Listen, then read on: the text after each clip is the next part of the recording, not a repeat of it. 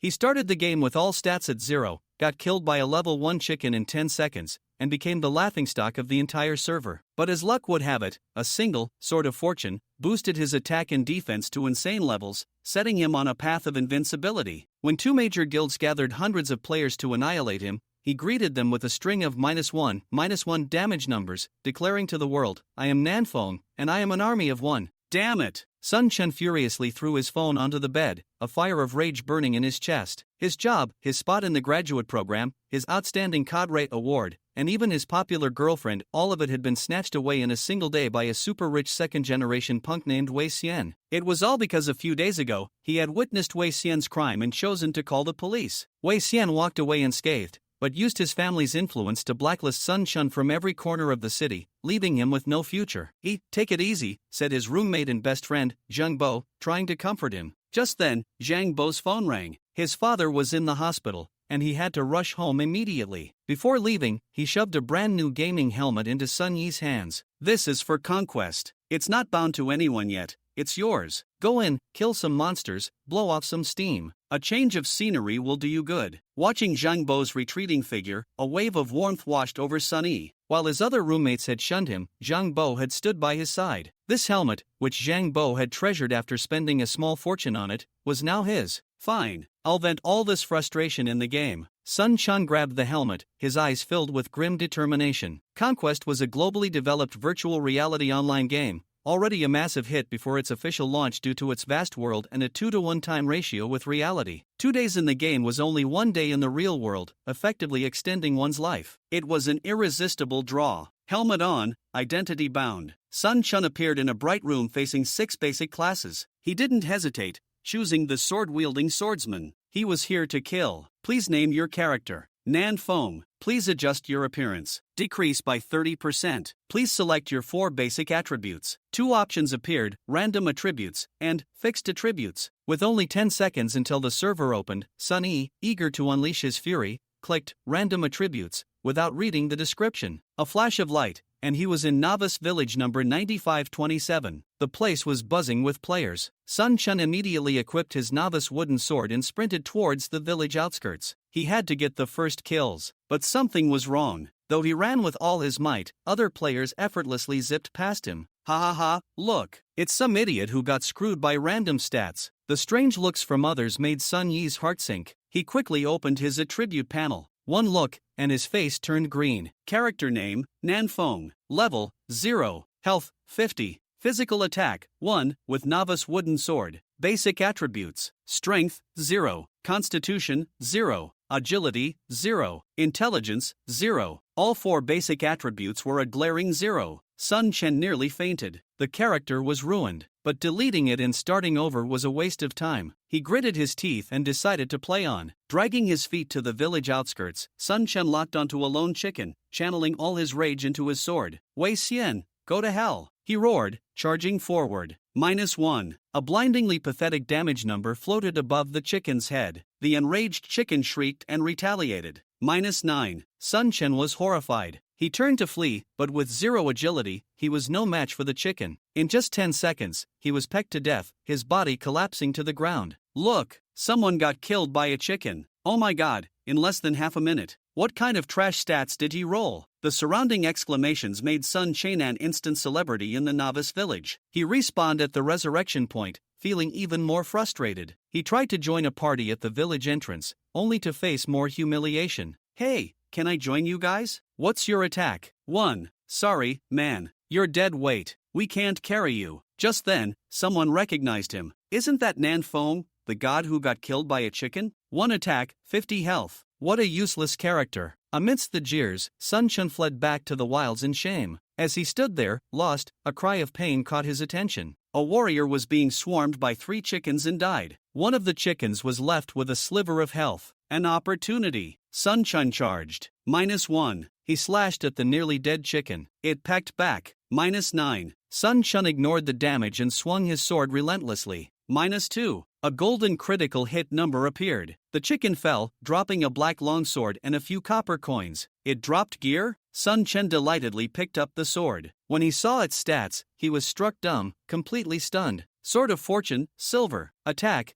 25 to 30. Strength, +5. Constitution, +5. Agility, +5. Intelligence, +5. Level requirement, none. These stats were insane, like a dream. He immediately equipped the Sword of Fortune, and a surge of power flowed through him. His stats were transformed, his attack power skyrocketing to 35 to 40. Ha ha ha. Overflowing with confidence, Sun Chen turned his murderous gaze to a nearby chicken and charged. -37. A beautiful damage number popped up. The chicken's counterattack now only dealt 4 damage. After killing it in 3 hits, Sun Chen became a chicken-slaying god, enacting his furious revenge. A flash of light, and he reached level 1, dumping all his new attribute points into strength. The chicken area was no longer enough for him. He moved on, past the rabbit zone, and straight into the level 3 wild dog area. When a dog lunged at him, he met it without fear. -30. The dog's defense was higher, but it was still no threat. With a few slashes, the dog was dead, yielding 25 experience points. He soon found he could easily handle 2 or 3 at once. His mood lifted as he vented his anger at Wei Xian on the monsters. His experience bar filled rapidly, and he soon hit level 3, his attack power growing with each level. He also picked up a few pieces of white quality, wild dog, gear, boosting his defense. For greater efficiency, he ventured into the level 5 wild boar forest. As he was happily slaughtering boars, a massive creature, 3 times the size of a normal boar, appeared before him. Its blood-red eyes locked onto him. Boar King, boss, level 7. Before Sun Chen could react, the Boar King charged like a tank. -90. Sun Yi's face paled. His return slash only dealt a meager -30 damage. Realizing he was outmatched, he turned to run, but it was too late. The Boar King's second attack landed. -180. A flash of white light, and he was sent back to the novice village. Luckily, his gear didn't drop, but he lost 1000 experience. Sun Yi's eyes grew cold. My level is still too low. I have to level up and get my revenge. Back in the village, he spent all his money on potions and picked up a few collection quests. Fully prepared, he headed back to the wild dog area. By now, killing level 3 dogs was child's play. Their attacks couldn't even break his defense. He became a brutally efficient killing machine, completing his quests and hitting level 4 in no time. His stats soared once again. As he was about to leave, he was surrounded by a group of players from the Xiangba Hegemon Guild. "Kid, sell me that sword," their leader, Xiangba Kindergarten, demanded, his eyes greedily fixed on the Sword of Fortune. "Not for sale. Don't be an idiot. Our leader wants your gear, that's an honor." Another member, Xiangba Sihai, yelled. That remark ignited Sun Yi's fury. He replied coldly, "Get lost. You want my gear? In your dreams. You're asking for death. Get him." At Xiangba Kindergarten's command, the dozen players swarmed him. Xiangba Sihai slashed at Sun Yi. -1. He froze. His full-strength attack didn't even scratch him. "Idiot," Sun Chen scoffed, swinging his sword. -65. Xiangba Sihai's health bar plummeted. The others' attacks rained down on him, all resulting in pathetic -1 damage numbers. Sun Chen felt no pressure at all. With a few more swings, he sent the arrogant Xiangba Sihai to his grave. He then focused on their mage, their only real threat, and quickly dispatched him. In a flash, 2 were dead. The Xiangba members were stunned. After Sun Chen effortlessly cut down 7 or 8 more of them, their morale shattered. Xiangba Kindergarten fled, shouting threats over his shoulder. Sun Chen sneered, chased him down, and killed him, looting a pair of boots from his corpse. Brushing off the flies, Sun Chen ignored their threats and headed back to the wild boar forest. He needed to level up. He needed revenge. He had no idea that his feat of single-handedly routing a dozen players had already sent shockwaves through the novice village. Leveling peacefully in the forest, Sun Chen quickly hit level 5. He equipped the boar gloves he had found earlier, pushing his attack power just over 100 and his defense to 55. Time for revenge. He soon found the Boar King again. -110. Even with his improved defense, the Boar King's attack was terrifying. But this time, Sun Chen didn't back down. He discovered that with his increased stats, his movements were more fluid. He could now actively dodge attacks. Miss. He miraculously dodged a fatal charge and stabbed at the Boar King's eye. -90. A massive critical hit. So that's how it works. Active dodging and weak point attacks. Sun Yi's strategy shifted. He stopped tanking hits and started a thrilling dance with the beast, using his agile footwork, precise timing, and the surrounding trees for cover. After using his last health potion, he finally landed the killing blow, emptying the Boar King's health bar. Ding! Congratulations, you have gained 1500 EXP, 100 reputation. As he breathed a sigh of relief, looking at the glittering loot under the boss's corpse, a figure suddenly appeared behind him, a dagger striking for his back. Ah, die, Nan Fong. The boss loot is mine. A scout named Aoshi Ingsha, contemptuous shadow kill, cackled. -10. The damage number froze the smile on Aoshi Ingsha's face. Startled by the ambush, Sun Chun retaliated without hesitation. -80. Aoshi Ingsha's health dropped by half in an instant. Terrified, he pleaded, Nan Fong, I'm from the Aoshi Guild. Let me go. I'll pay for the gear. Let you go? To hell with you. Sun Chen despised backstabbers. 2 slashes, and the scout was dead, dropping a black iron dagger. Damn it! Nan Fong, you just wait. All Aoshi Guild members, gather at the village entrance. From the resurrection point, a furious Aoshi Ingsha used the area channel to summon his guild. Sun Chun scoffed and happily sorted his loot. The Boar King had dropped a jackpot, 23 silver coins, 3 skill books, and 4 pieces of gear. The skill book, dual wielding, let him use 2 weapons, doubling his damage output. A bronze quality, Boar King's battle armor, sent his defense to a terrifying new level. After equipping the armor, his health was nearly 600, and his physical defense was a staggering 78. After turning in his quests, Sun Chun was about to leave the village when he saw that the entrance to the wild boar forest was mobbed. The Aoshi and Xiangba guilds had assembled nearly 400 players, completely blocking the exit, surrounded by an even larger crowd of curious onlookers. Look, it's Nan Fong. He's coming out. All eyes instantly focused on him. We must get his gear. Aoshi Ingsha and Xiangba Kindergarten ordered simultaneously. Get him, kill him. The tide of players from both guilds roared towards him like a flood. A volley of arrows and fireballs was the first to arrive. -1, -1, -1, -2, -3. A string of pitifully low damage numbers floated above Sun Yi's head, leaving everyone dumbfounded. What kind of insane defense is that? He must have god-tier gear. Seeing that their attacks were harmless, Sun Chen became completely calm. A cold glint flashed in his eyes. Instead of retreating, he advanced, charging headfirst into the enemy ranks of hundreds. You're dead. A swordsman charged at him, his face a mask of crazed greed. Sun Chen snorted. Wielding his sword of fortune and his novice sword with his new dual-wielding skill, he attacked with both hands. -160, -66. In a flash of white light, the swordsman was dead before he could even react. Come on, let's see if I'm afraid of you. The thrill of the one-shot kill filled Sun Chen with boundless courage. The pent-up rage in his chest erupted into a sky-high will to fight. He was a tiger among sheep, unleashing a bloody storm in the crowd. -72, -87, -90. High damage numbers flew everywhere. Against his 100-plus attack, these level 2 to 3 players were as fragile as paper. Every one of them died in 1 or 2 hits. In just a few minutes, over 150 bodies lay at his feet. Incredible. He's not even human. I feel like we're not playing the same game. The onlookers were speechless, stunned by the one-sided slaughter. However, even an elephant can be brought down by enough ants. After enduring the relentless assault of hundreds of players, Sun Yi's health had dropped below 300, and his last potion was gone. I have to get out of here, Sun Chun thought, looking at the seemingly endless sea of crazed players. Breaking through directly would be nearly impossible. Suddenly, an idea sparked in his mind. He had a plan.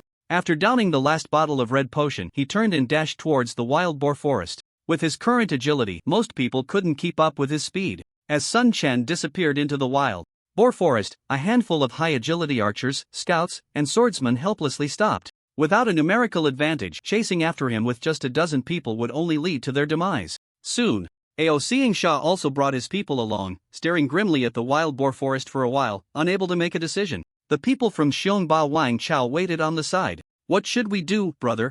Yuan? Should we chase him in? Xiongba Sihai, standing next to Xiongba Kindergarten, asked. Did you not see that the AOC guild members have all stopped? Xiongba Kindergarten did not continue to pursue Sun Chen. After a while, Aoshi Ingsha instructed his nearby underlings, find someone to guard all the exits nearby and notify the main force immediately if Nan Fong comes out. Understood. Several members of the AOC guild immediately dispersed, and a few players from Xiongba Wang Chao Kindergarten also stationed themselves to guard the exits of the wild boar forest. Nan Fong is doomed.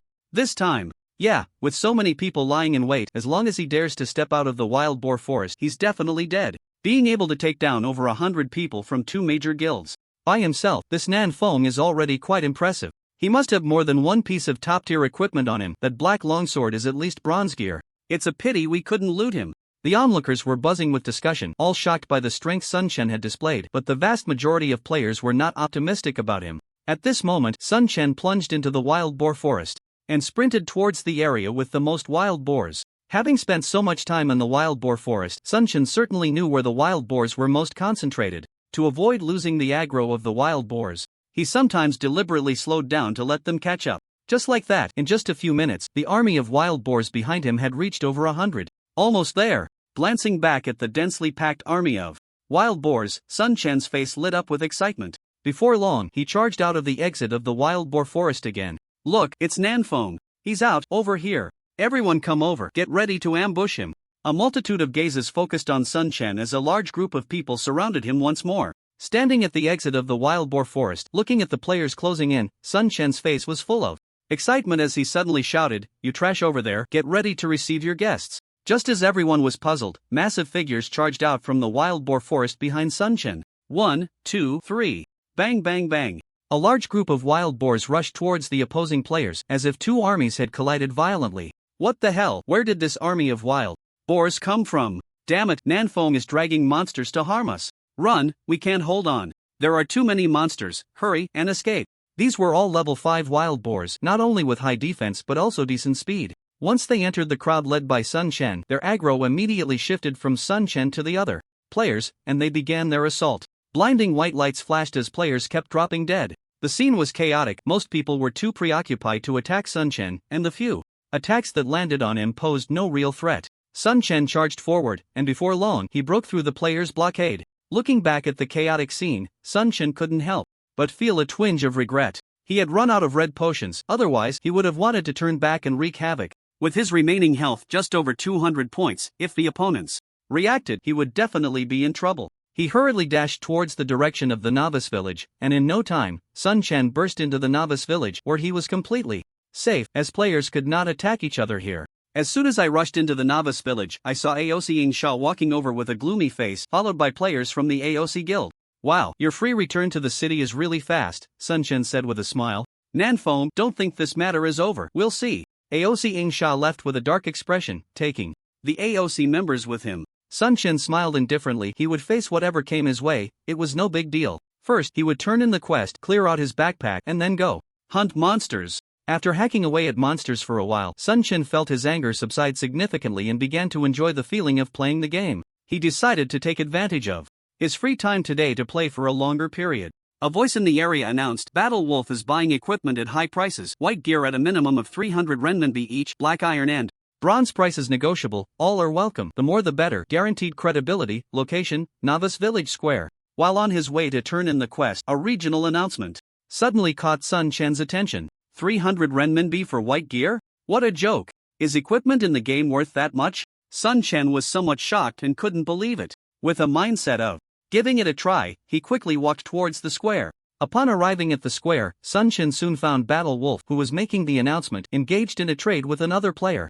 Hello, are you sure it's 300 for white gear? Sun Quan directly approached Battle Wolf and asked. Battle Wolf was a young man in his 20s, tall and with a simple, honest face, a level 4 warrior. This was the first level 4 player Sun Quan had seen, which surprised him a bit. It's you! Battle Wolf looked at Sun Quan with some surprise. You know me? Sun Quan asked.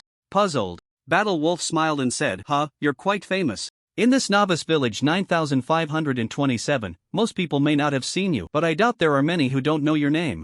I can't believe you're already level 5. How did you level up so fast? It seems you really do have some top-notch equipment as the rumors say. How about selling me that armor you're wearing? I'll offer a high price. Battle Wolf looked Sun Quan up and down, his gaze landing on the black armor Sun Quan wore, his eyes gleaming with greed, as if he wanted to rip the armor off Sun Quan right then and there. I need the armor, so I'm not selling it for now. Sun Quan shook his head. That's such a pity. I buy all kinds of equipment here, fair prices, no cheating. You just need to open the trade window, put the equipment up, I'll give you a price estimate, and if you agree, I'll transfer the money directly to your account. After you confirm receipt, then we finalize the trade. Aren't you afraid of being scammed like that? Sun Quan asked curiously. I really want to see who dares to scam our Battle Wolf's money, Battle Wolf said confidently. Alright, I have some equipment here, can you give me a price estimate? Sun Quan opened the trade window with Battle Wolf and placed the white gear from his backpack into it, filling the 10 slots with white wild dog and wild boar equipment. So much. And there's level 5 gear. Battle Wolf was stunned when he saw the 10 pieces of white gear Sun Quan had placed in the trade window. It's worth noting that the drop rate for equipment in Conquest was notoriously low, and there had been plenty of complaints about it recently. He had spent a long time in the square collecting equipment and had only managed to gather 12 pieces with not a single level 5 item. What do you think? Can you take them all? Of course, I'll take them all. Level 5 gear is 500 each, the rest is 300 each, totaling 3,800 renminbi. How about I make it 4,000? No problem. Sun Chen's heart raced a few beats faster as he quickly sent his bank account details to Battle Wolf. In less than half a minute, he received a notification that the transaction had gone through. You received the money, right? Battle Wolf asked. I got it, happy. Cooperation. Sun Chen quickly confirmed the trade, transferring all the white gear to Zhanlang Wu Shuang. Looking at the 10 additional pieces of white gear in his backpack, Zhanlang Wu Shuang wore a satisfied expression and said, Brother, let's add each other as friends. If you have any equipment to sell in the future, you can contact me. Zhanlang Wu Shuang casually clicked to add Sun Chen as a friend, and Sun Chen confirmed without hesitation, then opened the trade window with Zhanlang Wu Shuang again. Do you have any more equipment to sell? Zhanlang Wu Shuang asked in surprise. Yeah, I have a few more pieces. Can you give me a price? If it's reasonable, I'll sell them all to you. As he spoke, he placed the black iron dagger on the trade window. Wow, a black iron dagger. I'll offer 2,000. Seeing the black iron dagger appear in the trade window, Zhanlang Wu Shuang's eyes lit up and he immediately offered a high price of 2,000. No problem. Sun Chen felt delighted, the figure of Ao seeing Sha flashing in his mind. He had forgotten to praise him earlier and promised to remember next time. He then placed the black iron battle axe in the trade window. Seeing another black iron weapon pop up in the trade window, especially a level 5 warrior weapon, Zhanlang Wu Shuang let out a scream. Wow, you actually got a level 5 black iron battle axe. That's amazing. I'll offer 3,000. What do you think? Zhanlang Wu Shuang stared at the battle axe with shining eyes, just one level away from equipping it. Okay. Sun Chen then placed the Pig King Bao in the trade window, causing another round of exclamations from Zhanlang Wu Shuang. Brother, don't tell me you got all this equipment yourself? Pretty much. Is there a problem? Sun Chen asked in surprise. Brother Nanfeng, I think you might be favored by the goddess of luck. I'll still offer 3,000 for this bao. What do you think? Zhanlang Wu Shuang looked at Sun Chen with a hint of envy. Deal. This should be the last piece, right? Zhanlang Wu Shuang thought to himself.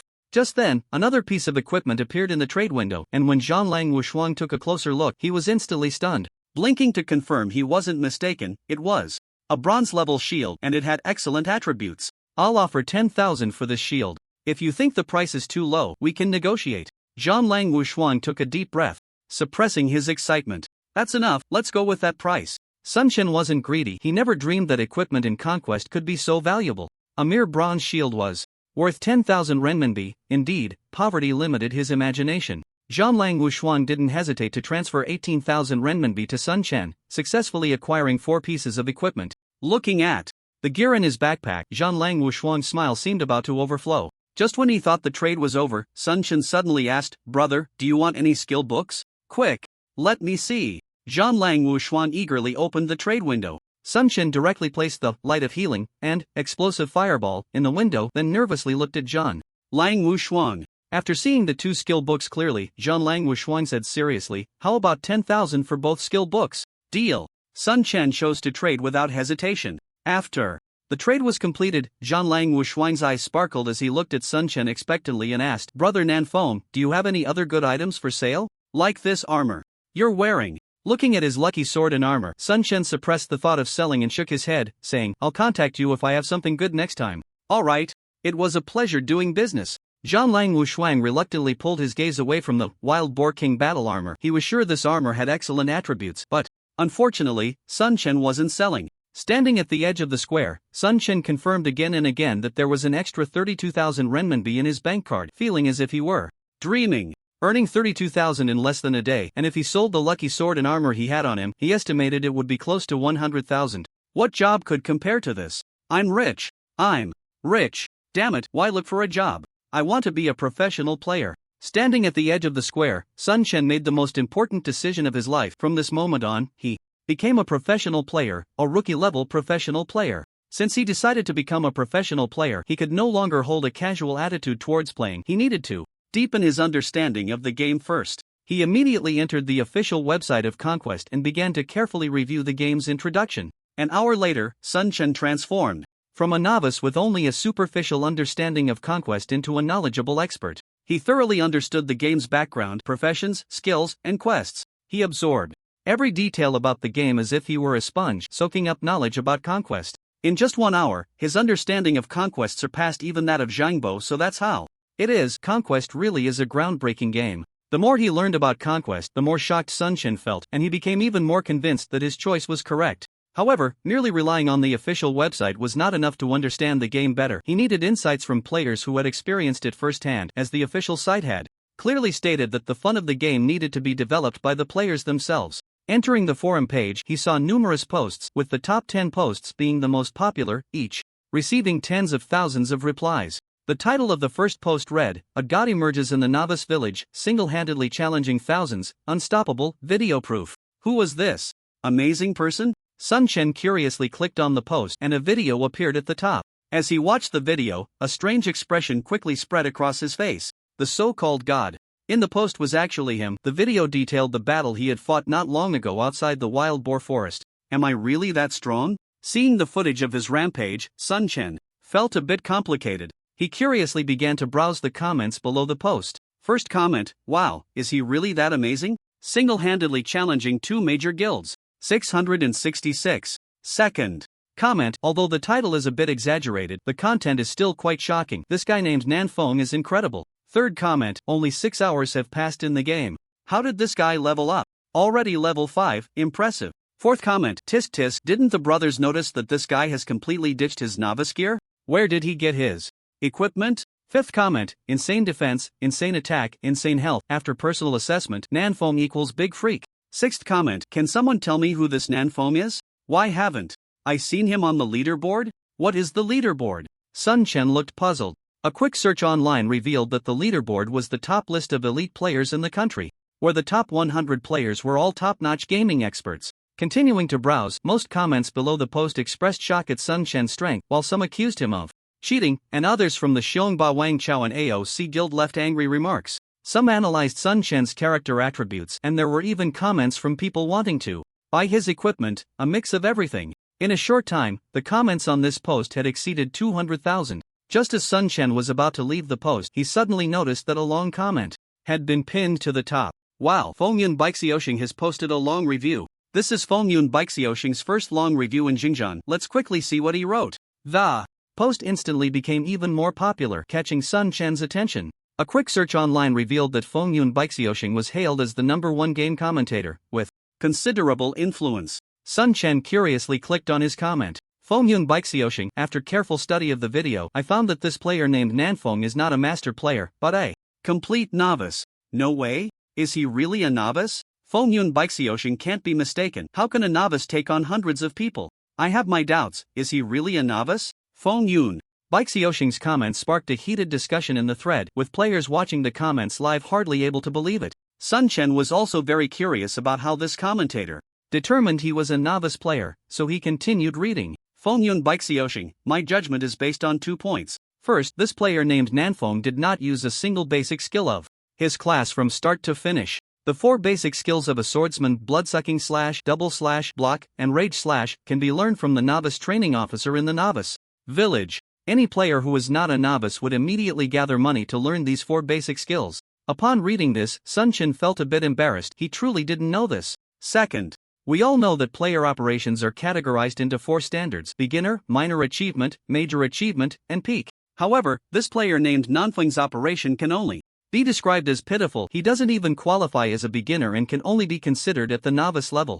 If in doubt, please refer to the following videos of true master operations. As for why he can take on hundreds of people, it is entirely because he possesses top-tier equipment that others do not have. I speculate that the longsword Nanfeng is using is at least silver-grade equipment, and he has also learned the rare two-handed mastery skill. The armor he is wearing should be bronze-grade, with health around 600, physical defense around 70, magical defense around 50, and attack power likely exceeding 100. What I want to tell everyone is that Xinjiang is a world of miracles, not exclusive to masters. Even a novice player can create miracles in Xinjiang. Thank you all for watching my comment.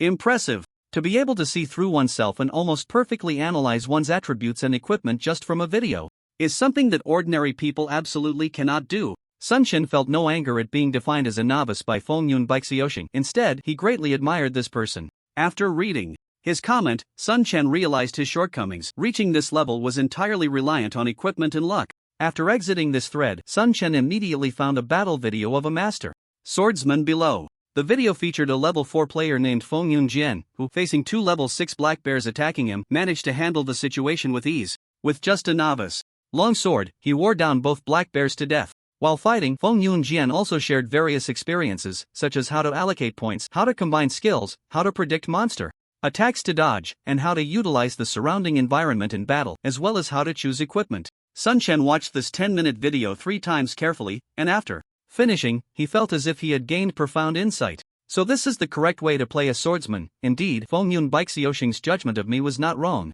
My operational level is indeed at the novice level. Through this video, Sun Chen recognized the gap between himself and master players, but he did not feel discouraged. Instead, he became extremely excited, as if his blood was boiling. Sooner or later, this novice will soar through the skies. Sun Chen suddenly clenched his fists, exuding a strong sense of battle intent. Sun Chen was very clear that his current advantage lay in having top-notch equipment that surpassed others, slightly stronger attributes, and a temporary lead in levels, allowing him to hunt high-level monsters first and avoid wasting time competing for kills with other players. He had to seize the opportunity and maintain his level advantage. Exiting the forum, Sun Chen had already realized his strengths and weaknesses and had a vague plan for his next goals. He quickly went to the apothecary to submit a quest, gaining the basic herbalism skill and 1,000 experience points. Seeing nearly 50 silver coins in his backpack, Sun Chen gritted his teeth and spent 40 silver coins to buy red potions, then turned and went to the tailor shop to submit another quest. His backpack instantly expanded by a row, totaling 40 slots, but unfortunately, there was no reward for the gathering skill. However, completing this quest granted him the qualification to learn the gathering skill, and Sun Chen reluctantly spent 2 silver coins to learn basic gathering. He then went to the blacksmith to turn in another quest and also learned basic mining skills. Looking at the remaining 6 silver coins, Sun Chen felt a pang of heartache. He then found the novice trainer mentioned by Xiaoshang and directly opened the dialogue. The 4 basic skills for swordsman cost a total of 400 copper coins, and in addition, he spent 100 copper coins to purchase basic scouting. Bloodsucking slash deals 130% damage to the target and converts 10% of the damage into health for the user. Cooldown 30 seconds. Double slash deals 2 consecutive hits of 110% damage to the target. Cooldown 30 seconds. Rage slash deals 150% damage to the target. Cooldown 1 minute. Block uses a weapon to block 1 normal physical attack from the opponent. Cooldown 5 minutes. Basic scouting, view the basic attributes of a target no more than 5 levels above oneself. Although the cooldown times for these exclusive basic skills were not short, their effects were excellent, especially bloodsucking slash, which was crucial for Sun Chen. After learning these 5 skills, Sun Chen felt that his strength had significantly increased. Next, Sun Chen spent 1 silver coin to open a warehouse account, dumping all the unused spirit stones, scrolls, and other items into it. Time to set off. With everything prepared, Sun Chen strode towards the village exit, this time without taking any quests. As soon as he stepped out of the village, Sun Chen noticed a few members of the Proud Guild sneaking behind him. Sun Chen snorted coldly, ignoring these tailing pests. The priority was to level up and expand his advantage, not to waste time on these nuisances. He sprinted with all his might, quickly shaking off those guys. Along the way, Sun Chen found that many players were competing for wild chickens and wild rabbits, and there were noticeably more players in the wild dog area, most of whom were teaming up to level up. Upon entering the wild boar forest, Sun Chen noticed that several teams were already leveling up there, with the highest level player reaching level 4, which made Sun Chen feel a greater sense of urgency. Suddenly, a wild boar charged at him with a roar, its sharp tusks glinting menacingly. Sun Chen's gaze sharpened. Let's see how my new skills fare against you. Holding dual swords, the battle scenes of the wind and cloud sword flashed in his mind. At the moment the wild boar approached, Sun Chen suddenly dodged to the left. Miss. Seeing that he had successfully evaded the wild boar's attack, Sun Chen's face lit up with joy as he raised his right hand with the sword of luck and unleashed a rage slash. -140. Although Sun Chen aimed for the wild boar's eyes, he did not land a critical hit. Nevertheless, the high damage thrilled him. The enraged wild boar turned and attacked again, and this time Sun Chen couldn't dodge, losing 15 health points. Seizing the opportunity during the wild boar's attack, Sun Chen executed a bloodsucking slash. As the damage numbers popped up over the wild boar's head, a green number +12 appeared above Sun Chen's head, indicating that the health he had just lost was almost instantly replenished. Then, with his right hand, Sun Chen executed a double slash. -100. His left hand followed up with a regular attack. -74. The wild boar let out a wail and collapsed to the ground. Ding! Congratulations, you have gained 100 experience. Looking at the wild boar's corpse in front of him, Sun Chen took a deep breath.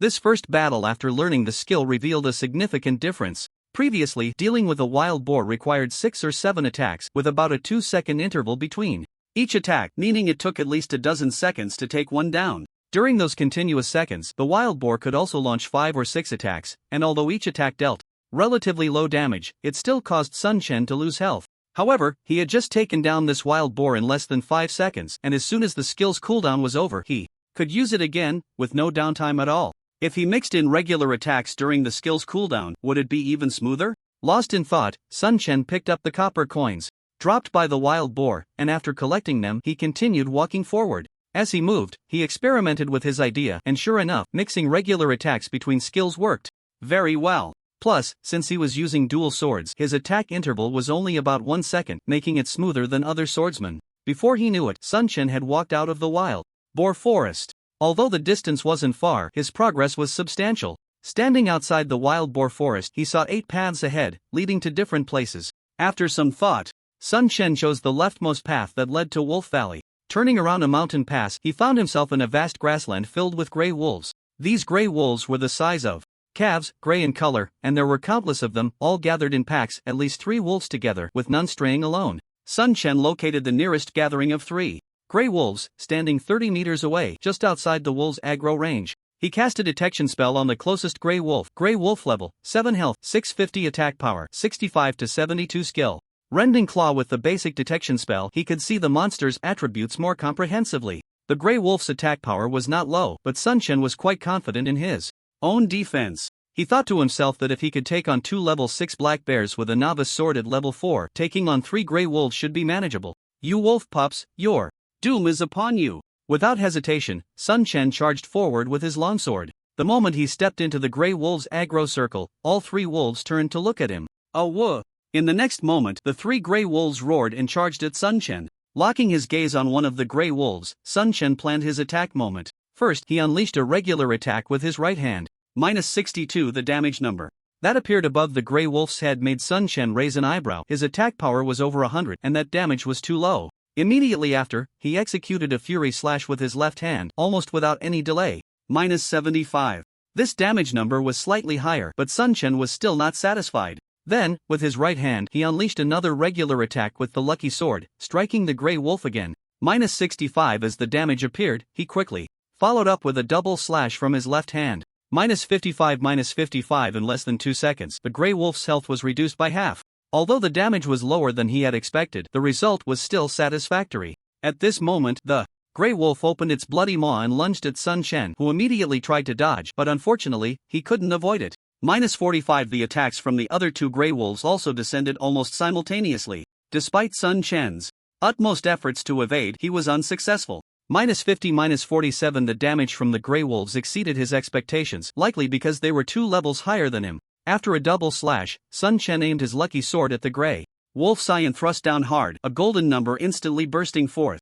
-130. Following that, he aimed his left hand at the gray wolf's eye and used blood-sucking slash, but unfortunately, it didn't result in a critical hit, dealing only 60 points of damage and restoring him just 6 points of health, which was not very significant. After using blood-sucking slash, he executed a normal attack with his right hand almost immediately, reducing the gray wolf's health by another 50 points. Just then, the gray wolf opened its mouth again to bite. Sun Chen tried to dodge like he did with the wind and cloud sword, but once again he failed and lost another 45 points of health. Seeing the attacks from the other 2 gray wolves coming almost simultaneously, Sun Chen hurriedly used his block skill. Miss. -50. He managed to block one of the gray wolf's attacks, and then raised his right hand with the lucky sword to slash at the injured gray wolf. -70. Unfortunately, his skills were on cooldown, so he couldn't use them immediately and had to wait about a second in a stalemate. 1 second isn't long. In the blink of an eye, another flash of sword light appeared, and the remaining 28 points of health of that gray wolf instantly hit 0, letting out a wail as it fell to the ground.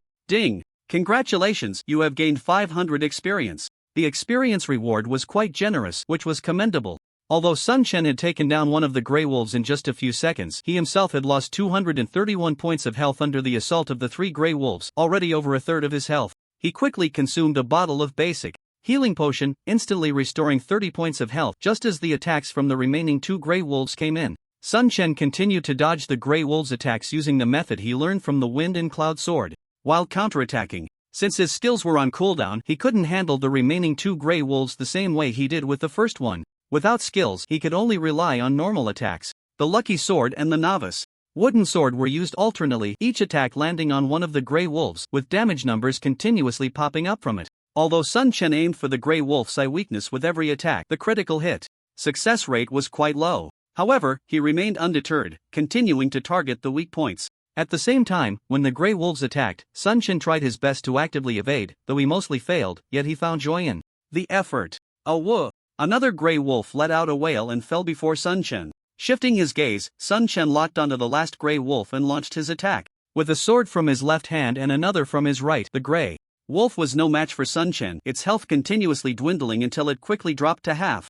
At this moment, Sun Chen also relaxed his guard. Just then, the Grey Wolf in front of him suddenly took a step back, followed by a burst of speed, raising its right paw and swinging it forcefully at Sun Chen. It felt as if a claw strike was coming at him, landing on his body. -110 system prompt. You have been attacked by the Grey Wolf's rending claw. Sun Chen was startled. He had over 70 points of physical defense, yet this Grey Wolf managed to take away 110 points of health in one hit. If all 3 Grey Wolves used rending claw on him at once, the result would be terrifying. It seemed he could never let his guard down. Sun Chen began to concentrate, fully focusing on dealing with the Grey Wolf in front of him while practicing his positioning and maneuvers. Time quietly passed, and before the cooldown of his skills ended, the last Grey Wolf let out a wail and fell to the ground. Huff. After letting out a long breath and seeing his remaining 260 health points, Sun Chen constantly reminded himself to be cautious. Finally, he had escaped danger, and upon checking his loot, he found he was quite lucky. The 3 Grey Wolves had dropped a piece of equipment for him, along with 3 spirit stones, 3 silver coins, and 56 copper coins. In the end, he only managed to gather 1 Grey Wolf pelt and 1 piece of wolf meat, but the haul was still quite substantial. Grey Wolf pelt hat, white, defense 15 level 7. Unfortunately, he was not high enough in level to equip it, so he tossed it directly into his backpack and moved aside to start gathering daffodils. Sun Chen noticed that using herbalism to gather daffodils was different this time. A 2-second progress bar appeared during the gathering. Ding! Congratulations, you have obtained a daffodil. Herbalism experience +1. Looking at his herbalism skill, it had already changed to beginner herbalism, 1 out of 100. Sun Chen was not surprised, as he had already seen the introduction on the official website. Gathering items was not a 100% success rate, and only successful gathers would yield experience. According to the official website, the initial success rate for gathering was very low, and leveling up herbalism was not an easy task. Knowing that many high-level herbs would require advanced herbalism to gather in the future, Sun Chen was already consciously training his herbalism skill. After all, recovering health while practicing herbalism was a win-win situation. There were 4 daffodils next to the 3 Grey Wolves, and Sun Chen successfully gathered twice, obtaining 2 daffodils and 2 experience points. Once the cooldown for the red potion was over, Sun Chen unhesitatingly drank a bottle of intermediate healing potion, and in no time, his health was fully restored, with all skills available except for block, which was still on cooldown. Let's get to work. Finding a gathering point of 3 Grey Wolves not far from him, Sun Chen rushed over. Quickly, the 3 Grey Wolves roared and charged towards him. Locking onto the nearest Grey Wolf, this time Sun Chen used his left hand first, swinging the novice wooden sword into a beam of sword light aimed at the wolf's eyes. -57. The damage was noticeably lower than that dealt by the Lucky Sword, and then he followed up with a rage slash from his right hand, the Lucky Sword transforming into a beam of sword light that struck fiercely at the wolf's eyes. -100. The damage from the rage slash was significantly higher than when using the skill with his left hand, which made Sun Chen feel delighted. He then swung his left hand again, the novice wooden sword landing once more on the wolf's eyes. -60. Immediately after, he used a double slash with his right hand. -80. This skill brought Sun Chen another surprise, as the damage increased significantly. In a short time, before the Grey Wolf could launch an attack, its health had already dropped by 377 points, more than half gone. The same skills, but with a different order of use, resulted in such a large damage difference. The enraged Grey Wolf opened its bloody maw and lunged at him. Sun Chen hurriedly dodged to the side, but unfortunately he still couldn't avoid it. However, because he deliberately avoided the other 2 Grey Wolves, he managed to successfully evade one of the Grey Wolf's attacks, which boosted his confidence. With a right-hand blood-sucking slash, -90, instantly healing himself for 9 points, he then followed up with a left-hand normal attack. -60. The Grey Wolf's health was nearly depleted, but Sun Chen had used up all his available skills, and the cooldown for block had not yet finished. This skill had a long cooldown. He could only rely on normal attacks to engage with the 3 Grey Wolves. When the 3 Grey Wolves first attacked and dealt damage, Sun Chen had already consumed a bottle of beginner healing potion, and his lost health slowly began to rise. He continued to use normal attacks while practicing his positioning and optimizing his skill combinations, thoroughly enjoying himself, completely immersed in the experience. Initially, it took about 30 seconds to deal with the 3 Grey Wolves, and after defeating them, he had over 200 health points remaining. After continuous optimization and effort, he managed to reduce the time to defeat the 3-headed Grey Wolves to just over 20 seconds under full status. After taking down the Grey Wolves, his remaining health reached over 300 points. Moreover, with his ongoing practice in positioning and active dodging, as well as practicing weak point attacks, he felt that his movements had become noticeably more agile, even though his agility stat hadn't changed.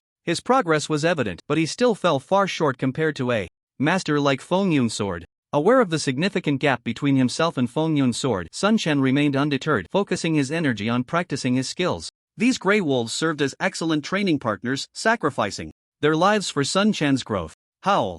Another Grey Wolf fell before Sun Chen, leaving behind 1 silver coin and 26 copper coins, along with a Grey Wolf metal shoulder guard that Sun Chen casually tossed into his backpack. He used a gathering skill on the Grey Wolf. Ding! Congratulations, you have obtained Grey Wolf skin. Congratulations, you have gained 1 experience point. Watching the Grey Wolf's body gradually disappear, Sun Chen fell into deep thought.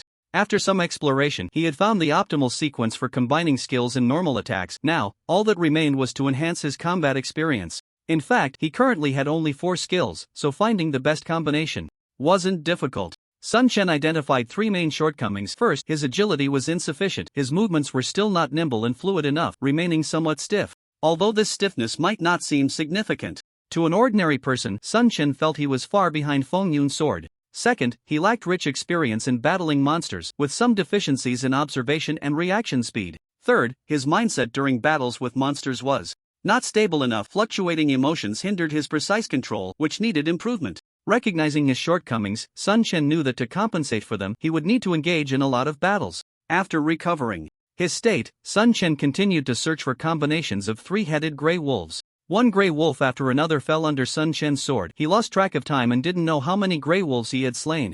Ding! Congratulations! You have gained 500 experience points. Ding! Congratulations, you have leveled up. With a flash of light, Sun Chen reached level 6, instantly restoring his full status and resetting his skill cooldowns. Without hesitation, he allocated all his free points to agility, then locked onto the last Grey Wolf. With a swing of his novice sword in his left hand, a damage number popped up above the Grey Wolf's head. -65. Next, he swung his lucky sword in his right hand, forcefully towards the Grey Wolf's eye. -110. Unfortunately, the rage slash did not deliver a critical hit, but the damage was still considerable. A normal attack from his left hand followed, landing on the Grey Wolf's head. -67. Just as the damage appeared, his right hand brought down the lucky sword again, executing a double slash. -90. After the double slash, another normal attack from his left hand followed. -65. As soon as the damage appeared, Sun Chen immediately unleashed a lifesteal slash with his right hand. -100. The damage was quite substantial, and he restored 10 health points. Then, another normal attack from his left hand took away 68 health points from the Grey Wolf, which howled in agony and fell to the ground. This series of attacks seemed complex, but in reality, it was completed in the blink of an eye, using a total of 4 normal attacks with an interval of about 3 seconds. He managed to take down the Grey Wolf without it landing a single hit. Sun Chen clearly felt that after adding 4 points to agility, his movements became even smoother, and the stiffness in his actions diminished. Previously, when in full status, executing a set of connected skills took 5 to 6 seconds, which was long enough for the Grey Wolf to launch 2 attacks. After this period of continuous training, Sun Chen had become increasingly proficient with his skills, showing significant improvement. After gathering the spoils, Sun Chen glanced around. Although he had already killed dozens of Grey Wolves, it was nothing compared to the entire population of Grey Wolves on the prairie.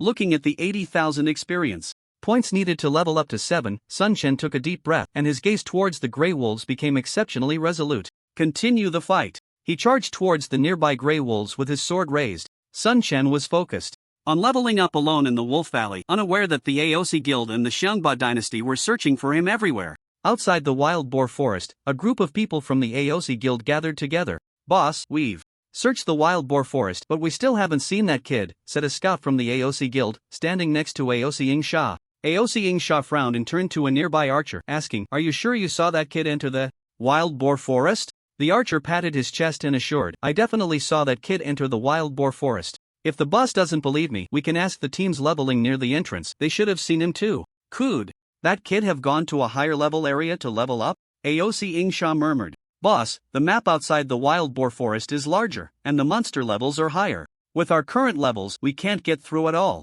I guess that kid must have gone to a farther place to level up. The setting of Conquest is relatively reasonable. Although scouts initially have a stealth skill, its duration is only 1 minute, with a cooldown of 2 minutes. Additionally, if the monsters are more than 3 levels higher, the scout's stealth will lose its effectiveness. Generally, the aggro range of active monsters expands with the level difference. Sun Chen was 2 levels lower than the Grey Wolves, which had an aggro range of 30 meters. If the level difference was 3 levels, the aggro range would become 40 meters, and at a 4-level difference, it would reach 50 meters. Given the density of monsters in the novice village, low-level players attempting to wander into high-level monster areas would only be seeking death. I don't believe that kid will never return to the novice village. Has Xiangba made contact? AOC Ingsha asked with a cold snort. We've already made contact. The Xiangba kindergarten has agreed to join forces against that kid, but they require that once we obtain the silver equipment from him, the auction proceeds will be shared to compensate for each other's losses, the person replied. AOC Ingsha thought for a moment and nodded. Go contact the Xiangba kindergarten, I agree to their terms. Currently, the evaluation of Sun Chen by Feng Yun Baixiaoxing on the forum had spread, and everyone firmly believed that Sun Chen possessed a piece of silver equipment. Just a few hours after the server opened, even bronze equipment was rare, let alone silver equipment. Who wouldn't be envious? Moreover, since AOC and Xiangba had grievances with Sun Chen, they would be even less likely to let him go. During this time, they had been continuously recruiting and doing their utmost to purchase equipment to arm themselves, significantly enhancing the strength of both guilds.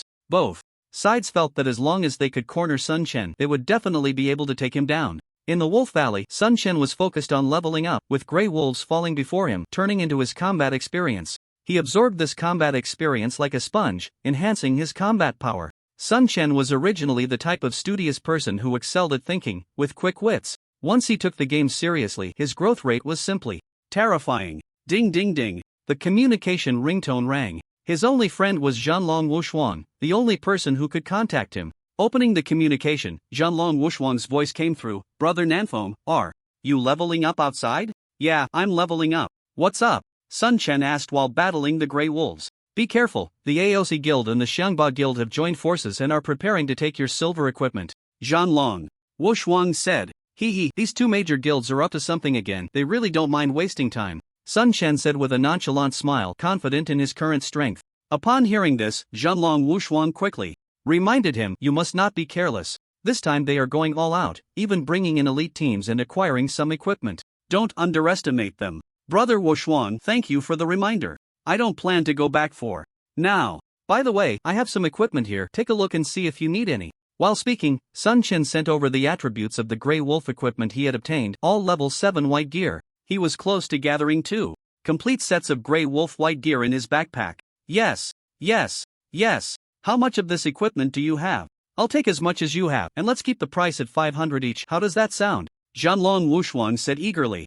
The drop rate for equipment in Xinjiang is too low, and players from various guilds are collecting people and equipment in the novice village. Now, no matter what equipment it is, all major guilds are scrambling for it, and even with high prices, the demand for equipment is still very large. Although the equipment Sun Chen sent to Zhanlong Wushuang was level 7 gear, the other party's members couldn't equip it for now, but preparing in advance is never a bad thing. Alright, I'll contact you again when I get back. Okay, then I won't disturb you while you level up. After saying that, Zhanlong Wushuang hung up. In the novice village square, a mage named Zhanlong Tianhua next to Zhanlong Wushuang suddenly said, I thought you were going to invite him to join the guild. You must have seen the videos on the forum too. Nanfeng is just well equipped, his operational skills are too poor, and he will soon be surpassed. It's not worth offending Aoshi and Xiangba for him. Zhanlong Wushuang smiled slightly, not placing much importance on Sun Chen.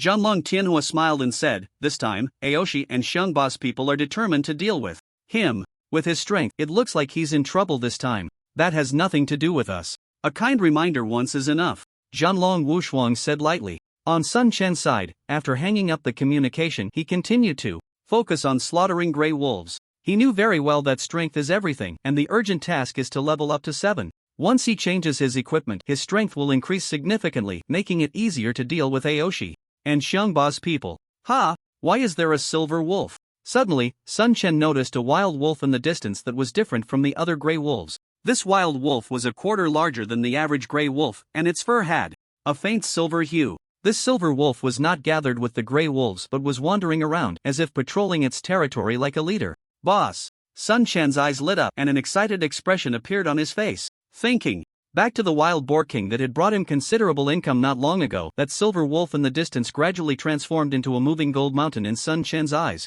He must take down the boss before others arrive.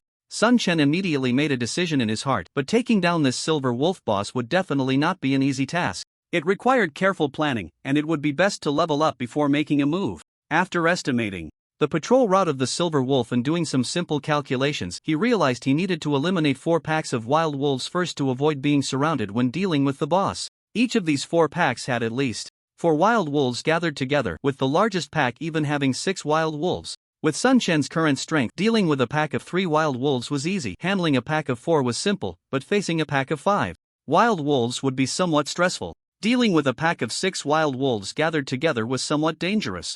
After glancing at the experience needed for his level up and estimating the silver wolf's movement speed and route, Sun Chen took a deep breath, his gaze becoming resolute. Although it was a bit challenging, for the sake of survival, Sun Chen decided to give it his all. To save time, he charged towards the pack with the fewest wolves without waiting for his health to fully recover. Howl! As soon as he stepped into the aggro range, 4 gray wolves roared and charged at Sun Chen. He locked onto the leftmost gray wolf, delivering a normal attack with his left hand, followed by a rage slash with his right. -80, -130. He didn't continue attacking but quickly dodged to the left, instantly arriving at the side of the gray wolf. Almost simultaneously, the 4 gray wolves launched their attacks. -50 miss. Miss. Miss. Successfully evading the attacks of the other 3 gray wolves brought a smile to Sun Chen's face as he continued his assault on the nearest gray wolf. Before the second attack from this gray wolf could land, Sun Chen ended its life. The remaining 3 gray wolves posed no threat to him and soon fell before him as well. Collecting the loot, Sun Chen was surprised to find that the 4 gray wolves had dropped 2 pieces of equipment, a gray wolf cloth armor top and a gray wolf leather armor bottom. This drop rate led Sun Chen to speculate. The forums had always claimed that the drop rate in Conquest was extremely low, but he felt his drop rate was quite high. Ultimately, he guessed that perhaps his hidden attribute of luck was relatively high, affecting the drop rate. Unfortunately, he couldn't see his hidden attributes for now, and he had no idea how much luck he actually had. Looking at his remaining health of around 400, he stopped to drink a potion, waiting for his status to recover while observing the approaching silver wolf in the distance. After a while, when his status had recovered to a certain extent, Sun Chen immediately charged towards the locked-on wolf pack. Again, he targeted the leftmost gray wolf, starting with a normal attack followed by a rage slash, dealing 2 consecutive high-damage hits. He then dodged to the left. -50, -47, -55 miss -45. Unfortunately, he only managed to evade 1 gray wolf's attack and his health dropped significantly. However, Sun Chen remained calm. His health had now reached over 700 and he could still endure for a while. Continuing his assault on the nearest gray wolf, damage numbers popped up above its head and its health rapidly decreased. Even though his status hadn't fully recovered, this gray wolf didn't last long before collapsing. In a short time, Sun Chen's health dropped a bit more, and facing the remaining 4 gray wolves, he felt a slight pressure. He stepped to the side of 1 gray wolf, using its body to shield himself from the other 3 while attacking and keeping an eye on their movements.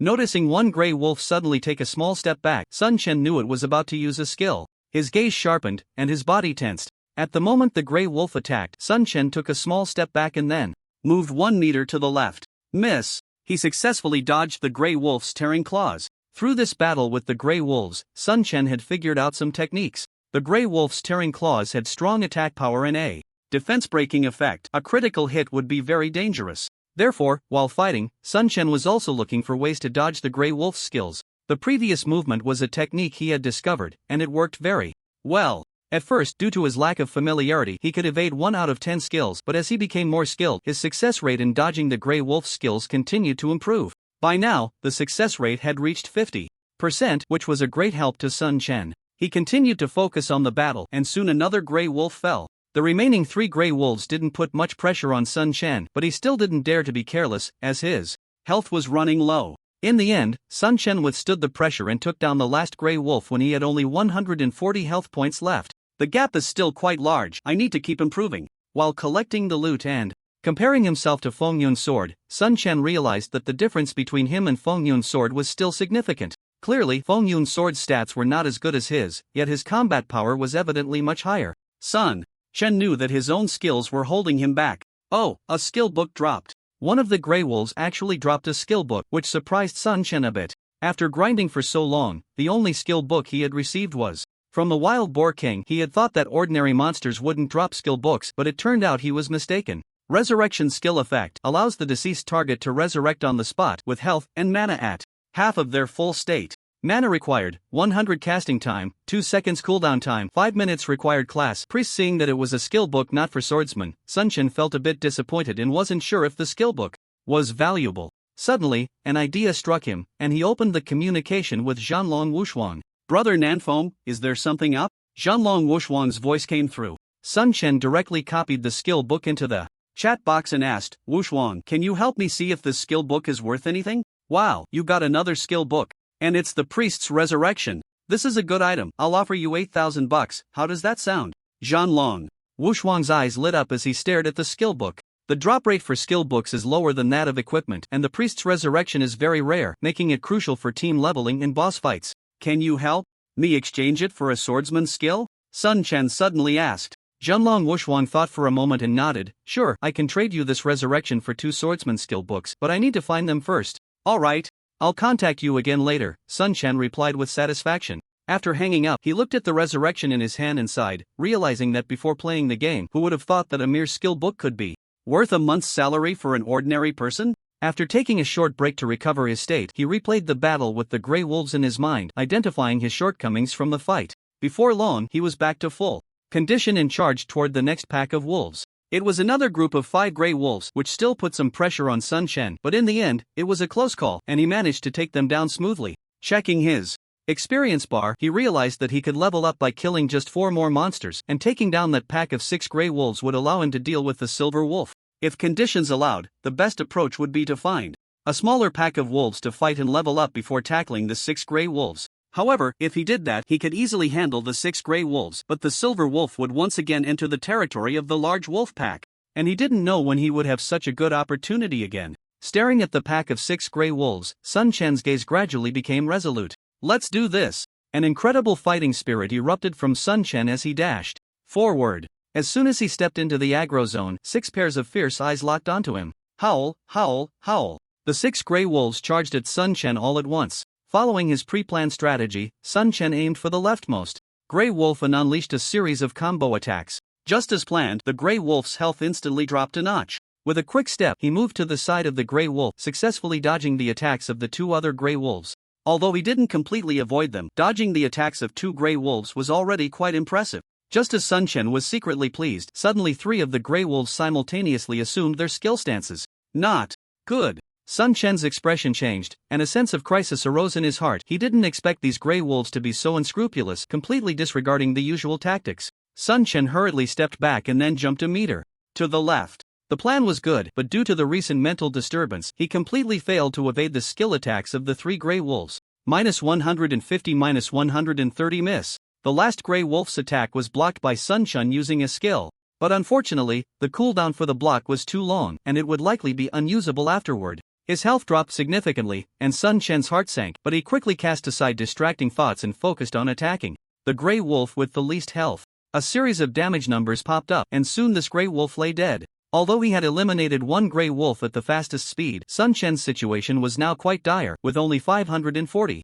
health remaining, his healing potion still on cooldown, and all his skills in cooldown as well. It could be said that Sun Chen was now in a desperate situation, with almost no chance of survival. At this point, he could only blame the plan for not keeping up with changes and underestimated the strength of the monsters. His own strength was still far from enough.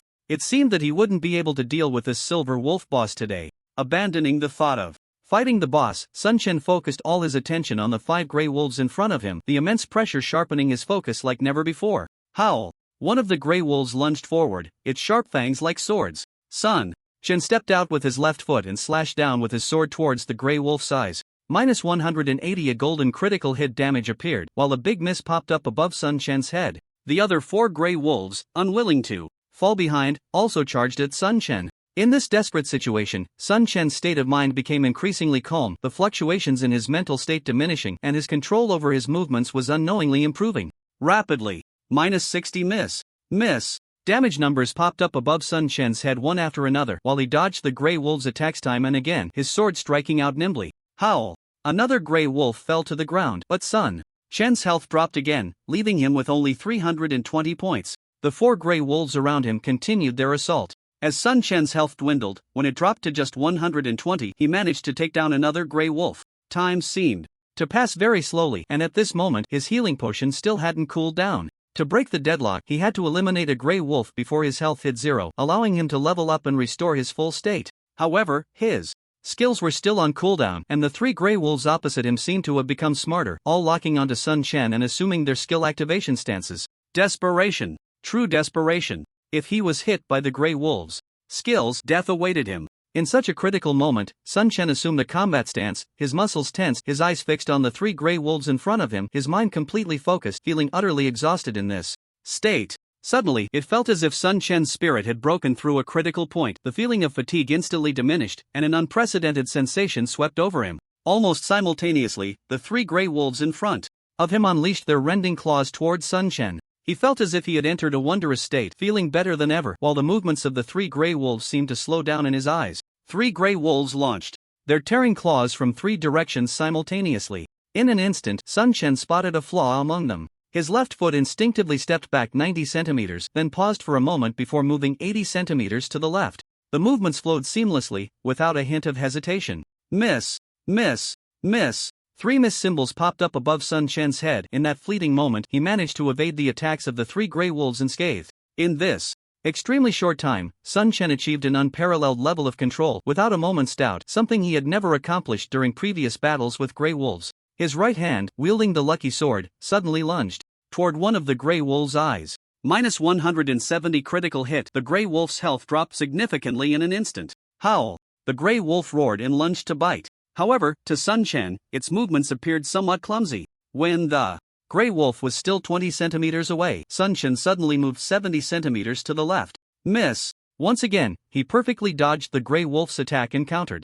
-86. Unfortunately, there was no critical hit this time, but Sun Chen was still very satisfied with the result. The other 2 gray wolves also pounced forward. Sun Chen remained vigilant of their presence, his agile footwork allowing him to deftly avoid the attacks of the 2 gray wolves. Miss. Miss. After dodging the attacks of the 2 gray wolves, Sun Chen launched another attack on the injured gray wolf. -160. Another critical hit. The gray wolf's health had dropped below half, but Sun Chen still did not dare to let his guard down. After the strike, he quickly retreated, waiting for the next opportunity to attack. The gray wolf immediately retaliated, its movements noticeably faster and more agile than the gray wolves he had faced before. Howl, howl, howl. The 3 gray wolves roared simultaneously and charged at Sun Chen again. Miss. Miss. -51. Gray wolf's attack could not be avoided, and his health dropped to 70 points, precariously low. However, even in this dire situation, Sun Chen's mindset remained calm. He immediately countered. -65. Unfortunately, the damage from the left hand's novice wooden sword was still too low, and he failed to land a critical hit. After the attack, Sun Chen could only retreat. Once more.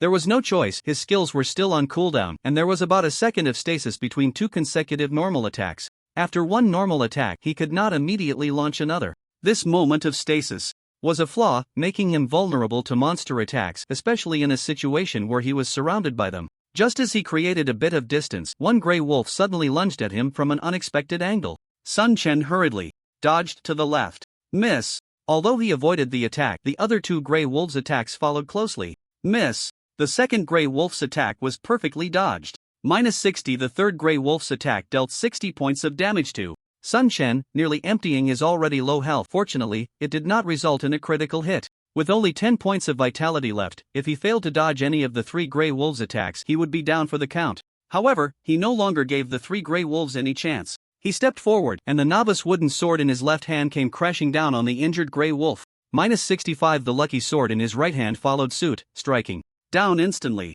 Minus 90 minus 90. A double strike completely emptied the Grey Wolf's health bar, and almost simultaneously, a flash of light appeared, signaling a long-awaited level up. Ding! Congratulations, you have gained 500 experience. Ding! Congratulations on leveling up. The free points from the upgrade were directly added to agility, and with the additional point of agility from leveling up, his agility instantly increased by 4 points again. With a quick movement of his feet, he easily dodged the attacks of 2 Grey Wolves this time.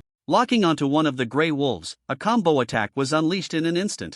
Minus 70 minus 180 minus 74 minus 100 minus 100 minus 75 minus 130. Normal attack plus rage slash plus normal attack plus double slash plus normal attack plus lifesteal slash. In just a moment, with a series of combo attacks, Sun Chen took down the Grey Wolf before it could even launch a single attack, sending it to the ground with a cry, turning it into experience for Sun Chen's level up. Although most of his skills had entered cooldown again, the last Grey Wolf was no match for Sun Chen, who effortlessly dealt with it. Looking at the Grey Wolf's corpse lying on the ground, Sun Chen did not immediately clean up the battlefield. Instead, he closed his eyes and carefully recalled the wonderful feeling he had just experienced, imprinting that sensation firmly in his mind. Not long after, Sun Chen opened his eyes, a faint smile appearing at the corners of his mouth. In a short time, he had already remembered that feeling, which also made him understand where he fell short compared to Feng Yun's sword. Although he had been surrounded by 6 Grey Wolves and faced an unprecedented crisis, under the immense pressure, Sun Chen entered the beginner realm of player control, and his progress could only be described as terrifying.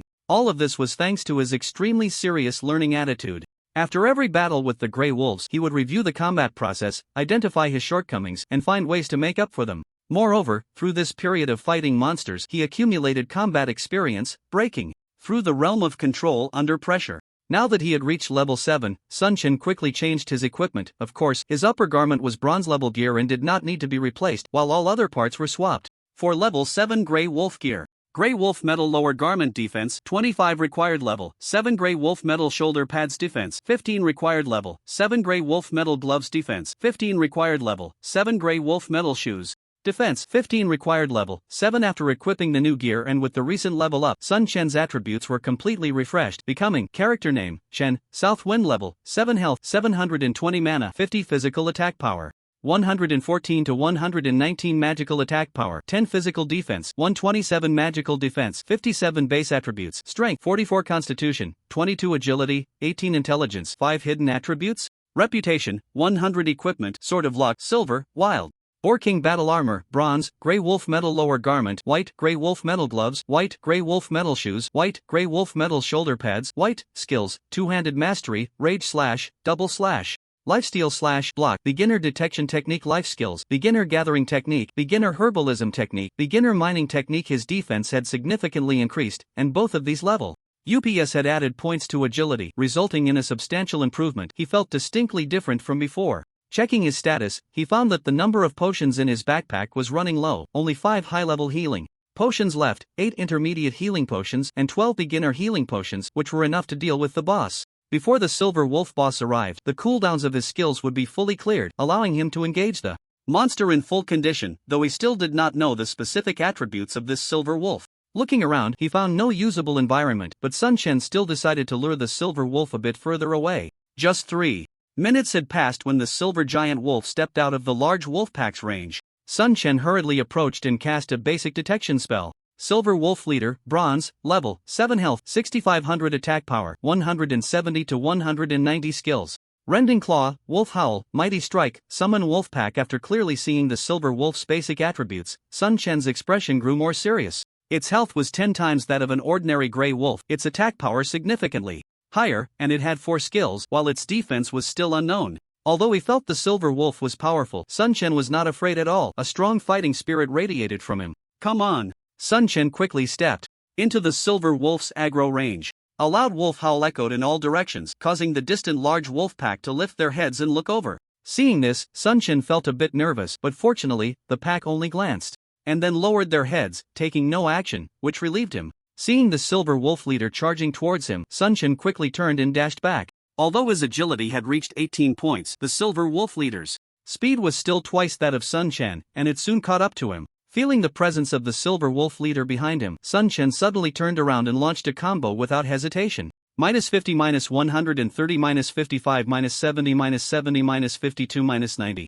-55. A series of damage numbers popped up from the Silver Wolf leader, but due to its high defense, the damage was noticeably reduced. Oh whoa! The Silver Wolf leader swiped a claw at him. -100. Although Sun Chen's skills had reached a beginner level, he still couldn't dodge this attack, feeling that the Silver Wolf leader's strikes were far beyond those of ordinary Silver Wolves. With my defense like this, I still took 100 points of damage. Indeed, the Silver Wolf leader's attacks had a penetration attribute. Calming his mind and focusing, Sun Chen quickly gulped down a bottle of intermediate healing potion, wanting to consume it early to reduce the cooldown time. His health instantly recovered by 60 points, and he would continue to recover slowly over the next 10 seconds. He continued to attack the Silver Wolf leader, but unfortunately, most of his attack skills had already been used, leaving him to rely on normal attacks to engage. Regrettably, the damage from normal attacks was a bit low, and despite Sun Chen's best efforts to aim for the Silver Wolf leader's eyes, he had yet to land a critical hit. The Silver Wolf leader's attack frequency was also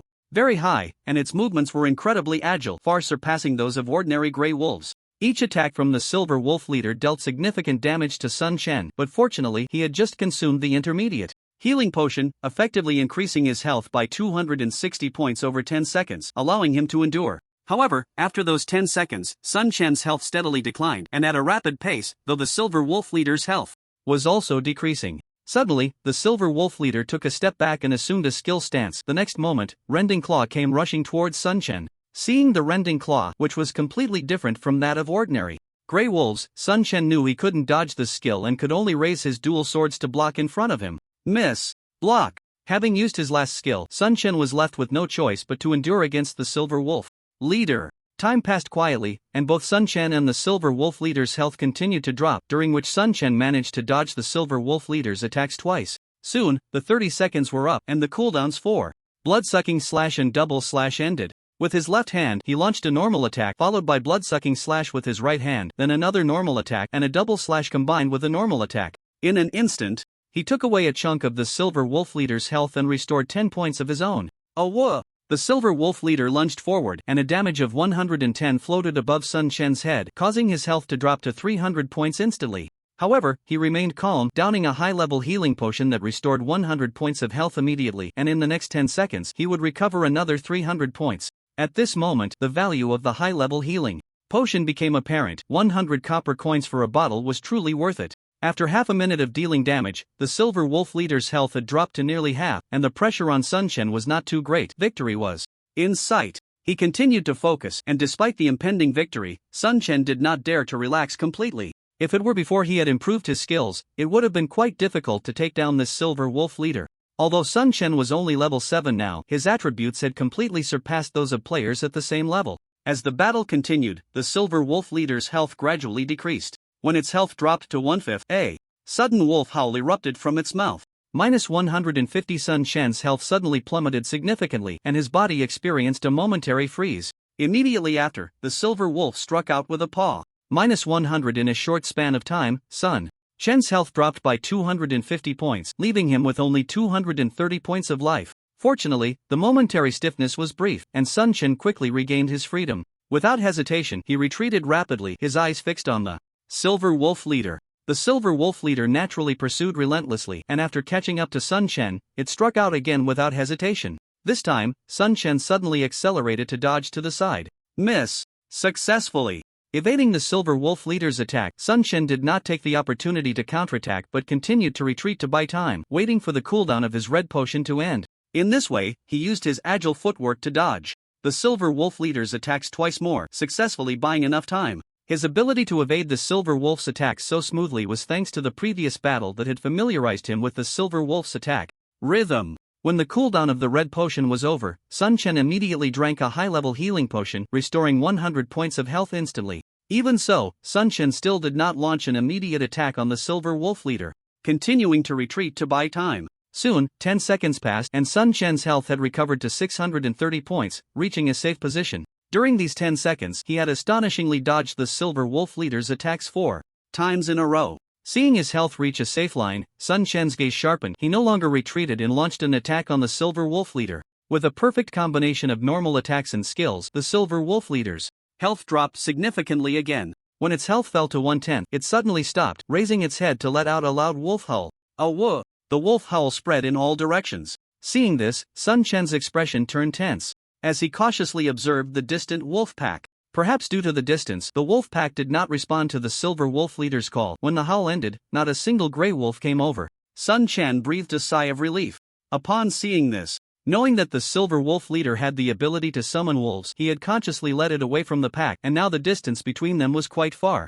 Just as he had judged, this skill had a distance limitation. Seeing that the summoning of the wolf pack had no effect, the silver wolf leader suddenly crouched down slightly, its silver fur bristling, and its eyes began to glow red. Sun Chen felt as if he had been locked onto by the silver wolf leader. He too tensed up, focusing intently on the wolf. "Awah!" The silver wolf roared and transformed into a silver streak, charging towards Sun Chen. So fast. Can't dodge. Even though Sun Chen was already prepared, it was still of no use. The silver wolf leader crashed directly into Sun Chen, sending him flying. -360. A terrifying damage number popped up above Sun Chen's head, and his health instantly dropped by half.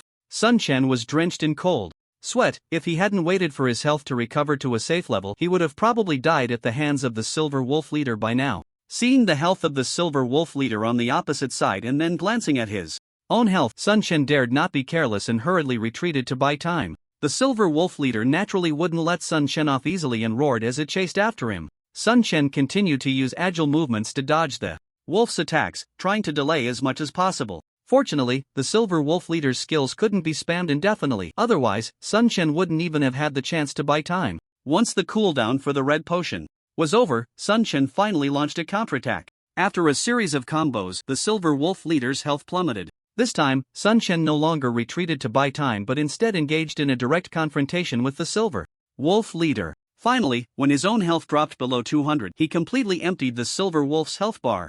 Ding! Congratulations, you have gained 5,000 experience. The experience from the silver wolf leader was quite high. But what Sun Chen focused on was the loot that dropped beneath the silver wolf leader. Perhaps due to the first kill or maybe because of his high luck, the silver wolf dropped quite a lot of items. A total of 5 pieces of equipment dropped, including 3 pieces of bronze gear, and importantly, a longsword that Sun Chen desperately needed. 3 skill books dropped, but unfortunately, none were for the swordsman class. Additionally, the silver wolf generously dropped a gold coin for silver coins and 100 beginner spirit stones. After gathering, he also obtained a beautiful silver wolf pelt and several pieces of silver wolf meat, all of which were of higher quality than regular gray wolf items. First, he picked up the longsword and immediately fell in love with it. Bronze sword attack power, 30 to 35 strength plus 3 attack speed plus 10% required level. Level 7. This bronze sword was indeed a level 7 piece of equipment, with an attack power even higher than that of the lucky sword. However, the lucky sword had 4 additional attribute points, making it overall a bit stronger. Nevertheless, this bronze sword had an exceptional attack speed attribute, which was a huge help for a swordsman. Sun Chen quickly equipped it and swung it a few times. Indeed, the speed was noticeably faster. He wondered how much this exceptional longsword could sell for. Looking at the bronze sword in his hand, Sun Chen ultimately dismissed the idea of selling it. Such a good item had to be kept for himself. Next, he picked up the second piece of bronze equipment and after checking its attributes, Sun Chen was excited again. Bronze boots. Physical defense, 30 magic defense, 20 constitution plus 3 movement speed plus 10% required level. Level 7. It actually added 10% to movement speed, another exceptional attribute. He loved it so much that he quickly equipped it, and the effect was fantastic. The last piece of bronze equipment was a weapon for archers. Bronze bow attack power, 35 to 40 strength plus 4 agility plus 3 constitution plus 4 required level. Level 7. Although its attack power was higher than that of the bronze sword and it added more attribute points, it lacked an attack speed bonus. Overall, it was still quite good, and most importantly, it would definitely sell for a high price. The remaining 2 pieces of black iron equipment were the silver wolf leather armor and the silver wolf cloth shoulder armor, both of which had attributes significantly better than gray wolf gear, but unfortunately, Sun Chen couldn't use them and could only toss them into his backpack to wait for selling. The focus was on the next 3 skill books. Poisoning, beginner, skill effect, coats the weapon with poison, lasting for 3 minutes, dealing 40 points of poison damage with each attack. Cooldown time, 5 minutes. Required profession, Scout Ice Arrow Technique, beginner, skill effect, consumes 20 mana points, deals 90 points of ice attribute damage to the target enemy, and puts the enemy in a frozen state with a 50% speed reduction, lasting for 5 seconds. Casting time, 2 seconds. Required profession, mage. Cooldown time, 25 seconds. Defense enhancement, beginner, skill effect, consumes 20 mana points, increases one's defense by 50%, lasting for 10 seconds. Required profession. Warrior cooldown time. 2 minutes after equipping usable gear, Sun Chen's attack power increased significantly, reaching 149 to 159, a rather terrifying attack value. His defense and magic defense also improved somewhat, but the key was the increase in attack speed and movement speed. Now, as long as Sun Chen wanted to run, even the most agile archers and scouts couldn't catch up to him. First, he contacted Battle Wolf Wushuang, and soon the voice of Battle Wolf Wushuang came through. "Brother Nanfeng, are you back?" "Not yet, I've found some things here, are you interested?" Sun Chen replied. Battle Wolf Wushuang hurriedly said, "Of course I'm interested. I wonder what good stuff you've found. This time, Brother Nanfeng?" Without wasting words, Sun Chen directly sent the attributes of the gear he couldn't use in the chat box, and he suddenly heard a gasp from the other side. "What the hell?" Battle Wolf Wushuang was genuinely shocked by Sun Chen's big haul. The attributes of the bronze bow were quite good. Currently, one of the archers in their elite team had already reached level 6, and once they hit level 7 and equipped this bronze bow, their strength would undoubtedly increase significantly. There were also 2 pieces of black iron armor, which were urgently needed by the guild, and 3 skill books that could directly enhance their strength, rare treasures indeed. "Wushuang, can you exchange the 3 pieces of equipment for RMB? You set the price, and I hope you can trade the 3 skill books for swordsman skill books. What do you think?" Having a foundation of cooperation, Sun Chen trusted Battle Wolf's credibility. At this moment, he contacted him mainly to give him time to collect swordsman skill books. With the 2 skill books from earlier, if all went well, Sun Chen could obtain 5 swordsman skill books. Just thinking about how much his strength would increase with 5 additional skills was exhilarating. Battle Wolf Wushuang thought for a moment and said, "Bronze bow 10,000, 2 pieces of black iron armor 1,500 each. As for the swordsman skill books, I can only do my best to help you collect them. They're in high demand. How does that sound?" "Sounds good. Let's agree on that. Wait for me in the square, I'm heading back now. Brother Nanfeng, give me a location, and I'll bring people to pick you up. It's dangerous with the people from AOC and Xiangba watching." "No need, just a bunch of clowns. If they want to play, I'll gladly entertain them. You all just wait for me in the square." Sun Chen's eyes flashed as he declined Battle Wolf Wushuang's kindness and hung up the communication. At this moment, with his greatly enhanced strength, Sun Chen was brimming with confidence. If the people from AOC and Xiangba wanted to seek death, he would not hesitate to oblige them. Glancing once more at the distant wolf pack and then at his nearly full backpack, Sun Chen shook his head helplessly. His backpack was still not enough. He had to find a way to quickly create an expansion scroll for it. Not far from the wild boar forest, Battle Wolf Wushuang was leading the elite players of Battle Wolf in leveling up. Now, Battle Wolf Wushuang's level was already close to level 6. After hanging up on Sun Chen, he thought for a moment and decided to take the Battle Wolf members to support Sun Chen. After all, Sun Chen had treasures on him, and it would be a shame if they were lost. "Everyone, gather up and follow me." The other members of the Battle Wolf Guild followed Battle Wolf Wushuang straight to the wild boar forest without asking any further questions. At this moment, Sun Chen had already emerged from Wolf Valley.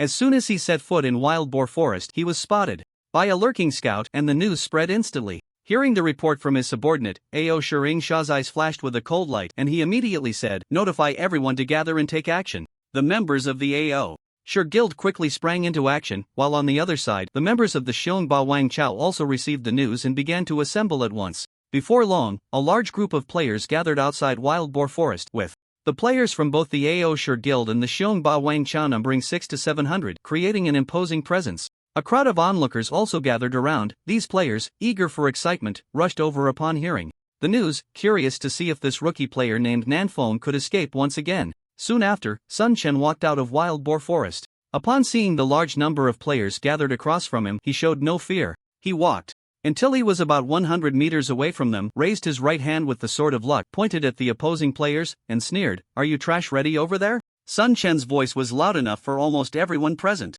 to hear, and his contemptuous tone instantly ignited the anger of the Ao Shur Guild and Xiongba Guild members. The crowd erupted in chaos. "Damn! Kill him! Send him back to level 0! We must make him delete his account." Countless furious eyes were fixed on Sun Chen, and hatred reached a boiling point in an instant. Ao Shiring Shah's face was filled with murderous intent as he waved his hand and shouted, "Warriors, frontline swordsmen, ranged players, follow up, kill him. Everyone, act according to the plan, don't let him escape." Xiongba Yuer also issued a command, and the members of Xiongba Wang Chao charged towards Sun Chen. The onlookers' gazes were all focused on Sun Chen. This guy is way too arrogant. He dares to talk to the members of 2 major guilds like that. Ha ha ha, I think he's gotten a bit too cocky. Last time he managed to escape from the siege of the 2 major guilds by luck. Does he really think he can fight against them? This time, both guilds have brought their elite members. He's doomed. Just a rookie relying on equipment advantage, not worth mentioning at all. It's a pity that his gear is about to fall into the hands of the two major guilds. I bet he won't last 5 minutes. I bet he can last at most 3 minutes. The spectators were buzzing with discussions. Although they knew Sun Chen had the advantage in level and equipment, the vast majority did not have high hopes for him in this battle. Everyone knew that the two major guilds had already brought in their elites who were not the same as regular players. At this moment, Sun Chen saw a large number of players charging towards him, and instead of feeling fear, he smiled, his eyes sparkling with determination, and his entire being radiated battle intent. Come on, today I'll have some fun with you. With a sudden movement, Sun Chen charged forward, quickly colliding with the frontline warrior players of the opposing side. The frontline players on the opposite side were mostly warriors, with over a dozen of them at level 5, and their equipment looked somewhat different from beginner gear. You don't know what you're getting into. A mere rookie dares to provoke our Aoshire guild. Don't think being high level makes you impressive. The leading level 5 warrior looked at the charging Sun Chen with disdain, completely disregarding him, and raised his left-hand shield to charge at Sun Chen. Just as the opponent's shield was about to collide with him, Sun Chen suddenly took a small step to the right and accelerated to dodge the shield. His left-hand bronze sword came crashing down, instantly landing on the opponent's head.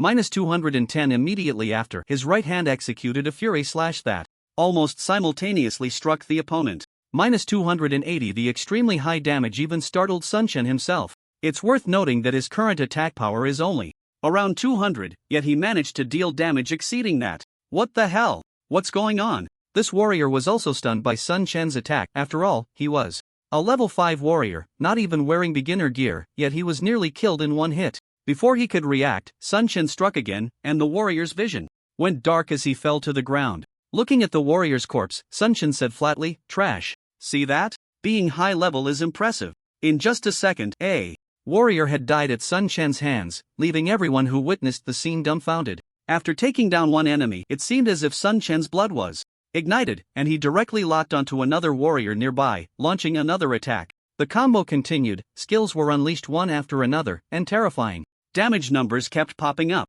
In just a short while, 5 elite warriors from the Pride Guild had fallen to Sun Chen, while the attacks from these warriors barely scratched him, dealing only a pitiful amount of damage. At this moment, Sun Chen wielded dual swords, rampaging through the enemy ranks like a god of death.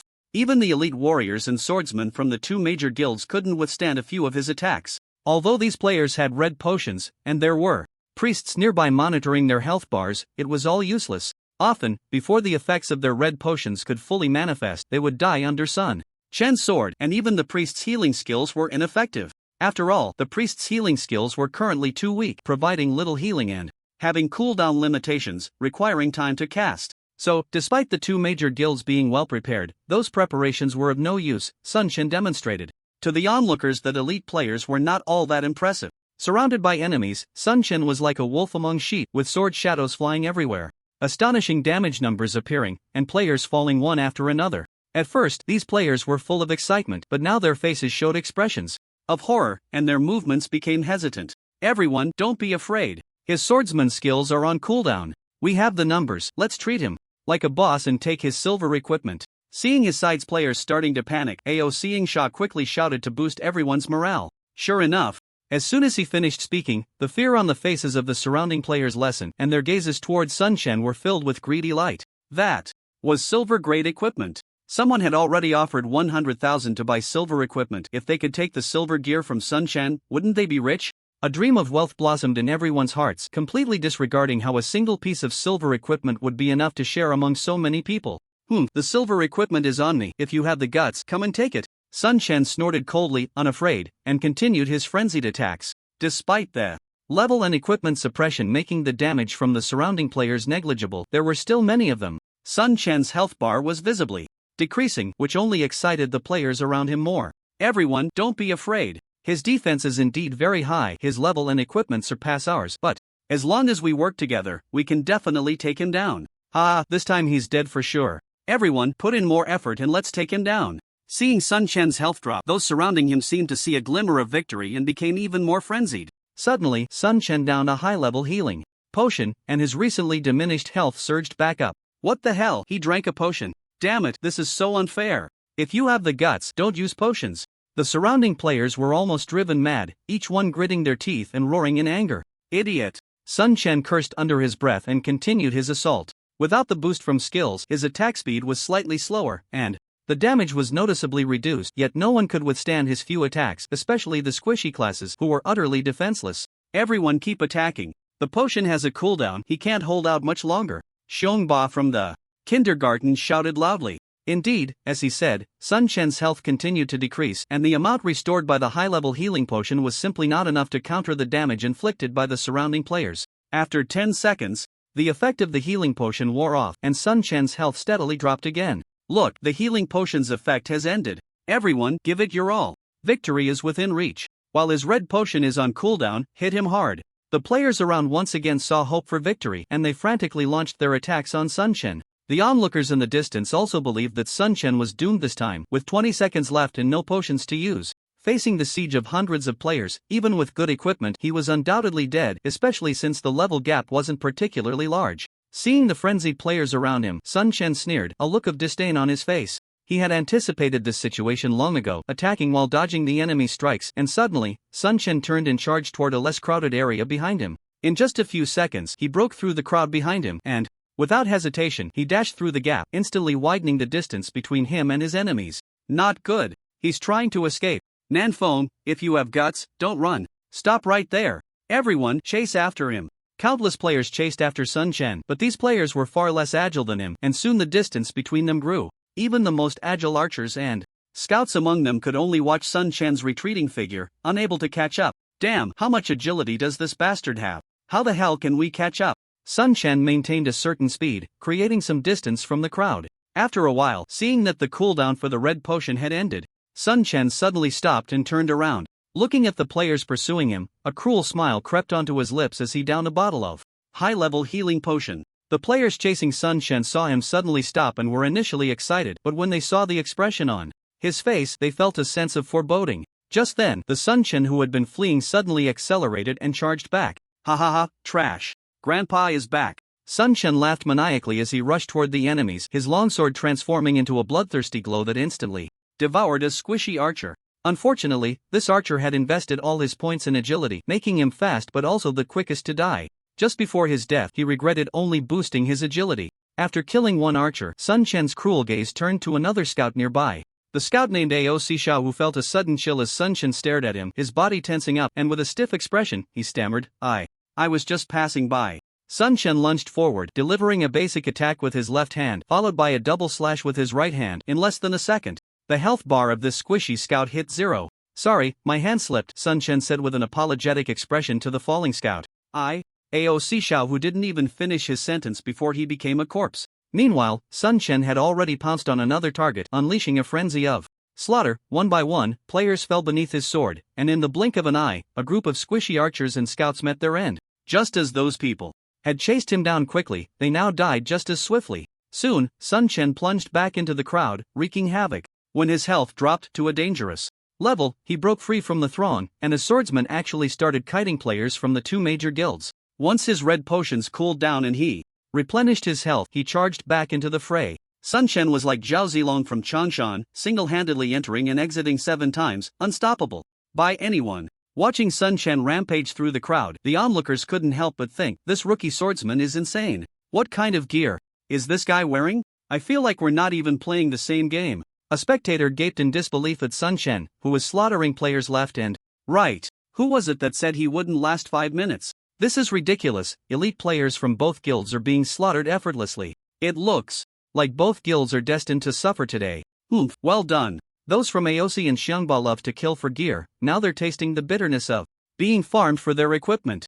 As time passed, the number of players dying at Sun Chen's hands increased. Originally, there were around 700 players attacking him, but now only over 300 remained. Some players had fallen to Sun Chen, while others, seeing no hope of defeating him, quietly retreated. Everyone had experienced the difficulty of leveling up. Dying once meant losing a significant amount of experience, and no one wanted to die for nothing. While slaughtering players, Sun Chen also picked up the dropped gear. His backpack had limited space, and it quickly filled up. What a waste! He needed to craft some backpack expansion scrolls soon. Looking at the scattered equipment on the ground, Sun Chen thought it was a pity, although they were all Low-level white gear, they were still worth quite a bit. This bastard is too cunning. Without control skills, we can't stop him at all. Let's disperse. There's no chance today. I don't want to lose experience. I'm out of here. I'm done. This is just feeding him. With morale dwindling, those who had just joined AOC and Xiangba were the least resolute. Seeing no hope of victory, they began to withdraw from the battle. Stop. No retreat. Keep attacking. AOC Ingsha shouted furiously, trying to stop the AOC players from leaving the fight. TCH. Only an idiot would stay. If you want their silver gear, dream on. One player scoffed before disappearing. More and more players withdrew from the battle, and the attacks on Sun Chen lessened, reducing his pressure and making it even easier for him to kill. After a while, AOC Ingsha saw that there were not many left. He knew there was no chance anymore. Though he was extremely reluctant, he realized he had to retreat. Prepare to withdraw, Nanfeng. Don't think this is over. AOC will not let this go. AOC Ingsha shouted angrily at Sun Chen. So you were here. Hearing AOC Ingsha's voice, Sun Chen suddenly turned and saw him. A smile broke out on Sun Chen's face as he rushed over. What the hell am I doing shouting at him? Realizing Sun Chen was charging at him, AOC Ingsha regretted calling out to him. It was practically a death wish. Don't come over. AOC Ingsha yelled at Sun Chen. Sun Chen reached AOC Ingsha and said, actually, I've always wanted to thank you. AOC Ingsha was taken aback, looking at Sun Chen in confusion. To express my gratitude, let me send you back to the city for free. With that, Sun Chen swung his sword, and a few quick strikes ended AOC Ingsha. Nanfeng, I will not rest until I take you down. AOC Ingsha roared in anger as he faced his demise. Het, bring it on if you dare. Sun Chen scoffed and smiled, not taking the words of Ao Ingsha to heart. After dealing with Ao Ingsha, Sun Chen hurriedly chased after the others, charging forward and quickly scattering the players from Ao and Xiongba Wang Chao. Looking at the empty wilderness, Sun Chen felt as if he were dreaming. This was the charm of the game. The battles ignited his blood, and Sun Chen realized he had truly fallen in love with this game. Seeing some ordinary equipment left on the ground, it seemed a waste not to collect it. Noticing the crowd nearby, Sun Chen suddenly had an idea and shouted, "Hey friends, come look over here. Do you see the equipment on the ground? 5 silver coins each. Pick whatever you want, act fast. If you want it, and don't blame me for being rude if you try to take advantage. I want one. I want to pick one. Wait, I need to gather some money." In less than 3 minutes, the more than 30 pieces of white gear on the ground were snatched up, and Sun Chen earned a total of 160 silver coins, feeling quite satisfied. The players who selected the equipment left. Happily, 5 silver coins for a piece of gear was quite cheap. Even though the gear was low-level and all white common items, they were still in high demand. Just as Sun Chen was about to leave, a group of players hurriedly approached from a distance, led by Zhanlang Wushuang. Although Zhanlang Wushuang and dozens of his players rushed over with all their might, it still took them quite some time. When they reached the outskirts of the wild or forest, they saw Sun Chen standing in the distance, and surprisingly, there wasn't a single player from the Aosher Guild or Xiongba Wang Chao.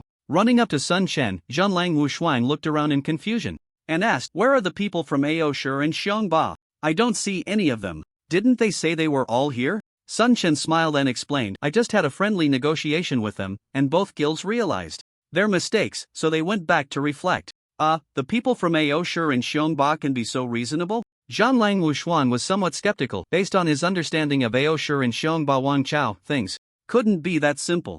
However, he didn't press further and instead looked at Sun Chen with eager eyes. "Brother Nanfeng, since we've met, why not trade here?" Seeing Zhanlang Wushuang's anxious demeanor, Sun Chen smiled slightly and didn't refuse, directly opening the trade window and placing the equipment he didn't need onto it. "A total of 24 pieces of equipment. You decide how much is appropriate. Just transfer the money directly to my account." As he spoke, Sun Chen continued to place the equipment in the trade window, while Zhanlang Wushuang and those beside him were momentarily stunned. Zhanlang Wushuang uncertainly looked at Sun Chen and asked, "How many pieces of equipment did you just say?" 24 pieces, of which I personally obtained a dozen, and the rest were kindly given to me by friends from Aosher and Xiongba. I don't need them, so I'm giving them all to you." Zhanlang Wushuang looked at Sun Chen with a strange expression, momentarily unsure of what to say. Would the people from Aosher and Xiongba really give him equipment? He couldn't believe it. After trading 3 times, he indeed received a total of 24 pieces of equipment from Sun Chen. Fortunately, Zhanlang Wushuang had emptied his backpack before coming, or he wouldn't have been able to carry it all.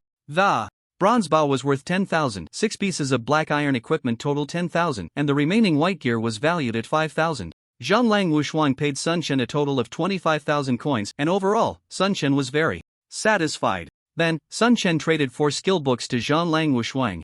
Brother Nanfeng, you're just giving me the skill books like this? Aren't you afraid I'll run off with them? Zhonlang Wushuang joked. Hee, I trust your credibility, Wu Shuang. Sun Chen smiled. Thank you for your trust. Don't worry, I will do my best to collect the swordsman skill books. I've only received 2 so far, but I didn't bring them with me. I'll give them to you when we go back together. Okay, then let's head back together. With that, Sun Chen returned to the novice village with Zhonlang Wushuang. Soon, Zhonlang Wushuang traded 2 skill books to Sun Chen. Combat Stance, Beginner, Skill Effect, consumes 30 mana points, increases attack damage by 10%, lasts for 1 minute. Cooldown 5 minutes. Required profession. Swordsman. Sun Chen's eyes lit up. This was a great skill. After learning it, his output would increase significantly, so he quickly clicked to learn it. Half Moon Slash, Beginner, Skill Effect, deals 120% damage to the target. Cooldown 5 seconds. Required profession. Swordsman. Sun Chen also liked this skill very much. Although it was just a single target skill, its cooldown made it the best connecting skill for combos, which was very important for Sun Chen, so he hurriedly clicked to learn it. Thank you, Brother Wu Shuang. I should be the one thanking you. The skill books you gave me are too important for us. If you have any good items in the future, remember to notify me right away, Zhonlang Wushuang said. With a smile. Definitely. I'll get back to my tasks now. Alright, let's keep in touch next time. After bidding farewell to Zhonlang Wushuang, Sun Chen went straight to the tailor shop and found the tailor. Boss, Carly. Nanfeng, you're here.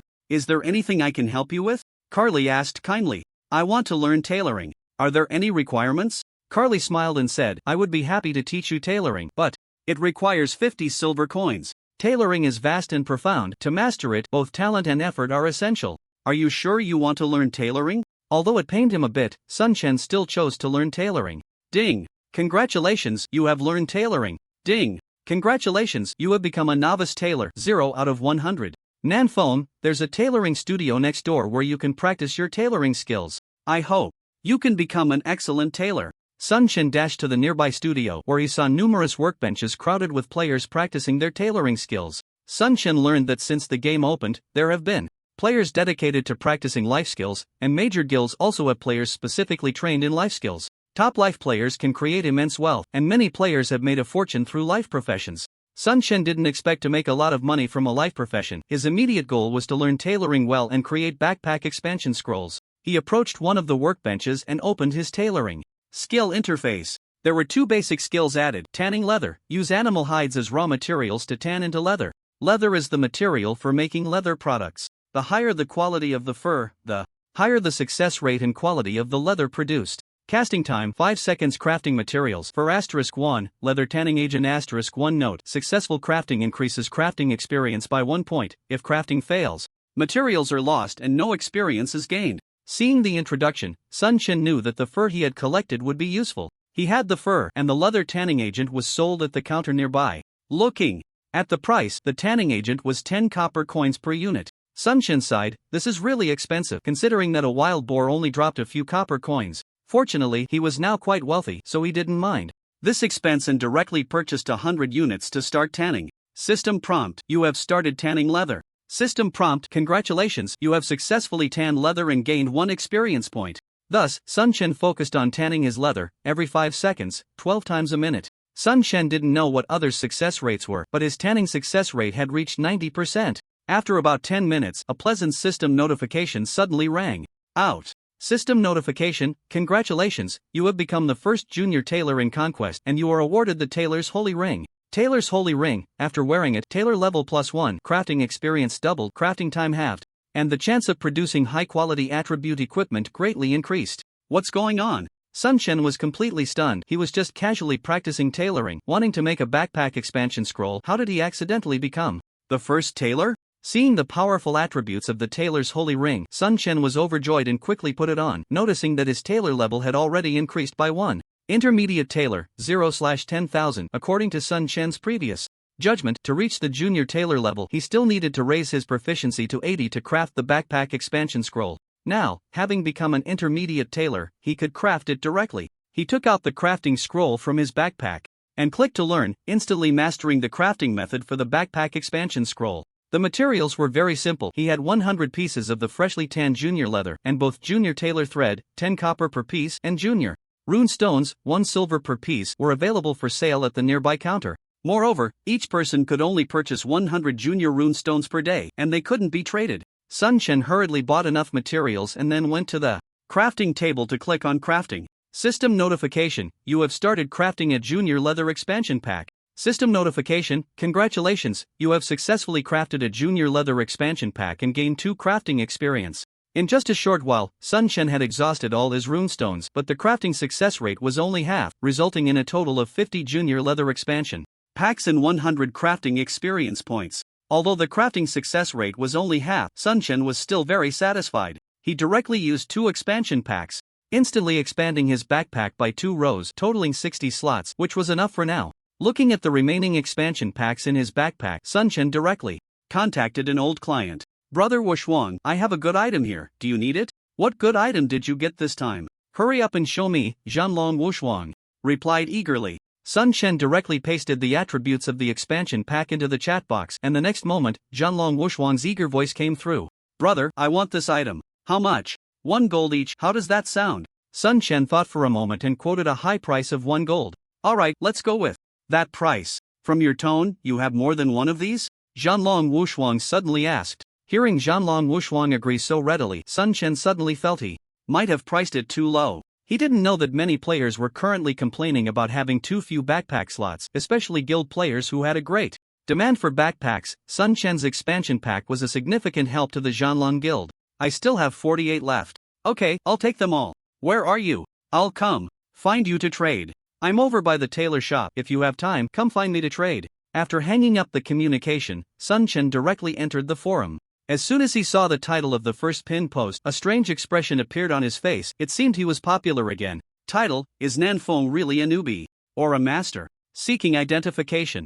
Clicking on the post, it was indeed a video of himself fighting against 2 major guilds. It hadn't been long since then, and netizens had already built up a thread with over 100,000 replies, and the replies were still increasing. First floor, it's him again. It's him again. That man from village 9527. Second floor, amazing, single-handedly drove back the members of 2 major guilds. Third floor, is this really a newbie player? I find it hard to believe. Fourth floor, this is a super freak, I want to report him. Fifth floor, I want to change my profession, I want to play as a swordsman, I want to be amazing.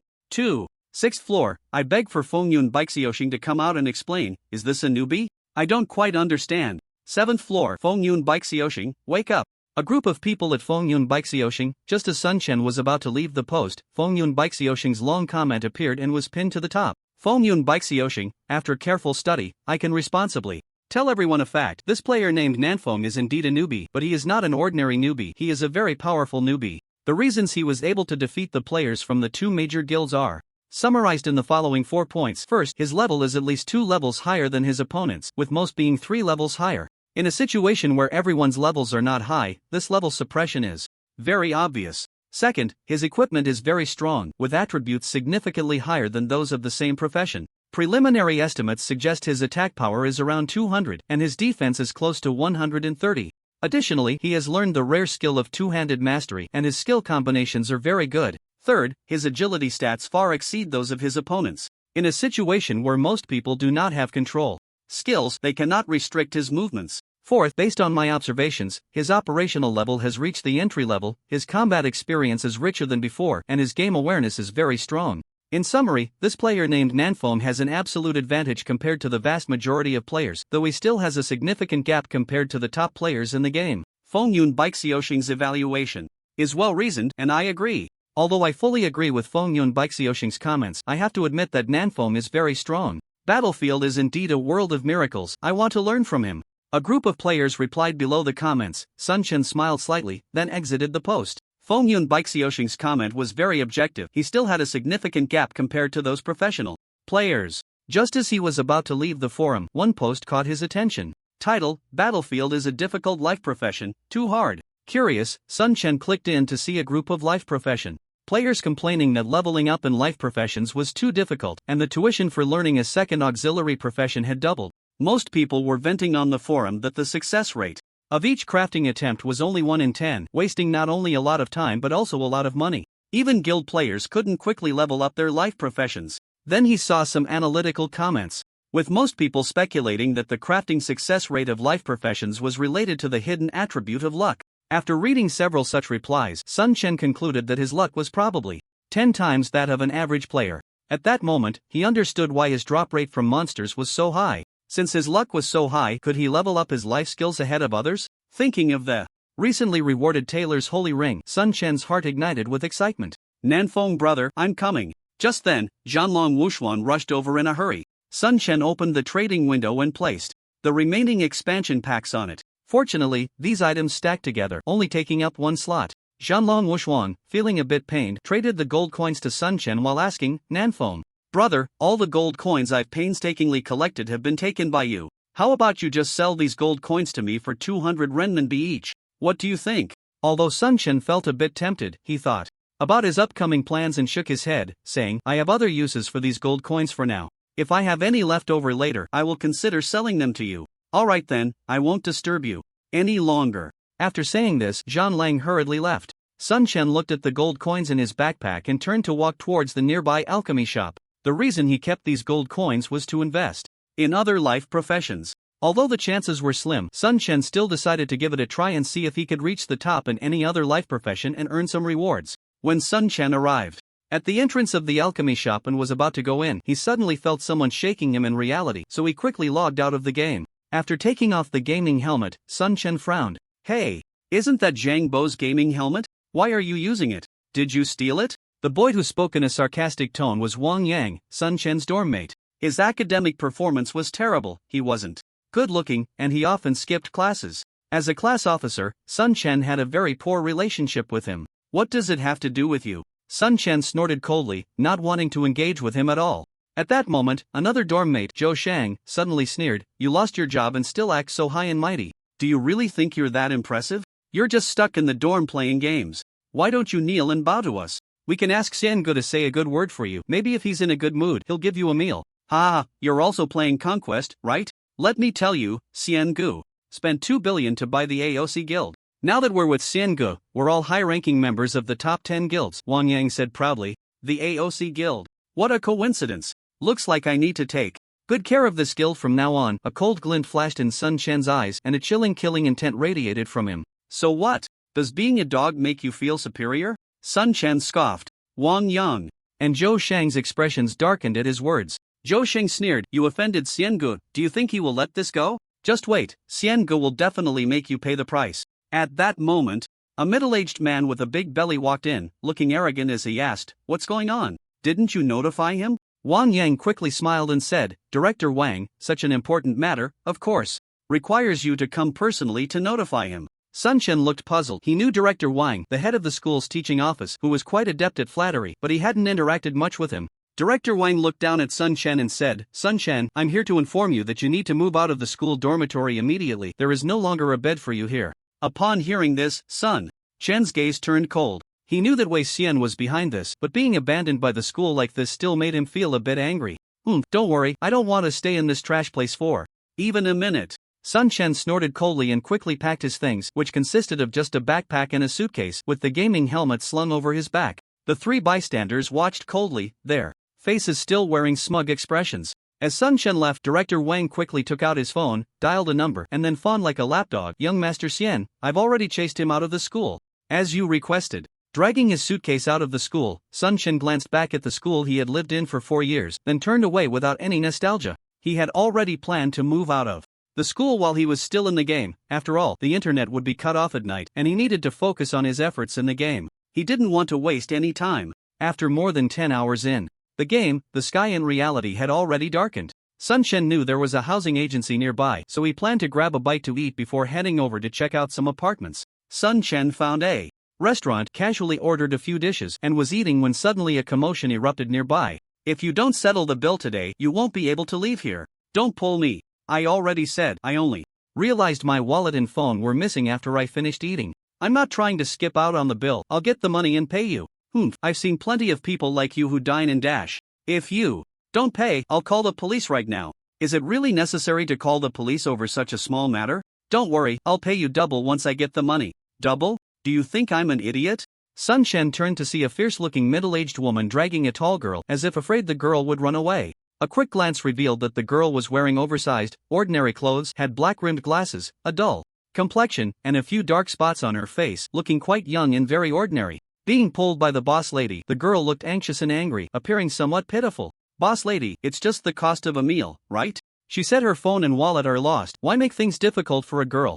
I'll pay for her meal. Seeing the girl's plight, Sun Chen thought it was just a meal's cost, so he could help her out. Sure, her meal costs 720 yuan. Plus your 38, that's a total of 758 yuan. Upon hearing that someone was paying for the girl, the boss lady was more than happy to let her go, but when Sun Chen heard the girl's meal cost 720 yuan, he was taken aback. What did she order that cost so much? Sun Chen asked, his eyes wide. The boss lady replied proudly, imported deep-sea silver fish and Australian lobster. Sun Chen rolled his eyes. He knew the girl had probably been overcharged. Although he was reluctant, he had already spoken, so he had to pay. Just after he completed the transaction, the girl walked over and said softly, "Thank you, can you leave me an account number? I'll transfer the money to you as soon as I get back." Sun Chen waved his hand, "No need, it's not much money. Just be careful when you go out in the future. By the way, do you have money to take a taxi home?" Having earned quite a bit from gaming today, Sun Chen was feeling generous. "I live not far from here, no need for a taxi. I really lost my phone and wallet. I'm not a scammer." The girl seemed worried that others might think she was a fraud, explaining earnestly, "You don't need to explain. Don't worry, I don't think you're a scammer," Sun Chen said with a faint smile, then picked up his things and waved goodbye as he left. Watching Sun Chen's departing figure, Lin Shi slightly parted her lips but ultimately didn't say anything. She could tell Sun Chen truly didn't care about the money. She hadn't expected to be so unlucky today, losing her phone and wallet just to have a meal, and running into a black shop that overcharged her. Thankfully, she encountered a kind person. If the police had been called, her identity would surely have been exposed. Having done a good deed, Sun Chen didn't dwell on it. He dragged his suitcase directly toward the location of the agency he remembered, while pulling out his phone to dial Zhang Bo's number. Soon, a somewhat tired voice came through the line. "Hello, who are you looking for?" Hearing Zhang Bo's weary voice, Sun Chen guessed something must have happened and felt a twinge of worry, so he asked, "It's Sun Chen. How are you? Is everything okay? How's your uncle?" "Oh, it's you, Lowy. I was just about to call you. My dad's condition has stabilized, but the situation at home isn't good, so I'm afraid I can't arrange a job for you. You'll have to rely on yourself from now on. By the way, do you have enough money? I can transfer some to you later." Even with family issues, he was still concerned about Sun Chen, which touched him deeply. "Don't worry about me, I've already sorted out the job situation myself. Can you tell me what's going on at home? Maybe I can help you." "Sigh, my family has already gone bankrupt. My dad is so angry he ended up in the hospital. I'll handle my own matters, you should take care of yourself." Although Zhang Bo didn't elaborate on his situation, Sun Chen guessed that things must be very bad for his family. In such circumstances, still thinking of others, that's what brothers are for. Sun Chen really wanted to help Zhang Bo, but with his current strength, he couldn't be of any assistance. He needed to become stronger. "Then you take good care of your uncle. I'll keep in touch by phone. By the way, I made several thousand yuan playing Conquest today. If you urgently need money, I can transfer it to you right now." "What? You made several thousand today?" Zhang Bo's shocked voice came through the phone. "Yeah, I was just following your advice to relax by killing monsters in the game, and then..." Sun Chen went on to share his experiences in the game with Zhang Bo, not holding anything back. "Wow, I didn't expect you to have such an opportunity. Looks like you're planning to go pro." Zhang Bo was also surprised by Sun Chen's experiences. "I do have that plan. For now, I'll be exploring the game. If a stable opportunity arises, you can join me in the game and we can work together." Sun Chen shared his intentions. "Alright, I've been busy these days. Let's talk after my dad gets better." "Okay, take care of yourself." After hanging up, Sun Chen quickened his pace and soon arrived at the agency's door, only to find it closed with no one around. Sun Chen sighed helplessly, thinking it seemed he would have to stay in a hotel today. Just as he was about to leave, he suddenly noticed a rental flyer posted on the wall next to the agency. After reading the details, Sun Chen was immediately intrigued. The apartment was in the Jingxin community, which he knew was not far from the school, and had a great environment. The rental was for a 2-story villa at a reasonable price. Sun Chen was instantly excited and called the landlord. Soon, they met at a nearby tea house, and without asking too many questions, Sun Chen happily signed the lease agreement. The landlord was also straightforward, handing Sun Chen a set of keys and happily taking the money before leaving. Holding the keys, Sun Chen went to the Jingxin community and found the villa. The entrance to the standalone villa had a relatively large garden with some plants, looking quite nice, and Sun Chen really liked the environment. As soon as he opened the front door, he was stunned to see some cardboard boxes piled up in the living room, and a girl wearing black-rimmed glasses was tidying up. Hearing the door open, the girl looked over, and when they recognized each other, they both exclaimed, "It's you. What are you doing here?" The girl asked, looking at Sun Chen with surprise. I just signed a lease with the landlord of this place. What about you? How did you end up here?" Sun Chen asked the girl. "I also signed a lease with the landlord today." "No way. Are we being played? Let me call." Sun Chen quickly dialed the landlord's number and put it on speaker. "Mr. Landlord, why didn't you tell me there's a girl living in your house?" Sun Chen questioned. "At this price, how many do you want? Having one is already good enough." The landlord's response shattered Sun Chen's worldview, leaving him stunned. "Mr. Landlord, I meant why didn't you tell me there were other tenants?" Sun Chen asked again. "This is a shared rental. Didn't you read the contract clearly? If you don't want to stay, I won't refund your money. If there's nothing else, I'm hanging up." The landlord finished and hung up the phone. Sun Chen was at a loss for words. He looked helplessly at the girl across from him. Lin Shi was also a bit speechless. She didn't expect to encounter such a situation. In fact, she hadn't looked closely at the contract. Seeing Sun Chen's helpless expression, Lin Shi thought for a moment and said, "Since the contract is already signed, why don't we just stay here for now? My name is Lin Shi, what's yours?" "My name is Sun Chen." "Don't worry, I'm not a bad person," Sun Chen quickly replied. "You don't need to explain, rest assured, I don't see you as a bad person," Lin Shi said, a faint smile appearing on her face. Why does that sound so familiar? Sun Chen thought for a moment. It seemed he had just said something similar. "Alright, I believe you're not a bad person. This villa is quite spacious. It's no problem for the two of us to live here. There are a total of 6 rooms in the villa for upstairs. I've chosen the first room on the left upstairs. You can pick the rest." "I'll stay downstairs." Sun Chen thought for a moment and decided to stay downstairs, looking a bit awkward. "Do you need me to help you tidy up?" Sun glanced at the pile of suitcases and asked. "No need, I can handle it myself." "You should go check your own room." Lin Shi declined Sun Chen's offer of help and continued to pack her things. Sun Chen didn't insist and chose a room on the first floor, with a good view. The room was relatively clean and everything was complete, so he could move in right away. After a simple tidying up, Sun Chen connected to the internet and entered the game. With a flash of light, Sun Chen found himself standing at the entrance of the novice village's alchemy room. Stepping inside, he saw a middle-aged man named Carl standing behind the counter, looking up at Sun Chen. "Young man, how can I assist you?" Carl asked. With a smile. "Hello, I would like to learn alchemy. What are the requirements?" Sun Chen inquired. Carl looked at Sun Chen and smiled. "You have already reached level 5, meeting the requirements to learn alchemy. Are you really planning to learn it?" It turned out there was a level requirement for learning alchemy. It seemed that not many people were currently learning it, which increased his chances of receiving rewards. "Yes, I want to learn alchemy." Sun Chen nodded seriously, and a window popped up in front of him. System prompt: "Please confirm whether to consume 1 gold coin to learn alchemy." Confirm. After clicking confirm, alchemy appeared directly in his life panel.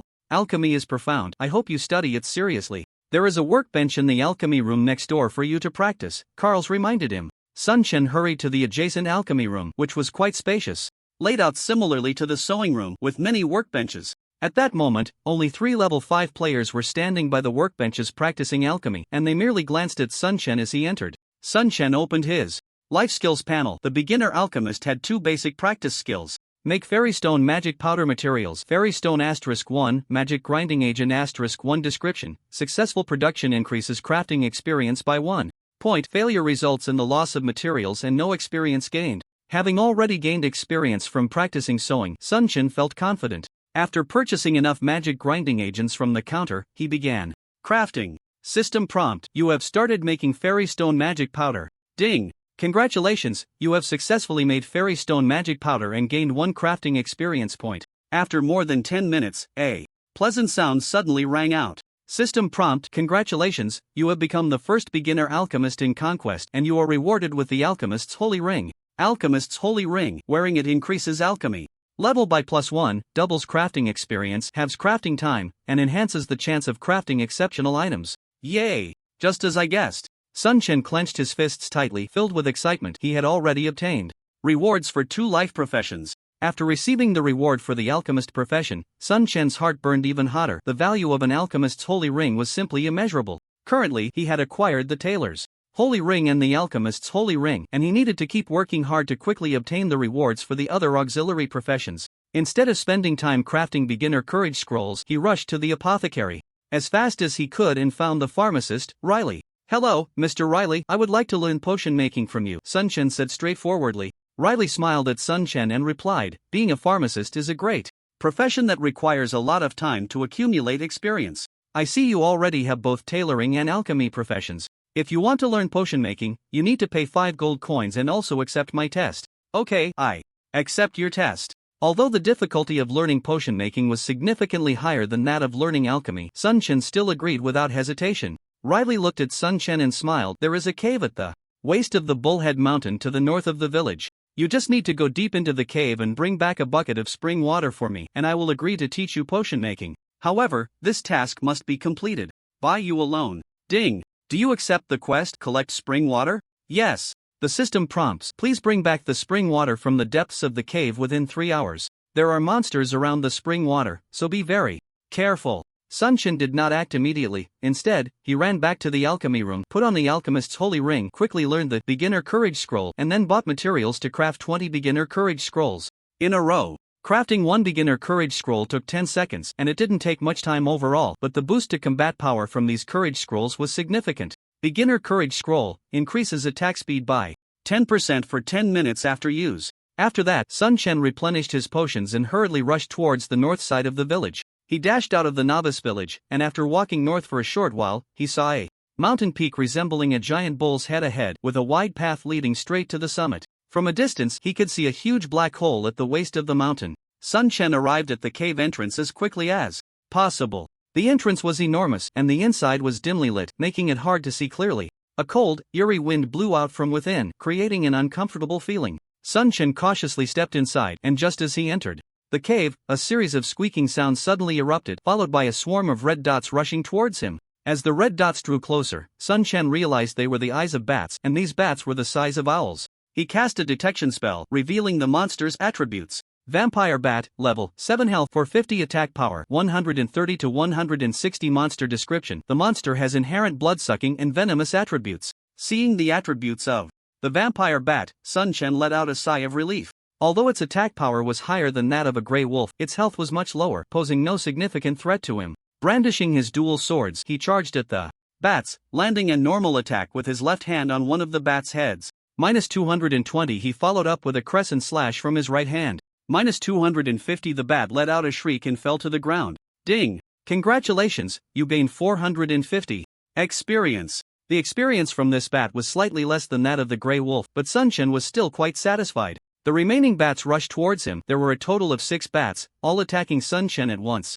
Minus 30. Minus 27. The system prompts. The Vampire Bat, due to its blood-sucking attribute, has drained 30 health points from you and converted it into its own health. System prompt. The Vampire Bat has drained 30 points of health from you due to its blood-sucking attribute, converting it into its own health. System prompt. You have been poisoned. Under the influence of the Vampire Bat's bleeding toxin, your health will decrease by 20 points per second. Receiving continuous system prompts, Sun Chen noticed his health bar dropping rapidly, and he was startled. Upon closer inspection, he realized that although the damage from the Vampire Bat was low, combined with the hidden blood-sucking attribute, the overall damage to Sun Chen was not insignificant. Not to mention the additional 20 points of health loss per second, which was quite formidable.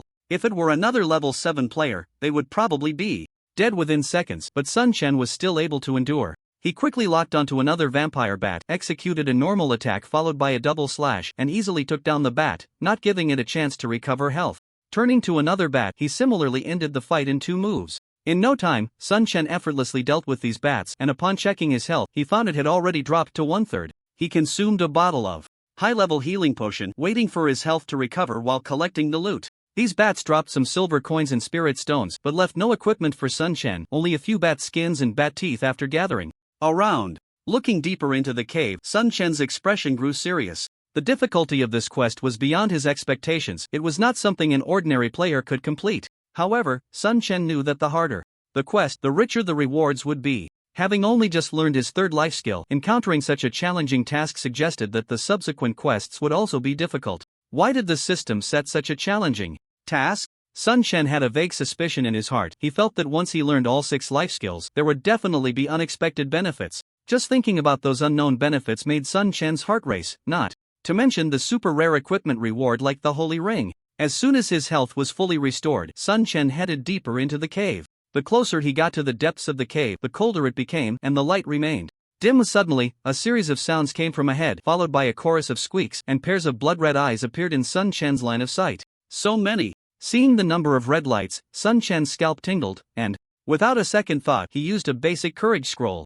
The red lights drew closer, and soon Sun Chen saw a group of over 20 vampire bats right in front of him. Even though Sun Chen was confident in his strength, he dared not risk being surrounded by the vampire bats. With a quick thought, he had a plan. He locked onto the first vampire bat in front, executing a normal attack followed by a skill attack in an instant. 2 damage numbers popped up above the vampire bat's head, and then it fell to the ground as a corpse. With one hit landed, Sun Chen dared not linger and immediately retreated, locking onto another vampire bat while withdrawing and launching an attack. This time, there were 5 vampire bats in front, and Sun Chen's attack did indeed take down one, but he also endured the attacks of the other 4 bats. Seeing his health bar drop a bit, Sun Chen sighed while counterattacking, thinking how nice it would be to have an area attack skill at that moment. He continued to retreat, continuing to deal with the vampire bats. Sun Chen's tactics prevented him from being overwhelmed by the swarm of vampire bats, and his high agility became the foundation for executing this strategy. Additionally, because he used the basic courage scroll, the 10% increase in attack speed was quite noticeable. Any vampire bat locked onto by Sun Chen was basically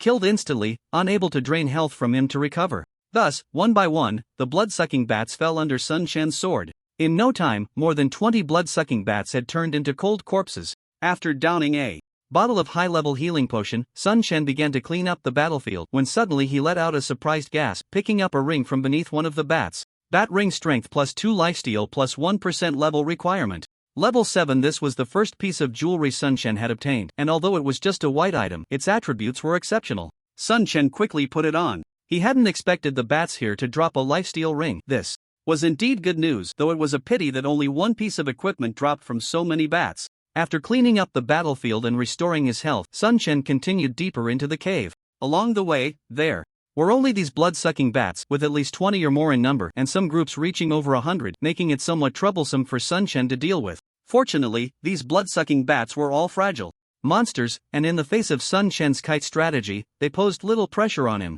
After spending over an hour, he took down a large group of blood-sucking bats, yielding a total of 4 bat rings, 3 bat necklaces, and 3 bat bracelets, all of which were high-quality equipment with lifesteal attributes. Bat necklace strength plus 4 lifesteal plus 3% level requirement. Level 7 bat bracelet strength plus 3 lifesteal plus 2% level requirement. Level 7 in Conquest. A character can wear 2 rings, 2 bracelets, and 1 necklace. In this short time, Sun Chen had equipped himself with jewelry. 2 rings, 2 bracelets, and 1 necklace together increased his strength by 14 points and lifesteal effect by 9%. The 14 points of strength boosted Sun Chen's attack power by 28 points, a significant enhancement. However, the greatest help to Sun Chen was the 9% lifesteal effect. After putting on this set of jewelry, 9% of the damage he dealt would convert into his own health. It seemed that the amount of health converted each time wasn't much, but Sun Chen's attack speed was particularly fast, making the lifesteal effect quite considerable, greatly enhancing his survivability. He hadn't expected that a single quest would bring him such great benefits, and Sun Chen grew increasingly excited. Continuing deeper into the cave, he finally arrived at a massive cavern. In the center of the vast cavern was a pool of water, and countless large and small holes dotted the walls, where the silhouettes of blood-sucking bats could be faintly seen. At the same time, 5 slightly larger blood-sucking bats stood by the pool, perfectly blocking the path to the water. Sun Chen was about 50 meters away from the pool. He didn't randomly attack the nearby bats but carefully avoided some of them as he approached the pool. He cast a detection spell on the blood-sucking bat by the edge of the pool. Mutated blood-sucking bat level, 8 health, 700 attack power, 160 to 180 monster description, possesses a powerful lifesteal talent and poisonous attributes. There were a total of 5 mutated blood-sucking bats, all with strong attributes, significantly more powerful than the bats he had dealt with earlier. According to Sun Chen's analysis, fighting these mutated bats would surely attract the other blood-sucking bats in the cave. He needed to resolve these mutated bats as quickly as possible before the other bats arrived, then collect the spring water and retreat. The difficulty of this quest was high. According to Sun Chen's estimation, even a typical player at level 10 might not be able to complete it alone. However, Sun Chen was confident in himself. He took a deep breath, a glint of determination flashing in his eyes, and locked onto the mutated blood-sucking bat by the pool before charging directly at it. As soon as he stepped into the aggro range of these mutated bats, 5 pairs of blood-red eyes focused on Sun Chen. A strange screech echoed as 5 mutated blood-sucking bats lunged towards Sun Chen. Sun Chen's gaze locked onto the leftmost bat, and with a series of combos, its health bar plummeted. However, seeing the damage of less than 200 appearing above the mutated bat's head, Sun Chen felt a weight in his heart. The defense of these mutated blood-sucking bats was significantly stronger than that of ordinary ones. Yet, even with their formidable defense, they were still no match for Sun Chen. In the blink of an eye, the health of this mutated bat was nearly depleted, and with a shriek, it fell lifeless to the ground. At that moment, the attacks from the other 4 bats arrived. Sun Chen quickly dodged with his agility, while unhesitatingly activating his block skill. -100, -130 miss. 2 astonishing damage numbers popped up above Sun Chen's head, while 2 attacks failed to inflict any damage. Seeing the high damage from the mutated bat, Sun Chen dared not be careless and continued to target another blood-sucking bat for his assault. Whoosh, whoosh, whoosh. A flurry of sword lights flashed, and the health of this mutated bat also dropped sharply. With the help of the jewelry's blood-sucking effect, Sun Chen's health was slowly recovering. Ever since acquiring the Half-Moon Slash, a skill with a short cooldown, Sun Chen found his attacks flowed more smoothly and his damage output increased significantly. In less than 2 seconds, another bat fell to Sun Chen's blade. Although only 3 mutated blood-sucking bats remained, Sun Chen's expression grew more serious, as a low, eerie squeaking filled the cave. Shadows could be seen moving in the distance of the cave, and soon, massive bats emerged from the darkness. Just a glance at those bats made Sun Chen's expression turn grave. These bats were larger than the mutated blood-sucking bats, and although he couldn't see their attributes from a distance, Sun Chen sensed they were formidable. He couldn't afford to waste a moment, locking onto the next mutated blood-sucking bat and launching his attack with full force. In less than 2 seconds, this mutated bat also lay dead. At this point, Sun Chen had exhausted his skills, but his health had not dropped significantly. Even though he was poisoned and his health was declining, it posed little threat to him. He continued to attack with all his might while dodging the mutated bat strikes. The last 2 mutated bats posed no pressure on Sun Chen. He easily evaded one of their attacks. After a little more time, the final mutated bat also collapsed to the ground. Sun Chen didn't even bother to collect the corpse, quickly pulling out a wooden bucket filled with spring water from his backpack and rushing to the water's edge to fill it. The process of filling the bucket surprisingly took 5 seconds, and glancing at the shadow rushing towards him, he estimated the shortest time for the monsters to arrive, letting out a quiet sigh of relief. After 5 seconds, the bucket was stowed away in his backpack. He tidied up the battlefield, and the approaching monsters were now not far from him. This wave of blood-sucking bats was numerous, densely packed, at least 500 plus, and their size was double that of the mutated bats, with a more intense bloodlust in their eyes. He cast a detection spell. Demon Bat level, 10 health, 3000 attack power, 300 to 350 monster description. The blood-sucking bat has mutated by merging with demon blood, possessing powerful abilities. So strong. After seeing the monster's attributes clearly, Sun Chen was taken aback. This creature was many times stronger than the previous mutated blood-sucking bats. If it were just one Sun Chen, he might have dared to challenge it, but seeing the dense swarm of monsters, Sun Chen turned and ran without a second thought. Fortunately, his agility was high enough, and the demon bats were far enough away, that he managed to escape safely before they could catch up. After running out of the cave, Sun Chen glanced back at the cave entrance, a serious expression on his face. He had a feeling that this cave was definitely not simple. Although he was eager to explore the cave, he knew that with his current strength it was impossible. The urgent task was to work hard to improve his abilities. However, before that, he needed to complete his plan. He hurried back to the novice village at top speed and rushed into the apothecary. "Mr. Riley, here is the spring water you wanted." Sun Chen handed over the collected spring water. Riley smiled as he took the bucket, saying, "Completing the task I assigned proves you have sufficient strength. I am willing to teach you potion making." System prompt: "Congratulations, you have completed the collect spring water task and gained the qualification to learn potion making." System prompt: "Do you wish to spend 5 gold coins to learn potion making?" Yes. Sun Chen did not hesitate to spend 5 gold coins to learn potion making. Opening the life profession panel, he saw the introduction for the entry-level alchemist profession, along with a new entry-level life skill. Make elven water materials, elven stone *1, magic stone *1, glass bottle *1. Introduction, successfully making it grants 1 point of crafting experience. Failure results in all materials disappearing. Checking his backpack, he found he had a good number of elven stones, so he hurried to the workshop next door. Sure enough, as soon as he stepped into the workshop, he saw rows of crafting tables neatly arranged in the room, with a dozen players already gathered around practicing potion making. Sun Chen was already familiar with the steps, so he went straight to the counter, purchased enough magic stones and glass bottles, and then began crafting at one of the tables. System prompt: "You have started making elven water." System prompt: "Congratulations, you have successfully made elven water, and you gained 1 point of crafting experience." Sun Chen's success rate in crafting remained as high as ever, and with plenty of elven stones, he felt no pressure despite the costs.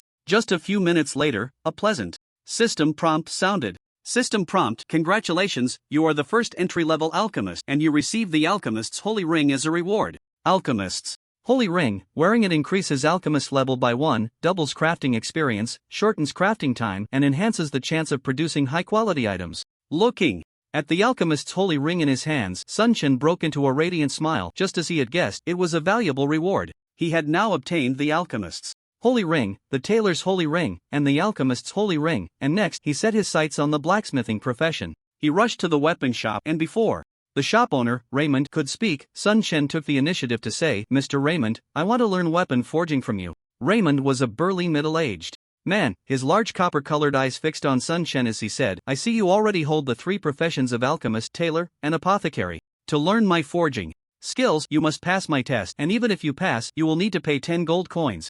"Alright, I am willing to accept Mr. Raymond's test," Sun Chen replied earnestly. "To become an excellent blacksmith, you need quality ore. Go deep into the mine and bring me back 10 pieces of mithril Oregon." System prompt: do you wish to accept the task, collect mithril ore? Yes. Sun Chen accepted the task without hesitation. Task description: you need to collect enough mithril ore by yourself within 3 hours. Mithril ore can only be found deep in the mine. After confirming the location of the mine, Sun Chen first went to replenish some potions and stored the unnecessary items in his backpack into the warehouse. Considering the difficulty of this task, Sun Chen immediately contacted Zhanlong Wushuang. "Brother Wushuang, I've got a few pieces of equipment here, are you interested? Also, how's the collection of swordsman skill books going? Where are you? I'll come find you right away. I'm definitely interested in any equipment, and I've collected 2 more swordsman skill books, I'll bring them along." Sun Chen was delighted to hear this. He hadn't expected that the other party had actually managed to collect swordsman skill books. The two agreed to meet in the square, and Sun Chen hurriedly made his way over. Before long, Sun Chen saw Zhanlong Wushuang approaching from a distance. At this point, Zhanlong Wushuang had already leveled up to level 6, just 1 level ahead of Sun Chen. Although Sun Chen was eager to level up quickly, the priority was still to sort out his life profession first. "Brother Nanfeng, what good stuff have you got this time?" Zhanlong Wushuang asked, looking at Sun Chen with anticipation. Sun Chen didn't waste any time and directly opened the trade window, placing the jewelry he had obtained on the table. "Wow, it's jewelry, and it has a lifesteal attribute. This is a good find. Although it's white gear, the price is still higher than regular armor. How about I give you 1,500 for each piece?" Sun Chen was very satisfied with the price Zhanlong Wushuang offered. After all, a piece of black iron equipment only costs 1,500, no problem. After completing the trade, Zhanlong Wushuang transferred the 2 swordsman skill books he had collected. Seeing the skill books being traded to him, Sun Chen was overjoyed. These were exactly the skills he needed. He quickly completed the trade and immediately clicked to learn them. Splash, beginner, skill. Description: passive skill that deals 50% damage to up to 5 targets within 3 meters of the attack target. Required profession: swordsman lifesteal wave, beginner, skill. Effect: deals 110% damage to up to 5 opponents within a 3-meter radius and converts 10% of the damage dealt into health. Cooldown: 30 seconds. Required profession: Swordsman 1 is a passive area attack skill, and the other is an active area attack skill that restores health. After learning these 2 skills, Sun Chen's survival ability increased significantly. Especially the lifesteal wave, this super healing skill was definitely a powerful tool for area attacks, and a 30-second cooldown wasn't a big deal. Having learned the new skills, Sun Chen bid farewell to Zhanlong Wushuang and rushed towards the direction of the novice village mine. In the southwest part of the novice village, there was a huge mine where most of the ores in the novice village were produced, but the mine itself was not safe. A group of stone men roamed within the vast mine. These stone men ranged from level 4 to level 10, had high defenses, were numerous, and respawned quickly, but they gave very little experience. Generally, players looking to level up wouldn't come here. When Sun Chen arrived at the mine, he saw countless stone men wandering inside, with some players active on the outskirts of the mine. A rough glance showed that there were quite a few players, numbering over 100, but they all seemed to be at low levels. Some of them were guild players hired to protect the life players under their wing. Sun Chen didn't waste any time and directly stepped into the mine, heading deeper inside. "Hey, brother, it's dangerous in there, it's best not to wander around," a middle-aged player kindly reminded Sun Chen. "Thank you." Sun Chen nodded at the man and continued walking deeper into the mine. He, another one who isn't afraid of death. He probably thinks the monsters in the mine are weak. He'll know how tough it is soon enough. A group of people watched Sun Chen as he walked deeper into the area, their faces showing expressions of glee at his misfortune. During this time, they had seen many players recklessly charge into the mining zone, and none had met with a good outcome. Sun Chen casually cast a detection spell at a nearby stone golem. Stone golem level, for attack power 20 to 35 health 240. The stone golem looked somewhat human but stood only about 1.5 meters tall, its entire body made of stone, wielding a stone weapon. The golem's attributes were decent, posing a significant threat to low-level players, but Sun Chen didn't take it seriously at all. He approached the stone golem in a few steps, waved his left hand, and a beam of sword light descended from the sky, striking the golem directly. Minus 250 A. Massive damage number popped up, and the stone golem was instantly killed by Sun Chen. Ding! Congratulations, you have gained 100 experience. With Sun Chen's current strength combined with level suppression, the golem's high defense was still no match for him. After picking up a few copper coins dropped by the golem, Sun Chen continued walking forward. Meanwhile, the players waiting to watch the spectacle were wide-eyed, looking as if they had seen a ghost. My goodness, he actually killed the stone golem with one sword. What terrifying attack power. Wait, he's Nan Feng, the man who single-handedly challenged Aosher and Xiong Bawang Chao. So it's him? No wonder he can one-shot the stone golem, he's truly impressive. Sun Chen ignored the players' astonishment and continued deeper into the mining area. The stone golems he encountered along the way were no match for him, almost all being killed instantly. Unfortunately, these monsters dropped only a few copper coins, which were of little value and held no attraction for Sun Chen. Before long, he reached the depths of the mining area, where a massive cliff loomed ahead, and below it was a large cave entrance blocked by a group of stone golems. To collect the secret silver, he clearly needed to enter the cave. Seeing the stone golems gathered at the cave entrance, Sun Chen charged forward without fear. There were more than 20 stone golems in total, 3 of which were at level 5. Upon noticing Sun Chen, these golems brandished their weapons and rushed towards him. Sun Chen swung his sword at the foremost golem. Minus 250, minus 125, minus 125, minus 125. A huge damage number appeared above the golem's head, and it fell dead, while the 3 golems next to it were also damaged due to splash effects. Seeing the splash damage from this area attack skill, Sun Chen was overjoyed. He swung his right hand with the lucky sword, unleashing a fury slash. Another wave of damage appeared, and this strike took down 4 stone golems, with 1 more golem left with low health due to the splash effect. Indeed, a great skill. Sun Chen continued his assault, and in no time, all the monsters blocking the cave entrance were slain by his sword. The effectiveness of the area attack was fully displayed at this moment, greatly aiding Sun Chen. Stepping into the cave, it was very spacious, resembling a massive tunnel with several openings leading in different directions at the entrance. A group of stone golems wandered through the passage, and nearly every zone was guarded by a considerable number of golems, so mining here without sufficient strength was definitely not feasible. Sun Chen did not linger. At the cave entrance, he was after the secret silver mine, which could only be found deeper within. As one stone golem after another fell to his blade, he ventured further into the mining area, encountering increasingly higher-level golems with greater strength. At first, he could easily one-shot the level 4 golems, but it became difficult at level 5. When the golems reached level 6, their defense clearly increased, and even Sun Chen needed at least 3 attacks to take down a single golem. For an ordinary level 7 player, it would be impossible to delve deeper, but for Sun Chen, there was not much pressure. He didn't know how long it had been, but he arrived at the entrance of a massive cave, and the mini-map indicated that he was already deep within the mine. At the entrance, he saw 2 stone golems guarding the area. He cast a detection spell, revealing the attributes of the stone golem. Black iron golem level, 8 attack power, 130 to 150 health, 1000. Seeing the attributes of the golem, Sun Chen couldn't help but marvel at the difficulty of this quest. The level 8 golem's stats were too strong, and an average person would be no match for it. He immediately used a courage scroll to boost his attack speed and charged forward. He struck one of the golems with a sword. Minus 110. Then, with his right hand, he executed a rage slash. Minus 160. Seeing the damage pop up above the golem's head, Sun Chen sighed inwardly. Although he had long known that the golem's defense was high, he hadn't expected it to be to this extent. The golem's attack soon landed on Sun Chen, taking away 60 points of health, which wasn't a significant threat to him. Before long, the golem fell before Sun Chen. Ding! Congratulations, you have gained 200 experience. Seeing the experience points awarded by the system, Sun Chen's face darkened. The experience was shockingly low. He quickly dealt with the other black iron golem and casually cast a gathering spell. Ding! Congratulations, you have obtained iron.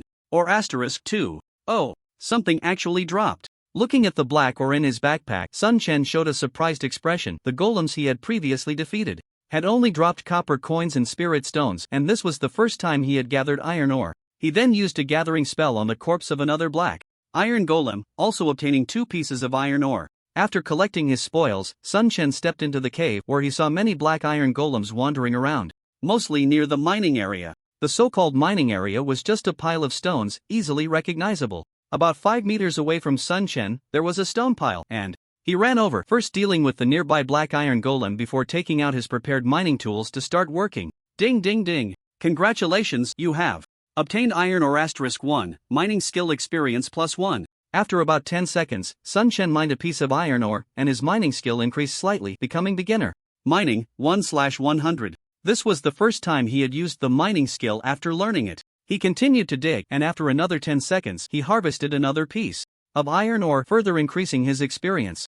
After more than a minute, the stone pile suddenly began to disappear, turning into flat ground. In a short time, Sun Chen had mined a total of 6 pieces of iron ore, gaining 6 points of mining skill experience, but there was no sign of any mithril ore. Again, Sun Chen was not discouraged and continued toward his next target. Thus, one by one, the black iron golems fell under Sun Chen's sword. One stone pile after another was cleared, and pieces of iron ore filled his backpack, while his mining skill continued to improve. In less than an hour, Sun Chen's beginner mining skill had upgraded to intermediate mining. After the upgrade, it seemed that there was no noticeable change. Although he still hadn't seen a single piece of mithril ore, Sun Chen had no intention of giving up. He persevered slowly, and after an unknown amount of time, a piece of mithril ore finally appeared in Sun Chen's hands. Ding! Congratulations, you have obtained mithril ore, gaining 2 points of experience. Looking at the silver ore in his hand, Sun Chen smiled, then continued to strive. Having obtained the first piece, the remaining 9 would eventually come. Ding! Your game time has exceeded 22 hours. Please remember to take a break. A system prompt sounded, but Sun Chen didn't pay it much attention. Although he was indeed a bit tired at the moment, there was no time to rest. He glanced at his backpack. He had mined 9 pieces of mithril ore and 1100 pieces of regular iron ore, and his mining skill was almost at an intermediate level. Ding! Congratulations, you have obtained mithril ore, gaining 2 experience points. Finally, with the last piece of mithril ore in hand, Sun Chen packed up his tools and dashed out of the mine. On the way back, the stone golems had respawned again. Relying on his high agility, Sun Chen didn't engage with the stone golems at all, charging straight ahead. Soon, he burst out of the mining area with a horde of stone golems in tow. Ordinary players mining at the outskirts of the area saw Sun Chen sprinting with a large group of stone golems and quickly moved aside. Sun Chen raced back to the blacksmith shop at lightning speed. Uncle Raymond, here's the mithril ore you needed. Sun Chen hurriedly handed over the mithril ore. Raymond's eyes lit up as he took the mithril ore from Sun Chen, exclaiming, "Great! This is exactly the mithril ore I needed. You did well." System prompt: you have completed the quest, collect mithril ore, gaining the qualification to learn blacksmithing. Are you sure you want to learn blacksmithing? Confirm. Sun Chen learned blacksmithing without hesitation, and his gold coins decreased by 10 instantly. Although he felt a bit pained by the tuition fee, the potential rewards made him eager to rush to the blacksmithing room. Arriving at the blacksmithing room, Sun Chen quickly opened the crafting profession panel, which displayed only one skill. Refine iron ore, materials, iron ore *1. Coke *1, magic catalyst *1 description. Successful refinement increases blacksmithing experience by 1 point. Failed refinement results in the loss of materials. He rushed to the counter to buy enough coke and catalysts, then began crafting. System prompt: you have started refining iron ore. After 5 seconds, the system prompted that the refinement of iron ore was successful, and he gained 1 crafting experience. Familiar with the process, just over 10 minutes later, Sun Chen received another pleasant system prompt. System prompt: congratulations, you have become the first blacksmith, rewarded with the blacksmith's holy ring. Blacksmith's holy ring. After equipping, blacksmithing level +1, blacksmithing experience doubled, crafting time halved, and the chance of producing exceptional attributes increased. After much effort, he finally obtained the 4th holy ring. In that moment, Sun Chen felt as if he was no longer tired, and he immediately turned and dashed toward the cooking room, locking in his next auxiliary profession as a chef. Sun Chen was already familiar with the process and accepted a highly difficult quest: collect fresh spirit mushrooms in the cooking room. Collect fresh spirit mushrooms. You need to collect 50 fresh spirit mushrooms within 2 hours. The quest description was simple, but Sun Chen knew this task was far from easy. According to the cooking shop owner's introduction, fresh spirit mushrooms only grew deep in the Peachwood Forest to the east, which was one of the most dangerous places in the novice village. It was home to a group of powerful spirit monkeys, all at least level 8, and currently, solo players generally dared not venture there. Sun Chen didn't care about that. After stocking up on some combat supplies, he immediately charged toward the Peachwood Forest. Passing by the novice village exit, Sun Chen noticed that many players he encountered had reached level 6 and a few had even reached level 7. This gave him a sense of urgency. The delays from several quests had cost him too much leveling time, but Sun Chen still decided to finish the series of quests first. He could catch up on levels anytime, but missing the chance to obtain the Holy Ring would be a pity. The Peachwood Forest was a bit of a distance from the novice village, and when Sun Chen arrived at the entrance of the Peachwood Forest, he saw no players training there. A group of gray monkeys gathered at the entrance of the Peachwood Forest, and to enter the forest, one must first deal with these gray monkeys. A detection spell was cast. Fierce Monkey level, 8 attack power, 120 to 135 health points, 600. The attributes seemed quite simple, but for players with an average level of less than 5, it was still too dangerous. Moreover, the fierce monkeys were pack monsters, making it extremely difficult for a single player to challenge a group of them. However, this did not include Sun Chen. Looking at the blocking fierce monkeys, Sun Chen rushed forward without hesitation. Ever since he acquired the Splash and Lifesteal Wave skills, his damage output had significantly increased, not to mention the set of lifesteal accessories he had. Facing the onslaught of a group of fierce monkeys, Sun Chen felt no significant pressure. Damage numbers popped up above the heads of the fierce monkeys, and the continuous assault from over a dozen of them caused Sun Chen's health to drop steadily. However, with each attack he absorbed a portion of the damage, converting it into his own health points, and he continuously used his skills to dodge the fierce monkeys' attacks. From time to time he would chug down healing potions without any thought of saving. In no time, a group of over a dozen fierce monkeys lay defeated before Sun Chen. Looking at the scattered copper coins dropped from the monkey corpses, Sun Chen shook his head helplessly. Not only were the fierce monkeys strong, but they also yielded so little. Most importantly, the experience points were pitifully low, with only 300 points per monster. No wonder some people on the forum labeled this place as unsuitable for leveling up. After cleaning up the battlefield, Sun Chen continued deeper into the Peachwood Forest. Along the way, he frequently encountered groups of fierce monkeys attacking him, but with his overwhelming strength, he managed to drive them back and collect fresh spirit mushrooms. Time passed unknowingly, and Sun Chen had no idea how many fierce monkeys he had slaughtered or how deep he had ventured into the Peachwood Forest, but he had already collected over 40 fresh spirit mushrooms. Unbeknownst to him, he had crossed through the Peachwood Forest and found himself in front of a great mountain shrouded in a hazy mist, looking quite mysterious. Sun Chen did not want to waste time investigating any secrets, but 3 fresh spirit mushrooms caught his eye. He hurried over. Just as he was about to collect the 3 mushrooms, a shadow suddenly fell from the sky, followed by an attack coming straight at him. Sun Chen quickly retreated but still couldn't avoid the attack. -160. A huge damage number popped up above his head. Upon closer inspection, he saw that the one attacking him was a monkey with golden fur, twice the size of the fierce monkeys he had encountered before, with blood-red eyes gleaming fiercely, now glaring menacingly at Sun Chen. A detection spell was cast, revealing the monster's basic information. Golden-furred spirit monkey, bronze, level, 10 attack power, 230 to 260 health points, 1300. Seeing the basic information of this monster, Sun Chen's expression became much more serious. It looked like a boss from the description, but it didn't feel like one to him. Roar! The golden-furred spirit monkey let out a furious roar and lunged directly at Sun Chen. Sun Chen was not to be outdone, raising his sword to meet it. Normal attack plus rage slash plus normal attack plus half moon slash plus normal attack plus double slash.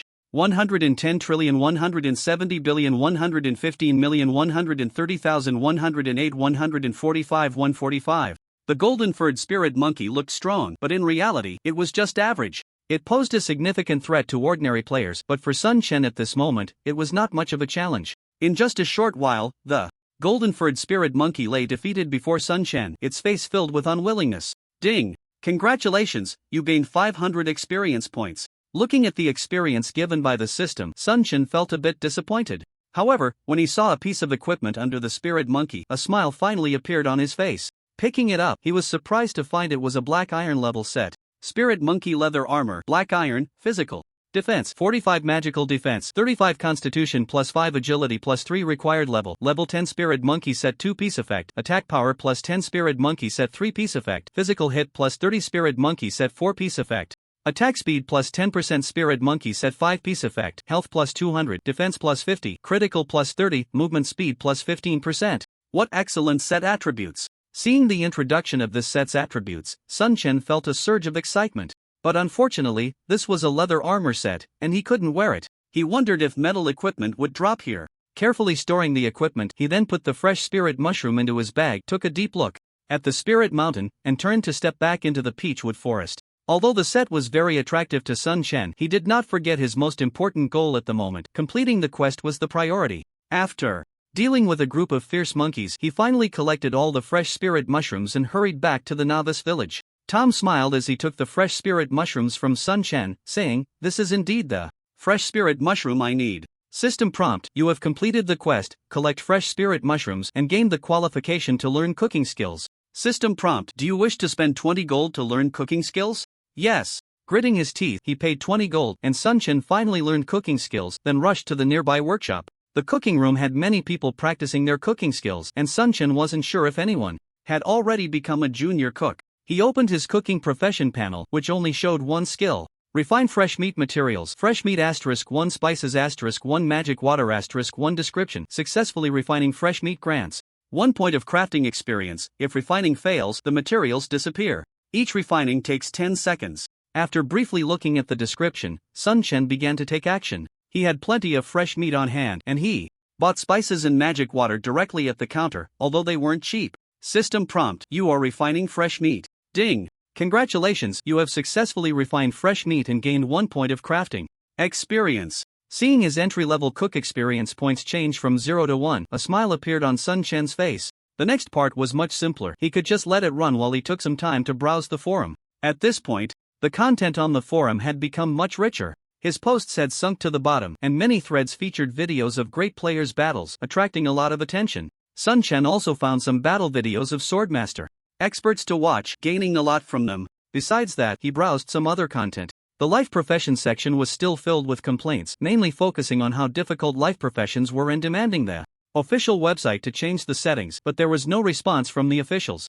Sun Chen did not find any content about the Holy Ring, unsure if others had not discovered it or if it had not been uploaded. At the same time, Sun Chen also learned detailed information about the game helmet and nutrition pod. The nutrition pod could relieve character fatigue, allowing players to spend more time in the game, but it was very expensive. The cheapest nutrition pod cost 1 million renminbi. After thinking for a moment, Sun Chen decided to get the nutrition pod as soon as possible. He didn't know how long had passed when a pleasant system prompt sound came. System prompt: congratulations, you have become the first junior cook and you are rewarded with the Cooking Holy Ring. Cooking Holy Ring: after wearing it, the cook level +1 crafting experience doubles, crafting time is halved, and the chance of producing excellent items is increased. Great! The 5th Holy Ring is in hand, and now only the last one remains. Sun Chen's face was filled with excitement, his eyes sparkling with brilliance, and then he turned and rushed towards the craftsman. Soon, he received a very difficult task from the craftsman: collect black crystals. Collect black crystals. Within 3 hours, collect 300 black crystals. According to the craftsman mentor Miller, black crystals are a type of gem formed from the sedimentation and condensation of dark power within dark creatures. The dark creatures in the novice village live in the dark canyon to the west of the village. Seeing the task description, Sun Chen knew this was a monster farming task, requiring him to farm enough dark attribute monsters within 3 hours to obtain enough black crystals from them. Additionally, after completing the task, he would need to pay 50 gold coins to learn the crafting skill. At this moment, Sun Chen didn't have that many gold coins, so he decided to ask for help from Zhang Lang Wu Shuang and contacted him. "Hey, Nanfeng brother, did you find something good? Again?" Zhang Lang Wu Shuang asked directly. "Not really, I wanted to ask you for a favor. What do you need help with?" "Well, I need some gold coins and was hoping you could help me exchange some at market price." "What do you think?" Upon hearing this, Zhang Lang Wu Shuang casually replied, "No problem, it's a small matter. How many gold coins do you need? I can bring them to you right now." "I need 50 gold, how does that sound?" "What? You need that much?" Zhang Lang Wu Shuang was taken aback. At this stage, 50 gold was not a small amount, equivalent to 10,000 renminbi. The key point was that game currency was in high demand, making it very difficult to acquire. "This 50 gold is very important to me. I hope brother Wu Shuang can help me out. Don't worry, I won't let you suffer any loss. Just bring it to the alchemy room, I'll wait for you there." "Alright, I'll bring it over right away." Zhang Lang Wu Shuang decided to help Sun Chen. Not long after, Zhang Lang Wu Shuang arrived at the alchemy room and saw Sun Chen standing next to the crafting table making something. Sun Chen also noticed Zhang Lang Wu Shuang and stopped crafting to walk over. Nan Feng brother, I advise you not to get into this crafting profession and focus on leveling up. We've trained a few alchemists in the Warwolf and it's just a nightmare, improving proficiency is too difficult. Zhan Lang Wushuang kindly advised. Sun Chen smiled and said, thanks for your concern, brother Wu Shuang. You brought the gold, right? I also have something for you that might help with your leveling. Alright, consider this gold alone from our war wolf. Also, I brought the last skill book for you, take a look. While speaking, Zhan Lang Wushuang opened the trade window and placed the golden skill book inside. Blade Storm, Beginner, Skill. Description, consumes 20 mana, unleashes a wave of sword energy, dealing 110% skill damage to up to 5 targets within a 5-meter cone in front. Cooldown 30 seconds. Required profession, Swordsman. Seeing the skill description, Sun Chen was overjoyed. It was another group attack skill he urgently needed. With this skill, he had a greater chance of completing the task. Thank you for your help, brother Wu Shuang. While speaking, Sun Chen placed the gift he had prepared into the trade window. Upon seeing what Sun Chen had put up, Zhan Lang Wushuang was instantly excited. This is... Zhan Lang Wushuang could hardly believe his eyes. Nan Feng brother, how did you manage to make a beginner courage scroll? Have you already become a beginner alchemist? Zhan Lang Wushuang was shocked. As one of the managers of the War Wolf Guild, he was certainly very concerned about the situation of auxiliary professions. The difficulty of growing auxiliary professions in Conquest is extremely high, especially right after the server opens when various materials are scarce, making it even harder to level up. Naturally, Zhan Lang is also fully committed to training alchemists, but to become a junior alchemist, it would take at least 2 to 3 days. Unexpectedly, Sun Chen managed to create this courage scroll today. In fact, blueprints had already been released on the forum. According to Zhan Lang Wushuang's original estimate, it would take at least 5 more days for the Zhan Lang Guild to produce this item. Just luck, there aren't many of them. Make do with it for now. I have to get busy, Sun Chen said as he hurriedly took his leave and dashed off. Watching Sun Chen's retreating figure, Zhan Lang Wushuang's gaze flickered. The junior backpack expansion scroll that Sun Chen had given him indicated that Sun Chen was already a junior tailor and a junior alchemist. This guy must have some secrets, otherwise, it wouldn't be possible to become a junior alchemist and junior tailor so quickly, Zhan Lang Wushuang thought to himself. After leaving, Sun Chen rushed towards the west of the novice village at full speed, seeing many players teaming up to level up along the way. Soon, he arrived at the entrance of the dark canyon. Before him lay a vast canyon shrouded in a faint black mist, with many monster silhouettes barely visible within. Without a second thought, Sun Chen charged straight into the canyon, plunging into the black mist. System prompt: you are being eroded by dark power, your health is decreasing at a rate of 10 points per second. Seeing his health drop, Sun Chen frowned slightly. Although it seemed like he wasn't losing health quickly, the constant drain was hard to ignore. No wonder no players came here to level up. Caw caw caw. Just then, a group of shadows emerged from the black mist, revealing a number of skeletal warriors wielding crude weapons. The eye sockets of these skeletons burned with a faint blue light, and their movements were somewhat stiff. A detection spell was cast, instantly revealing the skeleton's attributes. Skeleton warrior level, 8 attack power, 120 to 150 health, 650. Looking at the attributes of the skeleton warrior, they seemed average and posed no threat to him. Sun Chen dashed forward a few steps and launched an attack. A normal attack hit, and minus 150 damage appeared above the skeleton's head, indicating its defense was not low. Simultaneously, due to the splash damage, another skeleton warrior nearby also showed damage numbers, followed by Sun Chen unleashing a blade storm. All skeleton warriors within a 5-meter range in front of him took over 200 damage, and with the splash effect activated, more monsters around showed damage as well. Meanwhile, Sun Chen's recently lost health was continuously restored due to the lifesteal effect of his accessories. With the area attack skill, the lifesteal effect became even more powerful. Even though he was continuously losing health here, it didn't have much impact on Sun Chen. One by one, the skeletons fell to Sun Chen's hands, turning into scattered bones. In the blink of an eye, the dozen or so skeleton warriors that had just besieged Sun Chen were all wiped out, each providing him with 500 experience points, which was quite a lot. After cleaning up the battlefield, he found that besides dropping spirit stones and coins, these skeleton warriors had no other loot, and gathering skills had no effect. Seeing that none of the quest items he needed had dropped, Sun Chen shook his head and continued deeper into the canyon. Along the way, Sun Chen had no idea how many skeletons he had eliminated, but not a single quest item had dropped. By now, he had ventured deep into the dark canyon, and the erosion power had increased to 20 points per second, and he felt a bit of pressure. Whoosh! Suddenly, a strange sound came from the black mist. Sun Chen looked in the direction of the sound and vaguely saw a shadow in the mist rushing rapidly towards him. Before he could react in time, a knight's lance appeared right in front of him. Sun Chen hurriedly dodged, but it was too late. A massive damage number popped up above his head. Sun Chen focused his gaze and saw a knight clad in black armor on the opposite side, with red light emanating from the eye sockets, and beneath him was a skeletal warhorse in armor, its eye sockets also glowing red. Dark Knight level 10 attack. Power 260 to 290 health points 1300. The Dark Knight's attributes were stronger than those of the skeleton warrior, and being a level 10 monster, it was 3 levels higher than Sun Chen. From the damage dealt by that lance, it was clear that this monster was not easy to defeat. However, Sun Chen felt no fear at all. He dashed forward, his dual sword swinging continuously. Damage numbers kept popping up above the Dark Knight's head, but each damage value was noticeably low, with normal attacks hovering around 100. The Dark Knight's attack speed was also quite fast, and its damage was particularly high. If Sun Chen failed to dodge, he would take significant damage. Fortunately, Sun Chen's skills had improved, and the Dark Knight's movements were somewhat stiff, making his chances of dodging quite high. Essentially, the Dark Knight could only hit Sun Chen once for every 4 attacks. As Sun Chen's attacks landed on the Dark Knight, he continuously restored his health through lifesteal, keeping it at a very safe level.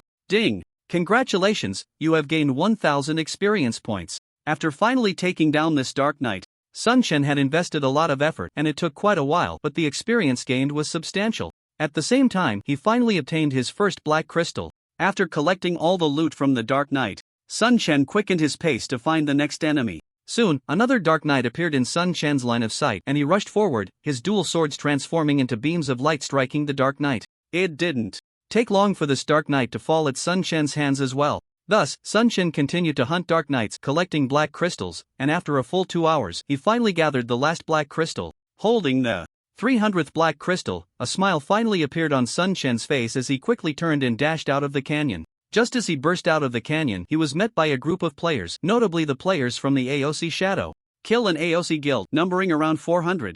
After some time of development, many members of the AOC Guild had leveled up, and their equipment had been upgraded, significantly enhancing their strength. Their hatred for Sun Chen had not diminished. AOC Shadow Kill had been keeping an eye on him, and when his subordinates discovered that Sun Chen had entered the Dark Canyon, they reported it to AOC Shadow Kill. Upon hearing that Sun Chen was still only Level 7, AOC Shadow Kill immediately saw an opportunity for revenge and quickly gathered the AOC Guild members to guard the entrance of the Dark Canyon.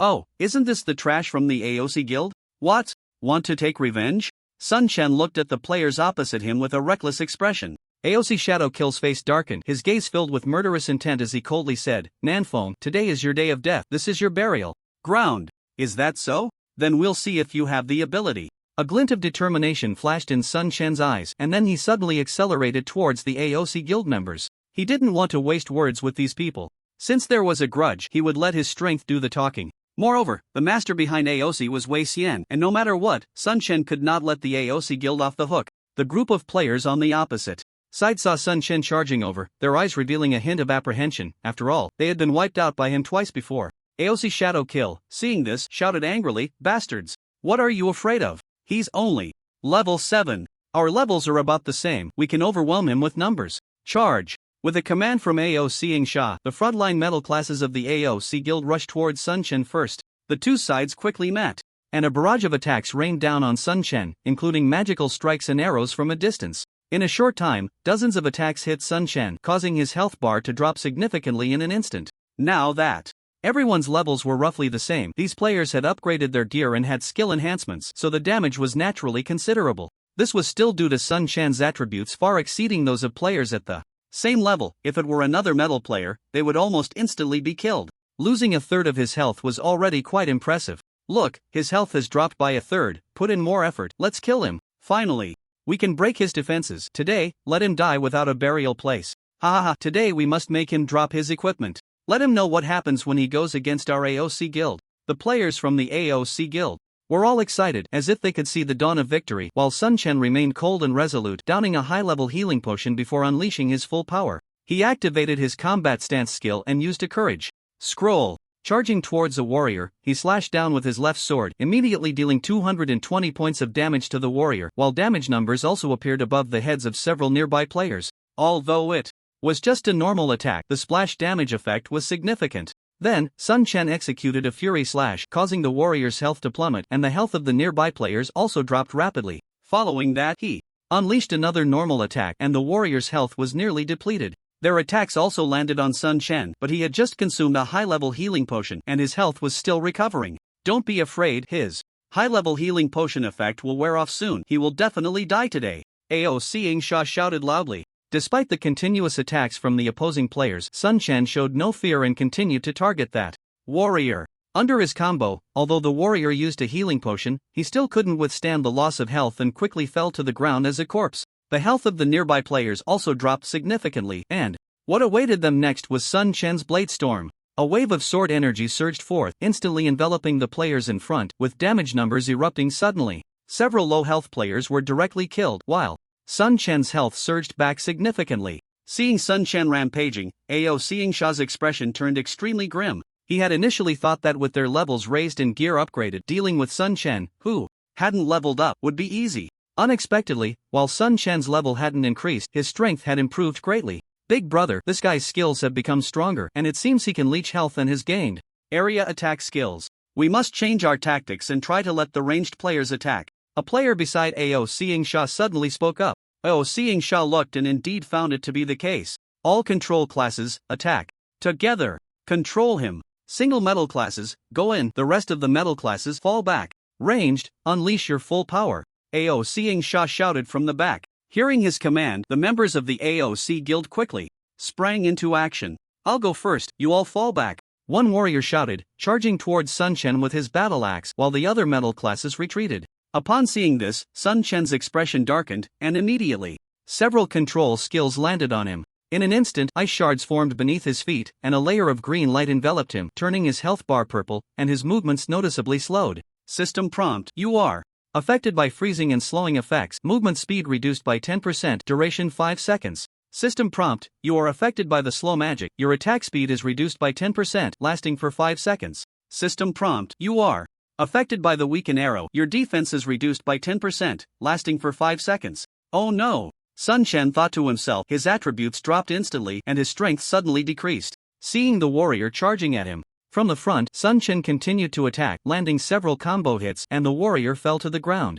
Unfortunately, since the other players were all keeping a safe distance, the splash effect did not trigger, and the lifesteal effect dropped significantly. Quick, increase the intensity. He can't take it anymore. I must kill him today. Ao Seeing Sha saw that Sun Chen was affected. His health had already dropped by more than half, and he became smug. Although Sun Chen was still very strong, he felt that he could definitely take him down today.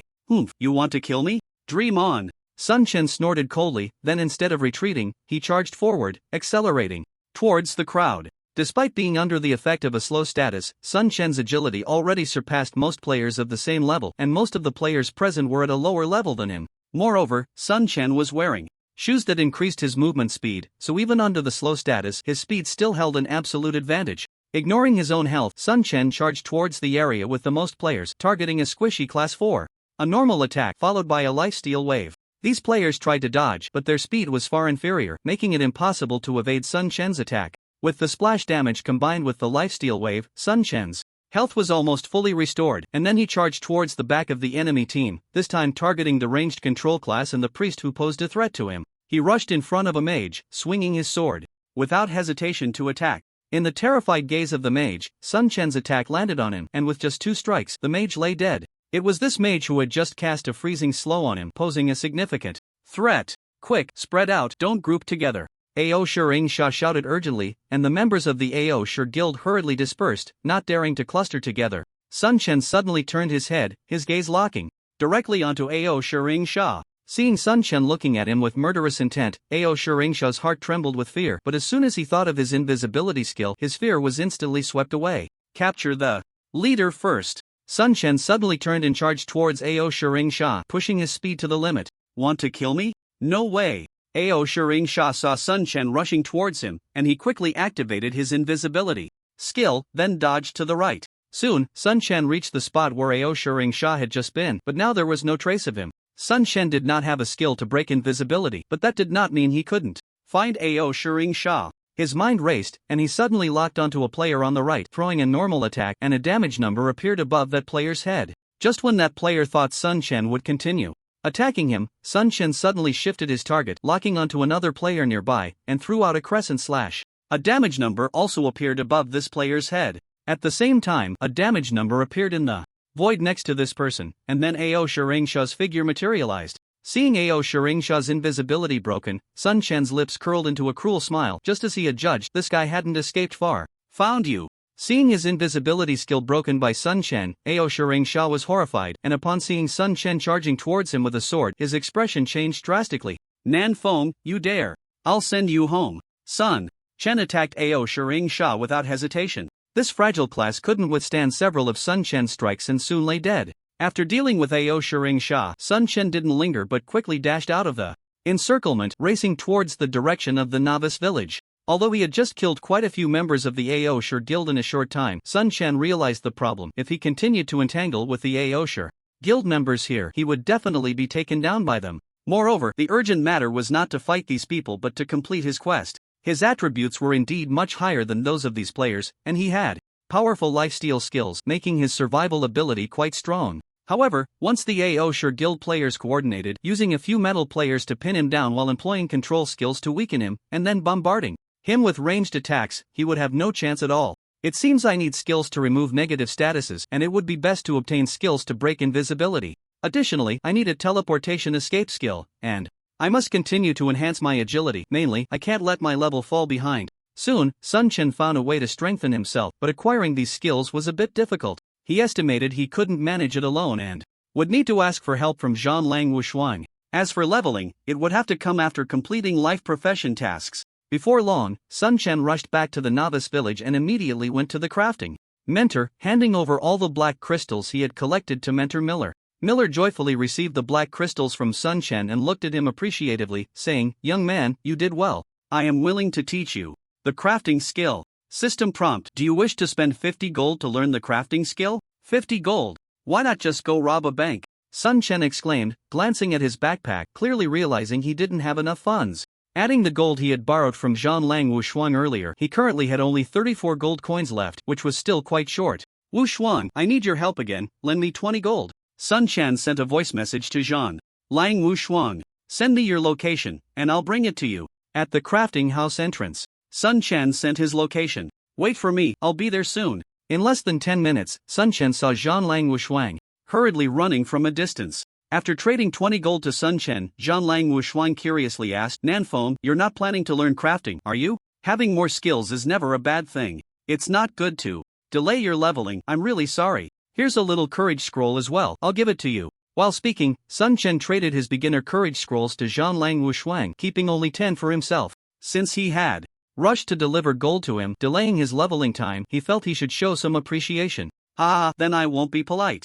Zhang Lang Wushuang accepted the courage scrolls without hesitation. "Don't let me hold you up from leveling, see you later." Sun Chen quickly turned and entered the crafting house, painfully paying 50 gold, and finally learned the crafting skill. Opening the crafting profession panel, he saw the entry-level skill. Granted by the system, Refine Ruby. Refine Ruby, Materials, Ruby *1, Catalyst *1, Enchantment Stone *1 Description. Successful refinement increases 1 point of profession experience. Failure results in the materials disappearing. The Catalyst and Enchantment Stones could be bought at the counter here, and although Sun Chen didn't have any rubies, he knew there were people selling rubies at stalls in the square. He rushed to the square as fast as he could and bought enough rubies at a high price, then returned to the crafting house. For over 100 rubies, Sun Chen spent more than 2,000 coins. "I hope you won't let me down," Sun Chen thought to himself. Standing next to the crafting table, Sun Chen began refining a ruby. System prompt: you have started refining a ruby. System prompt: congratulations, you have successfully refined a ruby and gained 1 point of profession experience.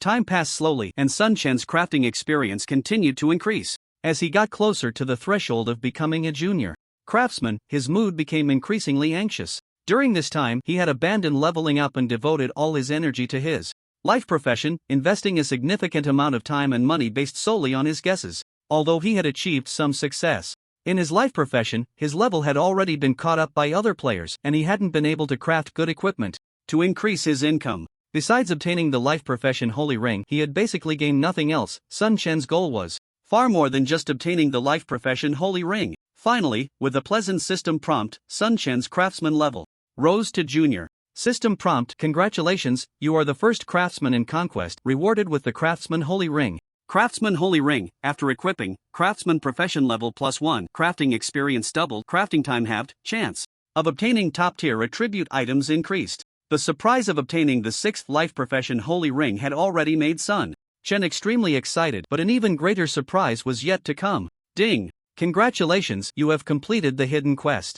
Master of Life, rewarded with the exclusive skill, Teaching, rewarded with 100,000 experience, 10,000 reputation, and the 6 Holy Rings combined into the Ring of Creation. A flash of light, and Sun Chen's level rose to level 8, but the level increase was not the biggest gain this time. His gaze was locked onto the exquisitely designed ring. Ring of Creation, Artifact, Description, and Auxiliary Artifact crafted by the Deity of Creation. After equipping, Auxiliary Profession level +2, gain Profession.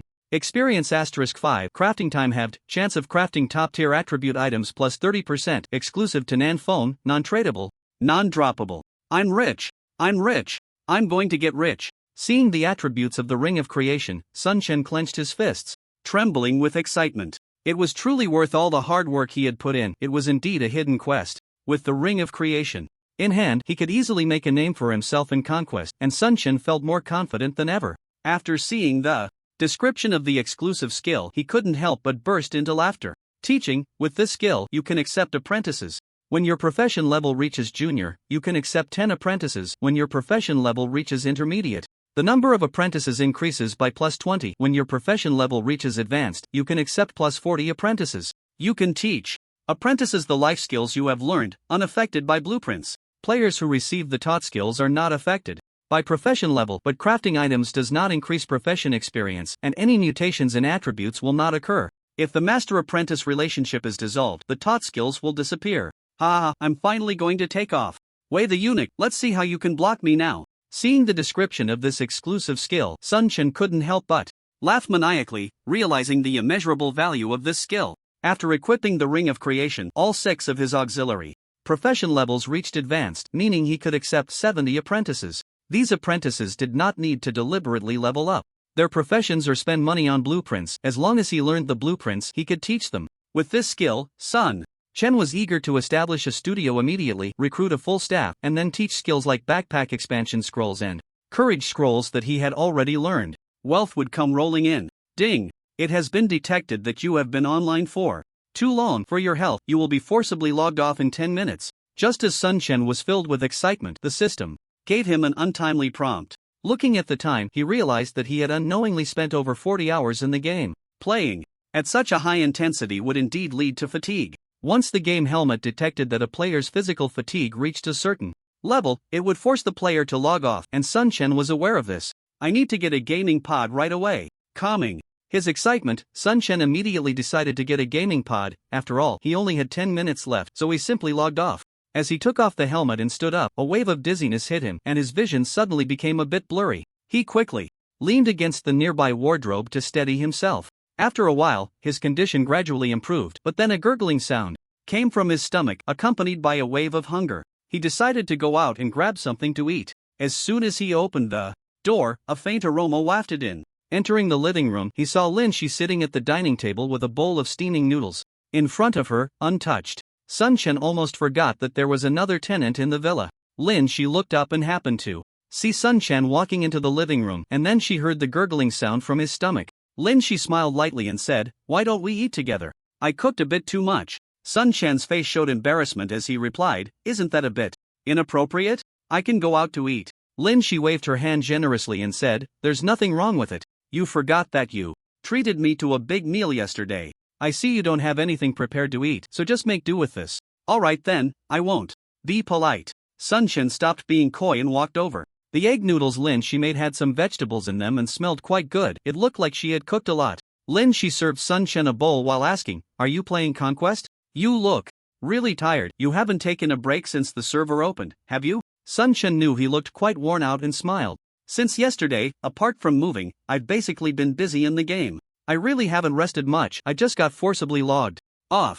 How about you? Are you playing Conquest too?" "Yeah, Conquest is a pretty good game. I am indeed playing it, but you need to pay attention to resting while gaming. If you keep going like this, your body won't hold up." Lin Shi nodded, advising Sun Chen. Sun Chen sighed. "It's not that I don't want to rest, it's just that I aim to be a professional player. The game just opened, and when is there time to rest? You want to be a professional player? Are you an experienced player?" Lin Shi looked at Sun Chen with some surprise. Sun Chen shook his head and smiled. I'm just a novice player.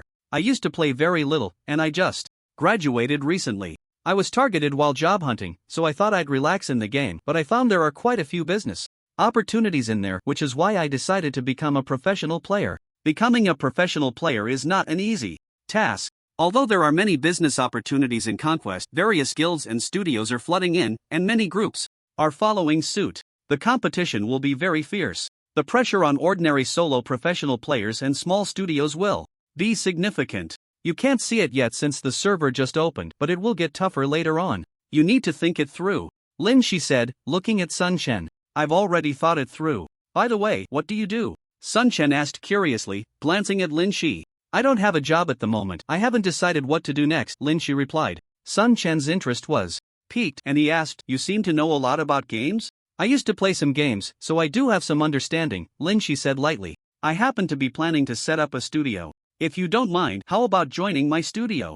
Don't worry, even though my studio hasn't been established yet, I believe that as long as you join my studio, you definitely won't regret it, Sun Chen said confidently. Cough, cough. Lin Shi was almost choked when she heard Sun Chen actually invite her to join his studio. She then looked up at Sun Chen with a strange expression. Seeing the clarity in Sun Chen's eyes, Lin Shi deduced that he probably didn't know her identity, so she thought for a moment and said, let me think about it. Alright, take your time. I'm going to prepare to order a gaming pod. Sun Chen wasn't urgently trying to invite Lin Shi to join. He just wanted to provide her with a job opportunity. Since they were under the same roof, and if Lin Shi joined the studio, he wouldn't have to think about moving out. Otherwise, it would be a bit awkward for two unrelated people to live together. Moreover, Sun Chen believed that his studio had great potential, and once Lin Shi joined and got to know it, she would definitely be satisfied. Then the two of them ate noodles while discussing gaming issues, and Lin Shi asked some questions about Sun Chen's plans as a professional player. After finishing their meal, Sun Chen took the initiative to clean up everything and then left with some documents. The gaming pod, also known as a nutrition pod, costs at least 1 million. With Sun Chen's current financial situation, even the cheapest gaming pod was beyond his reach, so he had to take out a loan before ordering one. Generally, it's impossible for a recent graduate to get a loan of 1 million unless they have some background. Sun Chen's conditions weren't good, and he had no background, but he knew a senior executive at the local bank and had saved that executive's life, so he called to inquire, and the other party said it could be arranged. Excited, Sun Chen took the documents to the nearest bank branch to the school and found the vice president, Zhou Xing, who he had saved a year ago when Zhou was drowning. Zhou Xing was a middle-aged man nearing 40, slightly plump, and appeared quite friendly. In the bank lobby, Zhou Xing smiled at Sun Chen and said, Xiao Sun, although you just graduated, I believe in you. However, recent graduates starting a business will encounter many problems. If you run into any issues you can't solve, feel free to call me. I'll help if I can. Thank you, Uncle Zhou. You've already helped me a lot. If it weren't for you using your credit to guarantee the loan for me, I wouldn't know where to find this money. Sun Chen smiled. Don't worry, Uncle Zhou, I will pay back the loan as soon as possible. I won't make it difficult for you, Sun Chen assured him again. Everything seemed to be going smoothly, but unexpected troubles always come uninvited. A bothersome voice suddenly came from behind Sun Chen. Oh, I thought I recognized you. But I thought I was mistaken. I didn't expect it to really be our talented Sun Chen from High University. Hearing that annoying voice, Sun Chen's expression darkened. Without turning around, he already knew it was Wei the eunuch. He turned around and indeed saw Wei the eunuch walking over with a group of people. Among them were a few familiar faces to Sun Chen. Wang Yang and Zhou Shang, his dorm mates, were among them, both looking at Sun Chen with arrogant expressions. Wei Xian was at the front, wearing a smug look, and beside him was a woman, his ex-girlfriend, Manhwa, who glanced at Sun Chen with slightly evasive eyes. Sun Chen merely glanced at them indifferently, as if they were strangers. He had already experienced how powerful Wei Xian's influence was, and with his own strength, he couldn't hope to confront him, so Sun Chen planned to ignore him. However, Wei Xian clearly wasn't going to let Sun Chen off that easily. He turned to Zhou Xing and asked, President Zhou, what is he here to see you about? Zhou Xing certainly knew Wei Xian and was well aware of his background. After hesitating for a moment, he answered honestly, Mr. Sun is planning to start a business and came to see me about a loan. Ha, so it's a loan. But he's just a freshly graduated college student, without a job yet. This loan is too risky, I think it's better to forget about it, Wei Xian said with a smile. Sun Chen's heart sank as he saw Zhou Xing's hesitant expression. Coupled with the fact that Zhou Xing had just changed how he addressed him, Sun Chen knew that this matter was likely to fall through. Sure enough, Zhou Xing looked apologetically at Sun Chen and said, I'm Sorry, Mr. Sun, but the bank can't grant you this loan. You'll have to find another way. Zhou Xing's words sent Sun Chen's heart plummeting. With Wei Xian here, there was no way to secure the loan today. Moreover, since Wei Xian knew he wanted a loan, this path would likely be blocked in the future. Wei Xian looked at Sun Chen with a teasing expression and said, "Oh, what a pity. A good business opportunity has gone to waste. How about I help you, talented Sun Chen? But you have to beg me. As long as you beg me, I'll help you. What do you say?" Sun Chen stood up, facing Wei Xian, his gaze icy. "Beg you? Who do you think you are? Do you even deserve that?"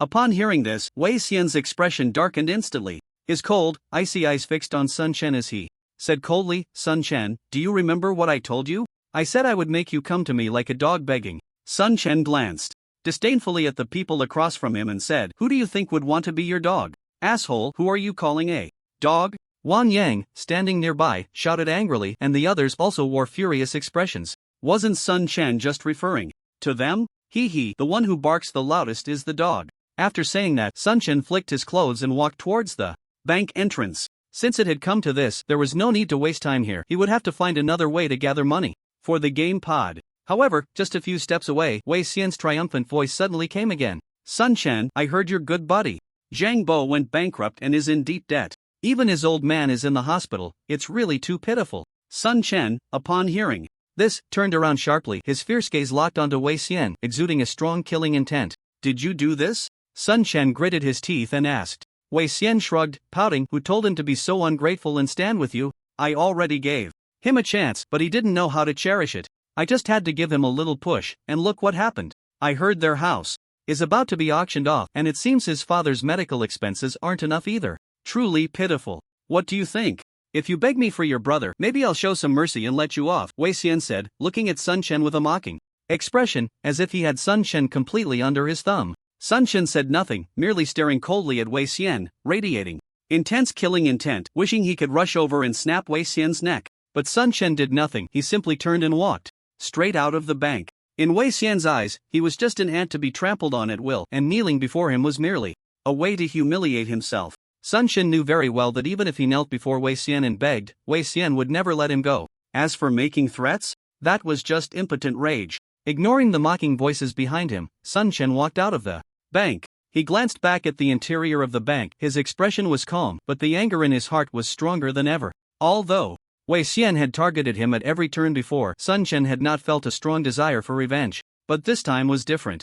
Sun Chen silently vowed that no matter what method he had to use next, he would make Wei Xian pay a heavy price. Even knowing that Wei Xian's influence was vast, he was willing to risk everything for it. Returning home with a heavy heart, I took a sip of water to calm my emotions. After some thought, Sun Chen decided to call Zhang Bo immediately. Soon, Zhang Bo's voice came through the phone. "Laoyi, why are you calling me again? I told you not to worry, everything here is fine, and the situation will improve soon." Hearing Zhang Bo's feigned casual tone, Sun Chen felt even more guilty.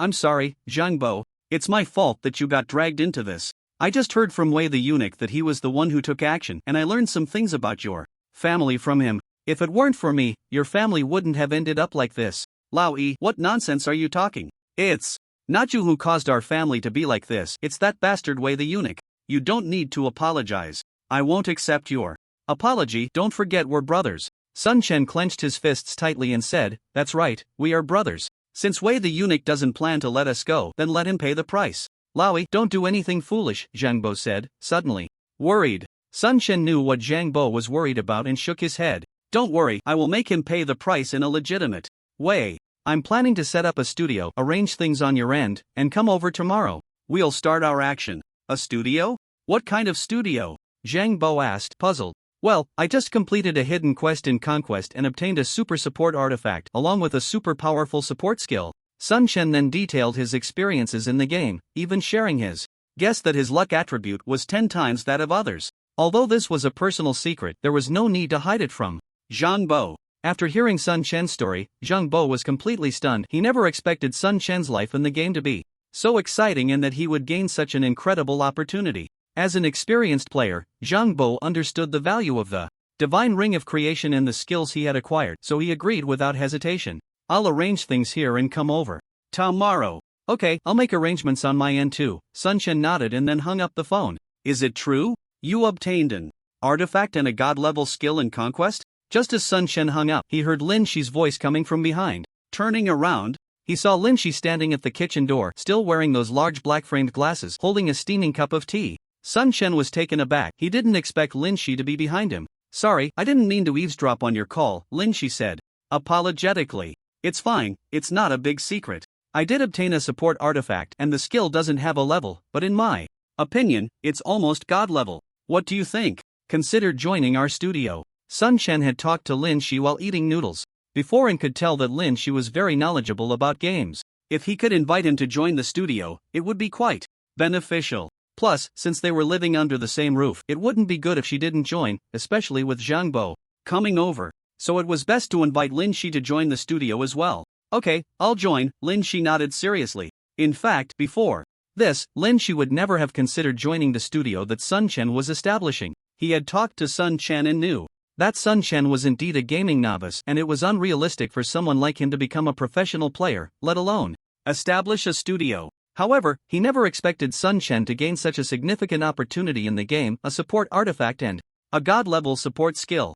Lin Shi was very clear about their immense value. Hearing that Lin Shi was willing to join the studio, Sun Chen was overjoyed. "Welcome to our studio. Alright, then let's talk about the studio's plans. Tell me your detailed intentions," Lin Shi said as she sat down. Sun Chen also took a seat and said, "First, I plan to order gaming pods. The main members of the studio must ensure they have enough gaming time and cannot fall behind others. Additionally, we need to recruit people for the studio as soon as possible. My initial plan is to contact the Disabled Persons Association to recruit some disabled individuals. This way, we can help them find employment and solve their living problems, and I believe even more in their work ethic." "How much money do you have right now? How many gaming pods do you plan to order?" Lin Shi suddenly asked. Sun Chen scratched his head a bit awkwardly and replied, "I only have a few tens of thousands right now, all earned just recently in the game. However, I plan to use my artifact and god-level skills as collateral. I should be able to raise some money." Lin Shi looked at the young man in front of her with a strange expression. He dared to start a studio without having anything but thinking about Sun Chen's abnormal artifact attributes and skill attributes. If he really used them as collateral, he could indeed raise some money. Lin Shi took a sip of tea and then said, "I advise you not to do that for now. Artifacts and god-level skills should not be exposed at this time. Don't you have a very powerful enemy? If he finds out, your studio will likely encounter many problems." Sun Chen was puzzled. Artifacts and skills are just things in the game, they shouldn't be a problem. Lin Shi looked at Sun Chen deeply and said, "Don't underestimate the complexity of this society, and don't overestimate human nature. As long as your enemy knows your situation, there are many ways to sabotage your good intentions." "Really?" Sun Chen was somewhat skeptical. "For example, they could find someone to cut off your internet, shut off your electricity, or even find someone to beat you up and put you in the hospital so you can't play the game. They could also kidnap your family or friends and force you to delete your account," Lin Shi said calmly, while Sun Chen's face grew increasingly grim. Lin Shi's words instilled a sense of crisis in Sun Chen. "But if I don't use the artifact as collateral, raising enough money won't be so easy. The bank loan route has already been blocked," Sun Chen said with a troubled expression. "How about this? I'll invest in the studio. I'll put in 100 million for a 30% stake, so you won't have to look for others to raise money," Lin Shi said. Sun Chen was taken aback, looking at the girl sitting across from him, who appeared somewhat ordinary, and found it hard to believe that she was offering 100 million right off the bat. "What's wrong? Don't you believe me?" Lin Shi asked Sun Chen. "It's just a bit sudden, it's hard to accept all at once." "Are you sure it's a 100 million investment?" Sun Chen took a deep breath and confirmed with Lin Shi. "Don't worry, it's 100 million, just a small goal." Sun Chen took a deep breath, thinking that this girl in front of him was truly not to be judged by appearances. So low-key, yet she was a wealthy woman, hard to imagine. "Alright, I accept your investment, but your share is too low. How about you take 50% instead?" Sun Chen didn't want to take advantage of Lin Shi at all. Upon hearing this, Lin Shi smiled slightly and said, "Others would be eager to take as much share as possible, yet you want to give away shares. But I don't like taking advantage of others, nor will I suffer losses. 30% is very reasonable, you don't need to feel burdened." "Okay, I'll go with your suggestion. What should we arrange next?" Sun Chen didn't dwell on it further and accepted Lin Shi's proposal. Next, Sun Chen and Lin Shi talked for a full 3 hours. He already knew that Lin Shi was very knowledgeable about games, but through these 3 hours of conversation he realized he had underestimated her even more. Originally, Sun Chen had a simple plan for the studio in his mind, but after talking with Lin Shi, he realized how ridiculous his plan was. He secretly felt fortunate that Lin Shi had joined the studio. With her, the studio could be established quickly, and he wouldn't have to worry much. After their conversation, Lin Shi gained a more detailed understanding of Sun Chen, including the fact that his enemy was Wei Xian, who was also the master of the Aosher Guild. Although a bit surprised, Lin Shi didn't seem overly worried. Sun Chen was very curious why Lin Shi remained so calm upon hearing that his enemy was Wei Xian. The game company was very efficient, and soon the ordered game pods were delivered, 4 in total, one of which was prepared for Zhang Bo, and another, according to Lin Shi, was for a friend of hers who would be visiting soon. The game pod has been set up. Let's pause our conversation here for today. For now, I'll handle the studio matters. You should focus on the game and quickly improve your strength. We'll discuss other things once everything is arranged and we have recruited more people, Lin Shi said. Alright, then I'll be relying on you, Sun Chen replied. Not a problem. Don't forget, I'm also a shareholder in the studio, Lin Shi smiled. Okay, I'm going online now. Back in his room, Sun Chen looked at the high-tech game pod beside him, ecstatic and unable to wait to lie down inside. Soon, he logged into the game. After moving around a bit and feeling the changes in his body, he noticed that, while the changes weren't significant, he felt less fatigued. He checked his status. He had just leveled up to level 8 and allocated the free points given by the system to agility, feeling that his body had become more nimble. Looking at his attributes, he saw a significant improvement, but recalling the previous battle with the Aosher Guild, Sun Chen still felt he wasn't strong enough. Suddenly, Sun Chen's expression changed. After completing the quest he hadn't tried crafting yet, he decided to experience how powerful his crafting could be, especially since he didn't have many courage scrolls left. Checking the materials in his backpack, he found that he was low on basic spirit stones, and his money was nearly spent. Even if he used it all, he wouldn't be able to craft much. Gathering all his materials, he went to the alchemy crafting room, found a crafting table, and began to create. System. Prompt: you have started crafting a basic courage scroll.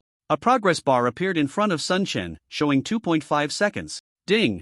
Congratulations, you have obtained a mutated basic courage scroll. A mutated basic courage scroll? Sun Chen curiously opened it and was instantly filled with joy. Mutated basic courage scroll increases attack speed by 20% for 10 minutes after use. The attributes of the mutated basic courage scroll were double that of a regular basic courage scroll, making it an absolute super tool for leveling up. Sun Chen continued crafting while browsing the forum. At this point, the forum content had become much richer, with countless people posting articles and many players sharing their battle videos on the forum, especially the top players on the leaderboard, who were the focus of everyone's attention. They were like celebrities, always surrounded by people who posted their battle videos online. Sun Chen clicked on a battle video of a swordsman player on the leaderboard. This swordsman, named Feng Qingyang, ranked 21st on the leaderboard and was even stronger than the Feng Yunjian he had seen before. He saw that Feng Qingyang was already level 8, wielding a long sword, effortlessly handling a pack of grey wolves attacking him. Sun Chen was captivated by his battle. After just one glance, he saw him skillfully dodging the attacks of over a dozen grey wolves with agile movements, exquisite maneuvers, and dazzling positioning, while simultaneously launching counterattacks, each grey wolf falling beneath his sword. So strong. Sun Chen felt a shock within. Although he could hold his ground against a few grey wolves, it was only because he had high-level equipment. Moreover, he could only withstand the assault of a few grey wolves at most, and he certainly didn't have the effortless grace of Feng Qingyang. He could clearly sense that Feng Qingyang's skill level was far beyond his own, often seeming to completely evade the grey wolves' attacks, far surpassing Sun Chen's own abilities. I must continue to improve my skills. Realizing the gap between himself and these players, Sun Chen was eager to enhance his own skill level. He knew that even if his strength had increased significantly, he still couldn't reach the level of Feng Qingyang. After watching Feng Qingyang's battle videos dozens of times, Sun Chen gained a lot from them. He then sought out some swordsman battle videos to watch closely, adopting a learning attitude as he replayed these videos over and over, as if every battle video could help him grow. Sun Chen was pleased to find himself making progress. After watching the swordsman videos, he didn't leave the forum immediately. Instead, he continued to watch battle videos of players from other classes. It wasn't just swordsman battle videos that could be referenced. He could also gain experience from videos of battles from other classes. Time passed quietly and his materials were completely used up, but Sun Chen didn't leave the forum. After contacting Zhanlong Wushuang, he continued to immerse himself in the forum. There, he saw the number 1 ranked mage on the leaderboard, Yunxiao. The leader of this top guild displayed an extraordinary talent. That surpassed the ordinary as soon as he entered the game, with even basic spells showing incredibly impressive power in his hands. After watching his battle videos, Sun Chen could only say that Yunxiao was incredibly strong, terrifyingly so, and his equipment was also excellent, feeling no less than his own. Additionally, Yunxiao had numerous magical skills combined with his top-notch operational level. Sun Chen felt that if he faced Yunxiao at the same level, he would definitely be crushed. After watching several battle videos of elite players on the leaderboard, Sun Chen became even more convinced of the gap between himself and these players, but he didn't feel discouraged. Instead, he was filled with fighting spirit. They were all human. If others could be this strong, he could become just as strong. It wasn't until Zhanlong Wuxuan arrived that he exited the forum. How much have you made? Zhanlong Wuxuan looked at Sun Chen eagerly. Upon hearing that Sun Chen wanted him to come over to collect the beginner courage scrolls, he immediately left his leveling companions without a second thought.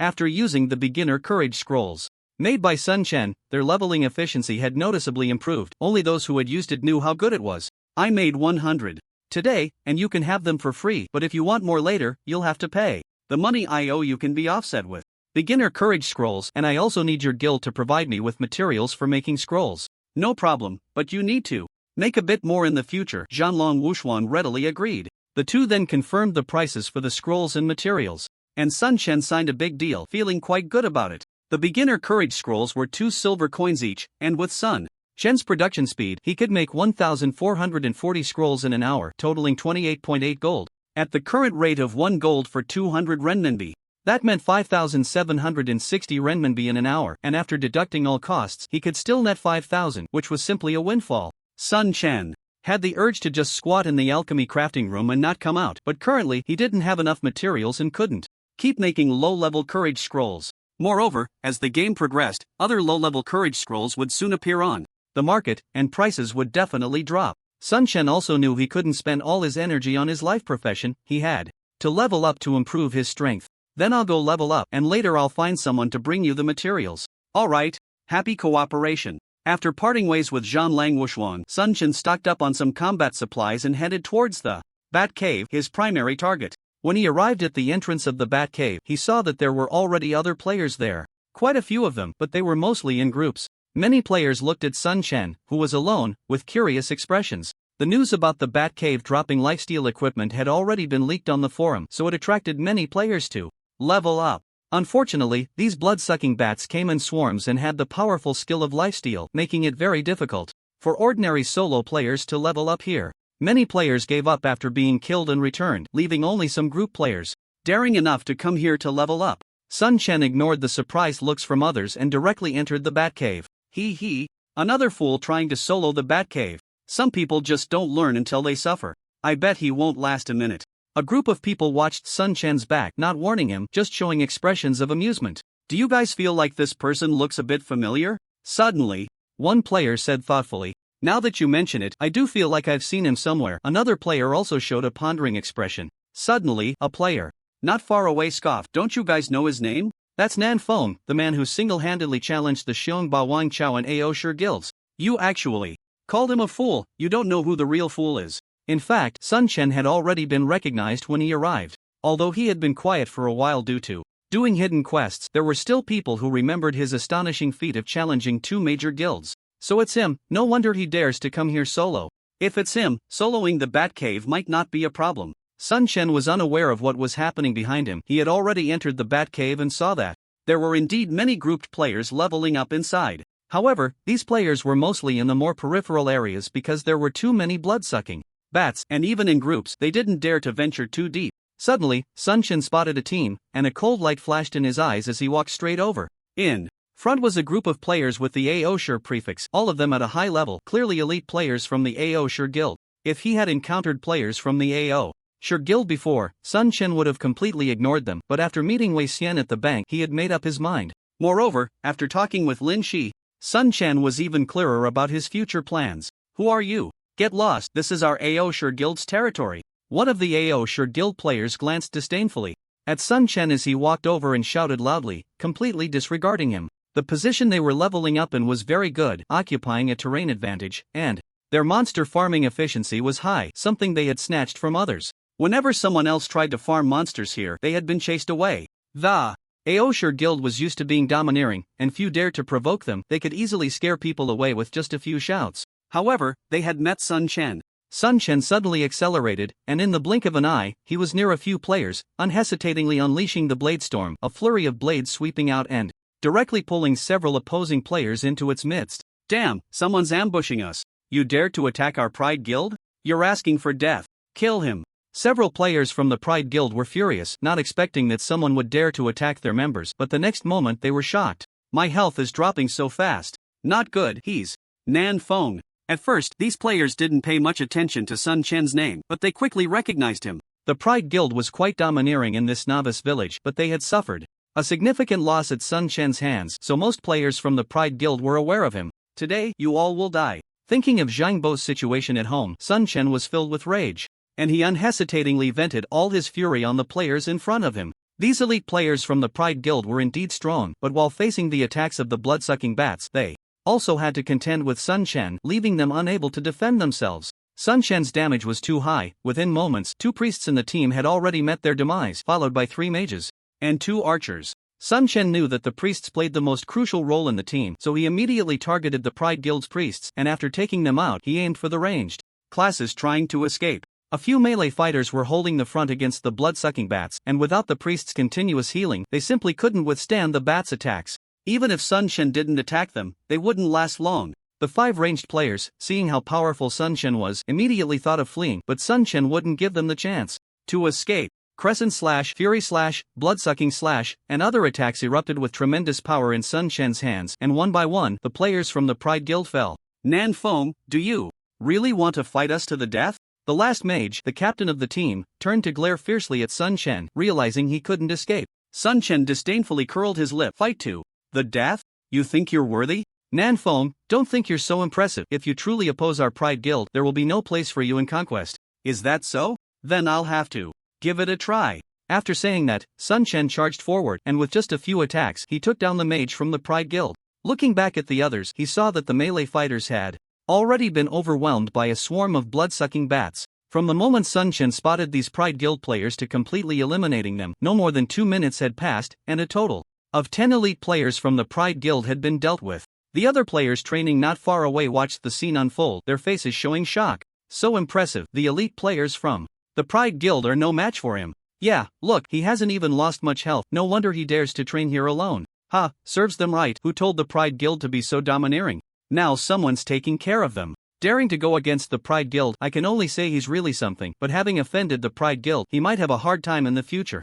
Sun Chen glanced lightly at the players training in the distance, then began to collect his spoils. His luck was quite good. These elite players had dropped a blood-sucking necklace for him, which had a much higher drop rate than killing blood-sucking bats. After dealing with the players from the Pride Guild, Sun Chen headed deeper into the cave, his target being the level 10 demon bats deeper within. The other players, seeing Sun Chen charging towards the depths of the bat cave, looked on with envious eyes. Even in a team state, they didn't dare to venture deep into the bat cave casually. At the resurrection point of the novice village, several players from the Pride Guild walked out with gloomy expressions. Bastard, Nan Feng, our Pride Guild will not let this go, the captain shouted angrily. What should we do now, Captain? Are we just going to let it slide? Another player from the Pride Guild asked. The captain's eyes flashed with cold light as he replied, let it slide? It won't be that easy.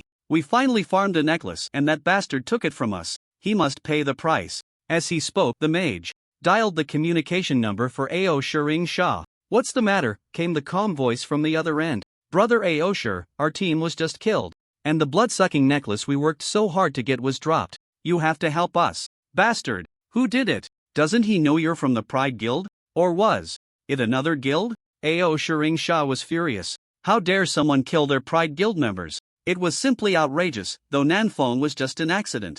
It was Nan Feng. That guy was in the bat cave, and as soon as he saw us, he attacked directly. We were no match for him, the captain said. Damn it, that bastard again. Was he alone? Aosher Shah asked angrily. Just him, but he's already level 8 now, with high attack and strong defense. We are no match for him at all, the captain replied. So what if he's high level? What does high attack matter? Last time he got away, this time I won't let him escape again. Gather everyone and head to the bat cave. I want him dead, Aosher Shah said coldly. Okay, I'll call everyone right away. Soon, players from the Pride guild received orders to gather at the Batcave entrance, and the entire novice village was in an uproar. Currently, the Pride Guild had around 1,000 members in this novice village, and their large-scale movement immediately attracted the attention of other players. What's going on? Why are so many Pride Guild members gathering? Are they going to fight a boss? Someone asked curiously upon seeing the gathered players. Probably, there must be a big operation. Could it be a team battle? If it really is, that would be interesting. As they watched the gathering Pride Guild players, everyone began to speculate, and the Xiongba Wang, Chao and Zhan Lang guilds also received the news immediately. The two guilds quickly started to inquire if it was indeed a boss fight. They definitely wanted to get involved. However, soon both guilds received confirmed information. In the southern part of the novice village, at a leveling spot, Xiongba Kindergarten was leading a group of guild players in leveling up when one of his subordinates quickly dialed his number. Have you found out? Xiongba Kindergarten asked. Casually. We've found out. It said that the Pride Guild members were killed by Nanfeng in the Batcave, and Ao Shiring Sha is preparing to take people for revenge. Hearing his subordinate's findings, a cold light flashed in Xiongba Kindergarten's eyes. That bastard Nanfeng again. Xiongba Kindergarten hated Sun Chen to the bone. It was because he suffered losses under Sun Chen that Xiongba Wangchao's influence in this novice village was insufficient, and their development was far behind that of Zhan Lang. Because of the slow development, he had already been criticized from above, and he wished he could tear Sun Chen to pieces. Therefore, while leveling up, he also arranged for people to search for Sun Chen's whereabouts, but Sun Chen was busy with quests and had not been found. Now that he had news of Sun Chen, he certainly wouldn't let it go easily and immediately ordered, "Notify our people to gather at the Bat Cave." Zhan Lang, Wu Xuan was leveling up frantically with a group of players. With the beginner courage scrolls and backpack expansion scrolls provided by Sun Chen, the elite players of their guild were developing very well, already leaving the Pride Guild and Xiongba's people far behind.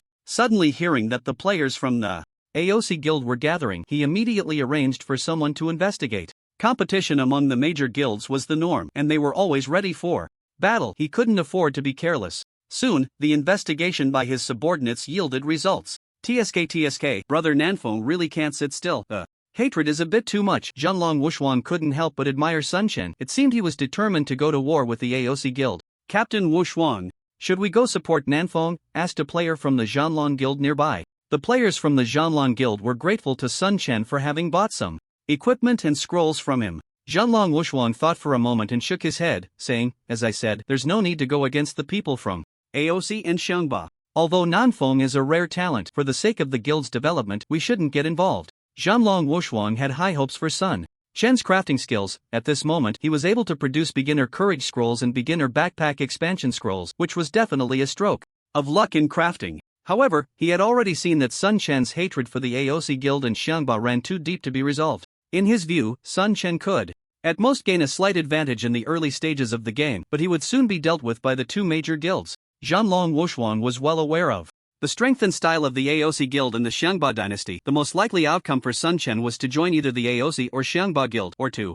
completely delete his account. Moreover, Zhanlong Wushuang had also watched Sun Chen's battle videos. He was merely an entry-level player in terms of skill and didn't warrant too much attention. After some thought, Zhanlong Wushuang decided to notify Sun Chen. While advancing in the Bat Cave, Sun Chen received a communication request from Zhanlong Wushuang. "Brother Nanfeng, are you still leveling up in the Bat Cave? Brother Wushuang, your news travels fast. What's up?" It's not that my news travels fast, but you're too dazzling. I estimate that soon most players in this novice village will know your location. I've received word that players from the AOC Guild are gathering, preparing to take revenge on you," Zhanlong Wushuang said with a smile. "They're stirring up trouble again? Then I must treat them well." Sun Chen's eyes flashed with a sharp glint, and a faint smile appeared on his lips, showing no signs of worry. Zhanlong Wushuang was taken aback and asked, "Aren't you afraid of them? I heard that the AOC Guild has gathered over 1,000 people this time. I advise you to lay low for a while." Sun Chen looked around at his surroundings and smiled. "Thank you for your concern, Brother Wushuang. I know what I'm doing." "Alright then, take care of yourself." Zhanlong Wushuang ended the communication, a puzzled expression on his face. "Captain Wushuang, did Nanfeng ask you for help?" asked a player from the Zhanlong Guild nearby. Zhanlong Wushuang shook his head in confusion. No, from his tone, he seems completely unconcerned. Does he have some kind of backing? In reality, Sun Chen did have backing. When it came to knowledge of the Bat Cave, no one in the entire novice village could compare to him. If it were in another location, he might have a hard time, but here in the Bat Cave, having more people didn't necessarily mean an advantage. since the AOC guild wanted to seek revenge on him, he would let them fully experience his wrath. Focusing his attention on the nearby blood-sucking bats, Sun Chen continued to advance. The ordinary blood-sucking bats outside posed little pressure on him, and he crushed through them with ease. After a while, Sun Chen finally stepped into the cave. It looked much like what he had seen before. The cave was enormous, and the mutated blood-sucking bats by the pond had respawned. However, Sun Chen's gaze was not on them but rather aimed deep into the cave at those caverns. After clearing the obstructing blood-sucking bats, Sun Chen arrived at the entrance of the nearest cave, which was quite large, and a cold wind blew out from inside, making it quite uncomfortable. As soon as Sun Chen reached the cave entrance, he saw a pair of blood-red eyes, and then a shadow lunged out, while a cold light flashed past Sun Chen. -170. Sun Chen's health bar suddenly dropped a segment, and at the same time, a poison alert appeared in the system. System alert: you have been poisoned by demon blood poison, losing 30 health points per second, lasting for 20 seconds. So strong. The first impression this monster gave Sun Chen was that it was incredibly powerful. Even with his own defense, he took 170 points of damage. If it were an average player, the outcome would be even worse. Moreover, this demon blood poison was terrifying, not only draining health quickly but also lasting a long time. Even the most resilient metal classes would find it hard to withstand unless they had a priest to heal them.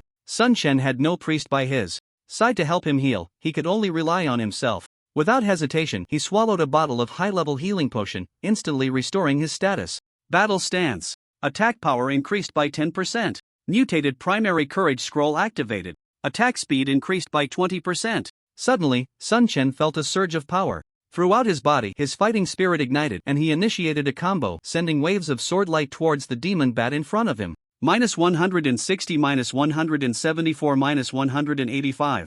Sun Chen's damage to the demon bat was not low. Most players of his level would probably deal less than 50 points of damage to the demon bat, but compared to the bat's health, it was still too little. Squeak! With a strange cry, the demon bat swiped out with a claw, and Sun Chen's health dropped by 200, his health bar plummeting sharply. Such a fast attack speed. Sun Chen was greatly alarmed. The monsters he had encountered before would generally pause for a while after each attack, appearing quite mechanical. But this demon bat was completely different, with a very high attack frequency. He had only attacked the demon bat 6 times, and the bat's second attack was already upon him. It should be noted that Sun Chen was currently dual-wielding weapons, and his gloves increased his attack speed, plus he had used the mutated primary courage scroll, making his attack speed extremely fast. Blood-sucking slash. He hurriedly executed a blood-sucking slash, combining the skill's lifesteal effect with the lifesteal effect from his jewelry, barely restoring a few dozen health points. But it was still not enough. After a normal attack, he used blood-sucking wave. Also a lifesteal skill, blood-sucking wave was an area attack skill, effective only when facing a siege. But now, Sun Chen couldn't afford to think about that. Seeing his health restored to over half, Sun Chen let out a slight sigh of relief, but it was still not safe, and he continued to attack with the utmost speed. Soon, the demon bat's attack appeared before Sun Chen again. Sun Chen concentrated all his energy and hurriedly dodged to the side. -190. Unfortunately, the demon bat's attack speed was too fast. He failed to dodge successfully, and his health dropped sharply. Looking at his health, Sun Chen felt a great deal of pressure. The high-level healing potion's effect lasted only 10 seconds, while the demon blood poison's effect would last for 20 seconds. If he couldn't resolve the demon bat quickly, it would be very dangerous. The only option now was to continue attacking with all his might. Another series of attacks landed on the demon bat, and the lifesteal effect brought Sun Chen a bit of comfort. But the effect was not very noticeable, and his health remained below half. Soon, the demon bat's attack came again, and this time Sun Chen directly used block, nullifying the demon bat's attack. After blocking, Sun Chen continued to unleash his attacks with all his strength, using nearly all the skills available to him, and the demon bat's health was dropping rapidly. Seeing the demon bat's health and his own, Sun Chen's expression became very serious. Even he didn't dare to say he could definitely defeat the demon bat, but he could only see a glimmer of hope for victory. The health of the demon bat finally reached 0. Just as Sun Chen was about to breathe a sigh of relief, the demon bat let out a strange cry. The unpleasant sound pierced Sun Chen's ears, causing his movements to freeze. System prompt: you have been hit by the demon bat's sonic attack, immobilized for 0.5 seconds. It was actually a skill attack, completely beyond Sun Chen's expectations. Although the immobilization time was short, it was enough for the demon bat to strike. With a swipe of its claw, a massive damage number appeared above Sun Chen's head, and his health was reduced to just 1/5. If he continued to be hit by the demon bat, he would surely face instant death. A strong sense of crisis enveloped Sun Chen, but at this critical moment his mind was highly focused, and he continued to attack with his weapons. He hoped to take down the demon bat before its next attack came. However, he was still a bit short on time. Just as the demon bat's health was almost depleted, it let out a shriek and swiped its claws. As the attack approached, a strong sense of unwillingness surged within Sun Chen. Instinctively, he spun to the right, using all his strength to evade the demon bat's attack. Miss! A miraculous scene unfolded. He actually dodged the demon bat's attack. There was no time to savor the feeling of survival as Sun Chen swung his sword, taking away the last bit of the demon bat's health. Ding! Congratulations, you have gained 3,000 experience. Looking at the demon bat's corpse, Sun Chen finally breathed a sigh of relief. He had almost died at the hands of the demon bat. However, despite the danger, the rewards were substantial, 3,000 experience, and there was a flickering light beneath the demon bat. He picked up a necklace, and upon checking its attributes, Sun Chen couldn't help but smile. Demon necklace. Bronze, strength plus 5 lifesteal plus 6% health plus 100 required level. Level 8. The attributes of the demon necklace were far superior to the bat necklace he was wearing, especially the lifesteal effect that Sun Chen loved the most, which had actually doubled, and it directly increased his health by 100. Most importantly, a level 10 monster had dropped an item for him at level 8, clearly taking care of him. Without hesitation, he equipped it, raising his health cap, and Sun Chen immediately felt a bit safer. In addition to the equipment, the demon bat also dropped a gold coin, and collecting the demon bat's corpse granted Sun Chen a crafting material called demon blood crystal, making for a very fruitful haul. Indeed, the greater the danger, the greater the reward. The demon bat had dropped a bronze level lifesteal accessory. If it dropped a full set for him, just thinking about the lifesteal effect was exciting. He didn't immediately go looking for the next demon bat. Instead, he sat down to rest until his skills had completely cooled down and his status was fully restored before heading to another bat cave. Upon reaching the entrance of this cave, Sun Chen suddenly took a step forward, then quickly retreated. A shadow suddenly rushed out of the cave at high speed, and at the same time, a claw swipe was narrowly avoided by Sun Chen. If he hadn't retreated so quickly just now, he definitely wouldn't have been able to dodge the demon bat's attack. Having just learned a lesson, he was naturally cautious. Seeing the demon bat's attack pass by, Sun Chen quickly closed in, swinging his bronze sword with his left hand, causing the demon bat's health bar to drop immediately. Following that, he unleashed a series of combo attacks, continuing to drain the demon bat's health. The demon bat then launched a counterattack, moving very agilely, and Sun Chen was poisoned again, his health rapidly declining.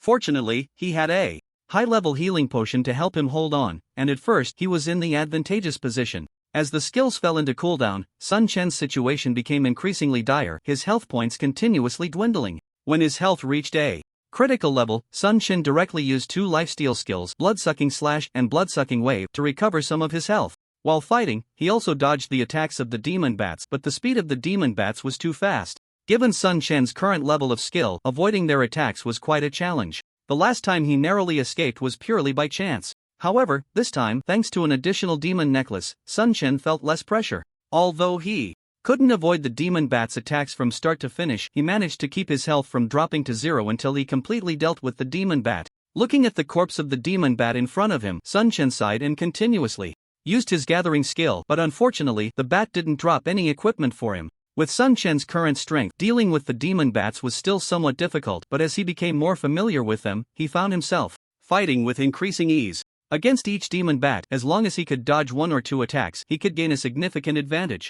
Moreover, he had identified 3 weak points on the demon bat, and each of his attacks was aimed at those weaknesses. Sun Chen was already quite lucky, and with the weak point attacks, the chance of critical hits increased significantly. Once a critical hit occurred, not only did the damage increase greatly, but his health recovery was also faster. Thus, Sun Chen was comfortably farming demon bats in the cave. Meanwhile, outside the Bat Cave, the members of the Proud Guild had gathered, led by Proud Shadowkill. Proud Shadowkill was now equipped with brand new gear, his level had risen to level 8, and his aura was even more powerful. With a cold gaze fixed on the entrance of the Bat Cave, Proud Shadowkill said coldly, "Is that guy still inside?" A subordinate quickly replied, "He must be inside, our people have been guarding the exit and haven't seen him come out." "Boss, should we go in?" another subordinate asked. Proud Shadowkill thought for a moment and shook his head. "There are too many bats here, it's not easy to deal with. If we all go in, the losses will be significant. Let's wait for him to come out." "Alright, boss." So the members of the Proud Guild waited outside.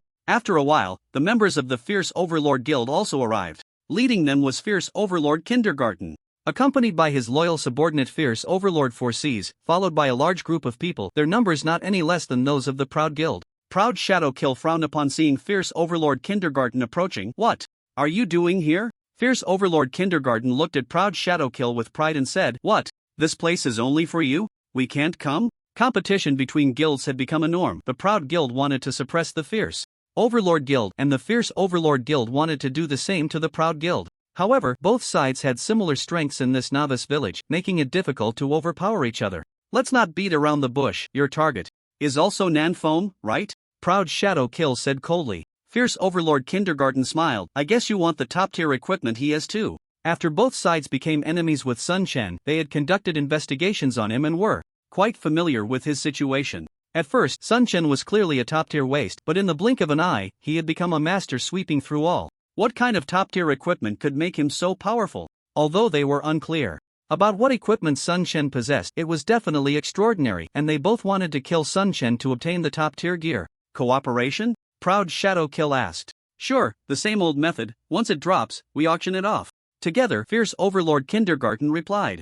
"Then it's settled. Are you sure that kid is still inside? He hasn't received any news and escaped, has he?" Xiongba Kindergarten looked at the entrance of the Bat Cave and said, "Since he went in, my people have been lying in wait here to confirm that the kid is still inside." Ao Seeing Sha replied, "Are we going to wait outside forever? How long will that take?" Xiongba Kindergarten frowned. Ao Seeing Sha frowned as well. "You should know the situation in the Bat Cave.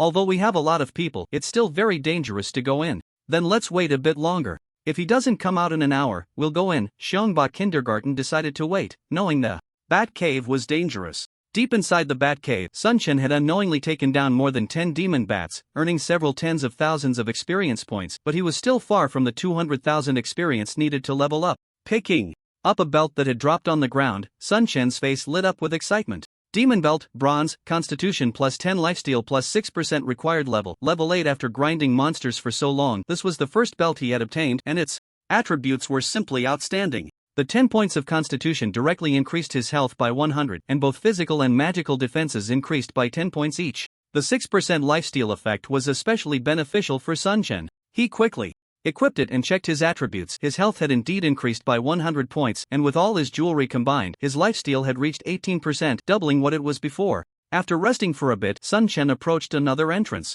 of the Bat Cave, using his old method to dodge the initial attack and lure out the demon bats. He then struck the demon bat with a sword. -310. A prominent damage number appeared over the demon bat, and a critical hit was registered on the first strike, while a green number 55 appeared above Sun Chen's head. One skill could restore 55 health points, which felt amazing. Unfortunately, he was still at full health, so the restored health was essentially wasted. Though a bit regretful, Sun Chen was still very excited. With an 18% lifesteal effect already being so terrifying, if he could replace his ring and bracelet as well, wouldn't the lifesteal effect be even more horrifying? He just didn't know if these demon bats would drop high-level rings and bracelets. Sun Chen quietly leveled up inside the Bat Cave, while the people outside surrounding him finally couldn't take it anymore. Damn, this kid wouldn't be too scared to come out knowing we're here, would he? Are we really going to just wait here for him? Boss, let's charge in. Can a mere Bat Cave stop so many of us? Seeing the players below growing impatient, Ao Seeing Sha and Xiongba Kindergarten discussed and decided to lead their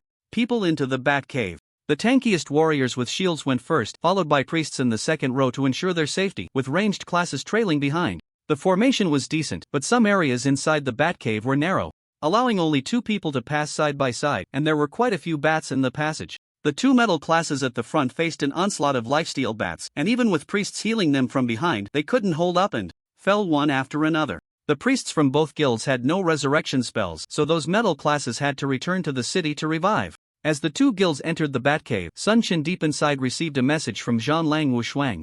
Looking at the corpses of the demon bats on the ground, a cold glint flashed in Sun Chen's eyes. After a while, he started walking towards the direction of the incoming players, clearing out the lifesteal bats along the way. The players from the 2 guilds paid a hefty price, with over 20 metal classes needing to return to the city to revive. Suddenly, a warrior in front let out a surprised exclamation. "What's wrong?" someone behind asked. The warrior looked ahead, puzzled. "There's not a single monster in the passage ahead." "Isn't that great if there are no monsters? This passage is long and narrow, and these bats are driving me crazy," a nearby warrior complained. The group of players continued forward, and just as they turned a corner, a figure suddenly blocked the way ahead. "You finally made it, let the feast begin." Sun Chen grinned and then drew his twin swords, charging rapidly towards the opposing players. A few members of the Pride Guild seeing someone rushing towards them, were momentarily stunned before recognizing Nan Feng. One of them immediately shouted, "Not good, it's Nan Feng. Be careful, Nan Feng is here."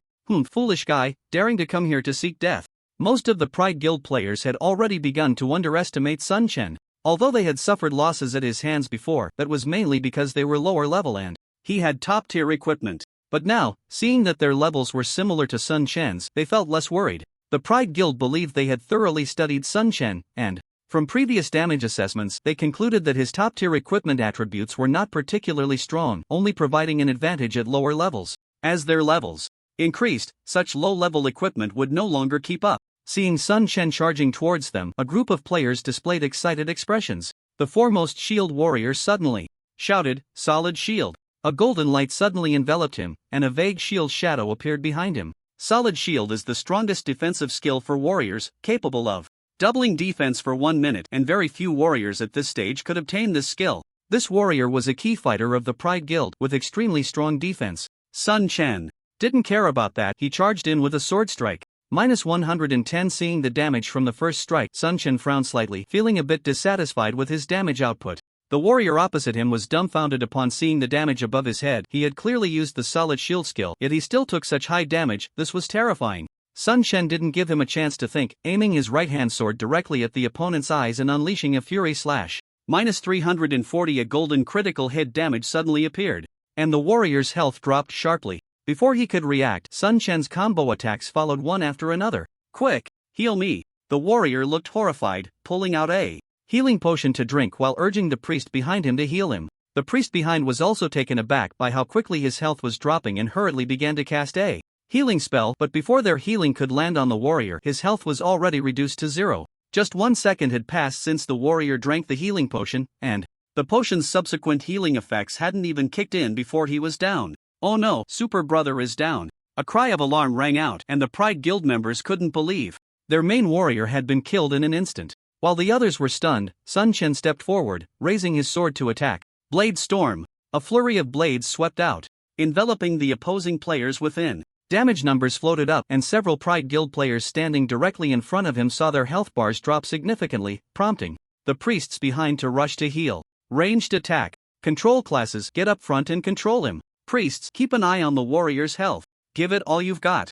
The Pride Guild members immediately sprang into action, with the frontline metal classes taking the lead while the ranged classes locked onto Sun Chen, various skills flashing as a barrage of attacks rained down on him. Sun Chen's body was surrounded by a flurry of damage numbers, but these numbers were relatively low, averaging no more than 30 points. Although the damage dealt to Sun Chen was minimal, the members of the Proud Guild were quite excited, as their numbers allowed them to overwhelm him. While Sun Chen could drink healing potions, he couldn't do so indefinitely. There was a cooldown time. However, they underestimated Sun Chen's healing speed. The width of the passage allowed a maximum of 6 players to stand side by side, and the damage from the metal players in front of him was not high and posed little threat, while the priests behind him were also not a concern. The only real threat to Sun Chen came from the ranged classes behind the priests. Yet, due to the terrain limitations, the number of ranged players who could attack Sun Chen at the same time was limited, with only about 10 ranged players able to target him. Battle of Conquest was not like the old games where character models could overlap infinitely. It pursued realism, which was why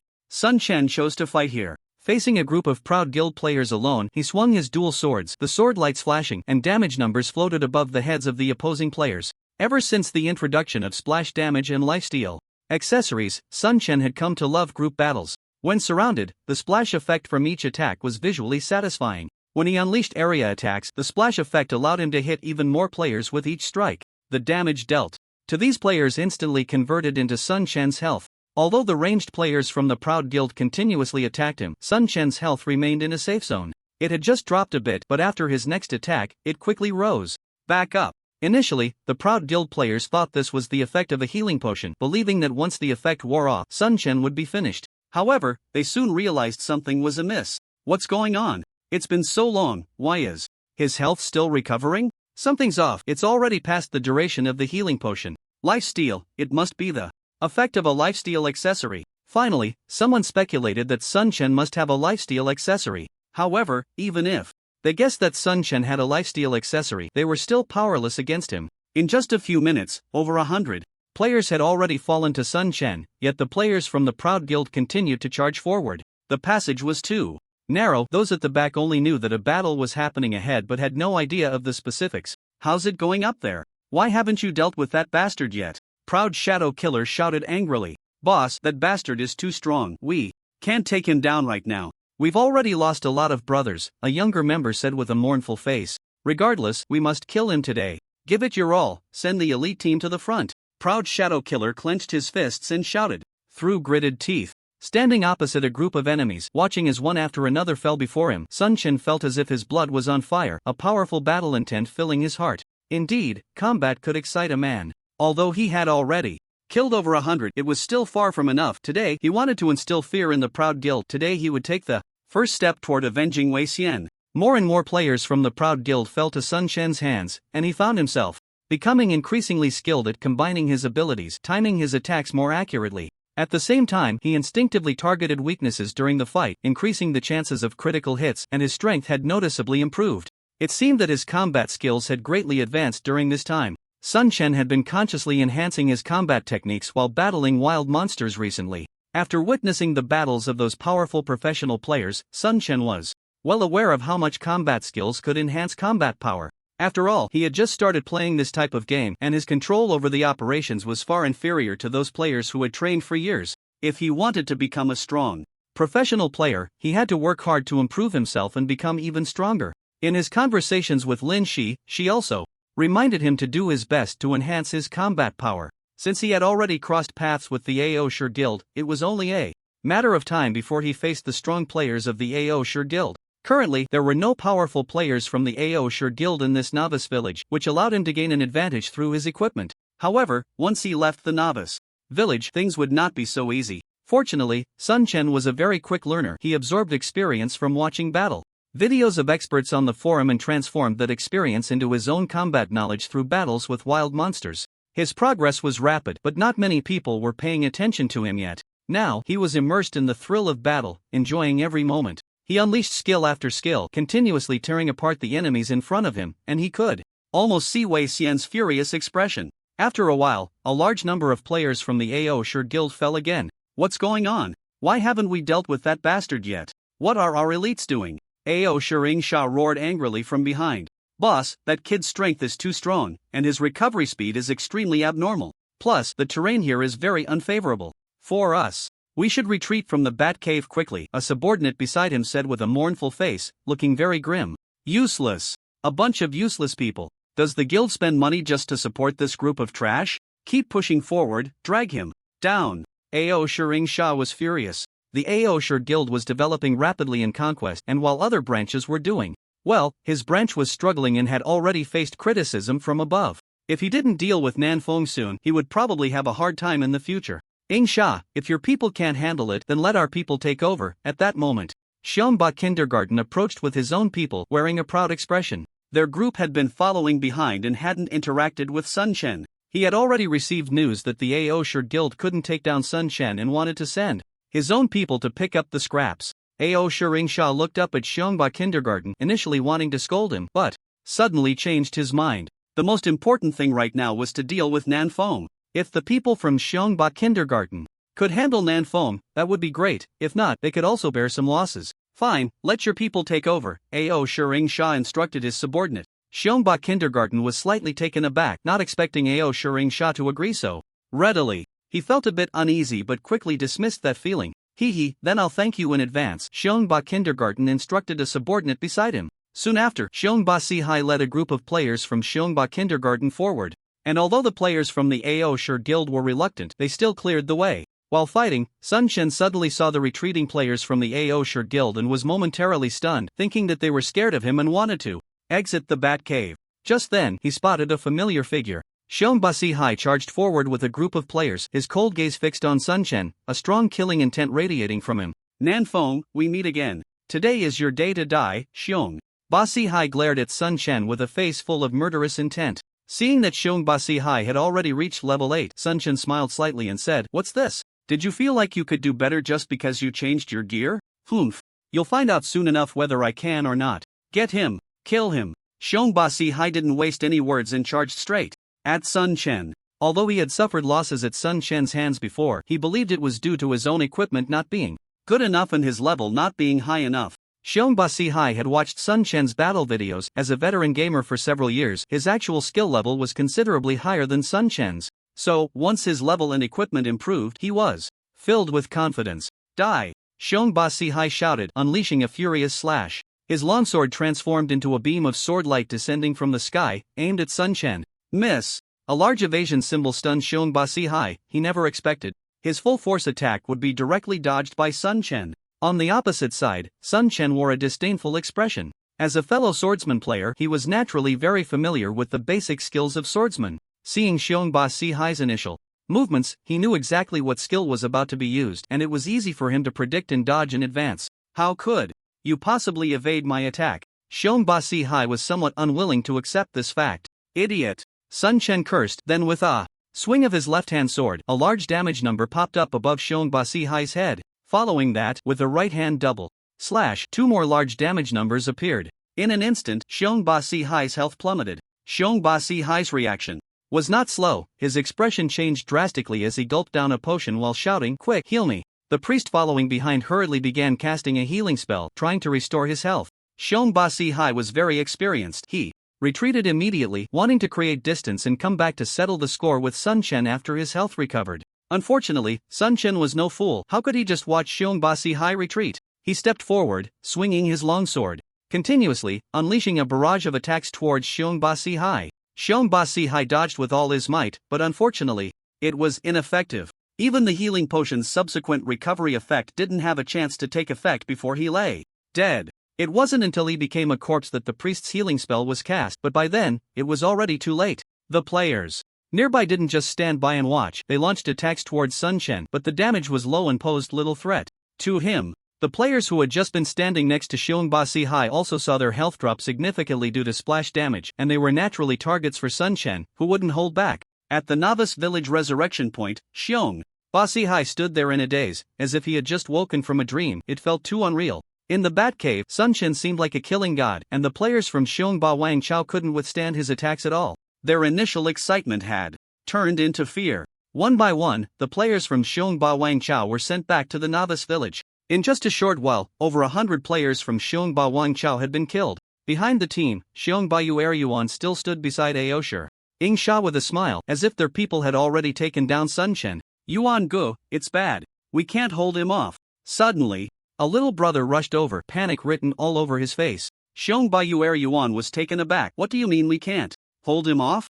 That Nan Feng is a freak. Our people are no match for him. Over 100 of them have already been killed, the little brother hurriedly said. What? Over 100 killed? Xiongba Yuan exclaimed, disbelief etched on his face. While Ao Shering Sha beside him also looked shocked. What do we do now? We can't hold that guy off at all. Should we retreat? The little brother from Xiongba Wangchao asked anxiously. Xiongba Yuan wore a troubled expression. He didn't know what to do either and was momentarily at a loss. Beside him, Ao Shering Sha also fell into deep thought. Sun Chen's strength exceeded his expectations. He initially thought that Sun Chen was merely taking advantage of the equipment and that it would be easy to take him down, but now it seemed otherwise. With 2,000 people gathered, they still couldn't defeat Sun Chen. If this news got out, it would have a huge impact on the reputation of the Aosher Guild. Unfortunately, the top players of the guild were not in this novice village, otherwise, with their strength, it should have been no problem. Suddenly, Ao Shering Sha's mind stirred, and he had an idea. Old Garden, since your people can't take him down, just step back. That kid should be dealt with bias. Ao Shering Sha suddenly said. Xiongba Yuan was taken aback, looking at Ao Shering Sha with confusion. Do you have a way to solve this? We have to give it a try, Ao Shering Sha said, revealing a confident smile. Alright, I'll have my people retreat immediately. Seeing Ao Shering Sha's confident expression, Xiongba Yuan also wanted to know what method he planned to use to deal with the opponent. Under his orders, the players of Xiongba Wangchao quickly retreated. Sun Chen would not stop. He relentlessly pursued the players on the opposite side, and once again, a group of Xiongba Yuan's players fell under Sun Chen's sword. Nan Feng, stop! Suddenly, a loud shout came from the front, the voice sounding somewhat familiar. Sun Chen halted his attack and looked ahead, only to see Ao Shering Sha rushing over with the members of the Aosher Guild. You, the leader, finally dared to show your face. Sun Chen smiled at the other party. Ao Shering Sha looked at the smiling Sun Chen, and although he felt extreme dislike inside, he suppressed that feeling and said, Nanfeng, I came to find you to resolve the hatred between us. Resolve hatred? Sun Chen was taken aback, looking at Ao Shiring Sha with some surprise. Ao Shiring Sha nodded, that's right, to resolve the hatred between us. I want to invite you to join our Ao Shir guild as a vice captain, with a status only below mine in this novice village. Our Ao Shir is one of the top 10 game guilds, with a solid background and strong funding, countless game members, and many top players on the leaderboard. Moreover, the president has recently invested 2 billion in funds to fully develop the guild with limitless prospects. As long as you join our Ao Shir guild, you will definitely not regret it. Join the Ao Shir guild, ha ha ha. Upon hearing this, Sun Chen couldn't help but burst into laughter, as if he had heard the biggest joke. Seeing Sun Chen's unrestrained demeanor, Ao Shiring Sha's expression darkened, threatening, if you still want to resist our Ao Shir guild, the only outcome is to disappear forever in Jiang Shun. Although your strength is strong, it is still not enough to contend with our Ao Shir guild. If you are sensible, join our Ao Shir guild and become one of us, otherwise, once you leave the novice village, you're finished. Sun Chen suddenly stopped laughing, looking at the proud Ao Shiring Sha across from him. He raised his right hand with the long sword, pointing coldly at Ao Shiring Sha. What a great Ao Shir guild, what a top 10 game guild. I want to see how you make me disappear in Zhangzhan. I, Nanfeng, declare war on you Ao Shir right now. From this moment on, it's a fight to the death. Hearing Sun Chen's declaration of war, Ao Shiring Sha was completely stunned, and the players of the Ao Shir guild behind him were also dumbfounded. As were the players of Xiong Ba Wang Chao. After playing games for so long, they had never encountered such a situation. A mere player actually dared to declare war on a guild with hundreds of thousands of members. A mantis trying to stop a car, utterly unaware of his own limitations. At that moment, all the players on the opposite side had such thoughts in their minds. Kill Sun Chen. Stop talking, charging forward with his long sword, his cold gaze locked onto Ao Shiring Sha. Perhaps awakened by the killing intent emanating from Sun Chen, Ao Shiring Sha recovered from his shock. Seeing Sun Chen approaching, he hurriedly stepped back. Trying to escape? Do you think you can? Sun Chen snorted coldly, watching as Ao Shiring Sha used a stealth skill to vanish from his sight. Blade Storm. A flurry of blades swept out, enveloping several players on the opposite side, and with the splash effect, damage numbers appeared above their heads. Ao Shiring Sha, who had just entered stealth, was immediately revealed. Found you. Sun Chen's gaze locked onto Ao Shiring Sha, a strong killing intent radiating from him. Ao Shiring Sha suddenly turned around, looking at the charging Sun Chen, panic flashing across his face. Nanfeng, are you really going to go against our Ao Shir guild to the end? Do you know what the consequences will be? Hee, you can die. Sun Chen chuckled, locking onto Ao Shiring Sha with a combo, launching a full-scale attack. After a few strikes, Ao Shiring Sha lay dead. At this moment, the players from the Ao Shir guild finally reacted. Not good, Yuan Gu is dead. Kill him, avenge Yuan Gu. A group of Ao Shir guild players launched an attack on Sun Chen, colorful skill lights flashing as attacks rained down on him. However, Sun Chen showed no signs of panic. Instead, he revealed an excited expression, charging into the crowd with his dual swords. The fierce sword energy cut through the players, one by one falling beneath his blades. At the resurrection point in the novice village, Ao Shiring Sha stood there, still wearing a dazed expression, the outcome far different from what he had imagined. According to his plan, after inviting Sun Chen to join the Ao Shir guild, Sun Chen should have happily accepted his invitation, so how did it suddenly turn into a declaration of war? He couldn't understand. Ao Shiring Sha couldn't fathom why Sun Chen dared to declare war on the Ao Shir guild, while at that moment, Sun Chen was already on another killing spree. After Ao Shiring Sha's death, the morale of the Ao Shir guild plummeted, and with no one organizing them, they were pushed back repeatedly by Sun Chen. Players fell one after another to Sun Chen's sword. At first, some players tried to resist, but later, seeing Sun Chen's unstoppable momentum, the players of the Ao Shir guild began to fear. No way, we are no match for this guy, his health recovery speed is too fast. Run, I don't want to die here.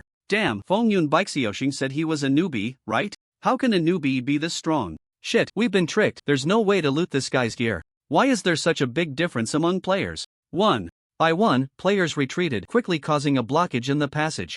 A group of players was stuck in the passage, scrambling to retreat. But the passage was only so wide, and there were too many people to fit, while players behind them, unaware of the situation ahead, continued to push forward, creating chaos. More and more people gave up resistance and focused solely on escaping, which created better conditions for Sun Chen to kill. Skills poured from his hands, massive damage numbers appeared, and more players fell to Sun Chen's blades. Outside the Bat Cave, many players gathered. Some players, seeing the Aosher Guild and the Xiongba Wang Chao people congregating, thought a boss had appeared and came to watch the excitement. However, the entrance to the Batcave was guarded by members of the Aosher Guild who wouldn't let these casual players in. "On what grounds are you not letting us in? This isn't your territory," a swordsman angrily rebuked the Aosher Guild player blocking the door. "We, the Aosher Guild, are conducting business here, no idle people allowed." The guarding Aosher Guild player, though 2 levels lower than the swordsman, wore a proud expression, completely dismissing the other. "How infuriating. Don't you fear inciting public outrage?" the swordsman shouted angrily. "Public outrage? Ha ha ha, what is that thing? What does it have to do with our AOC Guild?" the gatekeeper player sneered. Just then, a commotion erupted from within the Batcave, drawing everyone's attention, and soon a group of players burst out from the cave. "Finally out. Damn, I thought I was going to die in there." The first players to emerge wore expressions of lingering fear, while those behind urged them to get out of the way, creating a chaotic scene. The surrounding players looked at these disheveled players with curiosity. "What's going on? Was there really a powerful boss inside?" someone asked a player from the Xiongba Guild. "What boss?" the Xiongba player was taken aback. "Aren't you here to fight a boss? Fight a boss? There's only a monster called Nanfeng in there." Upon hearing this, everyone looked puzzled, and more players continued to rush out of the Batcave, including a group from the Xiongba kindergarten. At this moment, the expression on the Xiongba kindergarten leader's face was very grim. 2 guilds had gathered over 2,000 players and yet were defeated by a single person. If the higher-ups found out about this, he would have a hard time in the guild. He had initially thought that with new equipment and a higher level, they could handle Nanfeng, but he never expected this outcome. "Brother Yuan, the terrain inside the Batcave is not in our favor, we can't deal with that kid. But if we lure him out of the cave and have more people surround him, we can definitely take him down," a player from the Xiongba Guild suddenly suggested. Upon hearing this, the leader of Xiongba Kindergarten immediately felt that the suggestion made sense. After a quick count of the remaining players, Xiongba and Aosi Guild had nearly 1,000 left. If Sun Chen didn't have the terrain advantage, they could indeed take him down. "Arrange it immediately. Once that kid comes out, we'll surround him again," the leader of Xiongba Kindergarten commanded loudly. "Got it, Brother Yuan, I'll arrange it right away." Just as the players from Xiongba and Aosi Guild were forming their ranks, Sun Chen charged out of the Batcave, chasing after a player from Aosi Guild. "Quick, that kid is out," a player from Aosi Guild shouted. At that moment, Sun Chen burst out of the Batcave, and after slashing down an archer with 3 strikes, he halted his pursuit. In an instant, everyone outside the Batcave turned to look at Sun Chen, sword in hand. "What's going on? Players from Aosi Guild and Xiongba Guild are being chased by a single player? This is too exaggerated," a solo player exclaimed, shocked. "One person chasing down players from 2 major guilds. This guy is really impressive. Who is he? So strong. Wait. I recognize the name Nanfeng, so it's him. Heh, the 2 major guilds are suffering at his hands again. Hee. I wonder how many times this has happened. Is this guy a nemesis to the 2 major guilds? An invincible rookie daring to go against 2 major guilds. I can only describe him with one word: awesome. Too bad he can only shine in this novice village. Once he reaches the main city, the 2 major guilds will definitely not let him off." Many players among the onlookers recognized Sun Chen. After all, the name Nanfeng was quite famous in this novice village. Looking at the players forming ranks across from him, Sun Chen revealed a disdainful smile and then turned to walk back into the Batcave. "Nanfeng, stop right there." The leader of Xiongba Kindergarten panicked upon seeing Sun Chen heading back into the cave. Sun Chen turned to look at the anxious leader of Xiongba Kindergarten and smiled. "What? Do you want to keep me for a meal?" Seeing Sun Chen's expression, Xiongba Kindergarten wished he could rush over and tear that face apart, but he still suppressed his anger and said, "Nanfeng, I'll give you a chance to apologize. As long as you are willing to apologize, I will allow you to join our Xiongba Guild and give you the treatment of an elite member." Looking at Xiongba Kindergarten across from him, Sun Chen smiled again. "Someone just invited me to join his guild, and the treatment was pretty good, then I sent him on his way. Do you want me to send you on your way too?" Xiongba Kindergarten's face darkened. No wonder he hadn't seen the figure of Ao Shiring Sha. It turned out he had invited Sun Chen just like himself. "You better think carefully about the consequences. Our Xiongba Wang Chao is one of the top 10 guilds, and we are powerful. Going against us will not end well for you. Giving you a chance to apologize is showing respect. Ha, I curse your grandpa. What top 10 guild? If you have the ability, bring it on. I've already declared war on the AO Shur Guild. I don't mind having one more guild to deal with." Sun Chen laughed wildly a few times and then turned and rushed into the Batcave. "What declaration of war? He declared war on the AO Shur Guild?" All the players outside the Batcave were stunned by this news. "I didn't hear wrong, did I? He declared war on the Aosher Guild all by himself. I must be dreaming, this isn't real. A newborn calf is not afraid of tigers, really impressive. All the players stared at the entrance of the Bat Cave, discussing among themselves, while Sun Chen was inside the Bat Cave collecting loot. There were many dropped items, but most of them were inconspicuous. White gear that Sun Chen didn't care for. He only picked out the slightly more valuable equipment and quickly filled his backpack. Looking at the scattered equipment on the ground, he had a regretful expression. This was all money. After tidying everything up, he found a slightly safer place to log off. Coming out of the game pod, Sun Chen felt refreshed and not tired at all. Indeed, the game pod was great. Soon he arrived at Lin Shi's door and knocked. After a while, Lin Shi finally opened the door. "What's the matter?" Lin Shi asked, looking at Sun Chen. Sun Chen replied, "Didn't you ask me to film a video of the battle with the Aosher Guild? I've already filmed it. Can you take a look?" "So fast?" Lin Shi looked surprised. After their previous conversation, she had formulated a plan to establish a guild in the game. For the wealthy, the method was to throw money at it, but for ordinary people, establishing a large guild was not easy. If one had a certain level of fame, it would be simpler to establish a guild. After learning about the feud between Sun Chen and Wei Xian, she chose the simplest and most straightforward method: to use the Aosher Guild to make a name for herself in preparation for establishing her own guild later. Lin Shi had seen Sun Chen's previous battle videos and knew his strength, so she asked him to film some conflicts with the Aosher Guild in the game.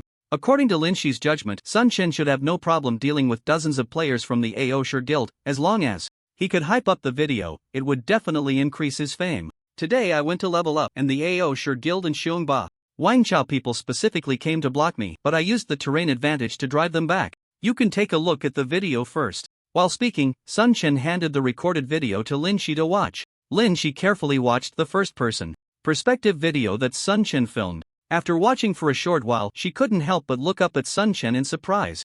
"Even the Xiongba Wangchao people came? How many of them were there? I heard there were over 2,000, but the terrain of the Bat Cave is advantageous for me, so their numbers didn't hold an advantage," Sun Chen said. "You actually dared to confront over 2,000 people. You really have guts." Lin Shi continued to focus on watching the video. "Oh, your health recovery effect is really impressive. How many blood-sucking accessories did you get?" Soon, Lin Shi discovered the problem and inferred some things from Sun Chen's battle video. "I got a full set of lifesteal accessories, currently with an 18% lifesteal effect, and it's really good," Sun Chen said honestly. A full set of lifesteal accessories, an 18% lifesteal effect. Lin Shi couldn't help but look up, her eyes wide in disbelief as she stared at Sun Chen. She was well aware of the situation in the Bat Cave. It was precisely because lifesteal accessories dropped inside that, despite the danger, many players were still drawn in to farm for them. However, the drop rate for the accessories was outrageously low, with some players not seeing a single piece after farming all day. Didn't the forum say that the effect of a full set of lifesteal accessories is only 9%? Lin Shi asked, puzzled. "I got a bronze-level lifesteal necklace, which doubled the lifesteal effect, and I also got a bronze-level belt with a decent lifesteal effect," he replied. "Are there bronze-level lifesteal accessories?" Lin Shi inquired. "In the deepest part of the Bat Cave, there's a monster called the Demon Bat, with extremely twisted attributes. My bronze-level accessories dropped from them." Lin Shi looked deeply at Sun Chen. She truly couldn't believe this was the achievement of a gaming novice. She then continued watching the rest of the video, occasionally glancing at Sun Chen, and after a while, she finished watching it all. Seeing that Lin Shi had finished the video, Sun Chen eagerly asked, "What do you think of this video?" Lin Shi took a deep breath and said to Sun Chen, "The combat in this video was very exciting. Posting it on the forum will definitely attract attention, but there is one point of danger." "What danger?" Sun Chen asked curiously. "This kind of battle is no longer just small skirmishes. It can easily provoke a targeted attack from the Pride Guild. Once the Pride Guild focuses their main efforts on you, it might become very difficult later on. However, if you can hold on, your future development will be faster. Compared to before, your operational skills have improved significantly in this battle, but there is still a large gap compared to real professional players. The reason you have an advantage in this novice village is mainly that there are no particularly strong professional players targeting you. So afterward, you need to level up with all your might while also improving your operational skills." Sun Chen nodded and said, "Don't worry, I know the gap between me and those professional players is huge. I will definitely do my best to improve my operational skills." Lin Shi nodded. "You focus on your part, and leave the rest to me." Sun Chen nodded, then returned to the game pod, logged into the forum, and posted his battle video with a bold title, declaring war on one of the top 10 guilds. As soon as this title appeared on the forum, it immediately caught the attention of players browsing the forum. "Who is so awesome? declaring war on one of the top 10 guilds? A player clicked on the post and after watching the video, couldn't help but exclaim repeatedly, leaving a comment below. This guy has guts, well done. He initially thought his comment would be near the top but found that there were already hundreds of comments before his. One person against two major super guilds, single-handedly facing 2,000 players. Such a battle scene stunned the audience, especially the first-person perspective. That made viewers' blood boil. Moreover, this was a declaration of war video against the Pride Guild, equivalent to throwing down a challenge to the entire internet. This is a blatant challenge. This guy is amazing. Wow, one person taking on 2,000. That's just insane. Although he had the advantage of terrain, this guy is indeed very impressive. What a terrifying lifesteal speed. How many lifesteal accessories does he have? Heh, it's this Nan Feng again. Is he really just a novice player? This post skyrocketed to trending topics at an astonishing speed and was soon pinned. As the situation continued to ferment and spread, it attracted even more attention. At this moment, Sun Chen was quite relaxed. After casually glancing at the comments below the post, he logged in. Just after logging in, he received a voice message from Zhanlong Wushuang. Brother Nanfeng, I really admire you for daring to challenge the AOC Guild. Aren't you afraid of them? Zhanlong Wushuang asked in shock. He was stunned when he first saw the post. Hee, it's just a game. As long as I'm happy, that's all that matters, Sun Chen replied with a faint smile. Brother Nanfeng, I can only say I admire you, but you need to be careful in the future. The AOC Guild is not to be trifled with, Zhanlong Wushuang kindly reminded him. Thanks for your concern. By the way, I have some loot here. When I get back, can you give me an estimate? Sure, I'll wait for you in the village. On the roof of the most upscale office building in SH City, Wei Xian heavily smashed his cup on the ground, shattering it into a pile of fragments, his face filled with anger. Useless. Truly useless. Over 1,000 people, and they can't even deal with a newbie. What good are they? The forum challenge incident erupted, and the AOC Guild became famous overnight. One of the top 10 guilds, AOC, was actually slapped in the face by a rookie player. Wei Xian had just taken over the AOC Guild and was ready to make a big move when he encountered this blow, and the anger in his heart was unimaginable. The group of AOC Guild executives across from him all lowered their heads, unsure of how to speak. After a while, one middle-aged man hesitated but finally spoke up. President, AOC Ingxia is a veteran of the guild, and there are no issues with his abilities. The reason for this problem is entirely because that rookie player is hard to deal with. One of the top 10 guild elites can't even handle a rookie player. Where am I supposed to put my face in the future? President, this time the Xiongba Wang Chao also suffered huge losses. It's all because that kid is too shrewd, using the terrain to his advantage, and his equipment is extraordinary, another person said. I don't want to hear any excuses. Your public relations department must handle this matter well. I want that kid to completely disappear from Xinjiang. Wei Xian's eyes glinted coldly. The head of the public relations department wore a helpless expression. This matter was not so easy to resolve. However, the AOC Guild quickly responded, directly posting on the forum to accept the challenge and declaring that they would resolve Sun Chen in the shortest time possible. The AOC Guild's response pushed the incident to another climax, attracting even more attention, and Sun Chen's fame increased significantly, garnering the interest of many. Various analyses followed, with Feng Yun Baixiuxing still affirming that Sun Chen was just a rookie player, merely utilizing the attributes of his equipment and the terrain. On the way back to the village, Sun Chen saw the response on the forum and a faint smile appeared on his lips. As Lin Shi had said, his fame had indeed skyrocketed. Now more people knew of his existence, which would greatly help in establishing the guild he wanted to create in the future. However, he also remembered Lin Shi's words. As the guild leader, he must be strong himself. His journey was still long. Just as he reached the village entrance, Zhanlong Wushuang walked up to him. Little brother, you've become quite the star. Zhanlong Wushuang joked with a smile. Sun Chen chuckled and replied, I can't help it, they were aggressive, and I was forced into it. Hee, the people from the AOC Guild are indeed too overbearing. Only someone like you can make them suffer, Zhanlong Wushuang said with a laugh. Sun Chen also smiled and then traded all the equipment he had to Zhanlong Wushuang, of course, except for the lifesteal attribute accessories. Does little brother not have any extra lifesteal accessories? Zhanlong Wushuang looked at Sun Chen with some anticipation. The Warwolf Guild specifically analyzed Sun Chen's battle videos and confirmed that he possessed top-notch lifesteal equipment. Currently, they speculated that Sun Chen had quite a few lifesteal accessories on him. Sun Chen shook his head helplessly and said, There's nothing I can do, these lifesteal accessories are too hard to come by. I'm missing a few myself and really don't have any extras. Hearing this, Warwolf Wushuang expressed a hint of disappointment, saying, If you happen to find any extra lifesteal accessories, please contact me. The price is negotiable. No problem, Sun Chen readily agreed. However, Lin Shi had already advised him to keep all the lifesteal accessories as they were extremely rare and he needed to control them for now. Sun Quan had read the forums.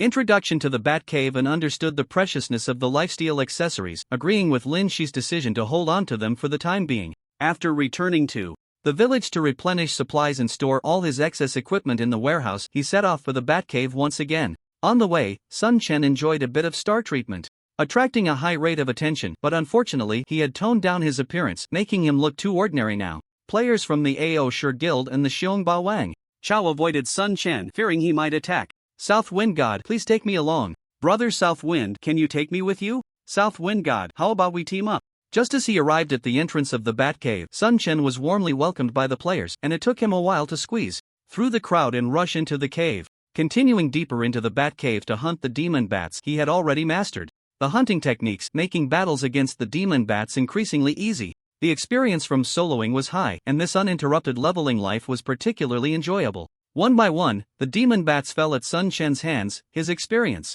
steadily rising, and he earned some money, but the drop rate for lifesteal accessories was still too low. He didn't know how long it had been when another demon bat fell before him, and at that moment, Sun Quan's health was down to 1/3. Looking at the accessories next to the corpse, Sun Quan's face lit up. Finally, another accessory had dropped. Just as he was about to pick it up, a shadow suddenly flashed behind him and a figure appeared out of nowhere, a cold light rushing towards Sun Quan's back. Sun Quan froze, and instantly, a -50 damage number popped up above his head and he was suddenly enveloped in a layer of green light. System prompt: you have been attacked by Xian Guang. Due to the backstab, you are paralyzed for 1 second. It was a scout. Sun Quan's pupils contracted. He hadn't expected that a rogue was lying in ambush nearby. Having been backstabbed, Sun Quan could only watch helplessly as his health continued to drop. Fortunately, his defense was high, otherwise, he would have definitely been finished. Seeing Sun Quan bend down to pick up the equipment, Xian Guang knew his opportunity had come and launched his attack immediately. He thought that a surprise attack from behind would give him the advantage, but he was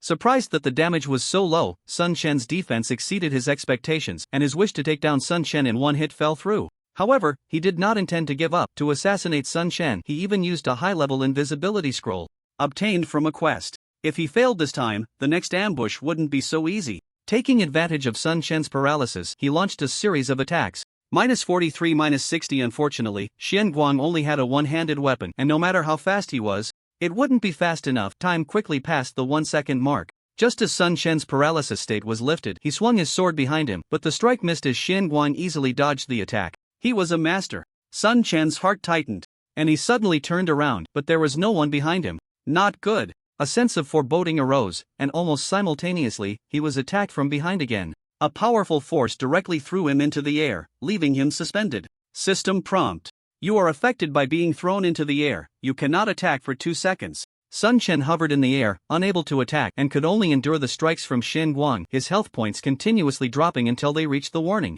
line. Just as his health was about to hit 0, Sun Quan found himself in a dire situation. If he were an ordinary swordsman, he would have already met his end, but fortunately, Sun Quan's defense was high enough that, despite his low health, he managed to hold on. Once the floating effect ended, Sun Quan regained control of his body and immediately used the blood-sucking wave. A massive damage number appeared above Xian Guang's head, and at the same time, Sun Quan's health was partially restored, leaving Xian Guang stunned. In fact, Xian Guang could have dodged Sun Quan's attack, but seeing that Sun Quan's health was almost depleted, he thought that even if he took the hit, it wouldn't be a big deal. Unfortunately, he underestimated Sun Quan's damage and healing ratio. However, he wasn't planning to give up just like that. He continued to move, trying to circle around to attack Sun Quan from behind. But Sun Quan was not foolish enough to fall for that again and promptly used his blocking skill, successfully fending off the ambush from behind, then turned to face Xian Guang. With his left hand, he swung his longsword towards Xian Guang, and a beam of swordlight descended from the sky, enveloping Xian Guang. However, Xian Guang nimbly dodged to the side, avoiding this attack from Sun Quan. Yet, the next moment, another beam of swordlight fell directly upon him. Such a fast attack speed. Xian Guang's eyes widened in disbelief as he looked at Sun Quan. Seeing his health drop significantly, Xian Guang dared not be careless and quickly retreated, trying to escape the battle.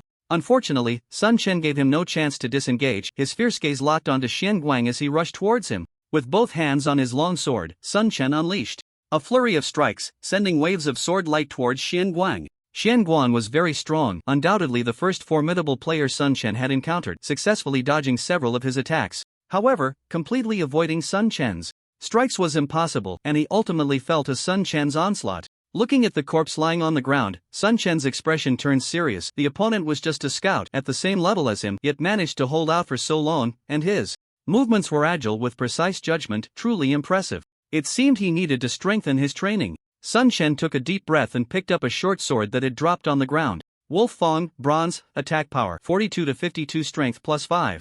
Required level 8. Seeing the attributes of the short sword, Sun Chen's eyes lit up. Although it was a short sword, its attack power was genuinely high, even surpassing that of his bronze sword. However, the bronze sword had the advantage of attack speed, so Sun Chen still preferred to use it. He decided to keep the Wolf Fong for selling. It should fetch a good price. After stowing the short sword away, Sun Chen found a spot to rest and waited for his condition to recover. Meanwhile, at the resurrection point in the novice village, Shen Guang had respawned. Looking at his empty right hand, he couldn't help but let out a wail. Not only had he failed the quest, but he had also lost the exquisite short sword he had worked so hard to obtain. Having experienced being ambushed, Sun Chen became even more cautious, paying closer attention to his surroundings while grinding monsters. However, everything was progressing in a very positive direction, and his monster grinding speed was increasing. Even though the drop rate here was low, with Sun Chen's luck, he was still reaping rewards. He currently aimed to collect all the bronze-level blood-sucking accessories. If he could equip a full set of bronze-level blood-sucking accessories, his grinding efficiency would improve even more, greatly benefiting him. While soloing these demon bats, Sun Chen also managed to obtain some crafting scrolls that were very useful to him. Beginner attack scroll required materials: beginner white paper *1, beginner elf stone *1, beginner magic stone *1. Usage effect: increases attack power by 5% for 10 minutes after use. Required profession: beginner alchemist. Required proficiency 90. This scroll is extremely valuable. Without a second thought, Sun Chen grabbed the scroll and headed straight for the novice village. Sharpening the knife does not delay the work of chopping wood, making this scroll will speed up his leveling. However, just as he stepped out of the bat cave, he received a system announcement. System announcement: system maintenance and updates will occur after 1 hour of game time, with a maintenance duration of 48 real hours. Please prepare accordingly, players. The system made several consecutive announcements, and the online players were in an uproar.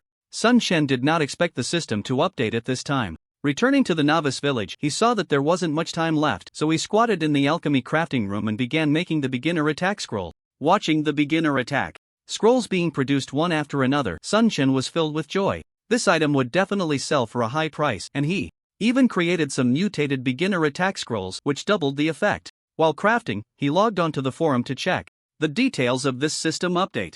At this time, the official website had already released an announcement. This update mainly included several points. First, the system has cancelled the equipment protection time for monsters. Any equipment dropped by monsters can be picked up by anyone. Seeing this point, Sun Chen's pupils constricted. Isn't this encouraging everyone to snatch equipment? Second, the system will open level rankings, equipment rankings, and reputation rankings.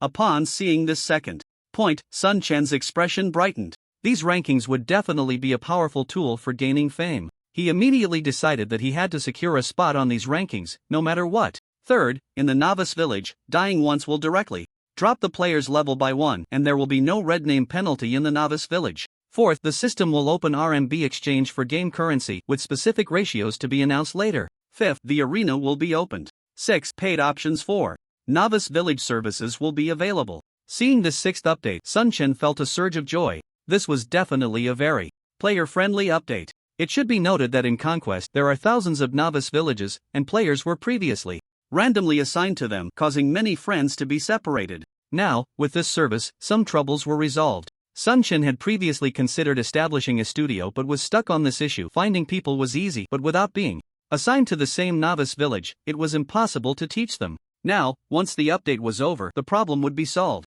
Of course, he could recruit people in this novice village, but this matter was significant, so Sun Chen decided to find his own people to do it. Soon, Sun Chen logged out of the game. In the living room, he saw Lin Shi already there. "I'll need your help with many things over the next 2 days," Sun Chen said to Lin Shi. "Are you going somewhere?" Lin Shi asked, looking at Sun Chen. "I plan to go home for a bit. I have some friends back home, and I intend to bring them into the studio," Sun Chen replied. Lin Shi frowned slightly and then said seriously, "I don't oppose you inviting friends and family to join the studio, but let me make it clear, everything must be executed according to the rules. There will be rewards for contributions and penalties for mistakes, no favoritism." "Don't worry, I know what to do," Sun Chen nodded earnestly. He was well aware of this. After tidying up a bit, Sun Chen directly bought a high-speed train ticket home. His hometown was a bit far from SH City, taking a full 6 hours to reach home. Sun Chen's hometown is located in a relatively picturesque hilly area with undulating mountains nearby, winding rivers, lush trees, and fresh air. However, such a beautiful place lacks any notable industries and resources, so its development has not been good and it is relatively backward. Their village is quite large, with over 300 households, most of which are clustered together, making it quite dense. Sun Chen got off a motorcycle taxi at the village entrance, looking at the familiar surroundings, and sighed with emotion. This was his hometown, but he didn't like it at all. Hey, aren't you the eldest son of the Sun family? Back home for the holidays? Sun Chen turned to see an old man walking out from a nearby house, looking at him with some surprise. Hello, Grandpa Zhong, how have you been? Sun Chen smiled at the old man. I'm doing alright. You're back to celebrate your second grandpa's birthday, right? Celebrate grandpa's birthday? Sun Chen was taken aback. He didn't know about this. Yes, your second grandpa is turning 70 today and a big feast is being held. Are you going to join us? Grandpa Zhong asked. Sun Chen shook his head, saying, no need, I need to go home first. He waved his hand and walked towards his home. Sun Chen's house was at the east end of the village, not far from the entrance. He hadn't been back for over a year, but the familiar feeling remained unchanged. After turning a small corner, he saw a small white-walled building that looked a bit old. This was Sun Chen's home. Suddenly, a familiar figure came out of the small building, holding a basin of water. Seeing that familiar figure, Sun Chen's repressed emotions suddenly erupted and his eyes felt a bit sore. He wanted to speak but suddenly found himself unable to make a sound. Mom! Finally, he could call out. Zhong Ping suddenly looked up and froze upon seeing her son, whom she hadn't seen in a year. She thought she was imagining things. Mom! Sun Chen shouted loudly and quickly rushed over. Only then did Zhong Ping confirm that her son had returned. She hurriedly put down the basin and quickly went to meet Sun Chen. Mom, I'm back. Seeing her mother's weathered face, Sun Chen couldn't help but shed tears. His mother, Zhong Ping, was just over 40, but she looked like she was in her 50s, all due to hard work. Looking at her son so close, Zhong Ping's face broke into a kind smile. Why didn't you tell me in advance that you were coming home? You didn't mention it at all when you called a few days ago, Zhong Ping asked. I'm just back temporarily. I'll be leaving again soon. I'll go see Dad first. Come on, your dad was just talking about you. The two entered the small building, and Sun Chen went straight into the room on the left, where a thin middle-aged man lay on the bed. His father, Sun Yuan. Sun Yuan had been paralyzed for 3 years due to an accident and could only lie in bed, unable to move. Dad, I'm back. Stepping into the room and seeing his emaciated father, Sun Chen's tears flowed again. You're all grown up now, why are you crying? Although Sun Yuan's tone seemed stern, there was a hint of excitement in his eyes, as they hadn't seen each other for over a year. Seeing Sun Yuan trying to sit up, Sun Chen hurried over to help him sit up properly. How's school? Have you sorted everything out? It's alright, most things have been taken care of, and everything is back on track, Sun Chen said with a slight smile. Just then, a loud, grating voice came from outside. Zhong Ping, what are you dawdling about? Hurry up and come help. Do you want to wear us out? Sun Chen frowned. Dad, I'll go check it out. Don't be impulsive, after all, we're family. Sun Yuan was worried that Sun Chen would cause trouble. It's fine, I understand. Sun Chen nodded and then walked out. Shu Feng, I'll be right over to help. I just gave the kid's dad his medicine. Zhong Ping forced a smile in front of a middle-aged fat woman. The middle-aged fat woman, however, was relentless, shouting, just a useless person, missing a meal won't kill him. What's more important, his matters or the elder's birthday celebration? If the elder's birthday banquet is delayed, can you bear the responsibility? You fat old hag, shut your filthy mouth. Sun Chen stepped out with a cold face, his icy gaze fixed on the middle-aged fat woman, who was his third aunt, Lu Shufang, a truly annoying woman. The middle-aged fat woman didn't expect Sun Chen to appear, and she was momentarily stunned. Zhong Ping also didn't expect Sun Chen to directly curse and was taken aback. But soon they both regained their composure. Lu Shufang was instantly furious, pointing at Sun Chen and cursing, "You little beast, who are you calling fat? What's wrong with me cursing you? You fat old hag, you fat pig," Sun Chen replied coldly, his imposing demeanor not yielding at all. "Oh, Zhong Ping, your family really raised a good son, a college student no less. Such a lack of manners, full of filthy language, and daring to insult his elders, truly uncultured." Sun Chen coldly looked at Lu Shufang and said, "My manners are reserved for people, there's no need to speak of manners in front of beasts." Lu Shufang initially didn't react, but soon she realized Sun Chen was calling her a beast, which made her tremble with anger. "You have gone too far, how dare you speak to your elder like that? Zhong Ping, is this how you teach your son? How should Xiaoyi speak to his third aunt? After all, she is your elder, shouldn't you apologize?" Zhong Ping deliberately scolded with a stern Face. Apologize to her? No need. Fine, we'll see about this. You still want to borrow money from our family? No way. Lu Shufang stormed off in anger. Mom, are you borrowing money from them again? Sun Chen looked at Zhong Ping, whose face had darkened. Zhong Ping sighed, I was originally going to borrow a bit from them, but it seems that's not possible now. It's fine, don't take it to heart, but she is still an elder. It's not good for you to speak like that. Is she even worthy of being called an elder? Anyway, I don't recognize this elder. Mom, I have money now, you won't need to borrow from others anymore. You haven't even started working yet. How much money can you have? Focus on your own needs first. If it's not enough, I'll think of a way for you. You just graduated and are starting a job. Conditions are tough, don't shortchange yourself. Mom, come with me. Sun Chen didn't waste words and directly pulled Zhong Ping into the room, then took out a large bundle of cash from his bag. Mom, here's 100,000 yuan, I just withdrew it today. Keep it for yourself, and if it's not enough, let me know, and I'll give you more. Sun Chen handed the 100,000 yuan to Zhong Ping. Looking at the 100,000 yuan in her hands, Zhong Ping was completely stunned. For them, this was not a small amount. Where did you get so much money? Zhong Ping looked at Sun Chen in disbelief, her eyes showing a hint of worry. Seeing his mother's expression, Sun Chen knew she was worried he might be going down the wrong path. Mom, don't worry. This money is what I earned in the past few days, and it's all legitimate, reasonable, and legal. There's no problem at all. What kind of job can earn so much money in just a few days? Mom, some things have happened recently, let me explain it to you properly. Then, in front of his parents, Sun Chen detailed everything that had happened to him recently without any concealment. In this world, the ones who care about him the most are always his parents, and Sun Chen was very clear about this. Although the matter was significant, he didn't plan to hide it from them. He talked for a full half hour before Sun Yuan and Zhong Ping finally understood what had been happening to Sun Chen during this time. Sun Yuan sighed, I didn't expect you to bear such great pressure during this time. No wonder when you called last time, your tone didn't sound right. Zhong Ping took Sun Chen's hand and said with concern, you've been worn out during this time, haven't you? It's because your parents are incapable that you have to suffer. Mom, please don't say that. With you both around, I'm not tired at all. You've made up your mind to become a professional player, right? Sun Yuan asked Sun Chen. Sun Chen nodded seriously and said, the path I had in the open has been blocked by Wei Xian. It's okay, without connections, without resources, it's hard to carve out a way. But in the game, it's different. Although I'm just a newcomer, I have advantages that others don't, and I have experienced people around me to help, so there will definitely be no problem. Is that Lin Shi really reliable? Sun Yuan asked with concern. Sun Chen replied, although I don't know her in detail, I feel that she's quite sincere.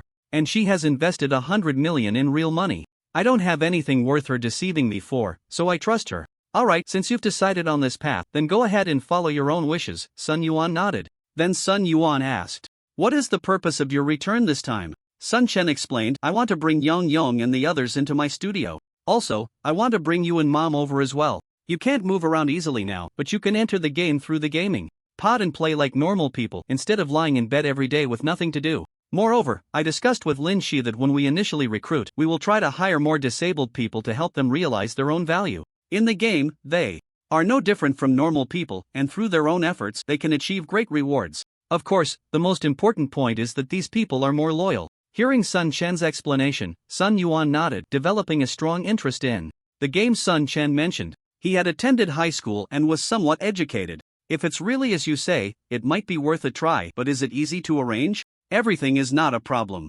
Once Mom goes with me, she can help out too. Staying in the hometown is meaningless. When do we leave? Sun Yuan asked. I'll take Yang Yong and the others first. You stay at home and tidy up a bit. I'll arrange everything before bringing you over, Sun Chen said. Alright, you've grown up. There are many things you can decide for yourself. We can't help you much, Sun Yuan nodded. Today is your second granduncle's birthday. You and your mom should go over and take a look, at least give a gift so those people won't gossip, Sun Yuan said. Sun Chen nodded. He truly despised his second granduncle's family. If it weren't for his father's help, those brothers wouldn't even know where to play in the mud. It's about time. Mom, let's go over first. Yang Yang and the others are waiting for us at second granduncle's place. Sun Chen checked the time, it was already late. Then Sun Chen followed his mother towards his second granduncle's house. Sun Chen's second granduncle lived at the village entrance, where it was bustling with noise and excitement. After Sun Yuan brought out his sons, they were now doing quite well, so a big celebration for the birthday was naturally in order to show off.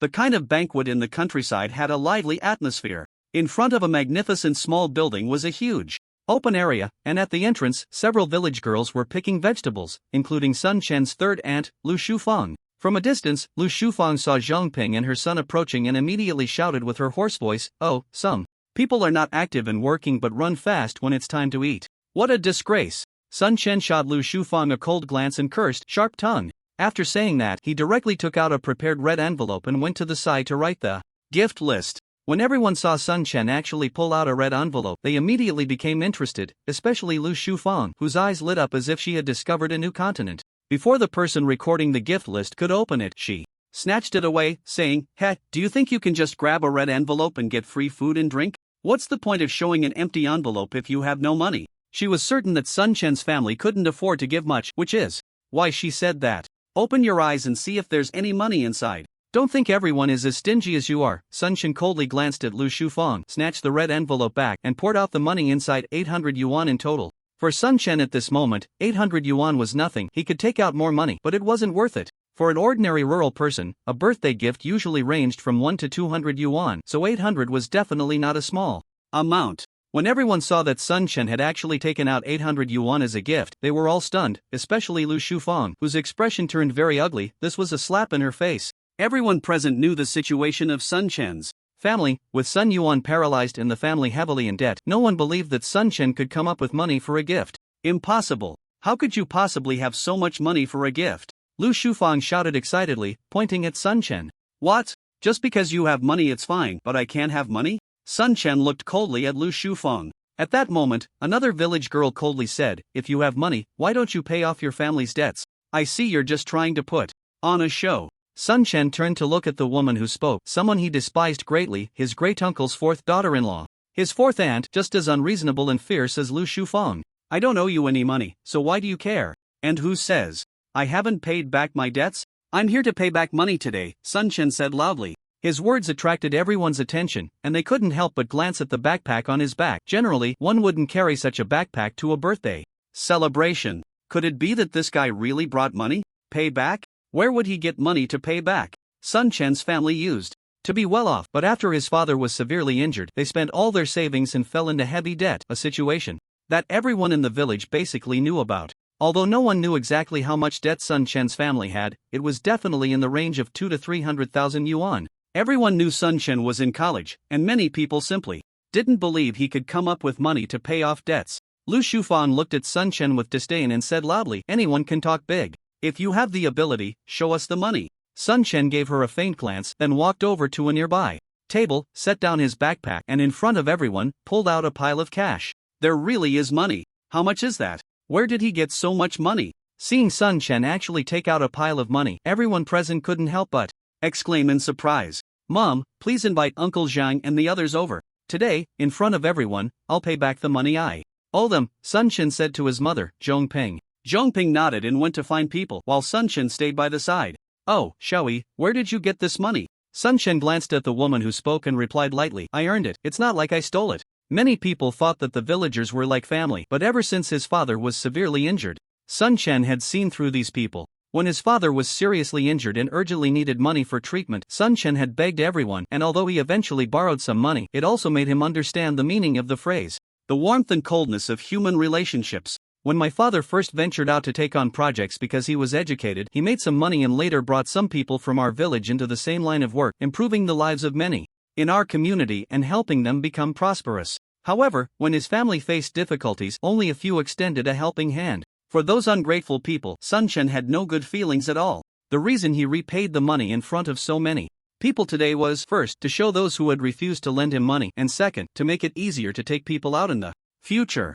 Is having money that impressive?" a woman scoffed. Sun Chen ignored her, and soon Zhong Ping arrived with 4 people. The first was a middle-aged man around 40, looking quite honest. "Uncle Zhang, Aunt Wu, Uncle Qi, and my little aunt." Sun Chen quickly stood up to greet them, his attitude towards these 4 completely different from that towards others. "Xiao Yi is back. It's been over a year and you've grown quite strong," Uncle Zhang said with a smile. Sun Chen smiled back respectfully, saying, "Thank you for taking care of me all these years, Uncle Zhang. Without you, I don't know what our family would be like. Thank you." With that, Sun Chen bowed to them. "There's no need to be so formal, we are all from the same village. Helping out is what we should do." Uncle Zhang waved his hand. "Xiaoyi, have you struck it rich? Where did all this money come from? Aunt Wu Zhongmei looked at the cash on the table in surprise. Just lucky, I made some money recently. I can't keep owing you, so I'm repaying you today. Actually, we're not in a hurry for the money. If you're not doing well, you can take your time, Uncle Chi, Zhong Jiyuan said while smoking a cigarette. Looking at the simple people in front of him, Sun Chen felt a surge of emotions. Uncle Zhang had taken on some work with his father and made a bit of money, but his family situation wasn't particularly good, not wealthy by any means. Aunt Wu lived right next to Sun Chen, a family of 4. Her husband worked away from home, leaving her to take care of 2 children, and their situation wasn't great either. Uncle Chi had been a soldier, but was injured and never married, living off farming and raising livestock, which was also tough. Finally, there was Sun Chen's own little aunt, an ordinary rural person with a difficult life as well. It was these 4 families, all struggling, that had supported Sun Chen's family and helped them get through tough times. Sun Chen was deeply grateful to them, so as soon as he had money, he thought of repaying his debts first. It's fine, money can still be earned. Conditions are better now, and they will keep improving. Uncle Zhang, I promised I would repay you double in the future, and today I'm fulfilling that promise in front of everyone. Uncle Zhang quickly waved his hand, saying, borrowed is borrowed, no need to add more. As Sun Chen counted the money, he said, Uncle Zhang, I don't want to be someone who breaks promises. I borrowed 100,000 from you, and here's 200,000, what you deserve. Regardless of whether Uncle Zhang was willing or not, Sun Chen firmly stuffed the prepared 200,000 into his hands, no matter how much Uncle Zhang tried to refuse. Seeing Uncle Zhang's troubled expression, Sun Chen comforted him, Uncle Zhang, please accept it. If you don't, what will Aunt Wu and Uncle Chi do? Aunt Wu, your family was not in a good situation either, yet you still took out 50,000 to lend me. I will remember this kindness for a lifetime. Here's 100,000, please accept it. Sun Chen then repaid Aunt Wu. Uncle Chi, I borrowed 30,000 from you, and today I'm giving you 60,000 back. Don't worry, I'll take care of you in the future. Sun Chen handed over Uncle Chi's money. Ha, just hearing that is enough. Good boy. Uncle Chi smiled broadly, looking particularly kind. Little aunt, you've worked hard these past few years. Don't worry, our family will no longer suffer. Sun Chen finally gave the money to his aunt. The 4 of them held the money that Sun Chen had returned, their expressions a bit complex for a moment. When they had lent money to Sun Chen's family, they had endured immense pressure, with many people saying behind their backs that Sun Chen's family would be unable to repay, claiming that the money they lent was a waste. Now, not only had Sun Chen returned the money, but he had also doubled it, which made those around them incredibly envious. Many people were green with envy over this money, and many wore expressions of regret, lamenting that they hadn't lent money to Sun Chen's family back. Then, Uncle Zhang, you should go back and put the money away, we'll head inside first. Mom, let's go in. Sun Chen pulled his mother, Zhong Ping, as they walked inside under the envious gazes of the crowd. TSK, really rich, and he even returned double. If I had known, I would have lent them some money back then. Yeah, who knew Xiaoyi was so capable, able to pay back the money? Isn't Xiaoyi in college? Where did he get so much money? Who knows, he must have struck it rich outside. The crowd buzzed with discussion, while Sun Chen had already entered, gathering a few familiar friends together to start his plan. 8 young people sat around a round table, almost all of them the same age as Sun Chen. Sun Chen scanned the faces of these people, seeing their eager expressions, and thought to himself that the effect of repaying the money had finally been achieved. Rural people tend to have conservative views, and pulling their friends into their own studio isn't an easy task. They needed to see hope for themselves and their families. Displaying financial strength was the most direct way to do this. Brother E, what business are you doing outside? How did you earn so much money? Asked one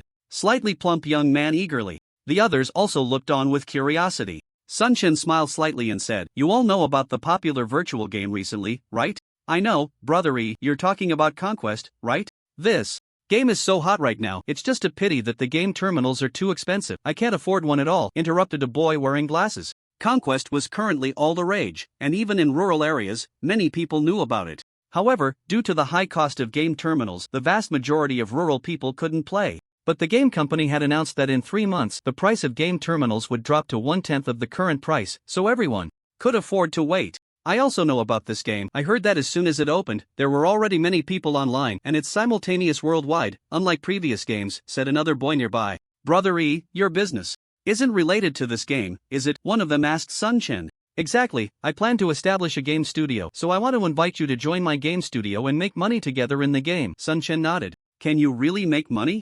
In the game, someone asked skeptically. Of course you can make money. This money I have was earned in the game. Don't worry, as long as you join my game studio, I will definitely help you all make a lot of money, Sun Chen assured them. Ah, so it's a game studio. Forget it, my cousin just found me a job with a monthly salary of 6,500, so I won't join you for the fun. The speaker was Zhong Jibua, the son of Lu Shufang, about the same age as Sun Chen, who had just come over to join the excitement. Sun Chen didn't like this person. When he heard Sun Chen mention establishing a studio, his eyes were filled with disdain, and when he talked about finding a job with a monthly salary of 6,500, he wore a proud expression. The others looked at him with envy. Seeing this, Sun Chen's eyes flashed with disdain. A monthly salary of 6,500 was nothing to him. He didn't mention the studio's benefits in front of Zhong Jibua, nor did he tell them that Lin Shi had invested 100 million. Watching Zhong Jibua and another person leave, Sun Chen scanned the crowd and asked, "So, what do you think? Are you willing to join me in this fight?" Upon hearing it was about joining a game studio,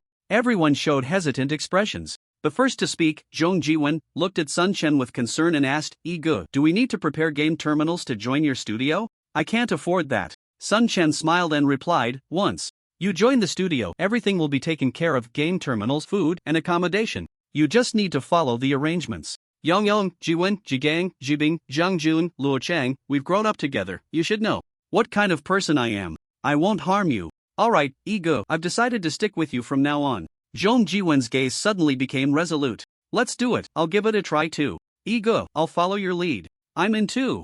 Except for the departing Zhong Jibua and another person, everyone else agreed to join Sun Chen's game studio. Seeing their expressions of determination, Sun Chen couldn't help but smile inwardly, knowing they would realize how correct today's decision was in the future. He then began explaining the important points to note after joining the studio and the relevant situations in the game. Meanwhile, at his second grandfather's birthday banquet, people had already started discussing, with Sun Chen being the main topic, especially since the matter of double repayment was quite significant. Following Zhong Jibua's promotion, everyone learned that Sun Chen wanted to recruit people to play games and make money in the game. Instantly, many said that Sun Chen's recruitment was a waste of ambition and had no future. Some even remarked that after working hard to attend university, he was now not looking for a proper job, wasting several years for nothing. Some claimed that Sun Chen would definitely regret it in the end, while others warned their own children to never learn from Sun Chen and to stay away from him. After hearing that Sun Chen wanted to recruit them into the game studio, the parents of Zhong Zhiyong and the others also expressed their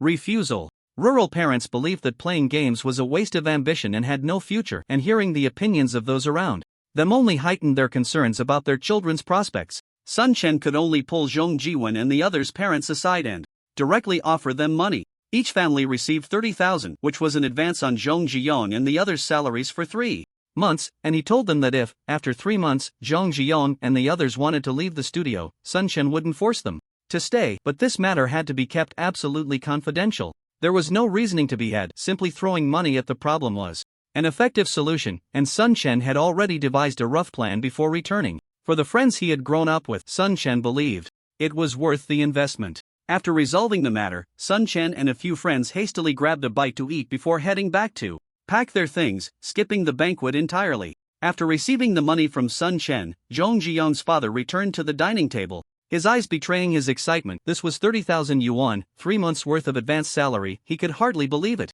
"Old Wu, are you really going to let your young go out and mess around with Xiaoyi?" one person asked. "If the young ones want to try, let them try. Failing isn't a big deal," Zhong Zhiyong's father said while lighting a cigarette.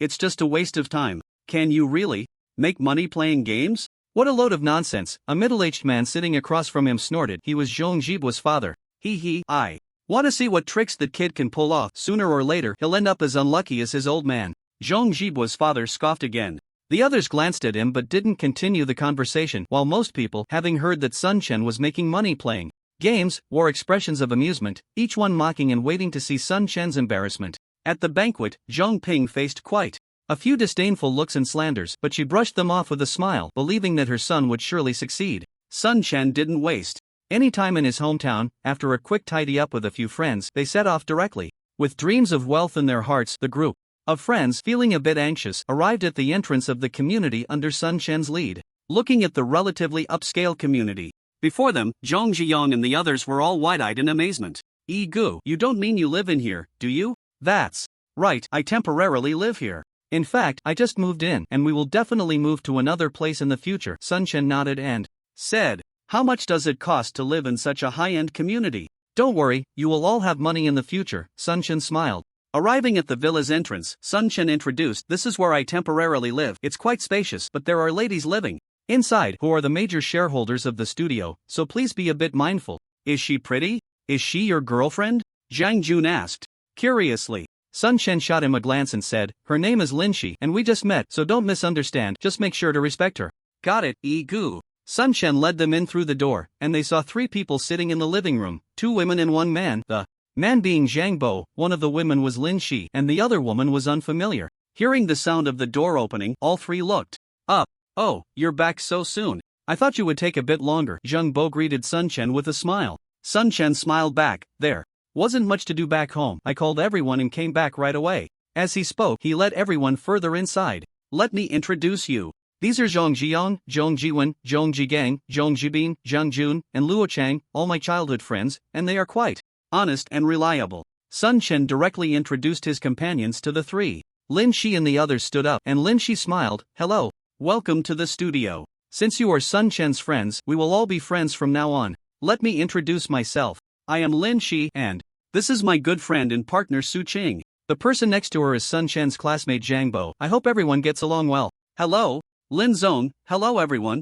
Zhong Ziyang and the others greeted with sincerity. Sun Chen had told them on the way to directly address Lin. "She is Lin Zong." Su Qing was tall, with short hair, light makeup, and dressed in a stylish little suit, looking very capable. She smiled slightly and said, "I am Su Qing. I hope everyone will take care of me in the future." Su Qing was quite beautiful, and her smile instantly captivated Zhong Ziyang and the others, while Sun Chen remained unaffected. Zhang Bo smiled and said, "From now on, we are all brothers." The rooms have been tidied up. Since there are more people, we have temporarily arranged for 2 people per room. Suddenly, Su Qing spoke up. "I have already rented a park near the suburbs for our future office, but it will take about half a month to tidy up and renovate, so for now, let's make do here." Sun Chen was taken aback and asked, "You found a place so quickly?" Lin Shi explained, "Su Qing's friend just happens to have a vacant space in the park. We've already checked the place, and it's very suitable for a game studio, so I took the liberty of renting it. You won't blame me for not notifying you, will you?" Sun Chen waved his hand and said, "These matters are fine for you to decide. No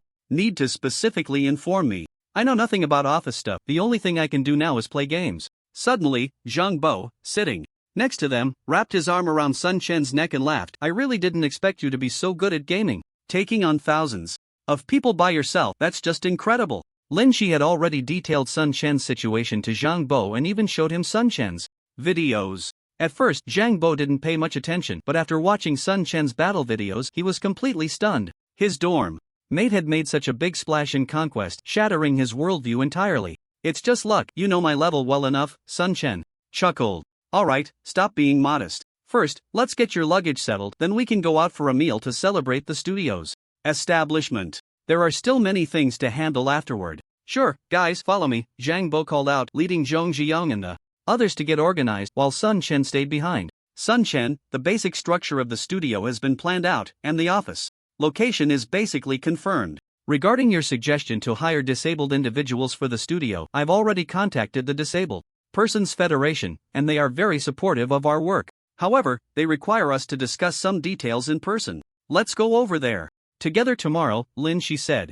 "Alright, you handle the arrangements and just tell me what to do. By the way, I have a new idea and would like to hear your opinions." "Go ahead." Sun Chen cleared his throat and said, "It's like this, my buddy Zhong Jibing just returned from the military. He mentioned that many people in his unit are transitioning back, and although they receive compensation, there are no job placements.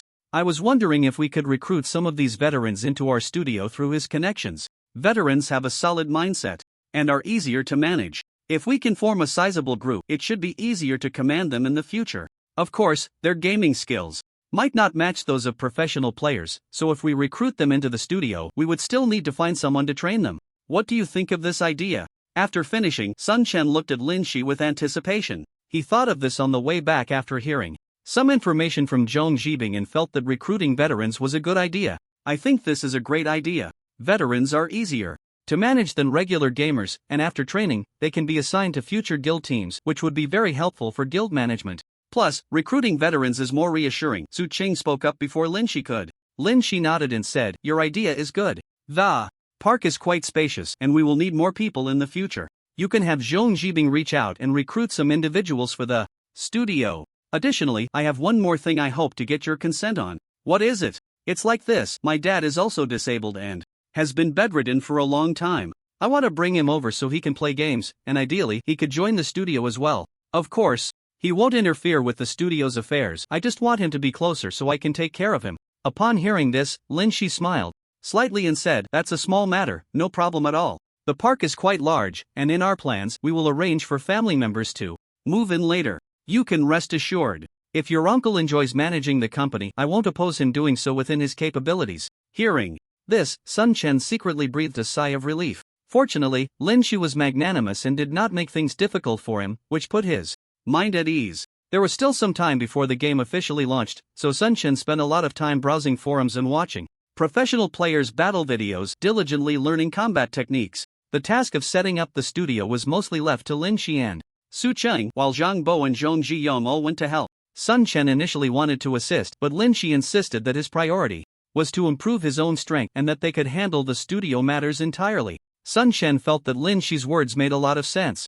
and felt reassured, so he handed over all those tasks to Lin Shi and the others. Time passed quietly, and as soon as the game update was complete, Sun Chen logged in immediately. It seemed that the game had not changed much, but the newly released leaderboard caught Sun Chen's interest. He quickly clicked on the level leaderboard. First, Fire Dragon Mage class, Mage level 9. Second, Cloud Sky class, Mage level 9. Third, Big Dipper class, Swordsman level 9. Fourth, Wolf King class, Warrior level 9. Fifth, Dominator of the World class, Warrior level 9. Sixth, Heroine class, Swordsman level 9. Seventh, Time class, Mage level 9. Eighth, Blood Rose class, Mage level 9. Ninth, Arrow God class, Archer level 9. 10th, Dragon God class, Mage level 9. Looking at the names on the level leaderboard, Sun Chen felt no surprise. All the top ranks were occupied by the best professional players in the country, the elite of the elite, and the leaders of major top guilds. These players had skills, personnel, and funding. Everyone logged in from gaming pods, making their advantages too obvious. Although his level was not high, it was clear that there was already a gap between him and ordinary players. Sun Chen believed he had been working very hard to level up in the game, but there was still a significant gap between him and these top players. However, he was not discouraged. Instead, a sense of battle spirit ignited within him. No matter what, he was determined to fight for a spot on the level leaderboard. The road ahead was still long. Next, he turned his attention to the equipment leaderboard. First, Flame Staff rarity, Silver holder, Fire Dragon Mage 2nd. Book of Flames rarity, Silver holder, Cloud Sky 3rd, Gale Sword rarity, Silver holder, Big Dipper 4th, Wolf King Sword rarity, Silver holder, Heroine 5th, Power Battle Axe rarity, Silver holder, Dominator of the World 6th, Warrior Shield rarity, Silver holder, Wolf King 7th, Flame Pearl rarity, Silver holder, Time 8th, Slaughterbow rarity, Silver holder, Arrow God 9th, Bloodthirsty Dagger rarity, Silver holder, Black Butler 10th, Mad Wolf Spear rarity, Silver holder, Thunder Swordsman. When Sun Chen saw the equipment leaderboard, he felt a bit disappointed. Although his lucky sword was also a silver equipment, its level was too low and should be considered the lowest tier of silver equipment. Sun Chen had initially thought that since the game had just launched, he had a good chance of making it onto the equipment list, but he didn't expect so many silver tier items to already appear. Moreover, these silver tier items were mostly held by top players or guild leaders, which explained their rapid leveling speed. Although he had some opportunities in the game, there was still a significant gap compared to these top players. However, the fact that his Divine Ring of Creation did not make the list surprised him.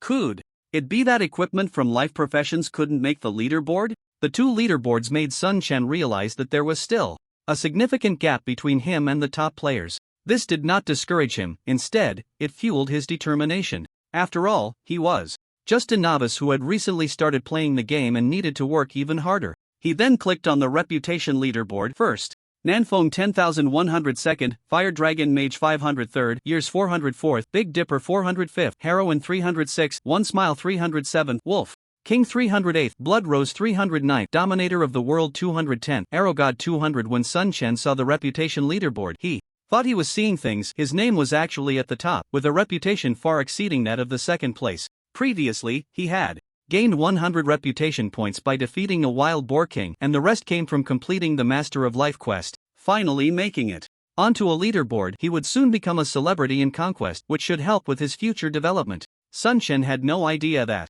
at that moment his name was going viral on the forums, with a reputation that was shockingly high. What's going on? How could he have so much reputation? Did the game bug out? No way, he has so much more than the second place. What on earth did he do? Killing a boss in the Novice Village usually gives around 100 reputation points.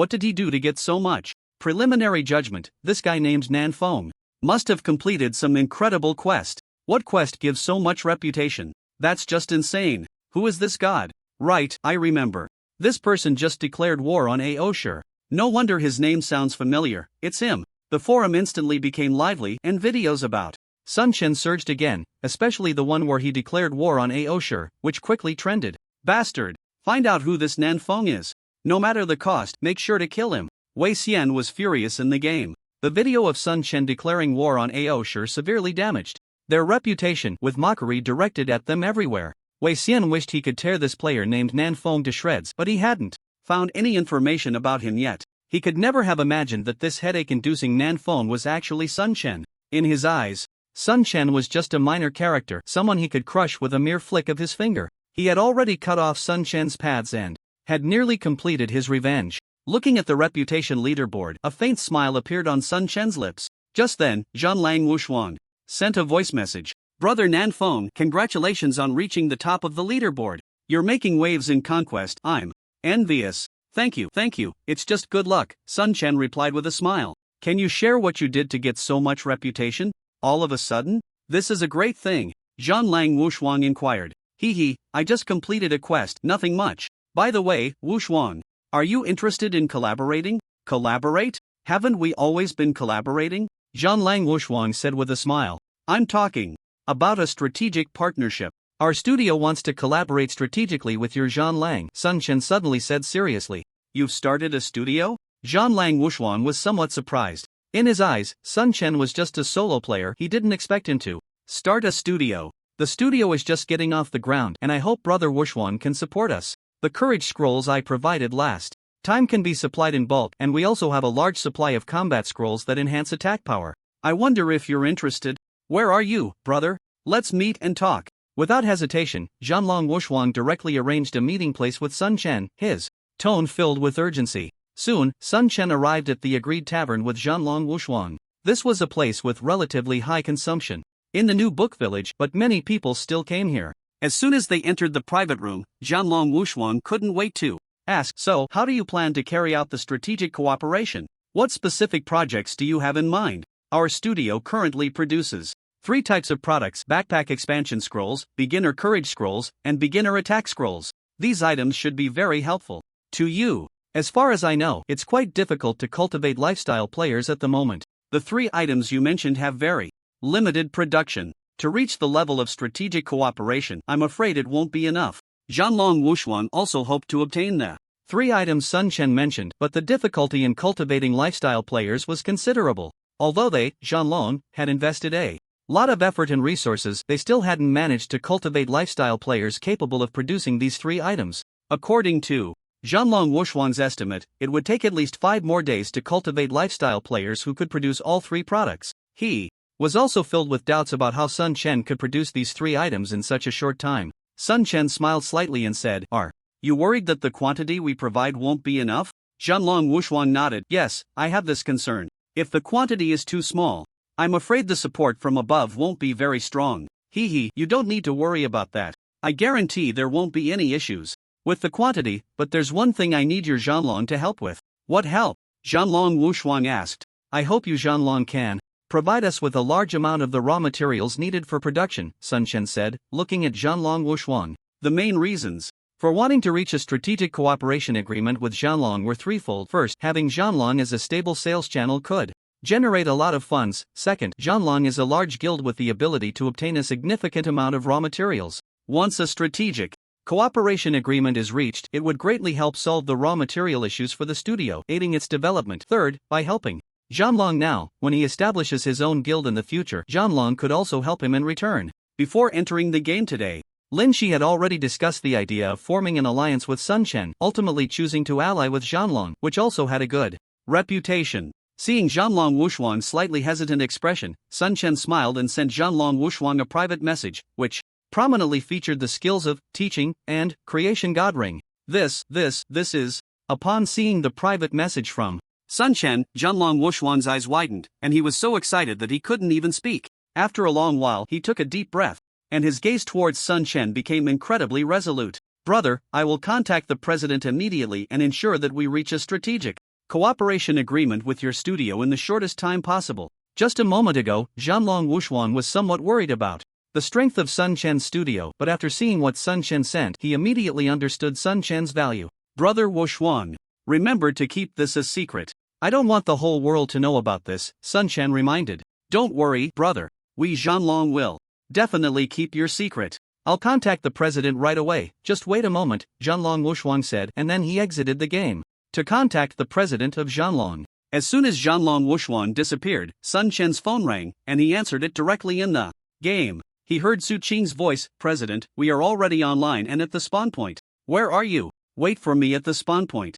I'll be there soon. After hanging up the phone and leaving a message for Zhanlong Wuxuan, Sun Chen left the tavern. The spawn point was not far from the tavern, and soon Sun Chen saw several familiar figures. Although everyone had basically changed their appearance, Sun Chen recognized them at a glance. Su Qing, Zhang Bo, and a group of more than 40 people were gathered at the spawn point, curiously looking around, appearing very excited. Is there really this many people? Sun Chen walked over, looking at the crowd with a shocked expression. Zhang Bo smiled and said, "It's thanks to our manager Lin and general manager Su's high efficiency. The Disabled Association has fully prepared everything. This is the first batch of people going online." Sun Chen's gaze swept over these individuals, and seeing the smiles on their faces made him quite happy. In real life, they had physical disabilities, but in the game, they looked just like normal people. Here, they had a brand new life. Su Qing's in-game name was the same as his real name, and although his appearance was slightly toned down, he still looked very capable. President, they have all completed a simple training and have a general understanding of the process. Let's start arranging things next, Su Qing said. Okay, everyone follow me. First, we'll learn about life professions. Sun Chen called out and then led a large group of newcomers toward the life profession area, with the first stop being the tailor shop. As they walked, he introduced to Su Qing, I just spoke with the War Wolf people about the idea of an alliance. I believe we'll have results soon. If the alliance is successful, I'll leave the subsequent handover to you. Su Qing nodded and said, don't worry, just leave it to me. Currently, we have 3 main products: Backpack Expansion Scrolls, Beginner Courage Scrolls, and Beginner Attack Scrolls. Each person has a daily limit on the number of backpack expansion scrolls they can make, so everyone needs to learn how to craft them. Additionally, we can split the production of Beginner Courage Scrolls and Beginner Attack Scrolls into 2 groups, with each group focusing on one type. If we get more crafting blueprints later, we can arrange accordingly. Alright, we'll arrange for the Disabled Association to go online as soon as possible, Su Qing nodded. Then Sun Chen took everyone to the tailor shop to learn tailoring skills, to the alchemy room to learn alchemy, and he personally taught them the crafting blueprints while demonstrating the crafting methods. Is it really this simple? Can we really make money? Zhong Jiwan asked, somewhat incredulously, feeling it was too easy. Are you sure we can make money? We won't lose out, right? Zhongji just asked with a worried expression. The others also looked concerned, feeling that this life profession seemed too simple to be profitable. Sun Chen smiled slightly and said, don't worry, I won't let you suffer losses. You'll soon see just how lucrative this can be. At that moment, War Wolf Wuxuan went online and immediately notified Sun Chen to sign the contract. This time, Sun Chen brought Su Qing to the tavern, where he saw that War Wolf Wuxuan was accompanied by a young woman wearing glasses. Upon seeing Sun Chen and Su Qing enter, War Wolf Wuxuan immediately stood up. Brother, this is our guild's manager Zhan Lan. She will mainly be responsible for coordinating with your studio in the future. War Wolf Wuxuan introduced with a smile. Hello, Ms. Zhang Lan. This is our guild's manager Su Qing, who will basically be in charge of the studio's matters from now on. Hello, Mr. Nanfeng, Manager Su, Zhang Lan greeted with a smile. Hello, Mr. Wuxuan, Manager Zhang. Please take care of us in the future. Su Qing also greeted with a smile, and they seemed to have a very harmonious relationship. As they walked out of the tavern, Sun Chen glanced at Su Qing, his eyes filled with admiration. Although Su Qing looked about the same age as him, his ability to handle matters was truly eye-opening. What's wrong? Is something off? Su Qing asked with a smile. Nothing, I just didn't expect you to be this capable. It's really great to have you in our studio. Sun Chen sincerely admired. It's nothing, you get used to these things after encountering them often. Your top priority is to improve your strength and make a name for yourself. In the future, you will be the face of our guild, and how far the guild can develop largely depends on your strength. The pressure is a bit much, Sun Chen said,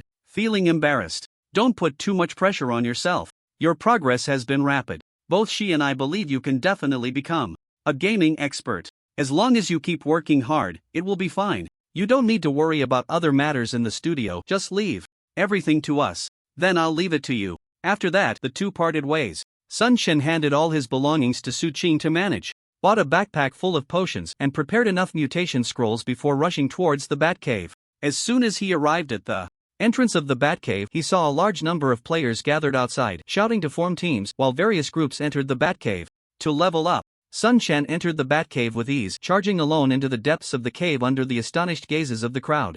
No way, soloing the Batcave? Is he that strong? Does he dare to come in alone? Ha, looking for death. Ha, are you blind? Didn't you see he's Nanfeng, ranked first on the prestige list? He can take on a 1,000-man team solo. Soloing the Batcave is nothing to him. Someone recognized Nanfeng. So it's him. No wonder he looks so familiar. If only we could team up with him, someone said enviously. Ha ha, forget it. I just saw him refuse several team invitations. He's already decided to solo. What a pity.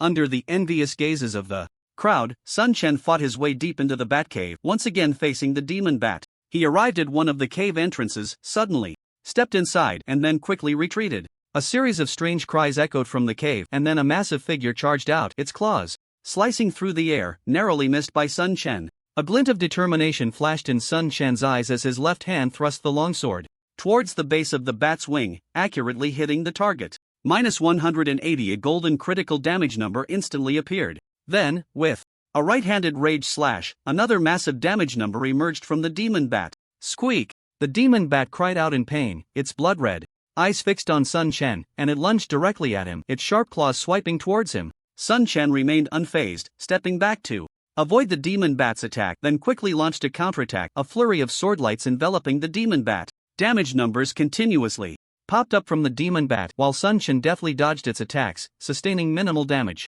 Although the game update had delayed things for a while, Sun Chen's strength had significantly improved by watching professional players' battle videos. Facing the demon bat's attacks, he felt no pressure thanks to his powerful lifesteal ability. Previously, he would have been in danger when fighting the demon bat, but now he felt little pressure. Soon, a demon bat fell at Sun Chen's feet, and he was lucky enough to loot a lifesteal ring. Sun Chen picked up the equipment with joy and then headed back towards the demon bat's cave. One by one, demon bats fell under Sun Chen's sword, and his experience points kept rising. Before long, his level increased to level 9, but he was still far from making it onto the leaderboard. After glancing at the leaderboard, Sun Chen continued to immerse himself in battle. Meanwhile, as Sun Chen focused on leveling up, the studio had officially gotten back on track. After establishing an alliance with the werewolf, they quickly gathered all the materials from the novice village and delivered them to Su Qing. With this batch of materials, the studio staff could finally get to work. Zhang Jiang and the others followed the original plan and immediately completed all the backpack expansion scrolls they could make today. Although they received direct instruction in crafting skills from Sun Chen, eliminating the need to improve proficiency or purchase blueprints, the failure rate in crafting remained high. In the sewing workshop, Zhang Jiang and the others had just finished the task of making today's backpack expansion scrolls. Brother Yon, how many backpack expansion scrolls did you make in total? Zhang Jun leaned over, looking curiously at Zhang Ziyang. Zhang Jiang sighed and said, "My luck isn't great. I only made 22 backpack expansion scrolls. How about you? How many did you make?" Zhang Jun also wore a bitter expression as he replied, "My luck isn't good either. I failed many times and ended up making only 25 backpack expansion scrolls." At that moment, Luo Cheng chimed in, "You two have better luck than me. I successfully made 20 backpack expansion scrolls." Zhong Jigang and the others gathered around, listening to their discussion. Zhong Jigang smiled wryly and said, "I'm the worst. I only succeeded in making 18. The failure rate is too high. I hope we won't lose money." "It shouldn't be a loss. If it were, brother, he definitely wouldn't have let us come here," Zhong Jiang said, a bit nervously. "By the way, do you know how much these sell for?" Luo Cheng asked curiously. "I don't know, but Manager Su has already notified us. She's coming over soon to collect everything we've made, and she'll know the exact price," they replied. Since it was their first time making items to sell in the game, they were unsure of the selling price, which made them feel a bit heavy-hearted. After a while, Su Qing walked in, noticing their serious expressions, and smiled as she asked, "What's going on? Why does everyone look so glum?" Zhong Jiang replied with a frown, "Our success rate is too low. We're worried about losing money." Su Qing waved her hand and smiled, "You don't need to worry about that. We've already discussed it with the president. For every backpack expansion scroll you make, we'll buy it from you for 30 yuan each. We'll cover all the materials, and any failures won't be your concern." What? This thing is 30 yuan each. Zhong Jiyong's eyes widened in disbelief as he looked at Su Qing, and the others were equally shocked. That's right, for every successful backpack expansion scroll you make, you can earn 30 yuan without worrying about costs, Su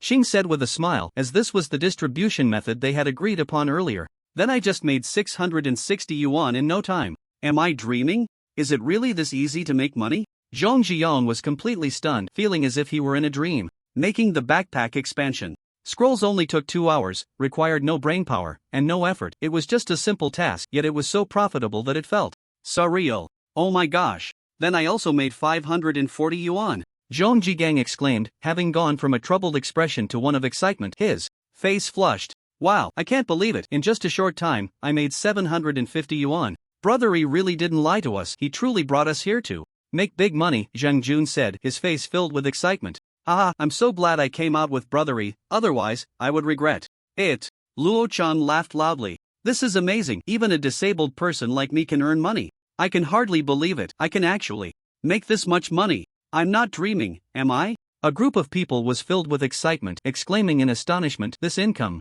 exceeded their expectations. Su Qing looked at the excited faces of the crowd and smiled slightly, then called out, come over and line up. One by one, hand in your backpack expansion scrolls, and the money will be transferred to your accounts simultaneously, no debts. Zhong Jiyong, you go first. Su Qing beckoned. All right. Zhong Jiyong hurried over, and the assistant next to Su Qing quickly traded the backpack expansion scroll with him. After the transaction was completed, another assistant directly transferred the money to Zhong Jiyong's account. Zhong Jiyong checked his account immediately, and seeing the balance, his whole face nearly split into a grin. All right, those who have completed the transaction can line up at the back to collect the materials for making the scrolls from Assistant Wang, and then go to the alchemy room to create the scrolls. You also don't need to pay for the materials. Later, we will send someone to trade the successfully made scrolls with you, 1 scroll for $1.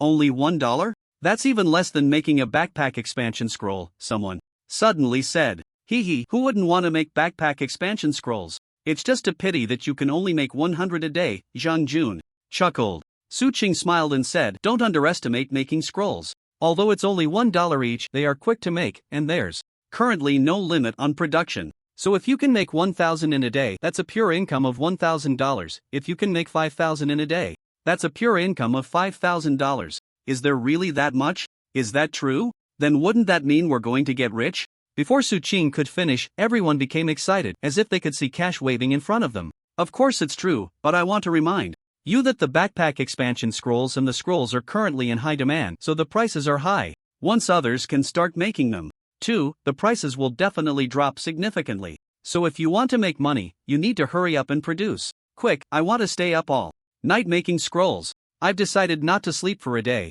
I've decided not to rest for 2 days. I want to fight for 3 days straight.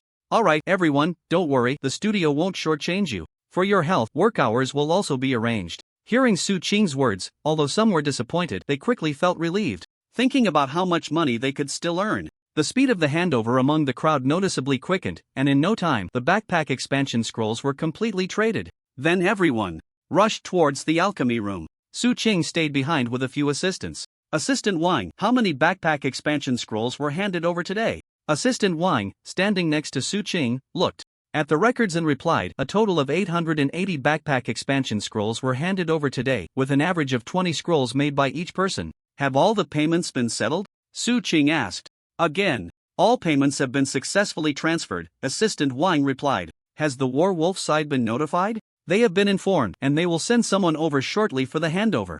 Assistant Wang answered. Good, once the handover is complete and the funds are received, transfer the money to the president's account immediately and notify him to check it, Su Qing instructed. Don't worry, Manager Su, I will handle it promptly, Assistant Wang said earnestly. After Su Qing reminded him a few more times, he headed towards the alchemy room. These 40-plus life profession players were the studio's golden geese, and Su Qing needed to keep a close eye on them. When Lin Shi invited her to join before, she hadn't taken the studio too seriously, but now she had completely changed her mind. The money-making potential of this studio was simply terrifying. This was just the first day, and it was only a team of over 40 people. Once the numbers were filled, it would be even more frightening. With Sun Chen's current level, each life profession can recruit a maximum of 70 apprentices, and there are 6 life professions in total. If all are filled, that amounts to 420 life profession players. If these 420 players can all be utilized, this studio could easily crush other studios. Soon, the staff from Battle Wolf completed the handover here, and Assistant Wang promptly transferred the money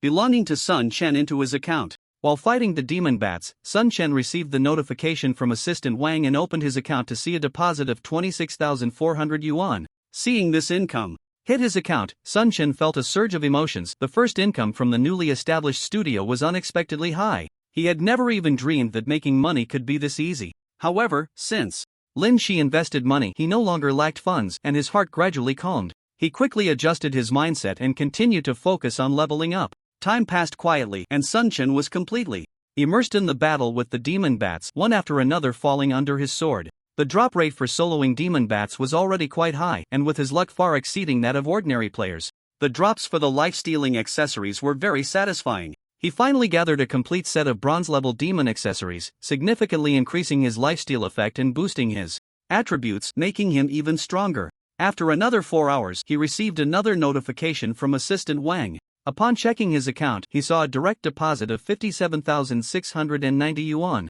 Looking at the deposit record, Sun Chen felt almost numb. Just then, Su Qing also notified him that it was time for dinner. Sun Chen looked at his backpack, which was nearly full, and he returned to the novice village before logging out of the game. As soon as he stepped out of the game pod, he heard a loud commotion outside. Opening the door, he was greeted by excited voices coming from the living room. You all seem so excited, it looks like you've struck it rich. Sun Chen walked into the living room, smiling at his friends, who were all beaming with excitement. Good. Do you know how much I made today?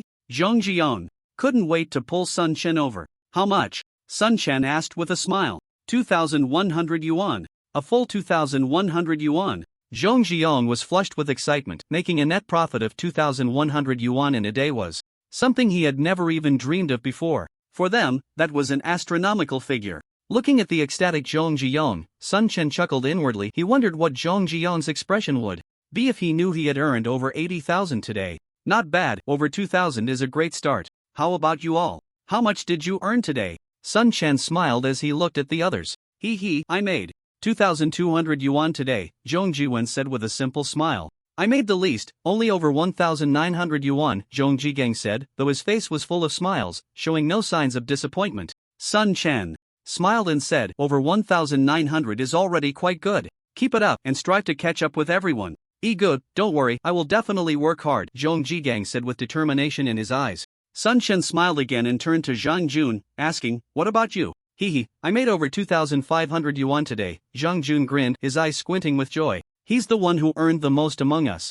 But I didn't do badly either, I made 2,200 yuan today, Zhong Jibing said with a smile. Sun Chen looked at the happy faces of his friends and felt a sense of comfort. These people were his childhood companions. Although their education levels were not as high as his, they were all good-hearted. When his family was struggling and it was tough to go to college, it was these good brothers who extended a helping hand to him. Although it wasn't much, Sun Chen always remembered it in his heart. He had secretly vowed that once he became successful, he would definitely help these little friends. This was also one of the reasons why he rushed back home to bring them out. It's easy to say don't forget your friends when you're rich, but it's not so easy to do. However, it still wasn't enough. He wanted these people to earn more money, to become wealthy individuals that everyone envied. You all did well, but over 2,000 is still far from enough. I hope you can reach 5,000 a day, 10,000, or even 20,000, 100,000.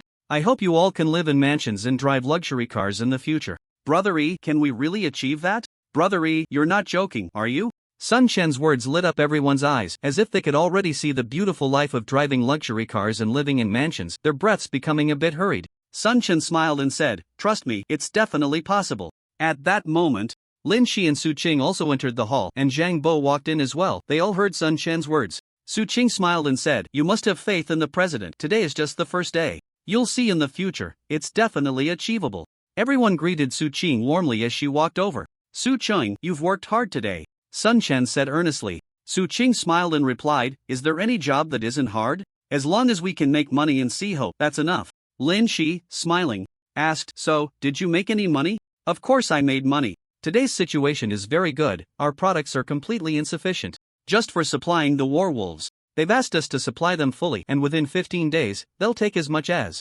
we have, Su Qing said. Lin Shi's eyes sparkled as she said, it seems the war wolves are preparing for a big move, wanting to monopolize our goods for half a month. They must want to dominate here. Zhang Bo nodded with a smile and said, "You're right. Today, the war wolves have been fully recruiting in this village. From the scale of their recruitment and the costs they're incurring, their actions are quite significant. Additionally, I've noticed many new members from the war wolves joining our novice village." Lin Shi nodded in agreement. The Wolf King has great vision and is very bold. Being able to develop the war wolves into one of the top 10 guilds is indeed impressive. Zhang Bo, looking a bit worried, said, "With the war wolves moving so aggressively, will it affect us?" Lin Shi glanced at Zhang Bo and said, "You don't need to worry at all. Given the current situation, the better the war wolves develop, the more beneficial it will be for our future growth." Hearing this, Sun Chen nodded and then said, "As it stands, we have no competitive relationship with the war wolves at all. Don't forget, we're not recruiting members in the game. I think we should increase our support for the war wolves, helping them grow stronger.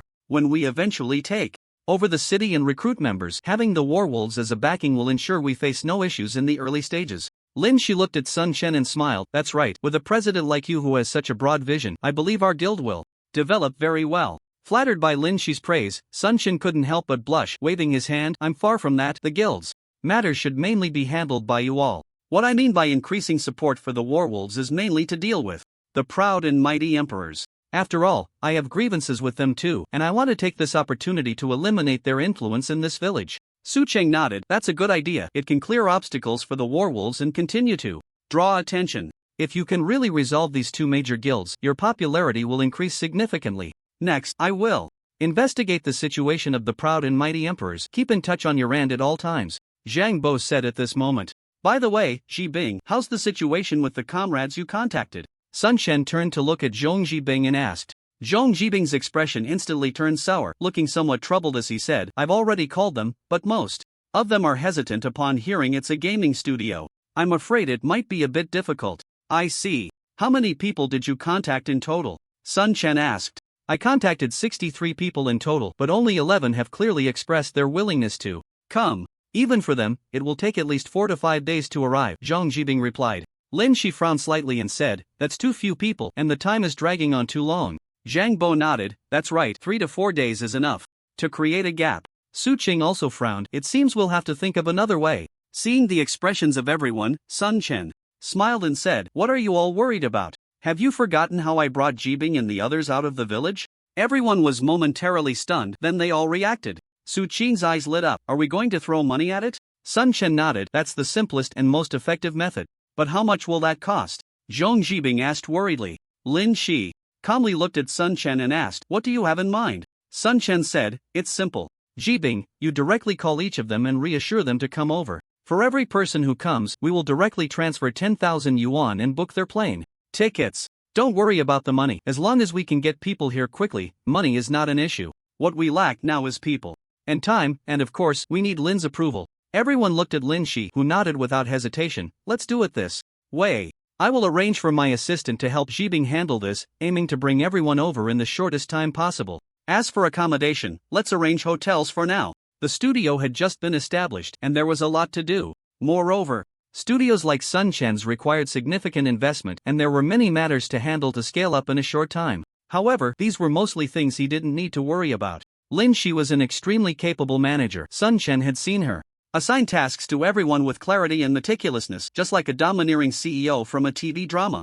Su Qing was also an exceptionally skilled manager, comprehensively overseeing various aspects of the studio and coordinating everything very well, her abilities far exceeding Sun Chen's imagination. Comparing himself to Su Qing, even though he had been to university for a few years and had some internship experience, he felt like a complete novice. But that was fine, he wasn't worried at all about leaving the studio's matters to Su Qing and the others. Although he was just a newcomer, he understood the principles of effective management. After all, Lin Shi had invested 100 million, she wouldn't let the studio collapse. Plus, his situation was already very good, and no matter what happened in the future, it couldn't get any worse. The studio's affairs had nothing to do with him, he could fully focus on the game. After finishing dinner with everyone, he directly logged into the game and quickly found Zhanlong Wushuang. "Brother Nanfeng, you must have had a good income today," Zhanlong Wushuang said with a smile, looking quite pleased. "Hee, it seems Brother Wushuang is in a good mood," Sun Chen replied with a smile. "Hee, that's all thanks to Brother Nanfeng.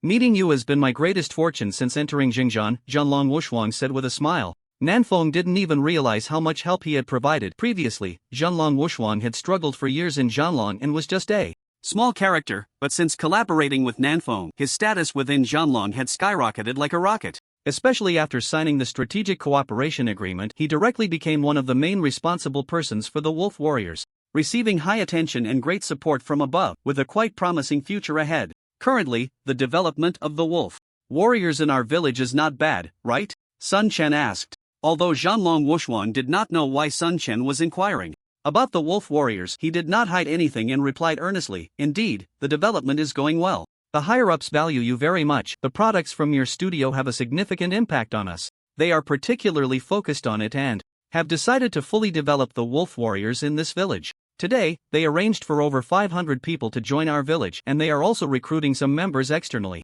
Overall, it's quite good." Hearing that the Wolf Warriors had arranged for 500 people to join the village just today, Sun Chen was somewhat shocked. After all, choosing a novice village requires a fee of 1,000 yuan, and just these 500 people would cost several 100,000 yuan, so wealthy. "How's the recruitment situation in our village?" Sun Chen suddenly asked. "Not bad, but the game has just started, and all the major guilds are working hard to recruit members, so the competition is fierce. Although we have a significant advantage in this village, there are still some competitors. How about we collaborate?" Sun Chen suddenly proposed. "Aren't we already collaborating?" Zhanlong Wushuan replied, puzzled. Sun Chen smiled and said, "You help me find the people from Aoshi, and I'll help you deal with Aoshi, while also taking care of the people from Xiongba Wangchao in our village. What do you think?" Upon hearing this, Zhanlong Wushuan's eyes lit up. The main competitors of the Wolf Warriors in this village were indeed Aoshi and Xiongba Wangchao. Both of these guilds were among the top 10 guilds. Aoshi had strong financial backing and was willing to spend money, making it very attractive to players.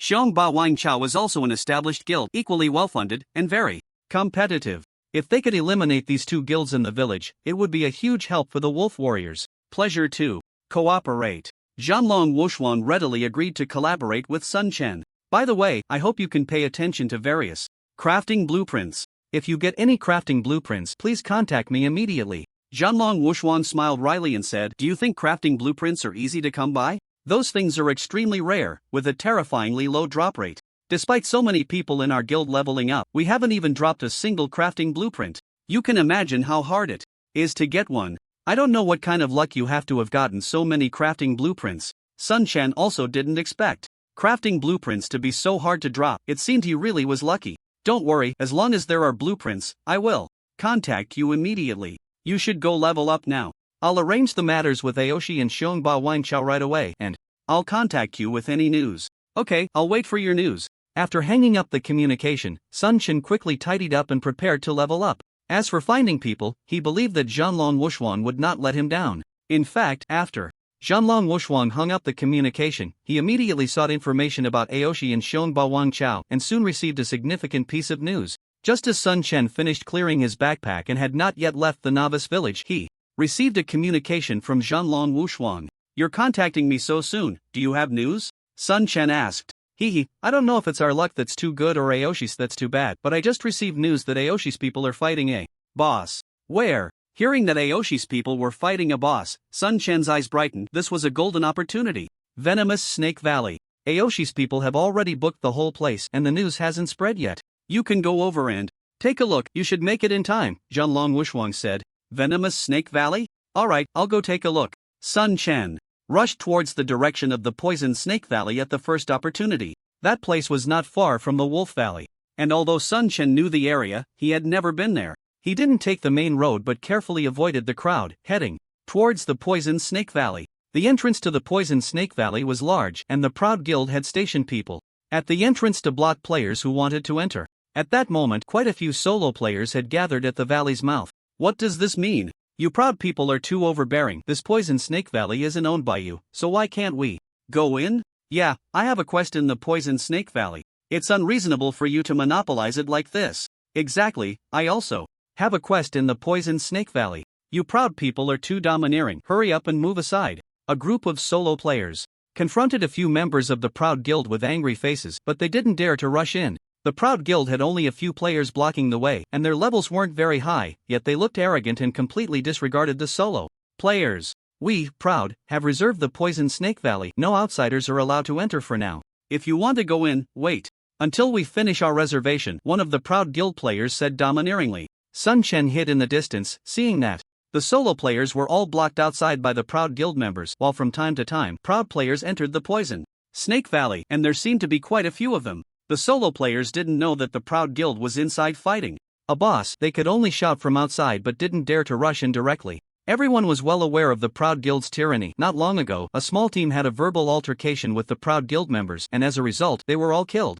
Back to level 0, which was extremely overbearing. In addition to this, any players who dared to compete with the Proud Guild for monsters or provoke them would be ruthlessly hunted down. Although Sun Chen had the upper hand against the Proud Guild in this novice village, other players didn't dare to provoke them at all. Seeing the Proud Guild blocking the entrance, Sun Chen couldn't find a good way to sneak in. Once he exposed himself, it would definitely raise the Proud Guild's vigilance. He still didn't know what was happening inside, and if he delayed too long, it would be bad if the boss was taken down. With no other choice, he could only contact the Warwolves and ask them to arrange a few unfamiliar faces to impersonate solo players and charge in together, allowing Sun Chen to sneak in. The efficiency of Warwolf was very high, and they quickly made arrangements. Sun Chen waited for less than 10 minutes when there was movement at the valley entrance. Brothers, this Proud Guild is too overbearing. They are delaying our leveling and hindering our quests. Real men, follow me and charge in, a swordsman shouted as he rushed forward. Let's go, let's kill those roadblocks together. A warrior next to him also charged in.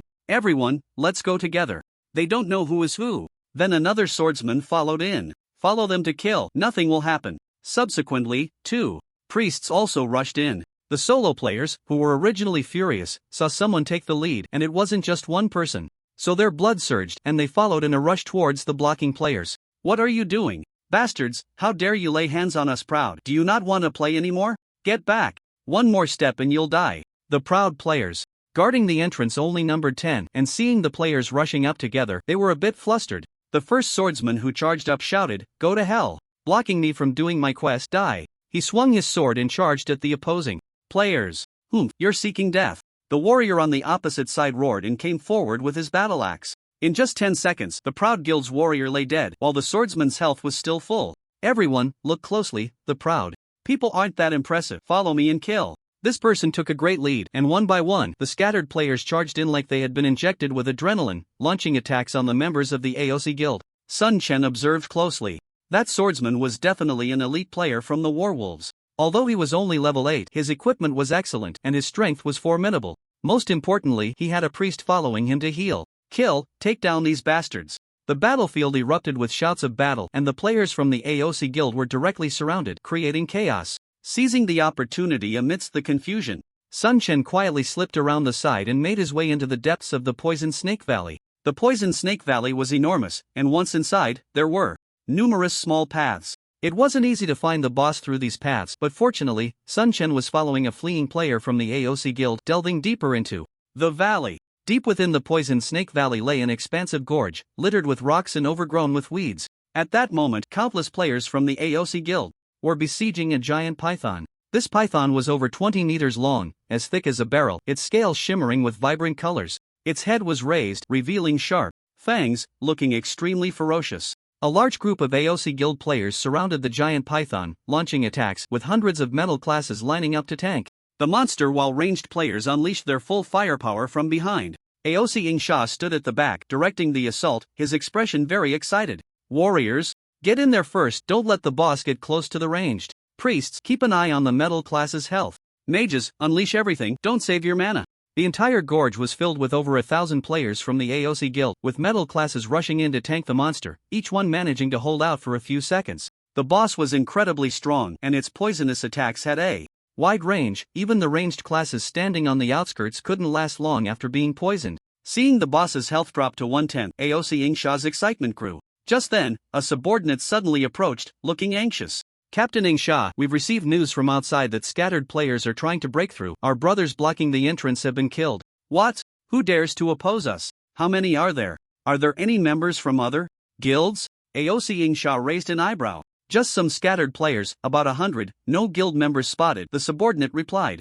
Immediately send 100 people to block them. We absolutely cannot let them get close. AOC Ingsha commanded. Yes, I'll take care of it right away. The subordinate hurriedly led a group of people rushing outside, but they didn't notice a stranger had already hidden behind a large rock not far away. Hurry, speed up, AOC Ingsha shouted. Finally finding a boss, he was determined to capture it today, no matter the cost. Although he was the captain of the AOC guild and the head of this village, his situation in the guild had been quite dire recently. Despite recruiting over 1,000 people, they had faced repeated setbacks while dealing with Sun Chen, suffering significant losses in strength and a severe blow to their reputation. The forums were filled with posts mocking the AOC guild, and because of this incident, he had been scolded by the higher-ups more than 10 times. Given their strength in this village, capturing this boss was a tough challenge, but to salvage the higher-ups' attitude towards him, he had to secure this boss, even if it meant resorting to a corpse pile strategy. Currently, leveling up was extremely difficult, and using the corpse pile method to take down this boss would cause the players of the AOC guild to lose an average of about 3 levels.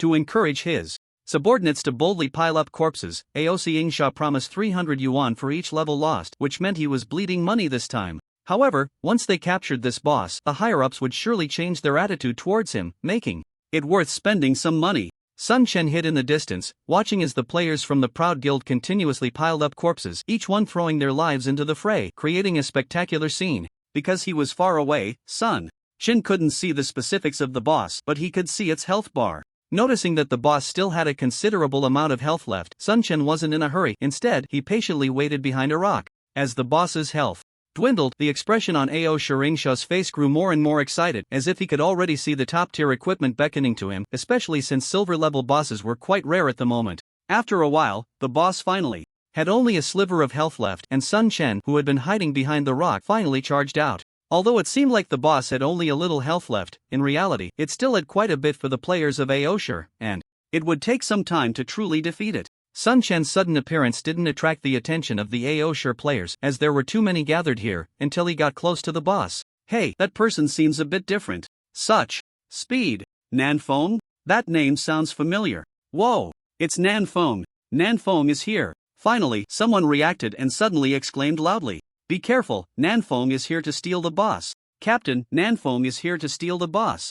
More and more people began to realize, and Ao Shuringsha, who had previously focused on the boss, only then noticed Sun Chen rushing towards it. Quick! Stop him! Don't let him get close to the boss. Ao Shuringsha was taken aback and immediately called for people to intercept Sun Chen. The players of the Proud Guild reacted quickly, and dozens of players immediately rushed to intercept Sun Chen. Seeing the players charging towards him, Sun Chen's expression didn't change at all. Although there were quite a few of them, their levels were not high. The highest was only level 7, and the lowest was just level 5. There was no choice. The Proud Guild had sacrificed too much to take down this boss, and basically, everyone's levels had dropped, especially the melee classes close to the boss, which were in a dire state.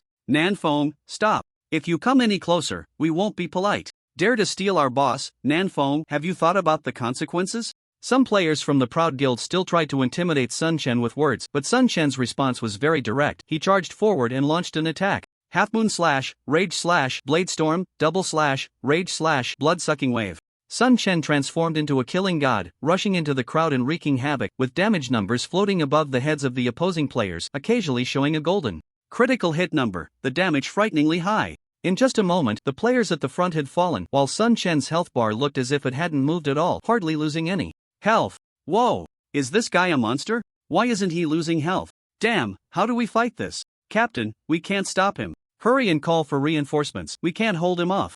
Sun Chen continued his slaughter, and the Proud players blocking him fell one after another, completely no match for him. Seeing this, Ao Shuringsha's face turned as dark as a pot.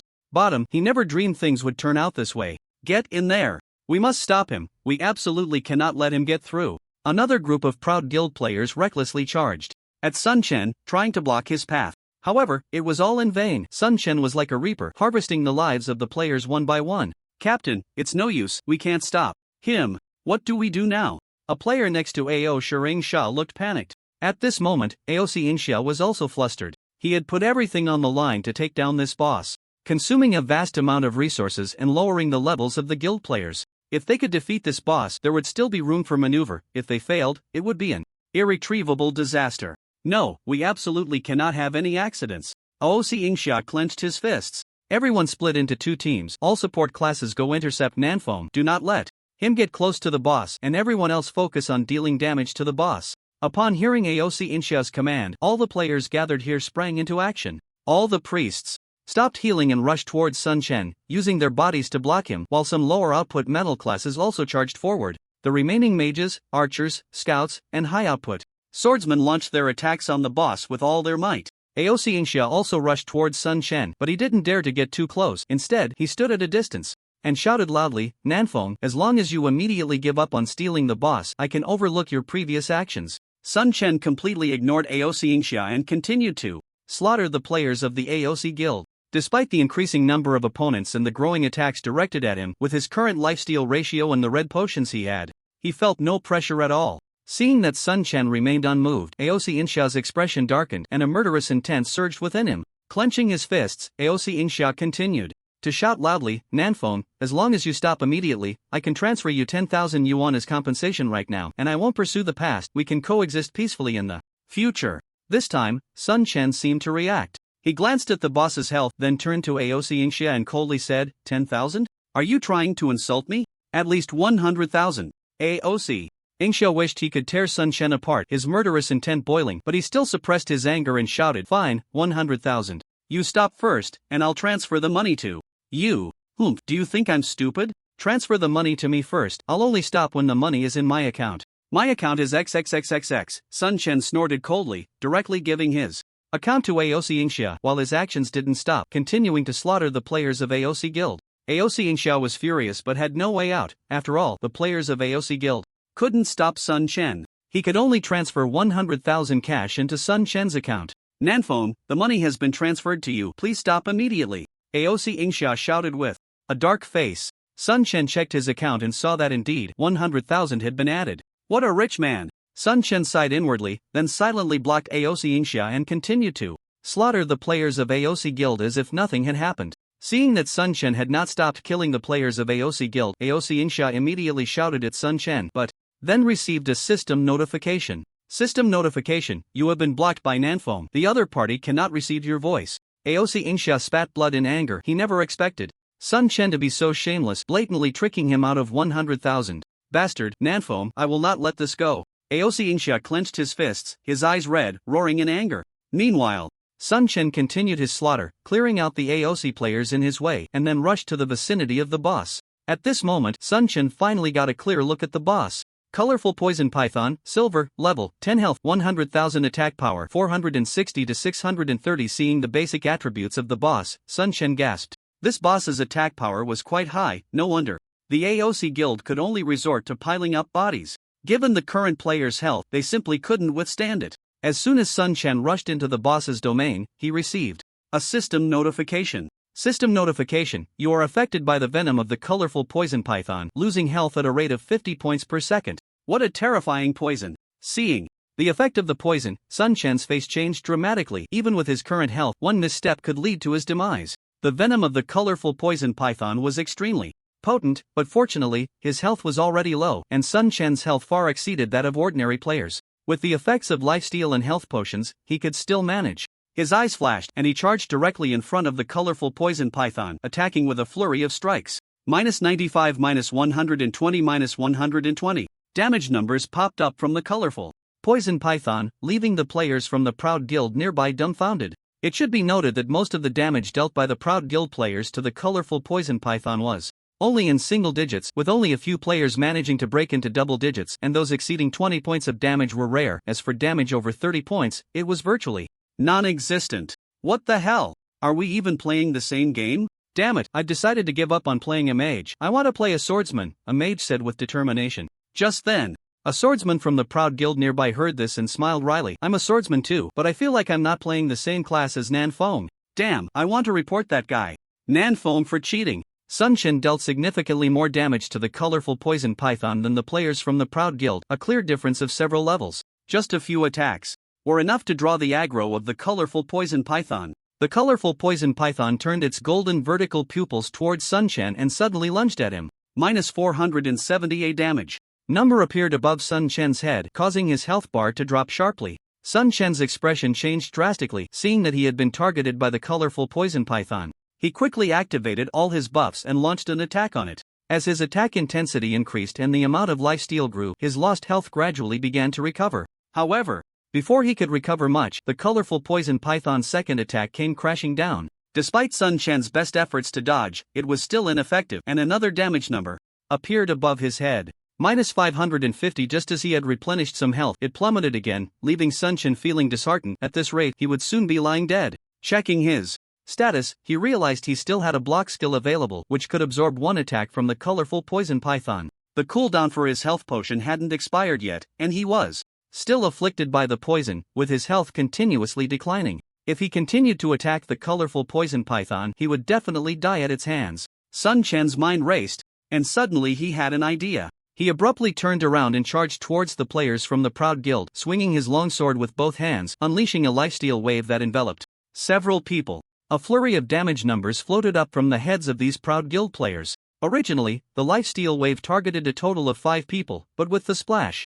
effect, over a dozen players were affected. The damage taken by these players was quickly converted into Sun Chen's health, replenishing his health bar significantly in the blink of an eye. Seeing his health bar recover, Sun Chen's eyes lit up. This was indeed a good way to restore health. Since there were still plenty of players from the Proud Guild around, not many noticed this situation, thinking Sun Chen was merely trying to clear out the players near the colorful poison python. After his health was restored, Sun Chen turned back to the colorful poison python and continued his assault. As the colorful venomous python brought Sun Chen's health points below the warning line, Sun Chen turned and charged towards the crowd of players from the Proud Guild. With a group attack, he quickly replenished his health points. After restoring his health, Sun Chen continued to attack the colorful venomous python, treating the Proud Guild players as mere power banks. Bastards! What are you doing? Kill him! Proud Shadow Kill watched Sun Chen rampaging with fury, but he could only roar in anger, having no way to stop him. At this point, the remaining players from the Proud Guild numbered less than 500, and their levels were not very high.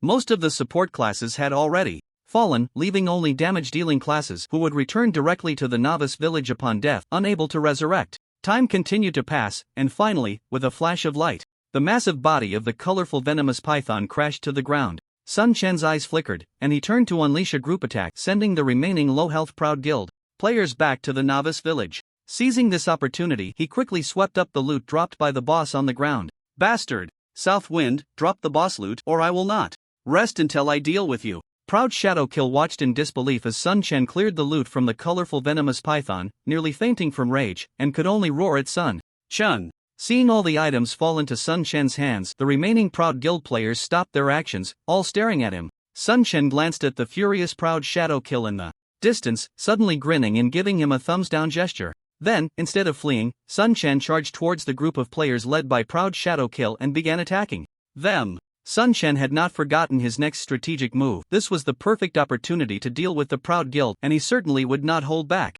As players fell one by one, to Sun Chen, Proud Shadow Kill could only seethe with anger. With over 400 players left, none posed any threat to Sun Chen, and surrounding him was out of the question. Captain, we've already lost, let's retreat quickly, one player advised. Yeah, Captain, as long as we have the mountains, we won't worry about firewood. Our levels are too low, we need to retreat quickly or the losses will be greater. Exactly, Captain, the priority is to preserve our strength. We are no match for him now. Once we level up, we'll have plenty of chances to deal with him. Several loyal subordinates of Proud Shadow Kill kept persuading him, but only he knew in his heart that it was over for him. There was no future left. Let's retreat. Ultimately, Proud Shadow Kill issued the order to withdraw, wanting to preserve some strength for the Proud Guild. Perhaps this was the last thing he could do for them. After giving the order, he felt as if his soul had been lost, his spirit drained. Watching Sun Chen chase down the Proud players, his anger turned into endless regret and helplessness. The Proud Guild players fled, and Sun Chen relentlessly pursued them. Spotting Proud Shadow Kill not far away, Sun Chen rushed over and swung his sword. Proud Shadow Kill made no resistance and fell to Sun Chen's sword in just a few strikes. At this point, the novice village was in chaos, with large groups of Proud Guild players emerging from the resurrection point, attracting countless players' attention. What's going on? Why did the Proud Guild players revive all at once? I heard they blocked the road to the Venomous Snake Valley, not letting solo players in. They might be fighting a boss. Just as everyone was speculating, an explosive piece of news broke out. The silver boss in the Venomous Snake Valley of the Proud Guild was snatched by South Wind, causing thousands of players to lose levels, and South Wind killed several hundred of them. As the news spread, the entire novice village erupted in excitement. Hey, have you heard? Just now, Nan Feng stole the silver boss from the AO Shur Guild and even killed hundreds of their players. Is that true? A silver boss? Isn't the AO Shur Guild going to spit blood? Killing hundreds of people? That can't be true, right? Everyone's levels have gone up now. Although there's some difference in equipment, the gap in strength shouldn't be too big. How could he possibly kill hundreds of AO sure players? I'm telling the truth. I heard that AO sure used a corpse pile strategy to take down the boss, which caused their players' levels to drop significantly and their strength to be greatly diminished. That's how Nanfeng sees the opportunity. Even if the AO sure guild's strength hasn't been greatly diminished, Nanfeng could still take down those trash players. The entire novice village was buzzing with discussions. Some people didn't believe that Sun Chen could take down millions of AO sure players at once, even though it wasn't the first time such a thing had happened. Many players supported Sun Chen, especially those who had been bullied by the AO sure guild, who were particularly excited. Wolf King contacted Sun Chen immediately. Nanfeng, you actually managed to steal the silver boss from AO sure. I don't even know how to admire you anymore. You're famous again, Wolf King said with a smile. I just got lucky and stumbled upon a great opportunity. If it were just me alone, I wouldn't have been able to do it. Sun Chen chuckled, acknowledging that luck played a significant role in stealing the colorful poison python. Luck is also a part of strength. By the way, the boss must have dropped some good items, right? If you can't use them, make sure to contact me right away. Don't worry, I won't let you suffer any losses. Wolf King was naturally interested in the drops from the silver boss. Although many bosses had appeared in the game, silver bosses were still quite rare. Moreover, since most players' strengths were relatively low, even if they saw a silver boss, they often couldn't take it down. You'll have to wait a moment while I sort through the boss's drops. I'll contact you once I'm done, Sun Chen said. Make sure to contact me right away. I'll be waiting for your news, Wolf King reminded him. Sun Chen smiled, hung up the communication, and then opened his backpack to start checking today's haul. His backpack was already full. Besides the boss drops, he had killed so many AO sure players that the amount of equipment dropped was astonishing. He selected the most valuable items from those drops and completely filled his backpack. Looking at the packed equipment in his backpack, Sun Chen sighed. Indeed, killing and looting brings wealth. No wonder people on the forum say those players love to kill for gear. After checking his backpack, Sun Chen's expression became a bit strange. He didn't know whether to say he was lucky or unlucky. The colorful poison python had dropped a total of 9 items, along with 64 gold coins, a premium snake king skin, some snake meat, and 2 venomous fangs. Among the 8 items, there were 3 pieces of silver equipment, 4 pieces of bronze equipment, a blueprint, and a poison sack. Colorful bow, silver, attack power, 100 to 120 strength plus 10 stamina plus 5 agility plus 10 intelligence plus 5 required level, 9 each attack. Inflicts an additional 10 points of poison damage. Looking at the bow in his hand and then at his lucky sword, both being silver equipment, the difference in attributes was quite significant. Although it was a good item, Sun Chen couldn't use it. At present, this bow was definitely the top-tier equipment in the entire server. Although Sun Chen wanted to keep it for the players in his guild, he knew very well that the current value of this bow was high, but as time passed and more silver equipment appeared, its value would inevitably decrease. The best course of action was to sell it as soon as possible. Colorful dagger, silver, attack power, 90 to 100 strength, plus 10 stamina plus 5 agility plus 10 intelligence plus 5 required level, 9 each attack inflicts an additional 10 points of poison damage. Despite being one of the top silver equipment available, it was still something Sun Chen couldn't use, so he could only consider selling it. 5 scale shield, silver, physical defense, 160 magic defense, 90 strength plus 10 constitution plus 20 vitality plus 500 required level, 9. Looking at the silver shield in his hand, Sun Chen couldn't help but swallow. The attributes were explosive. Any warrior equipped with this shield would definitely become a mobile fortress. The decision on what to do with this shield left Sun Chen in a dilemma. Selling it would definitely create the most value, but a powerful tank warrior was too important for the guild's development. He wasn't sure if he could quickly find another strong shield in the future. After hesitating for a while, Sun Chen ultimately decided to keep it for his own people. The next pieces of equipment were 2 pieces of cloth armor and 2 pieces of leather armor, all of which Sun Chen couldn't use, and he could only sigh helplessly. However, the last blueprint made Sun Chen's eyes light up. Poisoning, beginner, required materials, poison sac *1 beginner spirit stone *1 beginner magic water *1 scroll effect, applies poison to a weapon, inflicting an additional 10 points of poison damage for 10 minutes after use, ignoring defense. Required profession, beginner alchemist minimum proficiency requirement, 100. This poisoning skill was definitely a good item. Although it only added 10 points of damage per attack, ignoring defense was quite powerful. Most players from the Proud Guild struggled to deal double damage against the colorful poison python. If they applied poison to their weapons, their minimum damage would definitely double. Without hesitation, Sun Chen clicked to learn it, and a crafting icon for the poison potion immediately appeared in his life skills bar. After checking, Sun Chen quickly contacted Zhang Langwushuan. How's it going, bro? Did you find something good? John Lang Wuxuan eagerly asked. Indeed, I found something good. You can take a look and see how much you want to offer. As he spoke, Sun Chen sent the attributes of the bow and dagger to Zhan Lang Wuxuan, and he immediately heard Zhan Lang Wuxuan's exclamation on the other end. My goodness! You actually dropped 2 pieces of silver equipment. Sun Chen was taken aback and asked, is that surprising? Zhan Lang Wuxuan explained, from what I know, you are the first player to drop 2 pieces of silver equipment from a silver boss. Others have only obtained 1 piece. You're really lucky. Sun Chen thought to himself that if he sent the shield's attributes to Zhan Lang Wuxuan, he couldn't imagine what his expression would be. Maybe I'm just lucky. What do you think is a fair price? Zhan Lang Wuxuan pondered for a moment and said, currently, silver equipment is quite rare and priced high, around 400,000 to 500,000. How about 1 million for both pieces? Without hesitation, Sun Chen agreed. He had already checked on the forum and knew Zhan Lang Wuxuan wasn't lying. The price was very fair. Besides these 2 pieces of equipment, I have some other gear that needs to be dealt with, so I'll give them to you as well. You can decide the price. As he spoke, Sun Chen sent the attributes of the equipment in his backpack to Zhan Lang Wuxuan. Seeing the equipment attributes sent by Sun Chen, Zhan Lang Wuxuan was overjoyed. Brother Nanfeng, you've really helped me out. No more talk, let's meet and chat. I guarantee you won't lose out. Zhan Lang Wuxuan was eager to meet Sun Chen immediately, as what he needed most right now were these high attribute equipment. Recently, due to the smooth progress in recruiting, Zhan Lang had added quite a few players with slightly higher levels, but he still lacked enough high-level equipment. He had tried every means to collect high-level gear, but the harvest had been minimal.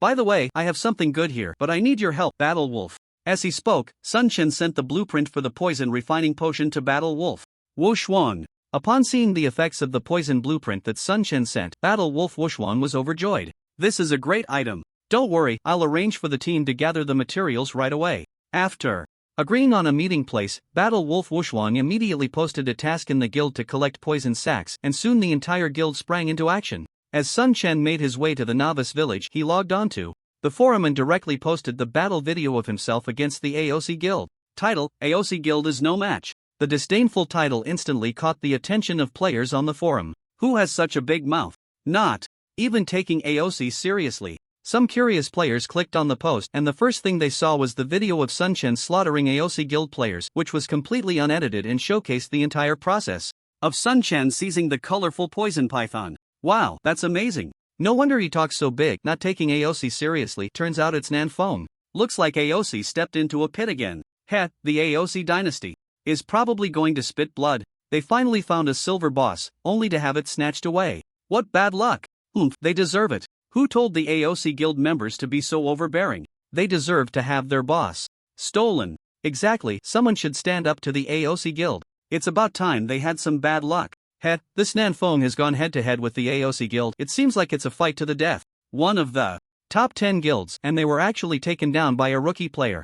If I were the head of the AOC guild, I would be furious. Countless comments flooded under this post, with most people taking a spectator's attitude. Some players who were displeased with the AOC guild's behavior were thrilled, while AOC guild players were seething with anger. Bastard! How dare you kill members of the AOC guild? Nanfeng, just wait, when we get to the main city, we'll make sure you have no place to bury your body.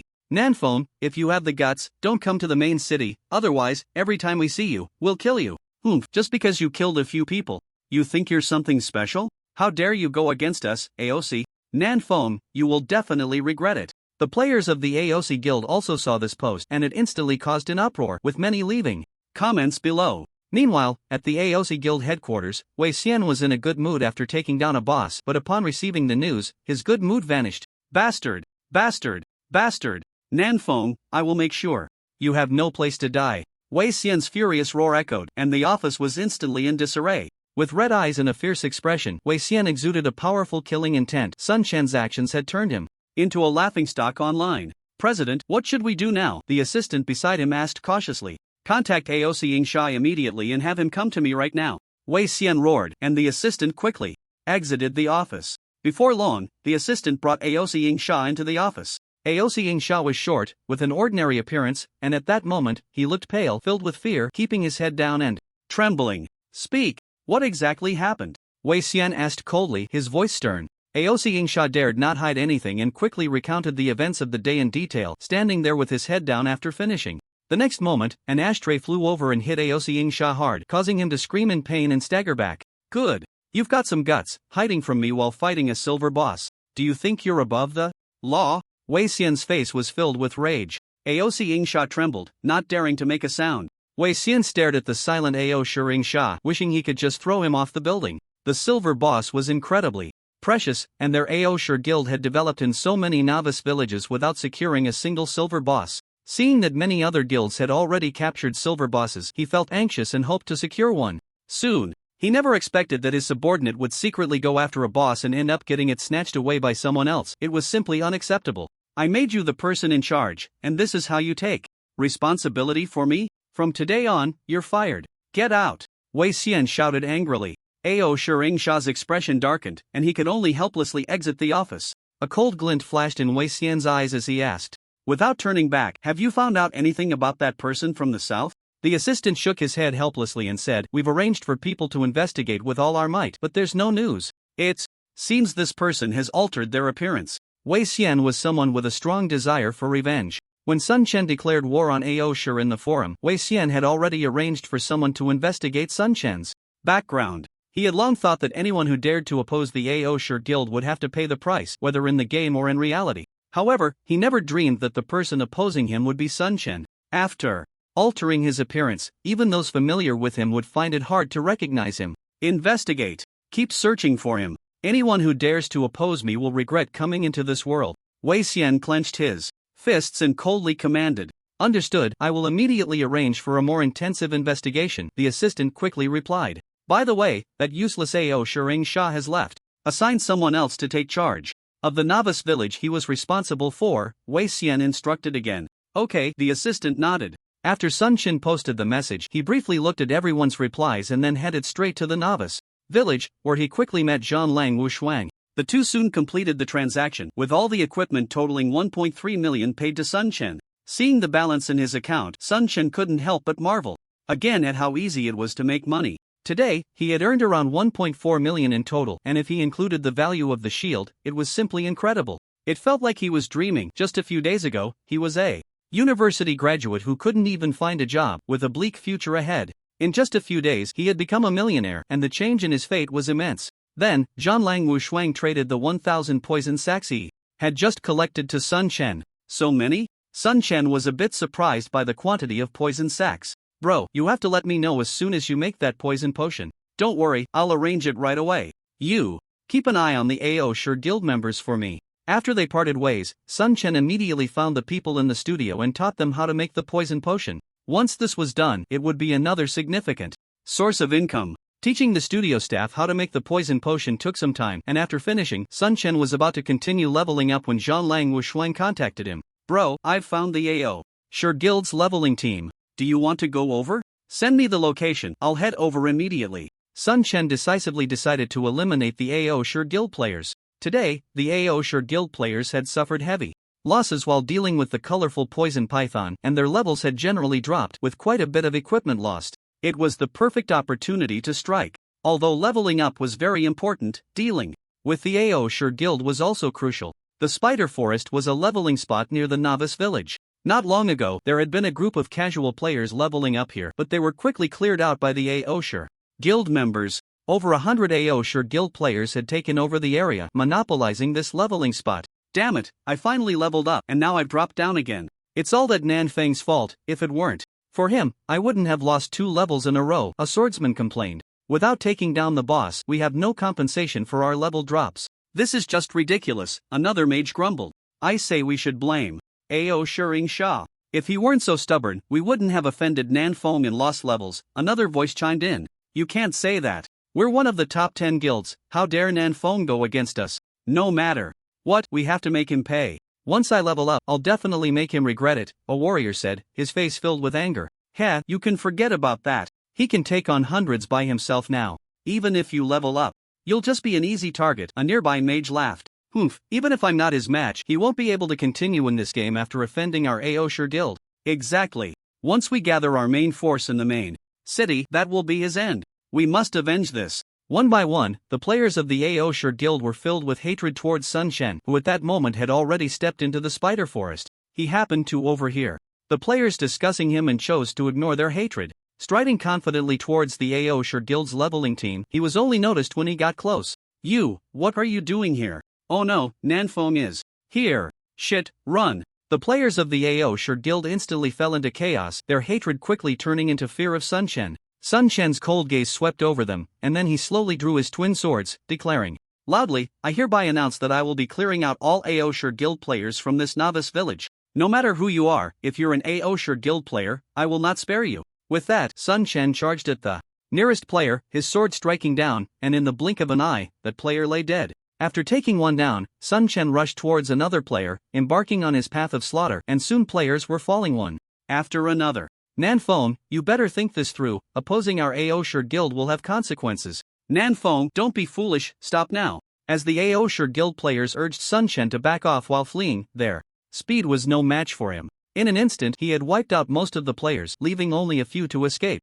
After collecting the dropped equipment from these players, Sun Chen headed towards another leveling spot of the Aosher Guild. In the Wild Boar Forest, a group of Aosher Guild players was monopolizing a leveling spot when suddenly someone exclaimed, shit, our leveling spot in the Spider Forest has been slaughtered. What? Who dares to kill our Aosher Guild members? Let's go over and take him down, a nearby swordsman shouted. I heard it was Nanfeng. Oh, it's him. Forget it, there will be plenty of chances for revenge later. We're not short on time. The player who had just been shouting suddenly fell silent. How could Nanfeng massacre our leveling spot in the Spider Forest? Did someone offend him again? Someone wondered. Who knows what he's thinking? I heard he wants to clear all our guild members out of this novice village. Huh? Just him? This novice village is so big, if he can find us, then he's got skills. Wanting to clear us out is just a dream, someone scoffed. Just then, a cold voice suddenly rang out, is that so? Someone turned to look in the direction of the voice, and the next moment, their expression changed drastically as they exclaimed, oh no, it's Nanfeng.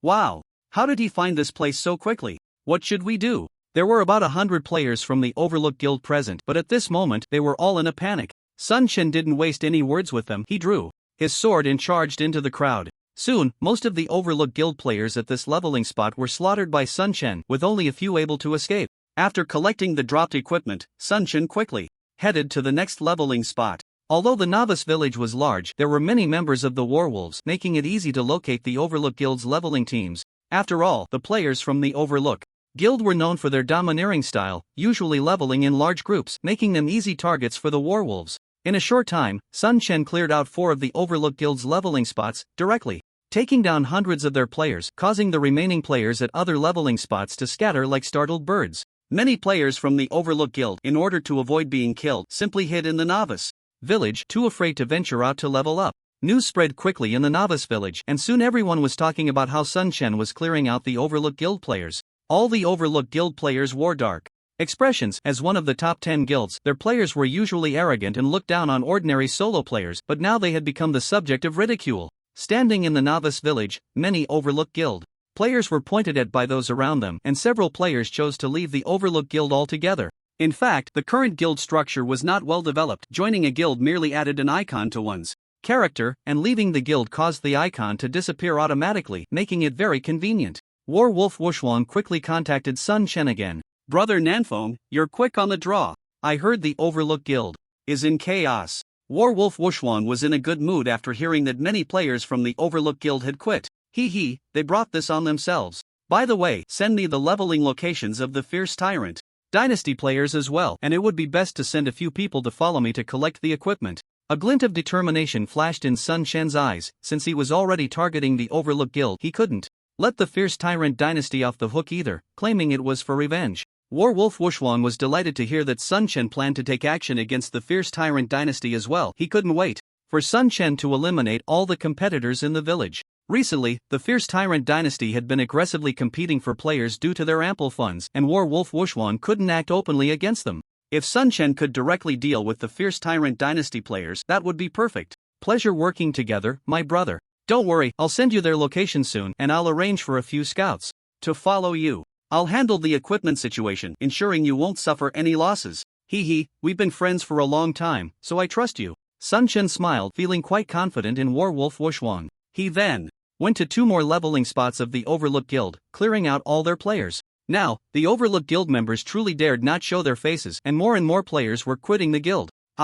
Look at those Overlook Guild players, don't they look like lost dogs? Hee hee, weren't they so impressive? Look at them now. Who told them to be so domineering? They deserve this fate. Hee hee, although I don't dare to provoke the Overlook Guild, Nanfeng is avenging me and it feels great to watch.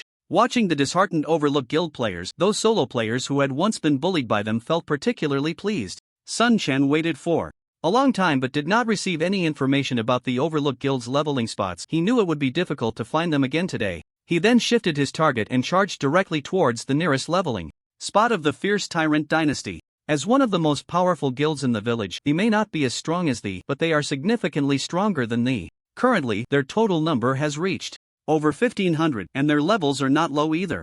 At this moment, one of S 100-man leveling teams was occupying the Wild Wolf Valley, clearing out one wild wolf after another, while the surrounding solo players dared not approach this leveling spot. Have you heard? This leveling spot was just wiped out again, and that is threatening to eliminate all the players in this village.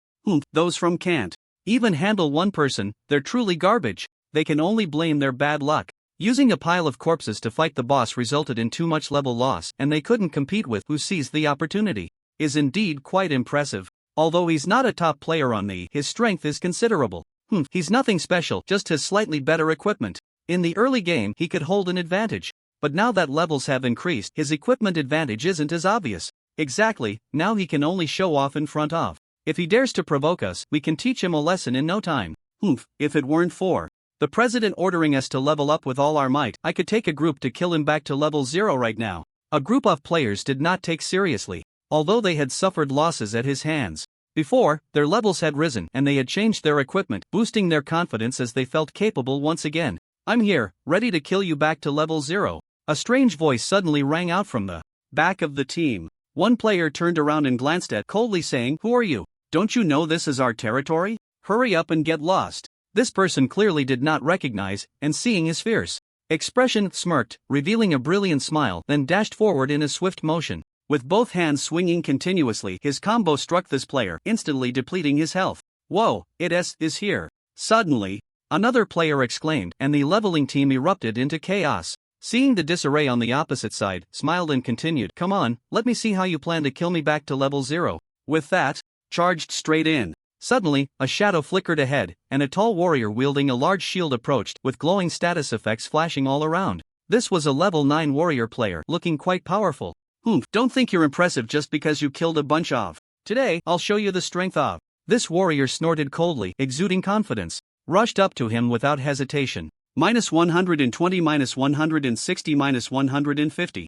A series of astonishing damage numbers floated above this warrior's head, leaving the surrounding players dumbfounded. This was the main defensive warrior of their leveling team, and they knew best how high his defense was. However, even such defense could not withstand S attacks. In the blink of an eye, this seemingly skilled player lay dead. Taking advantage of the other player's momentary shock, brandished his sword and charged at the remaining players, launching his attacks. Everyone, don't panic. He's just one person, our levels are similar, we can wear him down. All metal classes, move forward. Activate all defensive skills and block him with all your might. Priests, keep an eye on the metal class's health, and ranged players, output everything you have. Don't be afraid to waste blue potions. One player, seemingly in command, quickly organized the others, and over 20 metal classes charged towards with all their might. The priest followed closely behind, fixated on the health of the metal class, and behind them were the ranged classes. The attacks from the mages and archers first enveloped Sun Chen, with colorful lights flashing, the moves looking quite dazzling.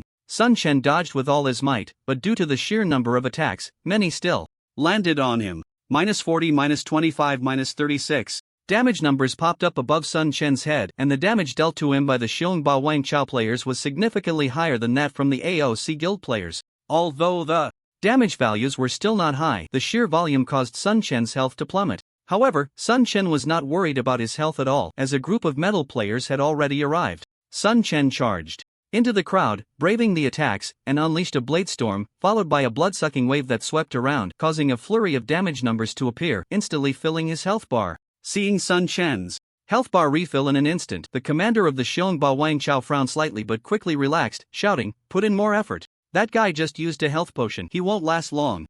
Bastard. How dare you attack us, Xiongba Wang Chao? Do you think we are the useless players of the AOC guild? You will die today. Just right to avenge last time, we must kill him back to level 0 today." A group of metal class Players, seeing Sun Chen's recent health drop, mistakenly believed he had truly consumed a recovery potion, and they all surged forward with confidence, launching a frenzied assault on him. Sun Chen almost laughed out loud at the players charging at him. If these people had used ranged attacks, he might have been a bit wary, but the Xiongba Wang Chao players chose to engage him in close combat, which was exactly what Sun Chen preferred. He charged forward with his long sword, unleashing a continuous barrage of skills, his powerful attacks making the opposing players question their life choices. When Sun Chen's health dropped to a certain level, he would opt to use area attacks as much as possible. One area attack skill, combined with the splash damage, allowed his health to recover at an astonishing rate. The effects of leveling up in the Bat Cave recently were fully displayed. He wore 2 bronze rings, 2 bronze bracelets, a bronze belt, and a bronze necklace, a full set of bronze vampiric jewelry that provided an incredible 24%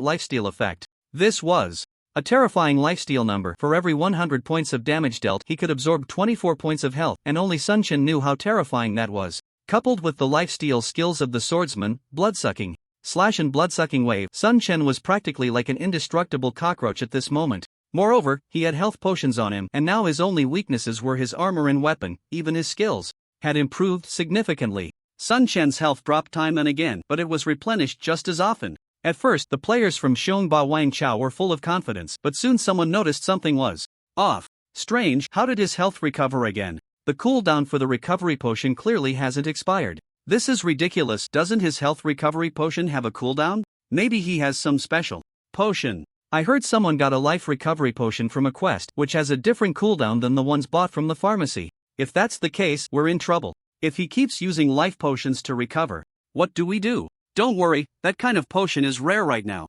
Even if he has some, it can't be many. We can definitely wear him down. Don't forget he's a swordsman, and he has 2 skills to recover health. Right, I heard he has been leveling up in the Bat Cave recently, so he must still have vampiric jewelry on him. The vampire jewelry doesn't need to be considered, its drop rate is too low. He probably has at most 1 or 2 pieces on him, which aren't very useful. Keep killing, he definitely can't hold out for much longer. The players from the Xiongba Wang Chao continued to charge at Sun Chen, and despite having lost dozens of their members, they remained full of confidence. However, as time passed, their plan to wear Sun Chen down completely fell apart. When the 100-man team was down to 40, some began to think about giving up. He's already killed so many of us, how is his health still not bottomed out? Don't give up. He must be at his limit, just hold on a little longer and we can wear him down. With a word of encouragement from the team leader, the players from Xiongba Wang Chao regained some confidence, but after a while, their morale gradually crumbled. One by one, players fell before Sun Chen, and when only 10 players from Xiongba Wang Chao remained, they finally gave up. Damn it, this Nanfeng is a monster. We can't see the end of him. Let's retreat. I'm done. This guy is a freak. We can't beat him. The remaining 10 players scattered in a panic, no longer daring to confront Sun Chen. He tried to pursue them, but in the end, a few players from Xiongba Wang Chao managed to escape. Looking at the equipment on the ground, Sun Chen took a deep breath. Although the number of players from Xiongba Wang Chao was small, their difficulty to kill exceeded that of the AO Sure Guild. Their strength was greater. Soon, 5 scouts appeared before Sun Chen, their eyes filled with deep admiration as they looked at him. Could you please take care of this equipment? If you find any bronze-level metal armor that I can use, please set it aside for me, the rest can be taken back. Sun Chen glanced at his own armor, which was quite shabby. The upper part was still the Wild Boar King battle armor, while the lower part, gloves, and shoulder pads were still white gear, which felt too outdated. He needed to change it as soon as possible. Don't worry, great God, we will take good care of it, one of the players said, looking at Sun Chen with a face full of admiration, almost as if he wanted to worship him. Being called a great god made Sun Chen smile. He knew his own level well. In terms of skill, he was far inferior to those true great gods. He was just relying on the advantages of vampire jewelry and skills, essentially a novice. After bidding farewell to these players, Sun Chen rushed towards another location. Xiongba Wang Chao had thousands of members in this village, so there was naturally more than one leveling point. Zhanlang Wushuang had already informed Sun Chen of all the leveling point locations of Xiongba Wang Chao. Dealing with Xiongba Wang Chao couldn't be the same as dealing with Aosher. Currently, Xiongba Wang Chao was very strong, far surpassing the Aosher guild. Once they gathered together, Sun Chen would definitely not be their match, so he had to take them down one by one. Not long after, Sun Chen arrived at another leveling point of Xiongba Wang Chao. It was a grassland where over 100 players from Xiongba Wang Chao occupied a prime leveling spot, continuously slaughtering the wild buffalo on the prairie. I heard Nanfeng wiped out one of our leveling points. Suddenly, one of the players spoke up. Is it that Nanfeng who declared war on Aosher? That's right, it's him. That guy is too arrogant, as if offending the Aosher Guild wasn't enough, he dares to provoke us Xiong Ba Wang Chao. Does he really think we're made of clay? We're not like those useless Aosher. If I run into him, I'll definitely wipe him out.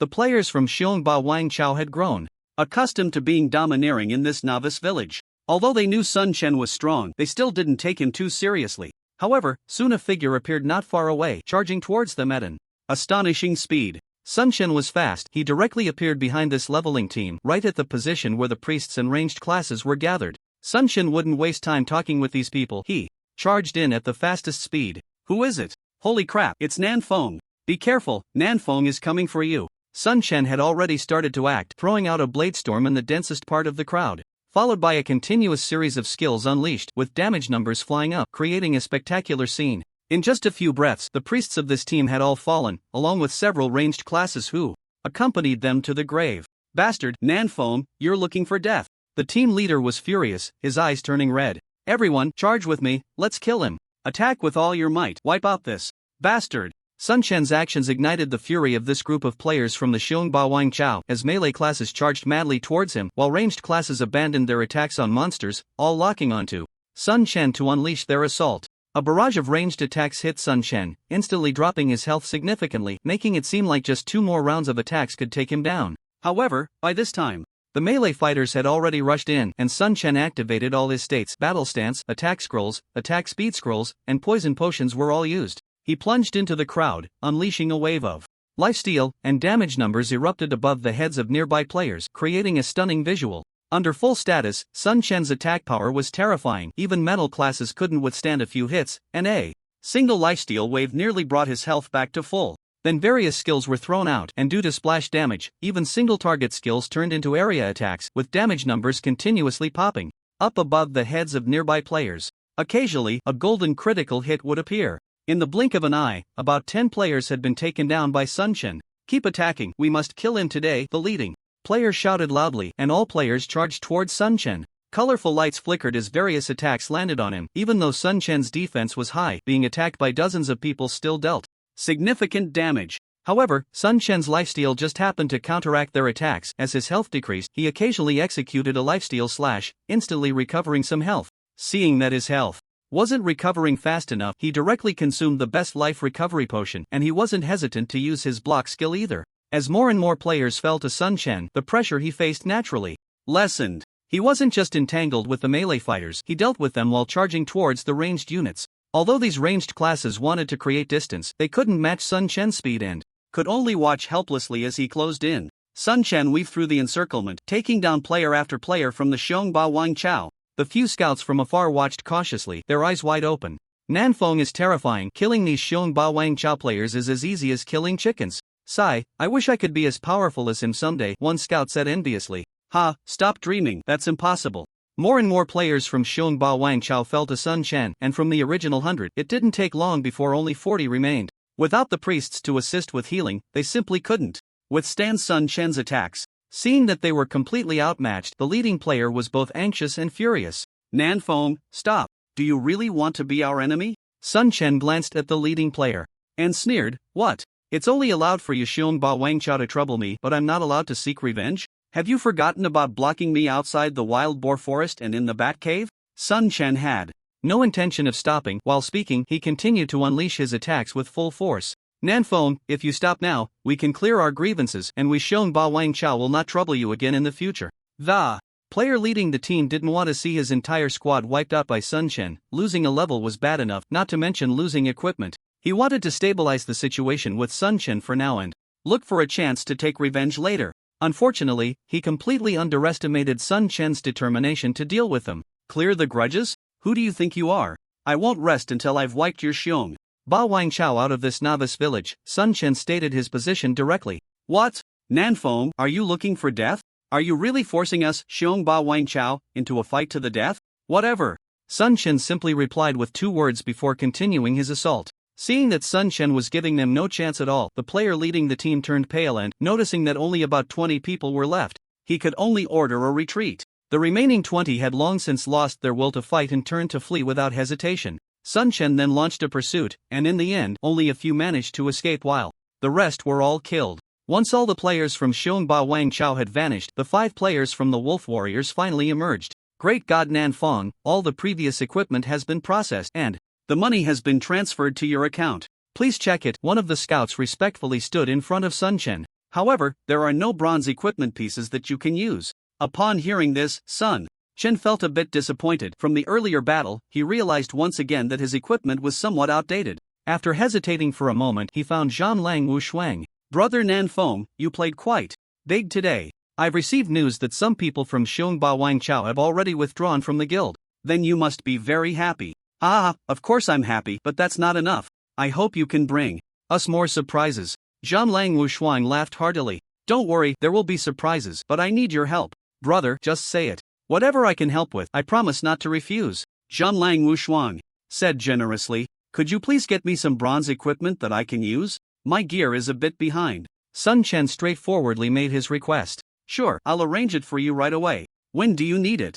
Zhang Lang Wu Shuang readily agreed to Sun Chen's request. I'll return to the novice village to replenish some supplies. You can contact me directly once you have the equipment. Sun Chen checked his backpack. It was indeed time to restock. As soon as Zhang Lang Wu Shuang hung up the communication, he sent a notice in the guild group, and soon enough, a full set of metal bronze level armor was gathered. In the Wild Wolf Valley, among a leveling team of the Wolf Warriors, the leading warrior, King Kong Wolf, turned dark when he received the guild notice. What's wrong, Captain? A nearby team member couldn't help but ask when he saw King Kong Wolf's expression. The higher-ups want to take back my silver wolf battle armor. King Kong Wolf said with a grim face. Didn't they just give it to you? Why do they want it back again? I don't know, I heard it's an order from Captain Wu Shuang. There must be some arrangement.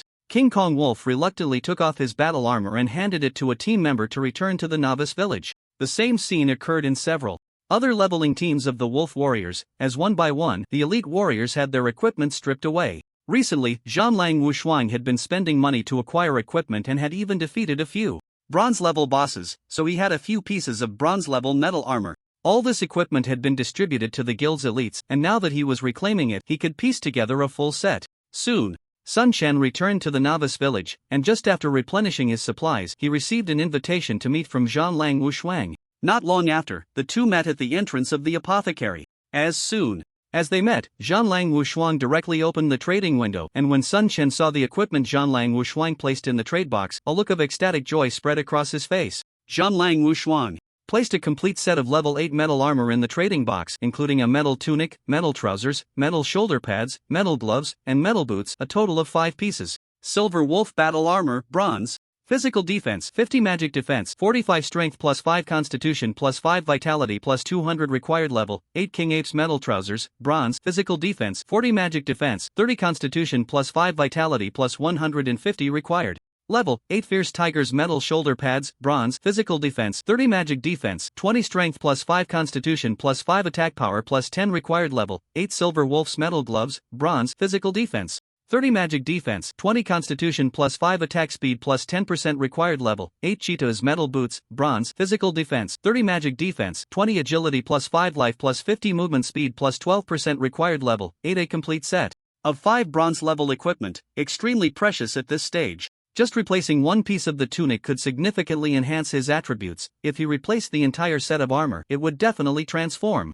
Sun Chen. Wu Shuang, are you really planning to give me these equipment? Sun Chen looked at Zhang Lang Wu Shuang in disbelief. Zhang Lang Wu Shuang smiled and said, just some equipment. Compared to the help you've given us at War Wolf, this is nothing. I don't want you to die at the hands of the Xiongba dynasty. I'm counting on you to clear them all out. Don't worry, I promise to eliminate all of Xiongba's people. As he spoke, Sun Chen equipped all the gear he had traded for, and in an instant he felt his body filled with power, a sense of rebirth. Opening his attribute panel, it changed to Character Name Chen, Nan Fong Level 9 Life, 1480 Magic, 50 Physical Attack Power, 239 to 249 Magic Attack Power, 10 Physical Defense, 228 Magic Defense, 183 Base Attributes, Strength 87 Constitution, 48 Agility, 31 Intelligence, 5 Hidden Attributes. Reputation, 10100 Attack Speed plus 20%, Movement Speed plus 12%, Lifesteal Effect 24%. Seeing his new attributes, Sun Chen was overjoyed. If he had such attributes before, dealing with the players of the Xiongba dynasty would have been much easier. If he also equipped Courage Scrolls and Attack Scrolls, along with Poison Potions and Skill Enhancements, his explosive power could only be described as terrifying. How is it? Are you Satisfied with the equipment? Zhang Lang Wushuang asked with a smile. Very satisfied, but you giving me such good equipment won't cause any issues with your guild's elites, right? Sun Chen asked. Hee, don't worry. No problem. Zhang Lang Wushuang waved his hand with a smile. I'll accept these equipment, but rest assured, I won't let you suffer any loss. Just wait a moment, I'll get something. After saying that, Sun Chen turned and ran towards the warehouse. Zhang Lang Wushuang looked puzzled, wondering what good things Sun Chen would bring him. With anticipation in his heart, Sun Chen returned. He directly opened the trading box and said, the bronze boots and bronze tunic are what I just replaced, their attributes are quite decent. The other jewelry should be of some help to you. Zhang Lang Wushuang couldn't help but exclaim when he saw the equipment Sun Chen placed in the trading box. Wow, where did you get so much jewelry? Sun Chen had gone to the warehouse to take out a few lifesteal accessories he didn't need and traded some to Zhang Lang Wushuang, but he kept a few for himself. I got them myself, they should be helpful to you. This is incredibly helpful, then I won't be polite with you. Battle Wolf Wushuang quickly organized the items he traded with Sun Chen. There was a set and a half of ordinary vampiric jewelry, a demon necklace, a demon bracelet, and a demon ring. The value of the 3 pieces of bronze-level jewelry was definitely not inferior to that set of bronze armor, not to mention that Sun Chen also gifted him 2 pieces of bronze armor. Although the levels were a bit low, their attributes were still quite good. Battle Wolf Wushuang felt he had made a great profit. Ha, it's been a pleasure working together. Battle Wolf Wushuang's face was flushed with excitement, looking as if he had struck it rich. Sun Chen smiled, pleasure doing business. If you find suitable headgear and skills for swordsmen, please keep an eye out for me, I'll buy them at a high price. Sure, since you've asked, I'll definitely keep an eye out. What are your plans next? Battle Wolf Wushuang asked. Sun Chen thought for a moment and said, first, clear out all the members of the proud and dominant guilds, then focus on leveling up. Once we get to the main city, you have to help me out, bro. Battle Wolf Wushuang patted his chest and assured him, don't worry, little brother. We are strategic partners, I won't let anyone bully you. Then I can rest easy. I'll go get busy now. Sun Chen waved his hand and turned to leave. Watching Sun Chen's departing figure, Battle Wolf Wushuang's expression was somewhat complicated. He regretted not inviting Sun Chen to join the Battle Wolf back then. If he had invited Sun Chen earlier, there might have been a chance, but now it was impossible. He could tell that Sun Chen was a person with ideas and would surely achieve something in the future. Although his skills had some flaws now, his growth rate was astonishing. Looking again at the vampiric jewelry in his bag, he couldn't understand how Sun Chen could farm so many vampiric pieces. The Battle Wolf, had specifically organized teams to farm in the Bat Cave, but the drop rate could only be described as dismal. In the novice village he was responsible for, they organized more than 20 teams to farm the Bat Cave, and the result was only 3 pieces of ordinary vampiric jewelry. In Wild Wolf Valley, the Battle Wolf's leveling team continued to fight. After the bronze top was stripped from King Kong Wolf, he was in a bad mood, his attributes dropped significantly and he could only vent his frustration at the wild wolves. Suddenly, a Battle Wolf player ran over from a distance. Everyone recognized him as Battle Wolf Wushuang's assistant, Battle Wolf Wuching. King Kong Wolf spotted him from afar, snorted, and didn't intend to acknowledge him, clearly still angry. The player ran up to King Kong Wolf and stopped a short distance away. King Kong Wolf, the team leader asked me to bring you something as compensation, let's trade. Who cares about compensation? King Kong Wolf muttered. Don't want it? Then forget it. A complete set of vampiric jewelry, if you don't want it, I'll give it to someone else. Battle Wolf Wuching smiled. What? A complete set of vampiric jewelry? You're not joking, are you? King Kong Wolf was instantly shocked. Do you want it? Battle Wolf Wuching asked, staring at King Kong Wolf. Yes. Only a fool wouldn't want it. King Kong Wolf reacted quickly, directly opening the trade window. Seeing the vampiric jewelry in the trade window, his eyes lit up with excitement. After the trade, he eagerly equipped the items and asked, where did this come from? You don't need to know where it came from, anyway, the team leader put in a lot of effort. Don't worry, the team leader won't let you suffer. Alright, I still have to deliver things to others, so you all continue leveling up. Battle Wolf Wushuang quickly sent the equipment Sun Chen gave him to the elite players who had lost their bronze-level armor, quickly calming their dissatisfaction. Meanwhile, Sun Chen was once again on the path of hunting. In the northwestern part of the Wild Boar Forest, in the center of a forest, a group of players from the Proud Guild gathered together, hunting wild boars to level up. These players from the Proud Guild were not very high in level, all around level 5, with more than 50 of them. Although this was a leveling spot, it still couldn't meet the leveling needs of these more than 50 players. Damn it, it's all that bastard Nan Feng's fault. We're stuck here grinding levels, how long is this going to take before we can level up? A swordsman complained while hacking at monsters. Sigh. What can we do?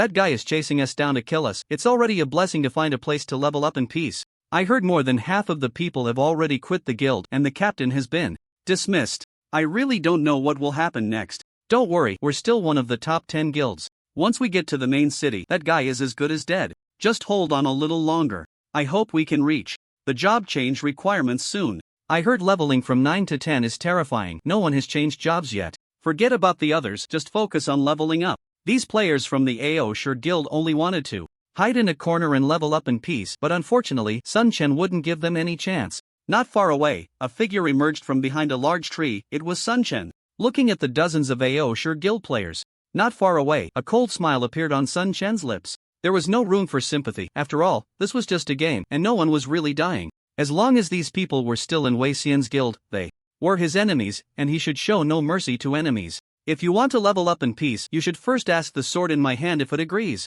Sun Chen's voice suddenly rang out, like the call of death, startling the players who were leveling up. Oh no, it's Nanfeng. Run, Nanfeng is here. Damn it, if he can find us here, can we even play the game properly? Screw it, what top 10 guild? I'm quitting the guild. Sun Chen dashed out in a single leap, activating his ultimate skill, entering battle stance, increasing his attack power by 10% and using attack scrolls and courage scrolls, along with poison potions. He charged into the crowd of enemies, unleashing a blade storm. A whirlwind of blades enveloped several players on the opposite side, followed by a flurry of damage numbers soaring into the air. -360, -400, -370, -390, -367, -180, -190. 3 players caught in the blade storm were instantly killed, and the remaining 2 were left with barely any health, while nearby players caught in the splash damage also lost a chunk of their health. Sun Chen then threw out a blood-sucking wave, and more damage numbers popped up, with several players dropping dead. There was no need to consider the blood-sucking issue when dealing with these low-level players. He attacked with full force. With his greatly enhanced attributes, dealing with these AO Sure Guild players was a piece of cake. One by one, players fell beneath his sword, and in just a short while, over 30 players had been killed, with the remaining players scattering in all directions. Sun Chen unleashed a full-speed pursuit. With his speed, chasing down these AO Sure Guild players was too easy, and he took them down one by one. In the end, out of more than 50 AO Sure Guild players, no more than 4 managed to escape from Sun Chen's grasp. The rest were all eliminated. After these players disappeared, 5 players from the Battle Wolves Guild emerged to clean up the battlefield. Although the equipment dropped by these players was quite ordinary, it was still somewhat helpful to the Battle Wolves. At the Novice Village Resurrection Point, dozens of freshly resurrected AO Sure Guild players stood dejectedly at the resurrection point, while nearby solo players pointed and laughed at them. Damn it, what top 10 guild? I'm not playing along anymore. One of the warriors angrily quit the AO Sure Guild, becoming a solo player. I'm not playing with them either. Another player quickly followed suit and quit. What's the point of playing this game? I'm quitting. Quitting. Wearing the AO Sure Guild tag is just asking for death. I might as well quit. Damn it, if we can't even deal with a solo player, what AO Sure Guild? It's all trash. I'm quitting. If we don't leave the guild now, we'll be killed back to level 0. I really don't want to be chased and killed by that maniac, so let's just leave the guild. At that moment, a large number of players exited the Pride Guild. The guild emblem that once filled their hearts with confidence had now become the root of their fear. Ultimately, these players all chose to leave the Pride Guild, and with their lead, more and more players from the Pride Guild decided to withdraw. As a result, within just a few hours, all the players from the Pride Guild in this novice village had exited, not a single one remaining. Soon, the forum exploded. A post ignited the forum. A master has appeared, single-handedly cutting through the Pride Guild, forcing it to disband. Does Pride truly deserve the reputation of being one of the top 10 guilds? Below the post were numerous videos, all showcasing Sun Chen hunting down the leveling teams of the Pride Guild, very detailed. There were also scenes of players choosing to leave the Pride Guild, equally detailed. Countless people clicked on the videos, leaving comments below the post, and in a short time, this post surged to trending status, drawing the attention of countless players. The reputation of the Pride Guild suffered an unprecedented blow, its public image plummeting significantly. Many players who wanted to join the Pride Guild chose to join other guilds after seeing this post, and quite a few players from the Pride Guild directly withdrew. As time passed, the losses for the Pride Guild grew larger. This was exactly the outcome Sun Chen wanted to see. This post was also crafted by him, aimed at striking a blow to the Pride Guild, and the effect was quite good. Countless players from the Pride Guild angrily cursed in the comments, but it was of no use. Wei Xian smashed his office again, his furious roars never ceasing. He tried various ways to contact Sun Chen, but in the game, Sun Chen had directly turned off personal contact, making it impossible for them to reach him. Various threats on the forum also had no effect. The situation escalated, with countless onlookers waiting for the Pride Guild to take action. Many players who had been bullied by the Pride Guild became fans of Sun Chen, supporting him on the forum. Although Sun Chen was just a novice in the game, unable to even catch the tail end of the leaderboard, his popularity surged explosively, which was also Sun Chen's goal. Battle Wolf Wuxuan contacted Sun Chen immediately. Bro, impressive. You've taken out all the Pride Guild members. Hee, they were just some insignificant trash, not challenging at all. But the upcoming Xiongba Wang Chao won't be so easy. Sun Chen truly didn't regard the players of the Pride Guild as a threat. I've received news that Xiongba Wang Chao has already started to act. Xiongba Kindergarten has gathered all the players leveling outside, and they are also inquiring about your whereabouts. A cold glint flashed in Sun Chen's eyes. Since they've gathered together, let's deal with them all at once. After all, they don't have any experts. His powerful attributes gave Sun Chen immense confidence. He didn't believe that the players from the novice villages Xiongba Wang Chao could withstand his attacks. Moreover, he needed shocking battle videos to boost his popularity. Constantly ambushing the leveling teams of Pride and Xiongba could indeed raise some popularity, but it was far from enough. He needed something more spectacular to showcase his strength. After replenishing his supplies and making thorough preparations, Sun Chen headed towards the leveling point of Xiongba Wang Chao. From Battle Wolf Wuxuan, he learned that the players from Xiongba Wang Chao were gathering in the Elf Canyon, which was a relatively high-level leveling point in the novice village. The various elves there ranged from level 7 to level 10. Although they had high attack power, they had low health and defense, making them very suitable for team leveling, especially since these elves offered high experience and had a fast respawn rate. Relying on the strength of their guild, Xiongba Wang Chao had almost monopolized the best leveling spots in the Elf Canyon, allowing their guild members to level up quickly. At this moment, the leader of the Young Tyrants Kindergarten was leveling up with a group of underlings, and his level had already reached 9, which was considered quite high. Suddenly, one of the underlings reported to him, "Boss, we've found the trace of South Wind." The leader of the Young Tyrants Kindergarten stopped what he was doing, turned to the underling, and raised an eyebrow. Where? The underling replied, "Not far outside the Elf Canyon, heading towards the direction of the Elf Canyon." The leader of the Young Tyrants Kindergarten frowned, somewhat puzzled. Does that guy not know our people are in the Elf Canyon? He probably doesn't know that all our people are in the Elf Canyon. He must think that only our leveling team is here, speculated a player from the Young Tyrants. I didn't expect him to come right to us. It saves us the trouble of searching. Anyone who dares to kill our Young Tyrants must die today. Let's kill him back to level 0. Let him see the gap between us and that group of trash from AOC. The players around, upon hearing that Sun Chen was coming this way, were not afraid at all. Instead, they were very excited, each radiating a powerful fighting spirit. The leader of the Young Tyrants Kindergarten also guessed that Sun Chen must not know he had gathered everyone in the Elf Canyon, and a smile appeared on his face. Well, our grievances should indeed be settled. Soon after, Sun Chen arrived outside the Elf Canyon, and besides him, there was a large group of casual players following behind, eager to watch the excitement. South Wind is really bold. Knowing that the Young Tyrants are looking for him, he still comes right to us. Isn't he looking for death?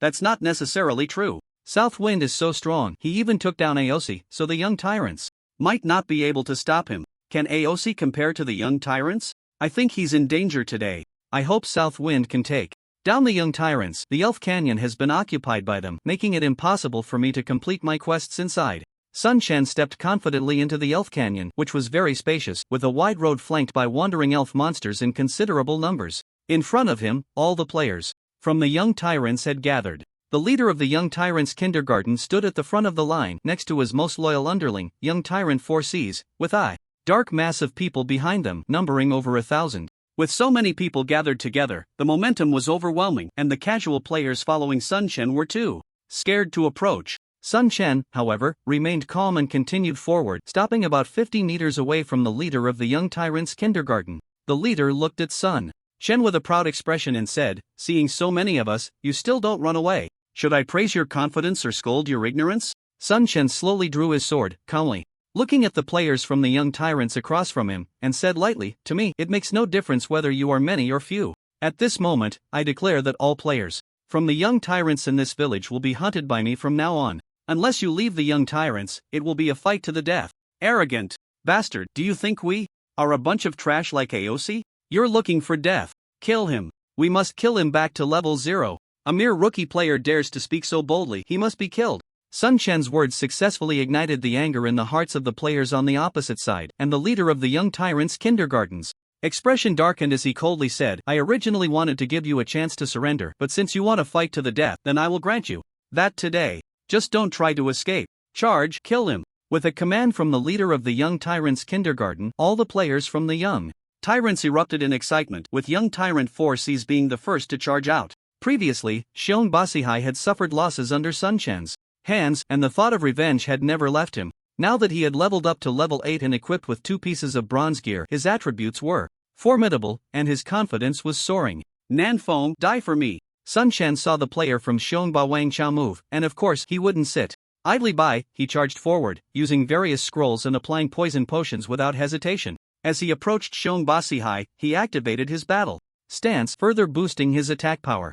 Xiong Basihai struck first with a fury slash, and a beam of sword light descended from the sky towards Sun Chen. However, Sun Chen merely sidestepped and easily avoided the attack, countering with a fury slash of his own. Minus 250. Seeing that damage number, Sun Chen frowned slightly. The damage was a bit low, clearly indicating that Xiong Basihai's defense was quite high. Xiong Basihai was taken aback that Sun Chen had easily dodged his attack, not realizing that Sun Chen was also a swordsman. Upon seeing Xiong Basihai's initial move, he had already guessed the skill he would use, allowing him to dodge calmly. Predicting attacks is a trait that a master should possess. After a single strike, Sun Chen wasted no time and unleashed a combo on Xiong Basihai, and in the blink of an eye, Xiong Basihai's health was completely drained. Although Xiong Basihai had 2 pieces of bronze armor, giving him more health than the average swordsman of his level, he still couldn't withstand Sun Chen's monstrous damage. Moreover, he had charged too far forward, and the priests behind him couldn't heal him in time, forced to watch helplessly as Xiong Basihai fell to Sun Chen's hands.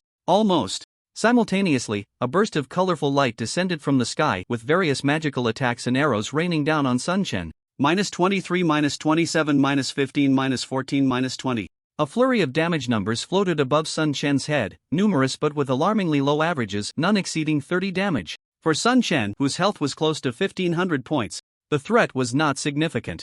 After a round of attacks, Sun Chen's health dropped by a third, which looked frightening but posed little threat to him since he had already encountered the main force of Xiongba Wang Chao. Fearlessly, Sun Chen charged into the crowd, first unleashing a blade storm, enveloping a group of players directly in front of him, causing their health bars to drop significantly, while nearby players also suffered from splash damage. Fortunately, those at the front were mostly metal classes with high defense, so they weren't instantly killed by Sun Chen's move. If it had been those squishy classes, Sun Chen's attack would likely have wiped out a large number of them. Even those who weren't killed had their health bars reduced to a critical level, while Sun Chen's health bar surged back up. Then, he executed a lifesteal slash, restoring even more health, and without even using his lifesteal wave, the health he had just lost was already replenished. With his health fully restored, Sun Chen unleashed his full power, wielding 2 long swords in a continuous flurry of strikes, mixing skill attacks with regular attacks at an astonishing speed. Although Sun Chen had mastered the dual-wielding skill long ago, this skill was quite rare. Even among the population of their novice village, there were no more than 5 players who possessed it. Moreover, Sun Chen's gloves increased his attack speed, combined with the boost from the courage scroll and the enhancement from his long swords, resulting in an overall attack speed that was incredibly impressive. Few could match Sun Chen's attack speed across the entire server, which was his advantage. The splash damage from his godly skill was also terrifying, turning every attack into an area attack capable of inflicting group damage. The originally area-damaging Blade Storm and Lifesteal Wave had their damage range significantly increased. Ultimately, all this damage would convert into his health points. At this moment, there were many players surrounding Sun Chen, over 1,000 in total, but not too many could actually deal damage to him. Colorful lights flickered as various ranged attacks enveloped Sun Chen. Xiongba Kindergarten stood at the back, loudly directing the players of Xiongba Wang Chao to charge at Sun Chen madly. All melee fighters, hold your ground. Don't save your skills. Priests, all priests move forward, ignore the ranged attacks, focus on healing the melee fighters in front, keep an eye on their health. All ranged fighters, output at full power, don't worry about mana potions. The commands from Xiongba Kindergarten were flawless. If it were any ordinary player, even those with slightly stronger abilities would struggle against such a group attack. However, this tactic had little effect on Sun Chen. Get out of the way, I'll take him on. At that moment, a burly warrior broke through the crowd and charged towards Sun Chen. He was clad in armor and wielded a shield, exuding a powerful aura. Defense enhancement, solid shield, damage reduction.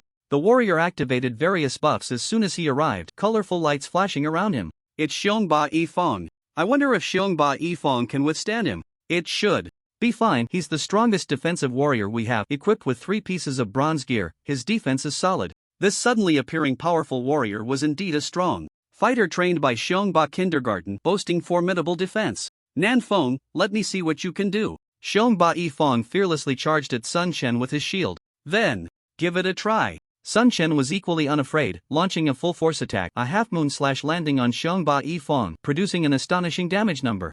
-160. Seeing this damage number, Sun Chen frowned slightly, clearly dissatisfied. At this moment, all his buffs were active and his attack power was incredible, yet he could only deal 160 points of damage, highlighting just how strong Seongbak Yifong's defense was. Seongbak Yifong, upon seeing the damage number above his head, was completely stunned. It's worth noting that when he faced off against Seongbak Si-hai, his damage numbers never exceeded 30 points, the difference was staggering. The surrounding players from Seongbak Wang Chao were equally shocked. How can the damage be so high? That's Seongbak Yifong. What the hell? How much attack power does this guy have? Even Seongbak Yifong can't withstand it. This is terrifying. Sun Chen's gaze sharpened. Although one attack only dealt a little over 100 points of damage, as long as his attack speed was fast enough, it wouldn't be a problem. He then unleashed his fastest combo, using double slash and blood-sucking wave, quickly draining Seongbak Yifong's health to the bottom. Quick, heal Seongbak Yifong, don't let him die. Damn it, heal him fast. The priests at the back were urged to heal Seongbak Yifong, and a few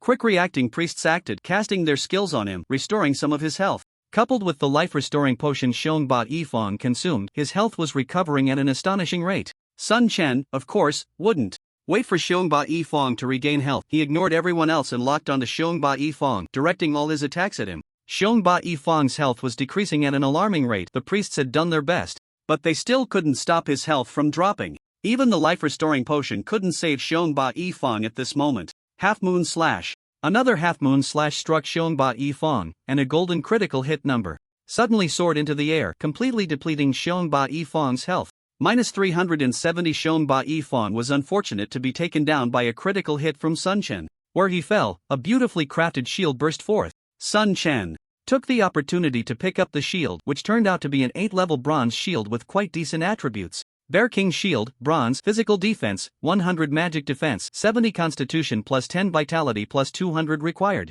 Level 8. This was much better than the Wild Boar King Shield Sun Chen had obtained before, and it should fetch a good price. Damn, he dropped Seongbak Yifong's shield. Bastard, put down the shield. Get him, take him down. Seeing Sun Chen drop Seongbak Yifong's shield, the players from Seongbak Wang Chao went crazy, recklessly charging at Sun Chen. At this stage, a decent shield was extremely rare. Seongbak Kindergarten had put in a lot of effort to acquire a bronze shield to create such a powerful defensive warrior as Seongbak Yifong, but before it could even show its worth, the shield was dropped by Sun Chen. With a good shield dropped, Sun Chen's mood lifted and his movements became even faster. One by one, players from Seongbak Wang Chao fell to Sun Chen's hands. He was like a killing machine, and although there were many players from Seongbak Wang Chao, none were his match. His health continuously dropped and then recovered, sometimes it fell below half, but he quickly replenished it. Time slowly passed and the number of players from Seongbak Wang Chao dwindled. Now they had no other choice but to wear Sun Chen down, hoping to exhaust him. The battle was intense, facing the siege. Sun Chen displayed immense strength, almost like an indestructible cockroach, with his health never dropping below 300, maintaining a relatively safe level. Seongbak Kindergarten watched as their members continuously fell to Sun Chen, filled with rage. In a short time, over 300 had been killed, a terrifying number. This was no longer the time when the server had just opened. Back then, Sun Chen slaughtered them due to the vast level difference and his possession of silver weapons. Although their guild had many members, none had decent equipment, their levels were low, and their coordination was poor, making their slaughter understandable. But now it was different. Although the server had not been open long, Seongbak Kindergarten had invested heavily, acquiring a large amount of equipment. Even though most of it was white gear, it had significantly boosted the defense and attributes of the guild members. Normally, players from Seongbak Wang Chao should be much stronger than solo players of the same level. However, facing Sun Chen, they were utterly helpless, as if the equipment they purchased was all in vain. Bastards, what are you doing? Why haven't you killed him yet? Seongbak Kindergarten roared, his anger boiling. Brother Yuan, that guy is a monster, his health never seems to run out. Send people to pile on him, exhaust his potions, no matter the cost, we must take him down today. Seongbak Kindergarten gritted his teeth, noticing that many solo players had gathered on the outskirts of the battlefield, watching their fight. It was needless to say that many were already recording. Once the video was posted on the forum, it would undoubtedly cause a huge uproar. If he could take down Sun Chen here, he could report back to the higher-ups. If he failed, he could imagine his fate. In fact, many players had already started live streaming, and the forum was buzzing. Brothers, hurry to the forum to watch the live stream. That Nan Fong is causing trouble again. Someone is live streaming his one-on-one battle against thousands. Where's the live stream? Give me the link. Wow, this Nan Fong is really amazing. This is incredible. One person taking on over 1,000, although I've seen his battle videos before. This fight is on a whole different level. TSK. First it was AOC, now it's Xiangba. This Nanfeng really has guts, completely disregarding the top 10 guilds. Ah, this is so satisfying. Aren't AOC and Xiangba supposed to be super strong? Look at them now. These two guilds have been tyrannical for too long. It's about time someone stood up to punish them. Support Nanfeng in taking down AOC and Xiangba. I support Nanfeng. 2. Go take out all the players from AOC and Xiangba. Hehe, too bad I'm not in his newbie village, otherwise, I'd want to fight alongside him. I wonder if the great Nanfeng will start a guild. If he does, I'm definitely joining. Me too. The number of viewers watching the live stream on the forum kept increasing and Sun Chen's popularity soared. Many solo players who had been oppressed by the big guilds were cheering for Sun Chen. In the game, the oppression of solo players by big guilds had always been a common occurrence, monopolizing leveling spots, stealing bosses, maliciously killing for loot, and snatching quests were all too frequent. Among them, the players from AOC and Xiangba were the most tyrannical. Many players had suffered under their oppression, but due to the strength of these two guilds, the oppressed players dared not resist. At this moment, the management at Xiangba's headquarters also noticed the battle and reported it immediately. The Xiangba kindergarten was anxiously watching the fight when a call came in.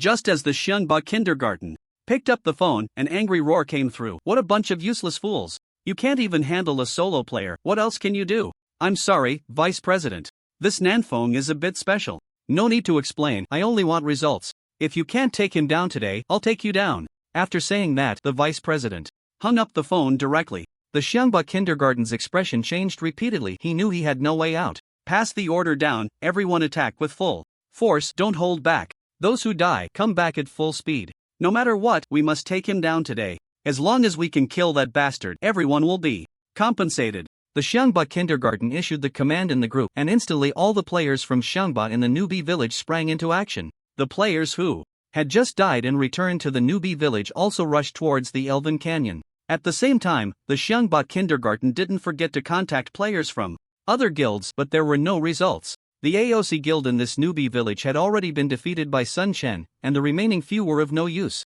Besides AOC and Xiangba, the strongest guild in this newbie village was Zhanlong. However, after receiving an invitation from Xiangba, Zhanlong Wushuang expressed no interest. Other small guilds didn't dare provoke Sun Chen, the bane of AOC. How could small guilds withstand that? In the end, the Xiangba kindergarten had no choice but to rely on the members of their own newbie village, unable to find any other help. Watching Sun Chen still caught in the siege, the Xiangba kindergarten's expression was very grim. But he had no good solutions. Why was there such a huge gap between the two sides, even though they were both players? Moreover, Sun Chen wasn't even a super expert.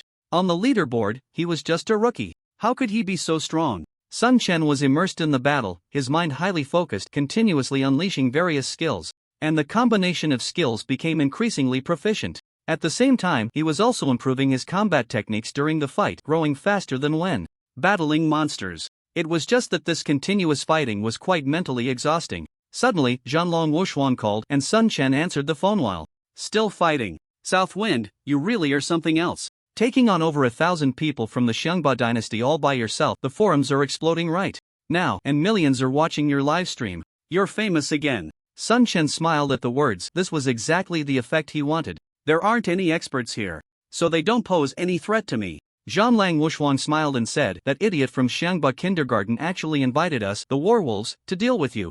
I wonder what his expression would be if he knew we were strategic partners. Haha, he probably wishes he could die. Sun Chen laughed. I just received news that the Xiangba Guild has issued a death order to Xiangba Kindergarten, demanding that they take you down today no matter what. So, the players who have died are heading to the Elf Valley, so you should be careful, Zhanlang Wushuang reminded him. Ha, that's perfect. If they scatter and escape, it would be a bit troublesome to completely eliminate the Xiangba dynasty. Now they've given me a chance to utterly crush them. Sun Chen was not worried at all. In fact, he was quite pleased. The Xiangba dynasty in this novice village had to be dealt with. It was a goal set long ago, and only by doing so could the warwolves of this novice village grow stronger. Now that he knew how tough the Shangba dynasty was, Sun Chen was naturally very happy. Then let's use this battle to boost my popularity. Sun Chen immediately made a decision.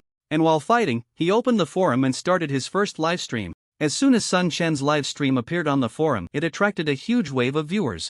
Previously, Sun Chen had posted several heavyweight battle videos using this account, and he already had over 100,000 followers. As soon as this live stream started, tens of thousands of fans flooded into the stream. Wow! This is a first-person live stream. The owner of this account is really Southwind. I guessed it long ago, but I didn't expect it to be him. Quick, tell others, Southwind is live streaming. Watching from the first-person perspective is so satisfying. More and more people learned about this first-person live stream, and in a very short time, over 1 million viewers poured into the stream. Go, Southwind. Take down Shangba. Sending a sports car to show support.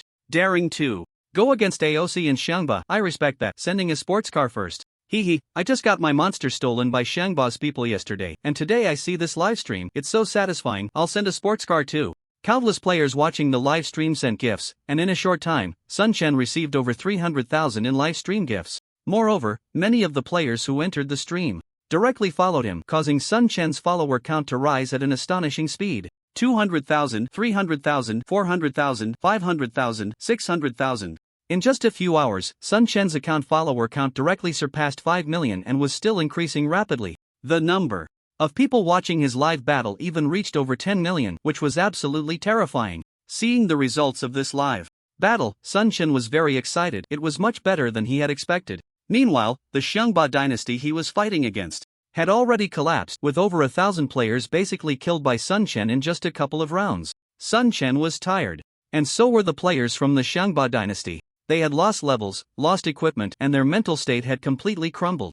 I'm not playing anymore. We're no match for him. Is it fun to go die like this? I'm not playing either. I'm quitting the guild. Damn, what a waste. I lost 3 levels. I regret it so much. I need to quit the guild to minimize my losses. Brothers, goodbye. You all hang in there. I'll support you mentally. Looks like if you want to survive in this novice village, you can only quit the Shangba guild. I thought joining the Shangba guild would make me invincible, but I can't even handle a rookie player. I might as well quit. You call that a rookie player? I think you're still half asleep. Is there really such a powerful rookie player? What the hell kind of equipment does he have? No matter how I hit him, he won't die. It's the same game, but I feel like we're in 2 different worlds. If you want to minimize your losses, just quit. The players of the Shangba dynasty were losing their minds. They knew Sun Chen wouldn't let them off easy, so many simply quit the Shangba guild. Bastards, no one is allowed to quit.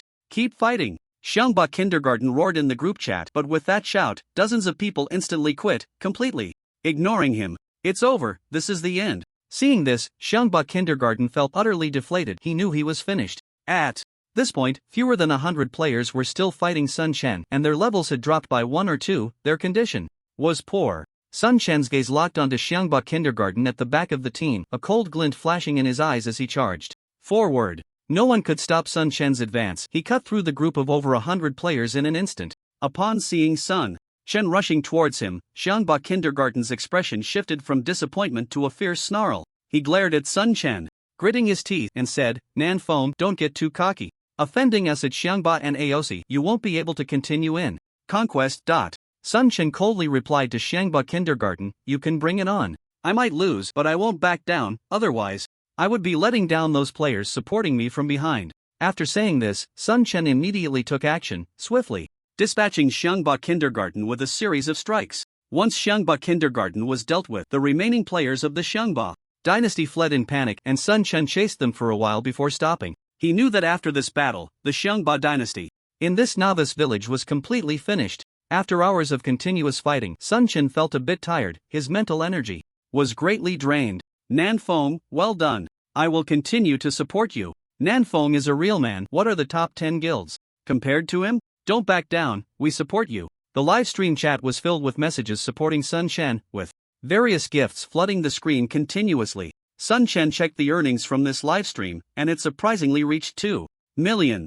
No wonder so many people want to be internet celebrities. This money is really easy to make. Sun Chen sighed inwardly. Over 2 million was no small amount. Although he was somewhat tempted, he also knew it was best not to keep that money. So he directly said, "Thank you all for your support. I will continue to fight as always and won't let you down. The gifts I received today will be donated in your name. I hope you will continue to support me and I will periodically upload videos or start live streams to enjoy Conquest together. Then, Sun Chen directly operated on site, donating all the over 2 million he received to a well-known charity organization in the country, and he even contributed an additional 500,000 himself. This simple act of showing off once again attracted countless fans, and his follower count directly surpassed 8 million. After shutting down the live stream, Sun Chen left the Elf Canyon, and the equipment on the ground had already been collected by the people sent by the war wolves. This time, the war wolves sent dozens of people to pick up the equipment, yielding great rewards. After returning to the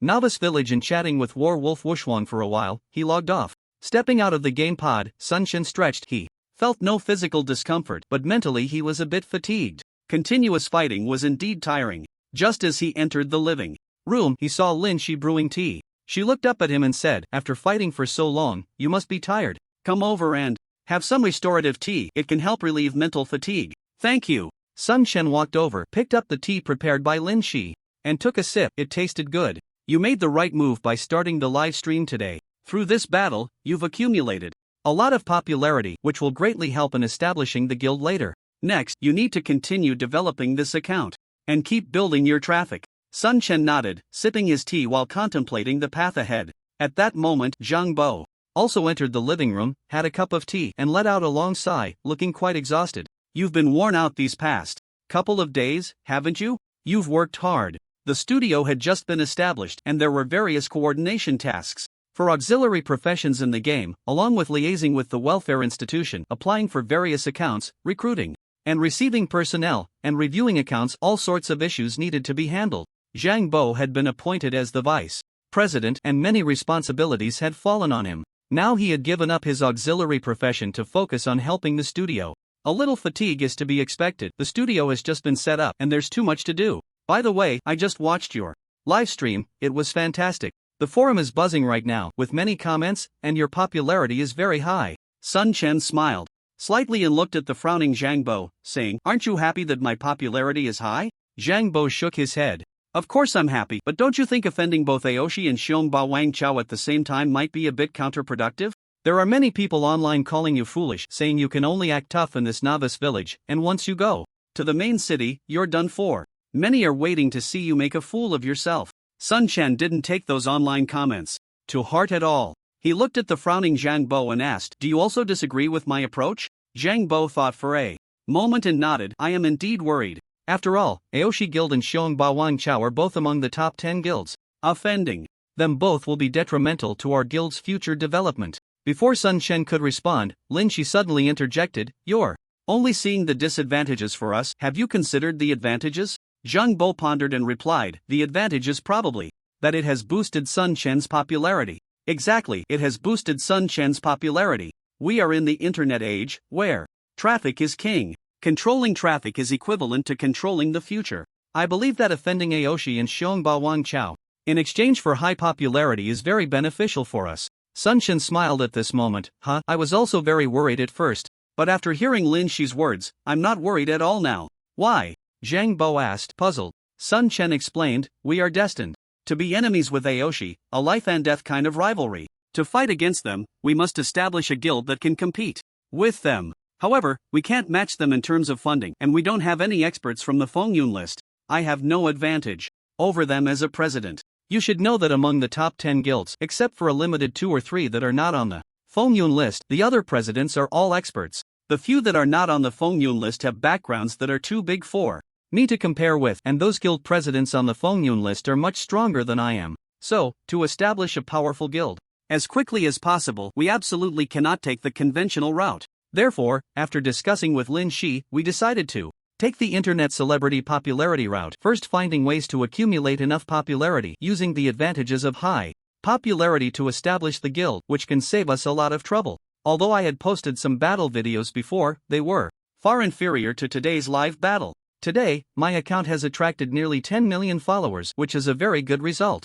And we have already discussed with the Warwolves. Tomorrow they will announce the guild's establishment in one of the 4 major secondary cities, Qinglong City. After that, I will announce the establishment of our guild in Qinglong City, which should attract a large wave of players to join us. Although it can attract quite a few people to join the guild, developing it won't be easy. So we thought of relying on the warwolves as our backing, allowing them to protect our growth. Therefore, we hope that the warwolves will grow stronger. My goal in dealing with the two major guilds, Aoshi and Xiangba, in this novice village is also to eliminate obstacles to the warwolves' development, helping them become strong as soon as possible. Sun Chen patiently explained his plans.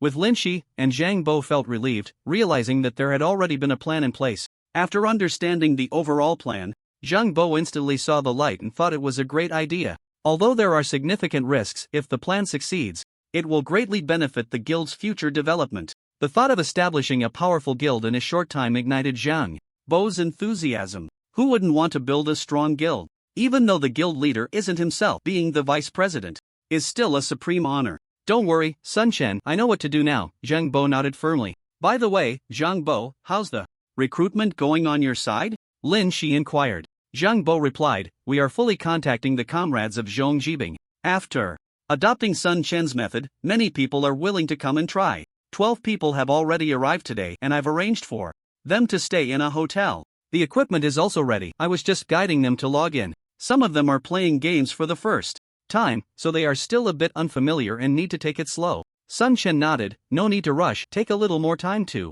help them get familiar with the game. Also, after they arrive at our novice village, try to find someone to help them level up. Lin Shi added, you don't need to worry about that, we have already contacted a dedicated leveling studio with the various resources. From our studio, their leveling speed will be very fast. Sun Chen nodded, then I can rest assured. How about the personnel for the life professions? Zhang Bo said, the Welfare Institute is working hard to arrange things and the equipment is being urgently allocated. The fastest we can have all the slots filled is the day after tomorrow. Good, let them hurry up. We currently have a time advantage. Once others can also produce scrolls, backpack expansion scrolls, and poison antidotes, our profits will significantly decrease. Zhang Bo nodded, understood. The warwolves are already working hard to collect raw materials, and our studio staff is working overtime to produce. How's the studio space coming along? Sun Chen asked again. Lin Shi replied, I've arranged for someone to keep an eye on it. To speed up the process, I've had them work day and night, so the working hours will be cut in half. We should be able to move in a week. Sun Chen's eyes lit up at the words. Moving into his studio park in a week made him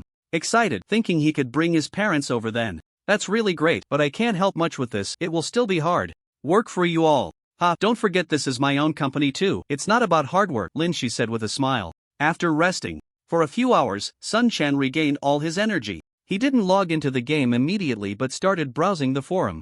To his delight, he saw that his fan count had actually surpassed 10 million. Looking at the comments, many fans left messages of support, hoping he would go all out against Aoshi and Xiangba, and some fans asked if he would establish a guild. Others inquired why he was so impressive, while quite a few fans hoped he would stream more often. Of course, besides the fans supporting him, there were also quite a few people sending private messages to slander him, mainly players from the Shonba Wang Chao and Aoshi guilds. For these derogatory comments, Sun Chen chose to ignore them outright. Looking at the posts on the forum, discussions about him were still trending, with many analytical posts that he opened to read. The one that caught his attention the most was a post by Feng Yun Baixiaoxing. Although the south wind was strong, he was still a novice player. This post, being from Feng Yun Baixiaoxing, garnered a lot of attention, reaching over 2 million comments just 3 hours after it was posted. Sun Chen glanced at Feng Yun Baixiaoxing's evaluation of him, which summarized his combat skills. Feng Yun Baixiaoxing acknowledged Sun Chen's progress during this time, but he also clearly stated that Sun Chen's operational level was still average, far from that of a true gaming expert. He analyzed why Sun Chen was powerful enough to take on players from the entire novice village from Aoshi and Shonba Wang Chao. He speculated that Sun Chen's full set of armor might be bronze-level equipment or even silver-level armor, and that his accessories were likely part of a lifesteal set which worked exceptionally well. Additionally, Sun Chen's movement and attack speeds were also unusual, suggesting he might have related equipment. Furthermore, Feng Yun Baixiaoxing noted that Sun Chen's dual-wielding skill was quite rare, and he elaborated on Sun Chen's splash damage skill, stating that this skill was undoubtedly a divine technique for swordsmen and an extremely rare powerful skill, with very few existing in the entire game. Finally, Feng Yun Baixiaoxing also analyzed ways to defeat Sun Chen, suggesting that a small number of melee fighters could hold him back to reduce his lifesteal ability while gathering ranged attackers to maximize their assault on him, which would be the most efficient method. Another approach would be for a truly top-tier gamer to face Sun Chen alone, which could also potentially take him down. Seeing that Feng Yun Baixiaoxing had almost laid bare his own strategies, Sun Chen couldn't help but admire his observational and analytical skills. After watching some battle videos of experts, Sun Chen logged into the game. President, a batch of life profession players has arrived. Can you come over and teach them some skills when you have time? As soon as he logged in, Zhang Bo contacted him. I'll be right there. Sun Chen didn't dare delay his money-making venture and quickly arrived at the alchemy room's entrance, where he saw Zhang Bo had gathered dozens of people. So many people. Sun Chen looked at the crowd in surprise. Zhang Bo smiled and said, "The Disabled Association is very invested in this collaboration, so they moved quickly. This is the second batch, and a third batch will arrive tomorrow."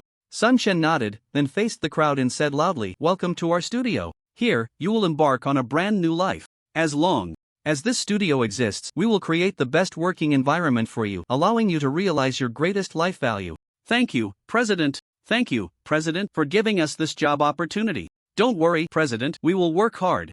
The people in front of him looked at Sun Chen with gratitude, knowing that it was he, their president, who had given them the chance to work in a way to create value. Through their companions who had already joined the studio, they were aware of some details about it, especially the high income, which made them eager to start working immediately. Looking at these players filled with hope, Sun Chen felt a sense of satisfaction. He believed they would work even harder. How do you plan to arrange them? Sun Chen suddenly turned to Zhang Bo and asked. Zhang Bo replied, with them included, we now have exactly 70 people. The demand for scrolls is currently very high, so I think it's best for them all to learn your alchemy skills. The production of scrolls cannot stop, but the production of poison potions must also be maximized. Let's assign 20 people specifically to make poison potions, and 50 people to make scrolls. That should be more than enough. The backpack expansion scrolls can only be made in limited quantities each day, so having 70 people learning is sufficient. Zhang Bo nodded. Alright, that's the plan. By the way, the new guild members have logged in, a total of 13 people. Do you want to meet them? Sun Chen shook his head. Not for now, let them get familiar with the game first. Have the training partners been arranged? Everything has been arranged, and all the combat supplies are ready. As per your request, they have all chosen the swordsman class. Sun Chen knew very well how much the swordsman class could help in group battles, so after some discussion, they decided to let the earliest players choose the swordsman class. Are the equipment and skill books ready? Sun Chen asked. Yes, we've gotten a batch of low-level swordsman equipment from War Wolf, but the skill books are too hard to come by for now. We can only learn the skill books available in the shop. Sun Chen sighed. After browsing the forum, he realized how low the drop rate for outdoor skill books was. He had already asked War Wolf to keep an eye out for swordsman skill books, but there was still no news of new skills. I'll leave the guild matters to you. I'm off to level up. Ha, you better become a top player in the game soon, so I can cling to your coattails, Zhang Bo said with a smile. Wait until I get thick legs, then you can hold on tight. Sun Chen joked. After bidding farewell to Zhang Bo, Sun Chen stocked up on supplies and headed straight to the Bat Cave. The Bat Cave was even more bustling than usual, with the number of players multiplying several times. Countless teams were hunting blood-sucking bats, creating a scene of lively activity. God of South Wind, you're here.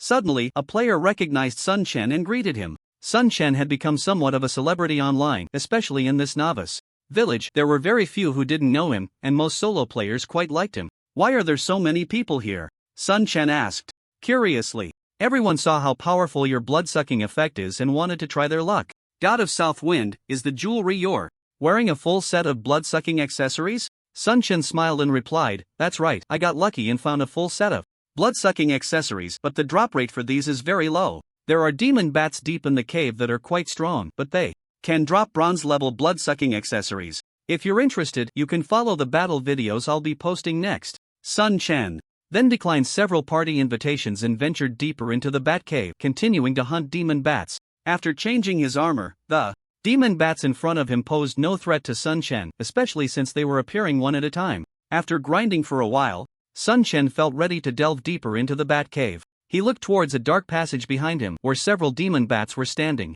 at the entrance. To proceed into the passage, he had to deal with these demon bats. Since they were standing quite close together, if he agitated one, the remaining three would rush over immediately. Although it was somewhat dangerous, Sun Chen decided to give it a try. He took a deep breath and charged at one of the demon bats. With various scrolls activated, Sun Chen aimed at the nearest demon bat, swinging his sword with his left hand, and a damage number instantly floated above the demon bat's head. 260, Sun Chen was very satisfied. With a normal attack damage of 260, Then, with a swing of his right-hand sword, a beam of swordlight descended from the sky. 360, a massive damage number soared into the air, and the demon bat's health bar visibly decreased. Squeak, squeak, squeak. Hatred surged in an instant, and the demon bat launched an attack on Sun Chen. Almost simultaneously, 3 other demon bats screeched and charged at Sun Chen, surrounding him for a pincer attack. -150, -140, -170. The attacks from the 3 demon bats were significantly weaker than before. One of the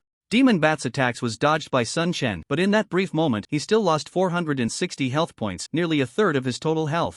Moreover, Sun Chen noticed that these 4 demon bats were more agile and quicker than the ones he had hunted alone. Additionally, after taking damage, a portion of it converted into health for the demon bats. Sun Chen felt the pressure, but it was not insurmountable. He continued to focus on the first injured bat, activating his combat stance, which significantly boosted his attack power once again. He attacked the demon bat repeatedly, massive damage numbers popping up, and with the splash damage effect, Sun Chen's health was recovering at an astonishing rate. Meanwhile, the 4 demon bats frantically attacked Sun Chen, with damage numbers floating above his head. In the blink of an eye, Sun Chen's health dropped below half, looking somewhat precarious. However, his expression remained unchanged as he calmly dealt with the demon bat's attacks. Suddenly, one of the demon bats opened its mouth, and a red beam shot towards Sun Chen, followed by a system notification. System notification: you are affected by the demon bat's defense weakening effect. Your defense is reduced by 50% for 1 minute. Sun Chen's gaze sharpened. He hadn't expected the demon bats here to possess such a disgusting skill, and he could clearly feel his defense weakening. This was soon followed by an increase in the damage dealt by the demon bats. -270, -265 block. Miss. Sun Chen was hit by 2 demon bats' attacks, and his health instantly dropped by 535 points, leaving him with just over 400 health. The sudden change caught Sun Chen off guard, but fortunately, his reaction speed was quick enough. He hurriedly used a block to deflect one of the demon bat's attacks and then skillfully dodged another bat strike, managing to regain his composure. However, even so, he was still in a crisis. His health was too low, and a moment's inattention could lead to his death under the onslaught of the 4 demon bats.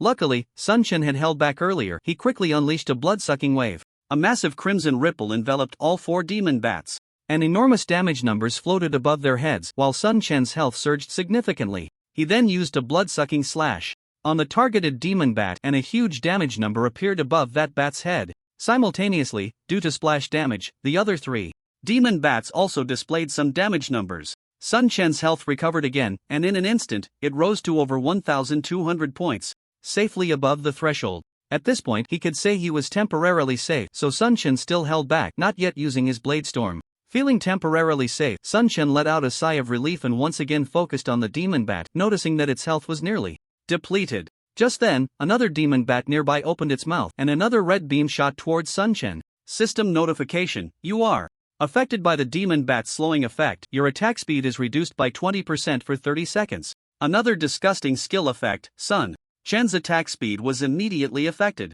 Fortunately, he had just recovered a significant amount of health, otherwise he would be in danger now. The attacks of the 4 demon bats instantly landed on him, and this time Sun Chen was not lucky. Due to the sluggishness, he couldn't evade a single attack from the demon bats. His health plummeted sharply, once again pushing Sun Chen to the brink. Without hesitation, Sun Chen unleashed a blade storm, enveloping the 4 demon bats within it. Massive damage numbers popped up, and Sun Chen's health recovered significantly. With a determined gaze, he locked onto the first demon bat that had attacked him, striking with all his might. After 2 consecutive hits, the demon bat let out a shriek and fell to the ground. Having dealt with 1 demon bat, Sun Chen secretly breathed a sigh of relief.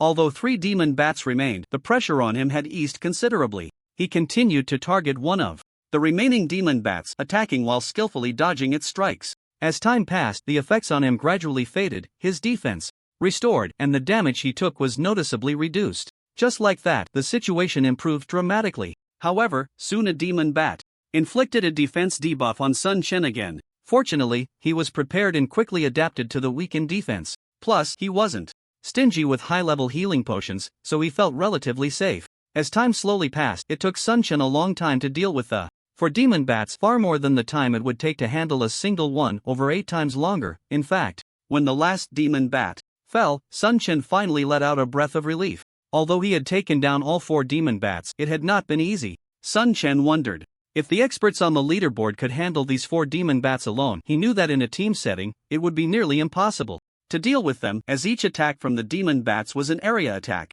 It was manageable for him alone, but if a team came, the amount of health absorbed from the demon bats' attacks would be utterly frustrating. From beneath the corpse of the demon bats, he retrieved a demon necklace and a demon ring, and a smile involuntarily appeared on Sun Chen's face. The 4 demon bats had dropped 2 pieces of bronze-level lifesteal jewelry. Such a drop rate could definitely be described as outrageous. It was worth noting that when Sun Chen hunted the demon bats outside, his luck had not yielded many lifesteal accessories. Now, he was even more excited about what lay ahead. And with the 4 demon bats being so troublesome, there had to be good loot waiting for him. After collecting from the 4 demon bats, Sun Chen continued deeper into the area. Not far ahead, another 4 demon bats blocked his path, similar to the situation at the entrance. Sun Chen observed carefully for a moment. There were no gaps to exploit, so he had to stick to his previous strategy. After checking his status and supplies, and seeing that everything was in order, Sun Chen took a quick step forward, locking onto the nearest demon bat and launching an attack. Swish! 2 consecutive strikes landed, and damage numbers appeared above the demon bat's head, drawing the aggro of the other 3 demon bats. Sun Chen did not hesitate and continued attacking that 1 demon bat. The 4 demon bats moved quickly as well, surrounding Sun Chen and launching their assault. This time, he couldn't evade any of their attacks, and his health dropped significantly. However, Sun Chen was not nervous at all. Instead, he activated Blade Storm. A flurry of sharp blades enveloped the 4 demon bats, and immediately, massive damage numbers appeared above their heads, while Sun Chen's health instantly recovered a large portion.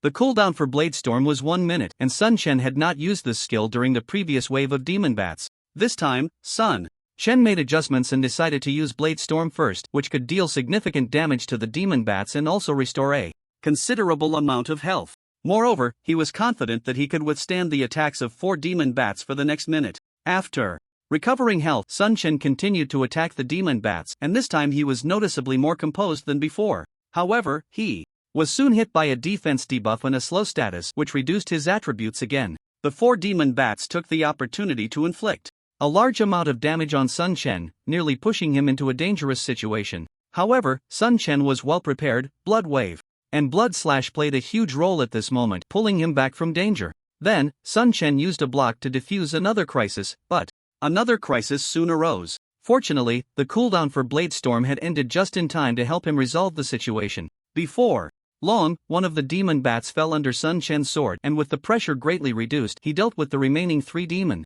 bats with greater ease. Looking at the corpse of the demon bat lying on the ground, Sun Chen took a deep breath and pulled out a demon bracelet from beneath the demon bat's body, feeling very satisfied. After tidying up the battlefield, Sun Chen continued forward and soon encountered another group of demon bats, but this time the number had increased to 5. Seeing the 5 demon bats gathered together, Sun Chen frowned slightly. Although it was just one more demon bat, the level of danger had increased. Having just dealt with 4 demon bats had already put him in a precarious situation, and these 5 demon bats left Sun Chen feeling indecisive. Standing still and thinking seriously for a moment, Sun Chen suddenly had a bright idea. He walked towards the 5 demon bats, locking his gaze on one of them, then dashed forward and launched an attack on the nearest demon bat. After 2 consecutive attacks, 2 huge damage numbers appeared above this demon bat's head, and the other 4 demon bats also displayed damage numbers above their heads. Almost simultaneously, the 5 demon bats had surrounded him, all launching attacks at Sun Chen.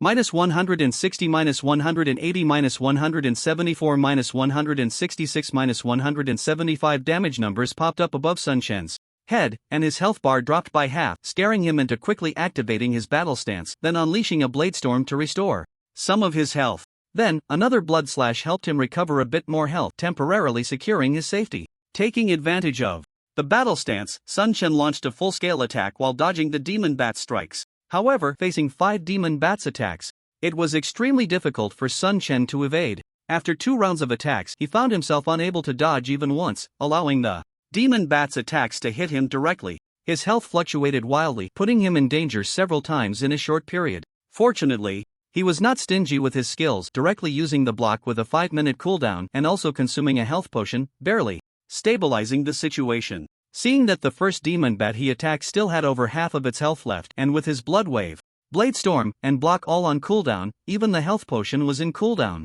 He quickly threw out 2 skills at his target again, then turned and ran in the direction he came from. Squeak, squeak, squeak. The demon bats chased him frantically from behind, making strange cries. The demon bats were not slow, but Sun Chen was even faster, managing to increase the distance between himself and the demon bats.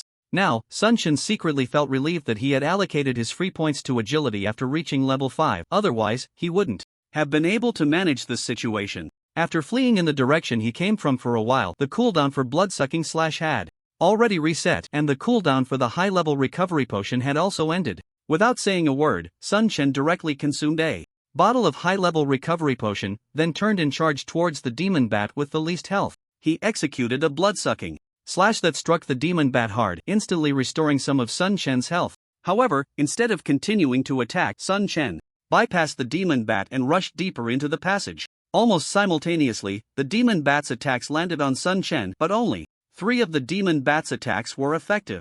Sun Chen's recently restored health dropped by over 500 points, leaving him with just over 300 points of health, which was still quite dangerous. Seeing that he had over 300 points of health left, Sun Chen secretly breathed a sigh of relief and continued to run wildly, waiting for the cooldowns of Bloodsucking Wave and Bladestorm to end. Soon after, the cooldowns for both skills finally finished. Sun Chen's eyes flashed with determination as he suddenly turned around and charged at the demon bat. When he reached the demon bat, he unhesitatingly unleashed Bloodsucking Wave followed by a Bladestorm. The 2 consecutive skills dealt significant damage to the demon bat and restored a good amount of his health. However, Sun Chen did not continue to attack.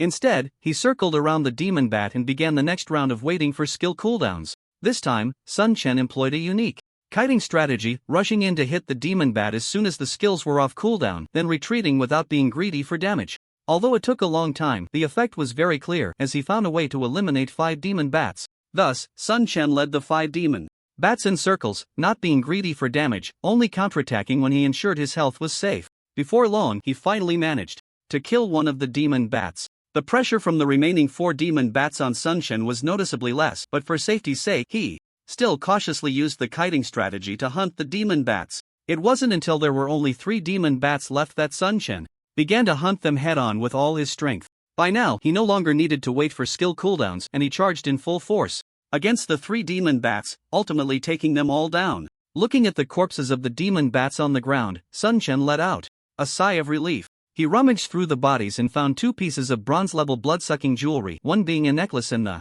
other a belt. However, Sun Chen had always been puzzled as to why, after defeating so many pieces of jewelry, he had yet to obtain any earrings. He had searched for related information on the forum but found no news about earrings. However, some speculated that blood-sucking earrings could only drop from bosses.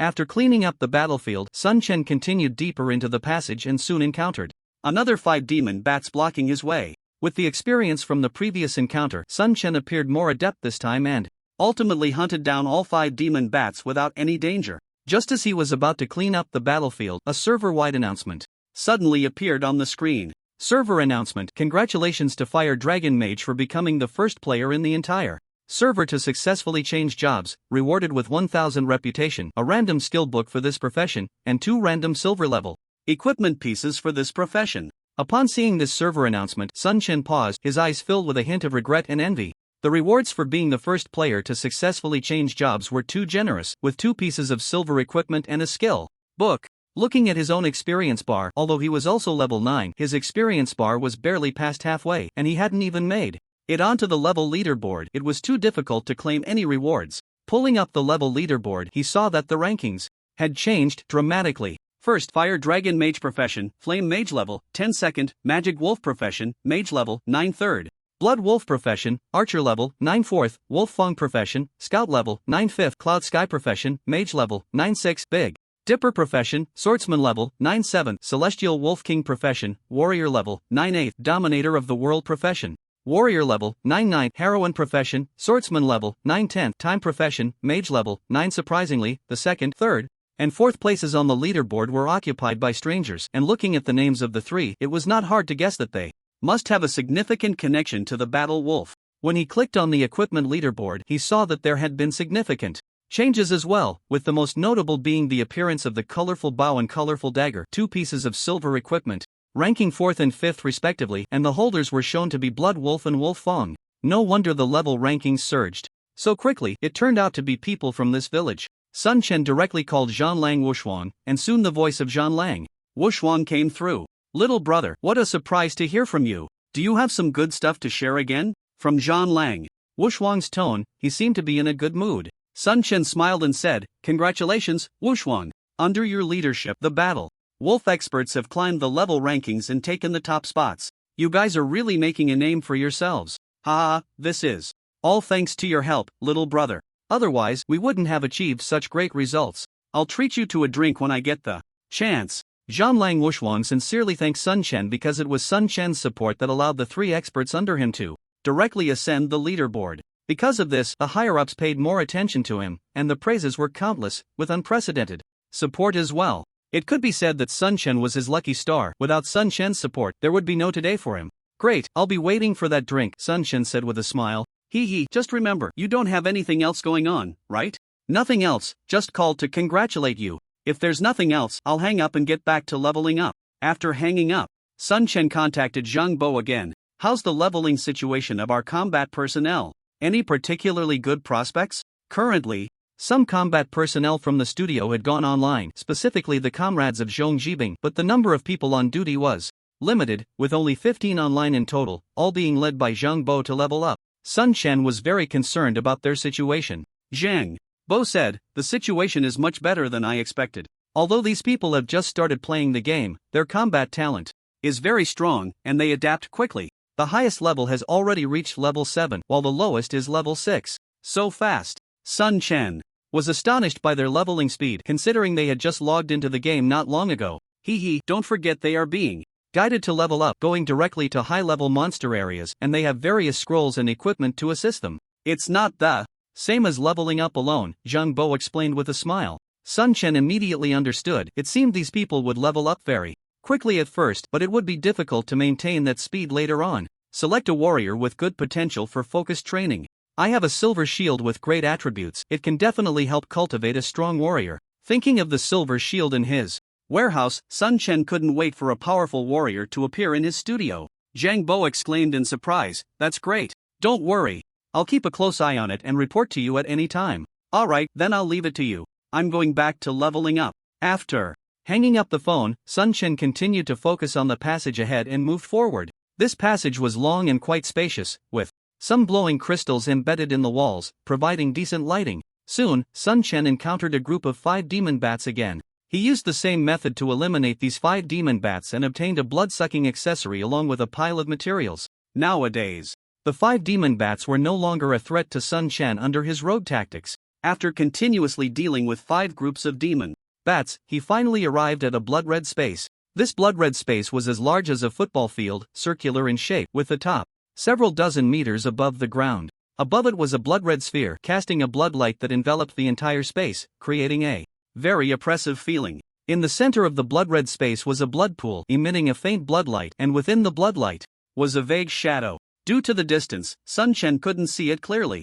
To get a better look at what was in the blood pool, he stepped directly into the blood-red space. The moment he entered, the entire blood-red space suddenly changed. A blood-red light shield appeared, enveloping the blood-red space within it. Sun Chen turned back to see that the way he came was also blocked by the blood-red light shield. He tried to pass through the light shield, but it felt like hitting a wall. He couldn't get out at all. Almost simultaneously, a blood mist erupted from the blood pool in the center of the blood-red space, and then a figure slowly emerged from the mist. It was a humanoid creature with a pair of bat wings on its back, a pale face, blood-red eyes, and sharp fangs protruding from the corners of its mouth. It was dressed in a noble tailcoat, resembling the legendary vampire. A mere human dares to intrude into my territory, Bogut Nicholas. Next year on this day will be your death anniversary. Let your blood restore my injuries. Bogut Nicholas's blood-red eyes fixed on Sun Chen, filled with a greedy light, as if Sun Chen were food to him. Sun Chen immediately cast a detection spell at the opponent, revealing some basic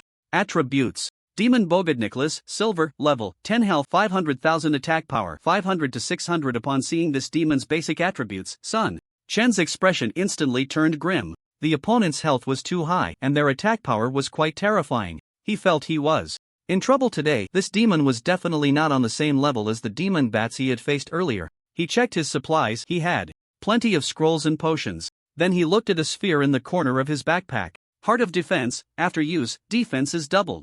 For 5 minutes, usage requirement can be used by players below level 10. This item was something Zhang Bo had bought for over 10. thousand from a casual player and had given it to Sun Chen yesterday. He hadn't found an opportunity to use it until now, and it seemed he had to use it here today. Bogut Nicholas's attributes were strong, ordinary players were definitely no match for him. Even Sun Chen felt immense pressure from the opponent. However, Sun Chen analyzed his strengths and thought there might still be a glimmer of hope. Moreover, the blood-red space was now sealed. If he couldn't defeat Bogut Nicholas, he would die here today. Die, human! Bogut Nicholas waved his hand, and the entire blood-red space was filled with blood mist, enveloping Sun Chen in the crimson fog. System prompt: due to the influence of blood poison, your health will decrease by 50 points per second. This blood poison is terrifying. Just being in this state is enough to take my life. Sun Chen hurriedly activated all his scrolls, then took a quick step towards Bogut Nicholas, knowing that only by engaging him in close combat could he find a glimmer of hope. Go away, human! You dare to attack me? Let me bestow upon you the gift of death. Bogut Nicholas sneered, seemingly not taking Sun Chen seriously at all. He raised his right hand and pointed at Sun Chen. While swiftly retreating, a blood-red chain appeared out of nowhere, wrapping around Sun Chen's body. System prompt: you are affected by the blood chain, your movement speed is reduced by 10%. The 10% reduction in movement speed had a significant impact on Sun Chen, but it couldn't completely limit his speed. The effects of all the agility points he had accumulated during this time were now evident. Additionally, his shoes provided a substantial boost to his movement speed. He still charged towards Bogut Nicholas at a very fast pace, raising his hand to launch an attack. With all his strength, he swung his sword with his left hand, and a beam of sword light struck Bogut Nicholas, causing a damage number to appear above his head. -210. Then, Sun Chen executed a furious slash with his right-hand sword, and another damage number popped up from Bogut Nicholas. -300. Damn human! If it weren't for my injuries, you wouldn't even dream of hurting me. Bogut Nicholas was furious, and suddenly a blood-red longsword appeared in his right hand. He swung his right hand, and a beam of blood-red sword light descended from the sky. Sun Chen tried his best to dodge, but still couldn't avoid it, and a massive damage number appeared above his head. -420. This damage number was already terrifying. Fortunately, Sun Chen's current health was close to 1500 points, and his defense exceeded 200. Sun Chen dared not be the slightest bit careless. In full condition, he fought with all his might, his two long swords transforming into beams of swordlight as they attacked Bogut Nicholas. At the same time, he didn't forget to consume a high-level recovery potion, his health rapidly recovering at an astonishing rate. A mere human, nothing but our food, daring to resist. You cannot be forgiven. Bogut Nicholas roared, launching an attack on Sun Chen as well. Bogut Nicholas was not a low intelligence monster like a demon bat. He possessed extremely high intelligence and formidable combat power. However, perhaps due to his injuries, his attack speed was still relatively normal, giving Sun Chen an opportunity. Sun Chen went all out, attacking with all his strength, continuously siphoning health from Bogut Nicholas to replenish his own. His health fluctuated, rising and falling like a roller coaster. Sun Chen was completely tense, not daring to be the slightest bit careless. Fortunately, his lifesteal ability was terrifying enough. His health was sufficient, and his defense was strong enough, allowing him to barely withstand Bogut Nicholas's attacks. However, his health occasionally dropped below the warning line. Die, human! Bogut Nicholas roared, his right-hand longsword transforming into a red light as it slashed down from the air, a dangerous aura suddenly enveloping Sun Chen. Sun Chen quickly activated his block skill, crossing his two swords to block the blood-red longsword. Miss! A large miss symbol soared into the air, successfully dodging Bogut Nicholas's lethal strike. Sun Chen looked at his health, which was now just over 300 points, and felt even more anxious. Fortunately, after using that skill, Bogut Nicholas did not immediately use another skill, giving Sun Chen a brief moment to catch his breath. Sun Chen quickly unleashed his lifesteal slash and lifesteal wave, and the sword blade storm was fully activated, launching a counterattack at the fastest speed. A series of damage numbers popped up above Bogut Nicholas's head, while Sun Chen's health rapidly recovered, soon reaching a safe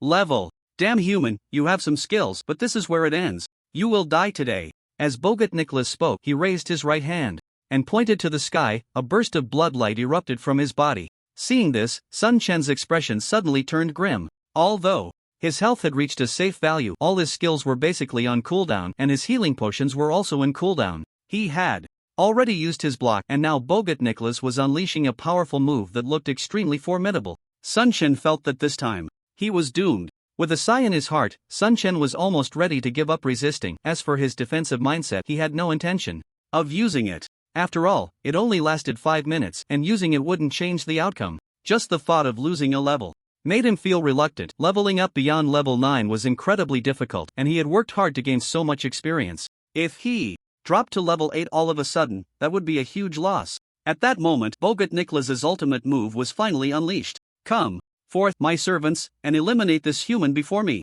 A burst of blood light erupted, followed by a series of unpleasant squeaks. Suddenly, a swarm of red monsters appeared around Bogut Nicholas. These red monsters were the size of human heads, blood red in color, and were bizarre blood-sucking bats, numbering around 100. Sun Chen's expression darkened. Just dealing with Bogut Nicholas had already overwhelmed him, and now with so many small monsters appearing, it seemed he was doomed today. Seeing that the cooldown for blood-sucking slash had ended, Sun Chen wasted no time and used it on Bogut Nicholas. Minus 260. A damage number appeared above Bogut Nicholas's head, and almost simultaneously, 5 blood-sucking bats around him also displayed huge damage numbers. Minus 270, minus 270, minus 270, minus 270, minus 270. A single blood-sucking slash had unleashed 1,610 points of damage, directly restoring about 550 points of health to Sun Chen, raising his health significantly. How could this be? Sun Chen was puzzled. The splash effect was only 50%, so why were the damage values on these blood-sucking bats so high?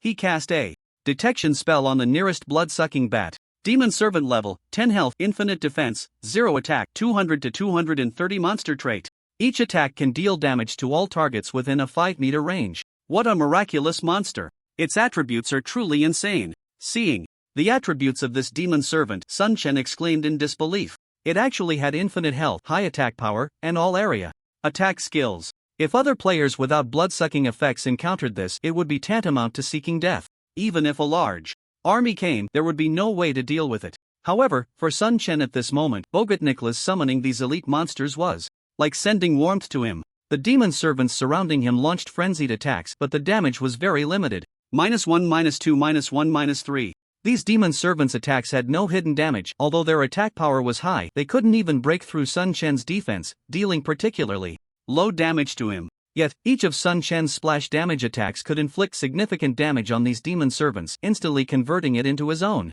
vitality. Looking at Bogut Nicholas in front of him, a smile appeared on the corner of Sun Chen's mouth. If just now Sun Chen was facing despair, now it was Bogut Nicholas himself who gave Sun Chen hope. Bogut's attack power was still incredibly sharp, dealing immense damage to Sun Chen with every strike, but Sun Chen continuously absorbed health points from the demon servants using his lifesteal. Although Bogut Nicholas possessed extremely high intelligence, he was unaware that Sun Chen could drain life from the demon servants. Seeing that he still couldn't take down Sun Chen, Bogut Nicholas could only let out furious roars. "Damn human, you shall die, demon sword!" Bogut Nicholas roared, his right-hand sword bursting with bloodlight, then transforming into a 10-meter-long blood-red sword shadow that descended from the sky. The sword shadow pierced through Sun Chen's body, inflicting tremendous damage. -880. A massive damage number appeared above Sun Chen's head, and his health points suddenly dropped to a mere 160. If Bogut Nicholas followed up with another skill, Sun Chen would be finished. Sun Chen was also startled,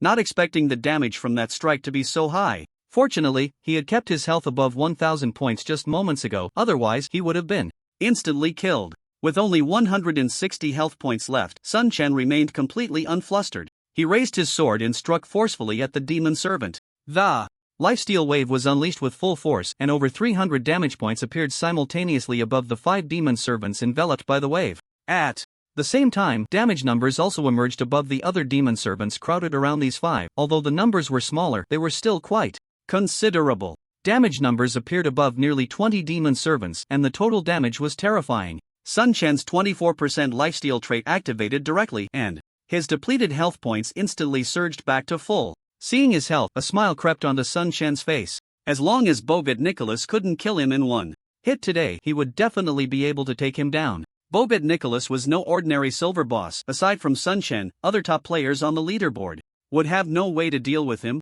Even if the top 10 guilds organized a massive siege, it would almost certainly fail. Even for Sun Chen, it was merely luck that he encountered Bogut Nicholas's perverse skill of summoning demon servants. If Bogut Nicholas hadn't used this summoning skill, Sun Chen would have had no chance against him. However, Bogut Nicholas had sounded his own death knell. Sun Chen continued to fight, swinging his sword with both hands, using all his skills except for a few limited ones he kept in reserve. Bogut Nicholas had high health. Even though Sun Chen's damage was higher than that of an average player, it was still very difficult to eliminate Bogut Nicholas. Die, human. Demon triple sword. Bogut Nicholas used his ultimate move again, and 3 blood-red sword shadows appeared above him, directly locking onto Sun Chen. The first sword shadow fell, and no matter how Sun Chen tried to dodge, it was futile. The sword shadow instantly pierced through Sun Chen, dealing massive damage. Minus 650. Then the second blood-red sword shadow descended upon Sun Chen, bringing even greater pressure than the first. Sun Chen's gaze sharpened. He abandoned the idea of dodging the sword shadow and instead unleashed the lifesteal wave directly at the area with the most demon servants. A circle of blood-red sword light enveloped the demon servants, and another wave of damage numbers emerged. Sun Chen's health bar instantly filled up, and almost simultaneously, the second sword shadow pierced through Sun Chen, inflicting tremendous damage. Minus 730. Fortunately, he had replenished his health before the second sword shadow struck, otherwise he would have already died. However, his health had still dropped by half, and Sun Chen dared not be careless. He immediately consumed a high-level recovery potion, then locked onto the nearby demon servant and used a blood-sucking slash, replenishing some of his health, almost bringing it back to full. Almost simultaneously, the third sword shadow pierced through Sun Chen. Minus 940. A super high damage number burst from Sun Chen's body, startling him, but fortunately, he survived. Having once again passed through a crisis, Sun Chen remained vigilant. Looking at Bogut Nicholas's health, he knew he had to endure a prolonged battle. Next, Sun Chen focused his mind and continued to fight Bogut Nicholas. 1 hour, 2 hours, 3 hours, a full 7 hours of battle left Sun Chen somewhat exhausted. Looking at Bogut Nicholas's remaining health, Sun Chen told himself he had to hold on no matter what. Damn humans, I am a member of the great Nicholas clan. You can never defeat me. Weakness judgment. Bogut Nicholas pointed his right hand at Sun Chen, and a beam of blood light instantly merged into Sun Chen's body. System prompt: you are affected by weakness judgment. Defense reduced by 50%. Duration 30 seconds. A sudden feeling of weakness washed over him. Sun Chen glanced at his status bar, and indeed, his defense had dropped significantly, now around 110. An unprecedented sense of crisis struck him, and Sun Chen dared not be careless. He immediately entered battle stance and quickly retreated, increasing the distance between himself and Bogut Nicholas. At that moment, demon servants from all directions began their assault. Minus 100, minus 80, minus 79, minus 97 miss. Previously, the attacks from these demon servants had little effect on Sun Chen because his defense was high enough, but now that his defense was halved, their attacks finally posed a significant threat. Sun Chen's health was dropping at an alarming rate. At this speed, he definitely couldn't hold on for long. He quickly consumed a bottle of high-level recovery potion, which slightly alleviated the situation, but he was far from escaping the crisis. Then he used blood-sucking slash against one of the demon servants, and a huge damage number appeared above its head, causing Sun Chen's health to suddenly recover a bit. However, his health was still declining. Fortunately, he managed to create some distance from Bogut Nicholas, preventing him from attacking for the time being. Sun Chen continued to use single-target attacks on the demon servants, trying to slow the rate at which his health was decreasing. But there were too many demon servants around, and his health continued to drop. 10 seconds passed, and Sun Chen's health was down to 300 points. At that moment, he directly used blood-sucking wave. A massive blood-red ripple spread out, and a flurry of damage numbers appeared above the demon servants' heads, causing his health to suddenly return to full. Seeing his health bar completely restored, Sun Chen secretly breathed a sigh of relief, but he still needed to hold on for another 20 seconds. Damn humans, stand still. Bogut Nicholas roared as he charged at Sun Chen, but the sheer number of demon servants slowed him down, providing Sun Chen with an opportunity. Sun Chen continued to evade Bogut Nicholas, maintaining distance while attacking the demon servants to slow the drop in his health, all the while dodging their attacks. Sun Chen counted the seconds, watching his health continue to decrease. When his health was around 200 points, he directly used Blade Storm. A storm of blades enveloped a group of demon servants, and a large number of damage numbers burst forth from their bodies, causing Sun Chen's previously dwindling health to suddenly return to full. Looking at his health bar, Sun Chen let out a sigh of relief again. Glancing at the timer, there were still 10 seconds left, and the situation remained extremely critical. He looked at Bogut Nicholas, who was still desperately chasing after him. Sun Chen continued to run, quickly reaching the edge of the blood-red barrier, pressing his body against it to avoid being attacked from all sides. After all, he had already used 2 area attack skills, which were now on cooldown. If he continued to be surrounded, he would definitely meet his end. Fortunately, he only had to face attacks from 3 sides now, which eased the pressure a bit. However, the situation was still dire, and his health continued to drop. 1,300 points, 1,200 points, 1,113 points, 940 points, 830 points, 740 points. His health kept decreasing, and the duration of the weakening judgment was also running out, making the situation extremely urgent. Double slash, rage slash, half moon slash. Various skills were used in quick succession, and Sun Chen was giving it his all. Luckily, during this time, the rage slash landed a critical hit, relieving some pressure. Looking at his remaining health of just over 200 points, with the weakening judgment still lasting 2 seconds, he saw the demon servants attacking from the front and both sides. Seeing that his weakening judgment was still active, he feared that if he was hit by these 2 demon servants, all his previous efforts would be in vain. The more critical the moment, the calmer one must be. Sun Chen took a deep breath, focusing all his mental energy, his eyes fixed solely on the attacks of the 2 demon servants. Suddenly, he felt that the attack speed of the 2 demon servants seemed to slow down a bit. Sun Chen's heart leaped with joy as he suddenly took a small step to the left front, dodging one of the blood claws, then stepped back to the left rear, and with a sidestep he avoided another blood claw. Miss! Miss! 2 consecutive successful evasion symbols appeared, finally giving Sun Chen a glimmer of hope. Seizing the opportunity, he unleashed a series of attack skills, and with the splash effect, his health recovered a bit, though not much. He was still only around 200 health points. But at this moment, Sun Chen smiled because the effect of the weakening judgment that had enveloped him finally dissipated, and the damage from those demon servants returned to their previous values. It's my turn! Sun Chen began to counterattack while shifting his position. Waves of swordlight fell upon the demon servants, and his health continuously restored. Not far away, Bogut Nicholas was still desperately pursuing him. Soon, Sun Chen's health finally returned to full, and he changed direction, charging towards Bogut Nicholas. Our battle continues. A powerful fighting spirit erupted from Sun Chen, his dual swords soaring in the air, sword energy crisscrossing. Damn human, I will kill you! Bogut Nicholas roared as he continued to attack Sun Chen.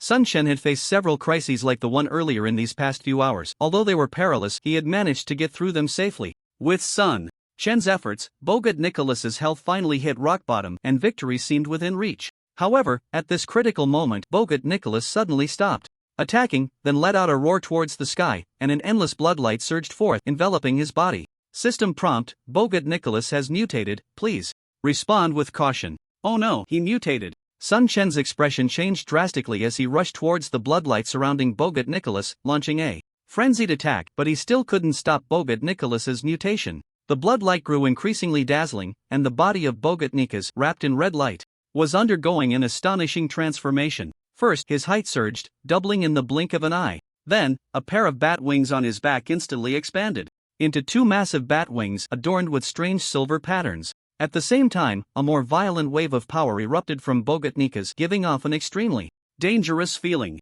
Boom! With a loud bang, the bloodlight surrounding Bogut Nicholas exploded, sending a powerful shockwave sweeping around, making Sun Chen feel as if he had been hit by a storm, retreating several meters in an instant. Damn humans, interrupting my recovery, you must die today! An angry roar erupted from Bogut Nicholas's mouth. Looking at the now massive Bogut Nicholas, Sun Chen immediately cast a detection spell. Demon Bogut Nicholas, gold, level, none health points, 2 million. Attack power, 700 to 900 monster description. Bogut Nicholas has temporarily lifted his healing state and regained some strength. Looking at Bogut Nicholas's attributes, the changes were significant. Silver had turned into gold, the level had become none, and the total health had astonishingly increased to 2 million, quadrupling in size. Fortunately, only the total health had surged. The remaining health had not changed, otherwise, Sun Chen would have been disarmed immediately. The attack power had also increased dramatically. Such terrifying attack power would be impossible for Sun Chen, with his 200+ defense, to withstand. A single attack could deal 600 to 700 points of damage, and even in full health, Sun Chen would definitely not be able to endure more than a few hits. What should I do? Looking at Bogut Nicholas, Sun Chen felt immense pressure. Normally, even if Bogut Nicholas had very little health left, Sun Chen would still not be his opponent. However, Sun Chen quickly formulated a plan in his mind. He dashed towards Bogut Nicholas, and upon reaching attack range, he unleashed his full power, casting 2 skills in quick succession. Both Rage Slash and Crescent Slash inflicted damage on Bogut Nicholas, but with the increase in Bogut Nicholas's rank, his defense had also risen significantly, causing the damage from the skills to be halved. After the 2 attacks, Sun Chen did not hesitate to retreat. Swoosh! -865. A flash of bloodlight appeared, and a huge damage number popped up above Sun Chen's head. Although Sun Chen was already quite fast, Bogut Nicholas was not slow either, landing a hit on Sun Chen before he could exit the battle circle. Just a single simple attack caused Sun Chen's health bar to drop by more than half. If another such attack landed, he would be on the verge of death. As he retreated, he attacked a nearby demon servant while consuming a high-level recovery potion to restore his health. Damn human! Stop right there! Bogatnikas pursued fiercely, continuously roaring in anger. However, Sun Chen had the advantage in speed, managing to create distance between them. Soon, Sun Chen's health was fully restored. Without a word, he turned and charged towards Bogatnikas again. Upon reaching Bogatnikas, Sun Chen unleashed 2 more powerful attacks. 2 more damage numbers appeared above Bogatnikas' head, and then Sun Chen quickly retreated again, but he was still struck by a sword from Bogatnikas, causing his health to drop significantly once more. Just as Bogatnikas attempted to attack again, Sun Chen had already escaped the battle circle, using the demon servant to recover his health. Thus, when Sun Chen was at full health, he dashed back to Bogatnikas, landing 2 hits before taking the opportunity to withdraw. At Sun Chen's current speed, he could only launch 2 attacks against Bogatnikas. Although he had to endure Bogatnikas' attacks each time, with Sun Chen's current health, taking 1 hit wouldn't be a major issue. While this tactic was quite time-consuming, it was proving effective. Fortunately, Sun Chen had previously employed this kite-flying strategy, or he would have never figured it out. As time passed, Bogatnikas' health continued to decline. Although she had enhanced her rank and attack power through mutation, it didn't seem to significantly affect the outcome. After a while, Bogatnikas seemed to realize the problem. A blood-red light erupted from her eyes as she roared in anger, pointing her right hand at Sun Chen. A beam of red light shot towards Sun Chen. In an instant, too fast for him to evade.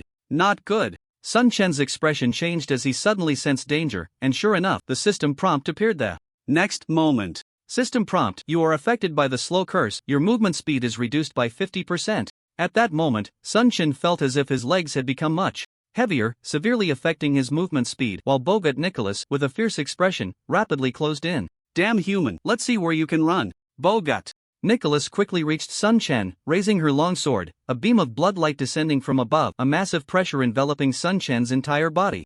Sun Chen took a deep breath, glanced at Bogatnikas' health, and then crushed the Heart of Defense. System prompt: you are affected by the Heart of Defense. Your defense is doubled for 5 minutes. Previously, Sun Chen's defense was only 228 points. After doubling, it reached 456 points, barely enough to withstand Bogatnikas' attack. The doubled defense would only last for 5 minutes, and Sun Chen couldn't afford to waste it. He immediately activated all his states, swinging his long sword wildly at Bogatnikas. Flashes of sword light appeared, and huge damage numbers erupted from Bogatnikas. She, too, was unrelenting, attacking Sun Chen furiously. -432 attacks took away 830 points of Sun Chen's health. This attack power was still terrifying. Sun Chen couldn't afford to be careless and quickly unleashed a blood-sucking wave. Damage numbers appeared above Bogatnikas and the surrounding demon servants, and Sun Chen's health suddenly recovered significantly. Continuing the full-on assault, every second counted now. Bogatnikas' health plummeted, while Sun Chen's was precarious. After the blood-sucking wave, he used the Blade Storm, recovering health once more. Then he activated the block skill, high-level healing potions, and blood-sucking slash. One after another. Faster. Even faster. Sun Chen's eyes turned red. At this moment, he had used all his life-saving skills. The cooldown for the blood-sucking wave was still 15 seconds, and Bogatnikas' attacks wouldn't stop, putting Sun Chen in a dire situation. Meanwhile, Bogatnikas' health bar had reached its limit.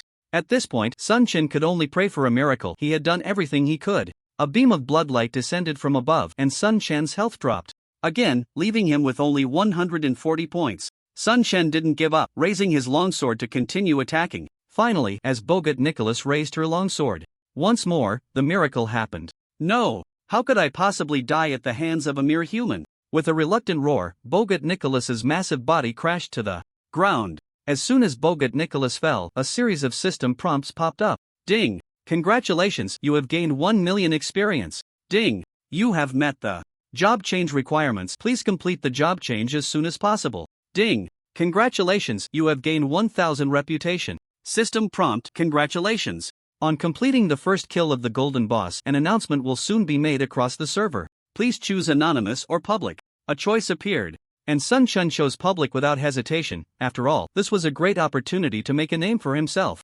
Immediately, a server-wide announcement exploded on everyone's screens. Server announcement: congratulations to player Nanfeng for completing the first kill of the Golden Boss, rewarded with 2000 reputation points. 10 free points, and a skill book for his profession. Server announcement: congratulations to player Nanfeng for completing the first kill of the golden boss. Rewarded with 2,000 reputation points, 10 free points, and a skill book for his profession. Server announcement: congratulations to player Nanfeng for completing the first kill of the golden boss, rewarded with 2,000 reputation points, 10 free points, and a skill book for his profession. The server announcement was made 3 times in a row, and all the online players in Conquest saw this shocking announcement. In an instant, the entire world erupted. What's going on? Did I read that right? First kill of the golden boss? Oh my god. I haven't even seen a silver boss, and this guy has already completed the first kill of the golden boss. Why is there such a huge gap between players? Wow! It's the great Nanfeng. He actually completed the first kill of the golden boss.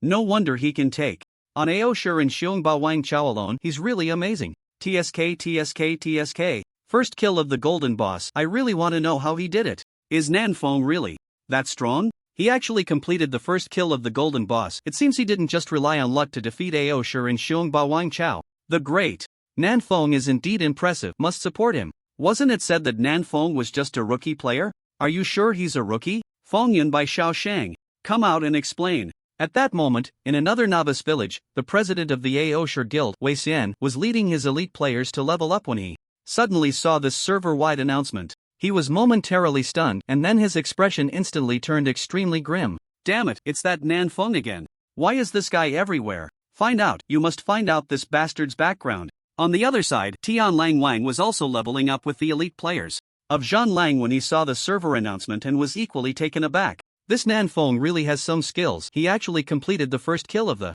golden boss. Looks like I need to have Wu Shuang pay more attention. Tian Lang Wang immediately called Zhan Lang Wu Shuang. President, you looking for me? Wu Shuang's voice came through. Tian Lang Wang said, did you see the server announcement? I saw it. I was just about to contact brother Nanfeng. Tian Lang Wang nodded. Good, the first kill of the golden boss should yield good loot. Hurry and contact him to ask if there's anything useful. Go all out to secure it. Price is not an issue. Understood, President. I'll call him right away. Wu Shuang nodded. Xiongba Tianxia was also leveling up with a group of elite players. After seeing the server announcement, his expression darkened instantly. They had already become enemies with Sun Chen, and of course, he didn't want to see Sun Chen grow stronger. He didn't expect Sun Chen to have completed the first kill of the golden boss, which made him very unhappy. Immediately arrange for someone to investigate this Nanfeng's background. I want to know all his information. Xiongba Tianxia ordered his subordinates to investigate Sun Chen's background. However, Sun Chen had changed his appearance, and even those who were somewhat familiar with him couldn't recognize him. Moreover, he didn't interact with strangers, so even powerful factions like the Aoshur Guild and Xiongba Wang Chao couldn't uncover his details. At this moment, the happiest ones seeing the server announcement were the players who had just joined the studio, each one cheering excitedly. Ha, the president actually completed the first kill of the golden boss. That's amazing. As expected of our president, truly impressive. At this moment, Sun Chen was sorting through his loot, and the first thing that caught his eye was a pair of exquisite earrings. Sun Chen picked them up and checked their attributes. Demon earrings, bronze, strength +5 constitution +5 lifesteal +5% required level 10 what? A gem. Sun Chen immediately fell in love with these earrings. Although he couldn't wear them yet, once he could equip them, the lifesteal effect would instantly increase by 10%, which would be a significant boost. He quickly stored the earrings away, ready to use them after completing his job change. Next, he picked up another piece of loot, and when he saw it, Sun Chen nearly drooled. Bloodthirsty, gold, attack power, 180 to 200 strength +10 stamina +10 agility +10 intelligence, +10 lifesteal +20% attack speed +20% required level, none bound upon equipping, cannot be traded, has a chance to be damaged upon death. What an extraordinary weapon! It was exactly what Sun Chen needed most right now. The most powerful aspect was the terrifying 20% lifesteal effect and the 20% increase in attack speed. Far better than the Sword of Luck. Without hesitation, Sun Chen swapped his bronze sword for Bloodthirsty, and his attributes skyrocketed instantly. Then, Sun Chen pulled out a golden level staff. Demon Lifesteal Staff, gold, attack power, 100 to 130 intelligence +30 magic power +300 lifesteal +10% casting speed +20% required. Level, none bound upon equipping, cannot be traded, has a chance to be damaged upon death. This was also an extraordinary staff, top-tier equipment for mages, with attributes that were just as good as Bloodthirsty. Unfortunately, Sun Chen couldn't use it himself. The question was whether to sell it or give it to someone in his guild. It was not the time to think about that, so Sun Chen continued to sift through his loot. Unfortunately, there were only these 2 pieces of golden equipment, but there were 3 pieces of silver equipment. Bloodthirsty Cloak, silver, physical defense, 90 magical defense, 70 constitution plus 10 magic power plus 100. Damage reduction 5% required level. None another top-tier piece of equipment that he didn't have and could equip immediately. Sun Chen put it on, and his attributes increased significantly with a substantial boost to his defense, especially the 5% damage reduction, which was definitely a very practical attribute. Blood.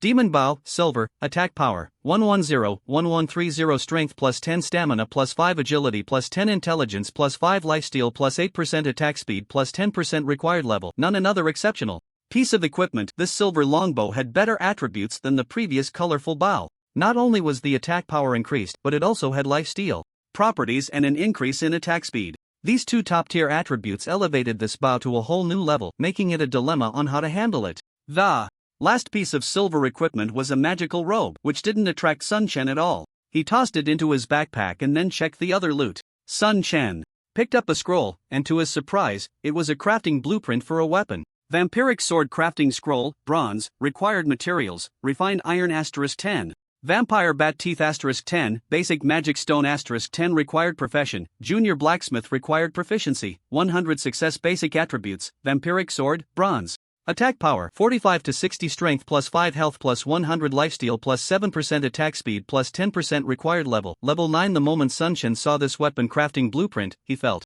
he was about to strike it rich again. Although it was just a bronze level weapon, its attack power was not low, and the additional lifesteal and attack speed attributes were top notch. This equipment could almost rival typical silver gear, and in the scarce world of War of Conquest, the market for this sword was immeasurable. Just the crafting blueprint for this vampiric sword was worth the long wait. It was clear that this item would earn him a fortune. After carefully putting it away, Sun Chen looked at the other loot. Next, he pulled out 3 skill books, one for the priest's blood healing, one for the swordsman's blood frenzy, and one for the warrior's life enhancement. Blood healing skill effect consumes 20% of total magic power, restores 20% of the target's total health.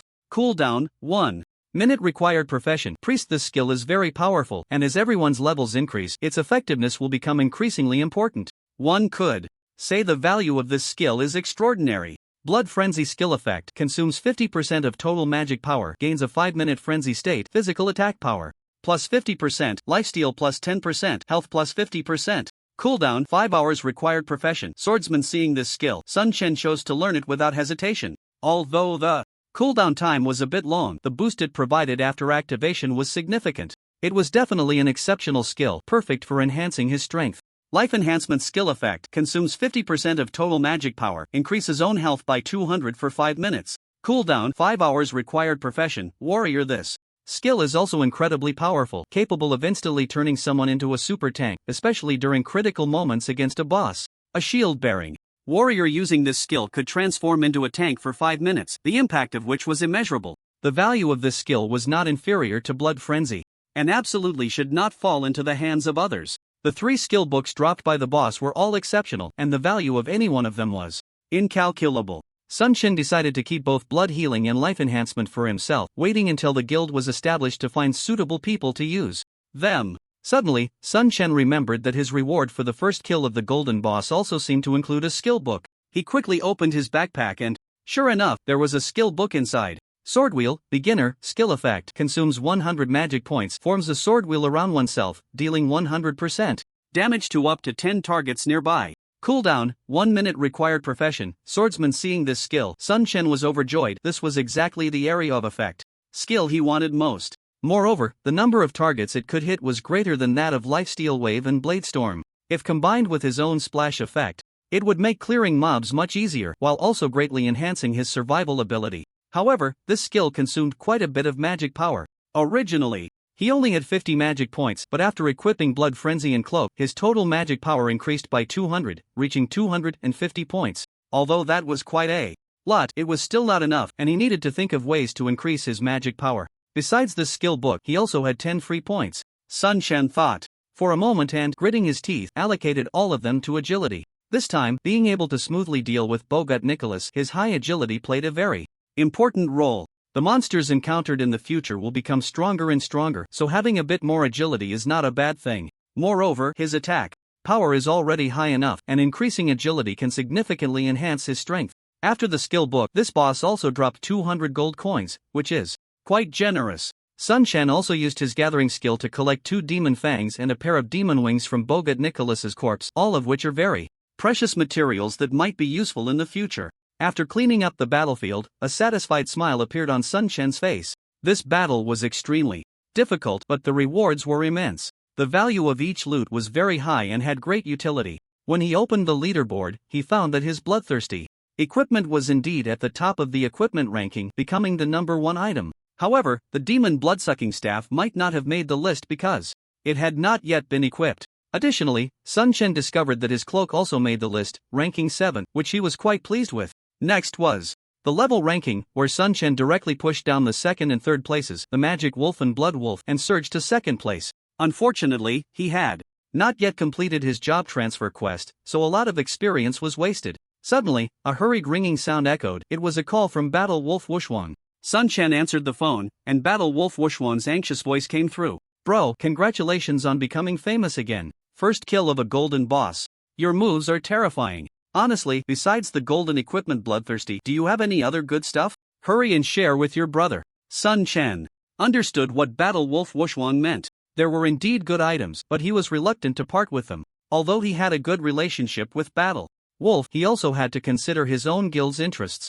After thinking for a moment, Sun Quan sighed and said, Brother, of course, I have some good stuff. I won't hide it from you. Besides bloodthirsty, I also have a golden level staff, but I plan to keep this for my own people, so don't be mad. Another piece of golden equipment? Quickly send me the attributes of both pieces. Battle Wolf Wuxuang was taken aback. Although he already knew that Sun Quan's luck was extraordinary, it was still quite impressive for a golden boss to drop 2 pieces of golden equipment. Sun Quan thought for a moment and sent over the attributes of the 2 golden level items. The equipment leaderboard only showed the names of the items, not their attributes. After looking at the attributes of the 2 pieces of equipment, Battle Wolf Wuxuang couldn't help but gasp. Strong. Too powerful. The attributes of these 2 golden level items could only be described as monstrous. Not only was the attack power high, but the additional lifesteal attribute was simply top-notch. Bro, I'll buy your golden staff for 3 million. What do you think? Although Sun Quan had said in advance that he wasn't selling the equipment, Battle Wolf Wuxuang still offered a reasonable price, hoping to give it a try. 3 million was definitely not a small amount, and the staff's attributes were strong, but its level was too low to retain value. Sun Quan hesitated. To be honest, 3 million was indeed a lot, and the price offered by Battle Wolf Wuxuang was quite fair. If this staff could be exchanged for 3 million, that would be good. Just as Sun Quan was about to sell the staff, Su Qing's call suddenly came in. Brother Wuxuang, let me think about it. Su Zong is calling me now. I'll talk to you later. Don't worry. Besides the staff, there are other good items suitable for Battle Wolf. Okay, I'll wait for your news. Battle Wolf Wuxuang hung up the phone, full of anticipation. Su Zong, you're looking for me? Su Qing said, the president is amazing. He actually managed to get the first kill of a golden boss. What did he drop? Su Qing is one of their own, so Sun Quan unhesitatingly told Su Qing everything that the boss dropped without holding anything back. You're really lucky. Don't sell the staff to anyone else, save it for Sister Shishi. She lacks good equipment, and this staff is just right for her. Once we get to the main city, she can use it. Su Qing directly asked Sun Quan to keep the staff. Sun Quan readily agreed, and after chatting for a while longer, they hung up the phone. Su Qing quickly got to work recruiting people. Upon learning that Sun Quan had obtained the blueprint for the bloodsucking sword, Su Qing immediately realized the value of this item, and knew he had to recruit 70 dedicated blacksmiths as soon as possible. Once this equipment was crafted, not only could it be sold for a high price, but the members of his own guild could also equip it, making it a huge revenue project for the studio. Looking at the staff in his backpack, Sun Quan felt that Lin Shi had helped him so much and he hadn't given her a gift yet. This staff was just right, and besides that, he thought it would be nice to give her that silver mage robe as well. He quickly dialed Zhang Lang Wuxuang's number, and Zhang Lang Wuxuang picked up almost immediately. Bro, tell me, what good stuff do you have? Sun Quan didn't waste time and directly sent over the blueprint for the blood-sucking sword. Zhang Lang Wuxuang exclaimed on the other end, Bro, you managed to get such a top-tier item? I feel like you must have a thing with the goddess of luck. You're about to get rich again. Wuxuang, I'm sorry, but I can't sell the staff to you. No problem, having this blood-sucking sword is also great. When can you make it? Zhang Lang Wuxuang asked eagerly. I need to complete my job change quest first, and I'll arrange it right after. Right, then I won't disturb you any longer. Hurry up and complete your job change quest. I'll immediately arrange to collect the crafting materials on my end. Zhang Wushuang then remembered that Sun Chen had already met the conditions to complete the job change quest. The priority was to finish the quest. He might even get a job change reward. Sun Chen quickly returned to the novice village, and amidst the envious and admiring gazes of countless people, he found the village chief. Chief, I've met the conditions for the job change. Please arrange for me to change jobs. The village chief looked at Sun Chen with satisfaction and said, to reach the job change conditions in such a short time, Nanfeng, you are quite impressive.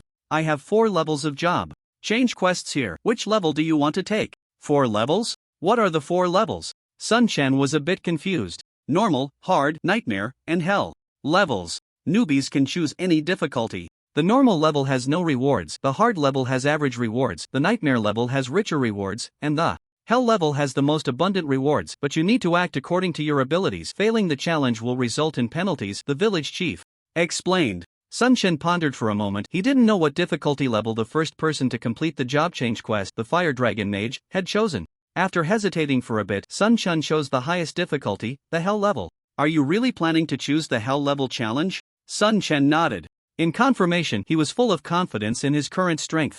Although he didn't know how high the challenge difficulty of the hell level was, he felt he could give it a try. Very well, young man, I wish you all the best. As the village chief spoke, he raised his right hand and made a sweeping motion in the air. Beside him, a black rift in the void suddenly appeared, swallowing Sun Chen whole. As the world spun around him, when Sun Chen regained his senses, he found himself in a strange space. In front of him was a 4-meter-wide, endless corridor, densely packed with monsters. These monsters had all sorts of bizarre appearances and looked extremely ferocious, all being black creatures that gave off a very dangerous vibe. Sun Chen glanced at the job transfer task prompt. The first level requirement was to clear the checkpoint within 10 minutes and receive a score based on completion. Sun Chen immediately cast a detection spell, revealing the attributes of the nearest monster. Void Beast level, 10 health, 3000 attack power, 500 to 600 attack, carries dark power, capable of inflicting dark attribute damage.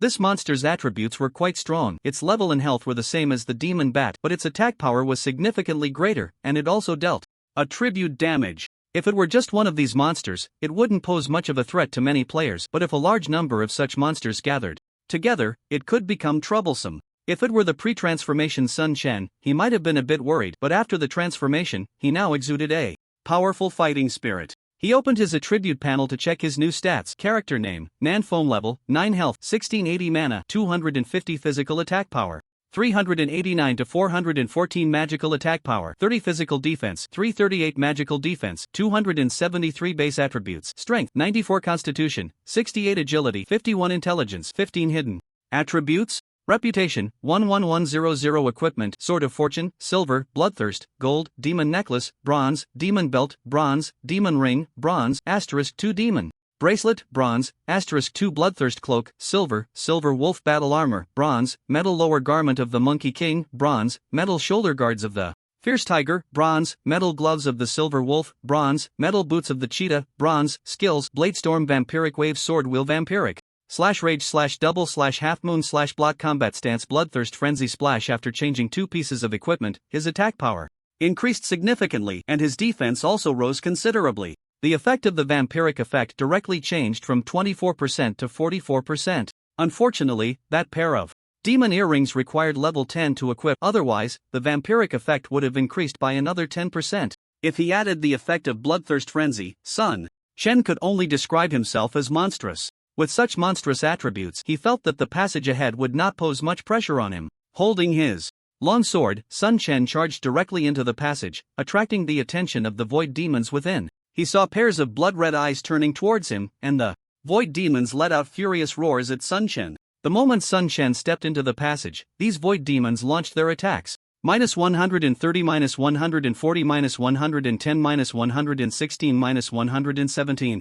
The attack speed of these void demons far exceeded Sun Chen's expectations, and in an instant his health dropped significantly. He was startled by the result, and quickly activated combat stance, unleashing a vampiric wave, with massive damage numbers popping up above the heads of these void demons. -430, -440, -464. Clearly, the defense of these void demons was not low, but Sun Chen's damage was terrifying. In the blink of an eye, his lost health was restored. Careless. With his health restored, Sun Chen let out a slight sigh of relief while also secretly reminding himself that he had been too careless just now. Next, he continuously attacked the void demons with countless damage numbers appearing above their heads. Although these void demons put some pressure on Sun Chen, it wasn't too much and he could handle it easily. When his health dropped to a dangerously low level, Sun Chen directly used a group attack, instantly restoring his health to full. The Blade Storm, Sword Wheel, and Bloodsucking Wave 3 area attack skills were used separately, alternating to drain health, completely granting Sun Chen an immortal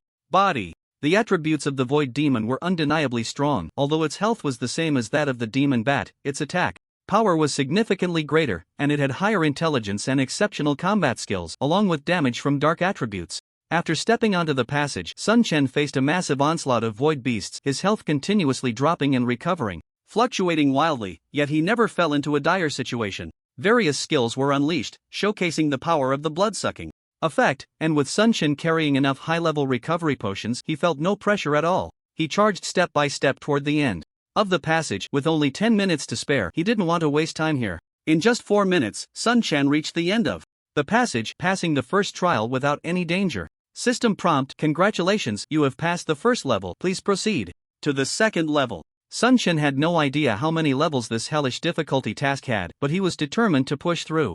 The first level was terrifying for most level 9 players, testing their survival abilities. Sun Chen believed that the vast majority of players would definitely not make it through. System prompt: please eliminate all monsters in this level within 10 minutes. The task for the second level appeared, and a light gate appeared in front of Sun Chen, behind which was a circular hall the size of a basketball court. The entire hall was filled with 30 void beasts, each about 5 meters apart, giving off a very strange feeling, as if they were somewhat different from the void beasts in the first level. Sun Chen stood outside the light gate for a moment, observing, and found nothing unusual. After checking his status, he stepped directly into the hall. He thought entering the hall would trigger an attack from these void beasts, but soon Sun Chen discovered the issue. The names of these void beasts were actually white, indicating they were non-aggressive monsters. Sun Chen quickly understood the reason and rushed toward the nearest void beast, striking it with his sword, then dashed toward another void beast. It was definitely not an easy task to eliminate these void beasts within 10 minutes. Area attacks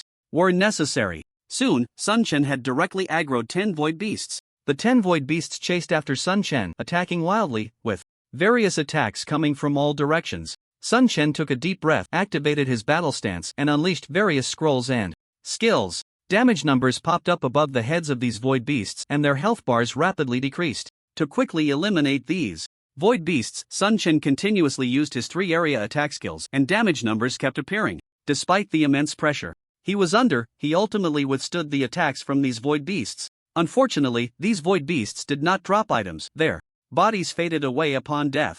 After dealing with the 10 void beasts, Sun Chen rushed toward the nearby void beasts, continuing to pull aggro. Soon, he found himself surrounded by a group of void beasts, his health fluctuating dangerously. The health bars of the surrounding void beasts were also rapidly decreasing, with damage numbers swirling above their heads. Before long, this group of void beasts fell to Sun Chen's hands. He glanced at the time and saw he still had plenty of it. He wasn't in a hurry. However, he still hurried toward another group of void beasts. The last 10 void beasts also posed little pressure on Sun Chen, and he ultimately eliminated them all. Looking at the fact that he had slain 30 void beasts in just 6 minutes, Sun Chen felt quite satisfied with the result. System prompt: congratulations on passing the second level. Please start the third level next. System prompt: please eliminate the monsters in the third level within 30 minutes. The third level looks similar to the second level, except the time requirement has increased. A light gate appeared before Sun Chen again, and on the other side of the gate was a spacious hall, quite large, with a massive dark shadow looming in the center. This enormous shadow resembled a small mountain, shrouded in black mist, and Sun Chen couldn't clearly see what it was. After checking his status once more, Sun Chen stepped through the light gate. As soon as Sun Chen entered the hall, the monster lurking in the black mist moved directly, and soon a colossal creature appeared before him. It was a 3-headed serpent, its massive body towering 3 stories high, enveloped in black mist, with 6 blood-red eyes faintly visible. Sun Chen immediately cast a detection spell. 3-headed demon serpent, silver, attack power, 720 to 830 health points, 300,000 physical defense, 200 magical defense, 170 monster. Description: inflicts poison damage, fire damage, and freezing damage. Seeing the monster's attributes, Sun Chen's expression became Very serious. The attributes of this monster were quite abnormal, with an unusually high attack power and considerable health points. Defeating it within 30 minutes would definitely not be an easy task. As the countdown had already begun, Sun Chen hesitated not at all, and charged forward. Various scrolls activated, poison potions were used, and his battle stance was initiated. Then, Sun Chen activated the bloodthirsty frenzy skill he had just learned. Suddenly, a surge of bloodlight erupted from his body, enveloping him completely. Under the cover of the bloodlight, Sun Chen felt a tremendous power surging from within, and upon checking his attributes, his attack, power and health points skyrocketed instantly. At this moment, Sun Chen was filled with strength. Looking at the massive three-headed demon serpent before him, he felt no fear at all. With a powerful swing of his left-hand sword, a beam of sword light struck the three-headed demon serpent. -530. A normal attack directly dealt 530 points of health damage to the three-headed demon serpent, and this level of attack power was somewhat terrifying. Sun Chen felt like a bug-like existence. Then, another rage slash was unleashed, and the sword light fell from the sky onto the three-headed demon serpent. -810 this time. The damage was even more horrifying, leaving Sun Chen dumbfounded. Despite the strong attributes of the three-headed demon serpent, Sun Chen was filled with confidence and launched a frenzied attack against it. The three-headed demon serpent was also enraged. The three massive serpent heads looked down at Sun Chen. The left head unleashed a fire attack, the middle head executed a venomous attack, and the right head performed an ice attribute attack. A beam of white light instantly struck Sun Chen, and in the blink of an eye, a layer of frost formed on the surface of his body. System prompt. Due to the influence of the three-headed demon serpent's icy aura, movement speed -30%, attack speed -30%, duration 30 seconds. What? A powerful negative status. Sun Chen felt his status drop significantly in an instant, and his attack speed decreased too much. Fortunately, Sun Chen's movement speed and attack speed were already far beyond that of other swordsmen of the same level, so even with this negative status, he could still cope. He continued to attack the three-headed demon serpent, with various attacks landing on it continuously. Although there were no monsters around for Sun Chen to absorb health points from, the health points he absorbed from the three-headed demon serpent alone were already terrifying. It should be noted that at this moment, his lifesteal characteristic had exceeded 50%, and that terrifying lifesteal speed could only be described as abnormal. If he added the lifesteal slash and lifesteal wave skills, the speed of health recovery would be even more horrifying. Sun Chen felt no pressure and continued to unleash a frenzied assault. The three-headed demon snake had strong attributes, but it couldn't withstand Sun Chen's relentless attacks. Suddenly, one of the demon snake's heads in the center exhaled a cloud of green mist that enveloped Sun Chen instantly. System prompt. You are affected by extreme poison. Your health will decrease by 50 points per second for 30 seconds. In an instant, Sun Chen was shrouded in green light, another negative status that accelerated his health loss even further. However, Sun Chen still held on and continued to attack the three-headed demon snake fiercely. Then, one of the snake heads opened its mouth and spewed a wave of flames, which fell to the ground and transformed into a sea of fire that engulfed Sun Chen. System prompt. You are affected by flames. Your health will decrease by 50 points per second. Similar to the extreme poison, this negative status increased Sun Chen's health loss rate. Fortunately, the initial freezing negative status disappeared at this moment, allowing Sun Chen's attack speed to recover, which alleviated some of the pressure. The rate of health loss was rapid, but Sun Chen's health recovery speed was equally impressive. For 5 minutes, Sun Chen endured the attacks of the three-headed demon snake. No matter what attacks the demon snake launched, they posed little threat to him. In just 5 minutes, Sun Chen had whittled down a significant portion of the three-headed demon snake's health. Once the bloodthirsty frenzy state wore off, Sun Chen felt a considerable increase in pressure. However, at this moment, Sun Chen was still not someone the three-headed demon snake could handle, as his attributes were too strong. Time passed slowly. After 20 minutes, the last drop of the three-headed demon snake's health was eliminated by Sun Chen, and its massive body gradually faded away. Standing in place, a radiant smile appeared on Sun Chen's face. System prompt. Congratulations, you have completed the Hell level job change task. Please choose the profession you wish to change to. Below the system prompt, a list of new profession names appeared for selection: Thunder Swordsman, Flame Swordsman, Holy Swordsman, Dark Swordsman, Storm Swordsman, Ice Swordsman, Dual-Wield Swordsman. There were too many professions available for swordsmen, each with a brief introduction. The Thunder Swordsman could learn exclusive skills that had a paralysis effect along with powerful attack capabilities. The Flame Swordsman could learn fire attribute exclusive swordsman skills featuring numerous area attack skills with terrifying attack power. The Holy Swordsman could learn many light attribute swordsman skills possessing several immunity skills and gaining attack bonuses against dark attribute monsters. The Dark Swordsman, in contrast to the Holy Swordsman, could learn exclusive dark attribute swordsman skills, exerting suppression effects against light attribute monsters. The Storm Swordsman was a speed-oriented swordsman, with bonuses to both movement and attack speed, along with exclusive swordsman skills that were equally formidable. The Ice Swordsman had ice attribute attack capabilities and could learn powerful ice control skills, which were also impressive. Relatively speaking, the dual-wield swordsman seemed a bit more ordinary. However, upon changing to a dual-wield swordsman, there was no need to learn the dual-wield proficiency skills separately, as both the main and offhand weapon attack power would increase by 130%, and attack speed would also rise by 20%.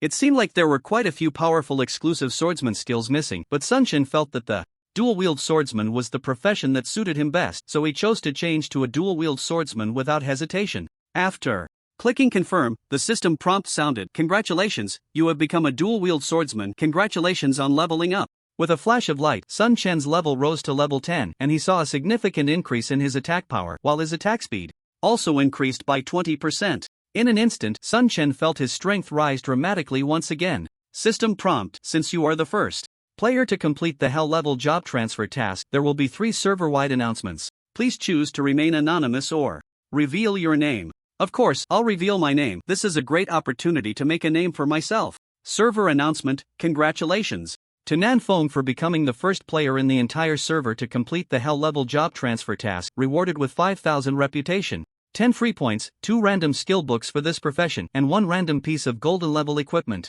Server announcement: congratulations to Nanfeng for becoming the first player in the entire server to complete the Hell level job transfer task, rewarded with 5,000 reputation, 10 free points, 2 random skill books for this profession, and 1 random piece of golden level equipment. Server announcement: congratulations to Nanfeng for becoming the first player in the entire server to complete the Hell level job transfer task, rewarded with 5,000 reputation, 10 free points, 2 random skill books for this profession, and 1 random piece of golden level equipment. The 3 consecutive server announcements left all players in shock. Nearly everyone stopped what they were doing, dumbfounded, as they listened to the announcements. Oh my god, Nanfeng actually completed the Hell level job transfer task. How did he do it?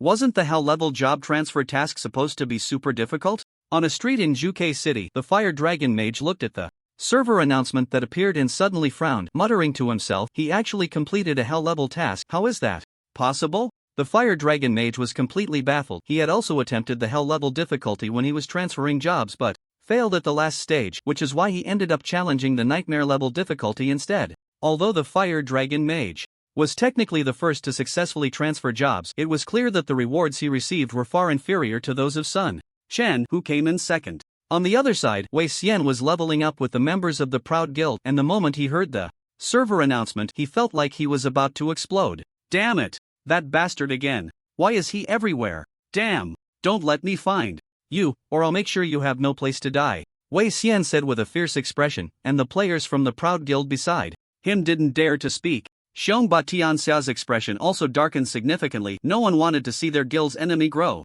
stronger. Sun Chen was already recognized as an enemy by Xiong Batianxia, so hearing the news of Sun Chen getting stronger put him in a terrible mood. Make sure to investigate Nanfeng's information quickly, Xiong Batianxia ordered before continuing to level up. Damn! That bastard can even complete the Hell level job transfer task. This is outrageous. Players who had been killed by Sun Chen multiple times felt particularly displeased when they saw the server announcement. Meanwhile, those who supported Sun Chen cheered loudly, and soon the number of players following Sun Chen's account on the forum skyrocketed, rapidly boosting his popularity. The server announcement once again thrust Sun Chen into a frenzy of discussion, with almost all online players participating in the conversation about him. As for Sun Chen himself, he began to check his rewards. Although the difficulty of the Hell level job transfer task was immense, the rewards after success were extraordinary, with his reputation increasing significantly. Additionally, the 10 free points that came with it made Sun Chen think for a moment before deciding to allocate all of them to agility.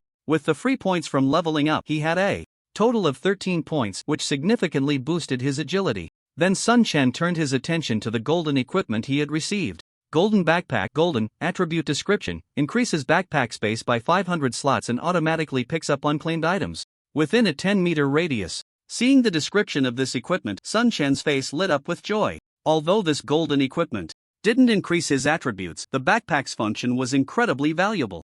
Just the 500 slots alone made Sun Chen ecstatic, not to mention the automatic item pickup effect, which was simply a leveling up assisted artifact, directly placing the golden backpack into.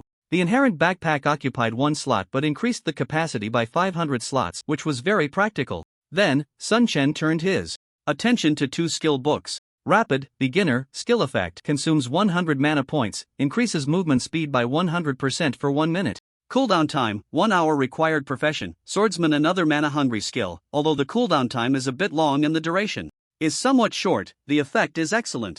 Doubling the movement speed for 1 minute is definitely useful for escaping and is a powerful tool for chasing down enemies, providing significant help. Sun Chen clicked to learn it without hesitation and then looked at the other skill book. Phantom, Beginner, Skill Effect consumes 100 mana points, allows the user to enter a phantom state for 1 second, during which they cannot be attacked. Cooldown time 5 minutes. Required profession, Swordsman. This skill is also a mana guzzler, consuming 100 mana points as well. Looking at his total mana of only 250, Sun Chen felt it was a bit insufficient and thought he should find a way to increase his mana. However, this skill is a great life-saving skill. Previously, he only had the block skill for survival within 5 minutes, but now with this phantom skill, his survivability has improved somewhat. Sun Chen was very satisfied to learn this skill, and then directly left the quest space. Reappearing in the novice village, the teleportation array behind the village chief had already opened its permissions for Sun Chen. As long as he wished, he could use the teleportation array to go to the main city. Just as he appeared in the novice village, the communicator began to ring incessantly. He saw that Su Qing and the others had called him, but he couldn't receive them while in the quest space. Su Qing and the others were concerned about his quest situation, and Zhang Lang Wushuang also sent his congratulations right away while inquiring about the details of the hell-level quest. Having completed the job change quest, Sun Chen was not in a hurry to go directly to the main city. There were still many things to do here. He directly contacted Zhang Lang Wushuang to arrange a meeting in the square. Soon, Zhang Lang Wushuang hurriedly arrived with his group. "Ha, brother Nanfeng, you're famous again. I'm sure you're now more well-known than the players on the Wind and Cloud rankings." Zhang Lang Wushuang laughed from a distance. Sun Chen smiled and said, "Just lucky, I seized the opportunity. There's still a big gap between me and those experts on the Wind and Cloud rankings." Zhang Lang Wushuang waved his hand. "Brother Nanfeng, don't underestimate yourself. As far as I know, several guys on the Wind and Cloud rankings have already met the job change requirements. They've all tried the hell-level job change quest, but none of them succeeded, so you're stronger than them." Sun Chen smiled. He was clear about his own strength. In terms of operational skills, he was much weaker than the experts on the Wind and Cloud rankings, but in terms of overall strength, he felt he was not inferior to anyone, especially after changing his equipment. He felt like a bug. After putting on the demon earrings, his lifesteal attribute increased by another 10%, and so far, his lifesteal attribute had reached a terrifying 54%. As long as he wasn't one-shot, he could face any person or monster head-on. "Brother Wushuang, how's the material preparation for the lifesteal sword going?" Sun Chen asked. He called Zhang Lang Wushuang over mainly to hand over the materials for making the lifesteal sword. This needed to be done as soon as possible. Su Qing was already making full arrangements, and many people were waiting for Sun Chen in the forging room. Brother Nanfeng. Don't worry, I've already collected some materials. You can send someone over to hand them over. Zhang Lang Wushuang smiled. "No need. Just give them all to me." Sun Chen waved his hand. "Can you carry them all by yourself?" Zhang Lang Wushuang was taken aback. He had collected quite a bit of material, all of which were in the backpacks of the 8 players accompanying him. The backpacks of these 8 players had been expanded twice, filled with various materials. "Don't worry, I just got a golden level backpack with 500 slots. It should be enough," Sun Chen explained. "You're talking about that golden equipment reward, right? Hurry up and show me its attributes," Zhang Lang Wushuang said eagerly, looking at Sun Chen. Sun Chen didn't hide anything from Zhang Lang Wushuang and sent over the attributes of the golden backpack. Upon seeing the attributes, Zhang Lang Wushuang clicked his tongue in admiration, his gaze towards Sun Chen filled with envy. Such a large backpack was extremely beneficial for the guild, especially with a top-notch skill for automatically picking up items. Overall, the value of this backpack was on par with Bloodthirst. "Brother, how about considering transferring this backpack to me? The price is negotiable." "Forget it, Wushuang, this thing is very useful to me. I don't plan to sell it." Sun Chen waved his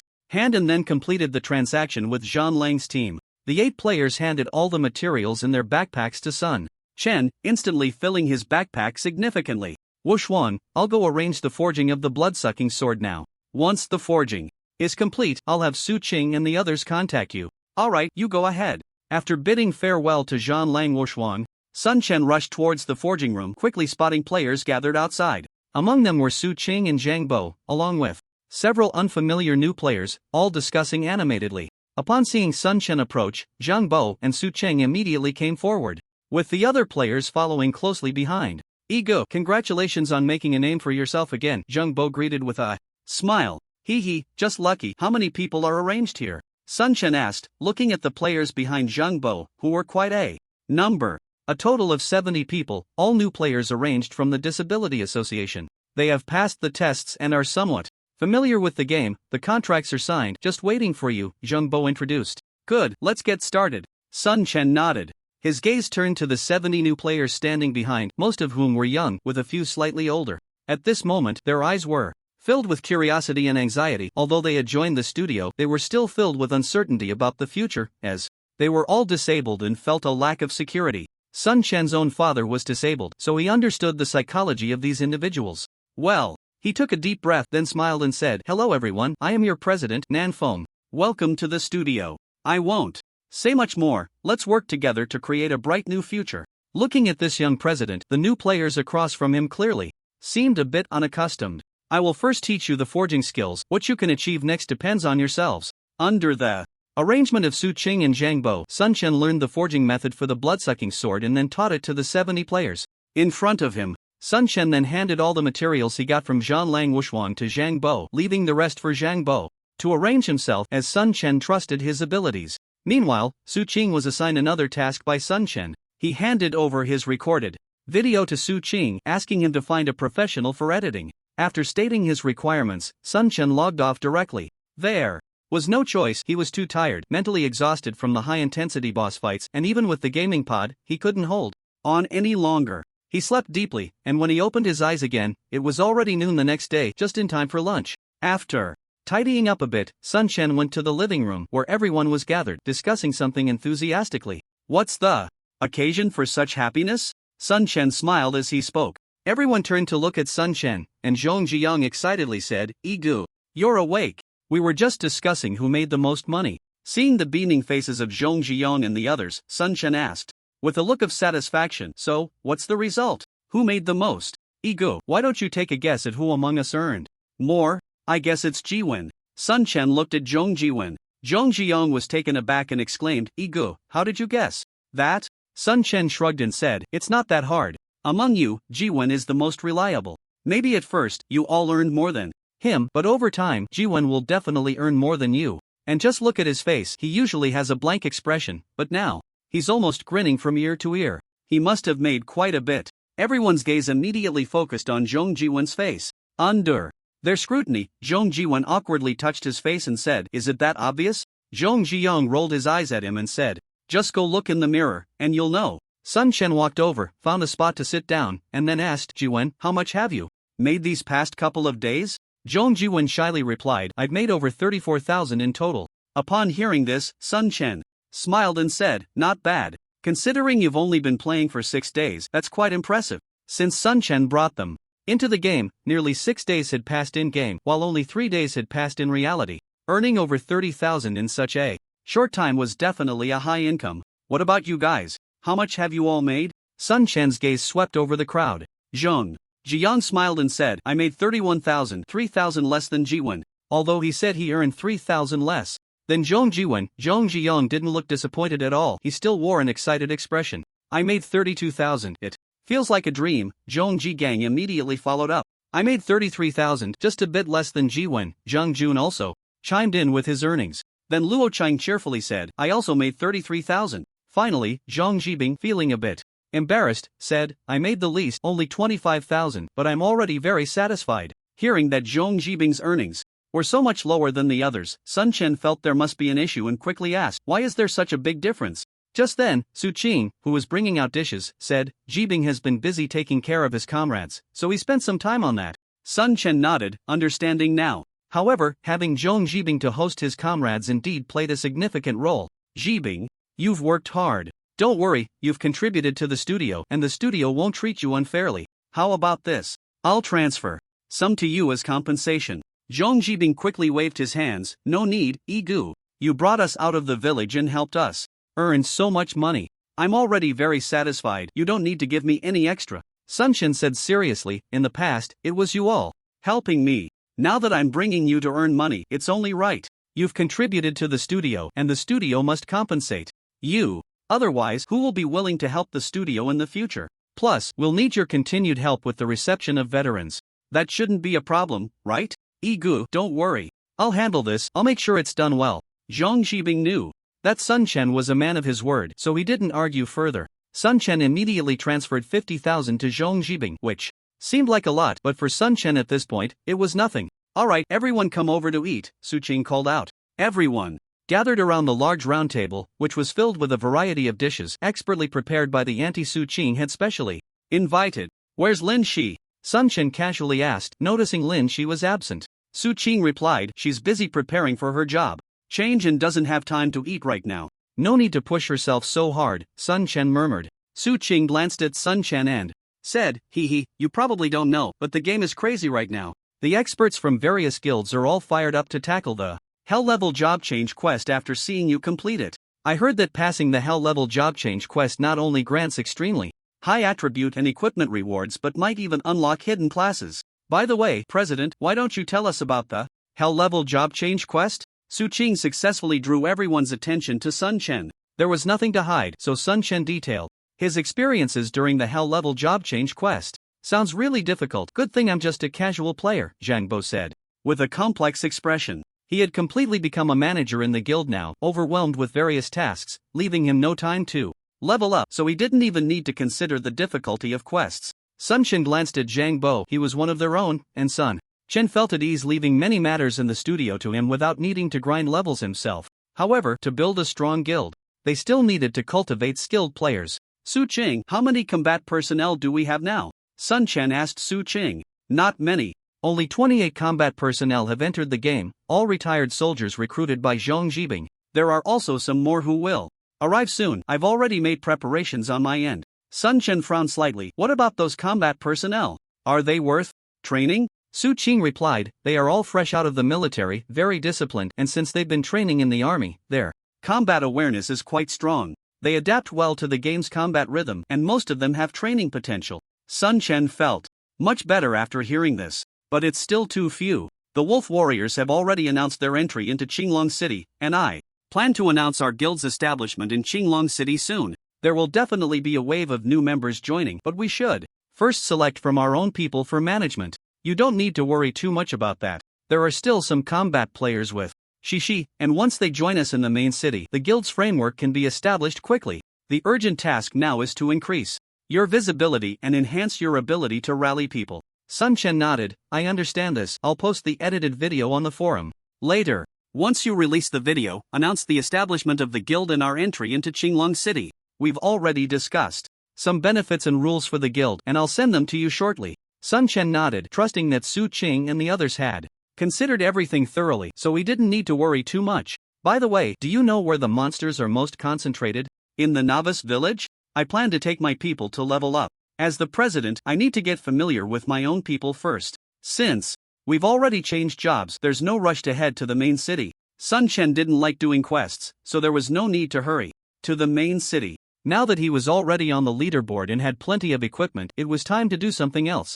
The priority was to get familiar with his own people. It would be ridiculous if the guild was established and he didn't know any of the combat personnel. Su Qing thought for a moment and felt that Sun Chen's plan was quite good. If we talk about the places with the densest monsters, it should be the deepest part of Wolf Valley or the Dark Canyon. The monster levels in these two places are high, their strength is formidable, and their density is great. Currently, very few teams can venture deep inside. If the strength is sufficient, these two places are indeed good for leveling up. Su Qing thought for a moment and suggested 2 locations to Sun Chen.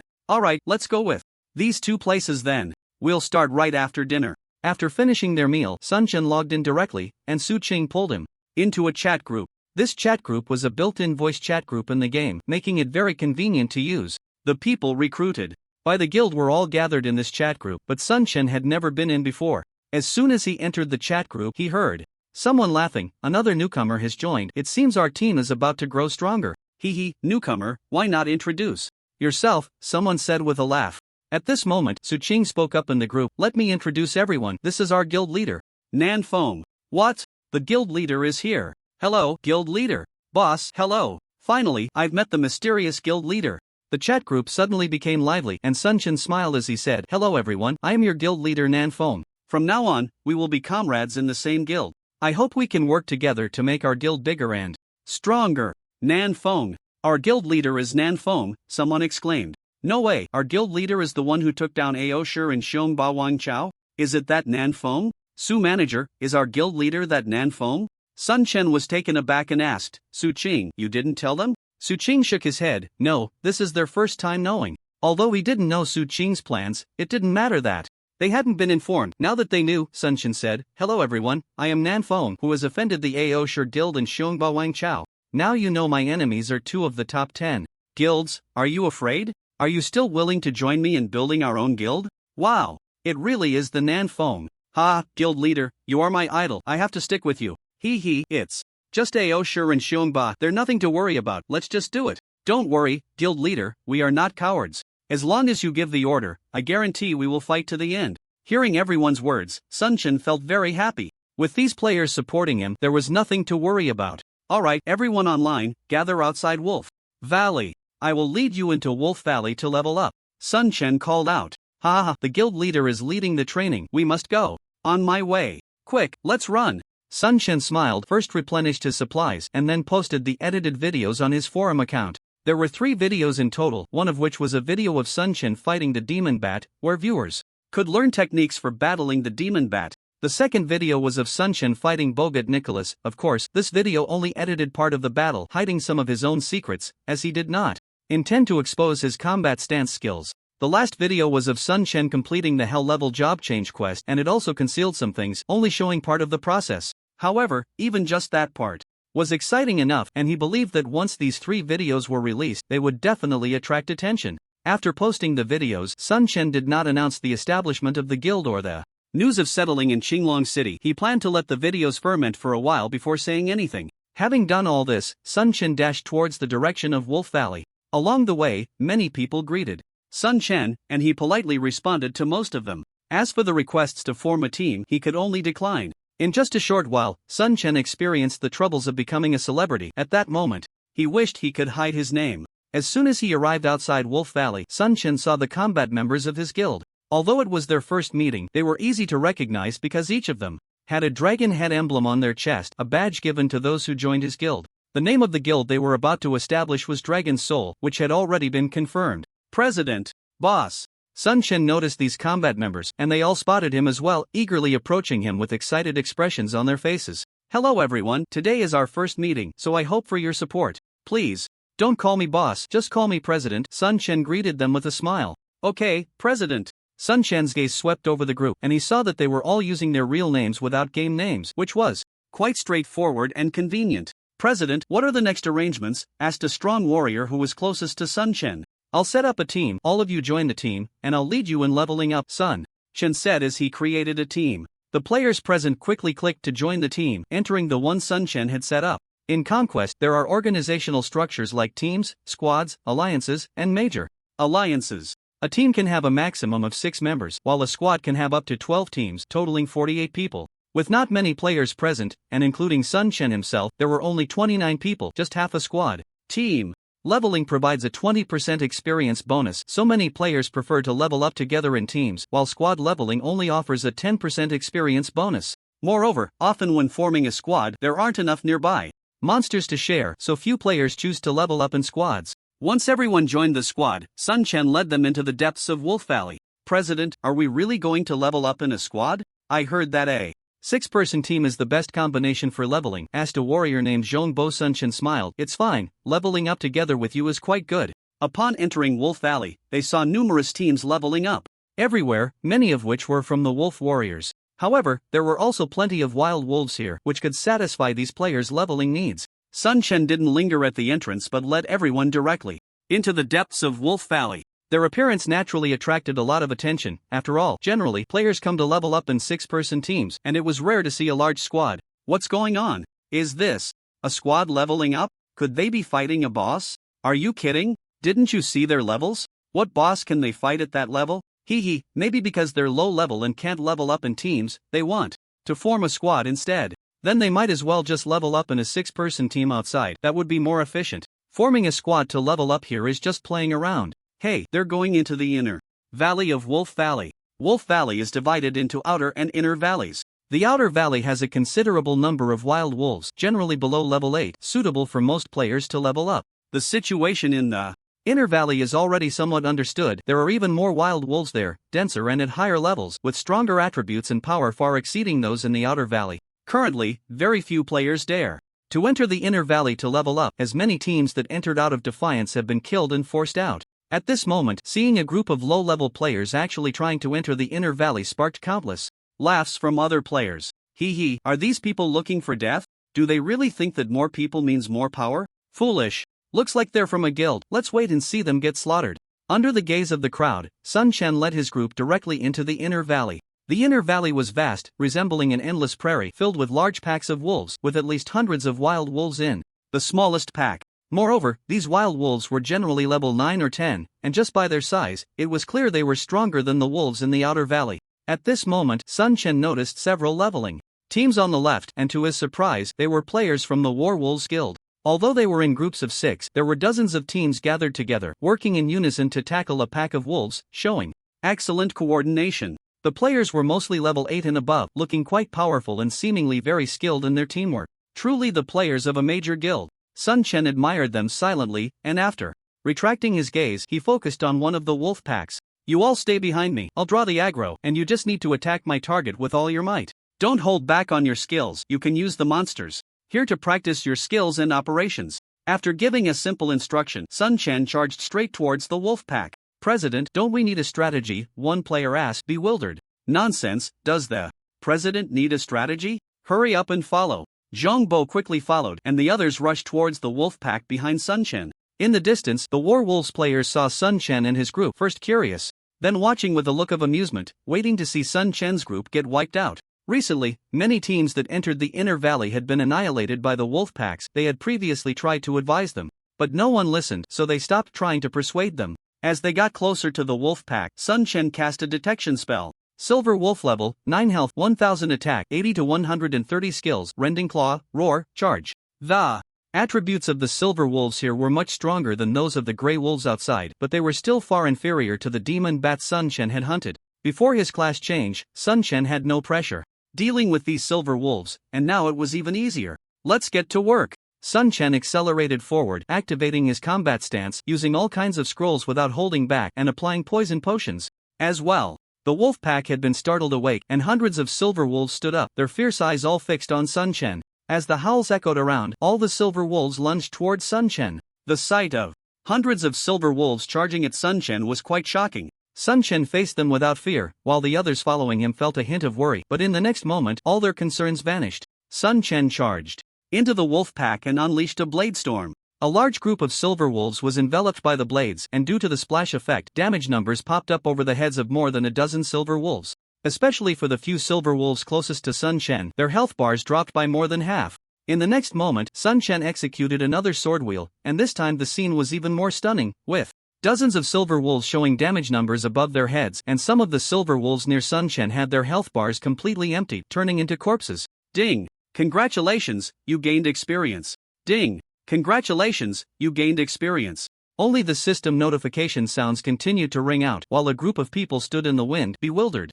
For others, the silver wolves were difficult to deal with, but Sun Chen took them down with just 2 skills.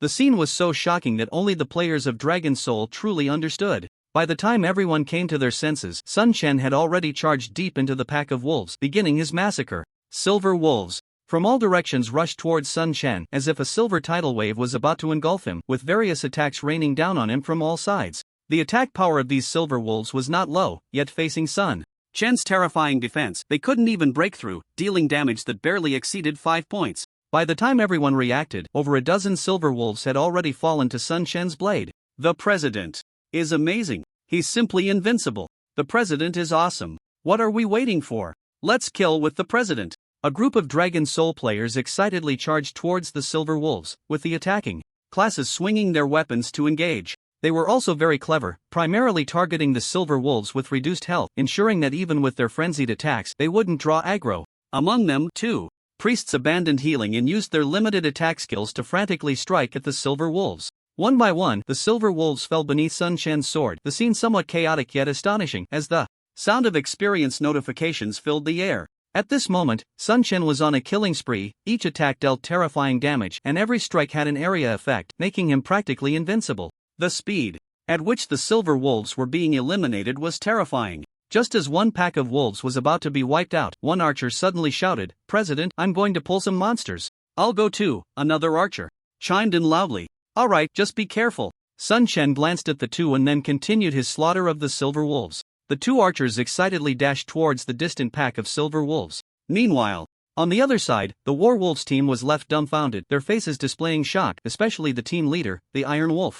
Watching Sun Shen rampaging through the silver wolves, he felt a mix of admiration and disappointment. Why was there such a vast difference among players? He recognized the leader and had seen videos on the forum, knowing Sun Shen was strong, but witnessing it firsthand was even more shocking than the videos. He was well aware of the strength of these silver wolves, even he wouldn't dare face too many at once, yet Sun Shen showed no fear under their assault. It was simply terrifying. "President, we're back." Not far away, the two archers rushed back frantically, followed by a pack of silver wolves, totaling around 300 to 400. Just in time, Sun Shen shouted, charging towards the surrounding silver wolves, swiftly passing the two and plunging into the pack behind them, activating his sword wheel. Damage erupted throughout the wolf pack, and the aggro of the silver wolves was suddenly drawn to Sun Shen, their fierce eyes locking onto him as they roared and charged. Swish! A flash of light, and a player named Luo Xiao leveled up. "Wow! I leveled up!" Luo Xiao exclaimed excitedly. Immediately after, another flash of light flickered, followed by a gasp from the side. "Ha ha ha, I leveled up too. This speed is incredible, it's so comfortable to be with the president. Hee hee, I'm about to level up too. This leveling speed is amazing, I've decided to cling to the president's leg forever." Among the 20 or so people present, most were at low levels. Although the experience bonus for forming a team was only 10%, Sun Shen's speed in monster farming was so fast that the average experience gained by everyone far exceeded what could be obtained from just teaming up. Sun Shen was fully focused on grinding monsters while observing his teammates. Today was their first time working together, so he wanted to take a closer look to gain some understanding. His short observation had already revealed a few promising candidates. Among them, the warrior named Zhongbo had strong operational awareness, keen observation skills, and a proficient combination of abilities, making him a warrior worth cultivating. Additionally, the two archers who had just gone to lure monsters, although still at a low level, displayed excellent awareness, even with the monsters' aggro directed at Sun Shen. They practiced their positioning. Sun Shen noticed that both of them were trying to find the weaknesses in the monsters, showing great potential for development. Besides these three, the combat awareness of the others was also quite strong, likely due to their recent discharge from the military. Even in such chaotic situations, they instinctively coordinated as a team, making for a very effective fighting unit. Sun Shen felt that these individuals could be nurtured as key members of the guild in the future. Thus, Sun Shen continued to grind monsters like crazy, while everyone happily absorbed experience, and several people leveled up in a short time. Suddenly, Sun Shen's mind stirred. While grinding monsters, he opened the forum. The silver wolves before him posed no threat, allowing him to multitask effortlessly. Upon logging into the forum, he found that the video he had previously posted was indeed very popular, with countless viewers having watched his battle footage in a short time. Numerous players left comments below the video post, which Sun Shen simply skimmed through. He mainly checked his follower count, and as expected, it had increased significantly. He now had a staggering 15 million followers, and the number was growing at an astonishing rate. Seeing such results, Sun Shen felt very satisfied. "Everyone pay attention, I'm going to start a live stream. Zhang Wen and Wang Quan, you two don't need to grind monsters, just focus on healing me," he announced. Zhang Wen and Wang Quan, the only two priests in the team, were momentarily taken aback by Sun Shen's command, as he didn't actually need their healing, he was practically invincible. Noticing their puzzled expressions, Sun Shen smiled and explained, "I don't want people to know how terrifying my healing speed is. You two just heal me with all your might to help cover it up." The two quickly understood and nodded in realization. "Got it, President. We know what to do," they replied. Suddenly, Zhang Bo shouted, "Everyone listen up. The president is about to start a live stream. Countless players will be watching us grind monsters, so let's stay sharp and not look too shabby. We can't embarrass the guild." "Understood. Don't worry, President, we won't let the guild down. Hee hee, it's time for the live stream, I feel so nervous." "Ha ha, I'm nervous too, but it's so exciting."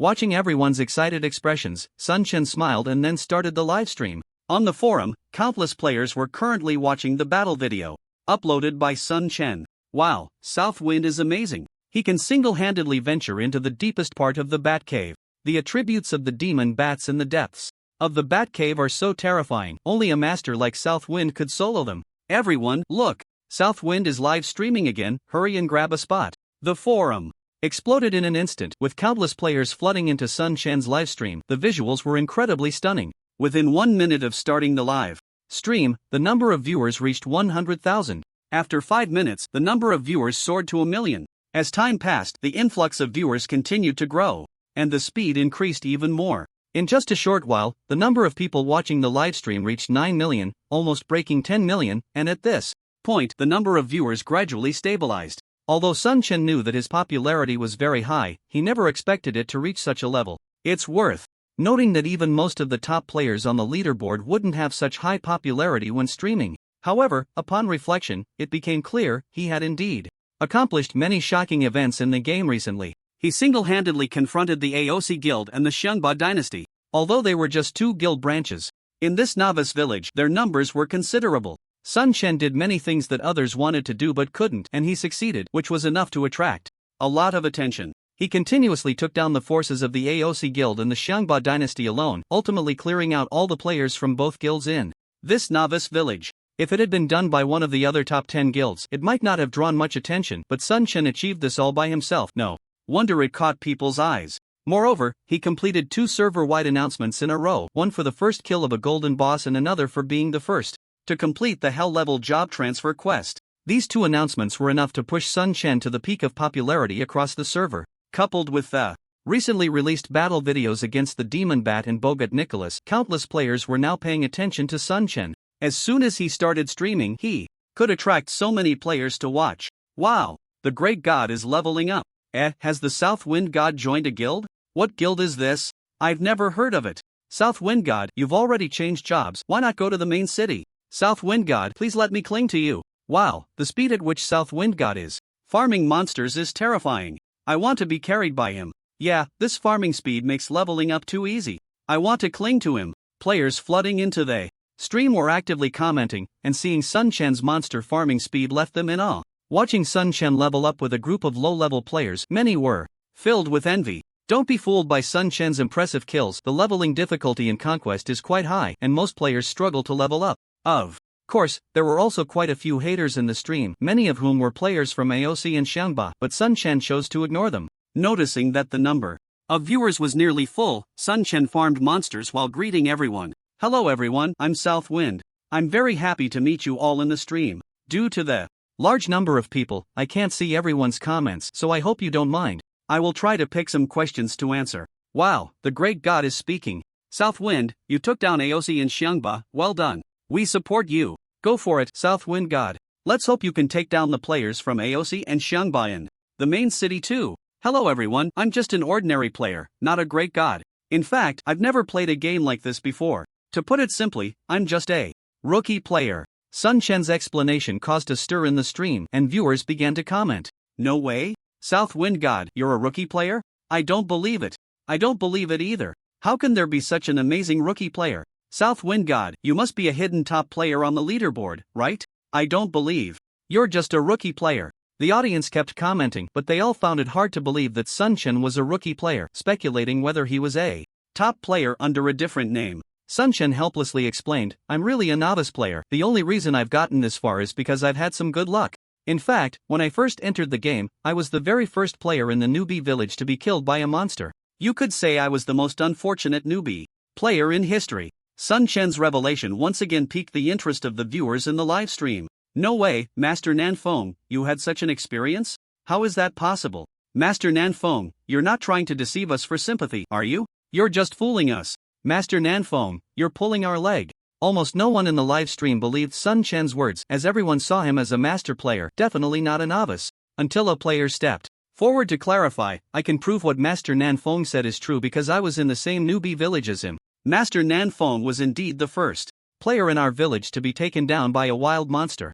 I can also prove it. I was in the same newbie village as Master Nanfeng. It was a crazy Afternoon, Master Nanfeng fought a wild chicken for 10 seconds and ultimately ended up lying dead. I can also prove it, I was nearby and witnessed that scene. You can't imagine how much of a novice Master Nanfeng was back then. The sight completely shattered my worldview. As players from the same newbie village's Sun Chen stood up to testify, the players in the livestream finally believed. No way? Master Nanfeng had such a pathetic past? Killed by a wild chicken? Is that really you, Master Nanfeng? Are you sure it wasn't a wild chicken boss? Definitely not a wild chicken boss, because someone had already proven it with their sword. Wow, hard to believe, Master Nanfeng had such a tragic past. May I ask how you managed that? Nanfeng's experience sparked the interest of countless people. Initially, everyone thought Nanfeng was a hidden master, so he seemed very different from ordinary players. But now, suddenly everyone felt that Nanfeng was just an ordinary player, and the distance between them shrank significantly, making Nanfeng seem much more approachable. Sun Chen also noticed everyone's inquiries and felt the shift in their attitudes. He really enjoyed this chat-like atmosphere, as if among friends. So, Sun Chen continued to reveal in the livestream, you probably wouldn't believe it if I told you. But when I first entered the game, I randomly selected my attributes, and it turned out all my attributes were 0. Strength, agility, constitution, intelligence, all 0. I only had 50 health points, an attack power of just 1 from the newbie wooden sword, and a defense of only 1 from the newbie armor. With such attributes, lasting 10 seconds in front of a wild chicken was already quite impressive. Sun Chen's revelation once again shocked the livestream, as his attributes were so abysmal, reaching the lower limit of random attributes, something no player had anticipated. Yet, such terrible attributes allowed Sun Chen to rise later on, and the subsequent process made the viewers in the livestream very curious. Master Nanfeng, how could you become so strong with such poor initial attributes? Yeah, with your kind of garbage initial attributes, you shouldn't have any future. If it were me, I would have deleted my account long ago. Master Nanfeng, please tell everyone how you did it. Sun Chen's revelations sparked the curiosity of the viewers, and the screen was filled with requests for explanations. Sun Chen smiled and explained, although my base attributes are terrible, my hidden attributes are quite strong. Conquest is a place full of opportunities. Perhaps the game designers considered such garbage base attributes from the start, so they compensated with hidden attributes. With my garbage attributes, it was impossible to level up alone. At that time, no one wanted to team up with me. I was actually on the verge of deleting my account. Fortunately, heaven gave me a chance. I encountered a player who was killed by 2 wild chickens, and one of those wild chickens had very little health left. I took over that low-health wild chicken, and after finally killing it, my fate changed. Then, Sun Chen revealed the attributes of the Sword of Luck. Wow! The attributes of this sword are really strong. So this is the silver-level equipment of the South Wind God. The attributes are indeed very strong, completely compensating for the South Wind God's basic attributes. It seems the South Wind God has quite a bit of luck. Perhaps this is a special setting in Conquest. If it were any other player with such garbage attributes, they would have probably deleted their account by now. Yeah, maybe this sort of luck is a gift, specifically prepared for players like the South Wind God with poor base attributes. It must be a game setting. This sort of luck should only drop when soloing wild monsters. The game's settings are really interesting. Soon, the audience speculated that this was a game setting. Sun Chen was considered quite lucky, although his base attributes were poor, his luck was exceptionally high. South Wind God, what are your plans next? South Wind God, are you planning to establish a guild? South Wind God, which main city are you going to? South Wind God, can I cling to your leg? The live stream was bustling with excitement. Sun Chen's explosive revelations did not annoy anyone, instead, it brought him closer to the ordinary players. Seeing the comments on the screen, Sun Chen was overjoyed. This was the effect they wanted. As you all can see, I am the enemy of the AOC Guild and the Xiongba dynasty. They will definitely find ways to deal with me. If I establish a guild, it will surely be very difficult to develop. Don't worry, South Wind God, we all support you. That's right. As long as you establish a guild, I will be the first to join. Isn't it? Just the AOC Guild and the Xiongba dynasty? It's just a game, why be afraid of them? If they don't agree, then let's fight. With so many of us, what do we have to fear? If they come to trouble us, we'll just take them down. South Wind God, hurry up and establish a guild. I want to join. Application +1, application +2. A crowd of onlookers eagerly hoped that Sun Chen would establish a guild, looking very much forward to it. Sun Chen smiled and said, in that case, I will announce here that I will establish a guild and everyone is welcome to join. We are all descendants of the dragon, so the guild name will be Dragon Soul. Good name. I must join Dragon Soul.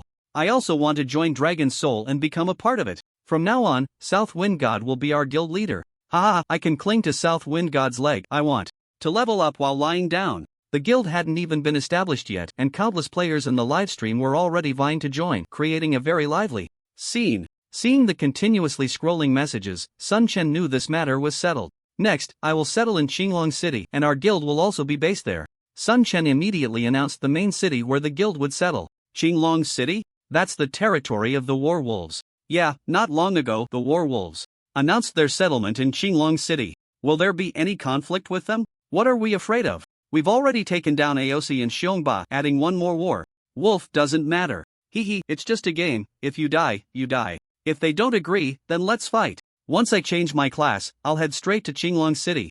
Leader, when we get to Qinglong City, I'm sticking with you. Sun Chen was hunting silver wolves while browsing the bullet comments, feeling very good. At this point, things were basically settled. Although the guild has not been officially established yet, its reputation has already spread, and with a player base in place, there's no need for slow development. If nothing unexpected happens, the Dragon Soul Guild can quickly grow into a powerful guild. Everyone, don't worry. In fact, I've set up a studio with some friends, and the studio has a strategic partnership with the Warwolves. We will only help each other and won't attack one another, Sun Chen revealed. Another piece of news which helped to stabilize the morale. Tomorrow, I will announce some details about the establishment of our Dragon Soul Guild on the forum. Friends who want to join the guild can check it out then. It's a pity I'm only level 7. I really want to change jobs sooner and join Dragon Soul. I'm also only level 7. Leveling up is so hard. I really want to level up with the guild leader.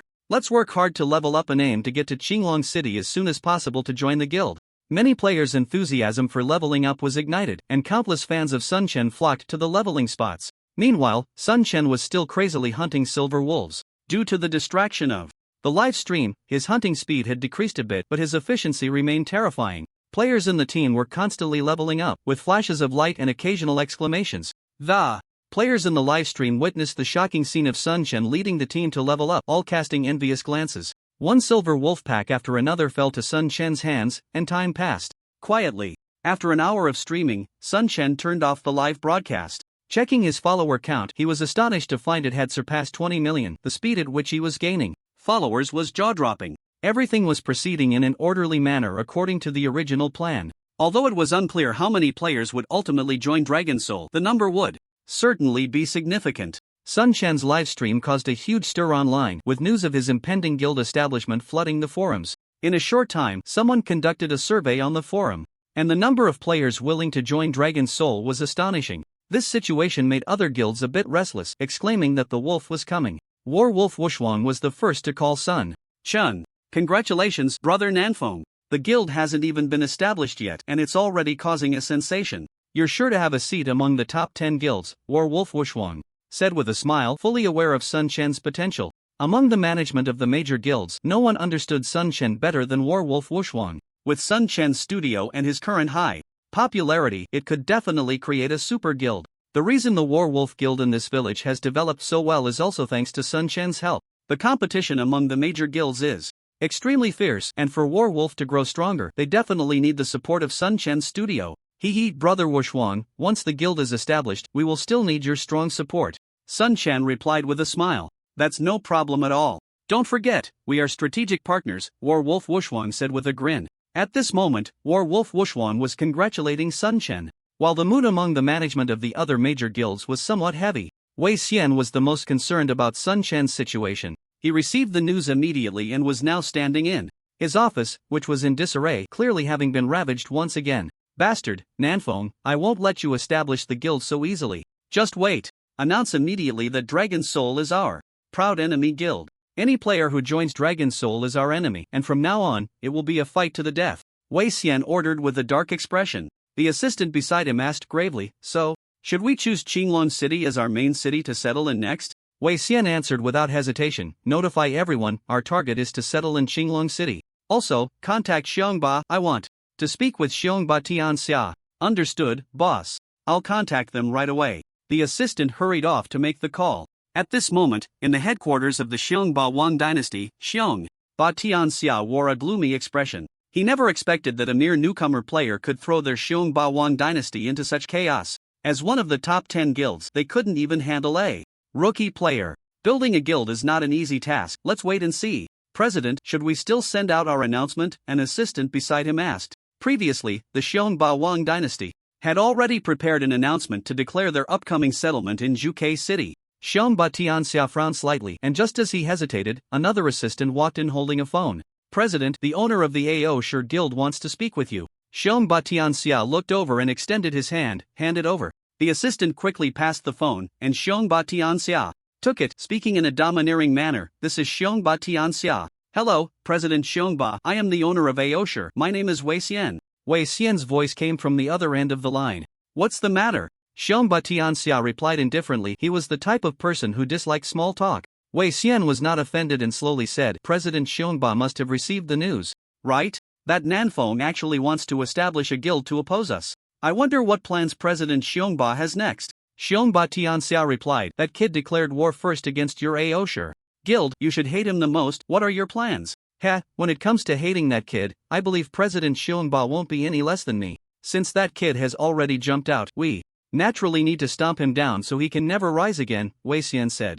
Are you planning to settle in Qinglong City? Xiongba Tianxia asked. That's right, so I invite President Xiongba to also settle in Qinglong City. Although the strength of Zhan Lang is not as strong as ours, they are still a nuisance. If our two guilds join forces, I believe it will be much easier. Once we deal with Zhan Lang, Qinglong City will belong to both of us, Wei Xian proposed. Upon hearing this, Xiongba Tianxia was somewhat moved. This proposal was very appealing. Which of the top 10 guilds wouldn't want to eliminate their rivals? However, the strength difference was not significant, and destroying one side would inevitably come at a cost. If the two major guilds join forces, they could certainly eliminate Zhan Lang at a minimal cost. Alright, then let's form a strategic alliance with the goal of Qinglong City. If Zhan Lang doesn't jump out, we won't bother with them. If they dare to provoke us, we'll join forces to eliminate them. Xiongba Tianxia said domineeringly. Good, since that's the case, it's settled. Next, we at Aosher will issue an announcement declaring our settlement in Qinglong City. Pleasure to cooperate. The two hung up the phone, and soon Aosher and Xiongba Tianxia simultaneously released announcements, both declaring their upcoming settlement in Qinglong City. With the announcements from the two major guilds, the entire network erupted. Everyone sensed the smell of war. The president of the Pinnacle Guild, along with a group of elites, was leveling up and smiled. Upon hearing the news, interesting, 3 major guilds squeezed into one main city. It will definitely be very entertaining. The vice president of the guild said, the targets of Aosher and Xiongba are clearly Nanfeng and his soon-to-be established Longhun Guild. Although Zhan Lang's strength is formidable, they probably wouldn't dare to oppose Aosher and Xiongba, right? The Pinnacle president chuckled. That's not necessarily the case. That guy Tian Lang Wang is a madman. Who knows what kind of actions he might take? It seems that Zheng Zhan is about to get lively. Later, you should also issue an announcement. Let's head to Zhuke City. Okay. At the same time, other major guilds also received the news and began to express their interest in watching the spectacle, each announcing their upcoming settlement in various main cities. Among the major guilds, aside from Aosher, Xiongba, and Zhan Lang, none had announced their settlement in Qinglong City. At this moment, the forum was in an uproar, with players from Aosher and Xiongba arguing fiercely with players from Longhun. Just a rookie player, and he wants to establish a guild? Truly unaware of his own limitations, a player from the Aosher Guild disdainfully commented. Damn it, what's wrong with rookie players? That rookie player can wipe out everyone in your newbie village. A player who had decided to join Longhun immediately replied with a barrage of insults. Heh, it's just luck that he hasn't encountered our guild's top players. Does he really think he's something special? The Aosher player continued to scoff. Your top players are nothing. Have you even secured a first kill on a golden boss? Have you completed the hell-level job transfer quest? If not, then don't come out here talking nonsense. Exactly, without a first kill, you don't deserve to compare yourselves to our guild leader. Heh, you won't get a first kill on a golden boss. If you have the guts, go complete the hell-level job transfer quest. If you can't do it, then don't come out and embarrass yourselves. Isn't Nanfeng just a bit luckier? His skills are terrible. Without equipment, he's nothing. Heh, your Aosher players are so skilled, yet they still get killed and cry for help, losing their gear. What does that count for? What top 10 guilds? Once we get to Qinglong City, I'll let you taste the fist of love. Listen up, Aosher and Xiongba. When we get to Qinglong City, I'll show you what real strength is. Although the players of Longhun had not yet joined the guild, many already considered themselves part of it, showing strong combat power in the forum and not fearing the verbal battles at all. The forum was lively, and the debates with Aosher and Xiongba significantly boosted the fame of the yet-to-be-established Longhun Guild. Many confused onlookers began to learn about Long Hun and Sun Chen, ultimately leading to more attention on Sun Chen, causing his popularity to continue to rise. Sun Chen was still busy hunting silver wolves, but he occasionally checked the forum's dynamics. Seeing his popularity soar, his mood improved even more. With over 20 million fans, he was already a very famous internet celebrity, and with this foundation, he should be able to establish a powerful guild. However, Sun Chen knew this was not the end. He needed to continue boosting his popularity. Suddenly, he called Su Cheng. "President, what's up?" Su Cheng's straightforward voice came through the phone. Sun Chen said, "My popularity has now exceeded 20 million, and I've already announced my move to Qinglong City to establish the Long Hun Guild. I think we should quickly announce some rules and benefits for our Long Hun Guild. Are you planning to announce our studio's products?" Su Cheng guessed Sun Chen's intentions. Sun Chen nodded. "That's right, I have that plan. Also, I think the studio can be renamed to Long Hun Studio since the Long Hun Guild's reputation is already out there. Renaming the studio will help with transactions with other guilds." Su Cheng thought for a moment and found Sun Chen's plan very reasonable. "How do you plan to do it?" Su Cheng asked. "I'll give you my forum account. You can log in and post the prepared rules and benefits directly," Sun Chen said. "Alright, I'll arrange that right away." Soon, Sun Chen sent his forum account and password to Su Cheng, as he trusted him quite a bit. After doing all this, Sun Chen continued hunting silver wolves. At this point, he had no idea how many silver wolves he had hunted. Everyone in the team had basically leveled up, and some had even leveled up twice. This kind of leveling speed was simply terrifying. However, there was also a regrettable point, since Sun Chen's level had already reached 10, which was generally higher than the monster's levels. The drop rate had sharply declined. So far, his golden backpack had not automatically picked up much equipment. With the Dragon Soul players, Sun Chen continued to delve deeper into the inner valley. The further they went, the more numerous the silver wolves became, and their strength increased as well. Now, the wolf packs they encountered had over 300 silver wolves, all at level 10, significantly stronger than the silver wolves they had faced before. Only Sun Chen could withstand the onslaught of the silver wolves. If it were any other player, even those professional players on the leaderboard would be finished. Although these monsters provided very little experience for Sun Chen, the players of Dragon Soul were leveling up rapidly. Sun Chen planned to help them level up here before heading to Qinglong City together. The forum was still bustling with activity, with players from Ao Shi and Xiongba engaged in a heated exchange of insults with the Dragon Soul players, showing no signs of stopping. "Wow, look! Master Nanfeng has posted again," someone suddenly shouted in the game. "Is it another live stream?" another person asked. "Not a live stream, Master Nanfeng has revealed the rules and benefits of the Dragon Soul Guild." "Wow, these benefits are amazing. Where? I want to check it out. Link it up." Su Cheng had just posted a message using Sun Chen's forum account, which quickly caught the attention of players and began to spread. Countless people flooded into the post to read its content and started leaving comments. "No way, such great benefits. Backpack expansion scroll? That's a good item. The system's backpack is too small, not enough at all. Dragon Soul actually has this. Encourage scrolls, those are great items. Leveling tools. Joining Dragon Soul means getting these leveling tools, I can't wait. And attack scrolls, those are also great items, the best choice for PK and leveling. Poisoning potions, these are too precious. And blood-sucking swords, Dragon Soul actually has these. How did Master Nanfeng manage that?" Su Cheng directly revealed some of the items that the Dragon Soul Studio could currently produce in the post, which immediately caused a sensation. Countless people began to leave comments asking questions. At the same time, major guilds also took notice of the post's content, causing a stir among them as well. Among these guilds, Zhanlang was the most relaxed. They had known about this matter for a while and were quietly amassing wealth, stockpiling these resources while using them to level up. "I want to join Dragon Soul. I want to join Dragon Soul too. Haha, the reason those big guilds are so powerful is that they control resources and leveling spots, right? If joining Dragon Soul really gives us these things, what's there to fear? Hehe, I'm already looking forward to life after joining Dragon Soul. I'll level up quickly to enter Qinglong City as soon as possible."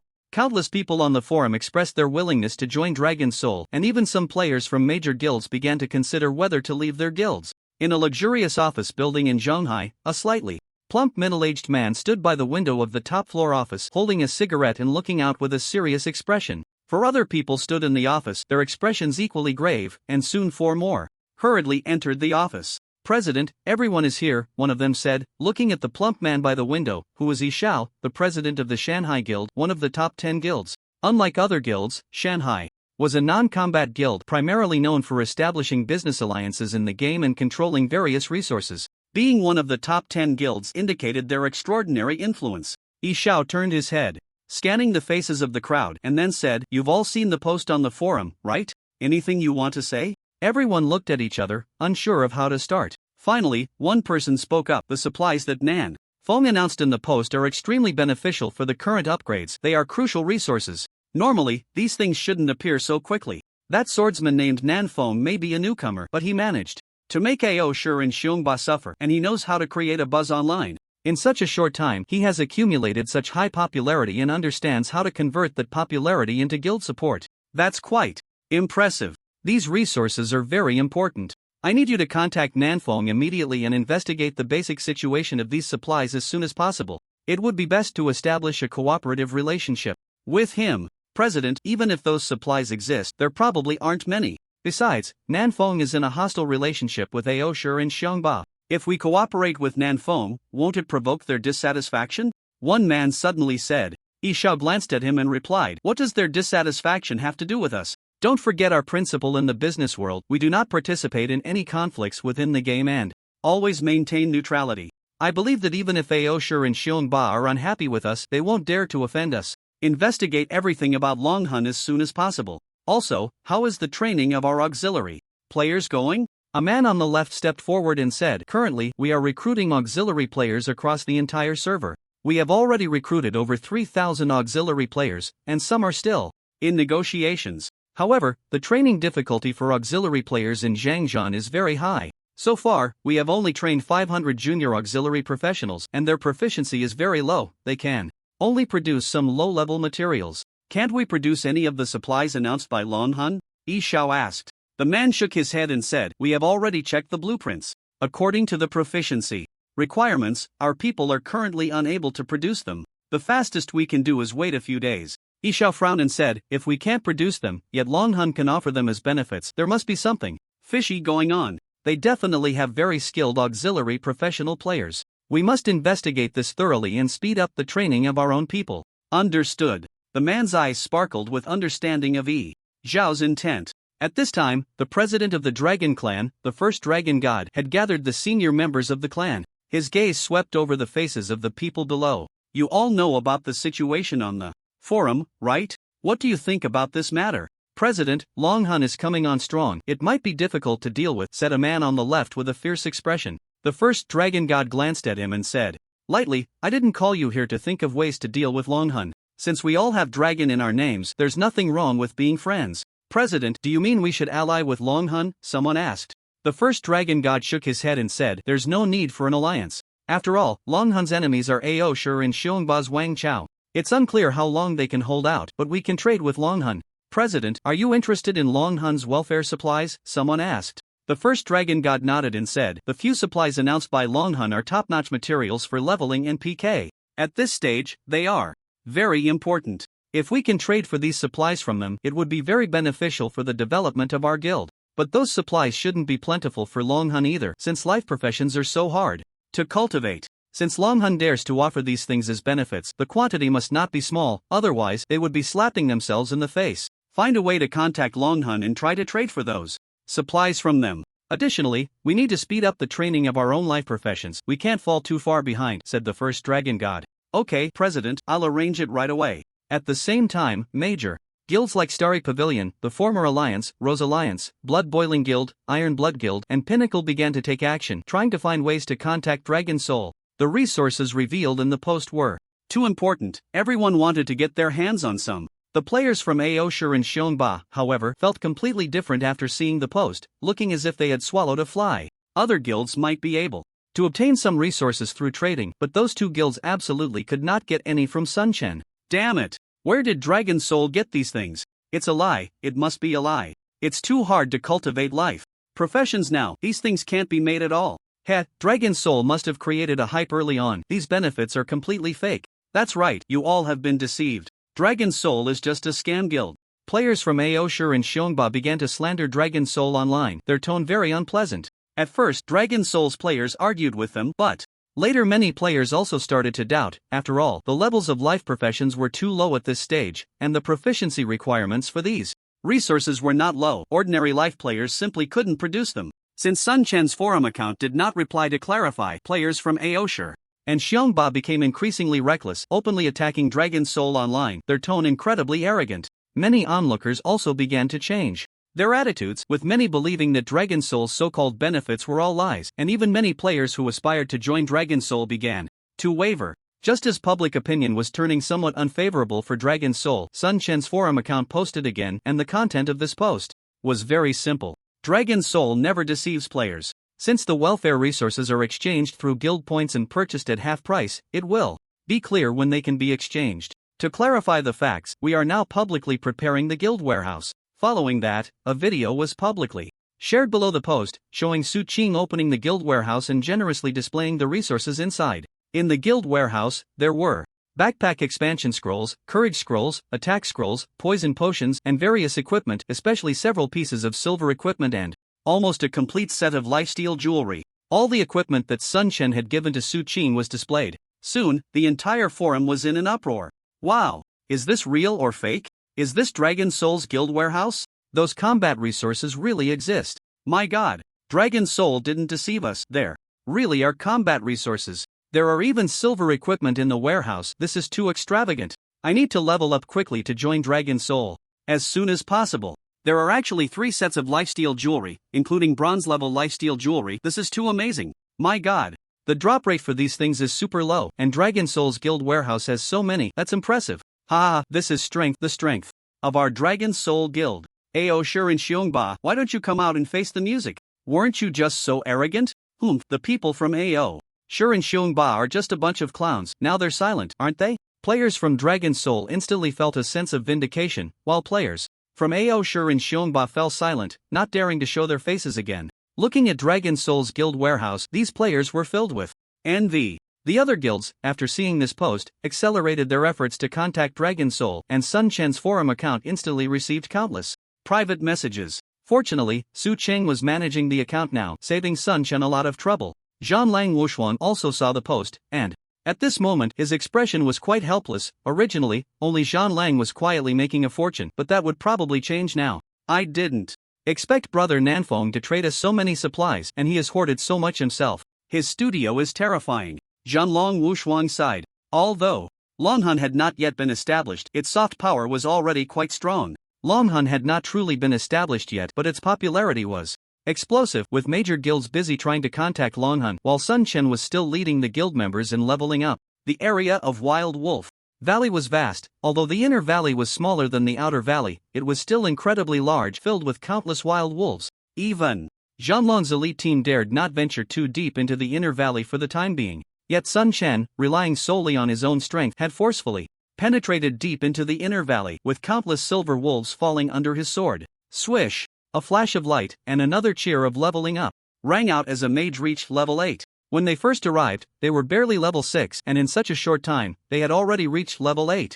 This terrifying leveling speed was astonishing. Out of more than 20 members, nearly all had reached level 8, with even 2 reaching level 9. In the distance ahead, 2 figures were rapidly approaching, pursued by a large pack of silver wolves, their howls echoing in all directions. President, get ready to tank the mobs. Sun Chen drew the aggro of the silver wolves beside him and charged forward, bypassing 2 archers and plunging into the pack of silver wolves. The sword wheel activated, and countless sword lights enveloped the surroundings, dense damage numbers soaring into the air. Oh whoa!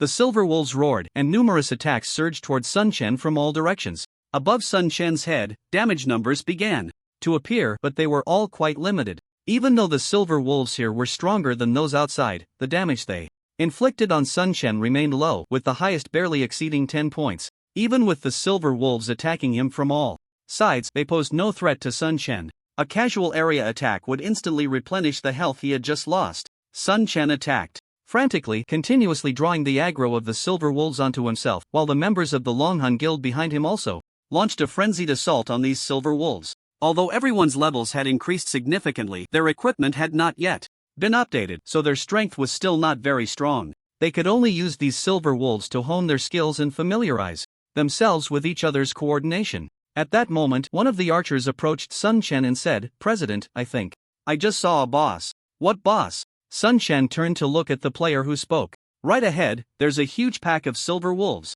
probably numbering in the thousands. I saw a high platform in the center of the silver wolf pack, and on it lay a very large silver wolf. I couldn't see it clearly, but I guess it must be a boss. President, take us to fight the boss. President, it must be a boss. Take us there. This inner valley of Wild Wolf Valley is fraught with danger. If it really is a boss, it must at least be a silver boss. Don't miss it if we encounter it. As soon as everyone heard there was a boss, they immediately became interested and began to speak up. Sun Chen was also intrigued. Bosses were rare, and since they had encountered one, they naturally had to check it out. Who knows, they might even drop good items. If even Bogutnik was not his match, the boss in Wild Wolf Valley should be manageable.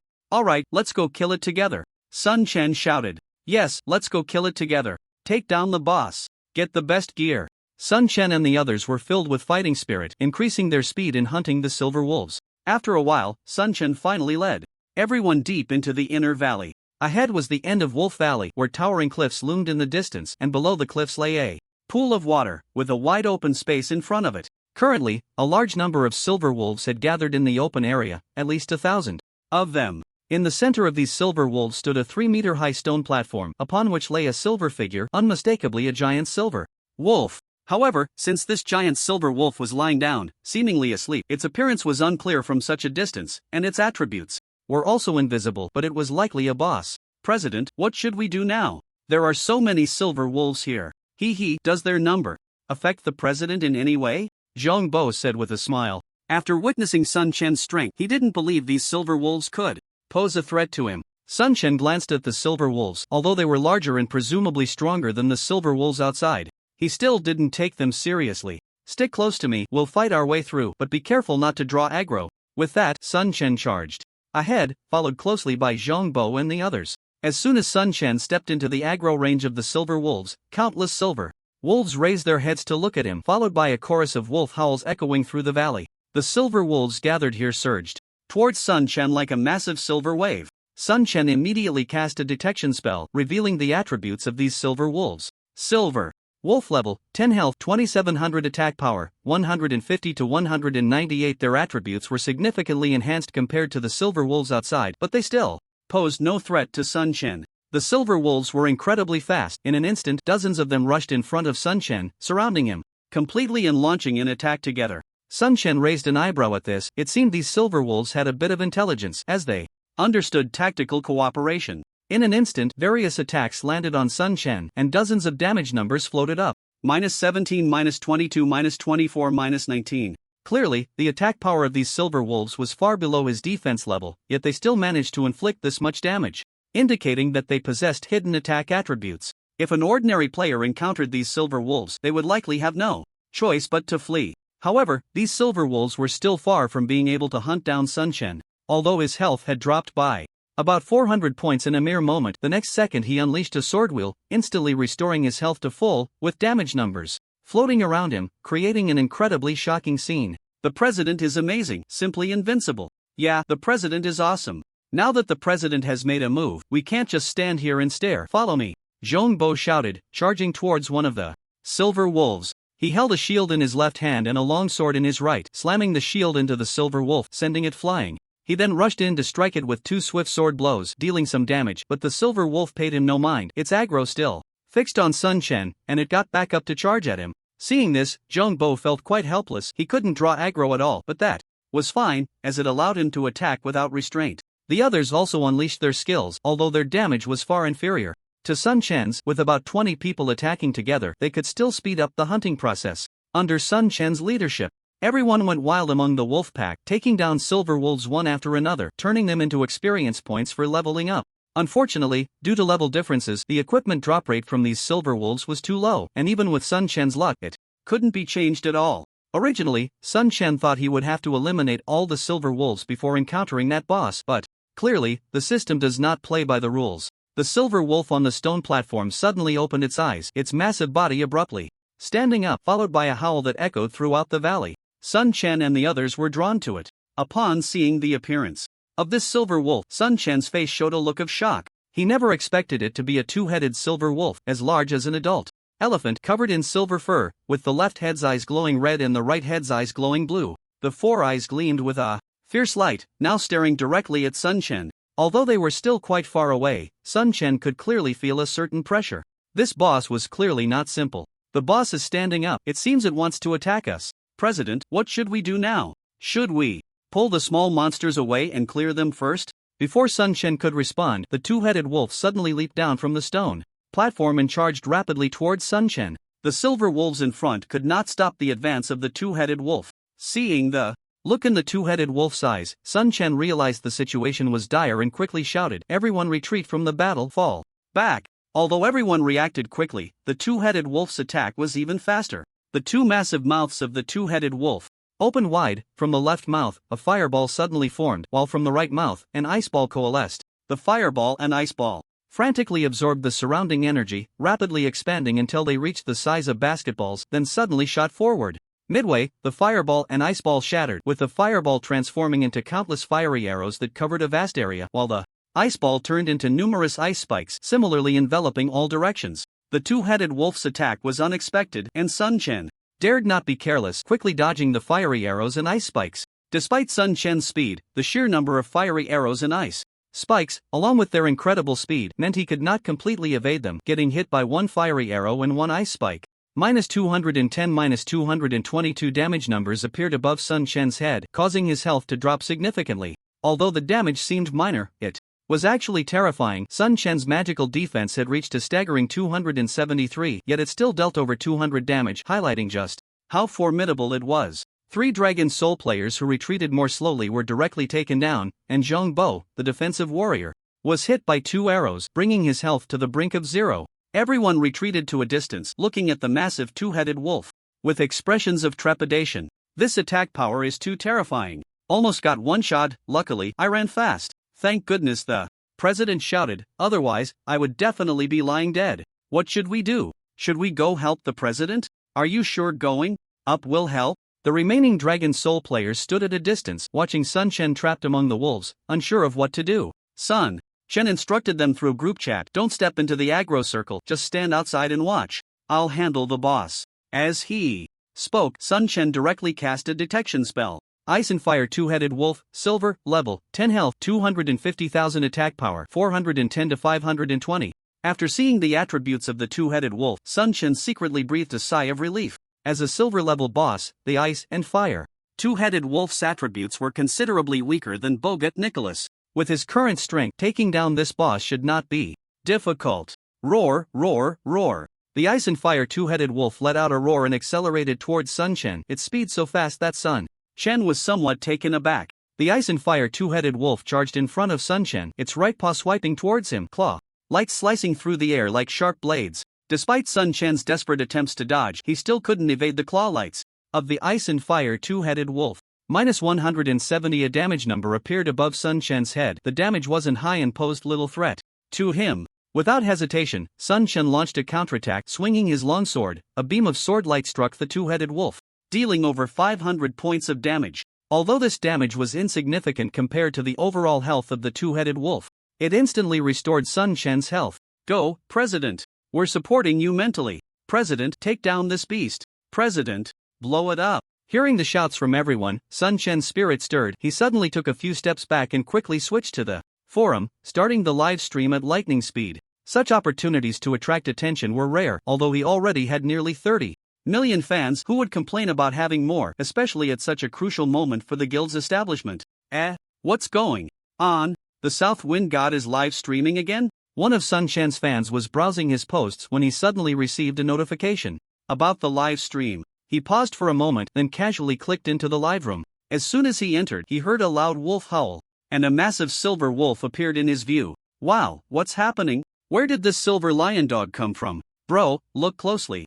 This is the two-headed wolf boss. The god is soloing the boss. At this point, some of Sun Chen's fans had received notifications about his live stream and entered the room, immediately witnessing Sun Chen soloing the two-headed wolf boss. The scene was quite shocking. News began to spread rapidly on the forum. The announcement of Sun Chen live streaming and soloing the silver boss instantly attracted countless players' attention. My god, the god is indeed a god. Hurry and watch. Brothers, quickly get the link. Promote the god. More and more players received the news and flooded into the live room, the number of viewers skyrocketing visibly. Seeing the numbers in the live room surge wildly, Sun Chen felt very satisfied and focused all his attention on the two-headed wolf. Although this two-headed wolf was not As strong as Bogut Nicholas, Sun Chen dared not let his guard down. Previously, he had managed to solo Bogut Nicholas, but luck had played a part in that. Normally, he shouldn't be a match for Bogut Nicholas. Now, with so many people watching the livestream, he didn't want to mess up. The hard-earned popularity absolutely couldn't go to waste. In just 10 minutes, the number of viewers in the live room had reached an astonishing 11 million, a truly terrifying number. Seeing the numbers stabilize, a glint of determination flashed in Sun Chen's eyes, and he decided to start exerting himself. He activated his battle stance, using various scrolls and poison potions. Aside from the domineering skill of Bloodthirsty Frenzy, he was essentially in full condition. In an instant, Sun Chen felt a surge of power within him. His attack power greatly increased. Charging at the two-headed wolf, Sun Chen wielded his sword with both hands, launching a relentless series of attacks, beams of sword light sweeping towards the two-headed wolf. Damage numbers began to pop up from the two-headed wolf, not only high but also coming at a terrifying frequency. Sun Chen had already mastered the dual-wielding skill, and now that he had transitioned to a dual-dagger swordsman, his attack speed had increased significantly. Coupled with the attack speed boosts from his equipment, Sun Chen's attack speed surpassed that of most players, even outpacing the naturally fastest scouts. The two-headed wolf was extremely ferocious, with a fast attack speed and powerful attack strength, continuously launching assaults on Sun Chen. At the same time, magical attacks relentlessly struck Sun Chen, inflicting significant damage, yet his health bar astonishingly recovered at an incredible rate, never dropping below half.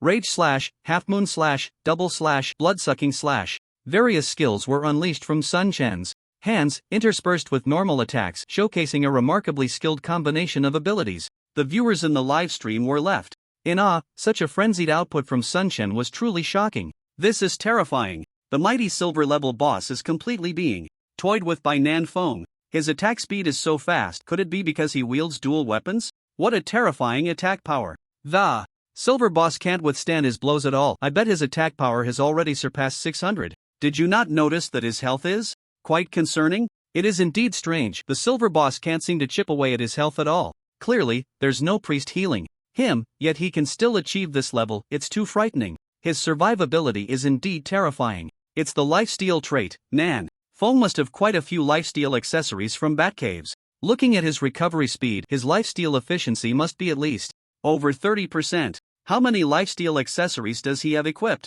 I heard that the North Dipper from the Starry Pavilion has been buying lifesteal accessories at high prices, spending over $1 million, and has only acquired 4 bronze-level lifesteal accessories and 2 white grade ones. Even so, his lifesteal efficiency is still quite terrifying, but I think Nanfeng's lifesteal efficiency is even more impressive than North Dipper's. I really want to know what equipment Nanfeng is wearing. It seems this boss is going to be easily handled by Nanfeng today. Go, Nanfeng, get that drop. Chairman, you got this. The live stream was bustling with excitement. Many players wanting to join Dragon Soul cheered on, while players from Proud and Dominance continuously hurled curses. Most players believed Sun Chen could easily handle the two-headed wolf, though some thought it wouldn't be that simple. The two-headed wolf's health was dropping rapidly under Sun Chen's relentless assault. Soon its health had decreased by 1/10. Sun Chen's fierce attacks seemed to have enraged the two-headed wolf. Roar! The two-headed wolf let out a furious howl, its left massive maw suddenly opening wide, and a fireball erupted forth, instantly transforming into a vast sea of flames that engulfed Sun Chen. Ding! You are affected by the sea of fire. Your health decreases by 100 points per second, lasting for 20 seconds. Surrounded by the searing flames, Sun Chen's health was plummeting at an alarming rate, and the silver wolves from all directions seized the opportunity to charge at him. As Sun Chen found himself surrounded and in dire straits, the viewers in the live stream began to worry. Chairman, be careful. Hang in there, Chairman. Nanfeng is doomed. Even if he's fast, escaping the sea of fire will take him 5 seconds, and under the siege of the silver wolves, he definitely can't last that long, not to mention the two-headed wolf is watching him. This is the consequence of showing off, daring to live stream solo against a silver boss. Who does he think he is? Just die already. Players from Proud and Dominance silently cursed Sun Chen, hoping to see him fall to the claws of the silver wolves. However, the outcome was destined to disappoint them. As the silver wolves charged towards him, a smile appeared on Sun Chen's lips. Wasn't this a free health pack delivered right to him? In the blink of an eye, Sun Chen's health had dropped to around 600 points, and the surrounding silver wolves were already closing in. Sun Chen didn't dare to waste any time, and charged directly into the pack of silver wolves with a swift step, activating the sword wheel. The surrounding silver wolves were all enveloped within it. The sword wheel targeted 10 enemies plus 5 additional splash targets. Although it couldn't hit them all, this one skill dealt tremendous damage to dozens of silver wolves. Damage numbers erupted, creating an extremely shocking scene, and his recently lost health was instantly restored, leaving the viewers in the live stream dumbfounded by the speed of his recovery. At that moment, the attack from the two-headed wolf also descended, a claw striking Sun Chen. -515. A massive damage number appeared above Sun Chen's head.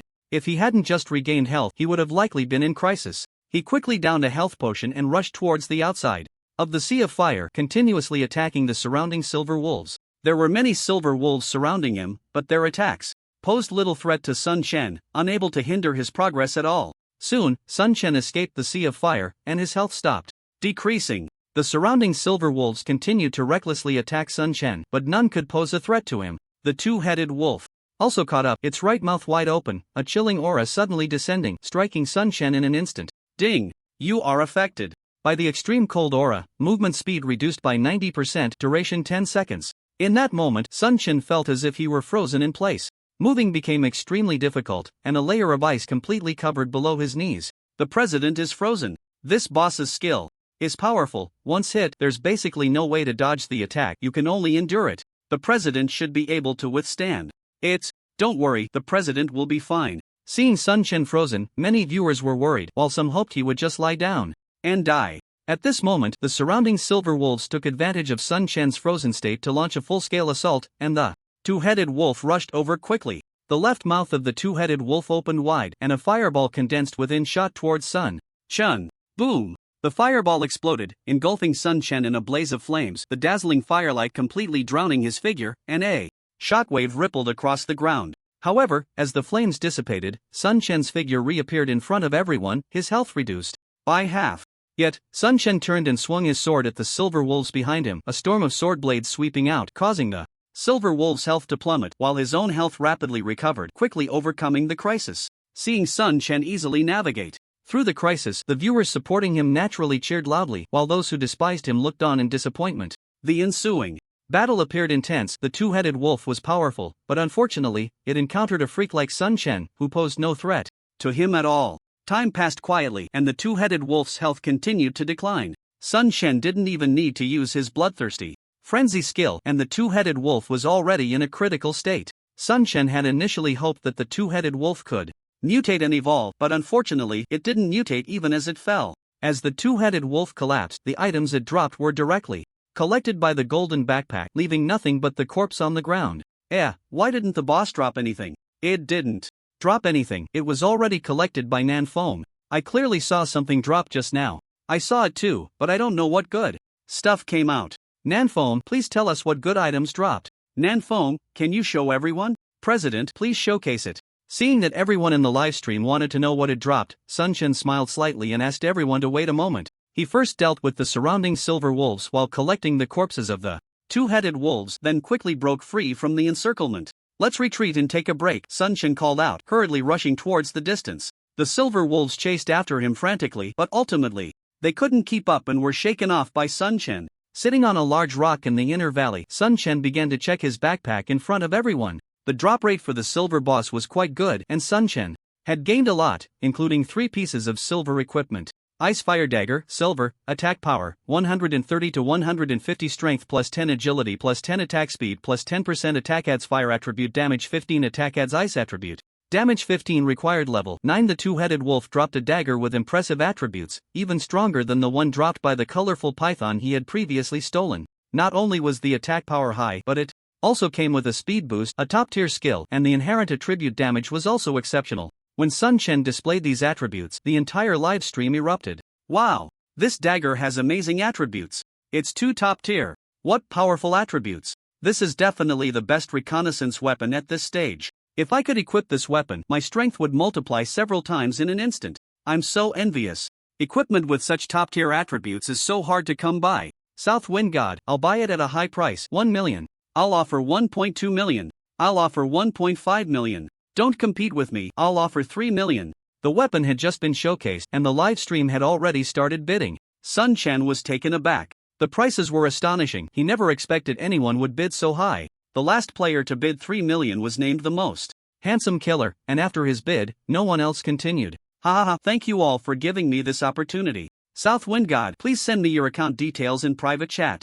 I'll transfer the money to you right away. You can keep the weapon for now, and I'll contact you when I get to Qinglong City. Thank you. Sun Chen was somewhat speechless. He hadn't even spoken yet, but since someone had already bid 3 million, it was indeed reasonable to sell. So, Sun Chen directly private messaged the most handsome killer, sending him his bank account details. Before long, he received a notification of the transfer.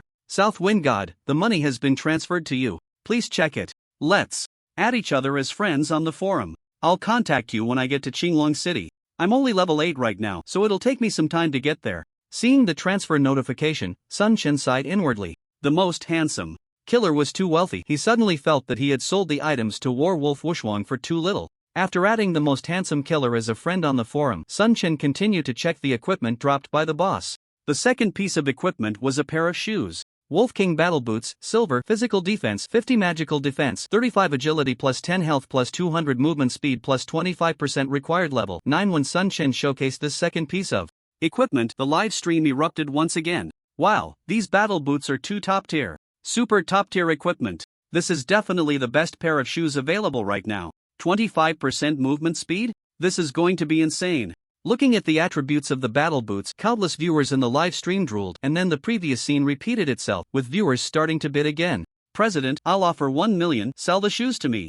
I'll offer 1.2 million, South Wind God, add me as a friend. I'll offer 1.5 million, South Wind God, sell them to me. The handsomest killer. It's a pity it's just a pair of metal boots, otherwise, I would definitely take them. Looking at the enthusiastic bidders in the live stream, Sun Chen helplessly said, I'm sorry, but I don't plan to sell these shoes. I hope I haven't disappointed everyone. After his words were met with a chorus of regret, Sun Chen directly put on the boots. The movement speed of these battle boots was doubled compared to his previous ones, and the various attribute increases were significant, greatly aiding him. Although the prices offered by the viewers were tempting, Sun Chen decided to keep them to enhance his own strength. Then he took out the third piece of equipment, which turned out to be a hat. Wolf King Leather Hat, Silver, Physical Defense, 90 Magical Defense, 70 Constitution plus 10 Health plus 200 Critical Hit plus 50 required level 9. Seeing the attributes of this hat, Sun Chen couldn't help but swallow hard. However, since it wasn't a metal piece of equipment, he couldn't equip it and could only look at it with envy. At this moment, the live stream erupted again, with viewers frantically spamming the chat. It's actually a silver hat. Hats are one of the hardest pieces of equipment to drop. Anyway, I rarely see anyone wearing a hat. The attributes of this hat are amazing, especially the critical hit, which adds 50 points. Top tier equipment. The attributes are really strong. The great god Nanfeng must have a thing with the goddess of luck, another piece of top tier equipment. After a round of astonishment, the online bidding began again. 1 million, great god Nanfeng, sell it to me. 1 million? How dare you? I'll offer 1.5 million, great god Nanfeng, add me as a friend, and we can trade right away. Don't fight with me, I'll bid 3 million, great god Nanfeng, let's continue trading, what do you think? The handsomest killer jumped in, doubling the bid and leaving the other bidders stunned. Okay, I'll sell it to you, Sun Chen nodded in response. Ha, happy cooperation. Great god Nanfeng is mighty, I'll transfer the money right away. The handsomest killer was very excited and quickly transferred the money to Sun Chen. With so much money, aren't you afraid I'll run off with it? Sun Chen joked with a smile. The handsomest killer laughed and said, ha, I believe great god Nanfeng wouldn't do something to tarnish his reputation for such a small amount of money. Don't worry, I'll keep the item for you and you can have it when you reach Qinglong City. While answering, he couldn't help but feel that the handsomest killer was incredibly wealthy, spending 6 million to buy 2 pieces of silver equipment under level 10. However, it seemed he was a good person since he was making a huge profit of 6 million. Although Sun Chen felt he was already quite rich, seeing the handsomest killer casually spend 6 million on 2 pieces of equipment made him realize his perspective was a bit too small. At this moment, the viewers in the live stream were even more excited. This is too rich. Just 2 pieces of silver equipment cost 6 million. Great. God Nanfeng has struck it rich. I really envy him. If only I could sell 2 pieces of silver equipment too. That's 6 million, not 600. He's really a wealthy person. Ha, 6 million is a lot for us, but for those real rich second generation kids, it's just a drop in the bucket. Plus, these 2 pieces of silver equipment are not simple, their attributes are quite good. It's a pity great god Nanfeng didn't sell his silver shoes, otherwise, that would have been another few million in his pocket. Haha, if great god Nanfeng auctioned off his golden equipment, wouldn't he instantly become a millionaire? I've made up my mind, I want to be like great god Nanfeng. Farm top-tier equipment, sell it for a high price, and reach the peak of life. Keep leveling up. There are too many opportunities in conquest. Seeing Sun Chen casually earn millions, many viewers felt a surge of enthusiasm, each one filled with fighting spirit. Great God Nanfone, quickly see what other good things you have. Yes, hurry up. And show us. Sun Chen smiled slightly and then took out a scroll. Strength Potion Crafting Scroll. Crafting Materials. Primary Magic Crystal *1. Primary Magic Sprite Water *1. Primary Runestone *1. Required Profession. Intermediate Alchemist. Required Proficiency. 1000 Effect. After consumption permanently increases strength by +10. A person can use it a maximum of 2 times. As soon as the properties of the scroll were revealed, the live stream erupted again. A permanent increase of 10 points in strength, and it could be used twice.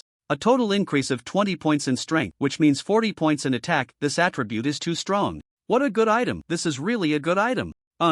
Increase of 40 points in attack can instantly widen the gap with ordinary people. The item is good, but even if it's made, it has nothing to do with ordinary people. Why do you say that? Someone asked, puzzled. The person explained, magic crystals can only be dropped by bosses, and the drop rate is very low, so if this item is crafted, the price will definitely be high. Ordinary people can't afford it, not to mention it requires an intermediate alchemist to craft it. Where can we find an intermediate alchemist? Right now? I see, it seems this item has nothing to do with us ordinary people. What a pity, the item is good, but it has no value. After hearing the explanation from the previous person, many were disappointed and lost interest in the scroll, but the next moment, the people in the live stream were dumbfounded. God of South Wind, I represent the Merchant Alliance and offer 500,000 for this blueprint. An account named Merchant Alliance Steward directly made a bid in the live stream, instantly attracting countless gazes. Can this thing be worth 500,000? No way. Who wants to be a fool? That's 500,000. Did he make a mistake? What do you know? The Merchant Alliance is the largest commercial alliance in the game. If they are willing to pay a high price, they must have their own plans. Just because it can't be done now doesn't mean it can't be done later. The drop rate for such blueprints is not high. TSK, it seems the God of South Wind is about to make 500,000. I'm really envious. Just when many thought Sun Chen would sell the crafting blueprint to the Merchant Alliance, Sun Chen in the livestream shook his head and said, I'm sorry, I don't plan to sell this blueprint.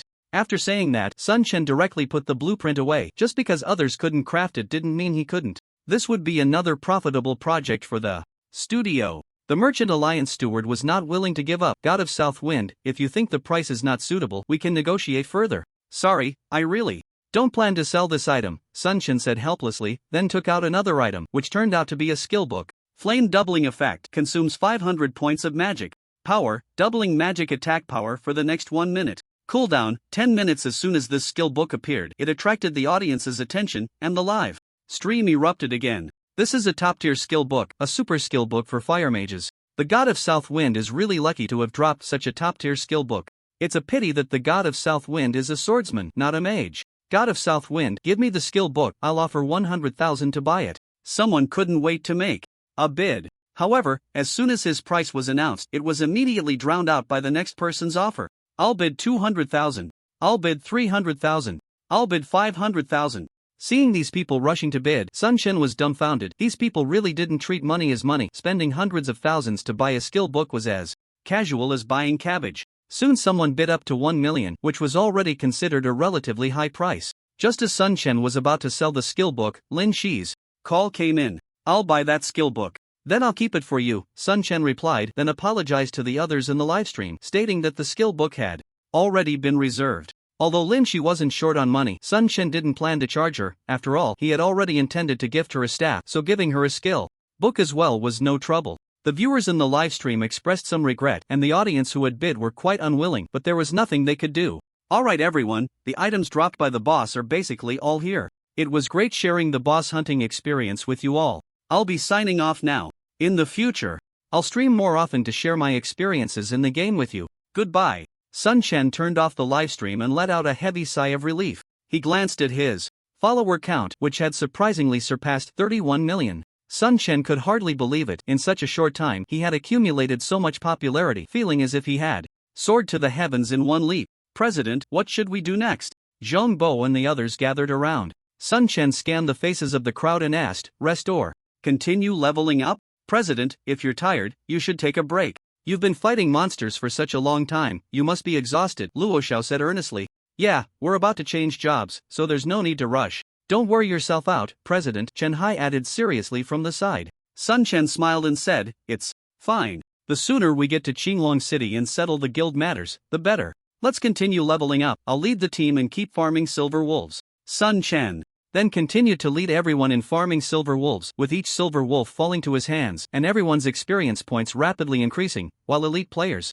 from major guilds across the internet paid even more attention to Sun Chen. At the headquarters of the AO Sure Guild, a spacious conference room was filled with members of the guild, with Wei Xian sitting at the head, his expression grim. On a large screen to one side, everyone had just watched the entire process of Sun Chen soloing the silver boss. The expressions of most people present were quite serious. Through this livestream, they had witnessed Sun Chen's strength. "Let's hear your opinions," Wei Xian said, casting a dark glance at everyone. The crowd exchanged glances, and for a moment, no one spoke up. Seeing this, Wei Xian's expression darkened further, and he coldly snorted. "I didn't pay you to come here and act like big shots. If you want to work, then pay attention. If you don't want to, then get lost." Wei Xian was very domineering towards these people, and they didn't dare oppose him. They all knew Wei Xian's character. Even if they left the AO Sure Guild now, they wouldn't have a good outcome. Wei Xian's influence was too great for them to provoke. "Wu Xuan, you are our guild's top expert. Share your thoughts." Wei Xian looked at the first young man on his right. This young man had a relaxed expression. After watching Sun Chen solo the two-headed wolf, he didn't seem too concerned, as he was the third-ranked expert on the latest leaderboard, Wu Xuan. Although his name wasn't on the level ranking, only a few knew how strong Wu Xuan really was. Wu Xuan smiled and said, "From the livestream just now, it's clear that this player named Nan Feng is very strong. After all, he soloed a silver boss. I estimate that only a few people can do that now. If I encountered that two-headed wolf, I probably wouldn't be a match." Wei Xian frowned upon hearing this. "Even you aren't a match for Nan Feng?" Wu Xuan smiled and replied, "I said I wouldn't be a match for the two-headed wolf, but I didn't say I wouldn't be a match for Nan Feng. He is indeed strong, but his strength lies in his equipment and skills. In reality, his operation is still quite immature, and his weaknesses are very obvious." "Are you saying that if you faced him, you would definitely be able to take him down?" Wei Xian's eyes lit up. Wu Xuan shook his head and said, "I can't say we have a 100% chance of winning, but I do have a 50% confidence." Wei Xian frowned again and said, "Is your confidence really that low? You're our top expert, after all." "Hee, President, don't forget I haven't changed my class yet. Once I do, my strength should improve significantly. Also, if you can help me find suitable equipment, my confidence should increase a bit more. As long as you can take down Nanfeng, I will meet all your requests. I'll find a way to get you the equipment you need, and I hope you won't let me down then," Wei Xian said solemnly. "Don't worry, President, I definitely won't disappoint you," Wu Xuan replied with a confident expression. At the same time, the higher-ups of the Xiongba Wang Chao were gathered in a large conference room. Xiongba Tianxia had a gloomy face, exuding a cold killing intent. A mere rookie dares to oppose us, Xiongba Wang Chao. It seems we need to teach him a lesson, otherwise we won't be able to survive in the future. However, this swordsman named Nanfeng is indeed very powerful. He can even solo a two-headed wolf. None of us could do that. He is indeed impressive, especially with his lifesteal ability and the area attack effect with each strike. He is like a monster hunter, dominating in group battles. It's a pity his skills are still too raw. If he encounters a slightly stronger expert, he probably won't stand a chance. President, if we want to take down Nanfeng, we might need to focus on equipment. The gap in equipment attributes is too large. Even if our skills are better, we can't say we can definitely defeat him. Everyone spoke up, and in the end, Xiongba Tianxia coldly said, "I will personally take him down. We'll discuss the matter of settling in Qinglong City later." In the Pinnacle Guild, Yunxiao and several high-ranking members sat together, having just watched Sun Chen solo the boss. As the president of the Pinnacle Guild, Yunxiao was the first to speak. "This Nanfeng is quite strong, and his equipment is good. No wonder he has caused such a stir." Another player from the Pinnacle Guild said lightly, "It's just slightly better equipment. His skill level is too poor. Fighting monsters is one thing, but if he encounters a real expert, he will definitely lose. You never know. Even experts without powerful equipment are certainly not his match." "And how do you know he doesn't have hidden strength?" a player next to him said with a smile. "That's true, we shouldn't be careless. However, he is not our enemy, so there's no need to take him too seriously. Let Aoshi and Xiongba deal with him. Next, we need to find a way to get what we want from him. Have we made contact yet?" A middle-aged man wearing glasses adjusted his glasses and said, "We've already contacted their person in charge. They are willing to sell us some combat supplies, but the price isn't cheap." Yunxiao sighed and said, "If it's not cheap, we have no choice. If we don't buy, we'll fall behind. Let's hurry up and cultivate our own life professions." "Don't worry, President, I will do my best." Yunxiao glanced at the big screen and murmured, if Aoshi and Shonba can't stop him, the landscape of the national server will likely change. Hee, I don't believe he can stand against Aoshi and Shonba. Those two are not simple. Yes, Aoshi and Shonba will definitely not let Nanfom grow. They will find a way to destroy Longhun and Nanfom. Forget it, let's focus on developing ourselves. There are too many opportunities in Xinjiang. If we want to make a fortune, we still have to wait for the national war to start. At the same time, various guilds were discussing matters regarding Sun Chen. Except for Aoshi and Shonba, who showed absolute hostility, the other guilds merely expressed their interest.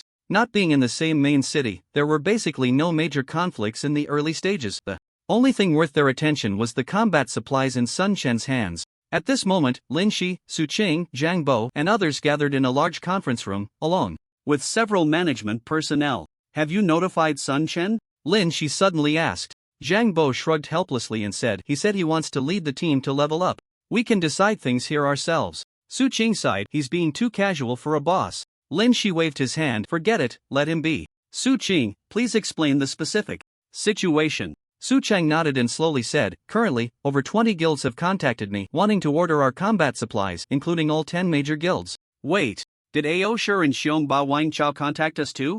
Zhang Bo suddenly asked. Su Cheng nodded, that's right, they have already sent people to contact us, but I have clearly rejected their requests. We need to prepare for war with them. It was absolutely impossible for Aoshi Guild and Xiongba Wangchao to obtain combat supplies from Sun Chen's studio. They had long reached a consensus on this point. Lin Shi reminded, we need to be wary of Aoshi and Xiongba Wangchao using other aliases to trade combat supplies with us. Su Cheng nodded, I will keep an eye on that. How many orders has the studio received so far? Lin Shi asked again. Su Cheng took out the ledger and said seriously, currently, the studio has received 20 orders, with a total value exceeding 50 million renminbi, not including the orders from Zhan Lang. Are all the orders from major guilds? Zhang Bo asked. Su Cheng nodded, basically all from major guilds. Apart from the rejected Aoshi and Xiongba, all 10 major guilds have placed orders with us. Upon hearing this, Zhang Bo exclaimed in amazement, the 10 major guilds were once something I looked up to. I never expected to be on equal footing with them one day. Lin Shi glanced at Zhang Bo and said lightly, it's still early to be on equal footing with the 10 major guilds. We haven't even established a guild yet, far from being a real major guild.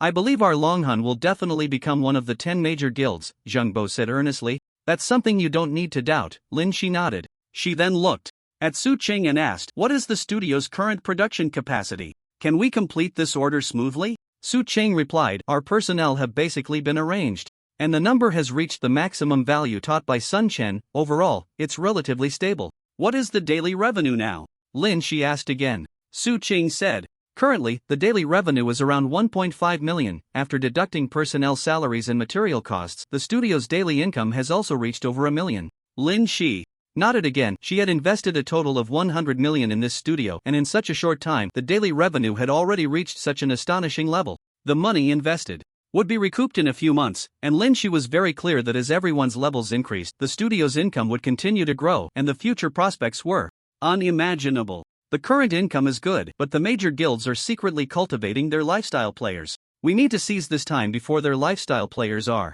fully developed to secure as many orders as possible. As for the compensation for the studio's personnel, don't be stingy, it's perfectly fine to offer higher salaries.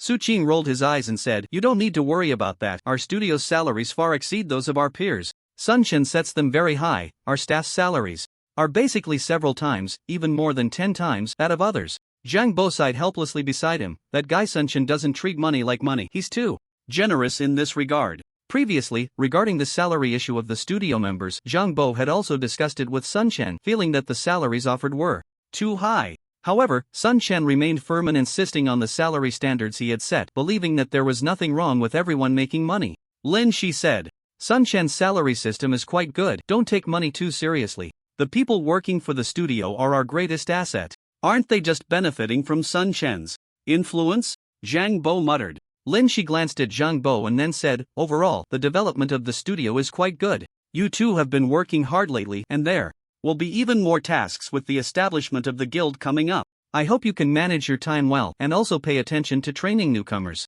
Don't let everything fall on your shoulders, or you'll wear yourselves out. Speaking of which, I want to remind you again that our studio's information must be kept absolutely confidential. Do not disclose anything to the outside. Ao Shur and Xiongba have always suffered losses at our hands, and no one knows what extreme actions they might take. If they decide to act in reality, it could be difficult to handle, so we must be extremely careful and avoid exposure as much as possible. Zhang Bo and Su Qing both nodded seriously.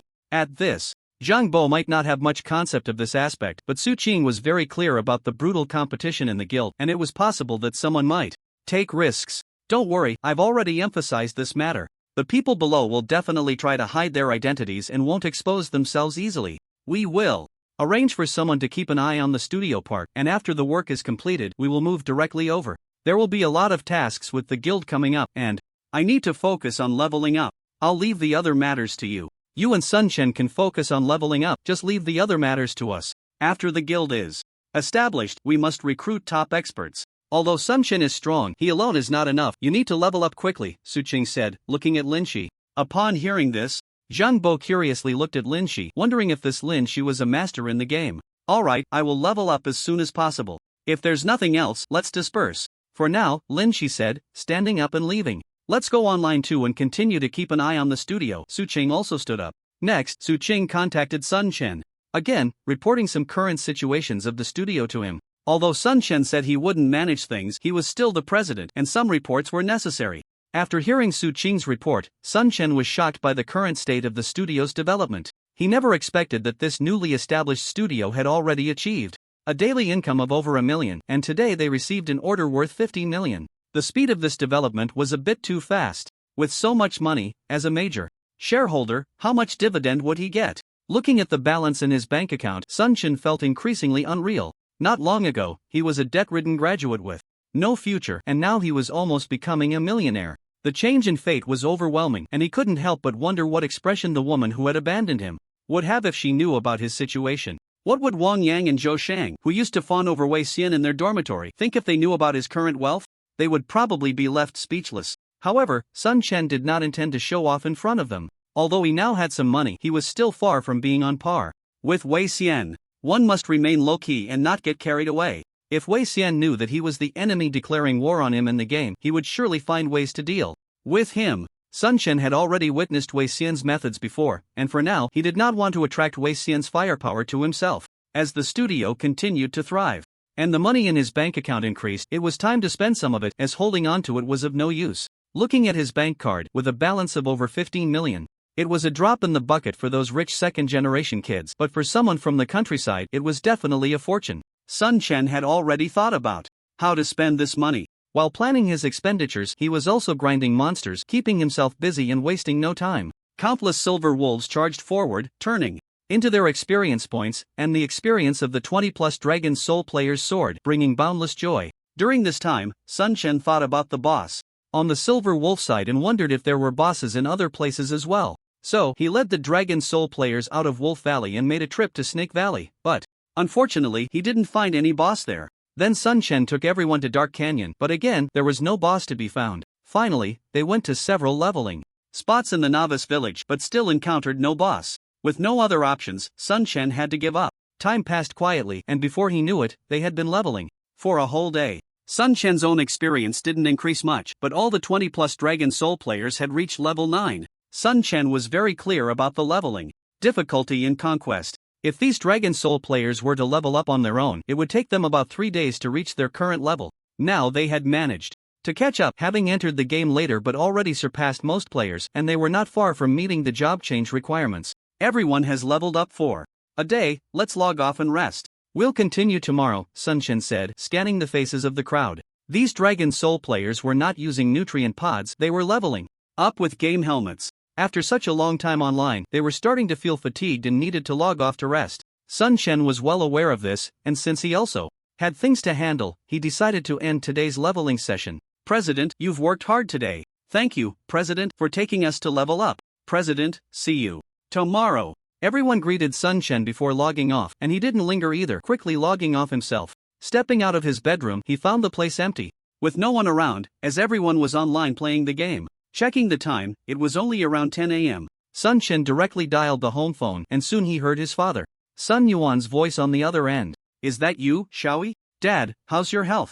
How's everything at home? Sun Chen asked with concern. Sun Yuan replied, everything at home is fine, you don't need to worry. Your mother and I are both well. Just take care of yourself over there. Dad, don't worry, I'll take good care of myself. You don't need to be concerned. Our studio park will be completed in a few days, and then I can bring you and Mom over. Sun Chen had originally planned to bring his parents over immediately, but since the studio park wasn't finished yet and his parents said there were still things to handle at home, he decided to wait until the park was ready before moving them over. Okay, no need to rush. Your mother and I aren't in a hurry. By the way, how are Yong and the others doing now? His family is anxious and says they can't get through to him on the phone. Sometimes when he does answer, he can't say much. Now people in the village are starting to suspect that Yong and the others have been scammed. Sun Chen was taken aback. He didn't expect the villagers to suspect that Zhong Ziyong and the others had been deceived. After thinking for a moment, he understood. The studio had been overwhelmed with orders lately, and Zhong Ziyong and the others were practically living in the game to make money, leaving them little time to contact their families. Dad, don't worry, they're all doing great. They're so happy making money every day. I'll have them call home later, and the misunderstanding will be cleared up soon. By the way, I called because there's something I want to ask for your and Mom's consent. What is it that needs your mother and my consent? Sun Yuan asked. Curiously. Sun Chen said, didn't Uncle Zhang, Aunt Wu, Grandpa Chi, and my little aunt help us a lot before? So I want to repay them. Now that I've made some money, I want to build houses for them, and I also want to support them in their old age. Hearing that Sun Chen wanted to build houses for Uncle Zhang and the others, Sun Yuan remained relatively calm, but when he heard that Sun Chen actually wanted to support them in their old age, he was immediately surprised and said, that must cost quite a bit of money, right? Well, building a house costs about 600,000, and I plan to give them 4 cards, depositing 10,000 into each card every month. As long as I have money, the deposits won't stop. This, Sun Yuan was shocked by Sun Chen's thoughts. In their rural area, many families lived in poor conditions. Uncle Zhang's family lived in an old brick house, quite outdated, with 5 people cramped inside. Aunt Wu's house was also an old building, and it was actually a bit too small for them. Although Grandpa Chi's family lived in a multi-story building, it was also an old house, with a sinking foundation and a prominent crack on the wall, which Sun Chen had known about for a long time. Then there was his own little aunt, who lived in a bungalow with her family of 4, and their conditions were not very good. Their lives were tough, but they had all extended a helping hand during his difficult times. This gratitude could not be measured in money. Now that he had money, if he could help them, he would feel at ease. In the countryside, spending 600,000 to build a building would definitely be a high-standard house, and it was more cost-effective than buying a house in the city. Mainly because Sun Chen knew they wouldn't want to leave their hometown. Xiaoyi, if you go ahead with your plan, this will cost a huge sum of money, Sun Yuan said seriously. Dad, I have money now, with 10 million in my account, and I will earn more in the future. I think some money should be spent when it needs to be. Sun Yuan was silent for a moment, then said, you've grown up, and it's good to understand the importance of gratitude. Your mother and I will support your decision. Do as you wish. We have indeed benefited from their help over the years. Okay, Dad. Then I'll contact Uncle General. Please let him handle this matter. You and Mom don't need to worry. Just inform Uncle Zhang about it and let them work with Uncle Gen. Alright, I'll leave it to Uncle General. I trust him. The Uncle Gen that Sun Chen mentioned was the captain of their team, a very upright official. After hanging up, Sun Chen directly dialed a phone number. Hello, this is Zhong Shui Zhen. A deep voice came from the other end of the line. Uncle Gen. It's Sun Chen. Oh, it's you, Xiaoyi. I wasn't there for Grandpa Air's birthday last time, and I missed seeing you. I heard you've been doing well outside and making a lot of money. Zhong Shuigen's tone instantly became very warm. Last time was rushed, and I didn't get to visit you, but I'll make it up next time I go back. Good, then it's settled. Next time you come back, let's have a drink together. Sure, Uncle General. The reason I'm calling this time is that I need your help with something. What is it? Just tell me. As long as Uncle Gen can help, I won't hold back. Zhong Shuigen said generously. It's like this, I want to help Uncle Zhang, Aunt Wu, Grandpa Chi, and my little aunt build houses. Since I'm not in my hometown, I hope you can oversee this. Each building will be constructed to the standard of 600,000, totaling 2,400,000. I'll transfer the money directly to your account. Can you arrange this? How much did you say? Repeat that, I didn't hear you clearly. Uncle Gen's shocked voice came through. A total of 2,400,000, Sun Chen repeated. How much? You, say that again. Sun Chen was speechless and repeated it once more, but the other end remained silent for a long time. After a while, Zhong Shuigen finally came back to his senses from the shock and thought for a moment before sending his bank account number to Sun Chen. Soon, Sun Chen directly transferred 2.4 million to this card. When Zhong Shuigen received the transfer notification, he confirmed. that he was not dreaming. Sun Chen really intended to spend 2.4 million to build 4 buildings for others. Zhong Shuizhen knew best the market conditions in their rural area. Although labor and material prices had skyrocketed, a building costing 600,000 was still extremely rare. Last year, a family in their brigade spent 300,000 to build a villa, which caused a stir in the nearby villages. If these 4 buildings were established, it was hard to imagine the commotion it would create. Soon, Sun Chen's phone rang again. Xiaoyi, are you really planning to spend so much money to build for Zhong Mei and the others? Uncle Jen, when I was at my most helpless, it was Uncle Zhang and the others who extended a helping hand to me.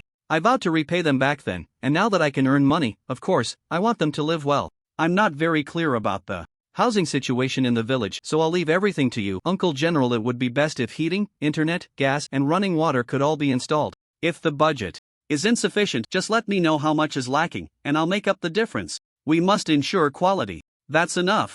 That's enough. 600,000 is more than enough. And you can rest assured about the quality, there will be absolutely no problem, Uncle Jin hurriedly replied. Alright, just send me the bill to take a look later. By the way, how is Funfun doing at work now? Funfun graduated from the nursing school and is working at the health clinic in town, Zhong Shuizhen said. How's the salary? It's okay. About 2,700 a month. How about this, Uncle Jen, if you trust me, let Funfun quit her job at the health clinic and come here with my parents in a few days. I'll arrange a job for her, and you can rest assured about the salary. The minimum monthly salary will be 10,000. Since he was asking Uncle Jen for help, he naturally wanted to consider giving him a sweet deal. He roughly knew about Uncle Jen's only daughter's situation, so arranging for her to work in the studio would be no problem at all. Alright, I'll arrange it right away. Then it would be troublesome for Uncle Jen to visit my house. My parents have already started discussing with Uncle Zhang, so you can go over together. Okay, I'll head over right now. After hanging up, Sun Chen smiled slightly and turned to leave. He decided to take a break. He didn't need to worry about family matters anymore. Meanwhile, back at his hometown, Sun Yuan and Zhong Ping had called Uncle Zhang and the other 3 to their home. When the 4 heard that Sun Chen was planning to spend money to build houses for them, they couldn't help but show shocked expressions. Then, when they heard that Sun Chen intended to support them in their old age, they were momentarily at a loss for words. Uncle Zhang frowned slightly and said, Yuan Gu, I appreciate your good intentions, but I can't accept this money, it's too much. Yes, it's not easy to earn money nowadays. Tell Xiaoyi not to spend recklessly. Zhong Mei also spoke up. Sister, please tell Xiaoyi that we appreciate his good intentions. He is a good kid, he should save the money to buy a house in the city later. I heard that a house in the city costs several million easily, so he shouldn't spend money recklessly. Sun Chen's aunt also chimed in. Grandpa Qi also firmly refused. Sun Yuan and Zhong Ping exchanged glances. Then Sun Yuan smiled and said, Xiaoyi has grown up, he has his own ideas. As a father, I can't change that. He said he almost knelt down in front of the whole village back then, and you were the ones who helped him. He vowed to repay you. Now that this child has the ability, I am also very happy that he can help you. We will be leaving here in a few days, and I don't know if we will come back in the future. Consider this our farewell gift. Just then, Zhong Shuizhen also arrived at their home. Shuizhen, you're here. Sun Yuan greeted him, and the others also turned to greet Zhong Shuizhen as he walked in. Zhong Shuizhen was drenched in sweat, clearly having rushed. He scanned the faces of the crowd and smiled. Everyone's here, so let's get started. Xiaoyi has already transferred the money to my bank account, a total of 2,400,000. So fast? Is he really going to build us a building? Uncle Zhang and Zhong Mei couldn't help but exclaim.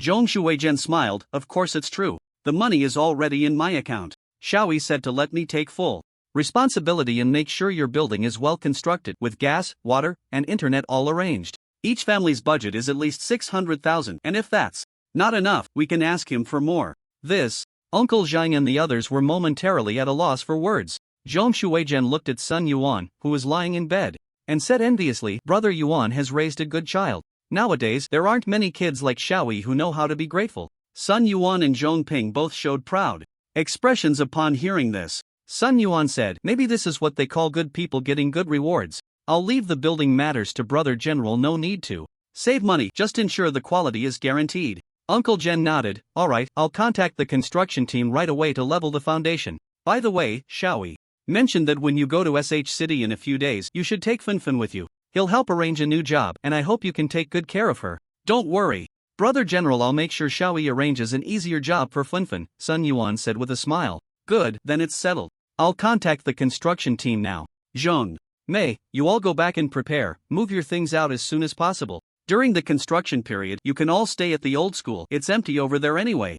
Okay, then we'll trouble brother Zhen Zhongshuizhen hurriedly left, and Uncle Zhang and the others were asked by Sun Yuan for their bank account numbers before quickly departing. As well. Before long, the news that Sun Chen had invested 2,400,000 to build houses for Uncle Zhang's 4 families spread throughout the village, causing an uproar.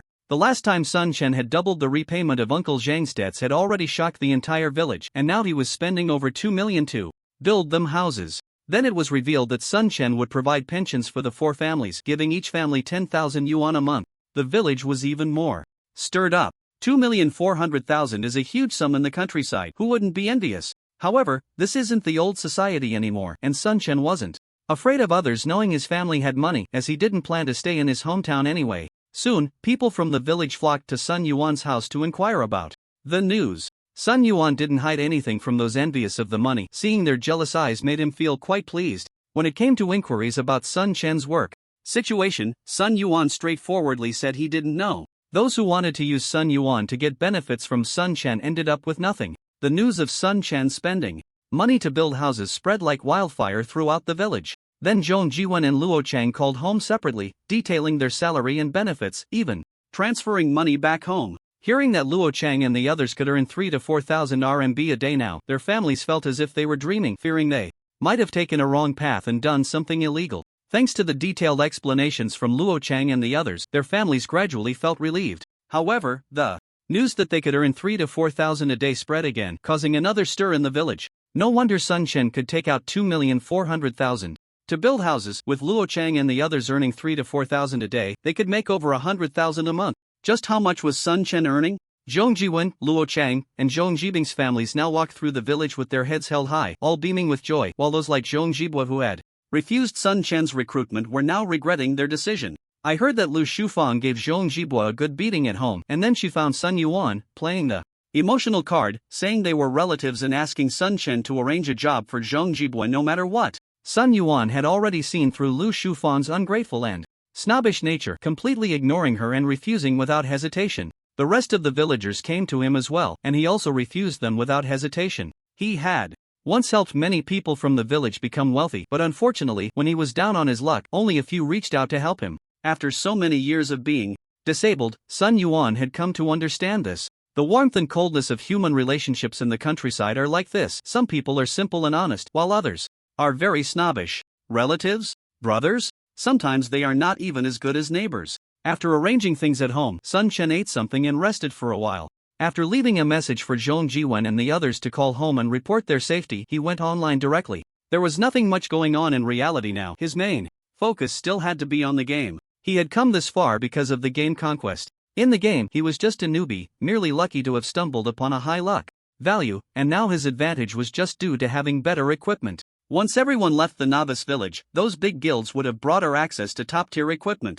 And with money thrown in, they could quickly acquire a lot of excellent gear. When those top players on the leaderboard equipped themselves with top-tier gear, their strength would inevitably surge, and at that time, Sun Chen's advantage would diminish. He was very clear about this. Lin Shi had talked to him, analyzing his weaknesses. Although his operational skills had improved quite a bit through hard work in the game, he had still been playing for too short a time, and compared to real experts, his skills were still lacking. Moreover, even before the guild was established, he had already made 2 powerful enemies, so he had to hurry to improve both his and the guild's strength. After logging in, he first checked his forum follower count, which had surprisingly reached 35 million, a very pleasing number. Many people sent him private messages, and Sun Chen skimmed through them, selecting a few to reply to, solidifying his fan base. Just as he logged in, the group chat of Longhun became lively. "The president is online," someone shouted. "Hello, President. President, how come you're online so quickly? Don't you want to rest a bit more? President, come level up quickly." Seeing everyone greet him enthusiastically, Sun Chen felt great. "Didn't you all log off to rest? How come you're back online so soon?" Sun Chen asked. Zhong Bo jumped out and said loudly, "President, we're about to change jobs. How can we sleep? I've rested enough and can continue fighting." "Yeah, President, let's level up quickly and head to Qinglong City." "Alright, let's head to Qinglong City early. I'll clean out my backpack and restock supplies. You all get ready and wait for me at Wolf Valley. Today we'll continue farming there," Sun Chen arranged. "By the way, many of you are already level 9, have the guild supplies been replenished?" Sun Chen thought of the many people in the team who were already level 9 and should be able to equip the lifesteal sword. Li Xiaolong directly sent a screenshot of his equipment in the group. He was clearly equipped with a lifesteal sword, holding one in each hand, and all his gear was new. President, look, I've upgraded from a bird gun to a cannon. I won't hold you back anymore, Li Xiaolong said with a smile. What are you talking about holding back? We're all in this together. Then Zhong Bo chuckled and shared his equipment, which was a silver grade 5 scale shield in one hand and a lifesteal sword in the other. President, look, I've equipped the silver shield so you can leave the monster tanking to me. Zhong Bo's tone was filled with confidence. Just a piece of silver grade armor had significantly boosted his strength. Moreover, he had also replaced his entire set of armor and was ready with lifesteal accessories, equipping a lifesteal sword as his one-handed weapon. Although warriors could also wield one-handed swords, they could only unleash 70% of the sword's power. Equipping the lifesteal sword was somewhat wasteful, but with so many lifesteal swords available in Dragon Soul, he wasn't worried about wasting one. Hee, President, I've changed my gear too. Let's go out and dominate today. Chen Hai also showed off his equipment. Among the 20 or so players, there were 6 swordsmen who had reached level 9, all of whom had switched to two-handed lifesteal swords, and their gear had been upgraded as well. The other classes may not have weapons as powerful as the lifesteal swords, but their new equipment was also impressive. Su Qing had long been prepared for this, specifically collecting high-level gear for various classes for the guild, with some coming from the Warwolves and others purchased at high prices from outside, easily equipping dozens of players. Alright, let's get going. Sun Shen shouted and walked towards the village exit, only to find Zhong Bo and the others waiting for him at the village entrance, not having left yet. After regrouping, they all headed towards Wolf Valley. Their group of 30 drew gasps of admiration from passers-by just with their equipment. Wow, it's Dragon Soul players. Look at their gear, it's amazing. I'm so envious of Dragon Soul players, their treatment is just too good. Yeah, the president is personally leading the leveling up. What great benefits. President Nanfeng, can I join Dragon Soul? A player nearby suddenly shouted. Sun Chen looked at the player and smiled. As long as you change your class to Qinglong City and pass the test, you can join Dragon Soul. Don't worry, the test isn't hard at all. That's great. I need to speed up my leveling to change classes as soon as possible. The person excitedly clenched his fists. Sun Chen smiled and led the Dragon Soul players charging into Wolf Valley, killing their way into the inner valley under the envious gazes of countless players, with countless wolves turning into experience points. In an instant, they had entered the inner valley and continued to charge forward amidst the admiration of the Warwolves team. Grinding monsters was a tedious task, but Sun Chen was committed to it, leading the Dragon Soul players in a frenzy of monster grinding in the inner valley without stopping for a moment. The number of wolves here was overwhelming, even with Sun Chen's terrifying grinding speed. They couldn't clear them all. Once they finished off one side, more would respawn on the other. The entire map could easily support countless teams leveling up together. Sun Chen's team was high level and strong, and currently, only the Warwolves and Dragon Soul teams were present here. Even the Warwolves team could only grind monsters at the edge of the inner valley. While leveling up, Sun Chen was also live-streaming, honing his combat skills, and observing his teammates. He occasionally communicated with fans in the livestream, keeping himself very busy. President, I can change classes. Suddenly, Li Xiaolong cheered from a distance. President, I can change classes too. Zhong Bo shouted excitedly beside him. Keep grinding. We'll head back once everyone can change classes. Sun Chen didn't immediately lead them away but continued leveling up with everyone. After their strength improved, their grinding efficiency increased significantly. The viewers in the live stream were envious of the Dragon Soul players, fully equipped and powerful. It's so nice to have the president leading the leveling, it's just too blissful. Yeah. President Nanfeng gave up going to the main city to stay in the novice village to help them level up. He must have delayed so many things for himself. It's great to have a president like this. I want to join Dragon Soul too. You must join Dragon Soul, didn't you see? The members of Dragon Soul are really strong, and their equipment seems quite impressive. They're almost on par with professional players. I struggled so hard just to reach level 7 and they can already change classes. I'm so envious. Through the live stream, the goal was to let the audience understand the strength of Dragon Soul and to build more expectations for them. Finally, as the last person met the requirements for class change, Sun Chen waved his hand and led everyone back to the novice village. Currently, there were more people who could change classes than just Sun Chen and his group. In fact, quite a few had already changed classes and gone to the main city. Although the Wolf Warriors team was mostly leveling up on the outskirts of the inner valley, they also had teams leveling up in other prime spots, and now they had over 1,000 people who had changed classes and gone to the main city. President, let's start the class change, Zhong Bo said as he prepared to proceed with the class change. Wait, Sun Chen called. out to him, then took off the vampiric jewelry he was wearing and handed it to Zhongbo, advising, "Hell difficulty might be too much, but you can try nightmare difficulty. President, is this for me?" Zhongbo's eyes lit up as he stared at the full set of vampiric jewelry that Sun Chen traded to him. "Dream on, I'm just lending it to you for the class change task. Return it to me once the task is completed." Sun Chen shot him a glance. The full set of bronze-level vampiric jewelry was too precious to just give away, but everyone present was a member of his studio, all veterans, so Sun Chen trusted them. "Don't worry, President, I will definitely complete the task." Zhongbo took off his own jewelry, his gaze becoming incredibly determined. After putting on the full set of bronze jewelry, his strength surged instantly. It wasn't that Sun Chen didn't want to lend Zhongbo his silver armor, it was that the system had updated, and any equipment above silver level would bind to the wearer and could no longer be traded. Bronze level equipment had no such restrictions, and a full set of bronze vampiric jewelry was already very powerful. After all, the demon earrings were currently only owned by Sun Chen, but unfortunately, Zhongbo couldn't wear them, so there was no trade. However, even without the demon earrings, the attributes of the rest of the full set of demon jewelry were still incredibly strong. Seeing Sun Chen lend the bronze vampiric jewelry to Zhongbo, the others in the team looked on with envy. No need to be envious, physical classes can borrow for class changes, but I can't help with magic classes. Sun Chen's set of bronze vampiric jewelry was all for physical classes, and he couldn't assist with magic classes. Sigh, if I had known, I would have chosen a physical class. Yeah, it seems we'll have to try the difficult class change tasks. The few magic classes in the team looked enviously at Zhongbo, but unfortunately, they had no choice but to attempt the difficult task difficulty. Although the difficult class change tasks were quite challenging, the members of Dragon Soul had some advantages. They had various guild scrolls, and the equipment they wore was all high-quality gear prepared by Su Qing, so they weren't weak. Completing the difficult class change tasks wasn't without hope. Thus, one by one, the magic classes began their class change tasks, while Sun Chen and the others quietly waited nearby. "President Nan Feng, are you selling that set of bronze vampiric jewelry?"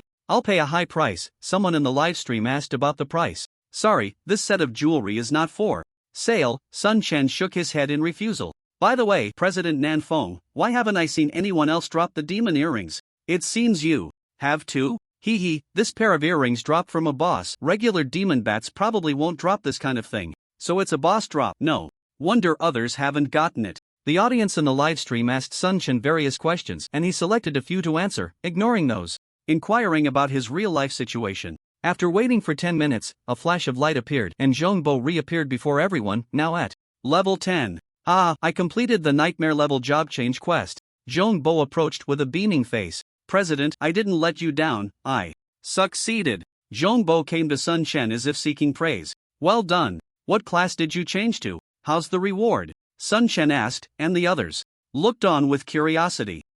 I changed to a shield warrior, increasing my overall defense by 30%, and I also received a skill book, Guardian Shield. Guardian Shield consumes 100 mana to provide a shield that reduces damage by 10% for teammates within 20 meters, lasting 1 minute with a cooldown of 5 minutes. "This skill is great. From now on, everyone will rely on you for protection," Sun Chen said, patting Zhongbo on the shoulder. "It's my turn now, Zhongbo. Hurry up and hand over the president's accessories," Li Xiaolong said eagerly as he approached. "Here you go. Here you go. Good luck. Don't waste the president's treasures." Zhongbo directly traded the bronze-level lifesteal accessory to Li Xiaolong. In fact, Li Xiaolong already had 2 bronze-level lifesteal accessories, and the rest were white lifesteal accessories. Now that he replaced all the white ones, his power surged instantly. Li Xiaolong called out and directly went for his job change, while the others patiently waited. Soon, Li Xiaolong emerged from his job change quest, and seeing his jubilant expression, everyone guessed he had succeeded. He walked up to Sun Chen, excitedly,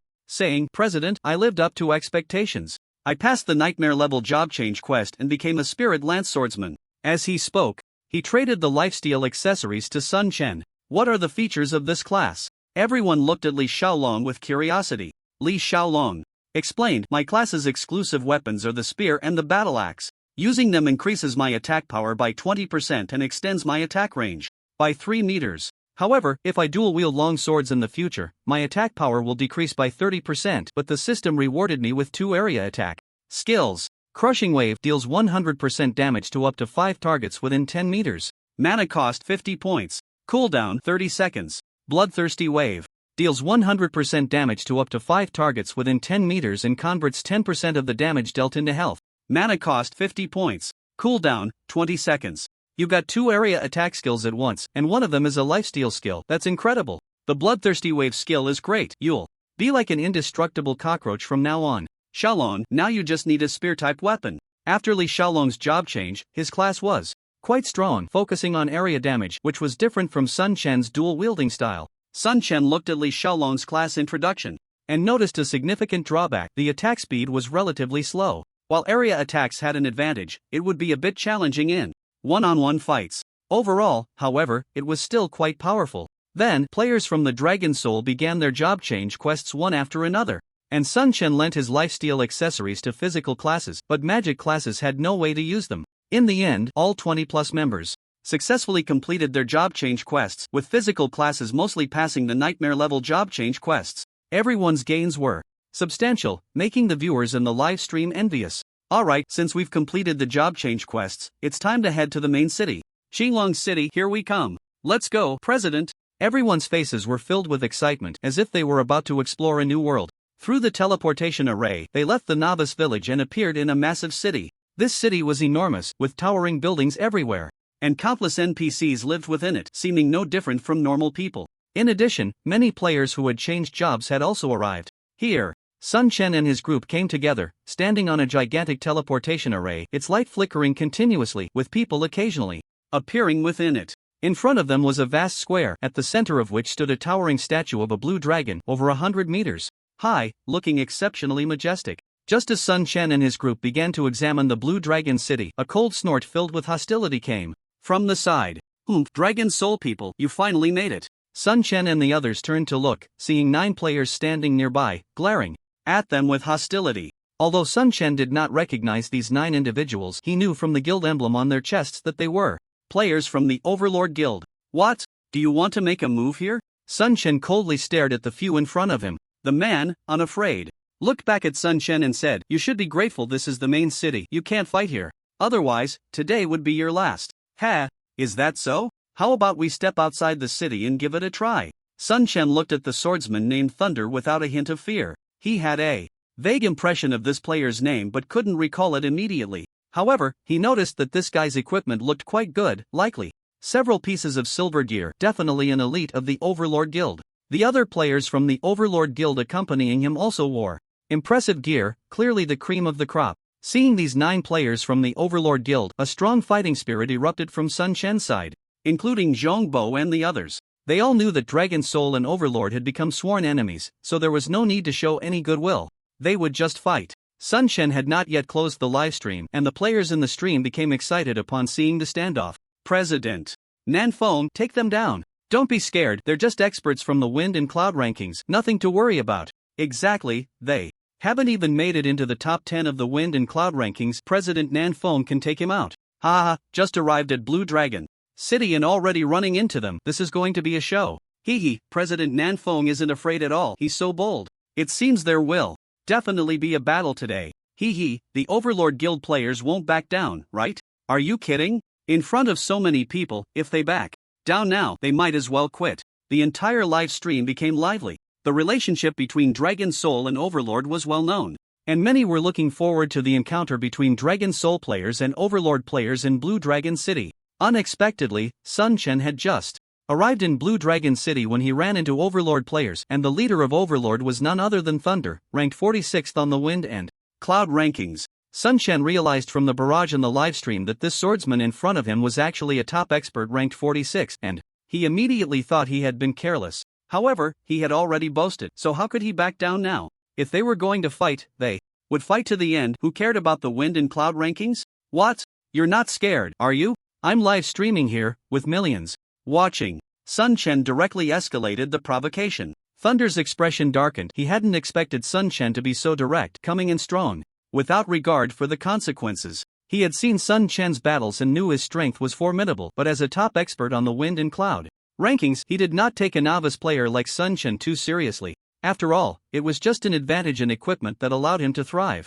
In the novice village, things would be different in Blue Dragon City. Although Thunder had just arrived in Qinglong City, Aosher had already prepared a full set of new equipment for him. As soon as he donned the new gear, he was not afraid of Sun Chen at all. Since you want to die, then today I'll grant your wish. If you have the guts, come out of the city with me. Thunder was not backing down, lifting his leg and heading towards the nearest East Gate. Hee, don't you dare run away, one of the Aosher guild players sneered at Sun Chen and his group. Li Xiaolong, unafraid, retorted. With you guys, you're not even qualified to make us run. Sun Chen saw the barrage of battle calls in the livestream. He knew that this battle was inevitable. Let's go, today is our Dragon Soul's first battle. Let me see what the so-called top players on the leaderboard are really capable of. Sun Chen also stepped towards the East Gate. Hurry to the East Gate. Thunder from Aosher is going to duel with Nanfeng from Dragon Soul. No way, he just got to Qinglong City and he's already picking a fight? Quick, let's go see. If we're late, there won't be any spots left.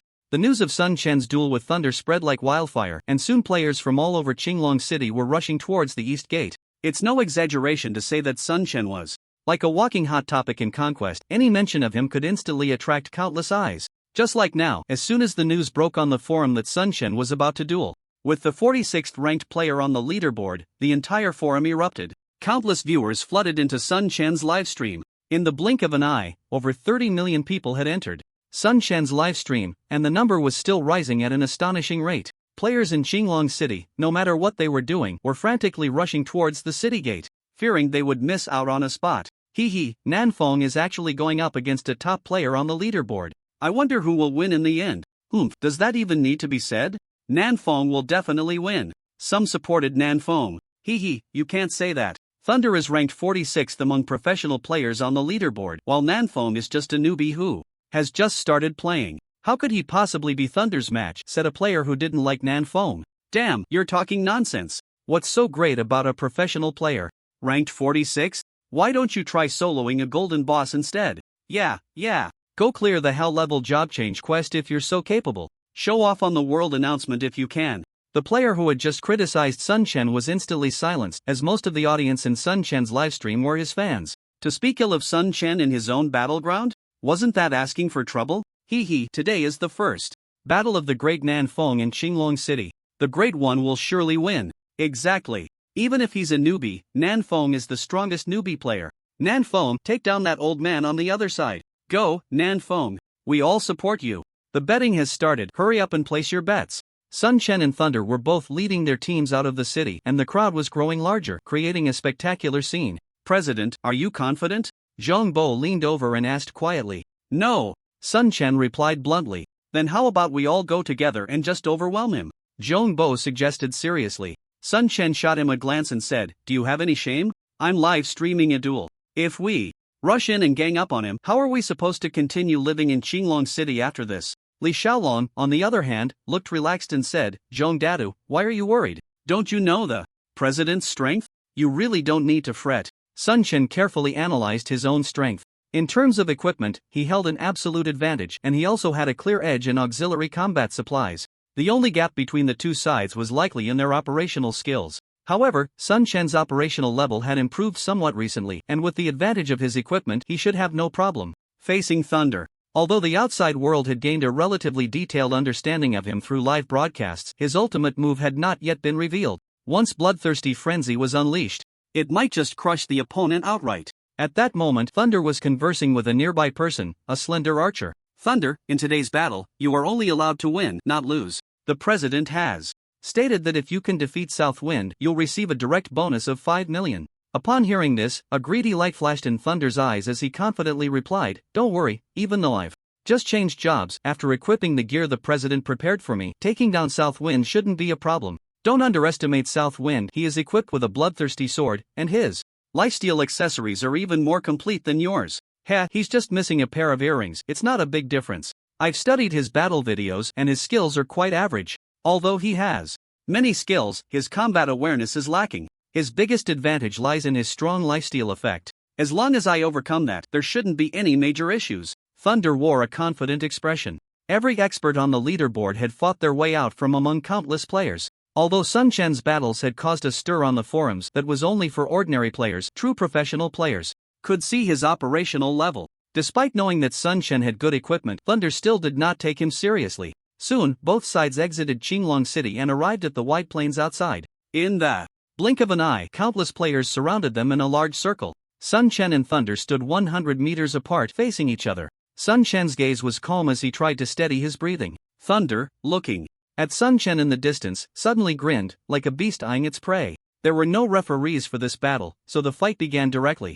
Die! Thunder charged towards Sun Chen in a swift leap, moving incredibly fast. Sun Chen's pupils constricted. Thunder's speed exceeded his expectations, feeling almost on par with his own. It should be noted that Sun Chen had allocated all his later free points to agility and had the added movement speed from his running shoes, far surpassing players of the same level. Yet Thunder's speed was not any slower than his. As Thunder rushed towards him, Sun Chen felt no fear and charged forward to meet him. Thunder, seeing Sun Chen coming head-on, instantly shifted from a relaxed expression to a more serious one, as Sun Chen's speed was astonishingly faster than what he had seen in the videos. He's actually not slower than me. Thunder was shocked. He had changed to the Thunder Swordsman class, which inherently provided a speed boost, and with the speed-enhancing shoes equipped, he thought he was invincible in terms of speed at the same level. However, compared to Sun Chen, he found no advantage. Both sides moved quickly, closing the distance in an instant. Half Moon Slash. A crescent sword.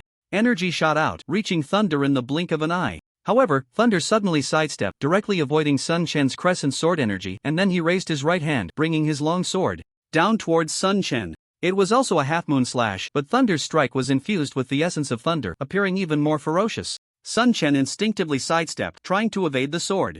Energy. Having fought countless times against wild monsters, Sun Chen's dodging ability had improved significantly, and logically, he should have been able to avoid this attack. However, an unexpected scene unfolded. Just as the thunderous sword energy was evaded by Sun Chen, it suddenly twisted and slashed directly towards him. Not good. The speed of this thunder sword energy's change was too fast, and it was too close to his body. Sun Chen found it difficult to dodge again and could only take the hit. -170. A damage number appeared above Sun Chen's head, and his health bar dropped slightly. In their first encounter, it was Sun Chen who got hurt first. Such speed, such high damage. Sun Chen's gaze sharpened. Such strong defense. Thunder's expression also grew more serious. In just a brief exchange, both sides were shocked. Thunder had been very confident in his attack power, but upon seeing the damage number, he was stunned. Meanwhile, it was Sun Chen's first time witnessing the level of professional players on the leaderboard.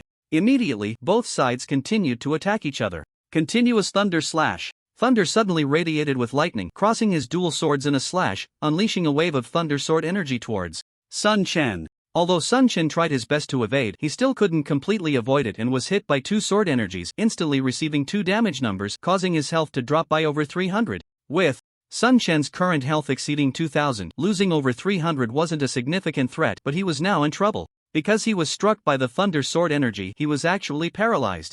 Although the duration was only a brief second, the crisis had already arrived. Thunder suddenly flashed in front of Sun Chen. He didn't immediately attack but instead stomped his foot, causing a thunder cage to rise up and directly imprison Sun Chen, lifting him into the air. System prompt: you are affected by Thunder's imprisonment and cannot act temporarily. Duration: 3 seconds. Being controlled for 3 seconds was undoubtedly a very dangerous situation. The onlookers and the viewers in the livestream were dumbfounded. The battle between the two was too fast, and Thunder's performance was somewhat unexpected. So strong. Thunder truly deserves to be a professional player on the leaderboard. His reaction speed and combat awareness are incredible. Yeah, the gap between professional players and regular players is just too vast. Alas, it seems that Southwind is in danger. Indeed, there is a significant gap compared to professional players. Southwind is definitely doomed this time. The difference with Thunder is just too great. It turns out that in games, it's not just about equipment, it relies on skill. What a pity, I thought Southwind could take down a professional player. It seems that novice players can't compete with professionals. The supporters of Sun Chen felt disappointed and worried as the battle unfolded this way, while the players from the Overlord Guild and those who disliked Sun Chen were elated. Thunder's reaction speed was quick. After imprisoning Sun Chen, he began to attack with full force. In an instant, flashes of lightning surrounded Sun Chen as waves of thunder sword light descended upon him. Sun Chen was suspended in the air, and the thunder sword energy struck him, with damage numbers continuously popping up. Sun Chen's health steadily decreased. If it were an ordinary player, they would have been finished after just a few attacks. However, Sun Chen's defense was extraordinary, and his resilience was formidable. Time ticked by, and his health quickly dropped to 500 points, on the verge of being taken down, when, finally, the time for Thunder's imprisonment was up. Block. As soon as the imprisonment ended, Sun Chen immediately executed a blocking skill, deflecting Thunder's next attack, and then he activated his full state combat stance plus bloodthirsty frenzy. In an instant, Sun Chen felt a surge of power coursing through him, his attack power skyrocketing, and his health instantly rebounding. He didn't use a single target skill but directly unleashed the sword wheel. A massive sword wheel appeared, enveloping the surroundings. Thunder was struck by the sword wheel and a huge damage number popped up above his head. -531 thunders. Health bar dropped directly by a quarter and this terrifying damage number left him stunned. Immediately after, Sun Chen unleashed another skill, Blade Storm. A torrent of blades surged towards Thunder, completely engulfing him in an instant. Although Thunder's reaction speed was quick and his skill level high, it was impossible to dodge these blades and another massive damage number appeared. -542 his health plummeted again, leaving him with only half of his life, while Sun Chen's health suddenly recovered significantly. Without giving Thunder a moment to react, Sun Chen stepped forward, closing the distance between them, and struck again without hesitation. Blood-sucking wave. Another area attack skill, a blood-red ripple enveloped Thunder, and once again, a huge damage number appeared above him. Following that, Sun Chen executed a double slash. Two sword energies flashed and reached Thunder's chest. At this point, Thunder's health was in a dangerous state. If hit by this double slash, he might be finished. Block. Sun Chen's attack was blocked, but his next strike came crashing down. Crescent slash. Unfortunately, Thunder sidestepped, counterattacking Sun Chen. However, Sun Chen was no fool. Seeing Thunder raise his hand, he quickly stepped back 2 paces and used blood-sucking slash, swinging towards Thunder.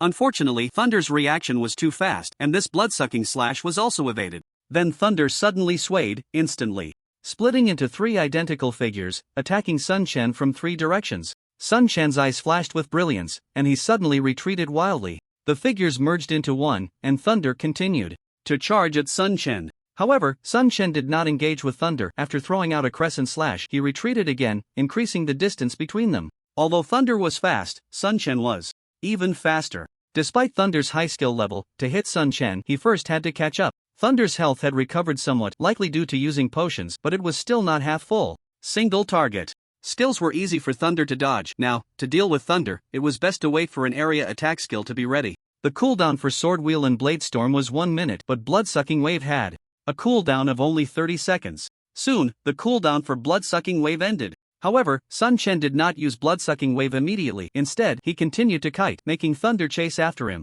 "If you have the guts, don't run," Thunder shouted angrily. "If you have the guts, catch me." Sun Chen shouted back while slashing at Thunder and quickly retreating, not giving Thunder a chance to catch him. At this moment, the surrounding audience was watching this scene, many of them surprised that Sun Chen could turn the tables in such a dire situation. However, Thunder's strength was indeed formidable, and his skill level was clearly much higher than Sun Chen's, otherwise he wouldn't be able to dodge Sun Chen's single target attacks time and again. Time quickly passed and Sun Chen charged at Thunder as usual, delivering a crescent slash. However, after the crescent slash, Sun Chen immediately followed up with a blood-sucking slash. Thunder did not expect Sun Chen to be so cunning, and he was caught off guard, his health rapidly declining. But then a sword wheel appeared, and Thunder's expression changed drastically. He hurriedly activated a life-saving skill, his body suddenly becoming blurry. The sword wheel passed through him, without inflicting any damage. However, immediately after, a blade storm struck, directly pulling the visible Thunder into it. With a reluctant roar, Thunder's health bar was emptied. Sun Chen vs Thunder result. Sun Chen wins. The professional player Thunder, ranked 46th on the leaderboard, lost to Sun Chen. Although many had anticipated such an outcome, the reality of it still shocked everyone. The happiest among them must be Zhong Bo and the group of Dragon Soul Guild players following Sun Chen. "Wow, the president won. The president is mighty. The president is awesome. Ha ha ha, what a master on the leaderboard. He still died at the hands of the president. What's the big deal about AOC? A bunch of trash. They're no match for the president at all. Humph, one of the top 10 guilds? Just a name without substance." Zhong Bo and the others looked at the players from the AOC guild across from them, each wearing a disdainful expression, their various taunts making the AOC players' faces darken. The livestream was also in an uproar. Sun Chen's fans were, of course, ecstatic, flooding the chat, while those who opposed Sun Chen were extremely unwilling to accept the outcome. Thunder's body gradually disappeared, leaving behind a necklace. Sun Chen picked it up and was surprised to find it was a demon necklace. This necklace had an extremely low drop rate and a very high market value. He didn't expect Thunder to drop such a treasure. He should be grateful to him.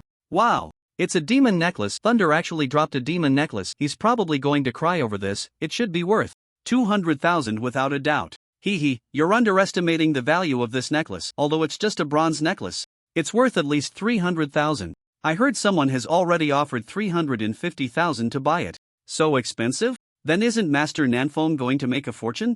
Does Master Nanfeng really need that little money? No.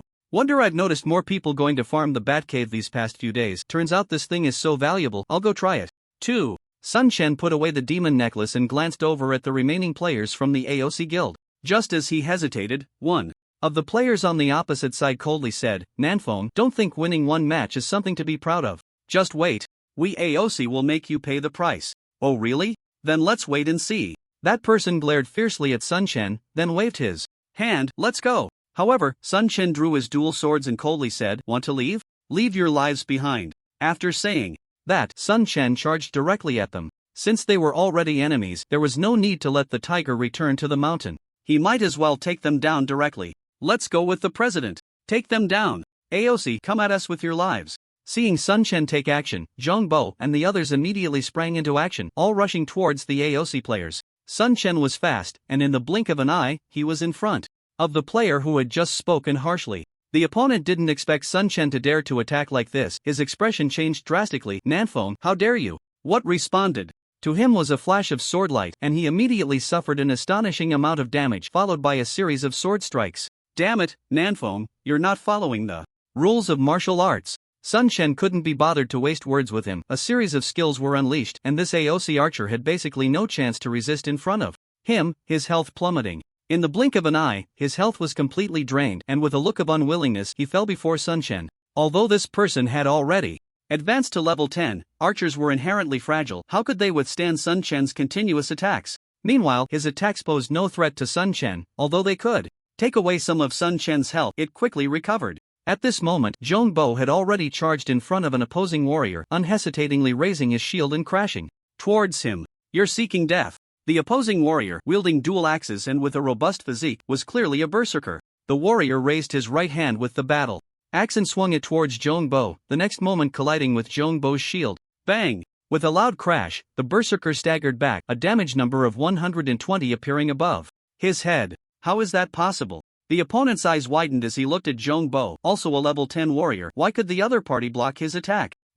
Let me see the strength of a berserker, Zhong Bo said with a grin, looking at the berserker across from him. Although the opponent was an elite player from the Proud Guild, Zhong Bo didn't think much of him. He just wanted to test his current strength. You're looking for death, I'll grant it to you. The berserker shouted and charged towards Zhong Bo. Whirlwind slash. An axe shadow descended from the sky, directly attacking Zhong Bo, who did not dodge but raised his left hand, meeting it with his shield. Bang! -25. A damage number floated above Zhong Bo's head, practically negligible. The berserker's expression changed drastically. His attack skill had only dealt such a small amount of damage to the opponent. Just how terrifying was the other party's defense? At this moment, Sun Chen had stopped intervening and was watching from the side. He wasn't planning to step in, letting Zhong Bo and the others handle the opponent. The live stream continued, and the players in the chat were extremely excited watching the battle. Don't come over, let me take him on one-on-one. Zhong Bo waved away a player who wanted to help and quickly charged at the berserker. With a shield in his left hand and a lifesteal sword in his right, although Zhong Bo was just a defensive warrior, his attack power was not low at all. In an instant, the proud berserker found himself at a disadvantage, his health steadily decreasing. Normally, he wouldn't last long. Is this all the strength the elite players of Proud Guild have? So disappointing, Zhong Bo provocatively taunted. You're looking for death, berserk. Suddenly, flames ignited around the berserker, enveloping him in fire. Furious slash. The opponent dashed forward, appearing in front of Zhong Bo in the blink of an eye. His speed at least doubled compared to before. Before Zhong Bo could react, a terrifying axe shadow descended from above. Zhong Bo felt a pressure from the opponent and quickly activated his life-saving skill, Judgment Shield. The shield in his left hand suddenly burst with light, two crossed sword shadows appearing on its surface, and the next moment, the opponent's battle axe struck down hard on the shield. Bang!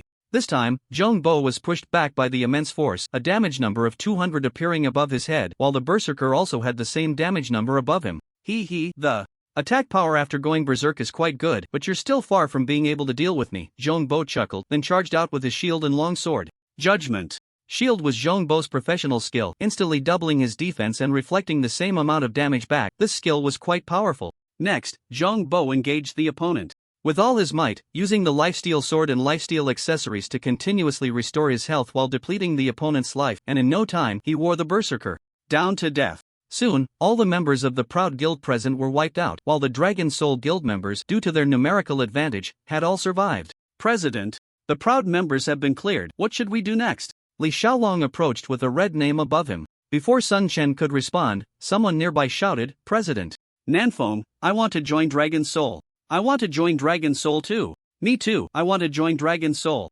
President Nanfeng, you said we could join Dragon Soul once we reached Qinglong City, can we join now?" Seeing the players around him, Sun Chen's mind stirred. The players who could arrive at Qinglong City at this time should not be weak, and recruiting them now could give them an advantage. Alright, let's start recruiting now. Sun Chen decisively decided to begin the recruitment immediately. Everyone, please go to the Resurrection Square, we will recruit there. Anyone can join the Dragon Soul, but we need to clear our red names first, Sun Chen said before leading everyone to clear their red names. The main city was not like the novice village. Killing someone outside the main city would result in a red name, and red-named players entering the main city would be captured by the city guards and thrown into prison. Inside the prison, nothing could be done. They could only wait for the system to refresh their red names. To quickly clear a red name, one had to focus on killing monsters. Each time a player killed someone, they would gain 100 points of evil value, while killing a monster of the same level would reduce the evil value by 1 point. Currently, Sun Chen had 100 points of evil value, meaning he needed to kill 100 monsters of the same level.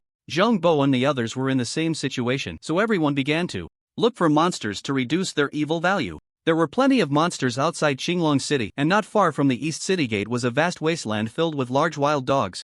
These wild dogs were about the size of tigers, their bodies engulfed in flames, looking quite ferocious. Sun Chen approached a wild dog and directly cast a detection spell. Flame. Beast level, 10 health, 2000 attack power, 300 to 320. The basic attributes of the flame beast appeared before Sun Chen, and it didn't seem very strong. It was even weaker than the demon bats in the novice village. I'll test this wild monster's strength first. Sun Chen stepped forward and directly approached the flame beast, raising his sword for an attack. Minus 240. Seeing the damage number pop up above the flame beast's head, Sun Chen frowned slightly. This damage was lower than he had expected. Roar! The flame beast was enraged and charged at him, striking with a claw. Minus 110. A damage number appeared above Sun Chen. He had intentionally taken the flame beast's attack to gauge its damage, but the result exceeded his expectations. Once again, it seemed that the flame beast's attack power was not high and should not have broken through his defense, yet it had dealt over 100 damage to him. Clearly, the monsters in the main city were different from those in the novice village. Not only had their defense significantly increased, but the calculation of their attack power had also changed. Although the flame beast's damage exceeded Sun Chen's expectations, it still posed no threat to him. Everyone, be careful. The monsters in the main city are completely different from those in the novice village. You should try it out first, Sun Chen reminded while continuing to attack the flame beast in front of him. Li Xiaolong and the others, seeing this, also began to look for prey and engage in battle. At first, they didn't take the basic attributes of these flame beasts seriously, but they quickly learned the hard way. Such high damage, this attribute panel must be fake, Li Xiaolong exclaimed, looking at his health bar and hurriedly retreating. This monster is too tough, even though it's also a level 10 monster. It's on a completely different level from the silver wolves in the Wild Wolf Valley, came the voices of others nearby. Monsters in the main city are not simple. Everyone, be careful. I thought coming to the main city would allow us to slaughter freely. It seems it's not that easy. How long will it take to clear this evil value? Initially, everyone thought they could easily clear 100 points of evil value, but they didn't expect the monsters in the main city to be so troublesome. Now, it seemed that completely clearing 100 points of evil value would take some time. At this point, Sun Chen had already dealt with one flame beast. Although this flame beast was much stronger than the monsters in the novice village, it was nothing in front of Sun Chen. However, even though the monster was easily dealt with by Sun Chen, the players in the livestream still recognized the formidable strength of the flame beast. Is this the monster from the main city? Even though it's also level 10, the difference in power is like heaven and earth. So strong. It seems that it won't be so easy to survive in the main city from now on. Sun Chen glanced at his teammates and then at the endless flame beasts in the wasteland, a flash of killing intent flickering in his eyes. Everyone, form a team and follow me. With Sun Chen's command, Zhang Bo and the others quickly sprang into action, joining the team that Sun Chen had initiated, and in the blink of an eye, the team was established. Then, leading the way, Sun Chen charged directly at the flame beasts. Roar, roar, roar. Sun Chen charged wildly, attracting nearby flame beasts that roared and chased after him. Since the primary aggro was on Sun Chen, the flame beasts following behind did not attack Zhang Bo and the others. Soon, more than 30 flame beasts gathered behind Sun Chen, creating an incredibly shocking scene of a stampede of beasts. Seeing that over 30 flame beasts had already gathered behind him, Sun Chen quickly halted, turned his body, and pounced towards the flame beasts. In an instant, he plunged into the midst of the flame beasts, raising his sword for a strike. Although it was just a regular sword strike and did not inflict significant damage on the flame beast, several nearby flame beasts were also attacked, showing damage numbers above their heads.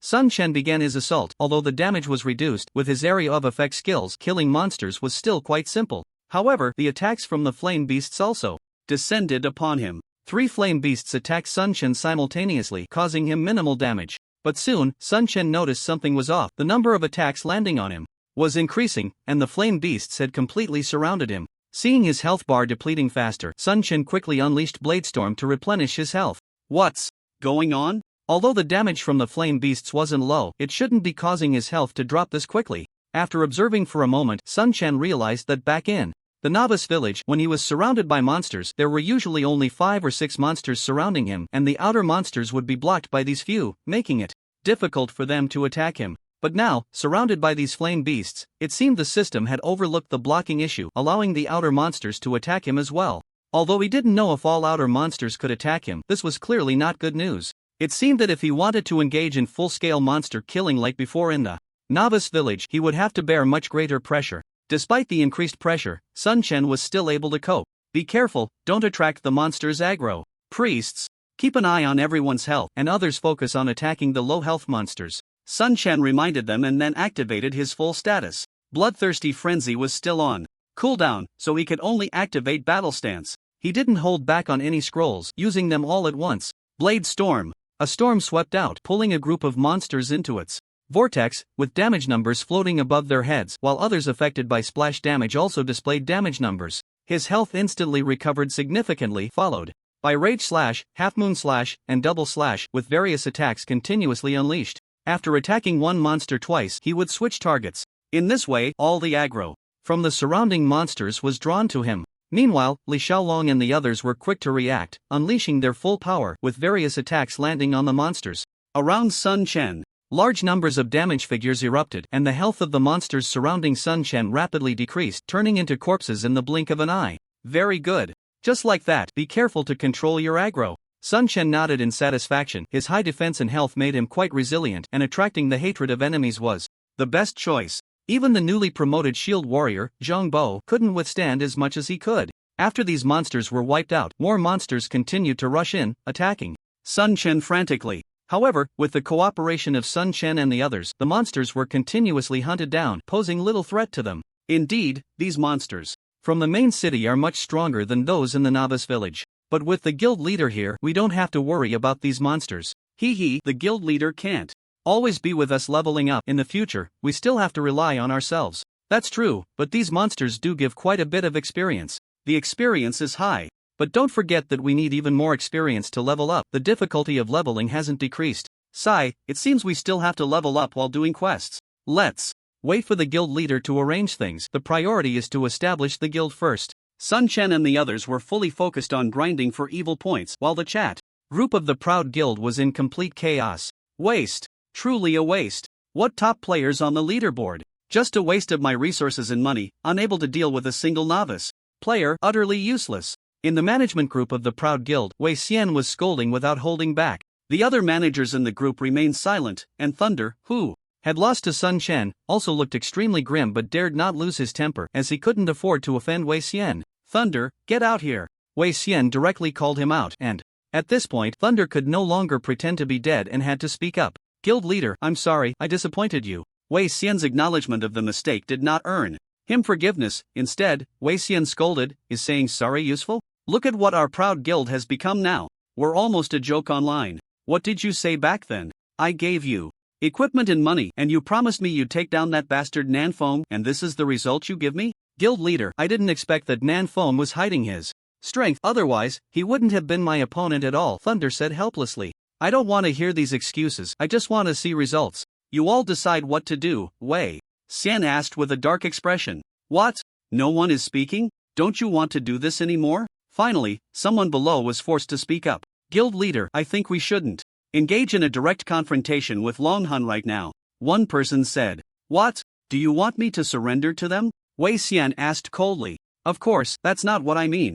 I mean that we currently don't have enough people in Qinglong City, and we can't deal with Nanfeng's strength. We can only wait until our strength in Qinglong City increases to a certain level before we can take him down. Moreover, dealing with Nanfeng isn't just our proud guild's business. The Xiongba Wang Chao side can't just sit back and watch. We must find a way to drag them into this. Guild leader, I think Manager Wang's viewpoint is very good, and our goal should be to develop and grow stronger. We can't give up our main objective because of one Nanfeng or one Long Hun. That would be putting the cart before the horse, wouldn't it? Another person spoke up. Guild leader, as long as our guild fully develops, a mere Nanfeng won't be worth our attention. Besides, with Xiongba Wang Chao around, we really don't need to rush. Although that Nanfeng defeated Thunder this time, he also exposed his trump card. In reality, Nanfeng's strength is still significantly different from the professional players on the leaderboard. He only has the advantage of good equipment. Guild leader, you have money and you'll soon be able to buy better equipment. By then, it will be easy to take down that guy. The members of the proud guild began to voice their opinions, and Wei Xian's anger gradually dissipated. He thought to himself that he seemed to be too anxious. A mere Nanfeng wasn't worth expending too much energy on. He should focus on establishing the guild instead. Since you all say so, let's proceed as you suggest. Hurry up and urge everyone to level up and quickly bring the team to Qinglong City. Additionally, we should fully cultivate our own crafting professions and recruit skilled players. Lastly, we need to investigate Nanfeng's real identity as soon as possible. Rest assured, President, we will do our utmost. A cold glint flashed in Wei Xian's eyes. Nanfeng, let's see how long you can survive. While Proud Guild confirmed its basic development strategy, the Xiongba Wang Chao side also fell silent. Xiongba Wang Chao gathered its high-ranking members, including several top players from the Wind and Cloud rankings. You all saw the battle between Nanfeng and Thunder, right? What do you think? Xiongba Tianxia asked loudly. After a moment of silence, one person slowly replied, I watched the entire process. Although Nanfeng's strength is considerable, it is built on top-tier equipment and skills, and his weaknesses are very obvious. His operational level is quite limited. Can you take him down? Xiongba Tianxia inquired. Sorry, President. Although I am ranked 7th on the Wind and Cloud rankings, conquest is a new beginning. With my current strength, I have no confidence in defeating Nanfeng. Not just me, I fear that no one on the entire Wind and Cloud rankings has absolute confidence in taking down Nanfeng. Our equipment gap is too significant. Sometimes, the attributes of equipment can bridge the gap in operational skill. After hearing this, everyone fell silent. In the end, Xiongba Tianxia expressed that they should not act against Nanfeng for now, but instead focus on growing stronger, collecting top-tier equipment, and only then take action against Nanfeng. At this moment, Sun Chen was completely unaware that the strategies of Proud Guild and Xiongba had changed. He wasn't afraid of Proud Guild and Xiongba coming to seek revenge on him. Firstly, the number of players from both guilds arriving at Qinglong City was not large. With his strength, as long as he didn't encounter several top players like Thunder attacking him, he could handle it without any issues. Moreover, although Zhongbo, Li Xiaolong, and the others were newcomers, their equipment was decent and their operational awareness was not weak. They had the ability to resist. Additionally, many elite players from the Warwolves had already settled in Qinglong City. Thanks to the support of the Dragon Soul Studio, the top players of Warwolves leveled up quickly. Although none could match Sun Chen's speed, many elite players from Warwolves in this novice village had also transitioned to Qinglong City. After Sun Chen changed jobs, with the total number exceeding 200. If Proud Guild and Xiongba dared to join forces to trouble him, Sun Chen would definitely team up with the Warwolves to deal with those two guilds. After defeating the last flame beast, Sun Chen glanced at the surrounding team members and saw that everyone's sin value had been cleared. Alright, the sin value is cleared, we should get back to business. Let's go, President. Sun Chen led them quickly toward the city, soon arriving near the resurrection point of the main city. He saw a considerable number of people in the square, totaling around 700 or 800. So many people, they can't all be joining our guild, right? Li Xiaolong exclaimed in shock. Sun Chen smiled slightly and walked directly over. Lord Nanfeng is coming. Everyone, step aside, Lord Nanfeng is here. A crowd of people turned to look, automatically clearing a path for Sun Chen to ascend a platform in the square. Standing on the platform, Sun Chen looked at the many players gathered there. Seeing their eager gazes, he felt the anticipation in their hearts, and he instantly felt a surge of confidence. I now announce that the Dragon Soul Guild is officially established. Sun Chen shouted from the steps. Oh. First, Li Xiaolong and the others were all ecstatic, cheering and shouting one after another, and the players gathered here also joined in the celebration. After a moment, the cheers subsided, and Sun Chen scanned the faces of the crowd, saying, "Thank you to all my friends who support me. I will work hard with you to make the Dragon Soul Guild thrive, ensuring that our members won't be bullied in the game. Let's unite and fight fiercely together in the game. Go, South Wind God. We support you. I want to join." Dragon's Soul. Take down Aoshur and Xiongba. The crowd erupted in cheers, and the viewers in the livestream went wild, flooding the screen with messages that took a long time to calm down. Then Sun Chen shouted, "I now announce that all players who want to join this guild can come to register. Players who register in the first 3 days will be exempt from testing and can join the guild directly. After joining the guild, everyone will receive newcomer points, which can be exchanged for various supplies in the guild warehouse. Of course, we will publish the rules regarding points in the group announcement. Since the guild function has not officially opened in the game yet, there may be discrepancies in the calculation of points. If any issues arise, I hope everyone can be understanding. Registration starts now." With Sun Chen's command, Zhang Bo and the others quickly began organizing and registering players who wanted to join the guild. The game had just started and the real guild functions had not yet been unlocked, but the game officials had already issued an announcement stating that several conditions must be met to create a guild. First, the player creating the guild must be at least level 10. Second, the player must hold a guild token. Third, the player's reputation must be over 1000. These conditions were all listed in the game announcement, along with detailed explanations. The guild token could only be obtained from a golden boss with a very low drop rate. Unfortunately, the Bogutny Nicholas that Sun Chen had defeated earlier did not drop a guild token, but Sun Chen's reputation did meet the requirements for creating a guild. However, given the current leveling speed, it would still take some time to create a guild. Of course, the most challenging part was obtaining the guild token, which would definitely be very difficult to get. But no matter how hard it was, it had to be obtained because joining a guild would provide experience bonuses, guild assistance status bonuses, guild task releases, and various guild supplies. In short, there were many benefits to creating a guild. Most importantly, only a guild could establish a base and develop it into a city, which was the way to earn wealth. Guilds in the game were basically all eyeing the huge cake of city creation, so large guilds were usually backed by capital. For instance, the Aoshur guild was supported by Wei Xian, who invested 3 billion to develop Aoshur, not just for playing the game, but primarily to make money. Sun Chen used to be a gaming novice, knowing nothing, but Lin Shi had already told him some things, so Sun Chen also hoped to establish Dragon's Soul and eventually have his own city. Standing in the square and watching the enthusiastic players wanting to join the guild, Sun Chen felt very happy. Half an hour later, Li Xiaolong approached with an excited expression. "How's it going?" Sun Chen asked. "President, everyone is very eager.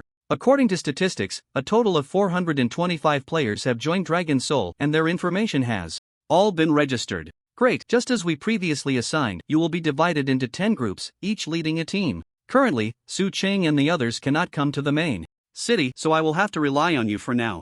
They had already discussed it beforehand. The group of people, including Zhang Bo, who had retired from the military, was divided into 10 teams, with each team consisting of about 3 players, designated as team leader and deputy leader, to lead the new members joining the guild. Everyone had clear roles, and they quickly got into the swing of things. The newly joined players were also very excited. Many had joined the guild out of admiration for Sun Chen, while others were purely there for the guild benefits of Longhun. "Alright, now let's go establish the guild warehouse together," Sun Chen called out, leading everyone to the warehouse next to the square. He live-streamed the creation of a large warehouse, then began placing various combat supplies from his backpack into the warehouse. Backpack expansion scrolls, courage scrolls, attack scrolls, poison potions, blood-sucking swords, blood-sucking jewelry, various armors. There was a wide variety and a large quantity. The exchange prices for all the supplies had been preset, visible to all players in the live stream. Next, Sun Chen set the warehouse permissions for the 10 team leaders. After that, he basically didn't need to worry about things anymore. He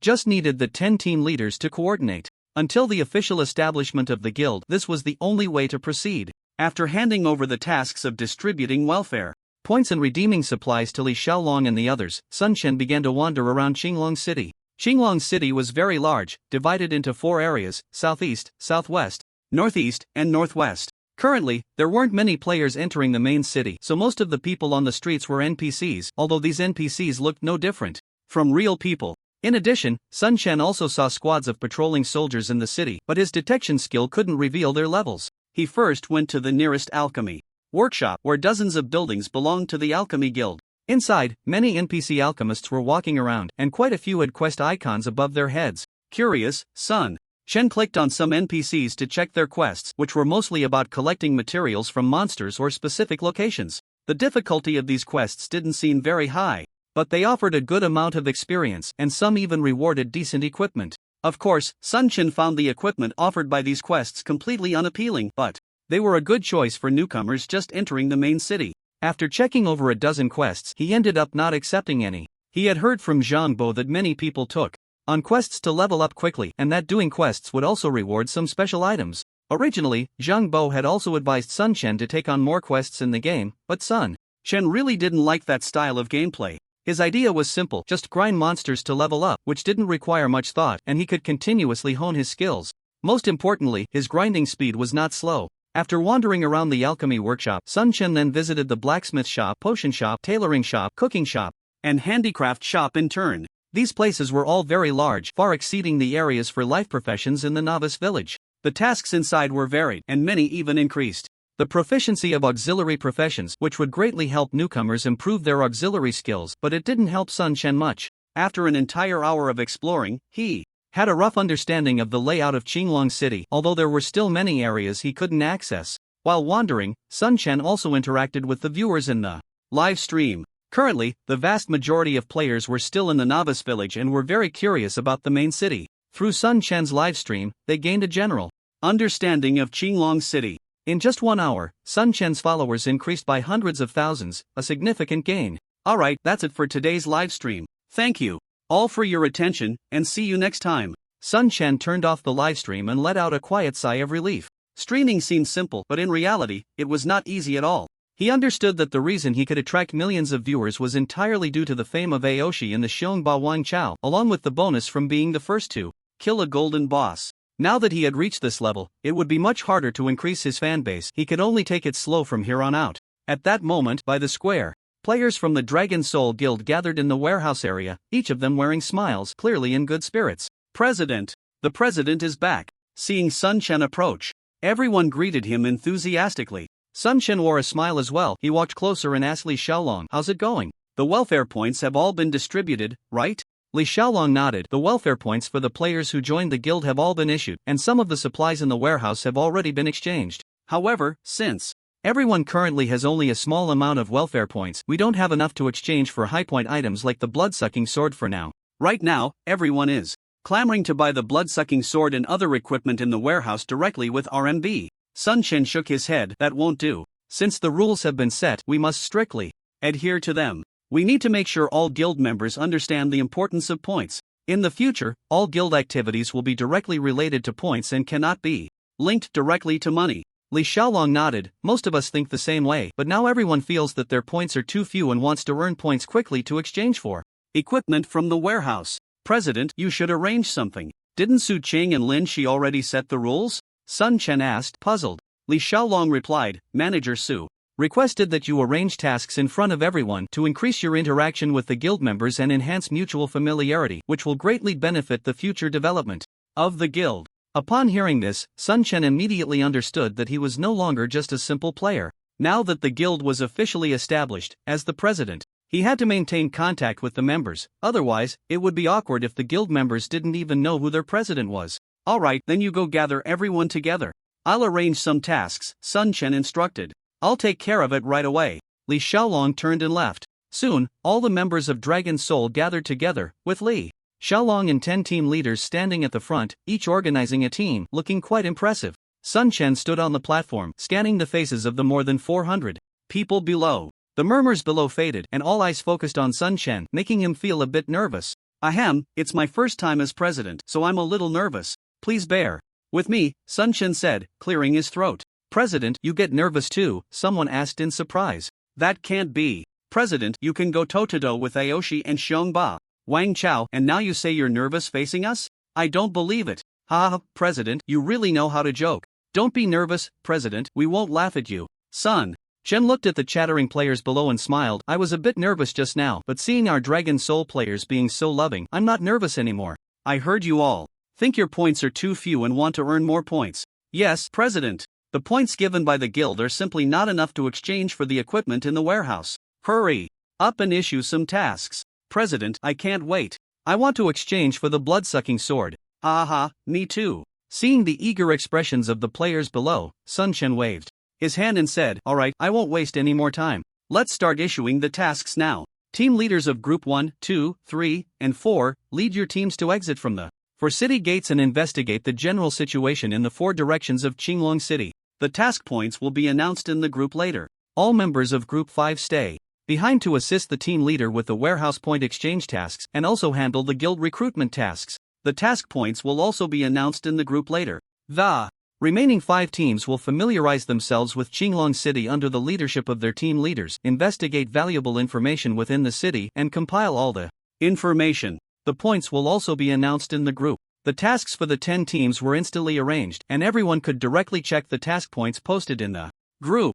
Since these were the first batch of players to join the guild, the task rewards provided by Longhun were very generous, and the players assigned to the tasks were extremely excited. President, we're off to tackle the tasks. Be careful of the players from AOC and Xiangba. If you encounter them, don't try to take them on alone, contact me immediately. Sun Chen reminded. Understood, President. Everyone set off to execute their tasks under the leadership of their team leaders, while Sun Chen tidied up his backpack and headed in a direction. Since the square was closest to the east of the city, Sun Chen chose to leave through the east city gate. At this time, more and more players were entering Qinglong City, and quite a few leveling teams had already left through the east gate. Sun Chen was relatively well known, and along the way he encountered several teams that recognized him. He declined their invitations to team up and walked out of the east city gate alone. The wilderness was filled with endless fire beasts, as if the area outside the east city gate was a world of fire beasts. In the distance, faint mountains could be seen at the edge of the wilderness. Not far after exiting the east city gate, there were no more roads to continue forward. He had to pass through the area inhabited by fire beasts. Directly in front of him were 3 fire beasts not far apart. If he provoked one, the other 2 would immediately be attracted. For an average player just entering Qinglong City, facing 3 fire beasts alone would definitely be a dangerous situation. However, for Sun Chen, it was nothing to worry about. He charged forward without hesitation, instantly reaching the fire beast's front, and with his bloodthirsty sword, he struck decisively at the fire beast. Roar! The fire beast roared, its massive mouth opening wide as a fireball shot towards Sun Chen. However, the fireball landed in empty space as Sun Chen had already passed the fire beast and was rushing forward. Roar, roar, roar. More and more fire beasts were drawn to Sun Chen, chasing after him, and in the blink of an eye, their numbers exceeded 10. Over a dozen monsters, their bodies engulfed in flames, were pursuing Sun Chen, creating a spectacular scene. Not far away, 3 leveling teams that were soloing fire beasts turned to look at Sun Chen, revealing envious expressions. If only I had the strength of the South Wind God. Yeah, as a swordsman, the gap between me and the South Wind God is just too big. I heard the South Wind God even personally leads guild members in leveling. What a great president. What? Do you want to leave the guild and join Longhun? The man leading the team cast a cold glance at the 3. How could that be? Although Longhun has the South Wind God as their president, they have offended AOC and Xiangba. They won't last long. Yeah, joining Longhun may seem glamorous now, but they'll soon regret it. Although several players wanted to join Longhun, they didn't dare offend the current guild president and could only speak insincerely. The other 2 players in the party were from the Warwolves leveling team. A group of over 10 players gathered together, pulling 6 or 7 flame beasts for a mass slaughter. The coordination among the players was quite skilled, their equipment was decent, and they had various scrolls on them, making their monster farming efficiency quite high. However, upon seeing Sun Chen soloing over 20 flame beasts, they felt greatly discouraged. At this moment, Sun Chen had already charged into the herd of flame beasts, surrounded by a large number of them. Looking at the encircling flame beasts, Sun Chen felt no fear at all. He had already figured out the situation of the flame beasts while farming for sin points earlier. The strength of the flame beasts was undoubtedly strong, and if surrounded by an endless number of them, even Sun Chen would find it difficult to handle. However, Sun Chen had previously discovered that not all the flame beasts surrounding a player could deal damage at the same time. Only about a third of the encircling flame beasts could simultaneously inflict damage on him. At this moment, there were over 40 flame beasts surrounding Sun Chen, but only a little over 10 could actually deal damage to him at the same time. If those 10 flame beasts attacked him all at once, they could inflict over 1,000 damage in one go, so the pressure on Sun Chen was not small. However, without pressure, there would be no motivation. Sun Chen was eager to improve his skills in such a high-pressure environment. The surrounding flame beasts roared and continuously attacked Sun Chen, launching both fire attribute magical attacks and sharp physical strikes. Surrounded, damage numbers kept popping up around him, but he wielded his longsword with both hands, continuously unleashing various skills. Each attack had a splash effect, allowing him to recover a significant amount of health with every strike. In critical situations, Sun Chen would use area attack skills to restore his health. So while there was pressure, there was no life-threatening danger for him. Soon, the dozens of flame beasts surrounding Sun Chen turned into corpses, contributing a considerable amount of experience to him. Now, there was no one to share his experience with, so it was increasing quite rapidly. The dozens of flame beasts also provided him with some coins and materials, but not a single piece of equipment dropped, even for a lucky player like Sun Chen. It was this hard to farm equipment, highlighting just how insane the drop rates were in this game's main city. After cleaning up the battlefield and checking his status, he realized that he had used his combat stance in that situation, and his block was already on cooldown. Based on his combat power, Sun Chen didn't attract many flame beasts this time. He only pulled over 20 before starting to kill. The pressure was significantly reduced, making it much easier to deal with the flame beasts. Once his skills were off cooldown, Sun Chen charged forward again, attracting more flame beasts to surround him. The battle continued, with flame beasts falling under Sun Chen's sword, and his experience continued to rise. After an unknown amount of time, a flash of light signaled his level up. Sun Chen had reached level 11. Opening the level leaderboard, he saw that the highest level player was already level 14, still that mage called Fire Dragon, who was leveling up quite quickly and currently held the top spot. Below him were 3 other level 14 elites, all from the Warwolves, and behind them were the level 13 experts, mostly elite players from various major guilds. The top 10 players on the leaderboard were all above level 13. Looking at others' levels and then at his own, Sun Chen suddenly felt a sense of urgency. He needed to level up quickly. Allocating all his free points to agility, Sun Chen was just about to continue farming monsters when Lin Shi's call came in. "I've arrived at Xinglong City, where are you?" Lin Shi asked. "I'm outside leveling up. Wait for me in the city for a bit, I'll be back soon." After hanging up the phone, Sun Chen abandoned his plan to continue exploring the wasteland and turned to head towards Xinglong City. He was quite curious about Lin Shi's character in the game.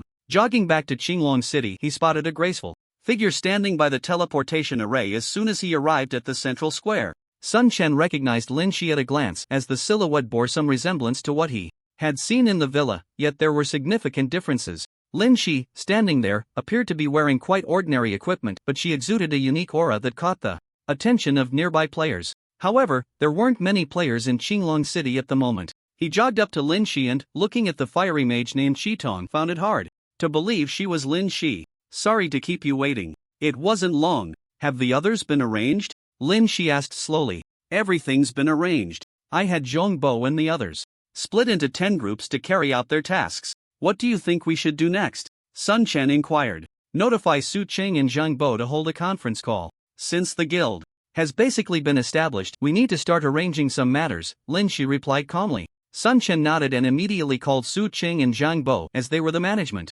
pillars of the guild, handling many affairs. "They'll be here shortly. By the way, I have something for you." As he spoke, Sun Chen opened Lin Shi's trade dialogue and placed the demon blood-sucking staff in the trade box, followed by several other pieces of mage equipment, along with various scrolls, poison potions, and more. Looking at the items Sun Chen had placed in the trade box, even Lin Shi couldn't help but feel moved. She looked at Sun Chen and said slowly, "Do you know how much this demon blood-sucking staff is worth now?" "No matter how valuable it is, it's just a piece of equipment," Sun Chen replied nonchalantly. "This staff is worth at least 5 million, and it could even be worth 10 million at most." "Are you sure you want to give it to me?" Lin Shi asked, staring at Sun Chen. Sun Chen smiled and said, "It does sound quite valuable, but compared to the help you've given me, it's not even on the same level. It's just a piece of equipment. You don't think I'm a stingy person, do you? With your attitude towards the studio members, no one in this world would dare to call you stingy. Alright, I'll accept your gift." Lin Shi clicked the confirm button and accepted everything. The next moment, after equipping the items, Lin Shi's entire aura changed. Again, holding a beautifully crafted dark golden staff in her right hand, her silver equipment sparkled, and paired with her crimson pupils, she gave off a very noble impression. Although her appearance seemed quite ordinary, she exuded an extraordinary presence. Even Sun Chen couldn't help but steal a few more glances at her. Just then, Su Qing and Zhang Bo joined the call, and the 4 of them entered the voice chat room together. "Lin Shi, I heard you arrived in Xinglong City. How does it feel?" Su Qing asked. "I just got here. I don't have any feelings yet," Lin Shi replied. "Hee, you used to be the Ice Princess and now you've become the Crimson Queen. I really hope to see you shock the world soon. By the way, did Sun Chen give you the items?" Su Qing asked with a smile. Sun Chen listened with curiosity. He had some impression of the name Ice Princess but couldn't remember where he had heard it, while Crimson Queen was unfamiliar to him the first time he had heard it. "The items have been given to me. Stop rambling. I didn't call you here to listen to your chatter," Lin Shi said, exuding a queenly demeanor, prompting Su Qing to quickly fall silent. Lin Shi continued, "Since the guild has been initially established, we need to start arranging some matters in advance. First, arrange for a few strong players to infiltrate the AOC and Xiangba guilds. Invest more in these individuals, don't be stingy, provide them with equipment, skill books, and enough gold. Additionally, the players infiltrating the same guild should not know each other. There should be at least 3 experts infiltrating each guild. In the early stages, we can expend some resources to help them gain access to the upper echelons of both guilds, which will allow us to gather more information. Hearing Lin Shi's plan, Sun Chen couldn't help but look at Lin Shi seriously. He hadn't thought of the idea of arranging spies, but Lin Shi was thorough and reasonable. The players infiltrating the opposing guild will be solely under your leadership, Su Cheng. You will be the only one privy to all their information, so be sure to keep it confidential. Su Cheng asked, should we also arrange for players to infiltrate the Zhanlong guild? Zhanlong is our strategic partner, so I don't think that's necessary, Sun Chen replied. He felt that their good relationship with Zhanlong meant they shouldn't need to send spies into their guild. You're too naive. Zhanlong's good relationship with us is because they currently need our studio's resources to enhance their guild strength. The interests between guilds take precedence over everything else. One day, Zhanlong might turn against us for their own benefit, Lin Shi said seriously, turning to look at Sun Chen. No way? Sun Chen found it hard to believe. Su Qing smiled at Sun Chen, saying, Sun Chen, you just graduated from university and haven't experienced the harsh realities of society yet. You don't understand how treacherous human nature can be. Once you've been through more and seen more, you'll realize how complex this world is. Backstabbing happens, it's not just friends, family is no exception. As he spoke, Su Qing couldn't help but glance at Lin Shi. Lin Shi frowned slightly and said, we can forego infiltrating Zhanlong, but we can't do without it. Su Qing, you handle this. Don't worry, just leave it to me, Su Qing nodded. Lin Shi then turned to Zhang Bo and said, Zhang Bo, in addition to fully producing the order materials for the studio you manage, you also need to arrange for our studio members to level up in stages, ensuring they are well prepared to enter Qinglong City. Zhang Bo, who had been like a transparent person in the chat room, replied, okay, I will draft a plan. However, for the next 3 days, I might not be able to arrange for anyone to level up because the order volume is too large and everyone is too busy. Then let's complete the orders first. This is our studio's biggest opportunity.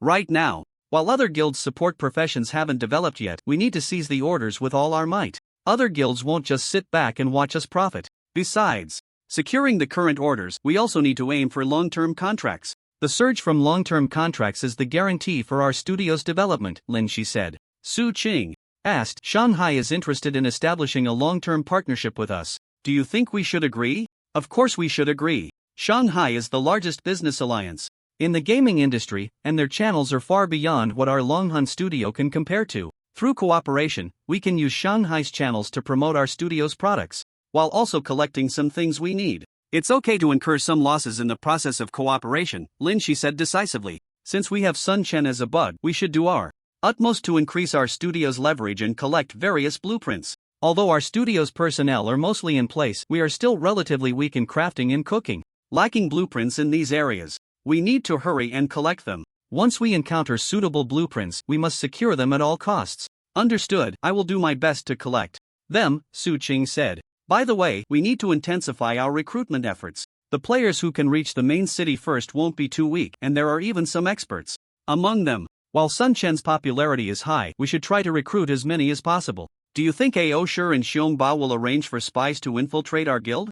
Zhang Bo asked worriedly. There's no doubt about that, it's a common practice for guilds, so there's no need to worry too much. Currently, our core management team is trying to employ those recruited from the military by Zhong Jibing. Once the studio park is set up, all our management will need to move in, so we should avoid promoting anyone for now. Lin Shi continued, after recruiting, we should arrange for everyone to explore the terrain and the distribution of wild monsters around the main city, focusing on gathering information about bosses. As soon as we have news about a boss, notify me and Sun Chen immediately. With the two of us working together, taking down a regular boss shouldn't be a problem. Also, we need to keep an eye on the boss information from our spies in Ao Shi and Xiongba. If they discover anything, they should inform us right away. Next, I will focus on leveling up with Sun Chen. You all can handle the guild management. Sun Chen, do you have anything else to add? Lin Shi asked Sun Chen again. Your arrangements are already comprehensive enough. I have no objections, Sun Chen replied seriously. In fact, compared to Lin Shi, Sun Chen felt like a novice in establishing the guild, so he was quite reassured leaving things to Lin Shi. Alright, then let's hurry up and level up. We need to get our levels up as quickly as possible. The opening time for the first dungeon in Zhangjian has already been confirmed. Once Players reach level 15, the first dungeon will open and the competition will be fierce. We need to act fast. Okay. Sun Chen nodded. He had seen this news on the forum, but there were no detailed introductions, only the level requirement for the first dungeon was announced, not even the name of the dungeon. Where should we level up? Lin Shi asked Sun Chen. Let's go outside the east gate. We'll fight our way out and check out the situation beyond the east gate. Sun Chen thought for a moment and decided to go outside the east gate to level up. Alright. Lin Shi nodded. Lin Shi joined Sun Chen's party and the two of them exited through the east gate, charging straight ahead. They quickly arrived near the fire beasts. Stay close to me and be careful not to attract aggro, Sun Chen reminded as he dashed forward. Okay. Lin Shi replied and the two of them rushed ahead. Roar, roar, roar. Sun Chen took the lead, attracting the aggro of the surrounding fire beasts. One by one, the fire beasts roared and chased after him. The fire beasts he had previously hunted had respawned, and to reach their previous positions he had to hunt them again. Along the way he attracted the aggro of over 30 fire beasts. Sun Chen felt it was enough and stopped, beginning to attack the fire beasts. Rage slash, half moon slash, double slash, bloodsucking slash. Each skill struck down on a fire beast's head, and in no time, most of the aggro from the surrounding fire beasts was drawn to him. The nearby fire beasts attacked Sun Chen frantically, surrounding him with over 30 of them. At one time, about 10 fire beasts could hit him, causing his health to drop quite quickly. However, his blood-sucking ability was too powerful, so the pressure on him wasn't too great. As the sword wheel was unleashed, a flurry of damage numbers rose from the heads of the fire beasts, and Sun Chen's health was instantly restored. You can start attacking now, Sun Chen reminded. Not far away, Lin Shi raised his right hand, pointing his staff at the sky. A ball of fire gathered on the staff and then shot up into the sky, transforming into a rain of meteors that fell down. Fire. Meteor. A meteor of flames crashed into the group of fire beasts, instantly causing terrifying damage, with some of the weaker fire beasts being completely obliterated. Sun Chen was taken aback. He had just glanced over and saw that the flaming meteor had struck more than a dozen fire beasts. Although it wasn't as exaggerated as his splash damage skill, the attack range was quite broad, and the damage from this flaming meteor was somewhat horrifying, even surpassing his own damage. Flame swamp. Then, Lin Shi pointed her staff towards Sun Chen, and a burst of fire shot into the ground beneath him. The next moment, the earth beneath his feet transformed into a flame swamp with a diameter of about 10 meters. Flames burned within the swamp, yet Sun Chen, standing in the flame swamp, felt no effect at all, while the fire beasts caught within it were in trouble. First, the movement of the fire beasts became sluggish, their speed reduced by a third, and damage numbers continuously appeared above the fire beasts within this area, and they seemed quite high. Flame Dragon Massacre. Lin Shi then used another skill. She raised her right hand and pointed at the fire beasts. Instantly, flames erupted from her arm, wrapping around her staff, and the next moment, a flame dragon formed, coiling around the staff before bursting forth. The flame dragon that charged out suddenly exploded, splitting into 9 smaller flame dragons, each rushing towards a fire beast. Bang bang bang. These flame dragons detonated on the fire beasts, inflicting terrifying damage, and in an instant, all the aggro from the fire beasts shifted to Lin Shi. With just 3 skills, she had drawn the aggro of the fire beasts away. Meanwhile, Sun Chen had not been idle. He had been attacking with all his might, dealing considerable damage as well. Seeing the aggro shift, Sun Chen hurriedly took advantage of the fire beasts being affected by the flame swamp and launched a full-scale attack. Blade Storm and Blood-Sucking Wave were unleashed, and damage numbers continuously appeared above the fire beasts, their health bars plummeting rapidly. However, even as these fire beasts fell to the ground, their aggro could not be reclaimed by him. Looking at the numerous corpses of fire beasts scattered around and then glancing at Lin Shi, who appeared calm and collected not far away, Sun Chen felt a bit unsettled. Although Lin Shi was 1 level lower than him and had just arrived in the main city, her strength seemed no less than his. In an instant, the pride he felt from defeating Thunder dissipated. The two of them quickly cleaned up the battlefield, but the drop rate was disappointing, yielding only a single white item. After tidying up, Lin Shi said, "You continue to pull monsters, try to pull a bit more this time. Use all your strength to dodge the monster's attacks. Feel free to use your skills, don't hold back." Sun Chen nodded. "Okay, I'll pull a bit more this time." With that, he charged directly towards the fire beasts, determined to attract more of them, drawing their aggro all the way. Roar, roar, roar. The fire beasts in the wilderness roared, their aggro focused on Sun Chen, chasing after him. However, Sun Chen's movement speed was slightly higher than that of the fire beasts, so they posed no significant threat to him. Soon, over 50 fire beasts were following closely behind him, creating an extremely spectacular scene. Seeing that the number of fire beasts was about right, Sun Chen didn't dare to attract more. He was strong, but not invincible. After making up his mind, he suddenly turned around and charged towards the fire beasts rushing at him from behind. Avoiding the fire attack from the leading fire beast, Sun Chen raised his hand and struck down with his sword on the head of this fire beast, a damage number soaring into the air. -260 at the same time. Damage numbers also appeared above the heads of the 3 fire beasts behind it. -130, -130, -130 immediately. After, Sun Chen unleashed a fury slash, the fierce swordlight landing directly on the fire beast, this time dealing even greater damage. -380. The damage numbers from the several flame beasts behind also surged astonishingly. However, compared to the health of the flame beasts, this damage was still insignificant, and the flame beasts continued to charge at him frantically. When the first flame beast lunged at him, Sun Chen dodged its claw attack, but soon he was surrounded by a multitude of flame beasts, all of them launching attacks at him. Now, even Sun Chen couldn't evade the majority of the flame beast's assaults. One after another, attacks landed on him, causing his health to plummet rapidly.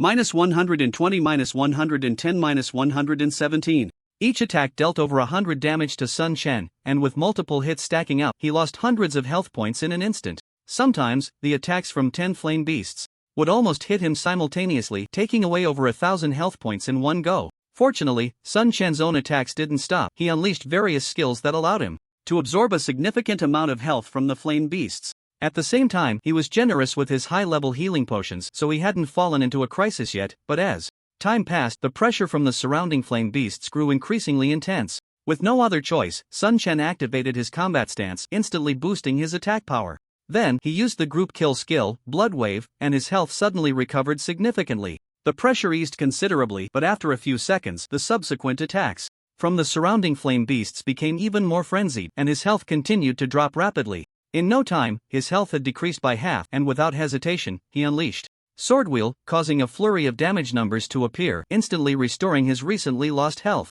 With the pressure lifted, Sun Chen continued to single out the flame beasts, using Half Moon Slash, Double Slash, and Blood Slash in quick succession, dealing massive damage and leaving a pile of corpses around him. This time, Lin Shi stood quietly at a distance, watching without intervening, until Sun Chen unleashed Blade Storm, at which point Lin Shi finally made a move. She raised her staff, her lips slightly parted, flame amplification. A ball of fire appeared out of nowhere, instantly enveloping Lin Shi, making her look like a goddess of flames standing amidst the blaze. Then, a burst of fire shot from her staff, landing around Sun Chen and transforming into a fiery swamp that ensnared the surrounding flame beasts. In an instant, the flame beasts around Sun Chen were trapped in the fiery swamp, their movements severely hindered, and Sun Chen's pressure was greatly alleviated. Immediately after, a fireball shot into the sky, and the next moment, it transformed into a shower of meteors that rained down on the group of flame beasts, causing damage numbers to pop up, and in the blink of an eye, 10 flame beasts lay dead. But it didn't end there. Lin Shi's right hand, with a staff entwined in flames, shot out, transforming into fiery dragons that charged towards the flame beasts. Bang bang bang! The tiny fiery dragons exploded upon hitting the flame beasts, instantly killing them one by one. In no time, the flame beasts surrounding Sun Chen were nearly cleared, and the remaining 3 were all low on health, easily dispatched by Sun Chen with a few swift moves. Looking at the corpses of the flame beasts around him and then glancing at Lin Shi, Sun Chen appeared calm on the surface. But inside he was extremely shocked. Lin Shi's damage was terrifyingly high. The flame amplification effect you gave me is excellent. Combined with the group kill skill, the monster farming efficiency is incredibly high, Lin Shi said with a smile. So that was it. Sun Chen almost forgot that he had also given the flame amplification to Lin Shi, and this was the first time he had seen her use that skill. Your magical attack power is too strong, and your area attack skills are simply the bane of groups of monsters. In comparison, I'm far behind. Sun Chen sighed. Lin Shi smiled slightly and said, "Don't underestimate yourself. In reality, you have a much greater advantage than I do. I might be stronger in quickly killing wild monsters, but when it comes to endurance, you far surpass others. It's just that your abilities haven't been fully developed yet." Sun Chen tilted his head. "Is that so? I don't feel that way. That's because your skills are still at a beginner level, not even reaching the small city level, and you can't fully utilize your advantages. You should know that. For now, your lifesteal ability is like a game bug, and your splash damage skill allows you to face groups of monsters with almost invincibility. Right now, facing over 40 flame beasts shouldn't be too much pressure for you, but when facing an onslaught of more than 50 flame beasts, the pressure you endure will increase significantly. The monster siege follows certain rules. The more monsters surround you, the more can attack you at the same time. With your current strength, if you are surrounded by 60 or 70 flame beasts, even if your attributes far exceed those of players at the same level, you will undoubtedly die. Hearing Lin Shi's analysis, Sun Chen nodded seriously. He was aware of his own situation. And Lin Shi was absolutely right. So what should I do? Sun Chen knew Lin Shi was an expert, so he earnestly sought advice. Lin Shi said, I've watched your videos on the forum. And based on what I just saw of you farming wild monsters, what you currently lack is the flexible application of footwork. Your observation and reaction skills also need improvement. Next, I will teach you how to use flexible footwork. When facing ordinary monsters, footwork might not matter much, but when your opponent's strength is vastly different, footwork becomes very important. I've seen your battle against the silver boss. Although you consciously dodged monster attacks during the fight, that alone is far from enough. Have you noticed that every time you attack, you basically stand still? After hearing Lin Shi's words, Sun Chen recalled his previous battles, and indeed, as Lin Shi said, he was standing still when casting skills. Do you mean I should move while casting skills? Sun Chen asked. Lin Shi nodded. Moving while casting skills is a standard for entering the intermediate level of operation. When you stand still to cast skills, it's easy for others to predict your next move. Just like in your battle with Thunder, although you won in the end, every time you released a single target skill, he dodged it because he saw you casting. He could predict your next move and easily avoid your attack. Sun Chen suddenly understood, so that's why he could dodge my single target attacks every time. Lin Shi said, this is the difference between professional players and ordinary players. If you can't even predict, you can never become a strong professional player. With your current strength against strong professional players, aside from relying on equipment and skills to suppress them, you have no way to deal with them. Next, I'll teach you how to move while casting skills. Upon hearing this, Sun Chen immediately focused. This was a master imparting battle techniques, and he couldn't afford to be distracted in the slightest. Lin Shi then began to verbally teach Sun Chen the key points of moving while casting skills, along with some important notes, explaining each point in great detail. While listening to Lin Shi's explanation, Sun Chen nodded. He realized there were so many techniques in operation, and that even a slight change in operation could make a difference. He was surprised to find out how inexperienced his previous operations had been. Lin Shi spent a full half hour explaining the detailed process of moving while casting. Do you have any questions? Lin Shi watched Sun Chen, who was listening intently, and it was her first time explaining operational techniques so seriously to someone else. She wondered if Sun Chen would be able to understand. However, Sun Chen was already a top student, with an extraordinary ability to absorb knowledge. He basically understood the operational methods and tips Lin Shi taught him, with only a few points remaining unclear. Next, Sun Chen voiced the questions he couldn't comprehend, and Lin Shi clarified them for him. The two began to communicate amidst the group of flame beasts. Is there anything you still don't understand? Lin Shi asked Sun Chen. I basically get it now, but I still need to try it out, Sun Chen replied. Lin Shi nodded. Theory is just theory. It indeed requires practice. You should give it a try, and I'll point out any mistakes. All right, then I'll rely on you. After saying this, Sun Chen charged towards the nearest flame beast, quickly attracting the attention of a group of them. This time, he didn't draw too many flame beasts. He only attracted about 20 before he began to counterattack. This counterattack was noticeably different from the previous one. This time, Sun Chen kept recalling the techniques Lin Shi had taught him for moving and casting skills. Faced with the siege of the flame beasts, Sun Chen continuously attempted to move and cast skills. However, such operational techniques were not easy to master. He failed once, twice, 3 times. Time and again he failed, but Sun Chen did not feel discouraged. He persisted in trying. Lin Shi stood not far away, watching with a hint of surprise. Although Sun Chen was still failing repeatedly, she could clearly see that his skills were improving, and the speed of that improvement was very fast. It was important to note that Sun Chen had already developed the habit of farming monsters. He was used to standing still to cast skills, and now he had to change that habit, which was quite difficult. After more than 20 minutes, Sun Chen suddenly found his rhythm. He charged forward, and with his right hand, Bloodthirst instinctively unleashed Blade Storm. A storm swept out as he moved, engulfing a group of flame beasts in front of him, and damage numbers soared into the air. Success! Sun Chen was overjoyed. He had finally succeeded for the first time. Very good. Just like that, capture that feeling and continue to familiarize yourself with it. Lin Shi shouted from not far away. After his first success, Sun Chen's rate of improvement accelerated. Following a few more failures, he completed the moving and casting skill again. As time passed, his success rate for moving and casting increased. After another half hour, Sun Chen had completely mastered the trick of moving and casting. Swish, swish, swish. 3 more flame beasts lay on the ground, and Sun Chen joyfully sheathed his sword. At that moment, he felt as if he had stepped into a brand new world. Lin Shi walked over, looking at Sun Chen with delight. Congratulations! Now your skills have truly reached a small level of mastery. Your strength has increased significantly. Thank you, Lin Shi. If it weren't for your guidance, I wouldn't know when I could reach this level. I used to be complacent, thinking I had already achieved a small level of mastery, but it turns out this is what it really feels like. Sun Chen expressed his heartfelt gratitude to Lin Shi, acknowledging that his skills reaching a small level of mastery was all thanks to her. Lin Shi waved her hand and smiled. Don't forget we are partners. Helping you is what I should do. The stronger you become, the better our guild will be. However, although your skills have reached a small level of mastery, there is still a lot of room for improvement. Even among those at the same level, the degree of skill can vary greatly. You have just stepped into this realm, and there is still a significant gap compared to those professional players. From here on, you need to work hard to improve.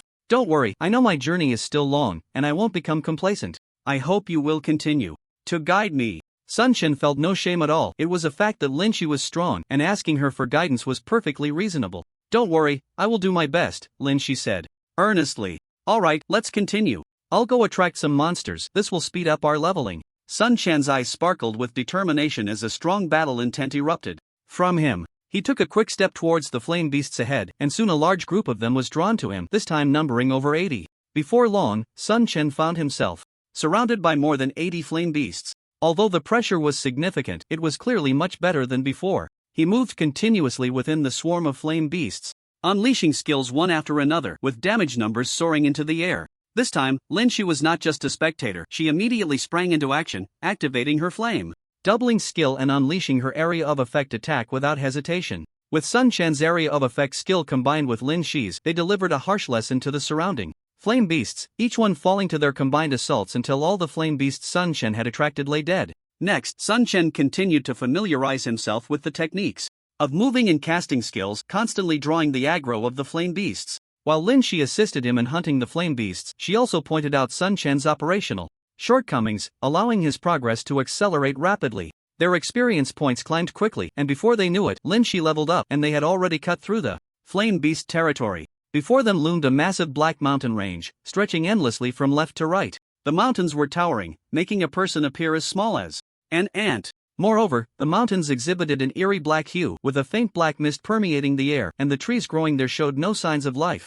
Just looking at it gave a sense of extreme danger. At the foot of the mountain, a group of black monsters roamed. These creatures stood taller than a person, covered in black scales, with grotesque heads filled with sharp teeth, a pair of 1-foot-long horns on their heads, and sharp blade-like arms. Their lower limbs were extremely robust, and they dragged a thick tail behind them. Just the sight of these monsters evoked a strong sense of danger. Should we go take a look? Sun Chen asked. Lin Shi replied, the monsters over there should be quite strong, but with our abilities, we shouldn't have to worry. We can go check it out. Alright, I'll go first, and you follow behind to test the strength of the monsters. As he spoke, Sun Chen walked towards the monsters. When he was about 100 meters away, suddenly 5 of the monsters turned to look at him, their blood-red eyes gleaming with a cruel light. Sun Chen frowned. These monsters have a pretty large aggro range. They can sense us from 100 meters away. It's likely a special setting. Let's go over and investigate the monsters. Attributes. Lin Shi also hadn't expected the monsters' aggro range to be so extensive. Sun Chen nodded and continued forward, but just a few steps later, the 5 monsters roared in unison and charged towards them. Such speed! Seeing the speed of the 5 monsters, Sun Chen's expression changed slightly. They were even faster than him. Be careful, Lin Shi reminded him. In the blink of an eye, the monsters reached their detection range, and Sun Chen immediately cast a detection spell. Demonized Scaled Beast level 15 health, 10,000 attack. Power, 870 to 960. The detection spell only revealed the monster's name, level, health, and attack power. Undoubtedly, the strength of this demonized scaled beast was formidable, with a level reaching 15. Previously, the fire beasts they encountered were mostly around level 10, with the highest being only level 13. They didn't expect the monsters here to suddenly jump to level 15, and with such a significant increase in attributes. As Sun Chen was investigating the monster's attributes, 5 demonic scaled beasts roared and charged towards him. The first demonic scaled beast suddenly raised its 2 blade-like arms and swung them in Sun Chen's direction, unleashing a wave of black crescent blade light. Seeing this, Sun Chen quickly dodged the attack. However, in the next moment, the other 4 demonic scaled beasts also launched their attacks, a torrent of black crescent blade light enveloping Sun Chen. Despite Sun Chen's speed, he couldn't completely evade these attacks and was hit by 2 of the blade lights. -680, -655. 2 massive damage numbers rose above Sun Chen's head, and his health bar dropped significantly in an instant. This was the first time he had encountered such damage. What powerful damage! With my defense, I still took such heavy hits. It's Seems the strength of these demonic-scaled beasts is terrifying. Sun Chen frowned, downing a bottle of high-level healing potion while replenishing various scrolls to maximize his status. Lin Shi stared at the 5 monsters and frowned, saying, "These 5 monsters have very high intelligence, and their level is too far above yours, so your defense will be greatly reduced. Be careful and go all out."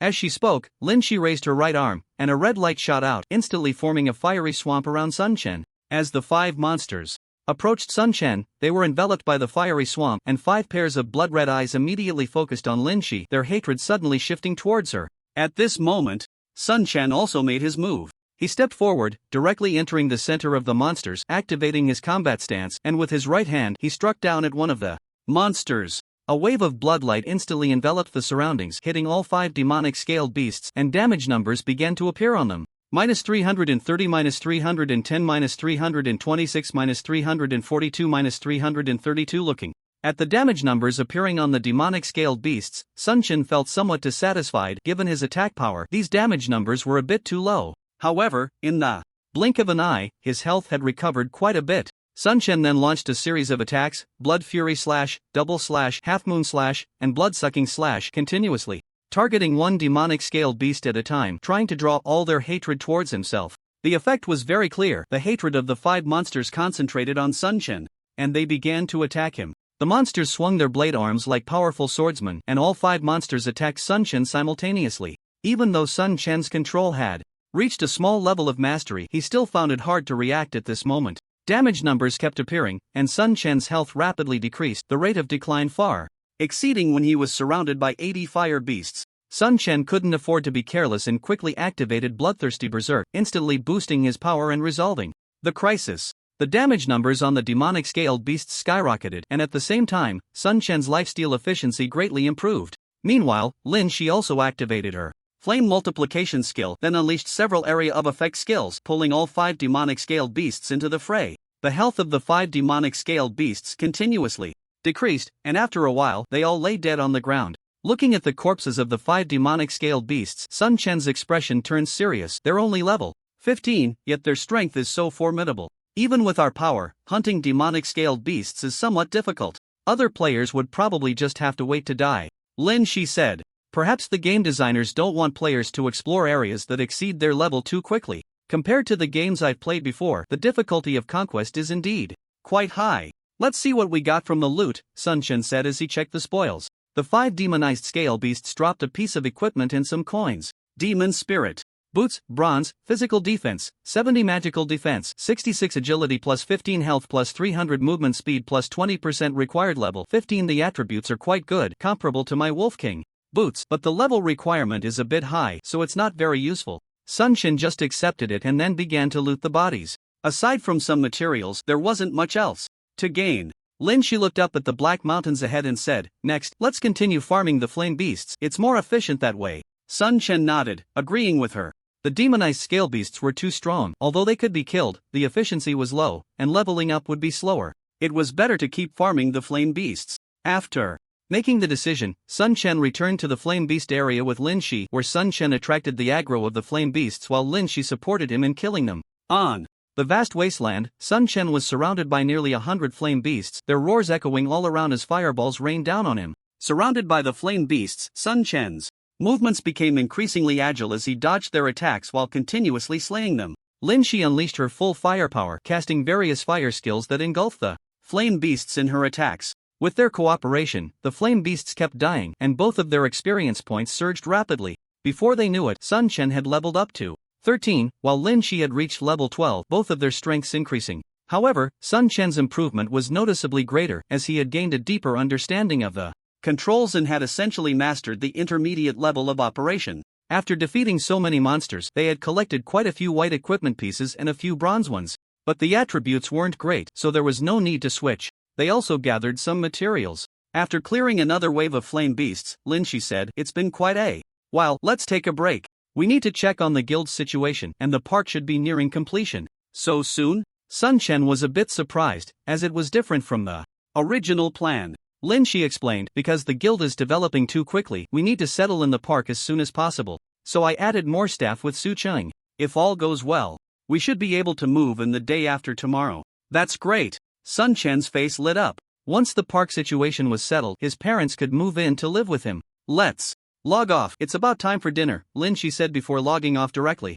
Sun Chen also felt a bit tired, so he logged off the game as well. As he stepped out of his room, he saw Zhang Bo and others gathered in the living room discussing something. When they noticed Sun Chen approaching, everyone turned to look at him. What are you discussing? It seems lively? Sun Chen asked as he walked over. Zhang Bo smiled and said, we're discussing the development of the guild. The progress of Dragon Soul is surprisingly good. Really? How?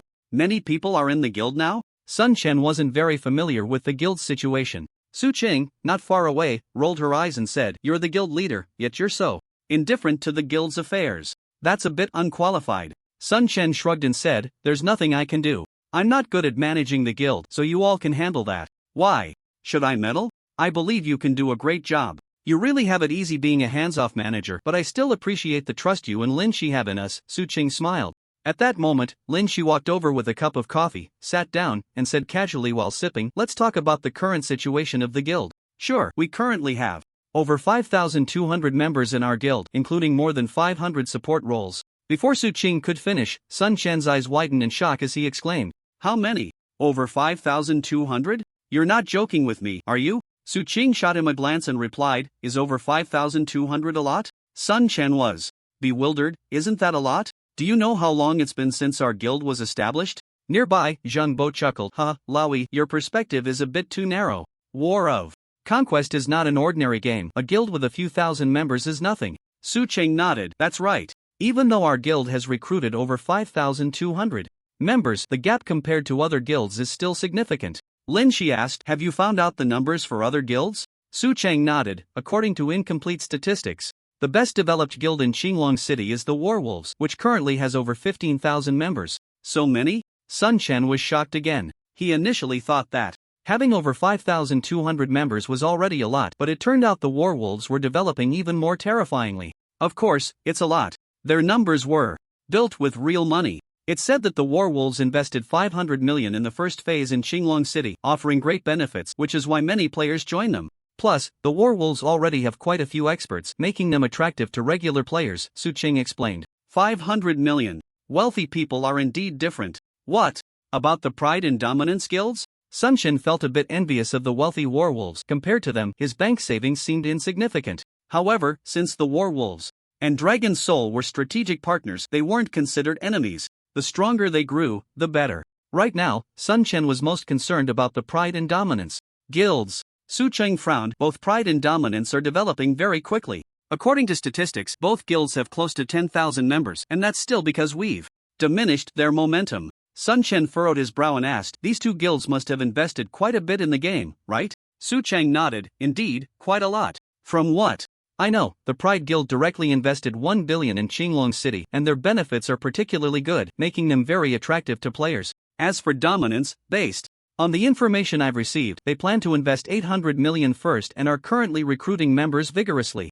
As more and more players enter the main city, their development will be rapid. Hearing Su Qing talk about the development of the Pride and Dominance guilds, Sun Chen couldn't help but furrow his brow tightly, feeling a tremendous pressure. Although previous operations had weakened the momentum of Pride and Dominance, affecting the development of the two major guilds, under the influence of financial power, their growth was still incomparable to Dragon Soul. Looks like we can't let the Pride and Dominance guilds continue to develop like this. Sun Chen took a deep breath, a glint of determination flashing in his eyes. Lin Shi also put down her coffee and agreed, that's right, we can't let Aosher and the Xiongba Wangchao continue to develop like this. Our funds are far less than theirs, and the longer we drag this out, the more disadvantageous it will be for us. Since that's the case, let's go to war. Sun Chen suddenly stood up, a powerful fighting spirit erupting from him. Fight! Let's clash with them. The rest of the people in the living room also burst forth with fighting spirit, clearly unafraid of Aosher and the Xiongba Wangchao. Lin Shi's expression turned serious as she stood up and said, since we've decided to go to war, let's start preparing. Su Qing, notify all the leaders of the combat teams to hold a meeting together. Okay, I'll notify them right away. Su Qing nodded. Lin Shi looked at Zhang Bo and said, Zhang Bo, you need to prepare the combat supplies. Make sure we have enough. Zhang Bo nodded in response, Vice President, don't worry, I'll go prepare immediately. Also, inform the support staff to work a bit harder and put in extra hours to produce various supplies. The overtime pay must be distributed properly, Lin Shi reminded. Zhang Bo smiled and said, Vice President, don't worry. They are eager to work overtime every day. Once your order is conveyed, they'll be thrilled. Do you have any additional comments? Lin Shi scanned the faces of the crowd. Sun Chen asked, how much money do we have left in the guild's account? Su Qing replied, currently, we have a total of 80 million, which includes the funds from recent orders. So much. Sun Chen was taken aback, not expecting the guild's account to have so much money. He knew that although Lin Shi had invested 100 million, due to leasing the park, renovations, and hiring staff, the expenses had been substantial, and he was surprised to see there was still 80 million left. Moreover, Sun Chen himself had quite a bit of money in his bank card, feeling as if they weren't really short on funds. Hearing Sun Chen's exclamation, Lin Shi smiled and said, although our guild has spent a lot of money recently, the Dragon Soul Studio has a strong ability to generate income, so we aren't lacking in funds. Since we have money, let's take some out. Fighting against the two major guilds will definitely result in many players losing levels. I think besides compensating them with points, we can also add a cash compensation option, Sun Chen suggested. Lin Shi nodded and said, that's a good idea. Let's do as you said and allocate 50 million as battle compensation. We'll discuss the specific compensation details and announce them later. Sun Chen nodded and continued, I'll contact the War Wolf side immediately. This time we need to leverage their intelligence system. Alright, I'll leave the War Wolf side to you, Lin Shi nodded. Then Lin Shi continued, the upcoming battle will be different from the previous ones, so you need to keep the live stream going, maximizing the hype to promote ourselves and attract fans to join. This will help the guild's development. Sun Chen nodded, agreeing with Lin Shi's suggestion. Okay, now let's prepare to eat. After we finish eating, we'll take action, Lin Shi commanded, fully embodying the demeanor of a strong woman. After finishing their meal, Sun Chen and the others immediately sprang into action. He logged into the game and contacted War Wolf Wushwang right away. Hee, little brother, it's been a while since you last contacted me, came the voice of War Wolf Wushwang from the other end. Sun Chen replied speechlessly, how long has it been? We just settled in the main city and everyone is quite busy. Don't tell me you guys in War Wolf are idle. Hee, I'm so busy that I don't even have time to rest. I'm about to get wrinkles, War Wolf Wushwang complained. Stop complaining. I heard that War Wolf is developing rapidly, with the number of members nearing 20,000. It's really enviable, Sun Chen said. Hee, it's all thanks to you and the Dragon Soul Studio, little brother. You must have something to discuss with me today, War Wolf Wushwang asked with a smile. I want to continue utilizing your War Wolf intelligence system, Sun Chen said directly. Are you planning to take action against Aoshur and Xiongba? War Wolf Wushwang immediately guessed Sun Chen's intentions. Sun Chen did not hide it, Aoshur and Xiongba are developing too quickly. If this continues, it will be very difficult for us in the future. So we plan to strike first. Alright, I'll arrange for someone to investigate immediately. Be ready to receive information on your end at any time. Okay, then I'll leave it to you. Brother. We plan to start our operation in 8 hours of real time and I'll contact you when I log in then. Agreed, it's settled. After hanging up, War Wolf Wushwang immediately contacted Tianlang Wang. Tianlang Wang said, it seems Dragon Soul isn't foolish, they know they can't give Aoshur and Xiongba any more time to develop. Notify everyone to launch a full investigation. Should we let our people act alongside them? War Wolf Wushwang suddenly asked. What do you think about this matter? Tianlang Wang inquired. War Wolf Wushwang replied, although Dragon Soul currently has a considerable number of members, they are still just a newly established guild without any background, and their funding is far inferior to Aoshur and Xiongba. Even if we launch a surprise attack, it won't be easy to take them down. Aoshur and Xiongba are heavily funded and are expanding rapidly in Qinglong City, posing a significant threat to us warwolves. Now that we have this opportunity, we certainly cannot let it slip by. Tianlang Wang praised, very good, you are right. Aoshur and Xiongba are indeed too dangerous. Let's proceed as you suggested, but don't let them know it was us who made the move. Understood, I'll arrange it right away. Sun Chen was unaware of Warwolf's plans. They had just gathered all the management and battle group leaders for a meeting, established action guidelines, and instructed everyone to prepare their combat supplies before logging off to rest. 8 hours of real time was enough to recharge their spirits. When Sun Chen and Lin Shi logged back into the game, everyone was in high spirits. They returned to Qinglong City from the location of the Flame Beasts, and upon arriving at the square, Sun Chen looked at the thousands of players gathered there with great enthusiasm. He immediately called Warwolf Wushwang. Wushwang, are you ready on your end? Sun Chen asked. Everything is ready. I'll send you the latest personnel distribution of Aoshur and Xiongba right away. Warwolf Wushwang quickly sent Sun Chen a document detailing the leveling situation of Aoshur and Xiongba's members, including their coordinates, player numbers, and approximate levels, all meticulously noted. Sun Chen took the document and climbed onto the high platform in the square, scanning the crowd below before announcing loudly, "Many of you may not know why you were gathered here. Now I declare that from this moment on, our dragon soul will immediately go to war with Aoshur and Xiongba. Neither side will rest until the other is dead." "What? We're going to war with Aoshur and Xiongba? No way? We're starting a war already? I heard Aoshur and Xiongba have quite a few members. Isn't it a bit impulsive to start a war now? The war is finally starting. I can't wait. Aoshur's people once stole my gear. This time, I'm going to take revenge." The square erupted into a clamor, with some feeling anxious, others excited, and some even considering leaving the guild. However, once Sun Chen and the others released the battle compensation details in the group, everyone became thrilled. "Now, group leaders, take your teams and come to me to receive your targets," Sun Chen commanded, and one by one, the group leaders stepped forward to receive a coordinate from Sun Chen, which had been discussed beforehand. Each group was responsible for an enemy at a specific coordinate, acting together to avoid alerting the enemy. Their movements were swift, and soon they had organized themselves, with Sun Chen and Lin Shi leading a team of 300. "Let's go!" Sun Chen waved his hand, leading the crowd directly towards the south gate, with Lin Shi closely following behind. At the same time, Sun Chen started a live stream. As soon as his stream went live, many of his fans received notifications, and countless viewers rushed to his streaming room. "The South Wind God is live again. Hurry over to grab a spot. I wonder what he'll be streaming today. Anyway, the South Wind God streams are always exciting. I'm sure today won't disappoint us either." The number of viewers in Sun Chan's live stream skyrocketed at an astonishing rate: 1 million, 2 million, 3 million. Such high popularity was comparable to that of some very famous super internet celebrities. "South Wind God, can you give us a hint about what you're planning to do? Are so many people going to fight a boss?" someone in the chat asked. Many viewers were curious like him, as they could only see Sun Chen leading a group of people walking without knowing what they were actually planning. Many speculated that Sun Chen was either leading a boss fight or live streaming a leveling session. Sun Chen just smiled and didn't elaborate much, telling everyone in the stream to be patient, they would know when the time came. His air of mystery only heightened the viewers' curiosity, causing the popularity to surge even more. At this moment, the players watching Sun Chen's stream were not just his fans, there were also his enemies. Many players from the Proud Guild had entered Sun Chen's livestream, including Thunder, who had lost to Sun Chen last time and was now watching from a low-level account. He was currently leveling up with a group of Proud Guild elites. After losing to Sun Chen in their last duel, his level had dropped by 1, but he had since leveled back up to level 13, and it seemed he hadn't changed his gear much. Watching Sun Chen in the stream, Thunder's gaze was icy. He only knows how to attract attention. At least he beat you. Doesn't that make you look bad?" A light laugh came from nearby. The speaker was a handsome young man, dressed in a mage's robe, holding a beautifully crafted staff, and his gear looked of high quality as well.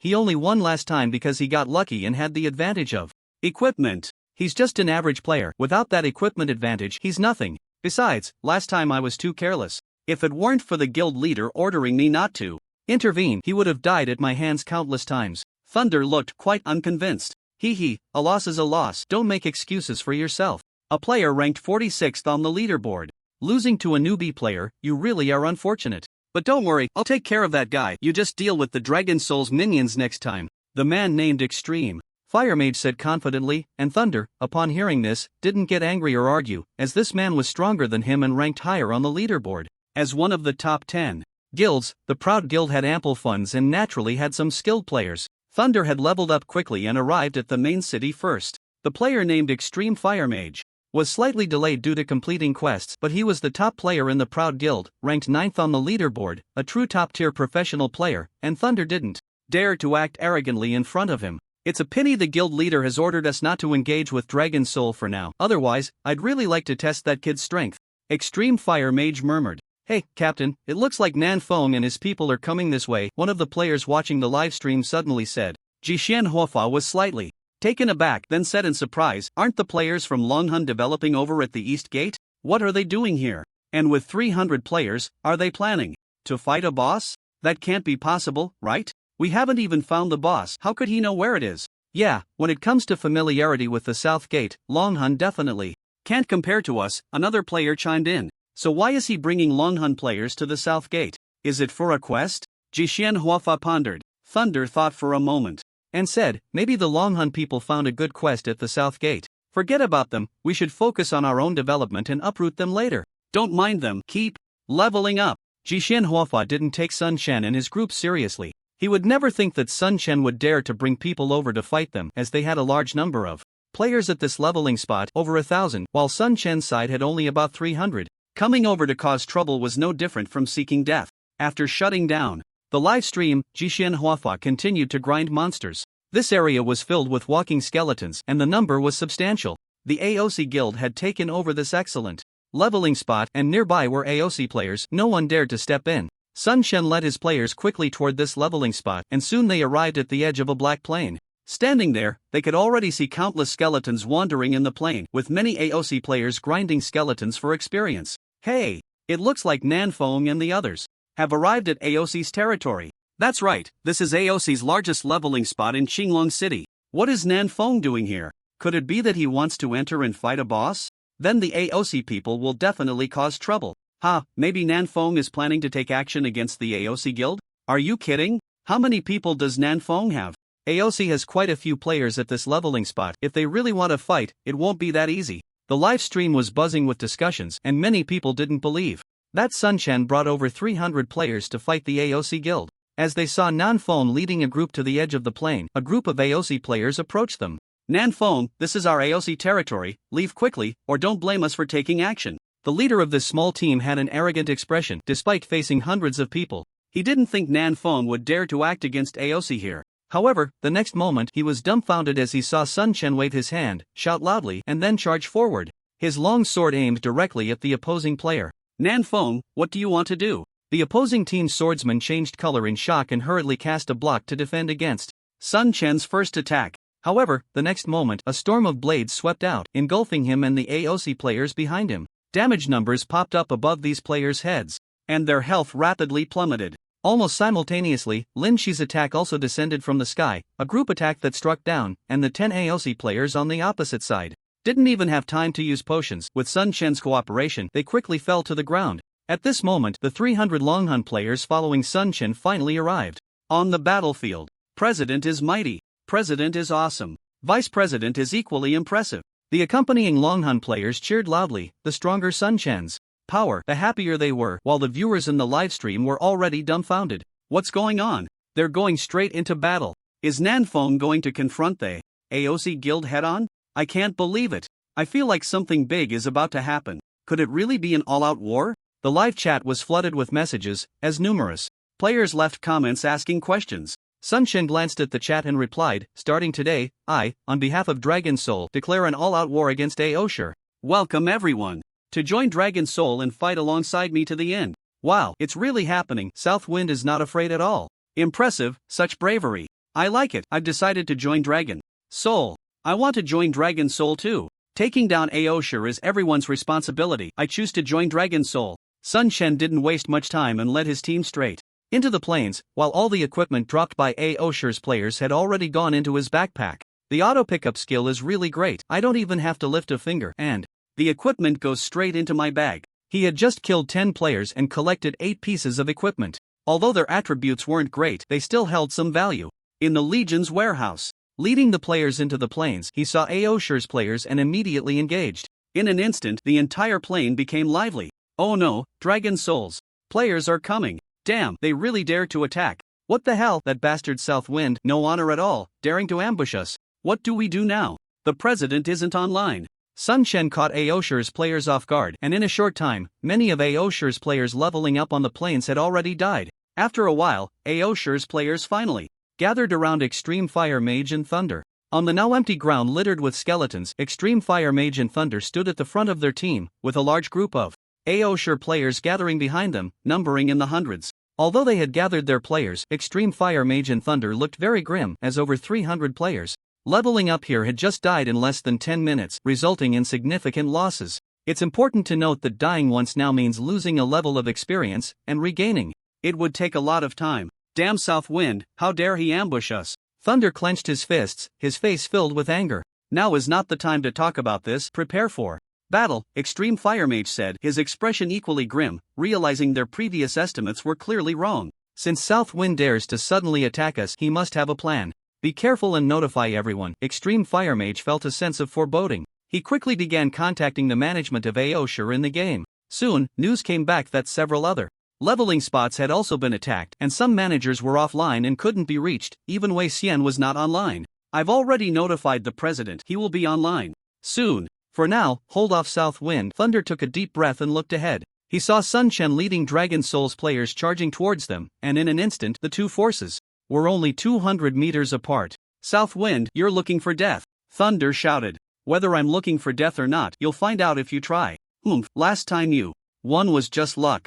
If you have the guts, face me one-on-one. This time, I'll make sure you have no place to be buried. Thunder stepped out from the team, standing directly opposite Sun Chen, ready to challenge him to a duel. Sun Chen frowned slightly. Ideally, he wanted to lead his team straight into battle. Just as he hesitated, Thunder shouted, "You're not scared, are you? Or do you think you won last time just because of luck? You have a lot of fans watching in your livestream." Sun Chen took a deep breath and looked at Lin Shi beside him. Lin Shi certainly knew that directly leading people to attack at this moment would be the most effective, without needing to pay attention to Thunder's provocation. However, even if they won, it wouldn't be good for Sun Chen's reputation. "Go ahead, it's fine," Lin Shi said seriously. Sun Chen nodded and then stepped forward, his cold gaze fixed on Thunder. "Since you want a one-on-one, I'll grant you that." Wow, the South Wind God is going to duel Thunder again. Hey, this is going to be exciting. This is their second battle. One is ranked 46th on the Wind and Cloud list, and the other is currently the most famous rookie expert.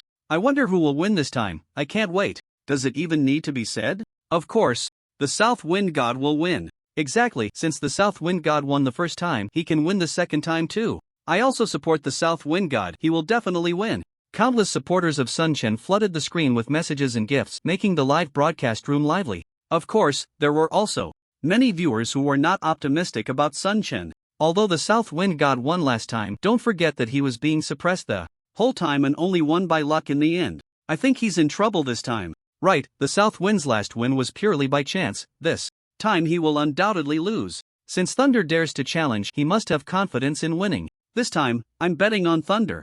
There were also many players supporting Thunder in the live broadcast room. After all, he was a professional player on the Wind and Cloud list and had considerable popularity. Sun Chen didn't want to waste words and charged directly at Thunder.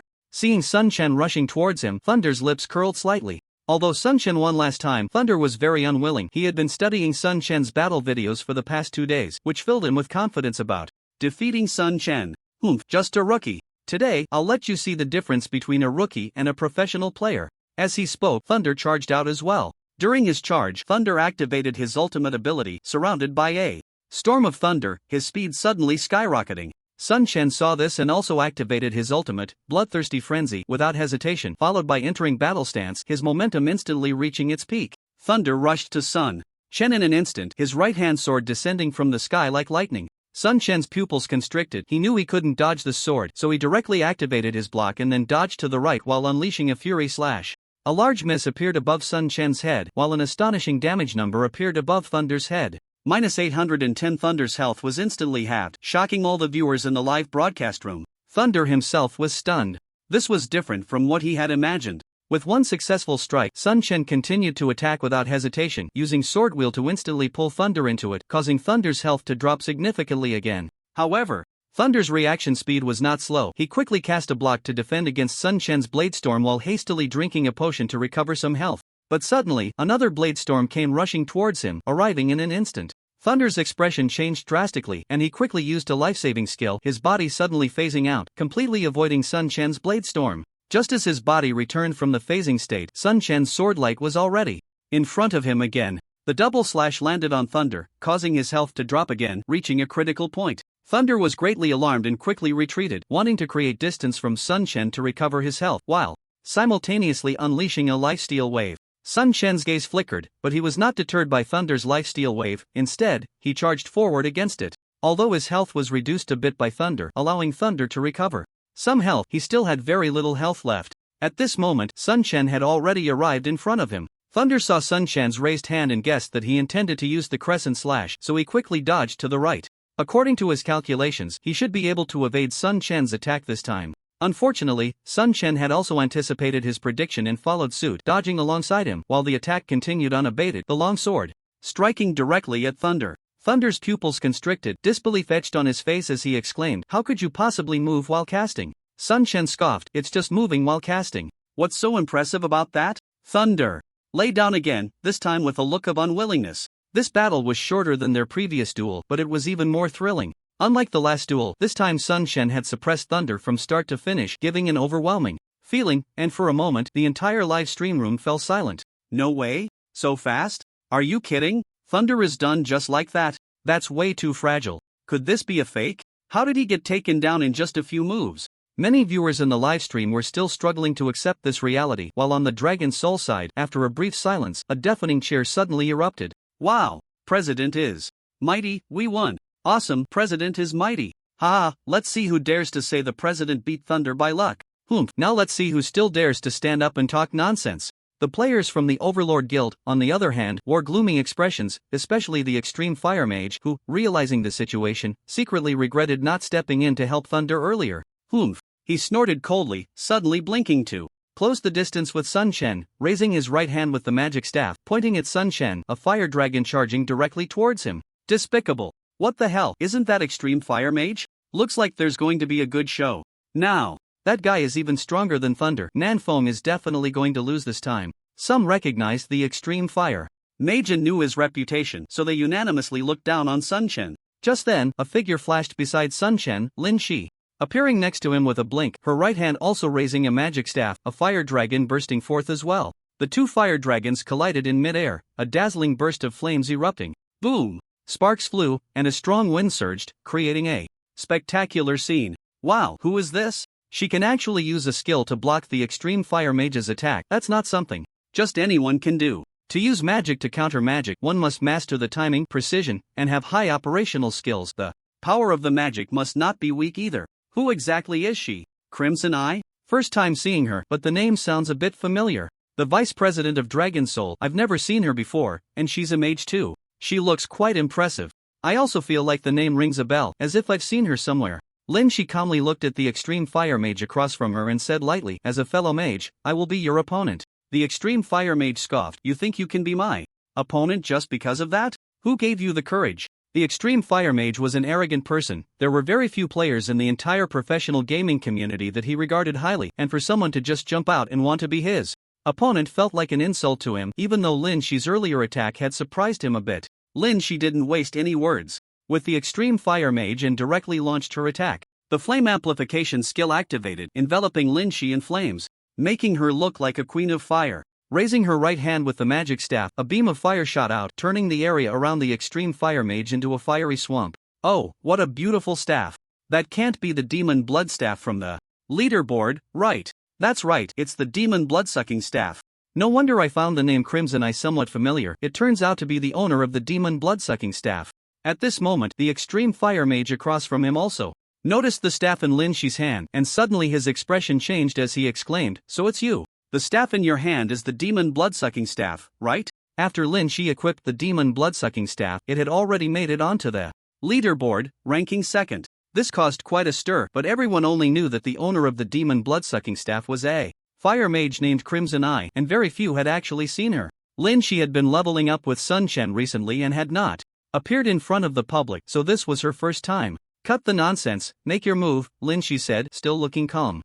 You just got lucky with that golden equipment. I'll show you how big the gap between us really is. The Extreme Fire Mage snorted coldly, his gaze towards Lin Shi filled with jealousy and fighting spirit. He swayed his body and the next moment appeared outside the flame marsh. However, just as he appeared, a huge fireball came crashing down from above, hitting him hard. Yet, a transparent mage shield appeared around the Extreme Fire Mage, blocking the fireball. Looking for death. Hit by the fireball, the Extreme Fire Mage felt insulted and angrily raised his staff to launch an attack. A fiery arrow shot towards Lin Shi at breakneck speed. However, Lin Shi simply stepped lightly to the right, and the fiery arrow whizzed past her without posing any threat. Seeing this, the Extreme Fire Mage snorted again and continued to raise his staff, firing arrow after arrow of flames at Lin Shi. But each fiery arrow was easily dodged by Lin Shi. After more than 10 consecutive attacks, not a single one hit her, and for a moment, Sun Shen's livestream fell into an eerie silence. No way! That's the Extreme Fire Mage, ranked 9th on the Wind and Cloud list. Who is this Crimson Eye? She can actually hold her own against him? Unbelievable!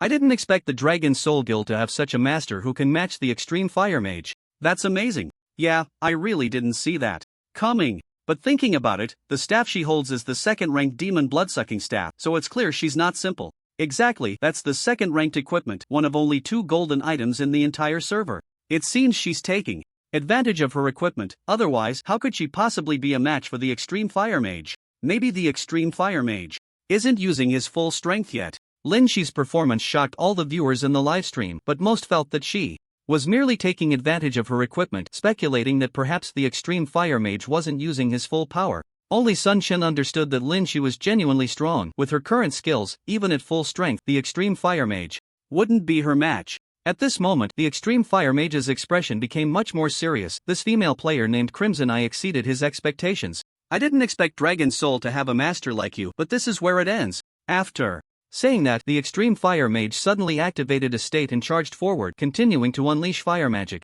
In an instant, his power increased significantly and his attack frequency rose dramatically, with fire arrows shooting towards Lin Shi, creating a stunning scene. Lin Shi also showcased her formidable strength, casting various fire skills while her figure flickered, engaging in a counterattack against the Extreme Fire Mage's fire magic. Many viewers initially thought that once the Extreme Fire Mage unleashed all his strength, he would surely turn the tide, but the situation showed no signs of improvement. Some of the Extreme Fire Mage's attacks did indeed inflict some damage on Lin Shi, but the damage he received was even greater. At this moment, Lin Shi's health points had barely diminished due to the life-stealing effect of the staff, while the opponent's Extreme Fire Mage, despite exerting all their effort, was left with only half of their health. He was completely shocked inside. How could this happen? Who are you? The Extreme Fire Mage shouted angrily. Lin Shi did not respond but instead unleashed his fire magic.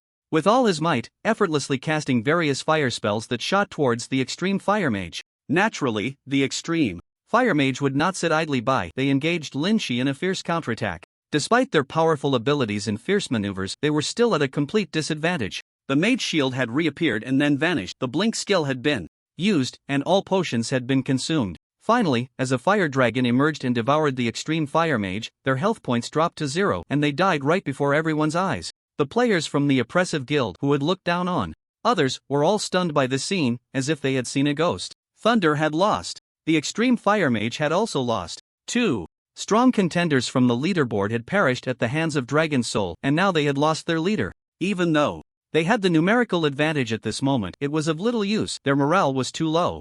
On the other hand, the players from the Dragon Soul Guild could not help but cheer loudly. Vice President is mighty. The Vice President is amazing.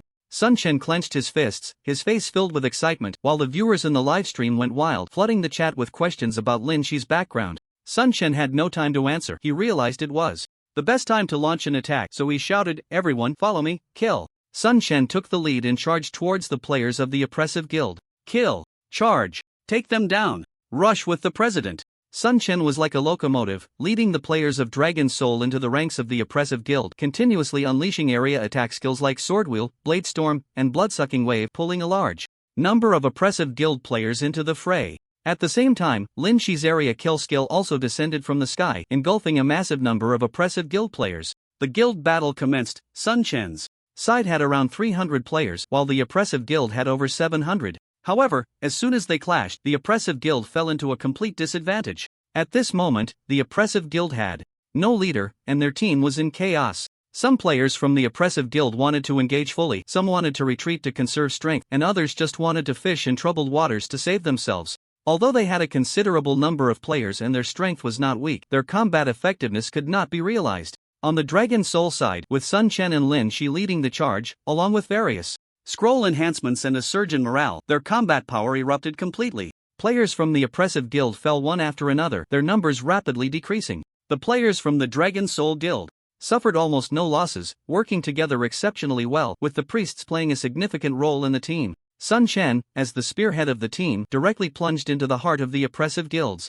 crowd, unleashing skills wildly, creating an overwhelming splash effect. However, he found himself surrounded by players, with various attacks coming at him from all directions, magical attacks, arrows, pet attacks.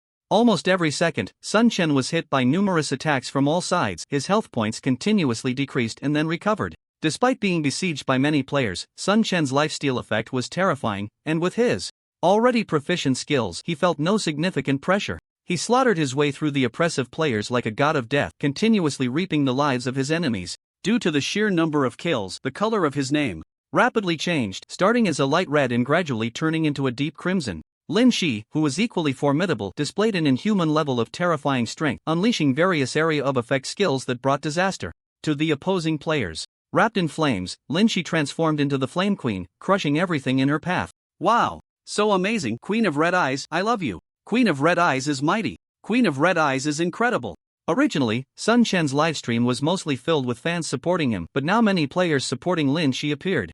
In a short time, Lin Shi successfully attracted a lot of fans, drawing the attention of many players. At the same time, the title of Queen of Red Eyes spread rapidly, gaining acceptance among online players. The battle did not last particularly long. Out of the hundreds of players from the Proud Guild, only a few dozen managed to escape. On the Dragon Soul side, they only lost a little over a dozen people and ultimately won the battle. The ground was littered with a large amount of equipment, shimmering with enticing light, while at that moment, Sun Chen's backpack also contained a lot of equipment dropped by enemies, all of which were automatically collected into his bag. Quickly clean up the battlefield, then head to the next location. With Sun Chen's command, everyone swiftly cleaned up the area, soon leaving everything spotless before rushing to another place. Offline, Wei Xian was resting when he was suddenly awakened by a series of urgent phone rings. After receiving news of the Proud Guild being attacked, he immediately summoned all the management team. In a chat room, all the management members of Proud Guild had arrived, including Thunder and Extreme Fire Mage, who had just died at Sun Chen's hands.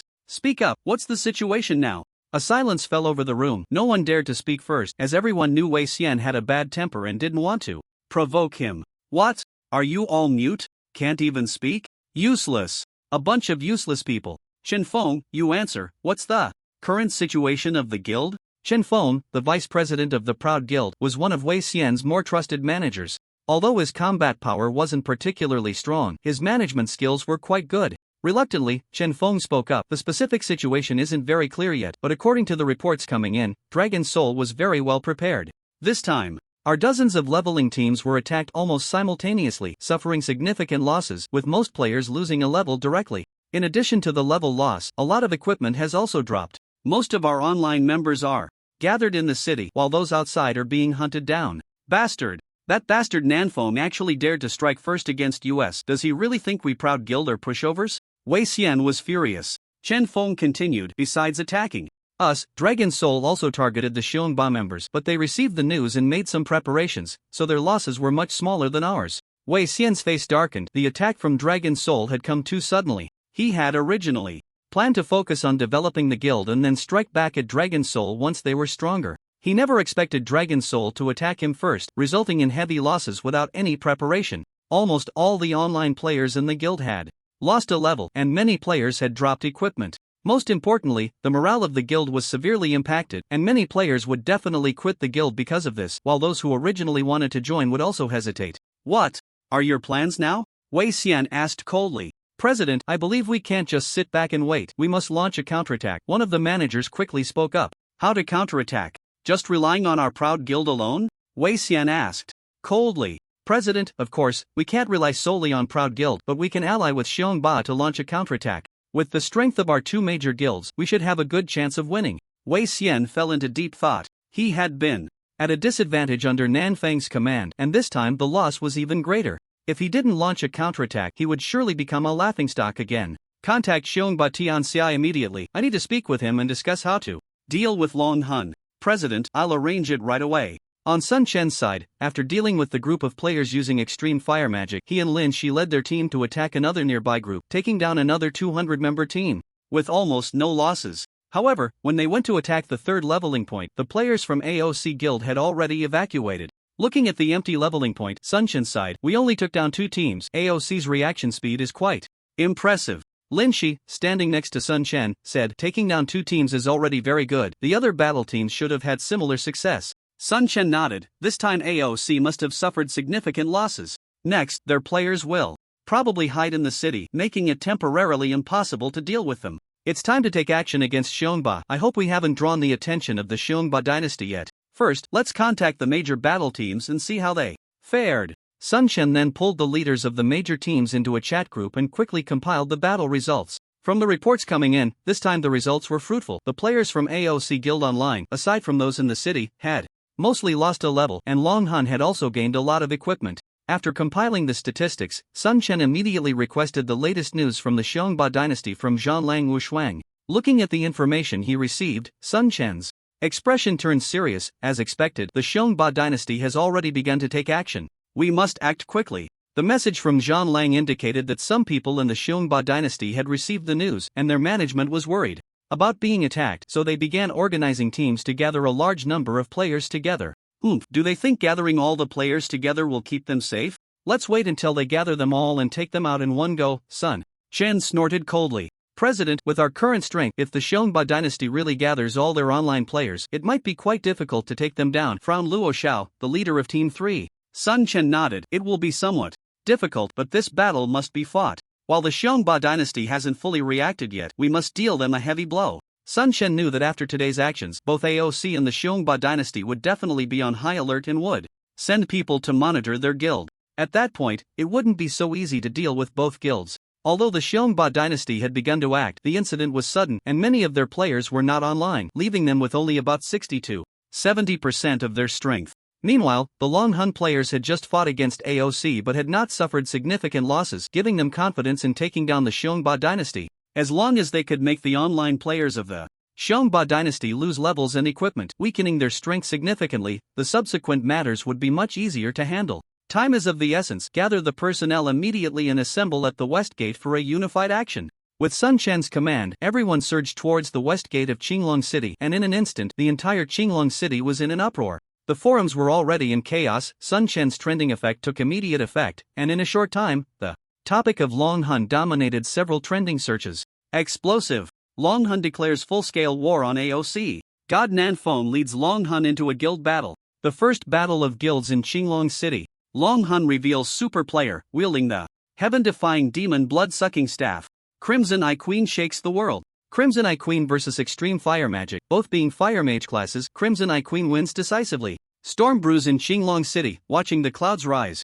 Various titles flooded the forum, and for a moment, all players' attention was focused on Qinglong City, centered around the Dragon Soul Guild. Players from the Dragon Soul Guild gathered outside the west gate at lightning speed, their names all tinged with blood, especially Sun Chen and Lin Shi's names, which stood out in dark purple. As he looked at the thousands of players gathered here, Sun Chen was filled with ambition, ready to announce their action when he suddenly received news from Zhanlong Wushuang, causing his expression to change instantly. Lin Shi, who was standing next to Sun Chen and waiting for him to announce the start of the operation, noticed the change in his expression and immediately asked, "What's wrong?" Sun Chen frowned slightly and said, "I just received news that Xiongba and Aoshi have joined forces. They have mobilized everyone, and those who weren't online are now logging in. Players from both guilds have already started to gather, and they are moving very quickly." Lin Shi frowned slightly and said, "This is indeed a bit tricky. I didn't expect their actions to be so swift. It seems we can't seize the initiative now.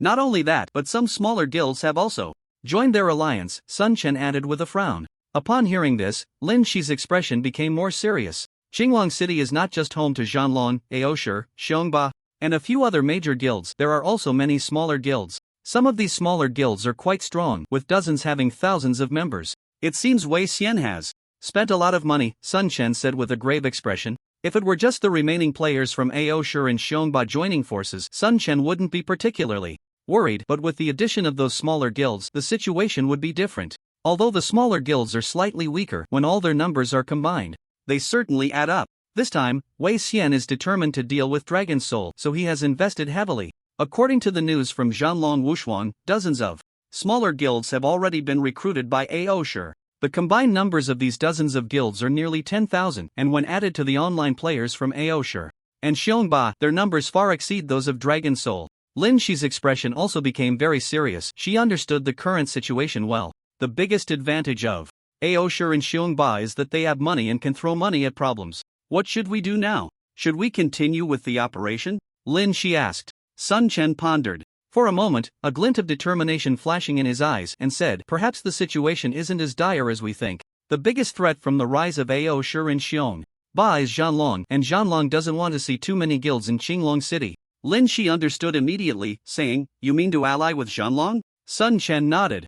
"Exactly. This might be a very good approach and the only way to minimize our losses. I'll give it a try. You should calm everyone down first." Sun Chen quickly dialed Zhanlong Wushuang's number. "Brother Nanfeng, what are your plans now? The situation isn't looking good for you." Wushuang, we are strategic partners. You wouldn't just stand by and watch us decline, would you? You want us to help?" Sun Chen replied, do you have a better option? After all, today is a great opportunity to suppress Aoshi, Xiong, Ba, and the other guilds. If Zhanlong misses this chance, do you think there will be a better opportunity? There was a moment of silence on the other end, then Zhanlong Wushuang said, let me ask the president for his opinion first. Alright, I'll wait for your news. In less than 5 minutes, news came from Zhanlong Wushuang that the Tianlang king had agreed to help Dragon Soul fully suppress Aoshi, Xiongba, and those smaller guilds. However, they would not act under the name of Zhanlong. Instead, some elite players from Zhanlong would temporarily leave Zhanlong and join the Dragon Soul Guild. Sun Chen readily agreed to this request. Major guilds care about their reputation, and Zhanlong didn't want to openly confront Aoshi and Xiongba, which Sun Chen understood very well. The two sides quickly discussed their strategy, and through the intelligence network of the Warwolves, Sun Chen and his group were well aware of some movements of the alliance of Aoshi and Xiongba. How is it, Lin Shi asked Sun Chen. It's settled. The Warwolves will temporarily support us with 10,000 men, Sun Chen replied. The king of the Heavenly Wolf is indeed generous, coming out with 10,000 at once. This is a rare opportunity. The king of the Heavenly Wolf isn't foolish. As long as we can fully suppress Aoshi and Xiongba, the Warwolves will have a better development in the future. According to the news from the Warwolves, Aoshi, Xiongba, and those small guild players have already gathered outside the North Gate. Let's start moving. Sun Chen's eyes flashed with determination. They mobilized completely and headed towards the North Gate of Qinglong City. Most of them had red names and dared not get too close to the main city. Outside the North Gate, Wei Xian and Xiongba Tianxia stood together with a group of experts, while some small guild managers gathered nearby. A large number of players were gathered on the plain ahead, nearly 20,000, densely packed and bustling with activity. What's the situation with Long Hun? Wei Xian asked in a deep voice. They have already set off from the West Gate and are heading our way, a player responsible for intelligence replied. They dare to come over and seek death. Wei Xian snorted coldly. Xiongba Tianxia frowned and said, Nanfeng should know we are gathering here. Does he still dare to bring people to attack? Could it be a trap? That guy is arrogant and conceited. He definitely doesn't take us seriously, Wei Xian said coldly. Is there any movement from the other guilds in Qinglong City? Xiongba Tianxia asked a nearby player. After inquiring for a while, the player said, Qinglong City is relatively calm at the moment. The remaining players from those small guilds are not making any moves. What about the Warwolves? Any news? Xiongba Tianxia asked. There's no movement for now. I heard that the Warwolves just arranged 3,000-man teams led by the guild's elites towards the South Gate. Our people have already infiltrated among them, and currently, their 3,000-man teams are advancing towards the south of Qinglong City, with the king of the Heavenly Wolf and several managers among them. Xiongba Tianxia had also arranged spies within the war wolves. Hearing his subordinates report, he frowned slightly. According to the intelligence, the king of the Heavenly Wolf was leading the Warwolves players away from the battlefield and did not seem to intend to get involved in the fight. However, the king of the Heavenly Wolf still felt that it might not be that simple. That guy, the king of the Heavenly Wolf, definitely wants to reap the benefits of our struggle, letting us and Long Hun weaken each other. If I were him, I wouldn't get involved in this battle either. That guy is too cunning, Wei Xian snorted. Once we deal with Long Hun, our next enemy will be the Warwolves. The king of the Heavenly Wolf is indeed very sly, Xiongba Tianxia said with a frown. Let's not worry about him for now. We must eliminate Long Hun this time. Otherwise, it will be difficult for us to operate in Qinglong City in the future, Wei Xian said with a frown. The alliance of Aoshi and Xiongba quietly awaited Sun Chen's approach to the battlefield while the entire game world was in an uproar. This battle attracted the attention of a large number of players, and the entire forum was bustling with activity. Interesting, it seems the decisive battle is about to break out. Aoshi and Xiongba have gathered so many players, it looks like Long Hun is in trouble. Long Hun is quite impressive. Despite being outnumbered, they still dare to come and confront them head-on. The great god Nanfeng is truly courageous. There will definitely be an exciting battle ahead. Amidst the attention of thousands, Sun Chen and Lin Shi led thousands of players from Long Hun, marching from a distance and stopping a few hundred meters away from the alliance of Aoshi and Xiongba. Everyone in the live broadcast room was focused on this battle, and not just in Sun Chen's room. At that moment, countless players had started their own live streams. Sun Chen looked at the densely packed players opposite him, feeling a different kind of emotion. Although he had fought extensively with Aoshi and Xiongba before, it was his first time facing such a scene with countless players. How should the president attack? Zhang Bo asked excitedly, looking ahead. What else can we do? Just charge in. Chun Hai, standing beside him, shouted loudly, exuding a strong fighting spirit. Sun Chen waved his hand and said, Everyone prepare, let's charge together. All metal classes too. The front, all priests keep an eye on the metal class's health, ranged classes stay back in output, don't hold back on supplies, give it your all. After Sun Chen finished speaking, he was the first to charge out, followed by the players of the Dragon Soul Guild rushing forward. Kill. Take them down. Those not afraid of death, charge. A massive wave of players surged forward, with no tactics, just a single word, charge. The scene was incredibly shocking, as if an ancient battlefield had descended. The players of Aoshur and Shonba were completely unprepared for Dragon Soul to be so aggressive. Despite having fewer numbers, they took the initiative to attack. Since they want to seek death, let's grant them that. Everyone, kill. Wei Xian snorted coldly. All metal classes to the front, priests follow closely behind, ranged classes stay back. Kill. With so many players, they could only coordinate their classes simply. Countless players from both sides rushed into the battlefield, and a great battle began. At this moment, in Sun Chen's livestream, the number of viewers had already exceeded 50 million, with countless people frantically spamming the chat. The scene is so shocking, I really want to join in, but unfortunately, I'm not yet level 10. There are too many people in this battle. I'm so excited finally witnessing what a real battlefield looks like. The Dragon Soul players are truly fearless. Despite being outnumbered, they dare to take the initiative. Southwind is just a rookie not afraid of tigers.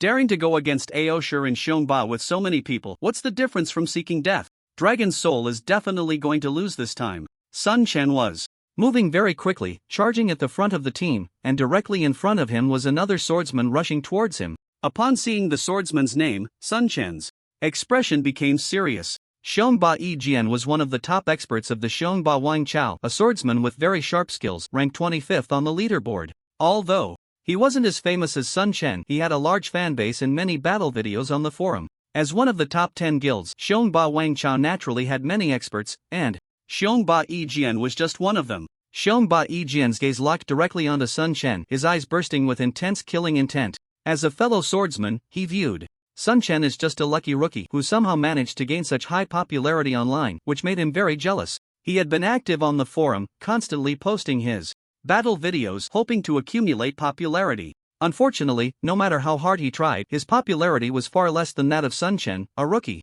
So when the battle began, he directly targeted Sun Chen, wanting to enhance his own strength by hunting him down. He had watched many of Sun Chen's battle videos, including the one against Thunder, and felt he understood Sun Chen's strength very well, not taking him seriously at all. A rookie player whose skills were barely at the level of a small city, merely relying on good equipment to defeat Thunder by chance, his true strength was nothing to speak of. If he faced Sun Chen, he was absolutely confident of winning. However, Xiongba Yijian had not seen Sun Chen's recent battle videos, otherwise he would not have had such confidence. Southwind, I will take your life. Xiongba Yijian's gaze locked onto Sun Chen, his expression twisted with excitement. If you have the ability, come at me. Sun Chen showed no fear at all. As Shonba Yijian approached within 10 meters of Sun Chen, a flash of black light enveloped him, and then he suddenly vanished from sight in a strange manner. The moment Sun Chen saw the black light emanating from him, he immediately turned around and swung his sword forcefully at the empty space behind him. Without holding back, Sun Chen unleashed his fury slash, activating both bloodthirsty frenzy and battle stance at the first opportunity, delivering a peak strike. Strangely, a figure suddenly appeared behind him, right under Sun Chen's fury slash, despite the area being seemingly empty. Shonba Yijian had just used his skill, Shadow Slash, to appear behind Sun Chen, but before he could make a move, he was struck by a sword energy that descended from above. What was happening? Shonba Yijian was completely caught off guard, and an astonishing damage number popped up above him, causing his health to drop by a third. Sun Chen's gaze was icy. After the first strike, he immediately launched a follow-up attack, taking advantage of Shonba Yijian's momentary confusion to execute a double slash. Shonba Yijian's health plummeted again, and it was only then that he finally reacted, hastily drinking a healing potion. Despicable! You actually ambushed me! Shonba Yijian shouted in anger. If anyone is despicable here, it should be you. If I hadn't known about your Shadow Slash, I might have been at a disadvantage, but too bad for you, Sun Chen replied. He had watched many battle videos of top players on the forum, including Shonba Yijian's, and had learned some strategies from them, as well as understanding Shonba Yijian's habits. Although Shonba Yijian rarely used Shadow Slash, Sun Chen had studied this skill and knew that it would emit black light when activated. So, the moment he saw the black light, he immediately thought of Shadow Slash and reacted accordingly. Don't think that just because you broke my Shadow Slash, you've won. It was merely luck, you're just a noob with poor skills. Today, let me show you the strength of a top player on the leaderboard. Despite His health dropping significantly, Xiongba Yijian still felt little sense of crisis, believing that Sun Chen was merely lucky. He then charged at Sun Chen with all his might.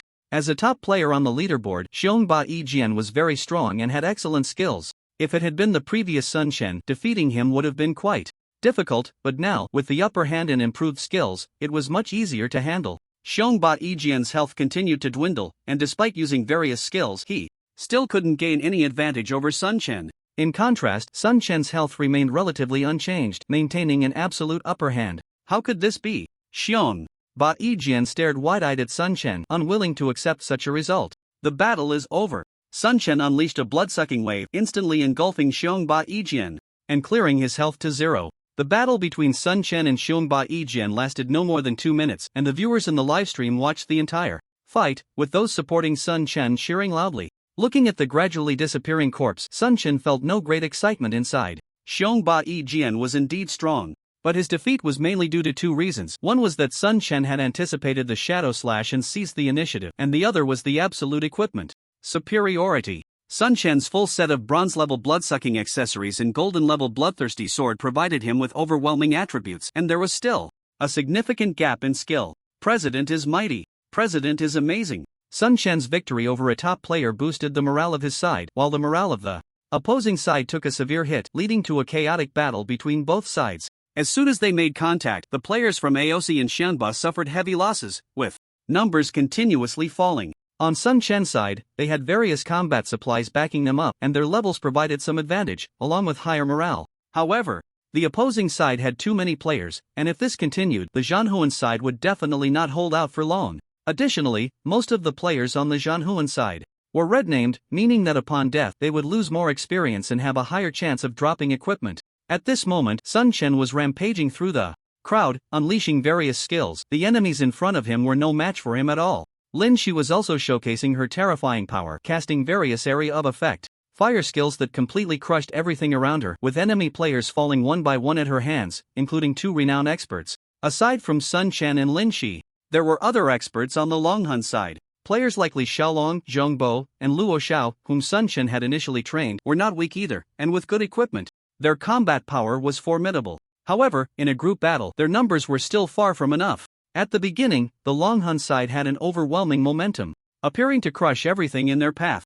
But as time passed, the numerical advantage of AOC and Xiangba became evident, and the battles for Longhun grew increasingly difficult, with the death toll rising. Now both sides were entangled, and it was impossible to separate. They could only continue fighting. President, we can barely hold on anymore. What should we do now? President, why don't you lead the retreat? Sun Chen's expression was grave as he said, "Everyone, don't panic, our reinforcements are on the way." Sun Chen had just sent a message urging Zhanlong, and at this moment, the players from Zhanlong had already taken action, gathering the players stationed in the city as quickly as possible, swiftly changing their insignia to Longhun and then charging out of the city gate under the leadership of a group of Longhun players. The players from AOC and Xiangba, who had already gained the upper hand, were preparing to finish off Longhun in one go, but as a shout of battle rose from behind, they couldn't help but turn to look at Qinglong City. Upon seeing this, the expressions of all AOC and Xiangba players changed drastically. They saw a large number of Longhun players pouring out from the city gate, rushing towards the AOC and Xiangba teams like a tidal wave.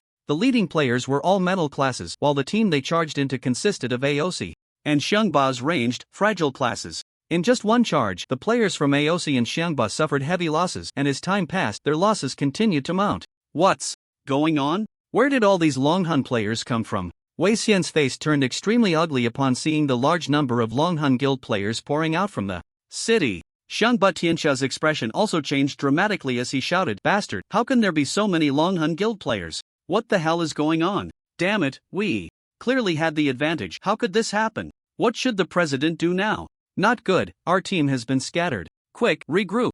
Regroup."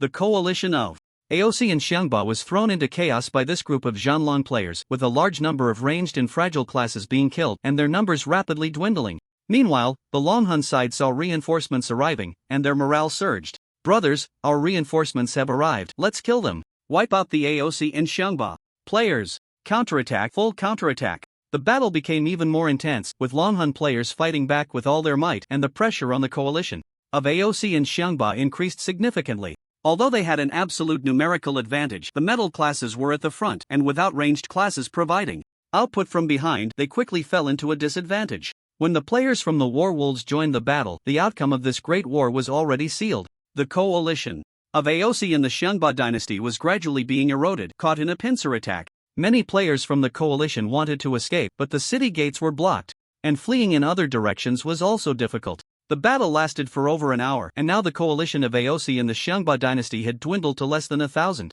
players, with most of the remaining players having perished in the fight. Xiongba Tiantian and Wei Xian were now surrounded by their own people, and both looked extremely grim. After expending so much effort, they had originally thought they could eliminate the Dragon Soul Guild, but they never expected such an outcome. By now, they could hardly guess that the players pouring out from the city were from the Warwolves. However, even though they had guessed, what could they do? The Warwolves bore no insignia, and, moreover, the Tianlang King and the high-ranking members of the Warwolves were absent from the fray. The fighting did not cease, there was no concept of surrender here, and players who died and returned to their resurrection points were all blocked at the main city, making it impossible for them to rejoin the battle. Soon, only a few dozen players from the coalition of Aosi and Xiongba remained, and Xiongba Tiantian and Wei Xian were still alive. Surrounded by dozens, they did not rush to attack. Sun Chen and his group walked in front of the opposing players, only a few dozen meters apart. Looking at the disheveled Wei Xian across from him, Sun Chen's lips curled into a faint smile, memories of what had happened at school flashing before his eyes. Once, Wei Xian had looked down on him from a position of power, but now he found himself in this predicament. This time, Sun Chen had won, causing Wei Xian to suffer a loss of over 100 million in funds, but Sun Chen knew this was far from enough, that amount was nothing to Wei Xian. Nanfeng, don't think you've won, the game has just begun, and we have plenty of time. Wei Xian glared at Sun Chen, gritting his teeth, wishing he could swallow him whole. Sun Chen nodded with a smile, that's right, we have all the time in the world. I hope you won't disappoint me, don't back down. Nanfeng, I swear I will kill you. Wei Xian roared as he charged at Sun Chen. This time, Sun Chen did not hold back and took him down directly, along with all the players from the Aosi Guild who had rushed in with him. At this point, only a few dozen players from the Xiongba dynasty remained, and Xiongba Tiantian's expression was extremely grim. They had lost this battle, and the losses were significant. Just the drop in player levels was a huge setback, and many players had already chosen to leave the Xiongba dynasty after the defeat. Additionally, there was a substantial amount of dropped equipment they had been developing well before, but now, after this defeat, their future development would surely be greatly affected. Xiongba Tiantian had thought that Sun Chen would mock him and then eliminate the remaining few, but unexpectedly, Sun Chen smiled and said, President Xiongba, I think we can talk. Xiongba Tiantian's expression shifted as he looked at Sun Chen and asked, what is there for us to talk about? Sun Chen smiled, I believe the grievances between our Dragon Soul and Xiongba can be resolved. With such a vast game like Conquest, why continue to fight over momentary anger? If we keep fighting, the only ones who benefit are others. Xiongba Tiantian looked at Sun Chen in surprise. He never dreamed that Sun Chen would say such a thing. You want to resolve our hatred? Sun Chen smiled, if President Xiongba is willing, I would certainly be happy to coexist peacefully with you. Xiongba Tiantian gazed deeply at Sun Chen, trying to discern if he was being played. They had been at odds since the novice village, all the way to Qinglong City, and now that Dragon Soul held the advantage, Sun Chen wanted to resolve their enmity. He found it hard to comprehend. Not only was he confused, but the players from the Dragon Soul Guild standing behind Sun Chen were equally perplexed, while Lin Shi beside them maintained a calm expression. Resolving grievances with Xiongba Tianxia was a decision made after discussion among Sun Chen and the others. Given the current strength of Dragon Soul, it would be somewhat difficult to jointly confront the two guilds, Aoshi and Xiongba Wangchao. Although they had won today, they analyzed that if they continued to entangle with them, they would surely be dragged into a quagmire of war by Aoshi and Xiongba Wangchao. Both Xiongba Wangchao and Aoshi had substantial financial backing, and, after all, they were one of the top 10 guilds, with strength that was definitely not weak. Although Dragon Soul had Sun Chen, a bug-like existence, their foundation was insufficient, and once they fell into a war quagmire, the consequences would be unimaginable. Even if they could withstand the siege of the two major guilds, the final outcome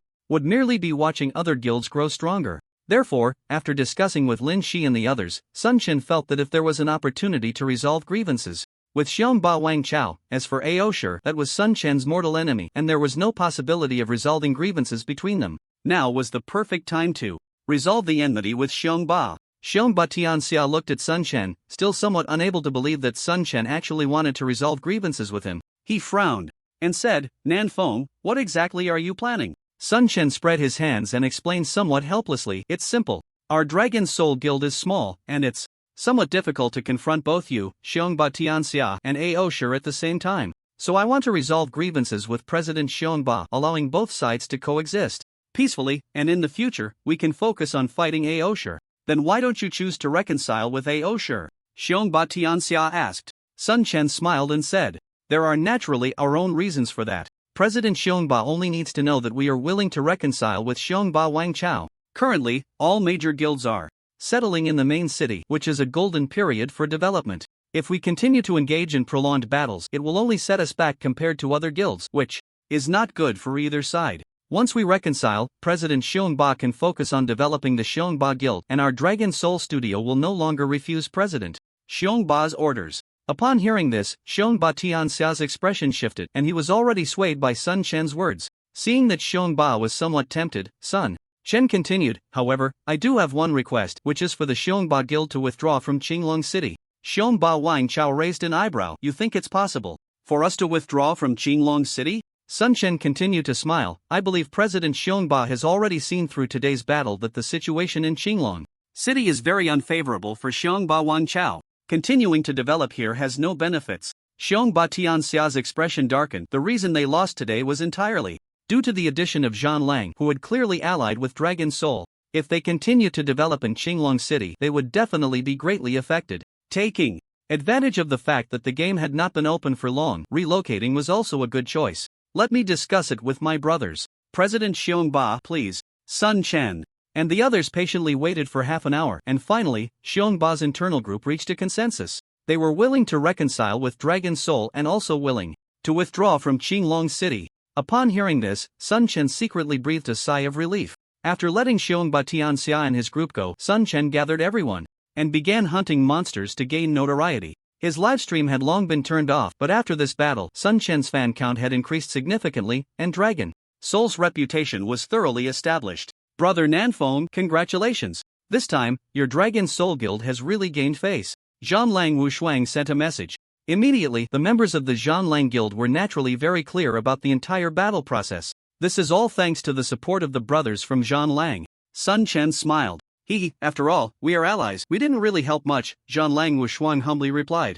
Brother Wushuang, you're joking. If it weren't for the brothers of the Warwolves charging in from behind this time, we would have undoubtedly lost. In the future, whatever the Warwolves need, our Dragon Soul will definitely do our utmost. Don't worry, Brother Nanfeng. If we need your help in the future, we won't hold back. Wushuang of the Warwolves laughed heartily. By the way, I heard you reconciled with the Xiongba Wangchao? Wushuang of the Warwolves suddenly asked. Yes, I just had a chat with Xiongba Tianxia. He has agreed to withdraw from Qinglong City, so I think there's no need for us to continue entangling ourselves. With our Dragon Soul's current strength, facing two super guilds at the same time is still too difficult. What about Aosher?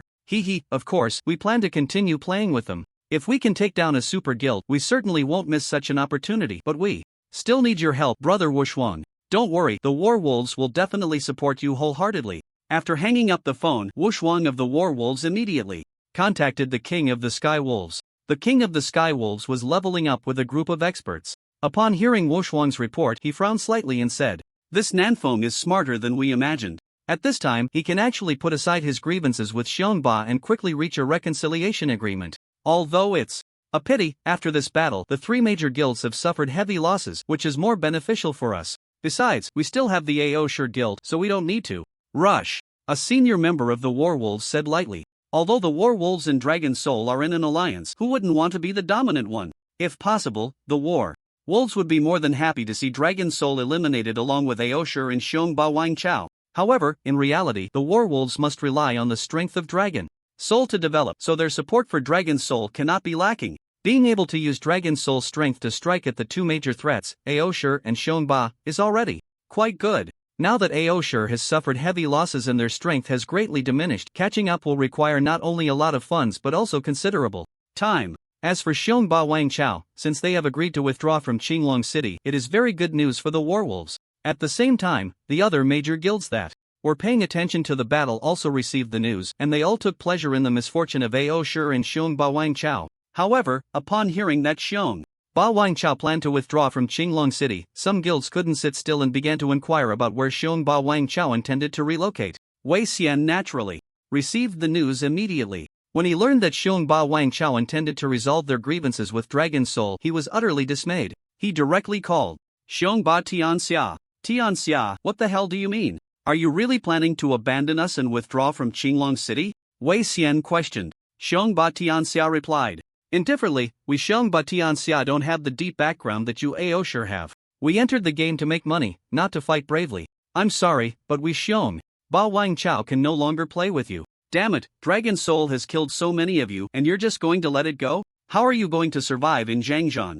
In the future? Wei Xian retorted angrily. Xiong Ba Tianxia said, everyone is developing now. Continuing to fight with Dragon Soul will only widen the gap between us and other guilds. Our Xiong Ba Wang Chao has already suffered enough losses, we can't continue to entangle ourselves. Hearing that Xiong Ba Tianxia was determined to withdraw from Qinglong City and put aside their grievances with Dragon Soul, Wei Xian had no choice but to hang up the phone in anger. They're all a bunch of useless fools. In the conference room, a group of senior members of Aosher looked at each other, not daring to speak, and could only remain silent. Wei Xian angrily smashed a nearby antique vase to the ground to vent his frustration, then turned to a middle-aged man in the lower right corner and coldly said, "What's the situation with the guild now?" The middle-aged man sighed inwardly, stepped forward, and said slowly, "This time, our AOC guild has suffered tremendous losses. So far, over 1,000 people have withdrawn from the guild." Bang! Wei Xian slammed his fist on the desk, his face twisted in rage, and anyone could feel the fury boiling within him. "And there's more?"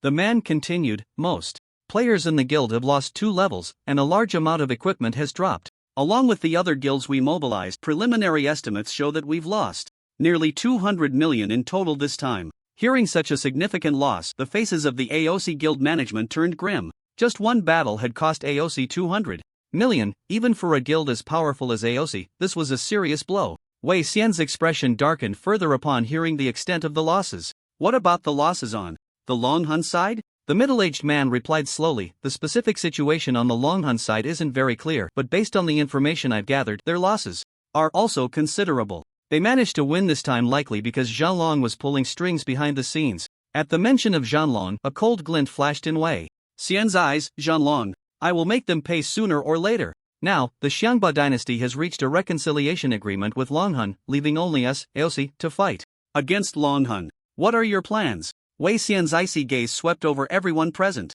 The crowd exchanged glances, unsure of what to say, and fell into silence. The more this happened, the worse Wei Xian's mood became, and he erupted, "You bunch of useless trash, aren't you supposed to be elite players? Did I spend money just to support you worthless people? If you don't come up with a solution today, all of you can get lost." Wei Xian was genuinely angry. He had invested so much only to suffer continuous losses, and this time it was particularly severe. After a moment, the middle-aged man who had spoken earlier stood up and said, "I suggest we withdraw from Qinglong City like Xiangba and the others." "What? You want me to be a coward?" Wei Xian glared fiercely, his voice sharp. The man replied, "President, if it were just the Longhun Guild, we at AOC could certainly disregard them, but don't forget about Zhanlong behind Longhun. They will definitely find ways to suppress us and won't let us develop. While the game has just launched, we can completely change our location for development instead of sticking to Qinglong City. Moving to another main city, with AOC's financial strength, it would be easy for us to develop.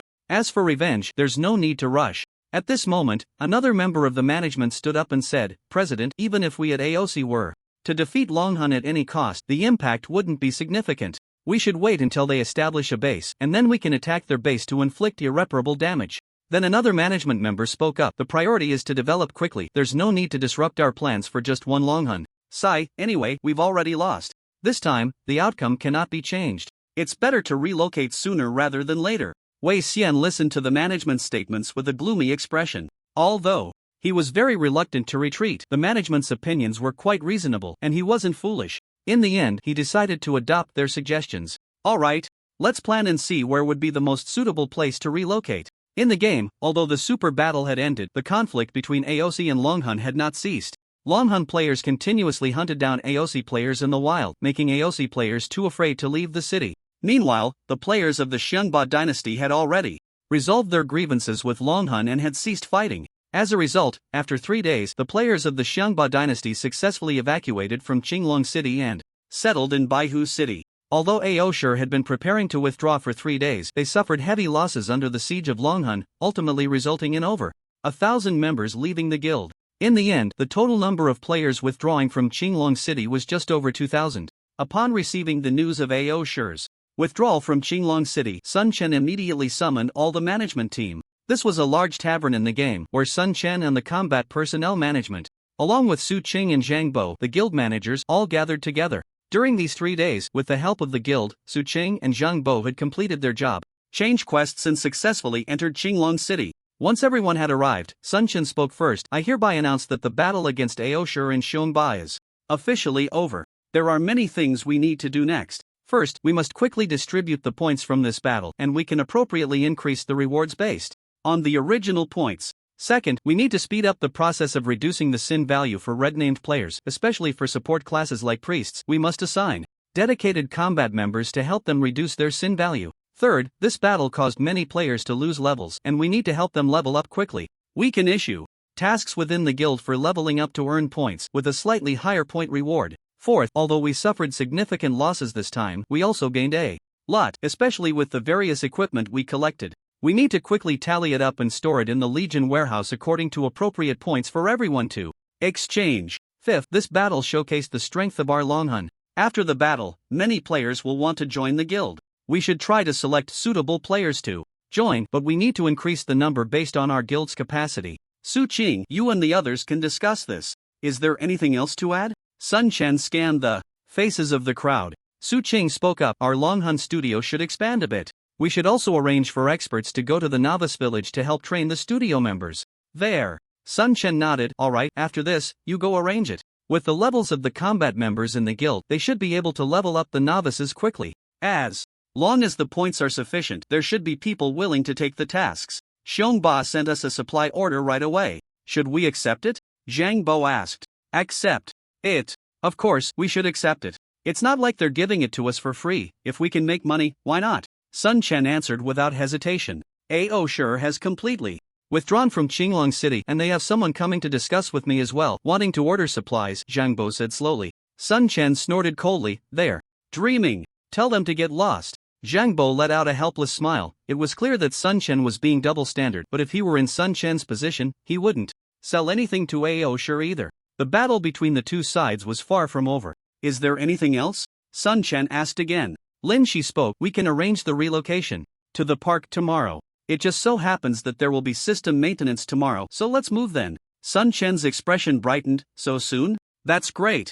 We can finally move into our own park. I'll contact the moving company right away for tomorrow's relocation. After discussing everything, the crowd dispersed. Sun Chen and Lin Shi walked out, standing in the square of Qinglong City, watching the players walking around, and Sun Chen felt a surge of emotions. Although Ao Shi and Xiongba had already withdrawn from Qinglong City, the number of players in Qinglong City had been increasing over the past 3 days, becoming more and more prosperous. Opening the level leaderboard, he saw that the highest level player had already reached level 16, and it was none other than that Fire Dragon Mage, while the players ranked 2nd to 5th were all experts from Zhanlang. In Qinglong City, battles raged on, but the war wolves were quietly amassing wealth, while elite players were leveling up at a rapid pace. As for Sun Chen, the guild leader, he was only at level 13, which put him at a significant disadvantage compared to the top players. Lin Shi was even further behind, at level 12, making the gap with the elite players even larger. Our levels are a bit behind. We need to focus on leveling up from now on, Sun Chen said slowly. Yes, there won't be much fighting ahead, so we'll have more time to grind levels. After this update, the arena will open, along with the main quest system, making the game even more exciting, he continued. Sun Chen nodded. The official website had already announced the main content of this system update, which included the opening of the arena system and the main quest system, along with some minor changes, such as equipment binding and drop issues. Overall, there was a lot in this update, but the specific changes would only be clear after the game was updated. There's nothing for us to do right now. Let's go level up together. Okay. Once the arrangements were made, the guild didn't require much from the two of them, and the priority was still leveling up. After forming a team, the two left through the east gate and charged into the wilderness. At this moment, countless leveling teams had already gathered in the wilderness. Looking up, there were teams everywhere farming monsters. The number was uncountable. However, even with so many players, they were still too few compared to the flame beasts that roamed the entire wilderness.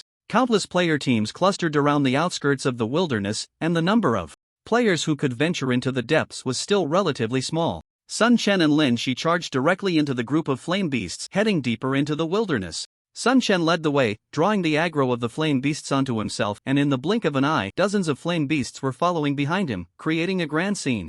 Who is that? So bold, daring to pull so many monsters. Isn't that asking for death? Ha, this is playing too big. It's simply reckless. He's just asking to die. The commotion caused by Sun Chen naturally attracted a lot of attention, and many thought he was seeking his own demise. However, a cold snort suddenly rang out. Are you blind? Can't you see his name? Nanfone, that's a super expert who can take on an entire guild, and the mage following him is the Crimsonite Queen. How could a mere flame beast be their opponent? So, it's them. No wonder they dared to pull so many flame beasts. Indeed, experts are experts. By the way, I heard the Crimsonite Queen is the former ice princess. Is that true? What ice princess?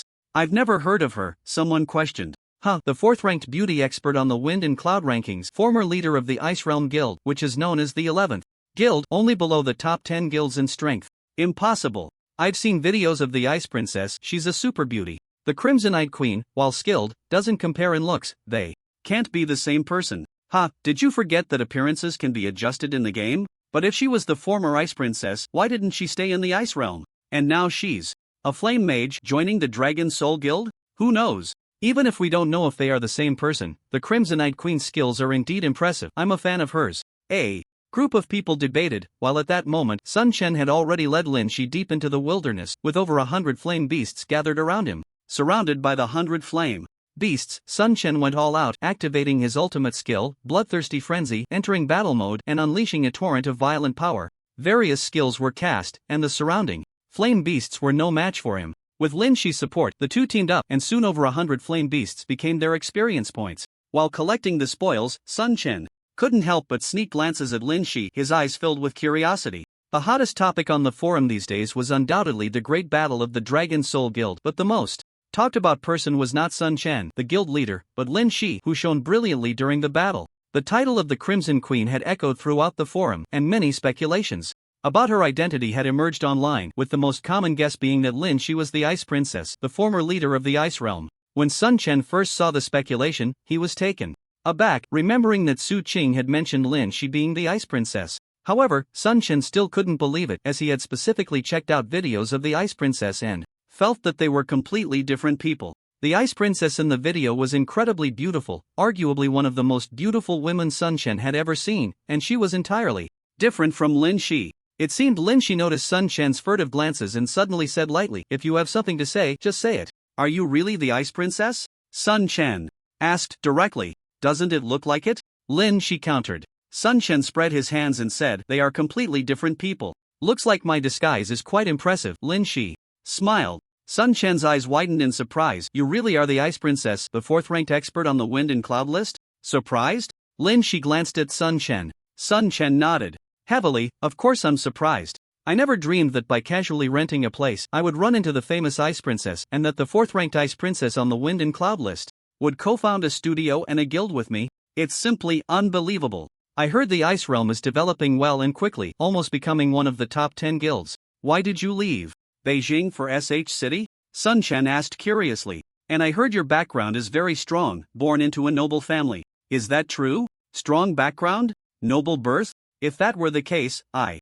wouldn't have been kicked out of the guild or forced to marry someone else." Lin Shi suddenly laughed bitterly. "There's a story." Sun Chen immediately sensed that Lin Shi must have a story to tell. "If you don't mind, you can share it with me," Sun Chen said. Lin Shi looked at Sun Chen and then said, "I was indeed born into a prominent family in Beijing. When my parents were still alive, I thought being born into a big family would be very happy. At least I could use the family's resources to do what I wanted. Everything in the Ice Realm was my hard work. But after my parents died in a car accident, I realized that the so-called big family was just a cold-blooded profit collective. What family ties? It's all nonsense." Seeing Lin Shi's somewhat sorrowful expression, Sun Chen felt a pang in his heart. He remembered how, after his father became paralyzed, those so-called relatives kept their distance. What family ties? It was all nonsense. Less than a month after my parents passed away, the company they worked so hard to build was divided up by those family scoundrels. Those people are really shameless." Sun Chen snorted coldly. "Yeah, but unfortunately, they still felt it wasn't enough and forcibly kicked me out of the guild I founded. And in the end, for their own interests, they tried to force me to marry a notorious second-generation rich kid, so I ran away. I never wanted to stay in that ugly place again." Perhaps the pain had been suppressed in her heart for too long. After saying this, Lin She couldn't help but burst into tears, leaving Sun Chen beside her feeling somewhat at a loss. All along, Sun Chen had thought of Lin Shi as a particularly capable person with her own opinions. Someone who seemed very strong. However, at this moment, Sun Chen finally understood that beneath Lin Shi's strong exterior was a fragile face. I'm sorry for bringing up your sad memories, but it feels like our experiences are quite similar, Sun Chen sighed. Hearing this, Lin Shi couldn't help but look up at Sun Chen and asked, I know about your experiences at school. Your roommates, aside from Zhang Bo, were indeed not worth much, and your ex-girlfriend was also trash. Sun Chen looked deeply at Lin Shi and said, when I said we were similar, I wasn't referring to those school matters. My father used to be a small contractor, and thanks to his strong abilities, our family lived a relatively happy life. At that time, our relatives were very warm towards us. Unfortunately, ever since my father was severely injured and paralyzed, their attitude completely changed. I still remember kneeling in front of them, begging them to lend me money for my father's treatment, and their indifferent expressions. That's when I realized, what is family? It's all just about interests. Sometimes, so-called relatives are not even as good as strangers. Although Lin Shi had investigated some of Sun Chen's matters, she only looked into his university experiences and didn't know that Sun Chen had gone through similar hardships. For a moment, she felt a strange sensation, as if Sun Chen had become much more endearing. So you've been through such things. How are your parents now? They are still in our hometown. Once we move to the new area, I'll bring them over to live with us, Sun Chen replied. By the way, how's the ice realm now? Sun Chen suddenly asked. It has nothing to do with me anymore, Lin Shi replied coldly. Don't worry, Longhun is your guild, and it will definitely develop better than the ice realm in the future, Sun Chen assured Lin Shi. I also believe that our Longhun will definitely develop better, Lin Shi said seriously. Keep leveling up. Sooner or later, you must make those who drove you out of the ice realm regret it. A glint of determination flashed in Sun Chen's eyes, and he felt a strong desire to help Lin Shi reclaim her dignity. Seeing Sun Chen's fighting spirit, Lin Shi couldn't help but smile faintly. Sun Chen then continued to attract the hatred of the flame beasts, gathering a large number of them before activating the group kill function and unleashing a massacre. While grinding monsters, they shared interesting stories from their past, and for a moment, leveling up didn't seem so boring.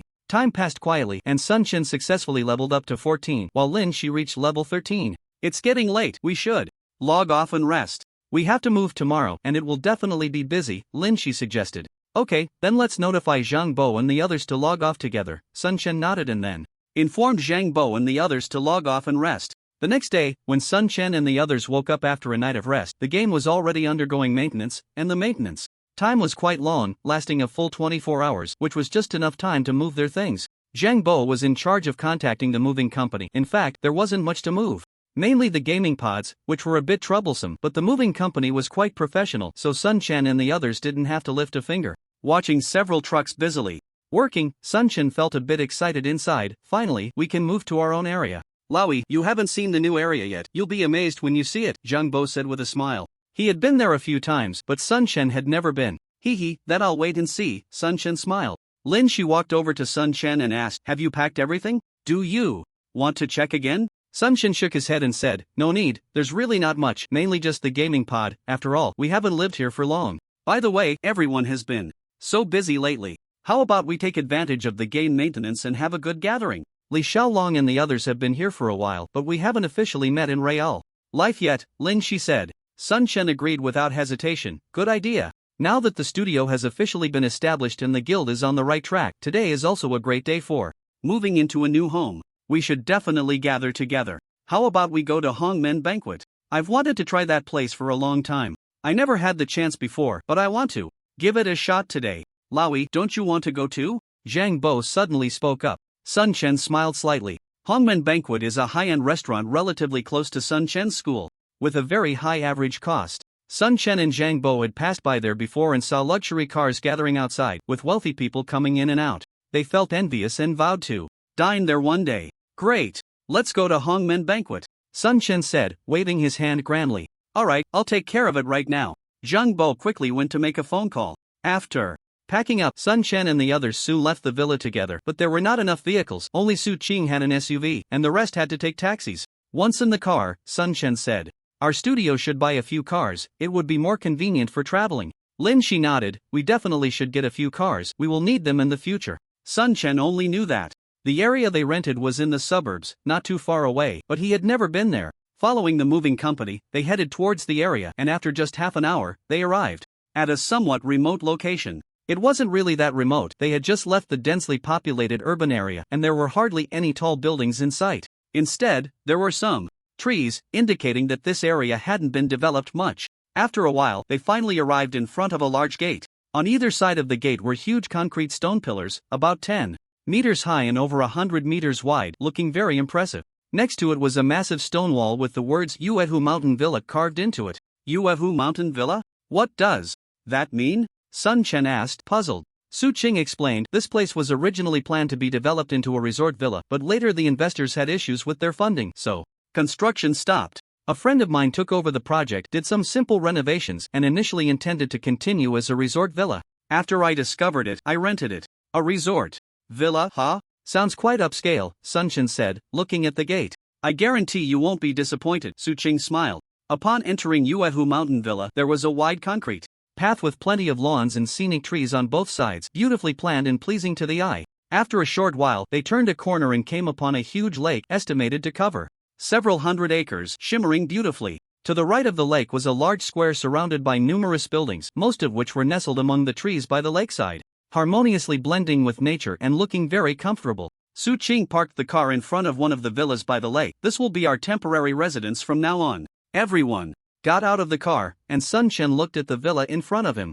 It was larger and more luxurious than the one they had rented before, with a lawn in front and a huge garden beside it. Exquisitely laid out and beautifully scenic. This place is really beautiful, much better than where we lived before, Sun Chen exclaimed. You should see how much it cost to rent, Su Qing said, with a smile. Looking at the villa in front of him, Sun Chen was very satisfied. As for how much it cost, he didn't ask. Anyway, Su Qing and the others would calculate it, so he didn't need to worry. Retracting his gaze from the villa, Sun Chen looked to the side and saw a continuous row of villas arranged in an orderly manner, with many of them. At that moment, quite a few people were busy cleaning and organizing. Next to the villa was a retro hotel, which also covered a large area. Lin Shi explained beside him, these have all been tidied up. The studio staff will be arranged to move in, while the villa will mainly accommodate the guild's combat personnel. The hotel will mainly house the staff from the Dragon Soul studio, most of them are from the disabled association, and living together makes management easier. We've arranged dedicated personnel to serve them.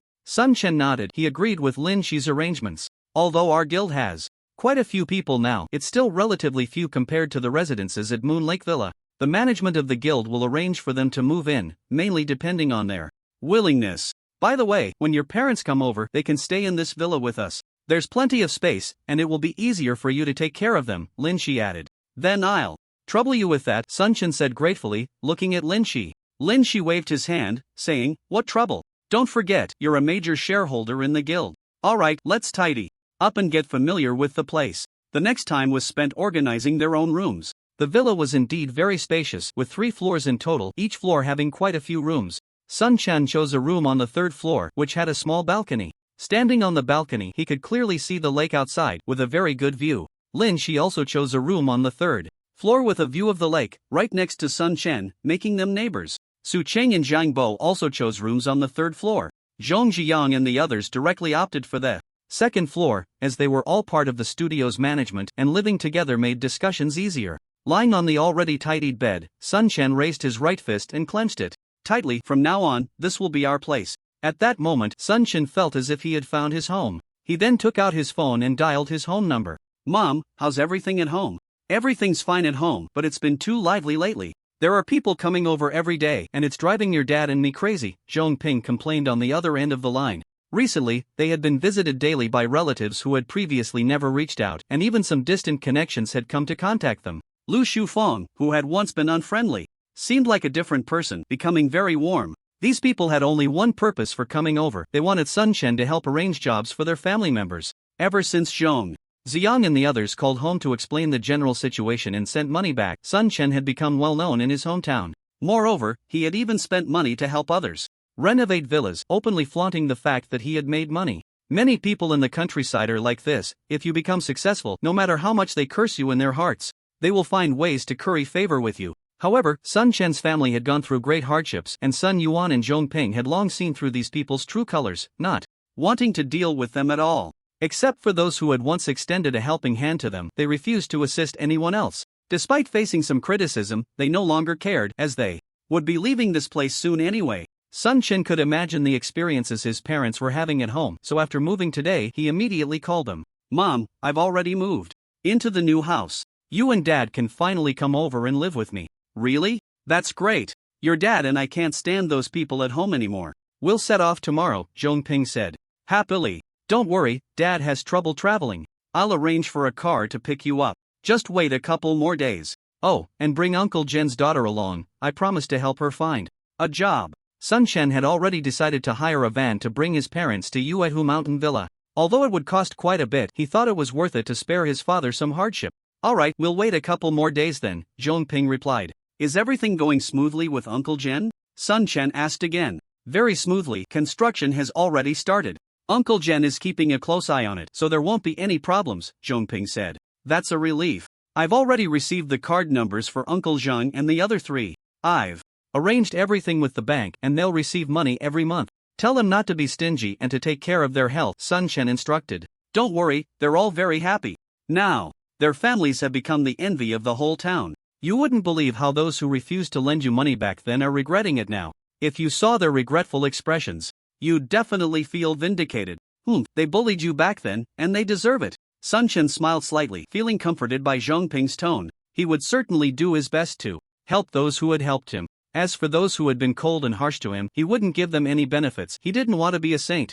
Alright, let's leave it at that. You don't need to bring much from home. Everything you need is here, and you can buy anything. Okay, I got it. After hanging up, Sun Chen walked to the balcony, looking at the vast lake with a calm expression. It hadn't been long since everything changed, yet his life felt completely different, as if he had adopted a new way of living. Even now, he still felt like he was dreaming. What are you thinking about? At that moment, he heard Lin Shi's voice nearby. Sun Chen turned to see Lin Shi wearing a t-shirt on top and jeans below, standing on the balcony of the adjacent room, looking at him curiously. She still wore those oversized black-framed glasses, and with her simple makeup, her beauty was perfectly concealed. Although he knew Lin Shi was the famous ice princess online, a stunning beauty, Sun Chen had only seen her in videos and had yet to meet her in person. He momentarily lost his train of thought but quickly regained his composure, smiling as he said, I was thinking about what my life would be like if I hadn't met you. Would it still be a mess? Lin Shi smiled back, of course not. Your opportunities in the game destined you for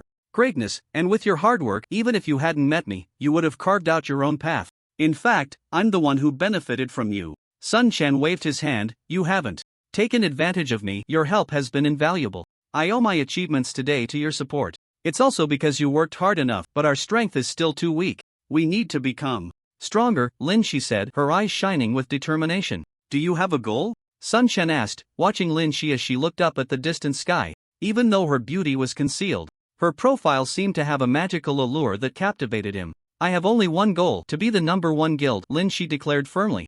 Alright, then let's work together to make Dragon Soul the top guild. Sun Chen responded without hesitation, his expression serious. Hearing this, Lin Shi turned to look at him, and seeing his earnestness, she smiled, don't you think I'm being too arrogant? Of course not, because our goals are aligned. Good, then let's work hard together. Lin Shi's gaze became brighter, and across from her, Sun Chen also revealed a smile. Their eyes met in the air, as if something wonderful had occurred. Meanwhile, in the adjacent balcony, Su Qing happened to see Sun Chen and Lin Shi, and a look of surprise crossed his face. Then, with a quick glance, a strange smile appeared at the corner of his mouth. Without disturbing Sun Chen and Lin Shi, Su Qing retreated to his room and sent a text message to Zhang Bo and the others. Soon, Zhang Bo and the others gathered outside the villa, including Su Qing, Zhang Bo, and Zhong Jian, while Li Xiaolong and the others were in the villa behind them. Su Qing scanned the area and said, we're ready to set off. Zhang Bo looked around and asked, where's he go? Why isn't he here? And the vice president isn't here either. Should we call them? Why call? We'll go ahead first. The president and vice president will be here shortly, it's already arranged. Su Qing quickly stopped Zhang Bo from notifying Sun Chen. He then called for a bus to take everyone, including Li Xiaolong and the others at the back, without informing Sun Chen and Lin Shi at all. Once Su Qing and the others left, only Lin Shi and Sun Chen remained, chatting and admiring the scenery on the balcony. It was their first time staying here, and the nearby view was quite beautiful, not tiresome at all. As they chatted, Lin Shi felt that their relationship was no longer as stiff as before. This feeling had emerged after their interaction in the game yesterday. It's already this late, haven't they finished packing? Sun Chen murmured, while checking the time. Let me ask, Lin Shi said as she took out her phone and dialed Su Qing's number. What? You guys are already at the Hongmen banquet? Lin Shi was taken aback and Sun Chen on the adjacent balcony looked over in surprise as well. On the other end of the line, Su Qing said with a grin, "Yeah, we've all arrived at the Hongmen banquet. The villa only has you and Sun Chen left. Why didn't you notify us before you left?" Lin Shi complained. "Hee, I saw that you and Sun Chen were having a good time, so I didn't want to interrupt you," Su Qing replied playfully. "You, what nonsense are you talking about?" Lin Shi's heart suddenly raced, and for some reason her face felt a bit hot as she couldn't help but glance at Sun Chen on the adjacent balcony. Fortunately, she knew that Sun Chen couldn't hear Su Qing's voice on the phone. "What nonsense? She, I feel like you've changed. I've never seen you show that kind of expression towards any man." "You're talking nonsense." "I'm not," Lin Shi defended herself. She, it's over for you. Based on my years of experience with romantic dramas, you've already fallen for that guy Sun Chen. Impossible, how could I? Alright, stop being stubborn. Anyway, the villa only has the two of you left, so you both should come over together. Su Qing finished and hung up the phone. Lin Shi stood there holding the phone, momentarily at a loss. Did she like Sun Chen? She wasn't sure what liking someone meant, as she had never had feelings for anyone or been in a relationship. She hadn't felt anything for Sun Chen before, but through their interactions and investigations, she discovered that Sun Chen was a rather upright person with good character. The real change began yesterday when they opened up about their pasts, and Lin Shi's feelings for Sun Chen became different. Sun Chen had no idea what Su Qing had said on the phone. Standing on his balcony, he looked at Lin Shi, who was still in a daze, and couldn't help but ask, "What did they say?" Lin Shi turned to glance at Sun Chen on the adjacent balcony, then took a deep breath, suppressing her budding feelings, and said, "They've all arrived at the Hongmen banquet. It's just the two of us left." "What? How could this happen?" Sun Chen was taken aback. "Let's go, we should head over now." The two walked side by side out of the villa, with Lin Shi on Sun Chen's right. A gentle breeze brushed past, and a faint, delicate fragrance wafted into Sun Chen's nostrils, making him feel quite comfortable. Perhaps it was because they were the only two left in the villa that walking together felt somewhat awkward. For a moment, Sun Chen didn't know what to say, and Lin Shi was also at a loss for words. The atmosphere between them became a bit strange, tinged with a hint of sweetness. It seems Su Qing and the others have taken the car, so it looks like we can only take a taxi, Sun Chen said, looking at the empty road with a sense of helplessness. "Then I'll call a cab," Lin Shi replied, taking out her phone to summon a ride, and then they walked towards the entrance of Yuehu Villa. Although Sun Chen and Lin Shi tried to find topics to discuss, the strange atmosphere between them did not ease much along the way. Lin Shi herself didn't even know how she got into the taxi. She had been a strong woman before, skilled in games and adept at managing the guild, but when faced with the unfamiliar issue of emotions, she felt like a novice. Sun Chen also didn't know how to break the silence, and they remained quiet throughout the ride. The taxi stopped at the square outside the Hongmen banquet. I'll go up first, Lin Shi said, opening the car door and hurriedly escaping. Sun Chen was momentarily taken aback, then shook his head with a wry smile. Lin Shi's sudden change left him somewhat puzzled. Soon, Sun Chen got out of the car, but just as he did, a familiar yet strange voice suddenly rang out. "Sun Chen, what are you doing here?" Hearing that familiar yet strange voice, Sun Chen frowned slightly and turned to look in the direction of the sound, only to see his ex-girlfriend, Manhwa, standing not far away. Manhwa was dressed fashionably, as dazzling as ever, holding a designer handbag and looking at him with a surprised expression. Sun Chen gazed at the woman who had once abandoned him, frowning slightly. He was filled with resentment towards her. She had pursued him with great effort, but when it came to breaking up, she was resolute. Although he had long seen through her true nature, the feeling of being dumped was undeniably unpleasant. Meanwhile, Lin Shi, who had just run a short distance away, vaguely heard a woman calling Sun Chen's name and couldn't help but turn to look. Upon seeing Manhwa, her brow furrowed. Since collaborating with Sun Chen, Lin Shi had investigated some of his background and naturally knew about his ex-girlfriend. Seeing this woman appear, Lin Shi felt an unfamiliar emotion rising within her. She had never cared much about others' appearances, but at that moment, she found herself seriously examining Manhua's looks and then touching her own face. Then, as if she had made a significant decision, Lin Shi quickened her pace towards the Hongmen banquet, all the while calling Su Qing. Manhwa had not noticed Lin Shi, who had gotten out of the car. First, looking at Sun Chen from a distance, her expression was initially complex, but upon seeing his ordinary attire, her expression shifted, revealing a hint of arrogance. "What are you doing here? You offended Wei Deshao, and you still haven't left SH City. You really have some guts. What does my staying have to do with you? Why aren't you busy trying to win over Wei Taijian? What are you doing here? Is Wei Taijian here too?" Sun Chen replied indifferently. Manhua's expression stiffened. She had abandoned Sun Chen when Wei Xian beckoned her, thinking that by latching onto a wealthy second generation like Wei Xian, she could marry into a rich family and reach the pinnacle of life. However, in reality, although Manhwa was quite attractive, comparable To a campus belle, she was just one of many beauties that wealthy second-generation men like Wei Xian had encountered. Women like her simply didn't make the cut. After a few days of play, he lost interest and sent her away with some money. Although Manhwa was unwilling, she couldn't afford to offend Wei Xian. After leaving Wei Xian, she didn't contact Sun Chen but instead latched onto a wealthy man, only to unexpectedly run into Sun Chen here. After parting ways with Wei Xian, Manhwa briefly regretted leaving Sun Chen. After all, Sun Chen was handsome and had good grades. Unfortunately, because she had offended Wei Xian, she ruined her own future. What good was being handsome? It couldn't buy her designer handbags or a high-quality life. Looking at Sun Chen, who was dressed plainly across from her, Manhwa felt her choice was not wrong. Sun Chen had no future now. How's it going? Have you found a job? Do you want me to introduce you to one? It's not a big company, but you could still make 3,000 to 4,000 a month, Manhwa said, adopting a condescending demeanor. Seeing her like this, Sun Chen felt a bit nauseated. This kind of woman had once been his girlfriend, and thankfully, she had chosen Wei Xian back then. No thanks, I have a job, Sun Chen replied, preparing to turn and leave. Manhwa felt a pang of imbalance in her heart at Sun Chen's indifference. Sun Chen, don't blame me for being heartless. You know what kind of person Wei Xian is. Offending him means you have no future. You can't give me the life I want. You don't deserve to be my boyfriend. I advise you to find an ordinary woman to marry in the future, but given your current situation, it might not be easy to find an ordinary woman either. Sun Chen had initially planned to turn and leave, but at that moment he looked at Manhwa, unable to believe that this woman would say such things. Where did she get her confidence?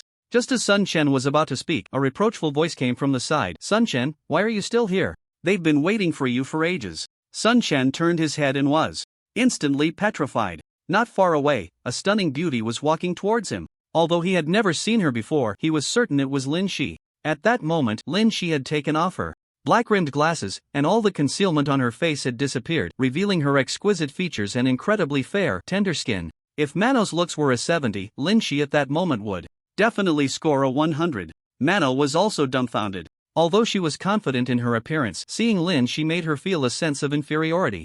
Lin Shi wore a gentle smile as she walked up to Sun Chen and naturally linked her arm with his. Sun Chen froze, feeling a bit at a loss as he tried to pull his arm away, but Lin Shi held on tightly, looking up at him with a beaming smile. Then Lin Shi turned to look at Manhwa not far away, surprised, and said, "Oh, Sun Chen, could she be your ex-girlfriend, Manhwa?" "That's her," Sun Chen replied flatly. Lin Shi certainly knew that the person across from her was Manhwa. She walked over with a cheerful smile and extended her right hand. "Hello, I'm Lin Shi, Sun Chen's girlfriend. Thank you for leaving such an excellent Sun Chen for me. I've always wanted to find a chance to thank you in person." Both Sun Chen and Manhwa were stunned at that moment. Girlfriend? She was Sun Chen's girlfriend? How could that be?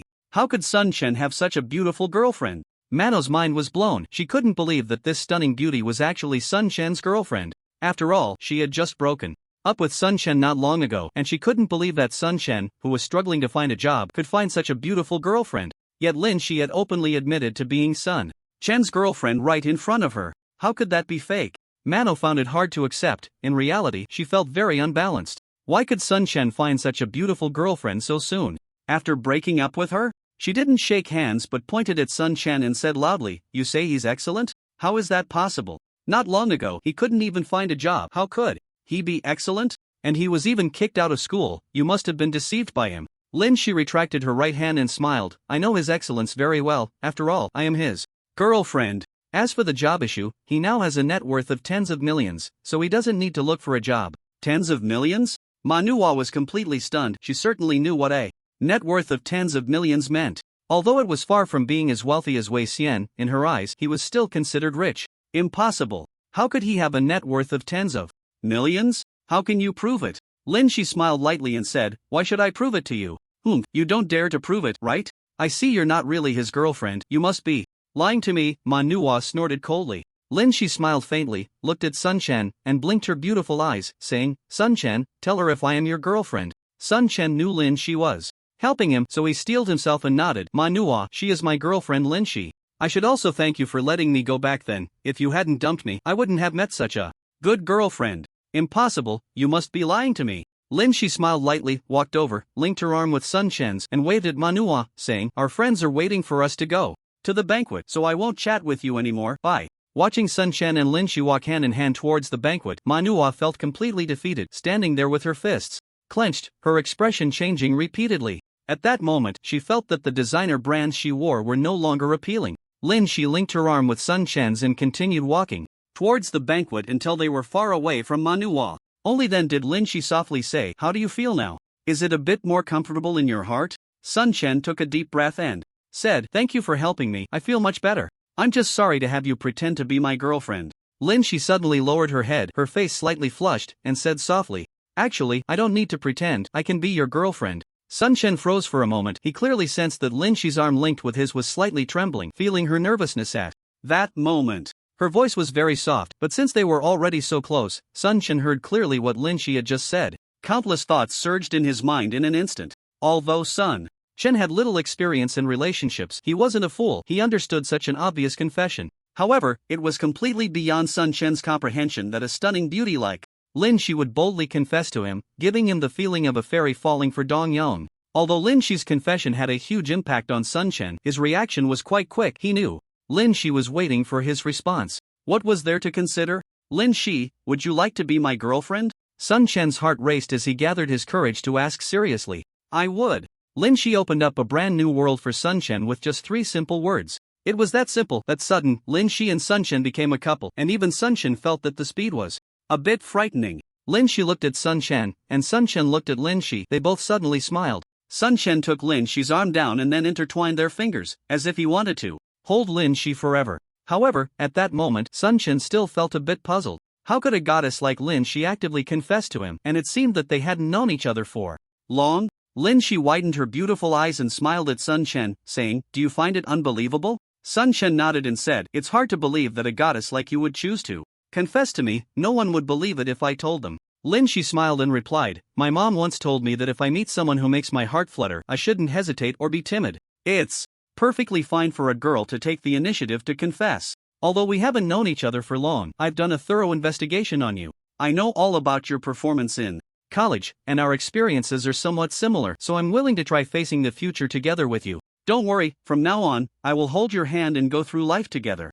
No matter when, I will never let go." As he spoke, Sun Chen tightened his grip on Lin Shi's hand. Upon hearing this, Lin Shi's face broke into a radiant smile. "Alright, let's hurry up, they must be waiting anxiously." At that moment, in a large private room at the Hongmen banquet, Su Qing and others were gathered, with dozens of people present. This was the first time that Zhong Ziyang and the others met Li Xiaolong, so the conversation was lively and full of topics. Su Qing and Zhang Bo were discussing some matters regarding the guild. After an unknown amount of time, Zhang Bo glanced at the clock and frowned, saying, "It's been so long, why hasn't Laoyi arrived yet? Should we call to urge him?" Su Qing shot him a glance and said, "Why urge? Can't we give them a little more time? It's not easy to see Shishi with someone who catches her eye. I don't want her to miss out. After all, Laoyi just broke up not long ago. It might not be so easy for him to accept Lin Shi." Zhang Bo was most aware of Sun Chen's situation. Su Qing raised an eyebrow confidently and said, "Don't worry, as long as Shishi is willing, she can win over Sun Chen in no time. They might already be together." Zhang Bo shook his head and said, "Impossible. I know Laoyi's character, he shouldn't be able to move on from his last relationship so quickly." However, as soon as he finished speaking, the door to the private room was pushed open, and Sun Chen and Lin Shi walked in hand in hand. Whoosh! Everyone turned to look at the entrance, and the lively private room instantly fell silent, as if the scene had been frozen. Everyone stared at the intertwined fingers of Sun Chen and Lin Shi, their faces showing disbelief. They didn't know whether they were shocked that Sun Chen and Lin Shi were together or astonished by Lin Shi's appearance. Seeing the crowd's astonished expressions, Sun Chen smiled and announced, "Now that everyone is here, I want to share something. From today onwards, Lin Shi and I are together." Wow! Congratulations to the president for winning the beauty and saying goodbye to being single. Li Xiaolong was the first to applaud. "He, the president is handsome and charming, and the vice president is stunningly beautiful. You two are truly a match made in heaven." "I'm so envious." Zhang Bo clapped with a grin. "I've heard for a long time that the vice president is the ice princess of the ice realm. It turns out the rumors are true. I never expected the renowned ice princess to be in our Dragon Soul Guild. This is fantastic," Luo Xiao said with a smile. "Now there's no ice princess. The vice president is our Dragon Soul's Crimson Eye Queen," Chan Hai shouted from the side. "Congratulations to the president and vice president on embarking on a romantic journey. Ha ha ha, I want to interview the president." "Your girlfriend is the Crimson Eye Queen. Do you feel pressured?" Zhong Jiang asked with a hearty laugh. Everyone looked at Sun Chen, waiting for his response. Sun Chen smiled and answered straightforwardly, "Of course. There's pressure, but more than that, there's motivation. I want to become stronger, not to defeat Shishi, but to better protect her." Oh. The crowd erupted in cheers, looking very pleased. Sun Chen and Lin Shi took their seats at the table reserved for them, with Lin Shi sitting next to Sun Chen and Su Qing beside her. As soon as she sat down, Su Qing couldn't help but gossip. So what's going on between you two? I was giving you time to get to know each other. How did you end up together so quickly? Who confessed first? Su Qing's voice was not loud, but everyone present basically heard it and turned to look at Sun Chen and Lin Shi. It was me. It was me. Sun Chen and Lin Shi said in unison. TSK, you two are really in sync so quickly. You are truly a match made in heaven, Su Qing praised. Alright, no matter who confessed first, let's raise a glass to celebrate your union. Come on, let's all wish the president and vice president a speedy arrival of their little one. Zhong Bo shouted with a grin. But Sun Chen almost spat out his drink and Lin Shi beside him instantly blushed. Alright, no more jokes, thank you all for your blessings and I wish you all your dreams come true, Sun Chen said with a big smile. The sudden pairing of Sun Chen and Lin Shi made the entire gathering extraordinarily lively. Previously, Sun Chen and his group of retired soldiers led by Li Xiaolong had not lived together and were not very familiar with each other, so gathering together all of a sudden felt a bit awkward. However, at this moment, everyone was already mingling and the high-ranking members of the Dragon Soul Guild had truly integrated. Outside the banquet, Manhwa witnessed Sun Chen and Lin Shi entering the banquet hand in hand, no longer doubting Lin Shi's words. But seeing Sun Chen with Lin Shi, she found it hard to accept. It was clearly her who had dumped Sun Chen, yet now it felt as if she had been abandoned, and suddenly a surge of hatred for Sun Chen arose in her heart. So what if he has tens of millions? I won't let him have it easy. Manhwa snorted coldly, then took out her phone and directly dialed Wei Xian's number. Hello, what do you want? Wei Xian's impatient voice came from the other end of the line. Manhwa quickly put on a smile and said, Don't be angry, Wei Xiao. I just ran into Sun Chen at the banquet entrance. He found a very beautiful girlfriend and according to her, he seems to have tens of millions now. It looks like he's doing well. Manhwa knew that Wei Xian was a person who sought revenge, so she immediately told him about Sun Chen, hoping to use Wei Xian to get back at him. Sure enough, upon hearing Manhwa's words, Wei Xian snorted coldly. And aunt that I, Wei Xian, have stepped on wants to rise again? No way. The banquet, huh? I got it. After hanging up, a triumphant smile appeared on Manhwa's face. Just from Wei Xian's tone on the phone, she knew Sun Chen was in for trouble. Showing off to me, let's see how you die, Manhwa said to herself, feeling pleased. At that moment, Wei Xian was bored due to game maintenance. Hearing that his enemy Sun Chen had found a beautiful girlfriend and had become wealthy, he certainly couldn't tolerate it. Recently, due to a disastrous defeat in the guild war, his mood had been very poor and he had a fire in his heart that he wanted to vent. Clearly, Sun Chen was a good target for that. He immediately called 8 of his underlings and headed straight for the banquet. He was a regular there and knew it well. Sun Chen, who was in the private room, of course, had no idea that he had already been targeted by Wei Xian because of Manhwa's tip-off and was still having a great time with everyone in the room. You guys eat first, I'll go to the restroom, Sun Chen said as he stood up and walked out of the private room. Soon, he came out of the restroom and just as he reached a spot not far from the private room, a familiar figure suddenly appeared at the end of the hallway. Wei Xian, looking arrogant, was just turning the corner with a group of people. Sun Chen recognized his enemy even if he turned to ashes. Seeing Manhwa following behind Wei Xian, his expression darkened, and he immediately understood what was happening. Bitch! Sun Chen cursed inwardly. Meanwhile, Wei Xian and his group also spotted Sun Chen. Wei Xiao, it's Sun Chen! Manhwa exclaimed. As if seeking credit, Wei Xian swaggered over with his group, looking arrogantly at Sun Chen. I heard you struck it rich and even found a beautiful girlfriend. Do you feel like your luck has finally come? Wei Xian looked at Sun Chen with disdain. None of your business, Sun Chen retorted fearlessly. In the past, he was just an ordinary person at school, powerless against a top-tier rich second generation like Wei Xian, but things were different now. Although he wasn't as wealthy as Wei Xian, he was no longer a soft persimmon to be squeezed at will. Oh, look at you, getting a bit of an attitude after just a few days. Who gave you the courage to talk to me like that? Wei Xian asked arrogantly. Wei Xiao, I think he completely disregards you. Manhwa chimed in, fanning the flames. Sun Chen shot a cold glance at Manhwa, then turned his gaze back to Wei Xian, saying coldly, Wei Xian, what are you? Just someone with a slightly better background. Without your parents, you're nothing but trash. Daring to insult me to my face, it seems you've really grown some guts. Wei Xian's expression turned icy. What can you do about it if I insult you to your face? Sun Chen shot back defiantly. Seeing Sun Chen's arrogant demeanor ignited a fire of anger within Wei Xian. In his eyes, Sun Chen was just an ant, someone he could easily crush. You're asking for death. Wei Xian stepped forward without hesitation, throwing a punch at Sun Chen. As Wei Xian's fist came towards him, Sun Chen didn't dodge, allowing the punch to land on the corner of his mouth. Sun Chen staggered back a few steps, feeling some pain and a bit of blood, but he smiled. Wei Xian and his crew didn't expect Sun Chen to stand there and take a punch. Normally, anyone would have dodged. Just as Wei Xian was stunned, Sun Chen stepped forward with his left foot and kicked out with his right foot like lightning, landing a solid kick to Wei Xian's stomach. Wei Xian let out a scream and instantly collapsed to the ground, curling up and clutching his stomach, looking in great pain. His followers were dumbfounded, and Manhwa was also shocked, not believing that Sun Chen would dare to lay a hand on Wei Xian. Wasn't that asking for trouble? Wei Xian himself didn't expect Sun Chen to strike him.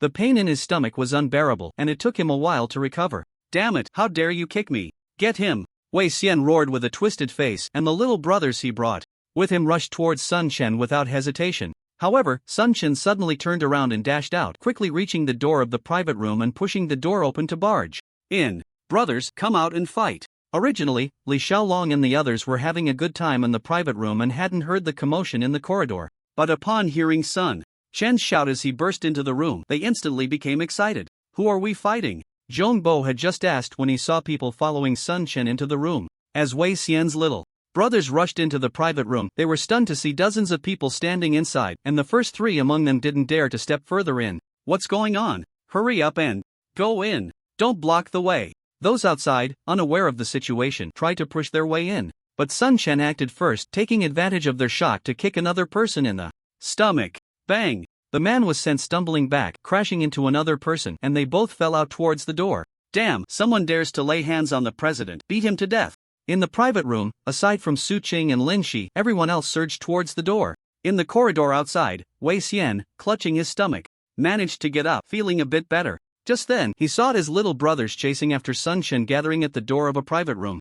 And then someone was kicked out. Before he could react, Sun Chen charged out with a large group of people from inside the private room. Sun Chen took the lead, directly kicking the person blocking the door to the ground. Then his gaze shifted to Wei Xian not far away. Sun Chen smiled and charged towards Wei Xian. Wei Xian, seeing a large group of people pouring out from the private room, was dumbfounded as his little brothers were quickly taken down. These followers of his usually acted tough and looked formidable, but when faced with veterans like Li Xiaolong, they were nothing but trash. Sun Chen didn't care whether Wei Xian was shocked or scared. He rushed up and kicked Wei Xian down again, then directly mounted him, starting to unleash his attacks. Damn it, Wei the eunuch, weren't you very arrogant? Aren't you proud? Aren't you rich? You ruined my job and messed up my loan. You're really something, but do you think everyone will let you step on them for life? Sun Chen unleashed a flurry of punches, causing Wei Xian to wail in agony. Wei Xian was just an arrogant rich second generation, relying on his wealth and surrounded by a group of little brothers, so he acted extremely cocky, but in reality his combat ability was very poor and he was no match for Sun Chen.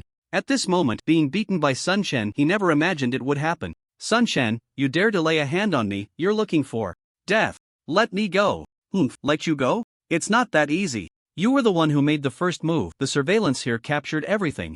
Clearly. Since you want to play, I'll definitely play with you. Sun Chen had seen the corridor's surveillance earlier, so he took Wei Xian's punch on purpose, ensuring he had an explanation if it came to an investigation. Now, sitting on top of Wei Xian and raining down punches, Sun Chen had nothing to fear. Damn, weren't you very arrogant? You're the best in SH City. Whoever dares to oppose you, you'll deal with them. Sun Chen's fists fell on Wei Xian's body, and while hitting, he vented his anger. At first, Wei Xian was still shouting arrogantly, but soon he could only beg for mercy.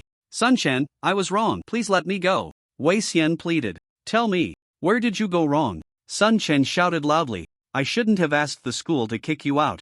I shouldn't have found people to block you. I shouldn't have stolen your girlfriend. I shouldn't have. The top rich second generation of SH City was now begging like a little dog. Manhwa stood not far away, pale-faced, watching this scene in terror. Because she was a woman, Sun Chen and the others didn't lay a hand on her. The little brothers who came with Wei Xian were all lying on the ground, wailing. Sun Chen continued to vent his anger, releasing all the grievances he had suffered from Wei Xian. Since he had already offended Wei Xian and there was no turning back, why bother being polite? Opportunities to beat Wei Xian like this were definitely rare and might not come again. Li Xiaolong and the others quietly watched as Sun Chen mounted Wei Xian and beat him up, not intervening. After a while, Sun Chen finally vented most of his anger, and by this time, Wei Xian was already bruised and battered. Getting off Wei Xian, Sun Chen kicked him again and said with satisfaction, those who do evil will bring about their own demise. This is all self-inflicted. Yes, it's all my fault. I was wrong. Wei Xian quickly apologized humbly, not daring to show any arrogance, but deep in his eyes there was a flame of hatred. Seeing Wei Xian's humble demeanor, Sun Chen naturally knew that someone like him would never recognize his mistakes and was probably hating him to the core.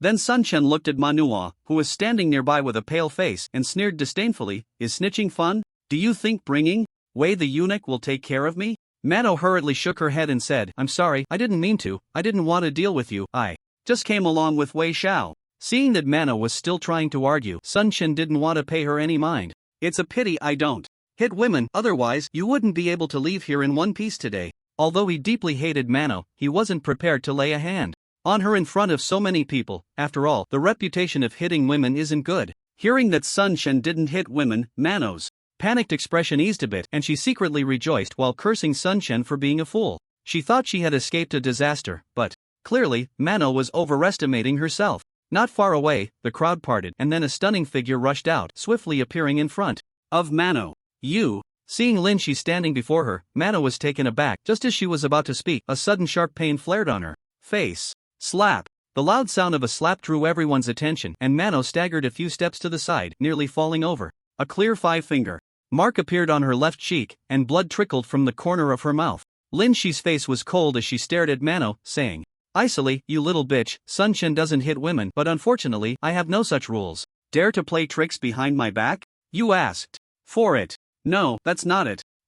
Mano wanted to defend herself, but Lin Shi waved her hand again, this time with her left hand, quick and fierce, slapping Mano's left cheek. Another crisp slap echoed, and Mano took another heavy hit. Lin Shi looked at Mano's terrified face and said coldly, "Get lost. If you dare to do this again, just wait and see how I deal with you." Mano didn't dare to linger, quickly turning to leave, completely ignoring Wei Xian. At this moment, Wei Xian was dumbfounded. Lin Shi, who suddenly appeared before him, looked like a goddess. Even when she was angry, she was so beautiful. Wei Xian had seen many beautiful women, but he had hardly encountered a top beauty like Lin Shi. If it were a normal time, encountering such a top beauty, Wei Xian would definitely not let the opportunity slip by, no matter what he had to say to strike up a conversation. Suddenly, Lin Shi turned her head and shot Wei Xian a cold glance, her eyes filled with disdain, before walking over to Sun Chen and casually linking her arm with his. "You don't mind me dealing with your ex-girlfriend, do you? I think you're too generous." "You only gave her 2 slaps, Sun Chen replied straightforwardly.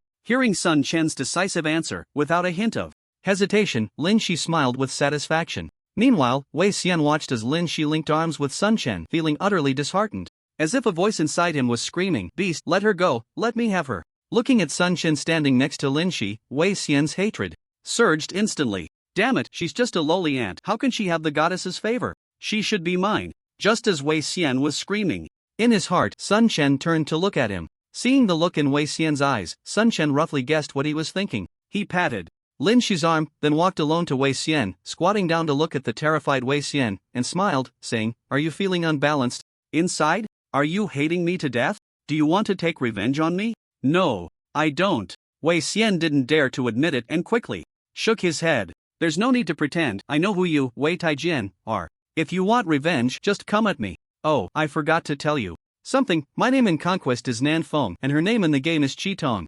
Surprised? Unexpected? Sun Chen pointed at Lin Shi and then fixed his gaze on Wei Xian, a smug smile appearing on his lips. At this moment, Wei Xian was completely stunned. The sudden news felt like an explosion within him. Who is Nan Feng? He is the enemy who caused Wei Xian tremendous losses in the game, one of his most hated foes. Even more so than Sun Chen. During this time, he had been tirelessly investigating Nan Feng's true identity, only to discover that the enemy, who had been opposing him at every turn, was actually his real-world adversary, Sun Chen. You. Wei Xian finally lost control of his emotions, hatred flooding his face as he pointed a trembling finger at Sun Chen, unable to utter a word, before his eyes rolled back and he fainted. Watching Wei Xian collapse, Sun Chen let out a disdainful sneer and waved at Wei Xian's lackeys. "Get your boss out of here. The further the better." Wei Xian's lackeys seemed to have received a pardon, hurriedly rolling and crawling over to lift Wei Xian and rush away. As Sun Chen watched Wei Xian and his lackeys disappear at the end of the corridor, his smile gradually faded. Although he had avenged himself and had thoroughly beaten Wei Xian, Sun Chen knew it would bring serious consequences, yet he had no regrets. Zhang Bo walked over with a satisfied expression and said, "That dog Wei the eunuch finally got what he deserved. It's so satisfying. That guy has always been arrogant. He never had the chance before, but today I finally got my revenge," Sun Chen replied with a smile. Speaking of which, I should thank him. If he hadn't tried every means to cut off my path to working at the company, I wouldn't have used your game helmet to enter the game, and I wouldn't have achieved what I have now, Sun Chen suddenly said. If Wei the eunuch knew he was shooting himself in the foot, I wonder how he would feel, Zhang Bo laughed. He also had a grudge against Wei Xian, and seeing Sun Chen beat him up excited him, though he felt a bit regretful for not being able to join in due to family reasons. However, Wei the eunuch is notoriously vengeful. After you beat him up today, he will definitely find a way to retaliate against us, so we must prepare in advance, Zhang Bo said seriously. Sun Chen nodded. The reason I dared to act against him today is that we now have some confidence to confront him, but it's still not enough. We need to grow stronger. The confrontation with Aosher will become even more intense. At that moment, Lin Shi also approached and said, the game is secondary, we mainly need to guard against that guy using tricks in real life. We must be fully prepared in this regard. Sun Chen nodded. Although we already have quite a few people at Moon Lake Villa, it's still not enough. We need to continue increasing our numbers. He then turned to Li Xiaolong and the others. You all saw that I beat up the leader of Aosher today. Given his temperament, he will definitely seek revenge on us. I hope to continue increasing the guild's manpower. Rather than looking for people from outside, I trust you elite veterans who have come from the military more. You can leverage your connections to help recruit for the guild, with no limits on numbers. Don't worry about the treatment. It will definitely satisfy you. Additionally, for every veteran recruited, there will be a reward, with no upper limit. Everyone looked surprised at Sun Chen's words. Li Xiaolong spoke up. I know quite a few friends who have retired from the military. Their lives have been good after transitioning, but clearly not as good as our Dragon Soul's treatment. I'll contact them later. Now that we've been in the game guild for a while, we understand the various benefits. Those who were hesitant to join us before should be reassured now. I'll contact them as soon as I get down. Zhang Bo also chimed in. Then everyone began to speak, expressing their intention to contact their former comrades and invite them to join the Dragon Soul Guild. In fact, previously, Zhong Zhibing had made many calls, inviting any veterans he could reach to join the Dragon Soul Guild, but most veterans were skeptical about joining a gaming guild, so the vast majority declined. Now that Li Xiaolong and the others had spent some time in the guild, they had enough understanding of the game and the Dragon Soul Guild, making it much easier for them to persuade those hesitant veterans. Alright, contact them as soon as you get back. Su Qing, please arrange for someone to receive them. Sun Chen turned to Su Qing. No problem, leave this to me. Su Qing nodded. Is everyone still eating? Sun Chen scanned the crowd. I've finished eating. Me too. Let's go home and rest, recharge our spirits for the game, and see what changes have been updated.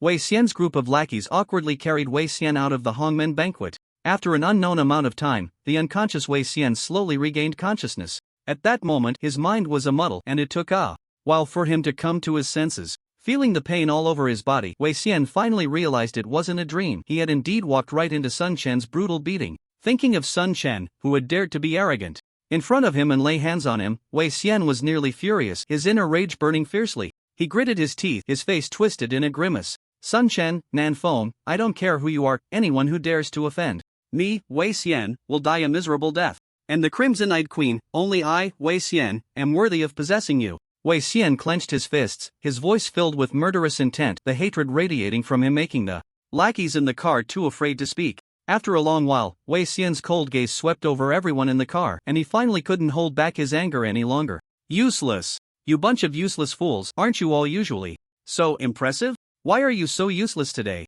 Not a single one of you is worth anything. Wei Xian vented his anger, while the lackeys in the car dared not voice their frustrations. What's wrong? Aren't you all usually so talkative? Why has everyone turned mute now? Wei Xian said coldly. Finally, someone couldn't withstand the pressure and spoke up. Wei Xiao, there were too many of them today, we were at a disadvantage. We'll find a chance to deal with them later and avenge you. Avenge me? Do you have that kind of ability? Wei Xiao, should we call the police? One lackey asked. Wei Xian immediately cursed. Call your grandpa. Do you want the whole of SH to know that I, Wei Xian, was beaten up? And do you think that bastard Sun Chen is an idiot? If he dares to hit me, would he be afraid of me calling the police? The lackey immediately dared not say anything further, and the car fell into silence. Wei Xian snorted coldly, took out his phone, and dialed a number. Wei Xiao, do you need something? A young man's voice came from the other end of the line. Wei Xian said directly, help me investigate a person named Sun Chen. He's my enemy. We went to the same university, and his in-game name is Nan Feng. Find out everything about him. Nan Feng? That name sounds a bit familiar, the young man on the other end murmured. He's the leader of the Dragon Soul Guild. Make sure to investigate all his real-life details, including where he lives. So it's him. I didn't expect the famous Nanfom online to actually be from the same school as you and to be your enemy, the young man on the other end said, quite surprised.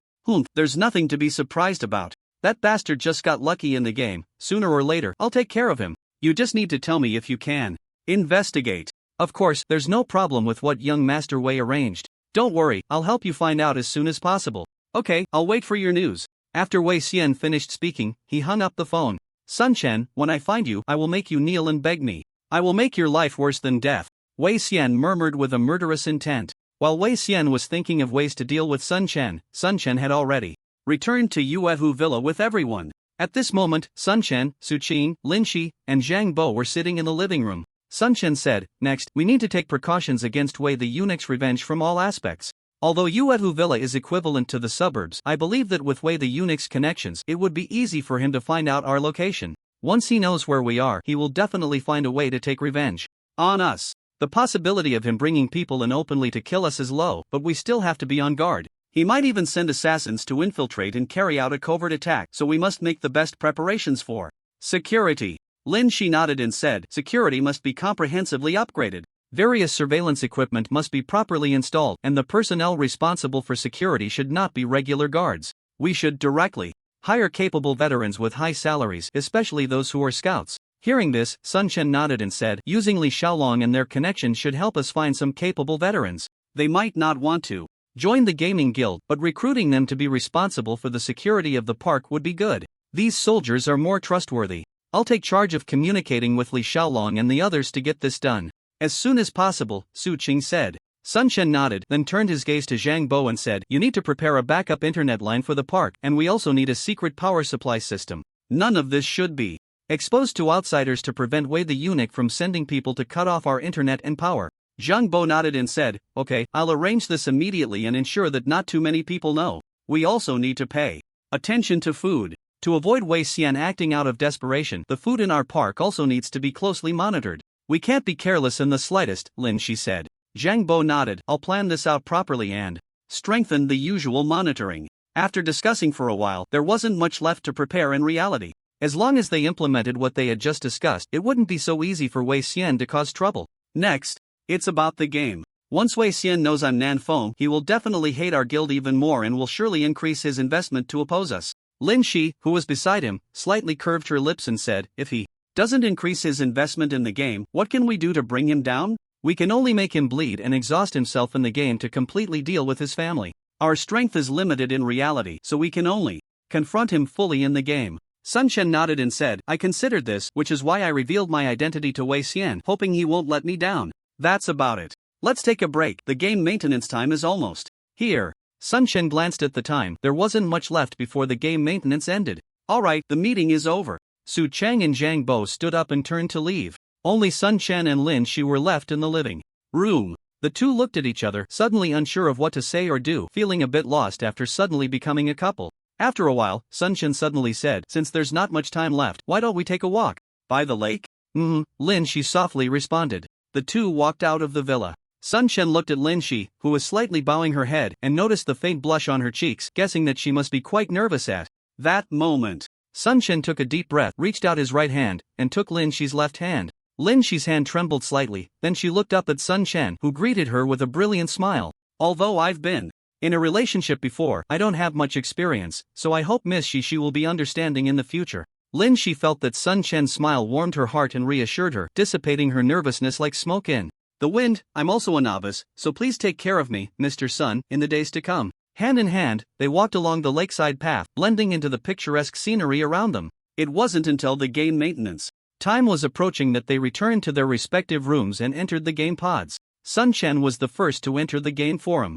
At that moment, the game forum was bustling with activity, as countless people were discussing the upcoming arena system, with the official announcement detailing some aspects of it. The arena is a combat system designed for player versus player battles and conquest, similar to some previous games. Once the arena opens, everyone can enter the arena system in a non-combat state from the safe zone, and all players who just joined the arena system will be at the ordinary level. Players who join the arena system can engage in battles through system matchmaking, and the system will score the battle results. After reaching a certain score, they can advance to the bronze battle zone.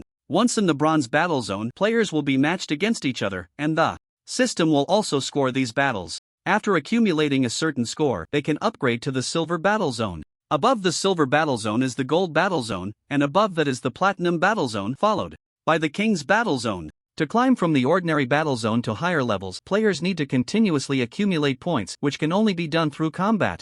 Moreover, a portion of points will be deducted daily.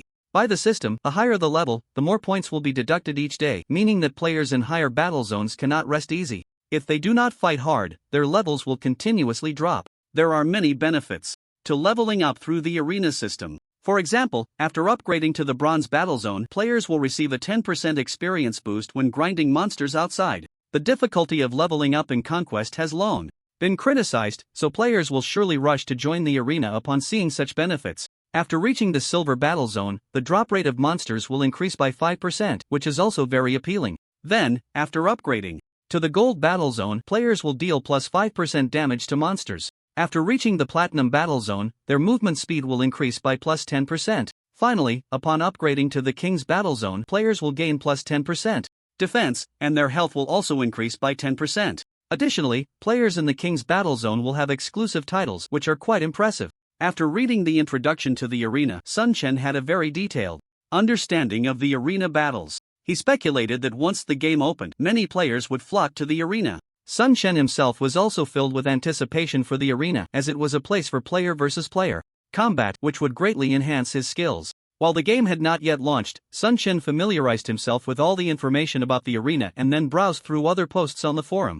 The hottest topic at the moment was, of course, discussions about the arena, with many speculating who would be the first to reach the king's level. The most predicted were the top experts on the leaderboard, and Sun Chen even saw quite a few people predicting that he could quickly ascend to the king level. Moreover, he noticed that there were quite a few players who believed they could quickly reach the king level, most of whom were fans supporting him. Sun Chen shook his head helplessly. Although he also wanted to reach the king level, he understood his own strength. Even with the current equipment advantage, it was nearly impossible to reach the king level in a short time. His current operational level was only at a minor stage, and he needed to improve his skills further. He then checked the posts about Aosher, and as he suspected, Aosher had just released an announcement about increasing their investment. The benefits outlined in the new announcement excited many newcomers, who eagerly declared their intention to join Aosher. Despite suffering heavy losses in Qinglong City, Aosher had deep foundations, and once they left Qinglong City, they could quickly develop if they were willing to invest more. Looking at the announcement released by Aosher, Sun Chen sneered to himself, "Go ahead, invest more.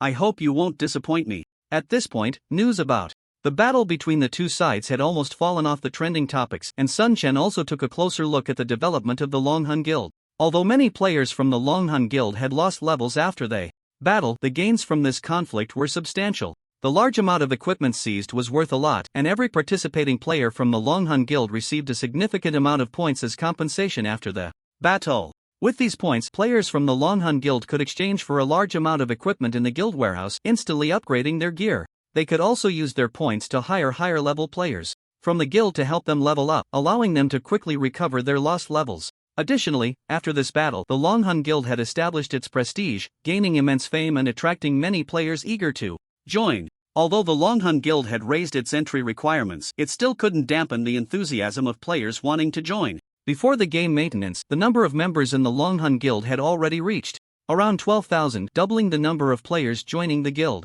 Moreover, these filtered players were not weak. Once they were absorbed into the guild, they would directly enhance its strength. Sun Chen was very satisfied with this outcome, but after bringing in so many skilled players, the guild's expenses had also increased, reaching its limit for the time being. After waiting for a while, the game finally opened, and like other players, Sun Chen chose to enter the game at the first opportunity. As he looked at the familiar scenery, countless players surged into the game almost simultaneously. Sun Chen connected with Lin Shi's mic, allowing them to communicate conveniently within the game. "What are your plans next?" Lin Shi asked. Sun Chen replied, "I plan to check out the arena. It should be a good place to hone my skills." Lin Shi nodded. Fighting in the arena can indeed increase combat experience and is very helpful for improving operational skills. It's quite suitable for you. What about you? Aren't you planning to go? Sun Chen asked. Of course, I have to go. After leveling up, the attributes given by the system are quite significant, and with various attribute bonuses, it can noticeably enhance my strength, Lin Shi said.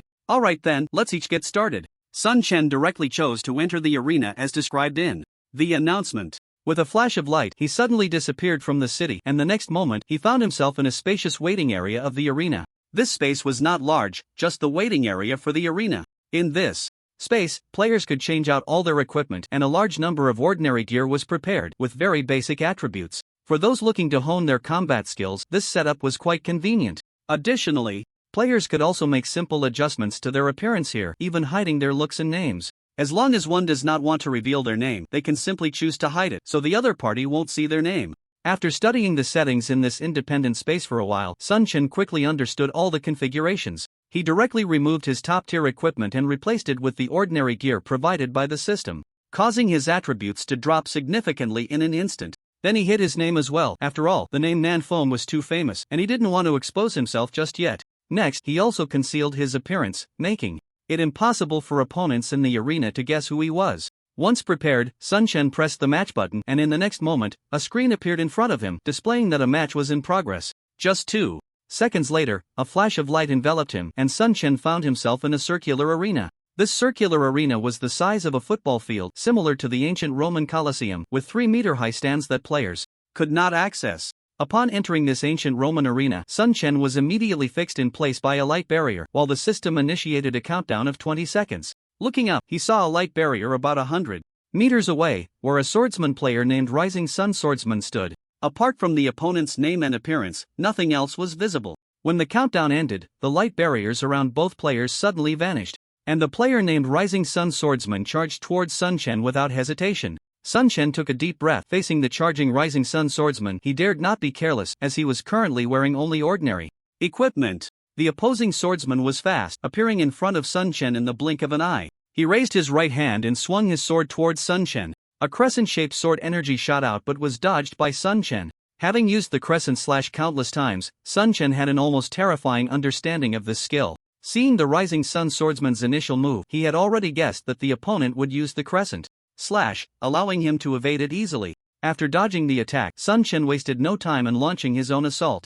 Double slash. Both attacks landed squarely on the opponent, yet the Rising Sun Swordsman did not attempt to evade at all, taking the full brunt of the double slash and losing a portion of his health. However, due to the switch to ordinary equipment, the health loss was not significant. The Rising Sun Swordsman seemed unconcerned about the damage he had taken, instead showing a mocking expression towards Sun Chen, as if to ridicule his low attack power. Players in the arena could not communicate with each other. The Rising Sun Swordsman quickly swung his sword at Sun Chen, sending a streak of blood light towards him. The Rising Sun Swordsman thought that being this close, his life drain slash would surely hit Sun Chen, but the next moment, the life drain slash missed Sun Chen entirely, causing no damage whatsoever. Meanwhile, Sun Chen had already raised his right hand, unleashing a fury slash in a flash. The skill struck the Rising Sun Swordsman, and a damage number appeared above his head, though it seemed rather low. The Rising Sun Swordsman was momentarily taken aback, then his face contorted with anger as he unhesitatingly unleashed a life drain wave. Seeing the Rising Sun Swordsman's movement, Sun Chen immediately recognized the skill he was about to use. He knew he was too close to the Rising Sun Swordsman to dodge the life drain wave. Without hesitation, Sun Chen executed a block, and the next moment, the Rising Sun Swordsman unleashed the life drain wave. The life drain wave collided with the block, failing to inflict any damage on Sun Chen. The Rising Sun Swordsman, seeing that Sun Chen's health remained unchanged after the life drain wave, was instantly stunned. Sun Chen quickly dodged and charged towards the Rising Sun Swordsman, closing the distance between them, and then delivered a fierce crescent slash that struck the Rising Sun Swordsman. He continued to move his body, his dual swords unleashing a flurry of attacks, each blow landing on the Rising Sun Swordsman. Damage numbers continuously popped up above the Rising Sun Swordsman, and his health points steadily decreased. Naturally, the Rising Sun Swordsman did not want to sit back and wait for defeat. He tried various methods to counterattack, but his skill level was truly limited. After holding on for a while, he was ultimately slain by Sun Chen in the arena. System. Prompt: congratulations to player Nanfeng for defeating opponent Rising Sun Swordsman and earning 10 points. A flash of light, and Sun Chen returned to his preparation space. Looking at his level bar, he noticed that he had gained 10 points. He merely glanced at the points, but his mind was replaying the battle he had just fought. Throughout the entire battle, the Rising Sun Swordsman was completely suppressed, showing no ability to resist. His opponent's skills were so poor that they barely qualified as beginner level. Even with better equipment, he was no match for Sun Chen. This battle clearly demonstrated that sometimes, skill level can bridge the gap in equipment. Suddenly, Sun Chen saw an option to replay the battle appear beside him. He clicked on it and found it was the record of his recent fight. Sun Chen quickly opened the battle video, carefully reviewing the entire process of his fight with the Rising Sun swordsman, which was much more intuitive than trying to recall it. He watched from start to finish, then went back to view the entire battle again. While in the heat of battle, he hadn't noticed, but upon reviewing it, Sun Chen realized he had many shortcomings that he hadn't been able to see during the previous group fights. After identifying his weaknesses, Sun Chen pondered for a moment and then continued to click on the Prepare for Battle button. Some of his shortcomings couldn't be resolved through thought alone, he needed to compensate for them through combat. Soon, a flash of light appeared before Sun Chen, and he found himself in a battle space. It was a small desert area, and he was currently at the top of a sand dune, facing another player waiting at the top of a dune across from him. The opponent was a mage named Frostball. As the countdown ended and the light curtain disappeared, Frostball charged down the sand dune towards Sun Chen. Facing a mage alone for the first time, Sun Chen didn't take it too seriously and accelerated towards his opponent. The two met at the bottom of the dune, and when they were still 30 meters apart, Frostball raised his right hand holding a spellbook, and a blue light flashed. Ice arrows shot towards Sun Chen. Seeing the magical attack approaching, Sun Chen quickly used his agility to dodge the ice arrows while rapidly closing the distance. When he was only 5 meters away, he saw a blue light flash from Frostball, and suddenly a blue circle appeared beneath his feet. The blue circle enveloped a 5-meter radius around him, perfectly trapping Sun Chen inside. He immediately felt a chill enveloping his legs, and his speed dropped significantly. System prompt: you are affected by the frost domain, movement speed reduced by 50%. Looking down, he saw layers of frost beginning to cover his legs, severely impacting his mobility. A 50% reduction in movement speed was definitely a fatal blow. Frostball, seeing that his skill had taken effect, displayed a smug smile. He raised his right hand with the spellbook, blue light flickering, and the next moment, an ice dragon burst forth from the spellbook, charging towards Sun Chen with immense power. Block! Sun Chen did not hesitate to use his blocking skill. When the ice dragon disappeared, he only felt a chill throughout his body, but his health points were not significantly affected. Seeing Sun Chen block his ice dragon attack with a guard, Frostball once again cast a spell.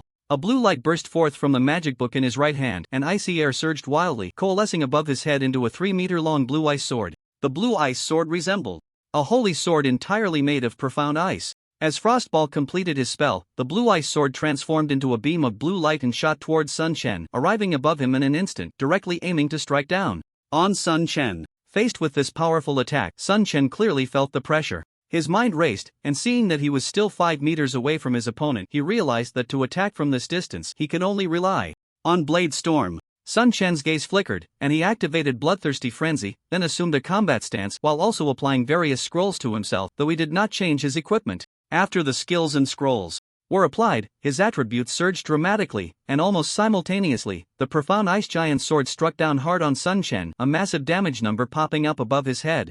Minus 670 after switching to ordinary equipment.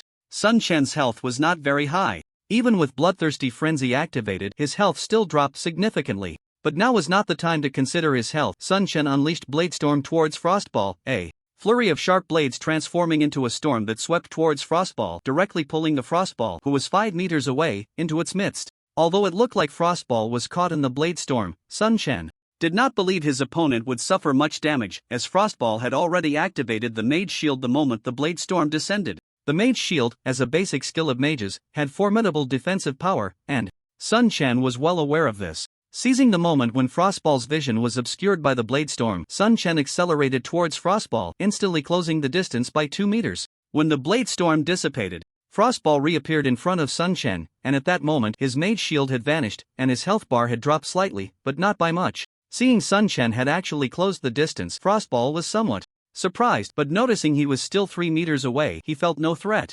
However, he was soon proven wrong as Sun Chen unhesitatingly launched an attack at the open space ahead. Blood-sucking wave. A blood-red ripple spread out, directly impacting Frostball, and the bloodlight flashed as Frostball's health bar dropped significantly. Before he could regain his composure, Sun Chen used Blade Wheel, creating a sword wheel centered around himself, with Frostball perfectly within the splash range. The remaining health dropped again significantly, leaving only a sliver of health. Frostball's expression changed drastically, and he hurriedly blinked, instantly disappearing from his original spot, reappearing 20 meters away. Watching Frostball, who was drinking a potion to recover health from 20 meters away, Sun Chen sighed inwardly, regretting that he was so close to finishing him off. However, Mages were indeed the nemesis of metal classes, especially controllable mages, who were very troublesome. If it weren't for his powerful splash skills, the situation might not have improved. Although he hadn't finished off Frostball, he had removed his speed control, and Sun Chen's speed increased. He dared not waste time and quickly charged towards Frostball. The distance of over 20 meters was not far, and at this moment Frostball's health had hardly recovered. Seeing Sun Chen rushing towards him, Frostball's face turned grim, and while recovering health, he cast Ice Arrow to attack Sun Chen. However, Sun Chen's agility was not to be underestimated. He zigzagged forward, dodging the incoming ice arrows, rapidly closing the distance to Frostball. Just when he was 5 meters away from the Frostball, a blue halo appeared again, and Sun Chen received another system prompt, causing his speed to drop by another 50%. Feeling his speed decrease, Sun Chen frowned, but he did not give up and continued to charge towards the Frostball. However, the Frostball was not foolish, it quickly moved backward. After Sun Chen's speed was reduced by 50%, his movement speed was slightly inferior to that of the Frostball. Taking advantage of its speed, the Frostball maintained its distance from Sun Chen, raising its right hand with a magic book and launching attacks at him repeatedly. Although Sun Chen tried his best to dodge the attacks, his movements were not as agile due to the halved speed, and he was hit several times by the opponent's magic attacks, causing a significant drop in his health points. Even though he kept drinking healing potions, he still felt overwhelmed. Looking at the 5-meter distance between them, Sun Chen felt speechless, contemplating whether he should equip his top-tier gear to crush the opponent. Just then, the blue halo enveloping Sun Chen suddenly disappeared, and his speed returned to normal. Although he didn't understand what had happened, he couldn't let such a good opportunity slip away, and rushed towards the Frostball with all his might. Seeing Sun Chen charging at him, the Frostball looked helpless and simply stood still, allowing Sun Chen's attacks to land on him. After just 3 hits, the Frostball's health points were completely depleted. Why didn't it resist? Looking at the fallen Frostball, Sun Chen was filled with confusion. However, he quickly realized that it wasn't that the Frostball didn't resist, but rather that it had run out of magic power. Magic power is crucial for a mage. No matter how strong a mage is, without magic power, they can only be at the mercy of others. Their magic power is akin to health points, sometimes affecting their very life. Having fought for a while, Sun Chen noticed that the Frostball had used quite a few magical skills, and that skill which reduced his movement speed must have consumed a lot of magic power. Even magic potions couldn't sustain such consumption. System prompt: congratulations to Nanfeng for defeating the Frostball and earning 5 points. With a flash of light, Sun Chen returned to the independent space, this time only rewarded with 5 points, indicating that the system judged his combat performance to be poor. Opening the battle replay, Sun Chen carefully reviewed the entire battle process with the Frostball. Indeed, metal classes struggle significantly against mages. Throughout the battle, Sun Chen realized his considerable shortcomings. Metal classes already have a hard time against mages, and when faced with a mage with strong control abilities, he was at a severe disadvantage. Sun Chen felt he lacked skills to break control effects, lacked skills for instant burst speed, and lacked means to threaten ranged attackers. Although splash damage could threaten opponents within 3 meters, archers and mages could attack him from 30 meters away. If the opponent's control skills could reach 30 meters, the threat to him would be too great. Realizing his shortcomings, Sun Chen immediately sent a message to Zhang Bo, asking him to help gather swordsman skills in this area. After watching the battle again, Sun Chen clicked on the preparation button once more. In the next moment, Sun Chen reappeared in the arena space, this time in a grassy field. This arena space was the size of a football field covered in lush green grass, looking very pleasant. 100 meters away from Sun Chen, there was a black-clad assassin named Xiao Erlang, who was also sizing up Sun Chen. As the countdown ended, the light screen suddenly vanished, and so did the assassin on the opposite side. He had gone invisible. Sun Chen frowned slightly, standing still without taking action, instead carefully observing all the changes in the grass. Soon, Sun Chen discovered the hidden position of Xiao Erlang, but he pretended not to notice and shifted his gaze elsewhere, only using his peripheral vision to keep an eye on him. It wasn't until the opponent was only 5 meters away that Sun Chen suddenly activated his skill, unleashing a blade storm towards Xiao Erlang's position like lightning. A wave of blade storms swept towards Xiao Erlang, and in the next moment he appeared within the storm. Seizing the opportunity, Sun Chen closed the distance between them and unleashed a series of attacks. In just a moment, Xiao Erlang fell before Sun Chen. Looking at the corpse of Xiao Erlang, Sun Chen shook his head in pity. The assassin's invisibility was quite troublesome, but it was very easy to expose on the grass. With careful observation, one could find the opponent's position based on the changes in the weeds. If it were a barren terrain, it might not be so easy to deal with the opponent. In the following time, Sun Chen continued to fight in the arena. Perhaps because it was the first day the arena opened, many people were battling within it.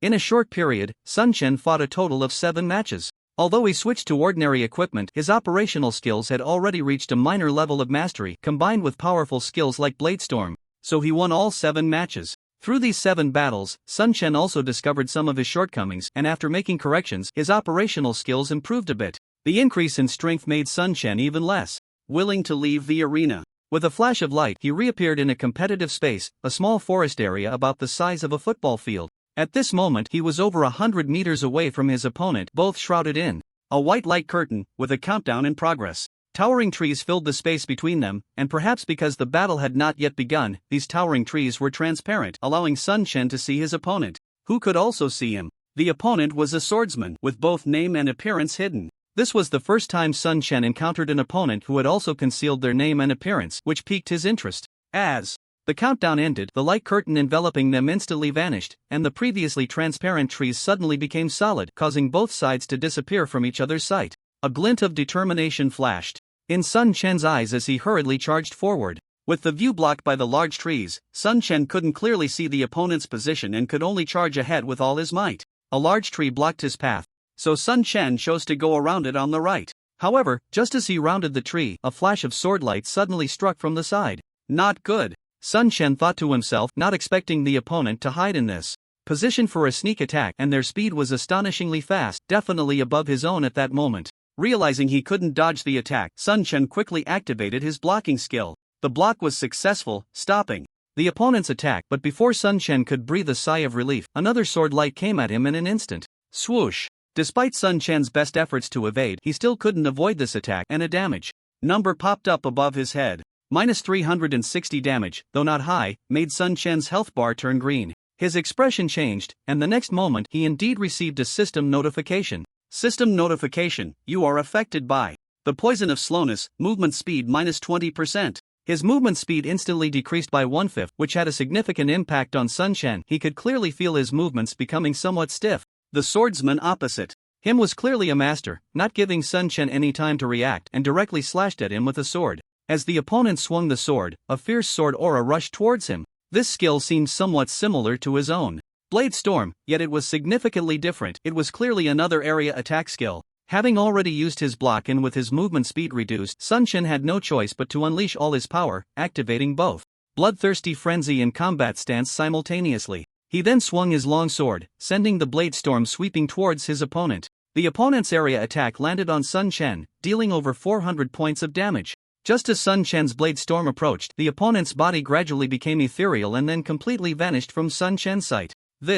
Sun Chen looked on in shock at the scene before him. At that moment, a sword aura came from behind him, leaving no time for Sun Chen to react before it struck him directly. Another massive damage number popped up above Sun Chen's head. The opponent had used Rage Slash, and it seemed quite powerful. If it weren't for the Bloodthirsty Frenzy, which had significantly boosted his health, just this one skill from the opponent could have dealt him tremendous damage. It turned out that the opponent's earlier disappearance was due to some movement skill, allowing them to appear right behind him. Such a bizarre skill left Sun Chen both shocked and envious. Seeing the opponent continue their assault, Sun Chen quickly cast Bloodsucking Wave, preparing for a counterattack. However, just as the Bloodsucking Wave was about to manifest, the opposing swordsman suddenly flickered and appeared 10 meters away, completely evading the attack. Blink! Sun Chen stared in shock at the opposing swordsman, realizing that their earlier move resembled the blink used by mages. After Sun Chen's Bloodsucking Wave passed, the opponent charged at him once more. Sun Chen took a deep breath, focused all his energy, and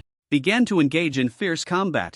As a fellow swordsman, Sun Chen found this opponent to be incredibly strong, with skill levels surpassing his own by quite a margin. Additionally, the opponent's equipment was impressive, and their skills were formidable. Even with the overpowering Bloodthirsty Frenzy, Sun Chen was no match for them. Fortunately, Sun Chen had enough health to endure for a while under the opponent's onslaught. The two engaged in a back-and-forth battle, but in reality, it was Sun Chen who was on full defense, with hardly any counterattack power. He suppressed the urge to switch equipment. It was a rare opportunity to learn techniques from such a powerful swordsman. Thus, Sun Chen and the opponent fought fiercely, and after a considerable time, Sun Chen's health bar was finally emptied. With a flash of light, Sun Chen reappeared in the preparation space, not even bothering to check the system prompt before clicking on the battle replay option. In the footage, Sun Chen watched the battle between himself and the opponent, clearly recognizing the opponent's strength from a third-person perspective. This Nameless Swordsman was undoubtedly a formidable expert. Even if Sun Chen switched to better equipment, defeating him would not be an easy task. The opponent's various maneuvers were very skillful, and their use of skills was exceptionally proficient, especially their keen observation, which left Sun Chen in admiration. After watching the battle video 10 times in a row, Sun Chen was greatly inspired. Taking a deep breath, he continued to click the preparation button, fighting in the arena for several more hours. When he checked his battle record, he found that in 5 hours he had fought a total of 152 matches, winning 131 and losing 21, earning a total of 960 points, which still placed him in the ordinary battle zone. There were many experts in the arena, and Sun Chen was competing with ordinary preparation, having no advantages, which led to several losses. Despite the defeats, Sun Chen felt extremely excited. He was learning from his failures and could clearly sense his improvement in strength, the most noticeable being his enhanced operational skills. The speed of improvement in operational skills from arena battles is significantly faster than fighting wild monsters in the wilderness. Feeling a noticeable change in his skills, Sun Chen abandoned his plans to level up and instead focused on enhancing his operational abilities in the arena. To advance from the ordinary level to the bronze level, he needed 2,000 points, and he was still quite far from that goal. After battling for 5 consecutive hours, he felt it was time to take a break and check the forum for updates. Upon logging into the forum, he found that the hottest topic at the moment was indeed the arena, with various arena battle videos being posted, many of which had already made it to trending. The official rankings of the top 10 players in arena points were also trending. Sun Chen clicked on the leaderboard and was surprised to see that the top rank was held by the Fire Dragon Mage, who had over 4,700 points, a full 700 points ahead of the second place. This expert, known as the Fire Dragon Mage, had previously been the number 1 on the level leaderboard and was also the first to successfully change classes. Although Sun Chen had never seen this person, he was undoubtedly a master.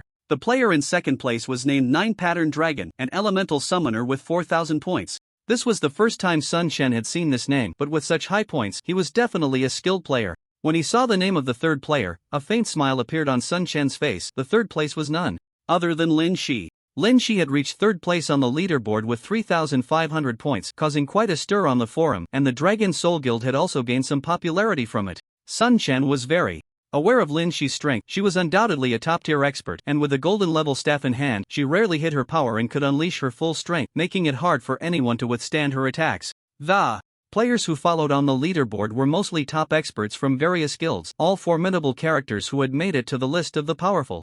As the ranks progressed, the point differences among these players became smaller, and the name of the player in 10th place was frequently replaced, changing very quickly. Looking at the names on the leaderboard, Sun Chen felt a bit envious, but he knew that with his current strength, it was still too ambitious to aim for this list. He needed to keep pushing himself. Sun Chen was very clear about where his weaknesses lay. The urgent task was to improve his operational skills. Only by enhancing his skills could he truly realize his ambitions. After browsing the forum for a while, Sun Chen logged out and re-entered the arena, activating the continuous battle mode. Completely immersed in the combat, he lost track of time and fatigue, his mind highly focused as he frantically honed his fighting skills. He didn't know how long it had been when he clenched his fist tightly. He had just defeated another opponent, and after this victory, Sun Chen felt a clear change within himself. His operational skills had improved once again, reaching a state of great accomplishment. After reaching this level, Sun Chen distinctly felt a tremendous enhancement in his observation, sensitivity, and accuracy of his attacks. Great! Next, I can try to push for points. Looking at his level, he had now reached the bronze level, with points at 4,003, while the points of the players on the leaderboard had become quite terrifying. The Fire Dragon Mage still led by a wide margin, with points exceeding 20,000, and Lin Shi remained in third place, but her points were 4,000 less than the Fire Dragon Mage. Taking a deep breath, Sun Chen clicked on the preparation button. In a flash of light, he found himself in an ancient Roman arena, standing 100 meters away from a tall warrior whose equipment looked quite impressive. The countdown quickly ended, and when the battle began, Sun Chen unhesitatingly activated his full state, entering bloodthirsty frenzy in combat stance. A powerful force surged through his body, and Sun Chen felt an overwhelming sense of invincibility. The warrior on the opposite side let out a roar, and suddenly, blood flames ignited on his body, causing him to swell in size, giving off an overwhelming sense of power. The opponent was a berserker who immediately activated his berserker talent skill, choosing to go into a frenzy, and then charged towards Sun Chen at an astonishing speed. This time, Sun Chen did not hide his strength at all. He had already swapped out his ordinary equipment and was now wielding Bloodthirst, dashing forward in a single leap. When the two were 30 meters apart, the berserker suddenly leaped into the air, raising his battle axe high, and came crashing down towards Sun Chen like a meteor. From the sky, Seeing this, Sun Chen remained calm and, at the moment the opponent closed in, unleashed Blade Storm. The berserker, caught in midair, was swept up by the blades and his health bar dropped significantly. When the blades disappeared, Sun Chen had already vanished from the berserker's line of sight. The berserker crashed heavily to the ground, creating a large pit and leaving cracks all around, but Sun Chen was nowhere to be seen. Suddenly, a figure flashed behind him and Sun Chen appeared mysteriously behind the berserker, unleashing fury slash like a bolt of lightning. The berserker's health bar plummeted and then Sun Chen showed no mercy, continuously unleashing various attacks. The berserker simply could not withstand Sun Chen's onslaught and his health bar dropped rapidly, emptying in the blink of an eye. Watching the berserker dissolve into light points, Sun Chen wore a satisfied smile. The berserker was not weak, but compared to his upgraded equipment and significantly improved skills, he was still lacking. Especially the skill Blade Flash he had just used had given Sun Chen a tremendous boost. Blade Flash, after casting, instantly appears behind an opponent 20 meters away, cooldown time 5 minutes. This swordsman skill was something Zhang Bo had spent a lot of effort to buy from a casual player, costing a full 500,000 RMB. Although it was a bit expensive and had a long cooldown, Sun Chen still felt it was very worthwhile. During this time, he had not only been improving his operational skills but had also spent heavily to collect skills and equipment that would help him, striving to enhance his strength.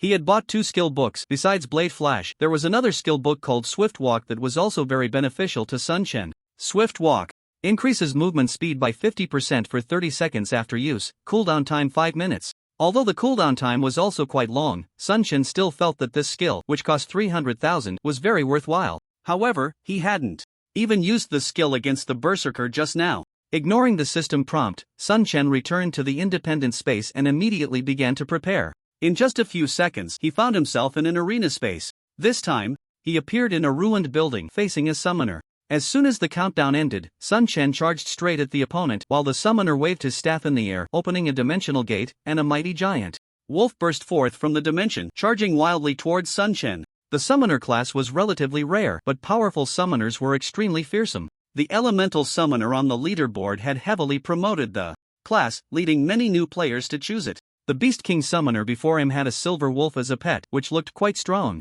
After switching back to his original equipment, Sun Chen moved very quickly and soon found himself in front of the giant wolf. The giant wolf let out a roar and lunged directly at Sun Chen. However, Sun Chen swiftly changed direction, instantly dodging past the giant wolf and charging straight towards the opposing player. Without hesitation, the opposing player did not expect Sun Chen to bypass the giant wolf, showing a look of surprise on his face. By the time he reacted, Sun Chen was already less than 20 meters away from him. He hurriedly retreated, trying to create some distance between them. However, how could Sun Chen give him the opportunity? He directly activated the sprint skill, increasing his speed by 50%, and quickly closed the distance to his opponent. Seeing Sun Chen's speed suddenly surge, the player across from him showed a look of panic. Just as Sun Chen was only a few meters away, he hurriedly used a blink to disappear from his spot. When he reappeared, he was already 20 meters away, a safe distance for the moment. Seizing this chance, he quickly used a skill, summoning a giant wolf to appear beside him, and then lunged at Sun Chen once more. Sun Chen noticed that his opponent had used blink, a slight smile appearing at the corner of his mouth. Without hesitation, he activated all his skills and then used a sword flash to teleport away. When he reappeared, he was already behind his opponent, unleashing a flurry of attacks. The magical shield surrounding the summoner shattered in less than a second, and his health bar plummeted, emptying in the blink of an eye. System prompt: congratulations, you have defeated your opponent and earned 20 points. Sun Chen returned to his independent space with satisfaction and immediately began preparing. The subsequent battles were relatively simple for Sun Chen. He fought with all his might each time, almost crushing one opponent after another. His points increased rapidly and his level soared as well. Just then, a phone call came in. Sun Chen quickly answered the call, and his mother's voice came through. Xiaoyi, your dad and I are almost there.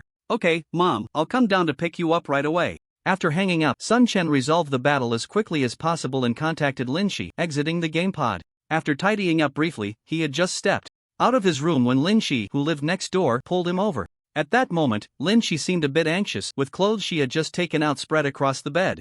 As she picked through them, she asked, "What should I wear to pick them up? Can you help me choose?" Seeing Lin Shi's nervousness, Sun Chen smiled slightly and directly took her busy hands, reassuring her, "It's okay, don't be nervous. You're already beautiful enough, you don't need to change. We can just go as we are. Is that really okay? Don't worry, my parents are very nice, they'll definitely like you. They're almost here, let's go." After saying this, Sun Chen pulled Lin Shi out the door. Is it really fine? Lin Shi confirmed again. Trust me, it's really no problem, Sun Chen reassured her once more.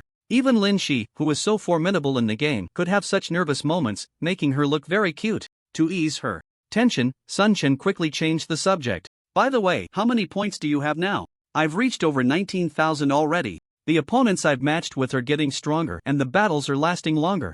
Lin Shi replied. Being on the leaderboard is already impressive. Your reputation is quite significant now. If you start a live stream, there will definitely be a lot of viewers. Lin Shi shook her head, saying, it's enough for you to start a live stream. I don't want to complicate things. Your skill level has already reached a high level, and with the new skills you've learned, your strength is considerable, which can attract a wave of popularity. What do you think I should do? Sun Chen tilted his head to ask Lin Shi. Lin Shi said, since you've hidden your name and appearance, your opponents don't know it's you during battles. Currently, as the guild leader with such high popularity, many people are following you. There are lots of your fans on the forum asking about you. I think you should directly start a battle livestream. That way, you can attract a large wave of attention. Sun Chen thought for a moment and felt that Lin Shi's words made sense. He decided to clear all his points and then restart the battles, using the livestream to ride a wave of popularity. As the two chatted, they walked towards the outside of the villa and soon arrived at the entrance, where they waited for a short while before a van slowly approached from a distance. Sun Chen waved at the vehicle, and before long, it stopped in front of everyone. The door opened, and Sun Chen immediately spotted his parents sitting in the back. Dad, Mom. Sun Chen hurried over to help, assisting his father, Sun Yuan, into the prepared wheelchair before lifting him out of the car. Xiaoyi, is this where your company is staying? Sun Yuan curiously surveyed the surroundings, feeling that the scenery here was quite beautiful and seemed very upscale. Sun Chen nodded, saying, this is indeed where our company is located.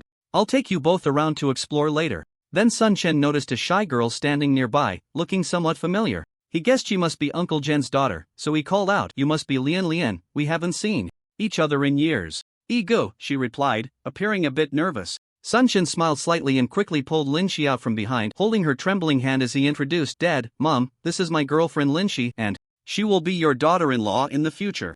Upon hearing Sun Chen's introduction, Lin Shi's face flushed red. Although she felt shy, she respectfully greeted Sun Yuan and Zhong Ping, saying, Uncle, Auntie, my name is Lin.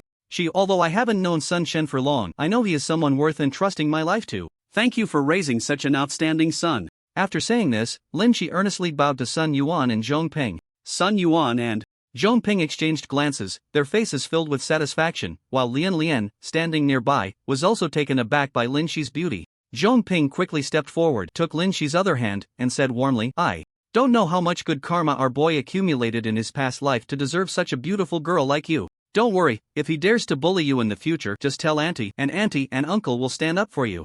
Thank you, Auntie. Thank you, Uncle. Mom, how could I possibly bully Shishi? Don't worry, you two have had a hard journey, let's go inside and talk. Reunited as a family, Sun Chen felt very happy as he pushed his father towards the villa, introducing Yuehu Mountain Villa to him, while Zhong Ping held onto Lin Shi tightly, as if afraid she would run away if she let go. Lian quietly followed behind, curiously observing her surroundings. At first, Lin Shi was a bit nervous, but as she felt the warmth of Sun Chen's parents, she gradually relaxed, and the atmosphere quickly became harmonious. This villa is really luxuriously decorated, it must have cost a lot of money, right? Sun Yuan remarked as he looked around the villa's interior. Lin Shi smiled and replied, it didn't cost much. If we hadn't needed to rent it, who knows how long this place would have been vacant. Dad, Mom, you can just relax and live here from now on. By the way, how much do you know about games? Sun Yuan said, ever since we found out you were making money from games, your mom and I have tried to learn a bit about them. Although we don't know much, we have a general idea. Sun Chen nodded, once you live here, you can both enter the game. It's a whole new world in there. If you enjoy playing games, you can go on adventures just like regular players. If you're not really interested in playing games, you can also join a guild. Our guild has just been established not long ago, and there are many things to do, but we are in dire need of trustworthy help. If you could join and assist, that would be great. Your mom and I will learn more about the game before deciding, Sun Yuan replied. Lin Shi looked at Sun Chen and said, next, you need to start a live stream to attract an audience, so I'll help Uncle and Auntie get familiar with the game and the guild. Then I'll trouble you with that. What's so hard about it? It's just the right time to say goodbye to the arena and take a good rest, Lin Shi said with a smile. Sun Chen then turned his gaze to Lian and said, Lian, you can spend the next few days getting familiar with the game with my parents. Once you're used to it, I'll arrange for Zhong Zhiyong and the others to guide you. You don't need to worry, it will definitely be arranged well. Thank you, Ge. Lian Lian expressed her gratitude. Sun Chen nodded slightly. Lian Lian's father was back home overseeing the construction of houses for Uncle Zhang and the others, so helping to arrange Lian Lian's work here was no problem at all.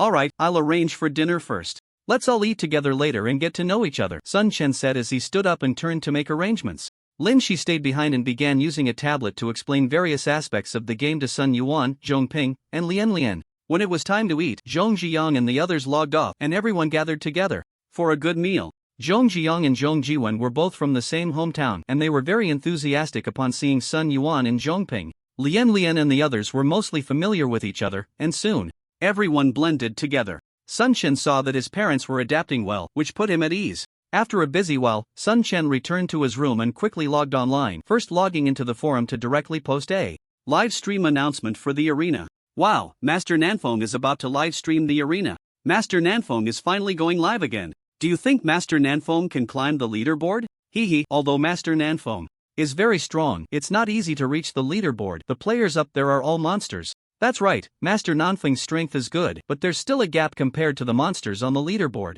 Didn't you see that many experts from the Feng Yun list can't even make it onto the board? It doesn't matter if he doesn't make the list. Have you forgotten that Master Nanfeng is just a newcomer who hasn't been in the game for long? Exactly, Master Nanfeng is just a newbie. Don't set your expectations too high. It's enough to see his wonderful performance. Wow, the president is about to start the arena livestream. Hurry and find people to watch. Although there hadn't been much news about Sun Chen on the forum recently, he was still a hot topic. As soon as any topic related to him came up, it would definitely trend. A small live stream announcement shot up the trending list in just over 10 minutes, showcasing how popular Sun Chen was. At the headquarters of AOC, Wei Xian had a healing patch on his face, clearly showing the injuries he had sustained. Hearing his subordinates report, he smashed the nearby cup onto the floor. Damn Sun Chen, how dare he go live? We will settle the score sooner or later. Ever since he learned that Sun Chen was Master Nanfeng, Wei Xian's hatred for him had reached its peak and he had tried every means to investigate all of Sun Chen's information. With his capabilities, he could indeed uncover a lot of information about Sun Chen, even investigating the Yuehu villa thoroughly, but he had yet to take action. Even he didn't dare to act openly in reality, he could only wait for an opportunity. In the game, after leaving Qinglong City, he arrived at Zhuke City. Although he increased his investment in the guild, it was impossible to fight back to Qinglong City. He still needed to think of other ways to deal with Sun Chen in the game. The news of Sun Chen's upcoming arena livestream caught the attention of many big shots, and major guilds began to pay attention. Soon it was time for Sun Chen to start the live stream. He began broadcasting from within the city, and in an instant, countless players flooded into his live stream room. Seeing the fans pouring into the live stream room, Sun Chen's face broke into a brilliant smile. In less than 5 minutes, the number of viewers in his live stream room exceeded 10 million, making it incredibly popular. Hello everyone, I'm Nanfeng, welcome to my live stream. Next, I will fight with all my might in the arena, doing my best to bring you exciting matches. Go, President!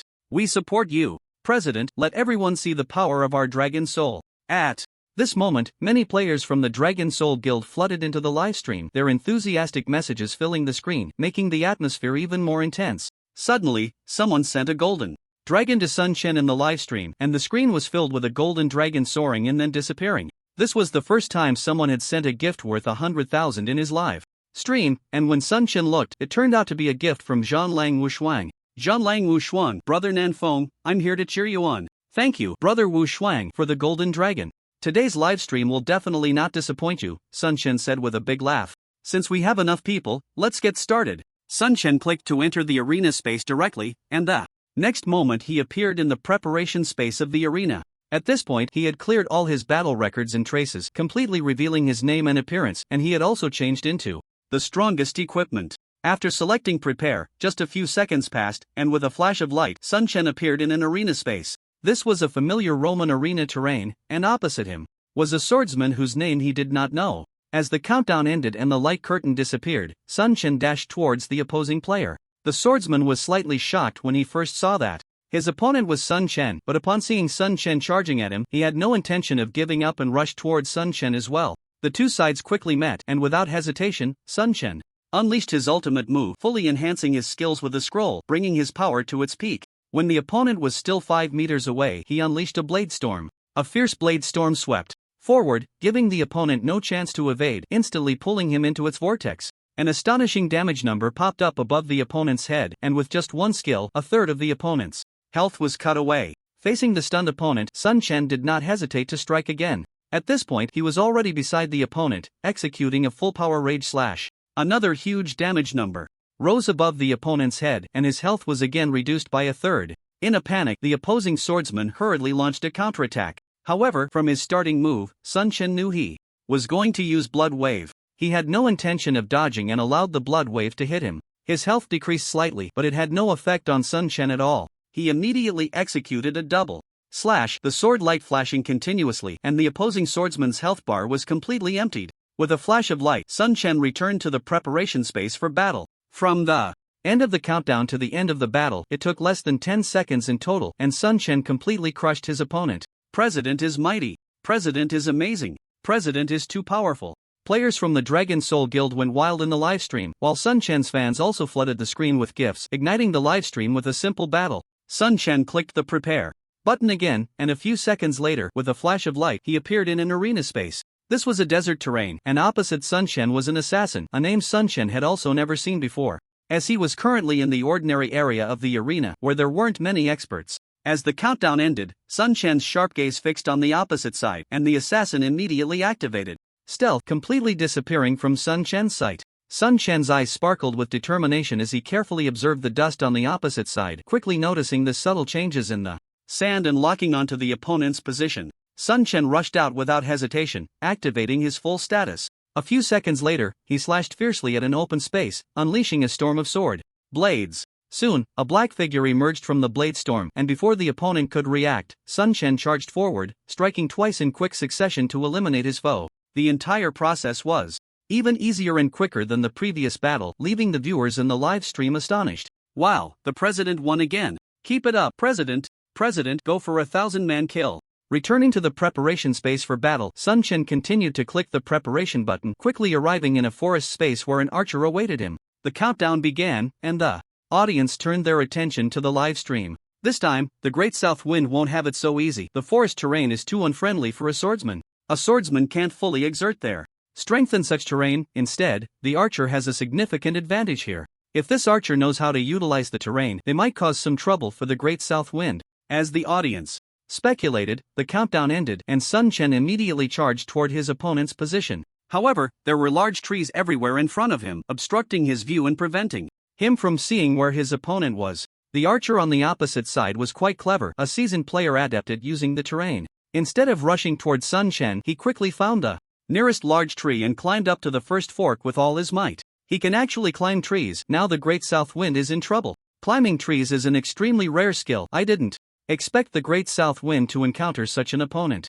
It seems he's in for a challenge. The Great South Wind can only deal with his opponent by climbing the tree, but without the climbing skill, it won't be easy for him. Sun Chen charged forward but didn't see his opponent. Suddenly, an arrow shot in from the side, striking Sun Chen and dealing over 100 points of damage. Following the direction of the arrow, Sun Chen spotted the archer standing on the tree, looking down at him with a smug expression. Perched on the branch, the archer had the high ground, confidently shooting arrows at Sun Chen as if victory was assured. Sun Chen accelerated, zigzagging to dodge the incoming arrows, and soon got close to the large tree. Just as everyone was guessing how Sun Chen would climb the tree, he stopped dodging, looked up at the archer on the branch, and smiled. Seeing Sun Chen smile, the archer instinctively felt a sense of crisis, but remembering his advantageous position, he thought there was no need to fear a swordsman. The viewers in the livestream were also puzzled by Sun Chen's smile, and just as they were confused, Sun Chen suddenly vanished without a trace. When he reappeared, he was already behind the archer, and then a flurry of sword lights erupted, completely engulfing the archer. In less than 3 seconds, the archer turned into a white light and dissipated, and soon Sun Chen returned to the preparation space. From the moment Sun Chen smiled to the end of the battle, the entire process took only a few seconds, leaving many viewers unclear about what had just happened. The players from the Dragon Soul Guild in the livestream went wild with comments, while some who understood the process also chimed in to explain.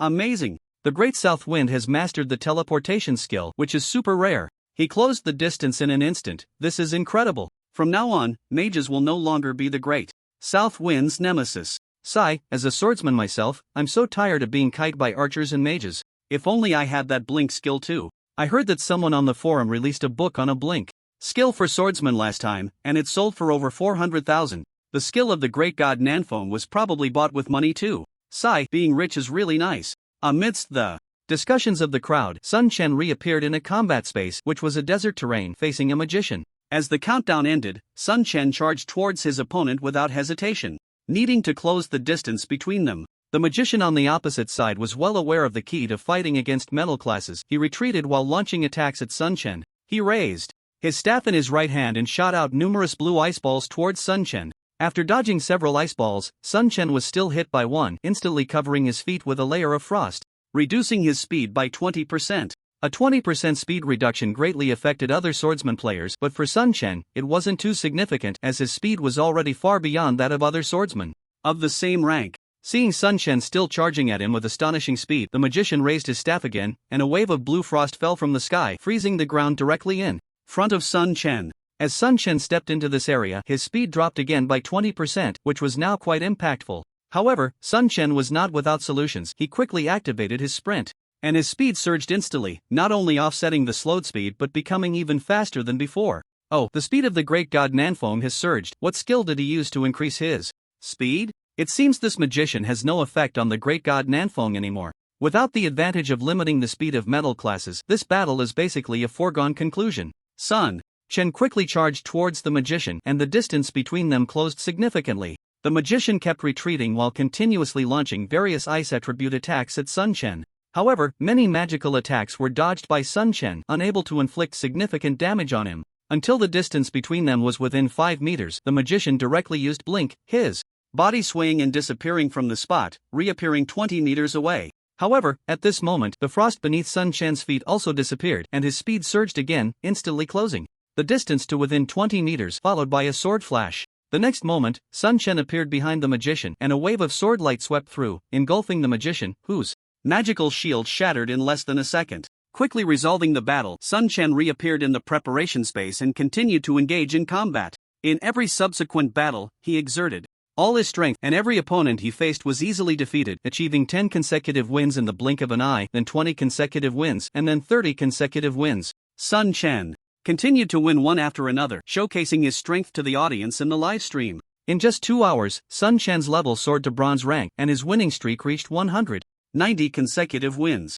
Entering the bronze rank battle zone, Sun Chen did not stop fighting but continued his journey. Players who could enter the bronze rank battle zone were not weak, but Sun Chen's strength was even more terrifying. Even players in the bronze rank battle zone could not stop his advance. His winning streak continued, and the atmosphere in the live stream became even more fervent, with many viewers who had been watching since the beginning still unwilling to leave. Everyone guess, how many consecutive wins will the great god Nanfeng achieve? At least 600 consecutive wins, right? The current highest winning streak seems to be 1,000. I feel 600 consecutive wins is too few. I guess the great god Nanfeng can at least reach 800 consecutive wins. Then wouldn't he be able to climb the leaderboard? Is there any problem with S strength making it to the leaderboard? As for whether we can continue our winning streak, let's see how it goes. The opponents ahead are getting stronger. Sun Chen fought through match after match, facing opponents who were tougher than those before, yet they posed little threat to him. He kept battling and winning, his consecutive victories piling up, and by the time Sun Chen reached the silver battle zone, his winning streak had already hit 500 matches. After 500 consecutive battles, with hardly any breaks, the viewers in the live stream were filled with admiration. At this point, however, Sun Chen showed no signs of stopping, continuing to engage in his frenzied battle mode, while the players in the silver battle zone were even more formidable. A flash of light appeared, and Sun Chen found himself in a combat space, an ancient battlefield littered with ruins and various broken weapons scattered across the ground. Opposite him stood a swordsman clad in silver armor, named Sun Chen was somewhat unfamiliar with this name, but the live stream erupted in gasps.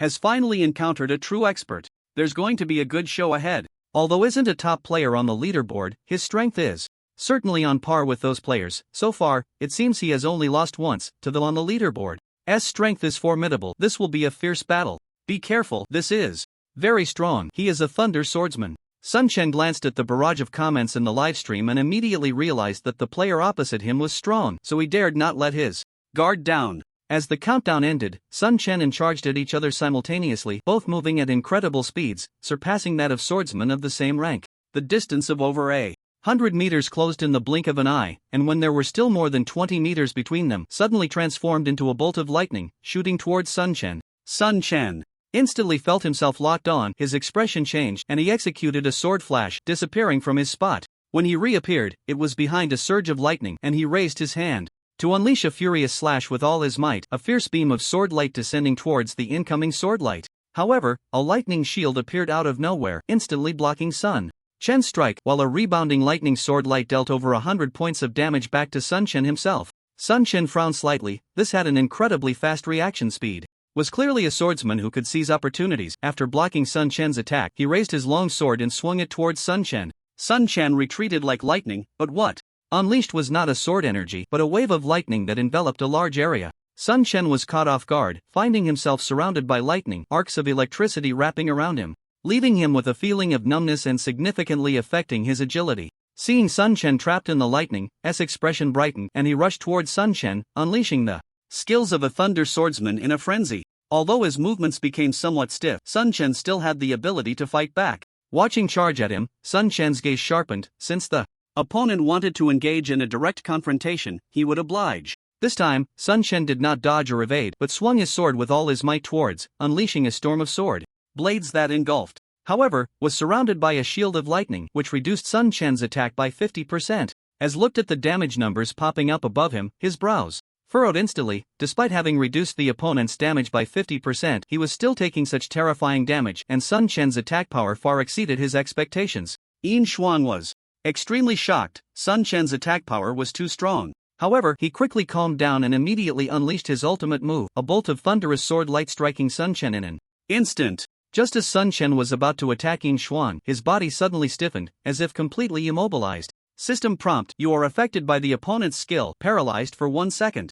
It turned out he had been hit by the opponent's paralysis skill, which was undoubtedly a very powerful skill. During this 1 second, Sun Chen could not move and could only endure the opponent's attacks. Yin Xuan seized the opportunity. In that second of Sun Chen's immobility, he unleashed his skills with all his might, a flurry of thunderous sword energy raining down on Sun Chen. Even with his increased defense after changing equipment, Sun Chen faced such a frenzied attack from Yin Xuan, and his health points dropped at an astonishing rate. Not good, the president is paralyzed.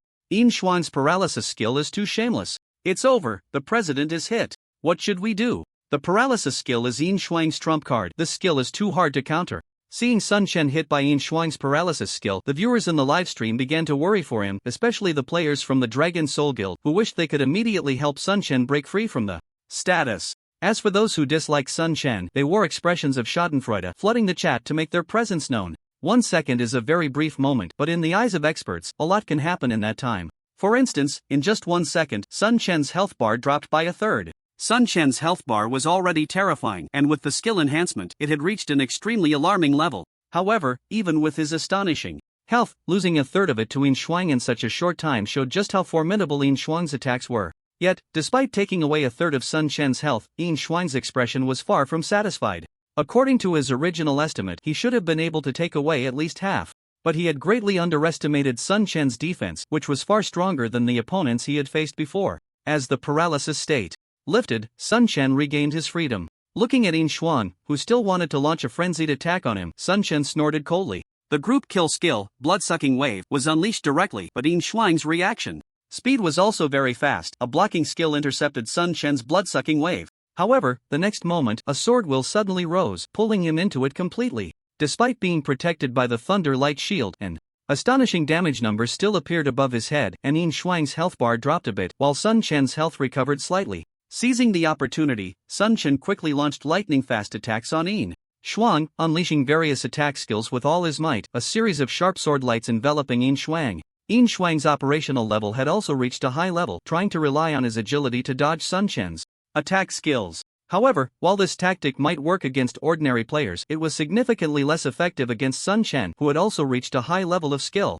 Sun Chen's skills were not so easy to evade, although some were dodged. The remaining skills still inflicted considerable damage on Yin Xuan. Watching his health points continuously decline while Sun Chen's health steadily rose, Yin Xuan's mood became extremely heavy. With no other options, he used all his defensive skills and could only engage in a desperate fight with Sun Chen. Relying on the damage reduction advantage of the Thunder Light Shield, Yin Xuan had faced little threat from the experts he had encountered in the past. However, in front of Sun Chen, although the damage reduction from the Thunder Light Shield was still effective, the remaining damage was still quite overwhelming. The two engaged in a frenzied counterattack, with various skills colliding to create dazzling effects. At the same time, their levels of operation were nearly equal, and their agile movements looked almost like a battle between unparalleled masters. This was not the stationary output typical of ordinary players, lacking any sense of spectacle. The fight between Sun Chen and Yin Shuang had the viewers in the live stream room boiling with excitement. So exhilarating, this is the true battle of a swordsman. President is mighty, President is domineering. Go, South Wind God, we support you. Come on, no matter the outcome, this is an amazing fight. Yin Shuang, go for it, take down South Wind. The live stream room was in an uproar, countless viewers flooded the screen, and the atmosphere was incredibly heated. In just a few seconds, the battle between Sun Chen and Yin Shuang ignited everyone's fighting spirit, and at that moment, both Sun Chen and Yin Shuang were filled with immense battle intent. Just moments ago, Sun Chen had been at a disadvantage due to being paralyzed by Yin Shuang, but now the situation had completely reversed. Yin Shuang's health was down to half, while Sun Chen's health had fully recovered to its peak state. Looking at Sun Chen, who was almost at full health, Yin Shuang's expression grew even more grim, feeling that Sun Chen's lifesteal effect was too overwhelming. Although Yin Shuang also wore 3 lifesteal accessories compared to Sun Chen's lifesteal effect, it was utterly crushed. However, fighting like this with Sun Chen was truly exhilarating, far more enjoyable than battling those ordinary players. Seeing that the cooldown for her paralyzing slash had ended, Yin Shuang wasted no time in unleashing it. A silver sword light instantly struck Sun Chen. Noticing Yin Shuang executing her ultimate move, Sun Chen wanted to dodge, but at that moment, he was powerless. In terms of operational skill, Yin Shuang was no worse than him, and her skill was simply too fast. Struck by the opponent's skill, Sun Chen was instantly paralyzed, standing frozen in place. Yin Shuang seized the opportunity to attack Sun Chen fiercely while continuously replenishing her health, allowing her health to recover rapidly. In just a second, Sun Chen's health plummeted again, while Yin Shuang's health had recovered by more than half, returning to a relatively safe level. However, Yin Shuang knew very well that once Sun Chen's paralysis wore off, he would definitely launch a counterattack immediately, so when the paralysis time ended, she retreated like lightning, trying to avoid Sun Chen's full-force retaliation. Sun Chen saw through Yin Shuang's plan, snorting coldly in his heart. Wanting to escape was not that easy. As a thunder swordsman, Yin Shuang was already very fast, and now she had used an acceleration skill, so her retreat speed was incredibly quick. But Sun Chen did not hesitate to use a sword flash to appear behind Yin Shuang, then unleashed a lifesteal wave, the blood-red sword light crashing directly into Yin Shuang's thunder shield. An astonishing damage number popped up above Yin Shuang's head, and the health she had just recovered instantly dropped a bit.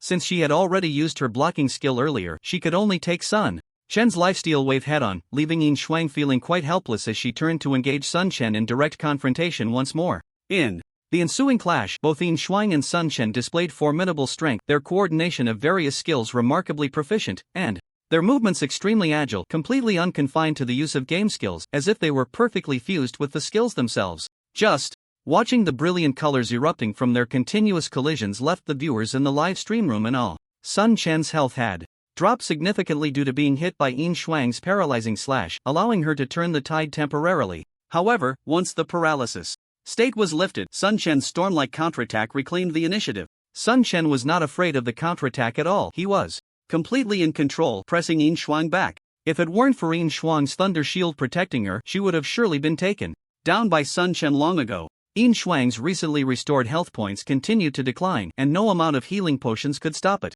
Although his lifesteal effect helped him recover some health, it was nowhere near enough compared to the health he was losing. On the other hand, while Sun Chen was also enduring Yin Shuang's attacks, his health was recovering at an astonishing rate thanks to his lifesteal effect. The battle between the two fell back into a stalemate, with neither side showing any signs of relaxation. Wonderful! Wonderful! So exciting, it's making my blood boil. This is a true showdown of experts. I'm sure this battle will be a sensation across the internet. Haha, I never expected to see such an exciting battle scene while watching a livestream. It's truly worth the trip. Yin Shuang is indeed a top expert who has recently risen to prominence. His strength is impressive, and his paralysis skill is really formidable. If it weren't for encountering the Great South Wind, even the professional players on the leaderboard might not be able to stop him. Yeah, Yin Shuang's paralysis skill is too shameless, but the Great South Wind's lifesteal ability is also quite unfair. Both of them are nearly equal in strength, and the outcome is still uncertain. However, it seems like the Great South Wind has a slight advantage. Anyway, this battle won't end anytime soon. The duel between Yin Shuang and Sun Chen was thrilling and had already spread online, causing countless players who received the news to flock into the live stream, resulting in a surge in the number of viewers. At this moment, in Sun Chen's villa, Lin Shi was watching the intense battle between Sun Chen and Yin Shuang on the large screen with Sun Yuan, Zhong Ping, and Lian Lian. Lin Shi had been accompanying them to watch for a while now. As they watched the battle in the game, it was the first time Sun Yuan and Zhong Ping gained insight into Sun Chen's life in the game. While watching the livestream, Lin Shi explained the battle to them just like a professional commentator. At this moment, Sun Yuan frowned and said, Yin Shuang's strength is really impressive. Is Xiaoyi going to be okay? Lin Shi noticed Sun Yuan's concern and glanced at Sun Yuan and Zhong Ping, seeing their anxious and worried expressions. She smiled gently and said, Uncle and Aunt, there's no need to worry. Although Yin Shuang is strong, Sun Chen will definitely defeat him in this battle. Hearing Lin Shi say this, Sun Yuan and Zhong Ping secretly breathed a sigh of relief. At this time, the battle between Sun Chen and Yin Shuang remained fierce, and with the powerful lifesteal effect, Sun Chen's health had nearly fully recovered. In contrast, Yin Shuang's health was down to half, putting him at a significant disadvantage. However, just then, the cooldown for Yin Shuang's paralysis slash ended again, and he immediately seized the opportunity to strike Sun Chen. Even though Sun Chen had heightened his vigilance, he was still hit by Yin Shuang and instantly fell into a paralyzed state. Yin Shuang quickly took advantage of Sun Chen's paralysis to launch a full-scale attack, doing everything he could to recover his health. However, even after Sun Chen's paralysis was lifted, his health had still not returned to its peak. Once Sun Chen was freed from the paralysis, the two fell back into an intense confrontation. From the moment Sun Chen encountered Yin Shuang, until now, they had been battling for a full 20 minutes, and there was still no clear winner. 20 minutes was already the longest battle time since the arena opened. Moreover, during these 20 minutes, Sun Chen and Yin Shuang had been engaged in high-intensity combat, unlike those assassins who would hide and stall for time. The battle seemed to have fallen into a loop, with Yin Shuang managing to use Sun Chen's paralysis each time to recover his health. Meanwhile, Sun Chen was able to restore his health after each paralysis state. It was rare to encounter an opponent of comparable strength, especially one who was also a swordsman. Sun Chen was thoroughly enjoying the battle at this moment. After just half an hour of fighting, Sun Chen noticed a clear improvement in his skills. After all, he had only recently reached a high level of proficiency, and there was still plenty of room for growth. Yin Shuang was like a fine whetstone, constantly sharpening Sun Chen's skills. At this moment, Yin Shuang's expression was somewhat grave. Although he was still holding on, he felt increasingly uncertain inside. The audience might not realize it, but as Sun Chen's opponent, Yin Shuang could clearly sense Sun Chen's progress. This guy is terrifying. With such a speed of improvement, is he a monster? Although he was shocked by Sun Chen's strength, Yin Shuang did not give up the fight, as he too was immersed in the battle. Just as Sun Chen could enhance his abilities through combat, so could Yin Shuang, though his rate of improvement was not as significant as Sun Chen's. An hour later, the two were still battling in the arena. The scene remained as explosive as before, with skills still dazzling, but the audience could clearly see that both Sun Chen and Yin Shuang were exhausted. If any other player had engaged in such an intense battle for an hour, they would undoubtedly be mentally fatigued. Taking a deep breath, a glint flashed in Sun Chen's eyes. He intended to end this fight. Instantly, his state surged, and his momentum skyrocketed, with his attack power increasing dramatically, putting immense pressure on Yin Shuang.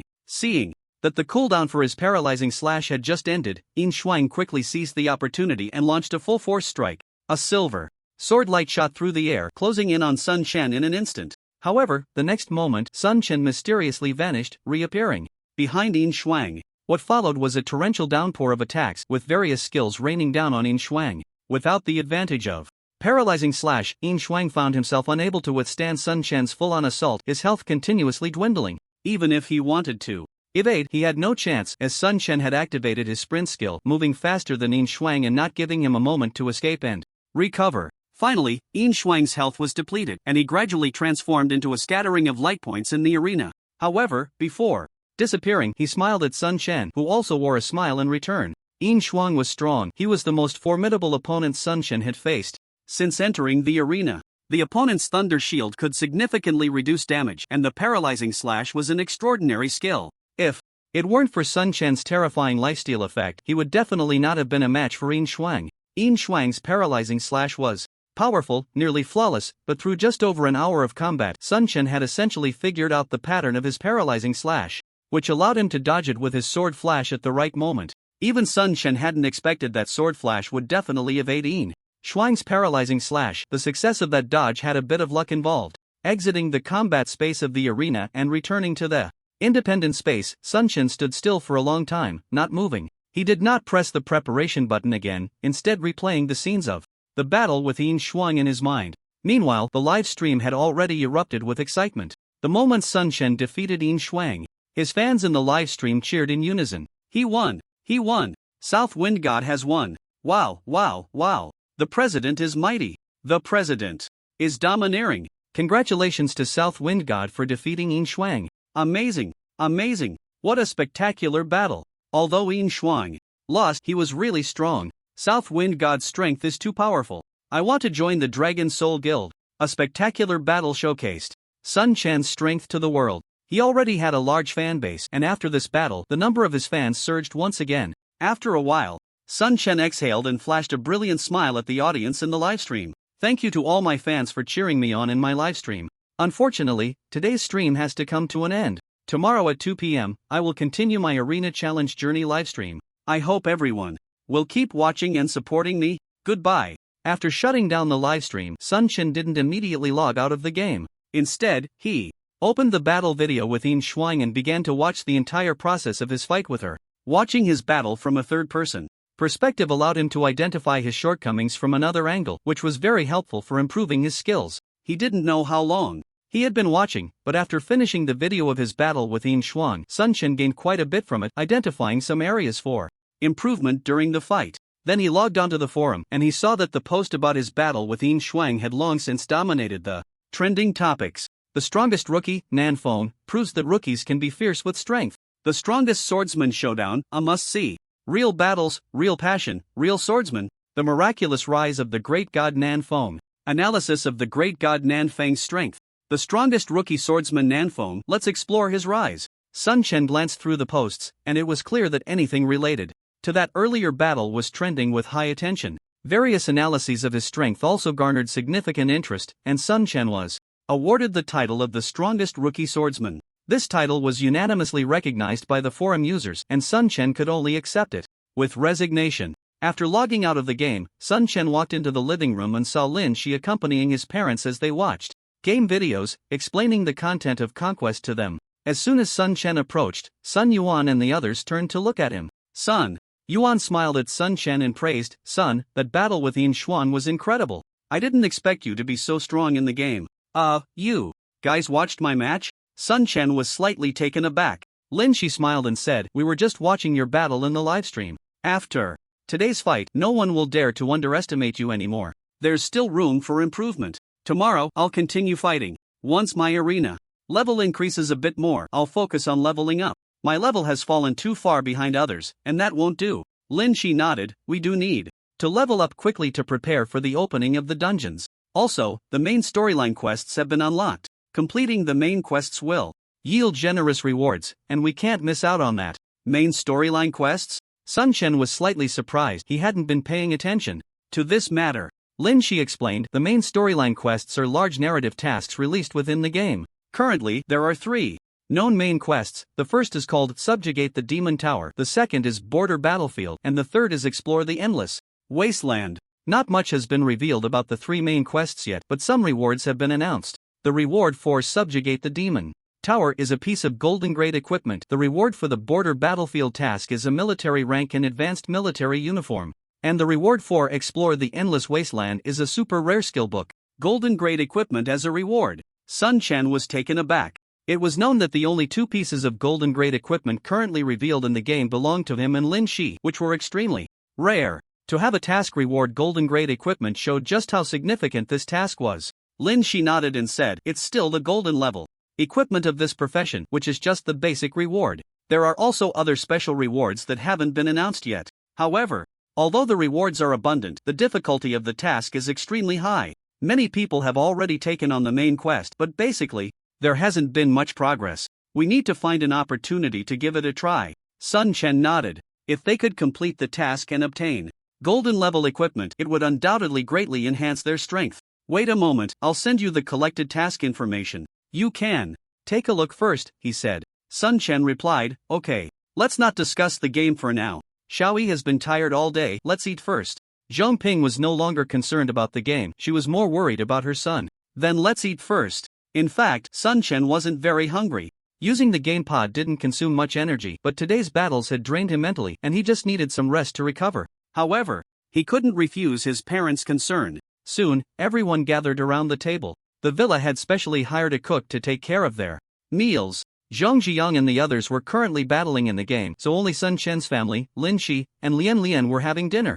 Mom and Dad, how much do you know about the game? Sun Chen asked at the dinner table. We have basically understood the game now. I plan to join your guild with your mom and take care of some small matters, Sun Yuan said. Lin Shi added, Uncle and Auntie think that the Dragon Soul Studio has too many tasks and needs more management personnel. Their joining can help a bit, and since they are our own people, it's more reassuring. Sun Chen nodded. His father had managed a construction team before, so basic management shouldn't be a problem. He felt confident letting his father handle some matters in the guild. It was a good arrangement. He didn't need to worry about his parents at all. Lin Shi could handle everything.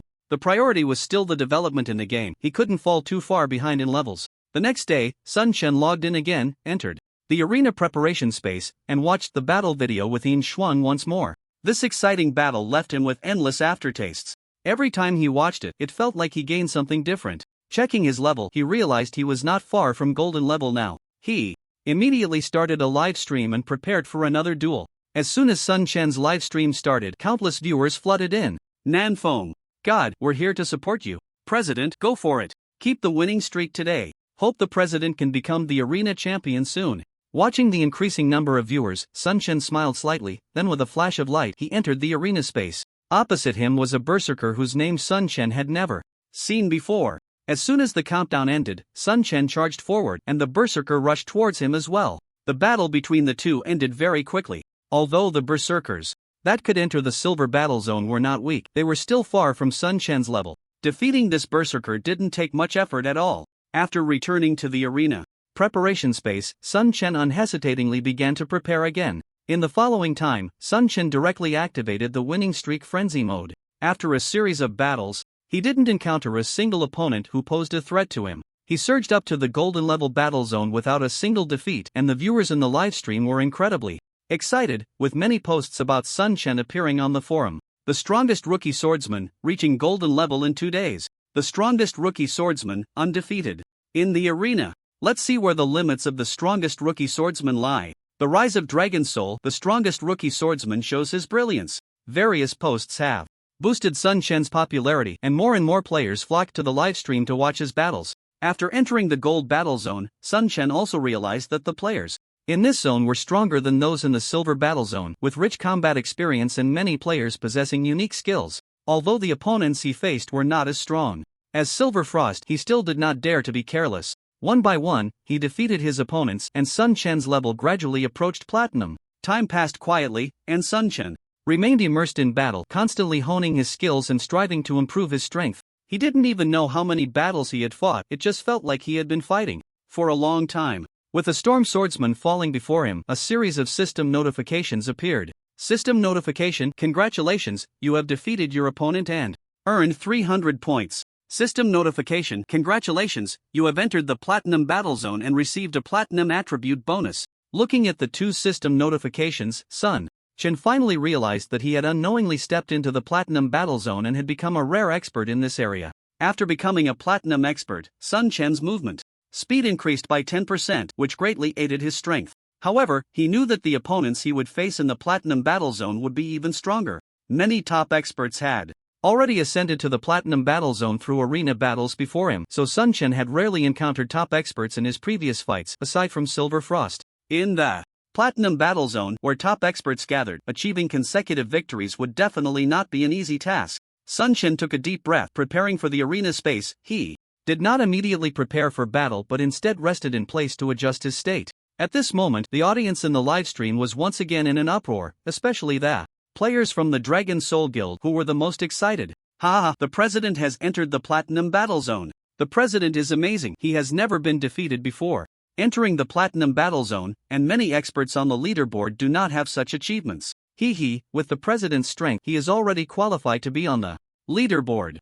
The strongest rookie swordsman is not just a title. Hope the president continues to push forward and sweep through the platinum battle zone. After watching Sun Chen's live battle, the players from the Dragon Soul Guild admired him immensely and hoped he could continue his winning streak. However, some viewers in the live stream expressed skepticism about Sun Chen's battles in the Platinum Battle Zone. Indeed, the strength of the South Wind God is very strong. In previous battles, aside from Silver Frost, there were no opponents who could match him, but the Platinum Battle Zone is filled with experts, and it's almost impossible for the South Wind God to achieve consecutive victories. That's right. The Platinum Battle Zone is truly a hunting ground for top experts. Although the South Wind God is known as the strongest rookie swordsman, sweeping through the Platinum Battle Zone is simply impossible. Currently, the competition in the Platinum Battle Zone is extremely fierce. Everyone wants to challenge the strongest king. So far, no strongest king has emerged, and it's not easy for the South Wind to stand out in the Platinum Battle Zone. With the strength of the South Wind God, he can secure a place in the Platinum Battle Zone. But dominating it is absolutely impossible. Let's wait and see how the South Wind God performs in the Platinum Battle Zone. The live stream had been going on for a long time. Some viewers had left, while others had just arrived. Still, there were quite a few who persisted in watching the live stream. Taking advantage of the break, Sun Chen glanced at the content in the live stream. He was naturally very pleased with the support from the Dragon Soul players, and he was not angry with those who were skeptical of him. They had their reasons. As the Platinum Battle Zone was different from the previous zones, the top experts who can enter the Platinum Battle Zone not only possess extraordinary skills but also have impressive equipment and abilities. Although Sun Chen has a powerful lifesteal effect, he does not arrogantly believe he is invincible. After resting for 10 minutes and adjusting his state, Sun Chen clicked the preparation button, initiating his first battle in the Platinum Battle Zone. Just 3 seconds later, a flash of light appeared, and Sun Chen found himself in a dense forest, surrounded by a shimmering barrier. The countdown began, and the trees around him appeared ethereal. At this moment, Sun Chen could clearly see his opponent, who turned out to be a shadow assassin clad in a set of black leather armor, the quality of which was evidently exceptional. The assassin's name was Blood Shadow. Blood Shadow? Sun Chen had a vague impression of this name but couldn't recall where he had seen it before. Upon seeing that Sun Chen's opponent was Blood Shadow, the viewers in the live stream began to flood the chat. Haha, Blood Shadow versus South Wind, this is bound to be an intense battle, someone typed, filled with anticipation. Who is Blood Shadow? Another asked.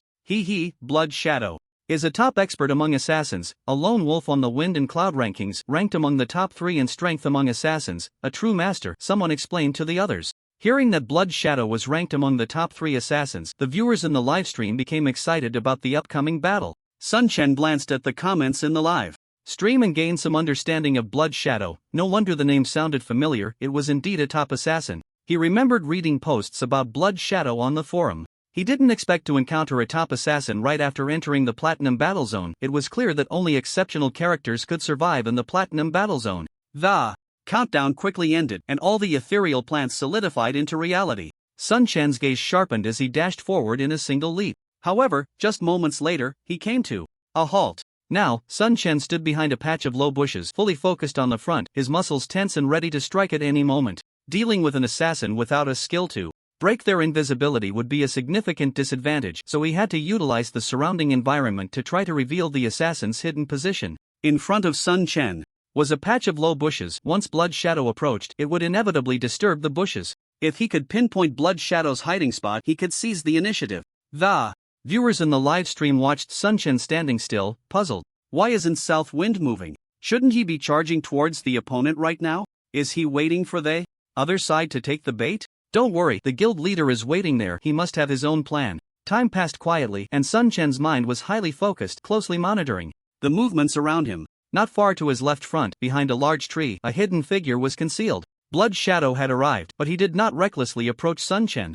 Instead, he hid at a distance, observing Sun Chen's movements. Seeing Sun Chen hiding behind the bushes, Blood Shadow's eyes flickered slightly, quickly understanding Sun Chen's intentions. With a thought, Blood Shadow devised a plan. He cautiously approached the bushes and picked up a stone, throwing it towards a nearby thicket. The stone landed in the bushes, causing some of them to sway. At that moment, Sun Chen swiftly activated his skills and rushed towards the moving bushes, unhesitatingly launching his sword wheel. The sword wheel swept through, enveloping that area, but the anticipated Blood Shadow did not appear. Not good. Sun Chen immediately realized he had fallen into a trap. Before he could react, a strange figure appeared behind him. Blood Shadow, wielding 2 daggers, launched a frenzied attack from behind Sun Chen. A series of backstabs. Damage numbers continuously popped up above Sun Chen's head, and his health bar instantly turned green as the system notified him that he had been poisoned, losing health at a rate of 50 points per second. At the same time, Blood Shadow's skill had a stun effect, causing Sun Chen to freeze in place for a second.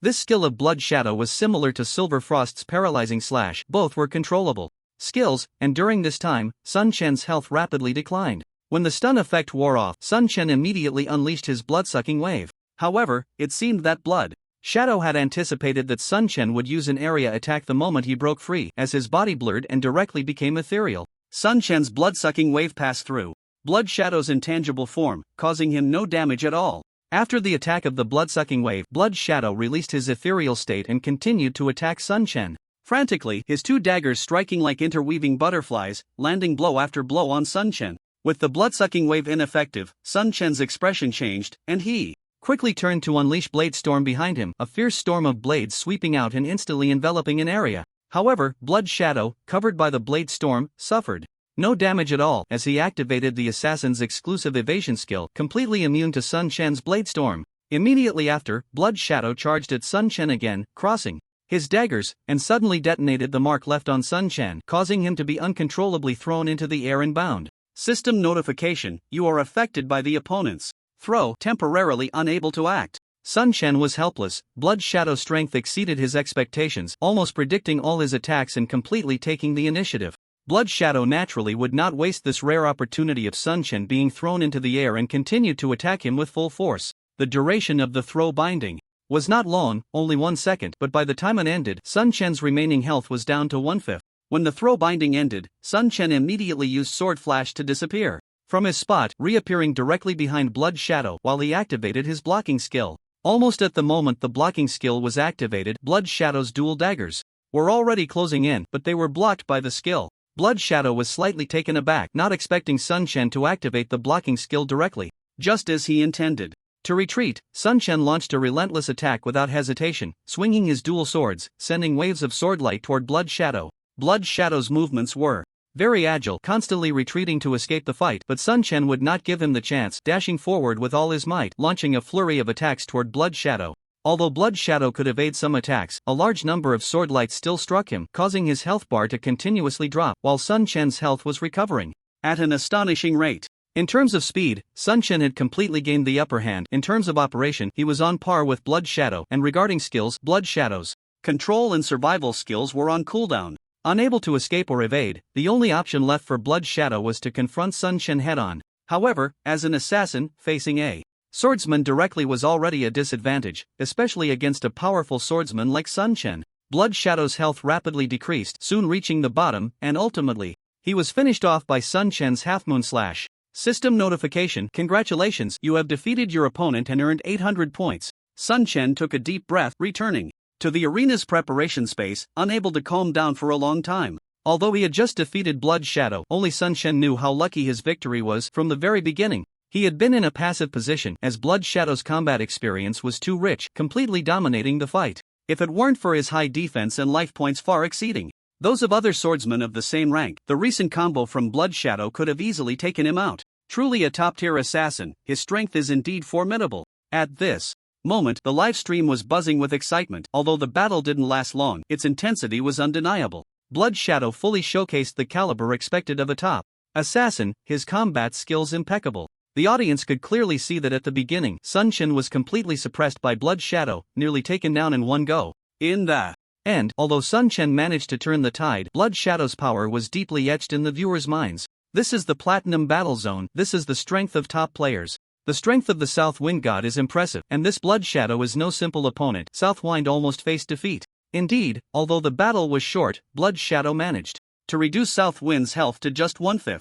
Yesterday, Silver Frost could only take away 1/3 of Southwind's health at most. Blood Shadow was just unlucky. If he had faced another swordsman, it wouldn't have been much of a problem. It's just that Southwind has high defense and a lot of health, so he was at a disadvantage. Southwind didn't win easily, and Blood Shadow didn't lose unjustly. The first battle of Southwind entering the Platinum Battle Zone was so intense. I really look forward to his future battles. Yes, I really can't wait. Southwind rested for a full 10 minutes. During this time, Sun Chen thought a lot. His skills were already quite accomplished, with no issues, and his equipment and abilities were decent, but his combat experience was still significantly lacking compared to those true top experts. After resting, Sun Chen clicked to prepare for the next match. A few seconds later, a flash of light appeared, and Sun Chen vanished from his spot, reappearing in a desert. Before him lay endless yellow sand, and at the far end stood an archer, named Hunter. Sun Chen had never heard of this name. However, anyone who could reach the platinum battle zone was certainly not a novice, so Sun Chen didn't dare to underestimate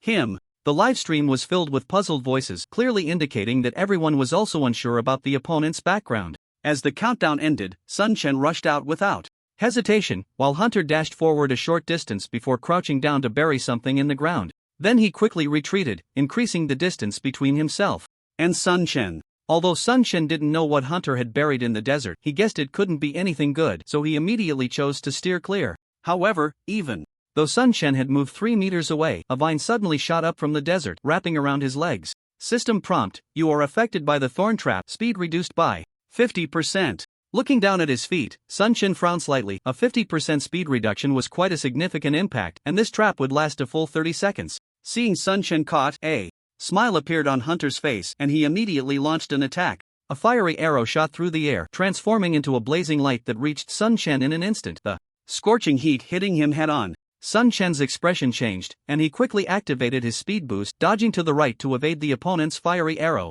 However, immediately after, a continuous barrage of arrows rained down on Sun Chen. His movements were already quite agile, even with his speed restricted. Activating the speed boost had offset the limitation. Yet, he still couldn't completely avoid the opponent's attacks. Arrows struck Sun Chen, rapidly depleting his health. Seeing that dodging was ineffective, Sun Chen decided to stop evading and charged straight at Hunter. The Hunter saw Sun Chen charging towards him, braving the attacks with such speed, and his expression changed instantly. While continuing to attack, he quickly moved backward. The thorn trap affected Sun Chen's speed, and the Hunter took advantage of the kite-flying tactic to strike, coupled with his impressive attack power, which would certainly put any other melee class in huge trouble. However, Sun Chen's rapid skill happened to be the nemesis of the thorn trap, perfectly negating its restrictions. As Sun Chen advanced under the onslaught, when his health dropped to half, the distance between them was already within 20 meters. Without hesitation, Sun Chen unleashed sword flash, and in a flash of light, he appeared mysteriously behind the Hunter.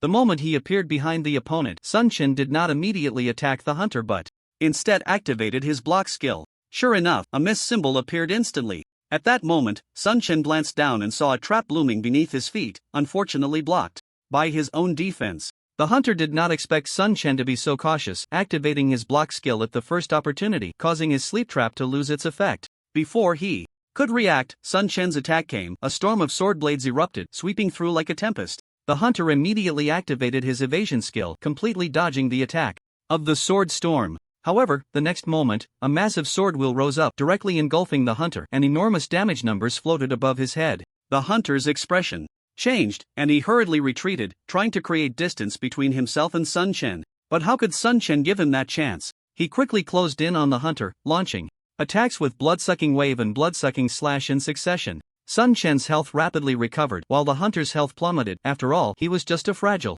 class with very limited defense. As Sun Chen pursued with all his might, a sudden powerful force knocked him back 3 meters. Sun Chen looked at the prompt and realized it was a knockback arrow. With the distance between them now 3 meters, Sun Chen quickly chased after him, but the Hunter had already taken the opportunity to bury a seed in the ground. The moment Sun Chen got close, the seed suddenly grew into a red vine, wrapping around Sun Chen and pinning him in place. System prompt: you are affected by the ghost vine trap and are unable to move. Sun Chen looked at the system prompt, feeling speechless. This Hunter's traps were indeed troublesome, but with only a 5-second limit, he could hold on. During these 5 seconds, the Hunter launched a full-scale attack on Sun Chen, managing to take away quite a bit of his health. However, once the 5 seconds were up, Sun Chen continued his pursuit. The Hunter was fast, but Sun Chen's speed surpassed his by a considerable margin. In no time, the Hunter was being relentlessly chased by Sun Chen, and under the continuous onslaught, the Hunter regrettably fell, turning into a white light and disappearing from the arena's combat space. After defeating the Hunter, Sun Chen let out a long breath. Although he won the second battle in the Platinum Zone, it was still not easy. The Hunter's traps were quite tricky. Fortunately, his speed was fast enough, or he would have been kited to death. Indeed, the Platinum Zone was formidable. The second opponent was also so strong. No wonder no one had yet obtained the title of the strongest king. Back in the preparation space, Sun Chen fell into thought. As it stood, the opponents in the Platinum Zone were all very strong. Even with his own strength, the possibility of quickly challenging for the title of the strongest king was slim. Having already won 2 matches and earned 1600 points in the platinum zone, even with the daily deduction of 500 points, he could last 3 days. He shouldn't waste time here but should focus on leveling up and improving his equipment. After Sun Chen decided to level up, he directly addressed all the viewers in the live stream, saying, "Thank you to all my fan friends for your support. Feeling the immense strength of the players in the platinum battle zone, I have decided to temporarily leave the arena to enhance my own abilities. Once I am strong enough, I will return to challenge the title of the strongest king." Sun Chen's announcement of his temporary withdrawal from the arena caused a huge stir in the live stream. No way? The Great South Wind is leaving after just 2 battles in the platinum battle zone? How could this happen? I think with the strength of the Great South Wind, he has a chance to challenge the strongest king. It's such a pity to leave the arena now. Yeah, the Great South Wind is already so strong, I really want to see him challenge the strongest king right away. Sigh, it's a shame we only got to see 2 battles of the Great South Wind in the Platinum Battle Zone. I wish we could see more. Watching the Great South Wind fight is much more exciting than watching other players. It's a pity he only fought twice in the Platinum Battle Zone. I think the Great South Wind's decision is very wise. Although he won both of his Platinum battles, he also exposed some of his shortcomings during the fights. First, his combat experience is still lacking, and second, his level isn't high enough. Temporarily leaving the arena to hone his skills is a great choice. That makes a lot of sense. Looking forward to the Great South Wind's next battle. The livestream was filled with discussions, and many expressed regret over Sun Chen's temporary departure from the arena, while quite a few chose to support his decision. After shutting down the livestream, Sun Chen contacted Su Cheng. "President, are you really planning to temporarily leave the arena? This is a great place to build popularity. Your popularity has increased quite a bit over the past 2 days of streaming." Su Cheng was well aware of the changes in Sun Chen's popularity over the past 2 days. The number of fans had skyrocketed to nearly 70 million, which was an incredibly staggering figure. As Sun Chen's fan base grew, the number of players wanting to join Dragon Soul also increased significantly. Although Dragon Soul had raised the difficulty of its assessments, many players still joined. From the perspective of the guild's development, Su Cheng hoped Sun Chen would continue to fight in the arena to boost his popularity, even if he lost. While the arena can boost my popularity, my current skill level makes it hard to improve. To continue enhancing my strength, I have to leave the arena. Moreover, the players in the Platinum Battle Zone are all very strong. Completely defeating them is not an easy task. The priority is still to improve my own strength. By the way, have you gathered any suitable equipment for me? Sun Chen was very clear about his situation and knew what he should do, so he decisively gave up the arena that could boost his popularity. Su Cheng sighed and said, "What you said makes sense. Although we have collected quite a bit of equipment, the quality is generally not very good. Players with good quality equipment basically won't part with it, and those that are available have been monopolized by the rich second-generation players. Unless you're willing to spend an exorbitant price, it's hard to find suitable equipment. By the way, that most handsome assassin has taken the equipment you stored." Hearing Su Cheng say this, Sun Chen shook his head helplessly. The drop rate of equipment in Conquest is too low, and good equipment is hard to come by. Most players keep good equipment for personal use, while the remaining gear is bought up by super rich second-generation players who spend money like it's nothing. Just like that most handsome assassin, hundreds of thousands or even millions are nothing to them. Buying equipment is as casual as buying cabbage. Although Sun Chen is also quite valuable now, he really hesitates to spend millions on silver equipment. After all, the equipment he has is sufficient for the time being. "Alright, I'll handle the equipment issue myself. How much have you gathered on the 3 main quest materials?" Su Cheng said, "I have already gathered some information on the 3 main quests. I'll send it to you right away, but the difficulty of all 3 quests is very high, so you need to think it over carefully." "Okay, I will consider it seriously." Soon, Su Cheng sent some of the latest information about the 3 main quests to Sun Chen. After carefully reviewing it, Sun Chen headed directly towards the Lord's Mansion. The first main quest, to defeat the Demon Tower, required players to accept the quest at the Lord's Mansion, and the player's level could not be lower than level 13, with certain combat power requirements as well. The Lord's Mansion was located to the east of Qinglong City, occupying a vast area with tall and magnificent classical architecture that looked imposing. A long staircase appeared before Sun Chen, about 4 meters wide, with warriors in black armor standing on either side. Just by looking at their formidable stature, it was clear that these warriors were very strong. At this moment, countless players climbed the stairs towards the Lord's Mansion, and Sun Chen followed closely behind the crowd. Standing on the stairs, he cast a detection spell at the nearest black-armored warrior, but all he received was a string of question marks, unable to see any attributes of the black-armored warrior. He shook his head helplessly and began to climb slowly, reaching a massive plaza after 500 steps.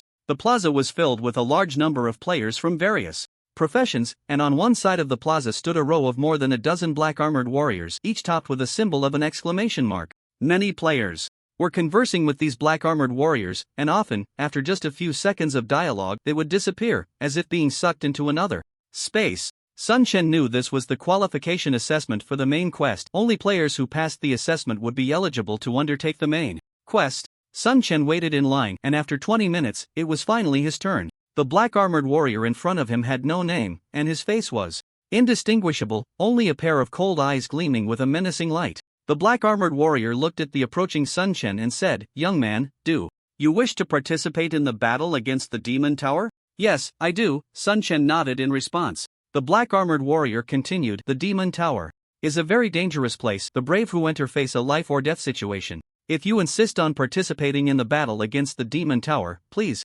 accept our test. Only warriors who pass the test are qualified to challenge the Demon Tower." Before Sun Chen appeared an option to accept or refuse the assessment, and without hesitation he chose to accept the test. In the next moment, a flash of light occurred, and Sun Chen found himself in an unfamiliar space. The space was dim and poorly lit, with black mist shrouding the area beyond 100 meters, making it hard to see far. The entire space gave a very oppressive feeling. A 10-second countdown timer appeared before him, and just as the countdown ended, a deafening roar echoed from ahead, followed by two red lights illuminating the black mist as a massive figure gradually emerged from it. Soon, Sun Chen could clearly see the figure stepping out of the black mist. It was a minotaur warrior, 3 meters tall, with a fierce bull's head, sharp horns reaching skyward, and a mouth full of sharp fangs like daggers, with blood-red eyes gleaming with ferocity. Its massive hands gripped a gigantic battle axe, and just standing there exuded an immense pressure. Roar! The roar formed a shockwave that swept around, and in the next moment the minotaur charged towards Sun Chen. Despite its large size, the minotaur was incredibly fast, covering the 100-meter distance in an instant, swinging its massive battle axes down towards Sun Chen. Boom! The ground cracked, and debris flew as the tremendous force struck the earth, creating two clear fissures, while Sun Chen stood unharmed at the side of the minotaur. The battle stance was activated, and the sprint skill was also turned on. Sun Chen transformed into a fleeting shadow and charged out, his bloodthirsty sword slicing through the air like lightning. The crescent slash landed on the Tauron, instantly erupting in a spray of blood, followed by a furious strike that left another gruesome wound on the Tauron's body. Then came a double slash, a lifesteal slash, a blade storm, a lifesteal wave, and a sword wheel. Wave after wave of fierce attacks struck the Tauron, adding more scars to its body, and its health points plummeted at an astonishing rate. Originally, this Tauron was not weak, it would still pose some pressure for players around level 14 or 15. However, it had met Sun Chen. At this moment, dealing with the Tauron was incredibly easy for Sun Chen. The Tauron's attacks had no effect on him, most were dodged, and some were directly blocked. Time passed second by second, and the Tauron's only advantage was its high health, but that still couldn't stop Sun Chen's onslaught. In no time, the Tauron collapsed to the ground. A flash of light, and Sun Chen reappeared in the previous square, accompanied by a system notification in his ear. System notification: congratulations, you have passed the trial and obtained the qualification to challenge the Demon Tower. You can check the main quest in the taskbar. Following the system prompt, Sun Chen opened the taskbar and indeed found a new main quest to challenge the Demon Tower, along with task guidance for it. The first step of the Demon Tower challenge was to prove one's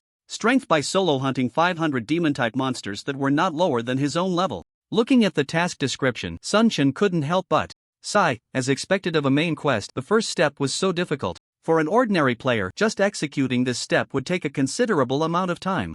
Below the task, there was a map guide for demon-type monsters, indicating that many of them were distributed around Qinglong City, all of which could be found.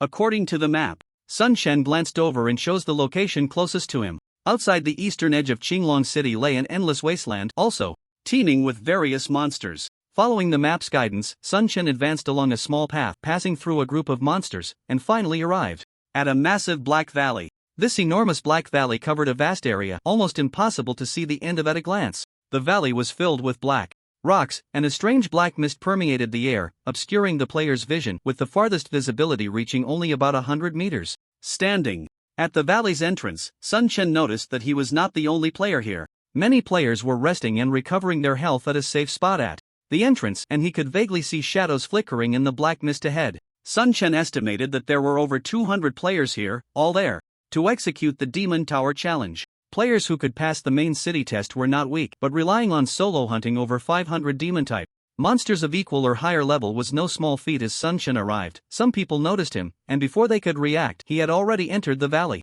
Directly. Hey, did you see that? That person just now seemed to be the Great South Wind. Someone suddenly spoke up. Really? You must be mistaken? Of course I'm not mistaken. I'm a fan of the Great South Wind. How could I be wrong? It seems the Great South Wind is also undertaking the main quest. I wonder if he will succeed.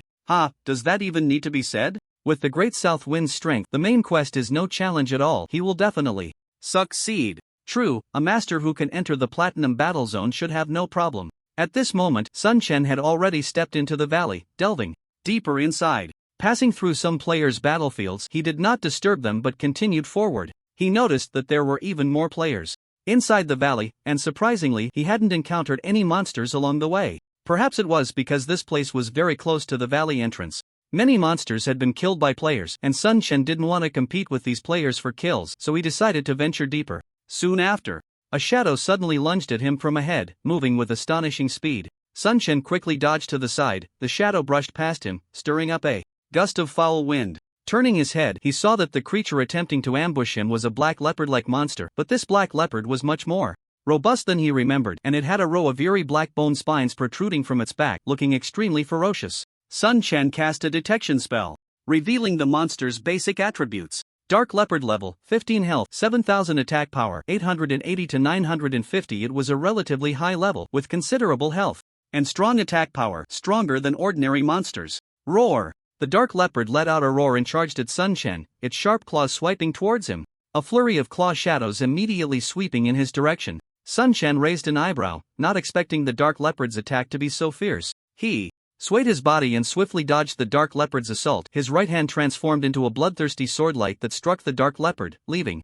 a gruesome wound while a massive damage number popped up. -720. Sun Chen was quite satisfied with this damage. Although the dark leopard had high health, it couldn't withstand his attacks for long. After being hit, the dark leopard's ferocity erupted, suddenly opening its massive jaws, shooting a barrage of black fireballs towards Sun Chen. The black fireballs were fast and numerous, quickly enveloping a large area. If Sun Chen's speed hadn't been sufficient, he would have definitely been hit. He skillfully dodged these black fireballs using his agility, then charged towards the leopard like lightning, launching a close-range attack. The dark leopard was fast and had strong attack power, but it was on a completely different level compared to Sun Chen, who easily took it down. The dark leopard fell to the ground, leaving Sun Chen with a decent amount of experience, but unfortunately, it dropped no equipment, only contributing some materials. The dark leopard was strong in single combat, but for an average player, its strength was just that. For Sun Chen, these dark leopards posed little threat. Hunting them one by one would take an enormous amount of time to kill 500, and soloing wouldn't allow him to leverage his advantages. So Sun Chen decided to pull monsters and switch to a group killing mode. Having made up his mind, Sun Chen charged forward, dragging along any dark leopards he encountered, simply attracting their aggro. Soon, a huge commotion erupted in the valley, with a large group of dark leopards following closely behind Sun Chen, their roars echoing throughout the valley. The players hunting dark leopards in the valley were startled by the massive noise. With the black mist swirling, they couldn't see what was happening, and upon hearing the dark leopard's furious roars, they thought a riot had broken out and began to retreat from the valley. At this moment, Sun Chen was already surrounded by over 60 dark leopards, and the surrounding dark leopards launched a frenzied assault on him. Various claw strikes swept towards Sun Chen, and fireballs rained down upon him. Sun Chen found himself caught in the dark leopard's relentless attacks, with hits landing on him continuously. Although his defense was strong, his health was rapidly declining. However, while his health dropped quickly, his recovery was equally swift. He held his sword with both hands, his combat stance already activated, and various scrolls and poison potions were applied. Even his sprint ability was activated. Waves of swordlight fell upon the dark leopards, and damage numbers erupted, with each attack inflicting damage on several dark leopards at once. Part of the damage was converted into Sun Chen's health, allowing his rapidly depleting life to recover quickly. He could withstand the attacks of these dark leopards without even needing healing potions. One by one, the dark leopards fell before Sun Chen, turning into his experience points. Dozens of dark leopards were taken down in no time, and this time there were some rewards. A total of 5 pieces of equipment dropped from the dark leopards, including 3 white items, 2 bronze items, and surprisingly, 1 silver grade item. Dark leopard leather shoulder pads, silver. Physical defense, 60. Magical defense 44 intelligence plus 15 spirit plus 300 health plus 100 required level 15. The attributes of the silver equipment were decent, but it was of no use to him, so he could only keep it for now. As for the 2 bronze items, they were also not much help. However, keeping them to enrich the guild's warehouse was a good idea. After thoroughly cleaning up the battlefield, Sun Chen continued to charge forward. Soon, another large group of dark leopards was attracted to him, completely surrounding him. Another frenzied battle ensued, with leopards turning into corpses. Before long, Sun Chen had collected several more pieces of equipment in various materials, though most of the equipment was white, with little use aside from selling as miscellaneous goods. Thus, Sun Chen repeatedly attracted dark leopards and executed mass slaughters, causing disturbances in the valley that left players doing quests within it feeling anxious. After an unknown amount of time, Sun Chen finally defeated 500 dark leopards, completing the first step of the Demon Tower subjugation quest. During this quest, Sun Chen's level also reached 15, and he allocated his attribute points to agility. Leaving the valley, Sun Chen hurried back to Qinglong City, following the quest instructions to the location for submitting the quest at the Lord's Mansion. Congratulations, brave young man! You have completed the first phase of the Demon Tower subjugation quest. Here is your reward. I hope you continue to work hard and eliminate those demons soon. Standing before Sun Chen was an old man who handled quest submissions. After Sun Chen completed the quest, the old man rewarded him with some experience and also gave him a treasure chest. This chest was the reward for completing the first phase, containing equipment and various items with varying levels. According to statistics, the highest item obtained so far was a silver-grade piece, but the quantity was extremely rare. Upon receiving the chest, Sun Chen immediately opened it, and as the chest opened, the items inside were revealed. Sun Chen reached in and pulled out a silver leather armor top, wolf warrior leather top, silver physical defense, 100 magical defense, 70 agility plus 20 health plus 400 evasion plus 50 critical hit plus 100 required level 15. Looking at the attributes of this leather top, Sun Chen felt quite envious. The equipment that increased critical hit attributes was rare, and this top added a whopping 100 points to critical hit, making it extremely valuable. Unfortunately, as a metal class, he couldn't use leather armor, so it would have to go to those in leather classes.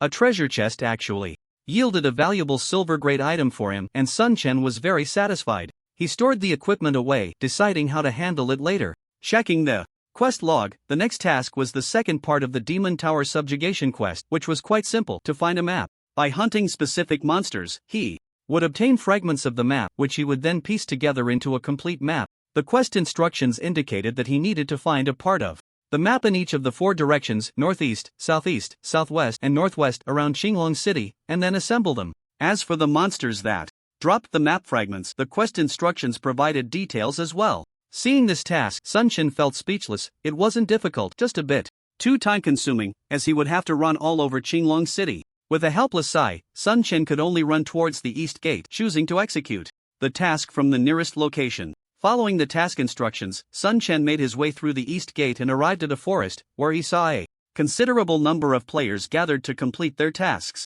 From Su Qing's information, Sun Chen knew that the number of puzzle monsters was low while the number of players executing the task was high, so to complete the task, one basically had to compete for monsters, making every spawn point quite chaotic, with PK incidents happening frequently. As Sun Chen stepped into the forest, he indeed found groups of players congregated at various spawn points, waiting for the monsters to respawn, as the previously spawned monsters had already been dealt with. President. Suddenly, Sun Chen saw a player from the Dragon Soul Guild waving at him, and he hurried over. "You're also doing this task?" Sun Chen asked with a smile. "Yeah, the task monsters here respawn too slowly, and it's too hard to compete for them. I don't know which idiot designed this task." Sun Chen smiled slightly. Wasn't the game design meant to increase conflict and encourage combat? "President, come over to our side. You can do the task first." "Alright, then I won't be polite. I have 2 pieces of equipment here that I don't need. I'll give them to you." While speaking, Sun Chen traded 2 bronze pieces of equipment to the other player. "President, I can't take your equipment." The other party quickly declined. "Take it, otherwise, I would feel embarrassed to cut in line for the task," Sun Chen said seriously. It was clearly unreasonable to cut in line without making any gesture after someone had worked hard to guard a group of monsters. The bronze equipment wouldn't help him much, but it would be very useful for most players in the Dragon Soul Guild.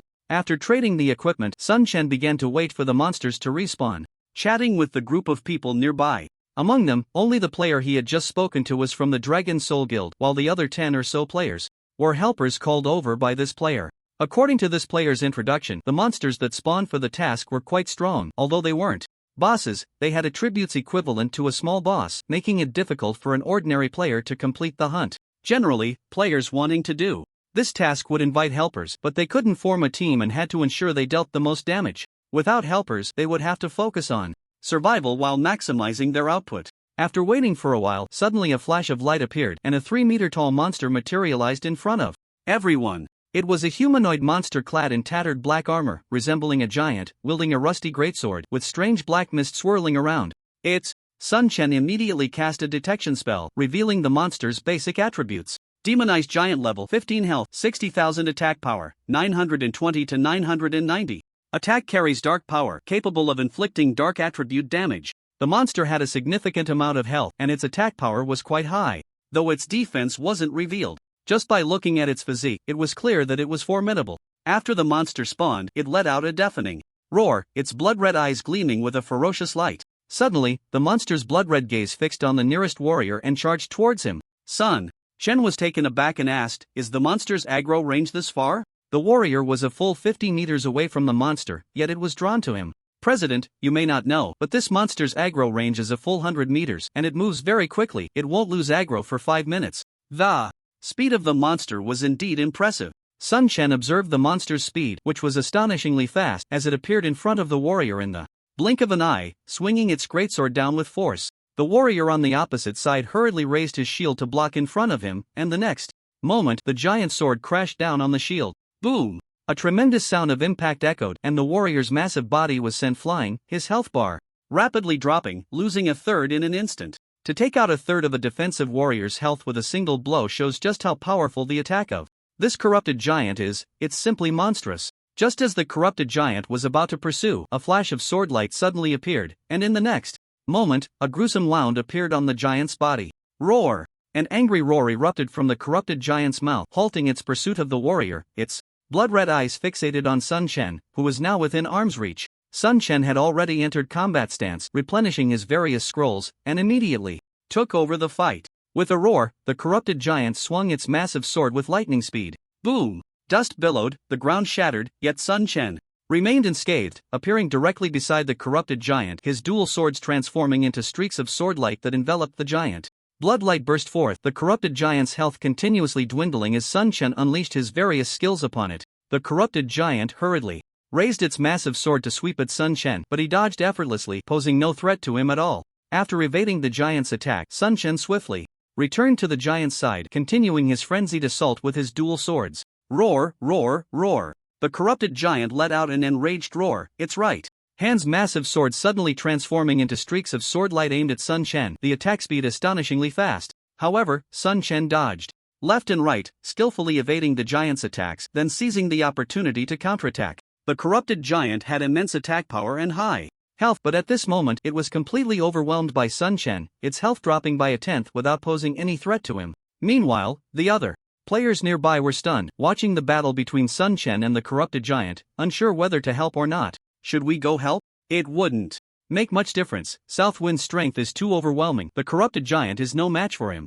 Yeah, this is a true expert. We are far from his level. What should we do now? Just watch? Let's just watch. Anyway, we wouldn't be able to help much, and it's nice to see the experts battle up close. The crowd stood by quietly, having no intention of intervening. Sun Chen was focused on dealing with the corrupted giant, not paying attention to the others. As time passed, the giant's health dwindled further until it was finally emptied by Sun Chen. Looking at the monster's body collapsing to the ground and gradually disappearing, Sun Chen pouted in dissatisfaction. After all, it was a creature with strength close to a small boss, yet it dropped nothing, only a notification that he had completed a quarter of the task. What a letdown. President, congratulations on completing this task. Hee, thank you for letting me have the task, monster, otherwise I wouldn't know when I could finish this task.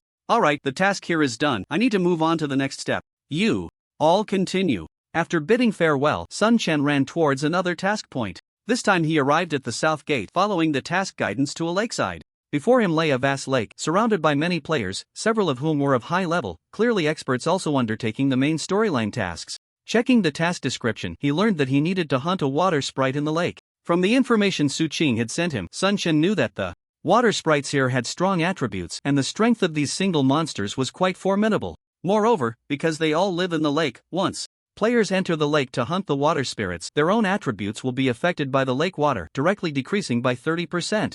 The water spirits are already quite strong, and with their attributes dropping by 30%, it's clear that this task is extremely challenging. And that's not even the worst part. The most troublesome aspect of this task is that once the water spirits are attacked, they will call for help from their companions, often summoning a large group of monsters with just one call. Players have tried many times and summarized a method to lure the water spirits towards the lake's edge. Most water spirits will summon companions the moment they attract aggro, but there's also a chance they will only call for help when attacked, so most players doing this task are relying on luck.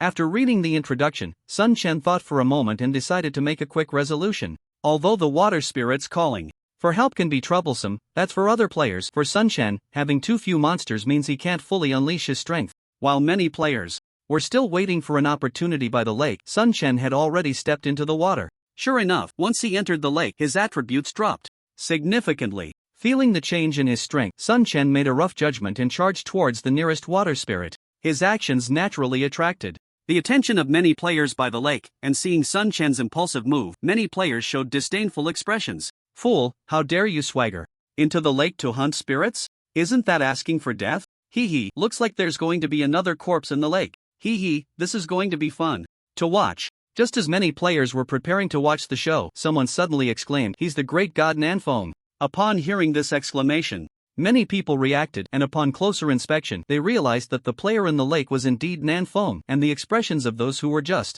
waiting to watch the fun changed instantly. Sun Chen had now approached a water spirit, and the water spirit noticed him getting closer and suddenly let out a sharp scream. The piercing sound waves spread out, and all the water spirits within a 200-meter radius heard the commotion and rushed over. Sun Chen was still 10 meters away from this water spirit, and seeing the frenzied water spirits charging towards him at terrifying speed, he was slightly taken aback. However, this was not the time for surprise. He immediately activated his state and executed Sword Flash, his body swaying as he appeared behind the water spirit. With a half-moon slash, a sword mark instantly appeared on the water spirit, and its health dropped a bit. Following that, Sun Chen held nothing back, his dual swords striking wildly, each attack landing on the water spirit. The water spirit also launched a furious counterattack against Sun Chen, with ice arrows appearing out of thin air and shooting towards him, in addition to a chill that clung to Sun Chen, continuously reducing his health. However, the health he lost could be directly restored through his lifesteal effect, so he felt no pressure at all.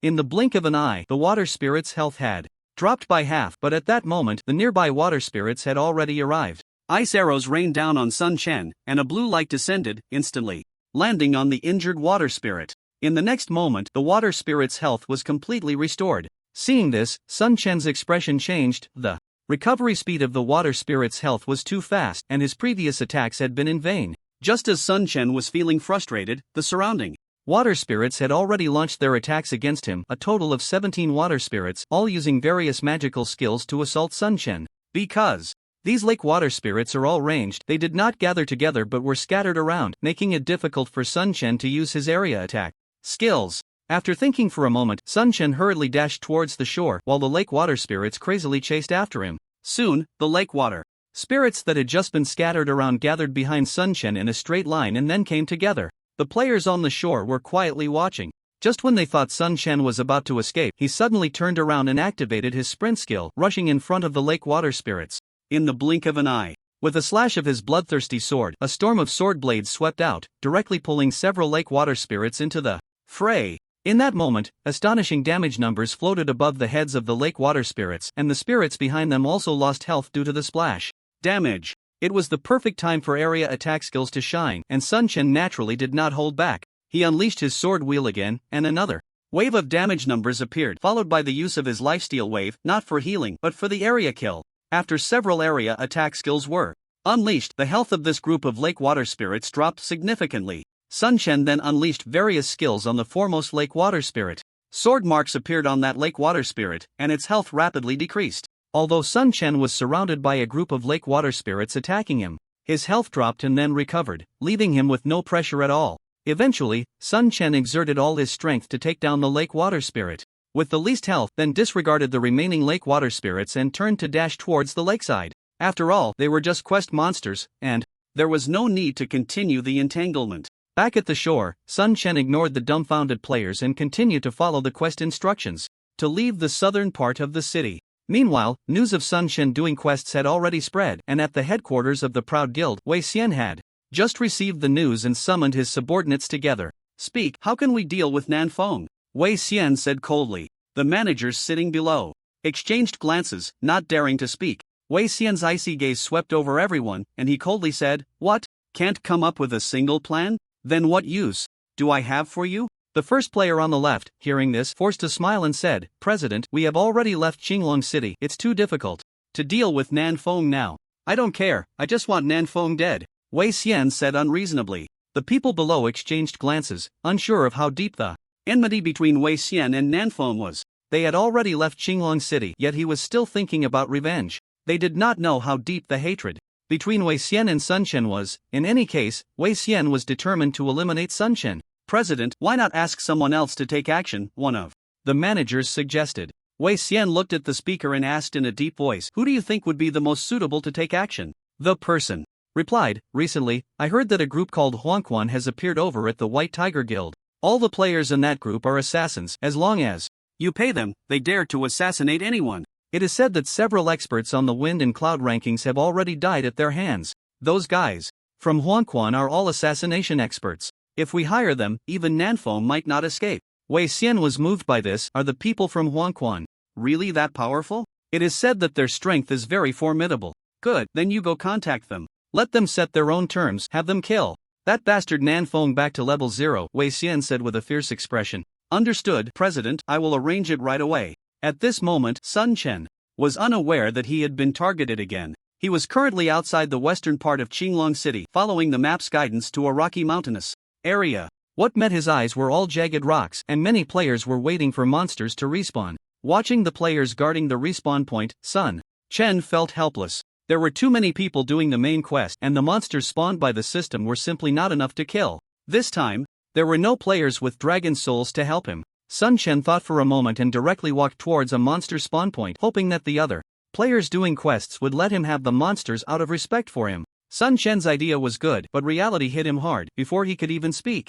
Those players who recognized him started shouting and competing for his monsters, and they were teaming up to do so, which left Sun Chen speechless. There was no way around it. He didn't have enough face, so he could only rely on his hard power. At this moment, more than 50 players were gathered at his respawn point, all eyeing him like hawks. Suddenly, with a flash of light, a 5-meter-tall stone giant appeared before everyone. "Grab it!" someone shouted, and countless attacks surged towards the stone giant. Sun Chen didn't dare to be slow. He quickly struck his longsword, hitting the stone giant, but it only dealt 200 points of damage. Looking at the damage he inflicted on the stone giant, Sun Chen thought he must have seen it wrong, but after glancing at the damage dealt by the other players around him, he instantly understood. The stone giant's physical defense was too strong. Physical classes were simply unlucky when facing the stone giant, while the damage from mages' skills was quite decent. Seeing 5 mages attacking the stone giant, Sun Chen didn't dare to be careless, and immediately put all his effort into the fight, swinging his longsword wildly at the stone giant.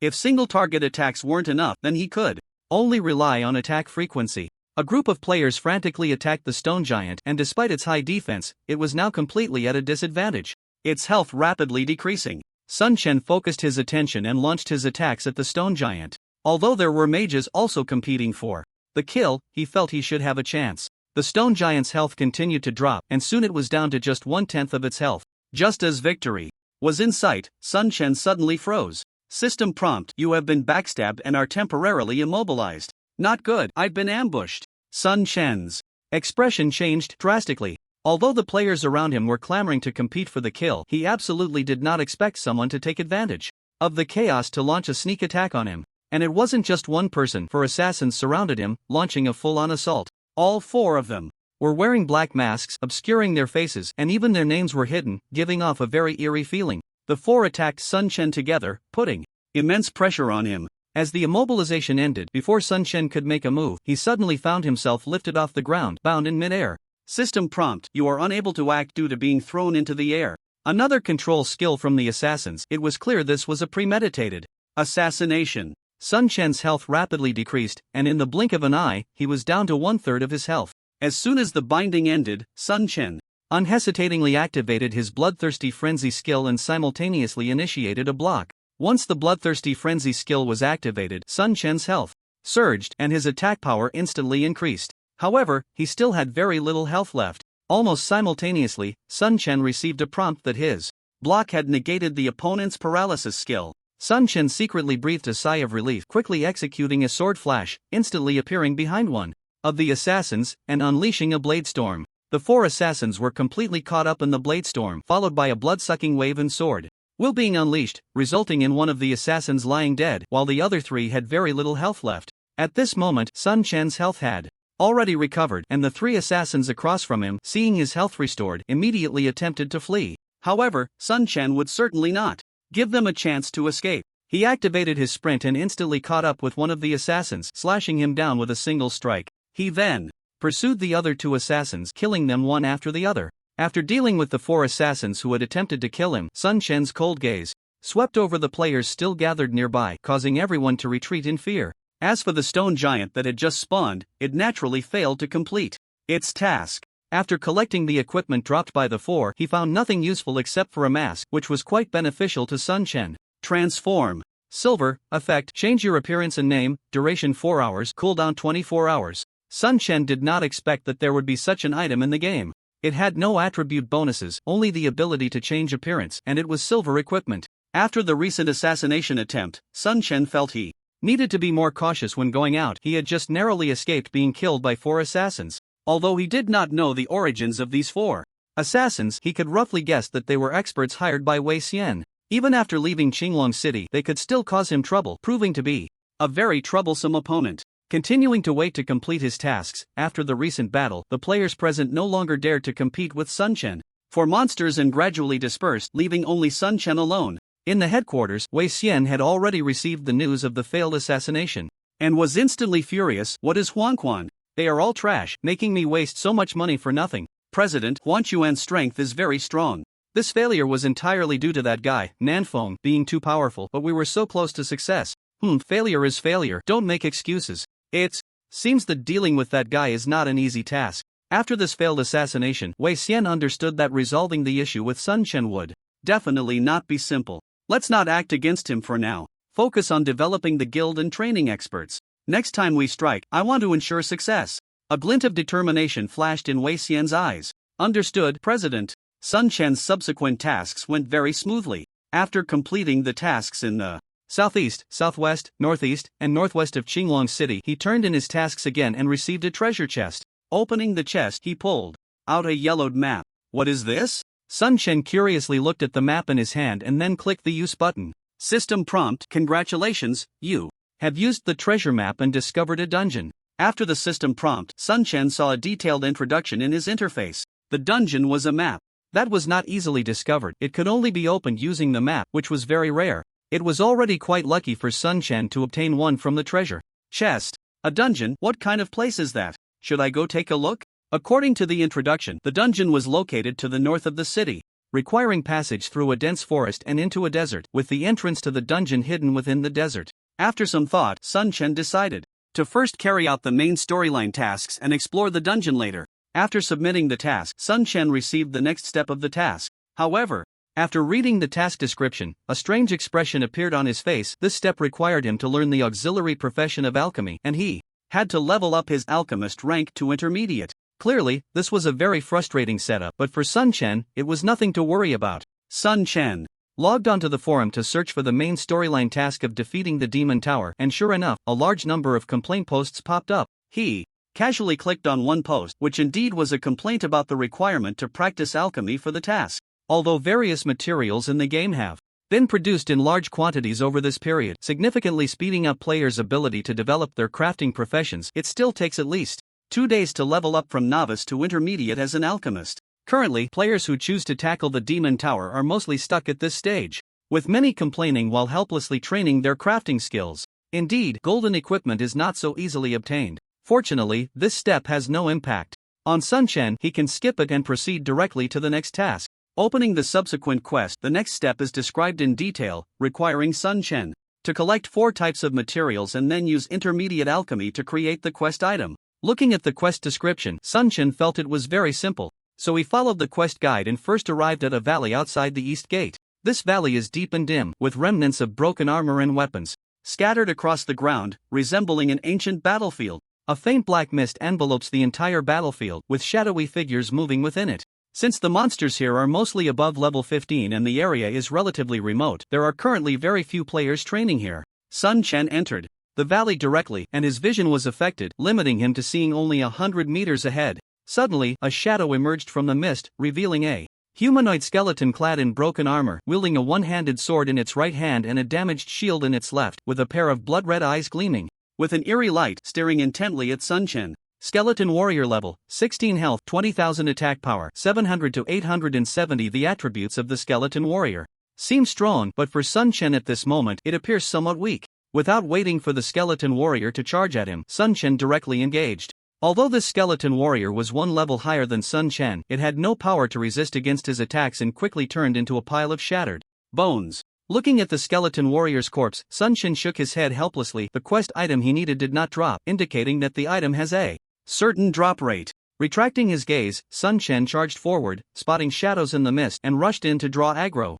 Soon, a large number of skeleton warriors followed behind him, forming a skeleton army of over 70. Seeing that the number was sufficient, Sun Chen stopped and turned to pounce on the skeleton warriors. A large group of skeleton warriors surrounded Sun Chen, attacking him frantically. However, facing the wild assaults of the skeleton warriors, Sun Chen appeared to be in complete control. Various skills were unleashed from his hands, with sword lights crisscrossing and damage numbers floating above the heads of the skeleton warriors. Sun Chen's health continuously decreased under the onslaught of these skeleton warriors, but he quickly regained it through his lifesteal effect. Dealing with these skeleton warriors posed no pressure for Sun Chen, and soon all the dozens of skeleton warriors turned into heaps of broken bones. Sun Chen bent down and picked up a black orb from one of the piles of bones, which was indeed the quest item. After counting, he found that the large pile of skeleton warriors had dropped only 10 black orbs, while a total of 100 of these black orbs was needed to craft the quest item.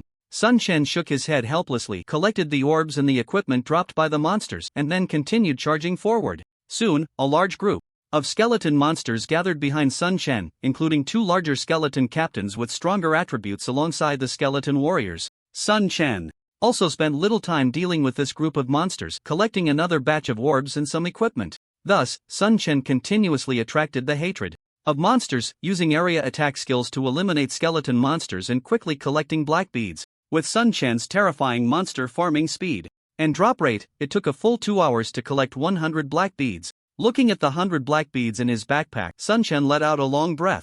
He had finally gathered enough of this item. However, to craft the item needed for the quest, he still required 3 other items, which he would have to collect in the same manner. Seeing that he was short by 100 of each of the other 3 materials, Sun Chen sighed helplessly, feeling sympathy for the players practicing alchemy. Given his speed and drop rate, it took him so long to collect these 4 materials, it was clear that other players would take even more time to gather the same 4 materials. Now those players were complaining on the forum about the requirements for practicing life professions, unaware that once they became intermediate alchemists, they would find the subsequent quests even more frustrating. Anyway, this had nothing to do with Sun Chen. The other 3 materials needed to be collected elsewhere. Just as he was about to leave to gather materials in the next location, a tremendous noise suddenly erupted from the black mist ahead. It was a deep roar, sounding very powerful, but Sun Chen couldn't tell what kind of animal it was. After thinking for a moment, Sun Chen decided to head in the direction of the sound. As he moved toward the source of the noise, he cleared away the monsters he encountered along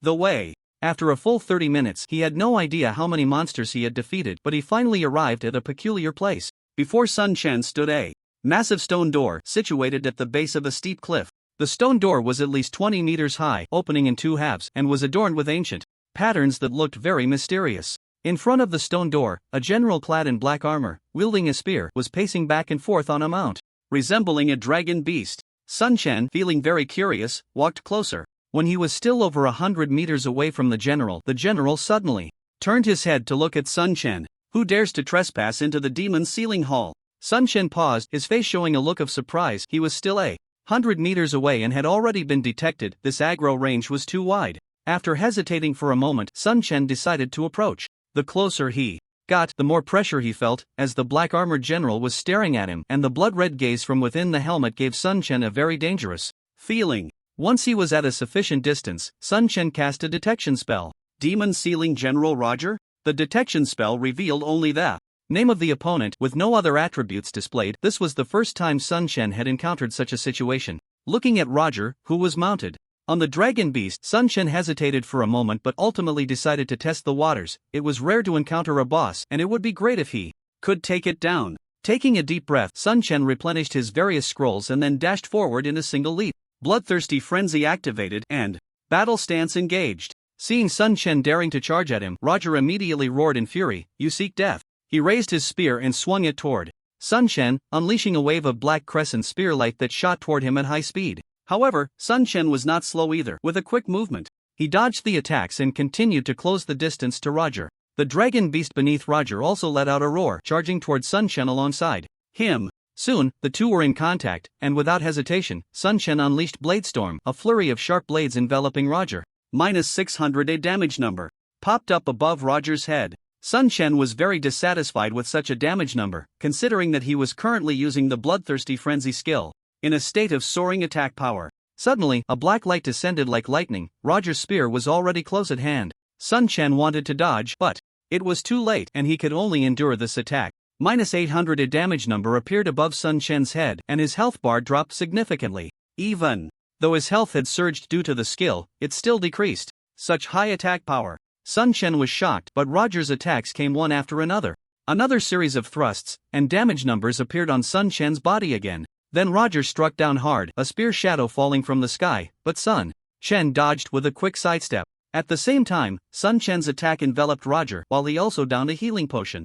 Although Sun Shen's health quickly recovered a bit, the next moment, strange black demonic flames suddenly wrapped around Roger's spear. With a flick of his wrist, a flurry of spear shadows descended upon Sun Shen. Despite Sun Shen retreating rapidly, he was still hit by two of the spear shadows. Instantly, his health bar dropped significantly, plummeting below half. Seeing this, Sun Shen's expression changed drastically, and he hurriedly cast Bloodsucking Wave and Bloodsucking Slash, siphoning some health from Roger. His health returned to a safe level, and Sun Shen breathed a slight sigh of relief. However, Roger's strength far exceeded his expectations. Even with his powerful lifesteal ability, he couldn't guarantee he could take Roger on alone. This boss was temporarily impossible to defeat alone. He could only retreat today. After weighing his options, Sun Shen activated Sprint and turned to dash back the way he came. Once Sprint was activated, Sun Shen's speed surged, quickly widening the distance between him and Roger. "Humph, want to run? Leave it to me." Roger snorted coldly, chasing after him on his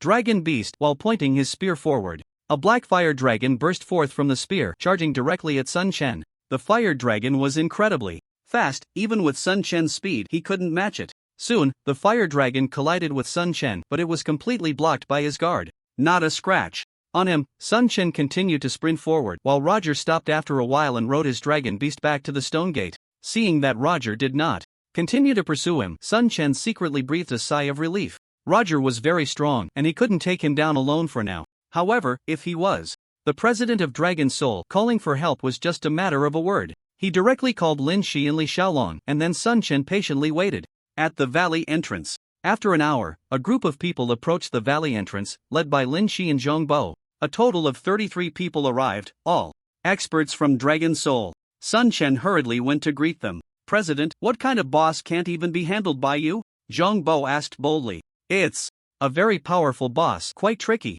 You all follow me." As he spoke, he organized everyone into a team, leading them deeper into the valley, recalling the location where Roger was. However, he did not approach immediately but said seriously, "This Roger is very strong, everyone be careful. Zhong Bo, you take the lead. Sun Shang, bless Zhong Bo. Joey, you keep an eye on his health with the healers. Ranged attackers, strike from maximum distance. Melee fighters, don't rush to attack, focus on survival." Then Sun Shen recounted what he knew about Roger's skills before Zhong Bo took the lead toward Roger. At this moment, several blessing spells from the Blessing Master hung on Zhong Bo, including a defense spell that could increase defense by 10%, a swift spell that could enhance movement speed by 5%, an attack spell that could boost attack power by 5%, and a life spell that could raise health by 10%. Although Sun Shang, the Blessing Master, did not have strong attack power, his blessing spells were incredibly effective, capable of casting spells on 5 people in the team simultaneously and healing others as well. With the spells on him, Zhong Bo walked out with renewed confidence.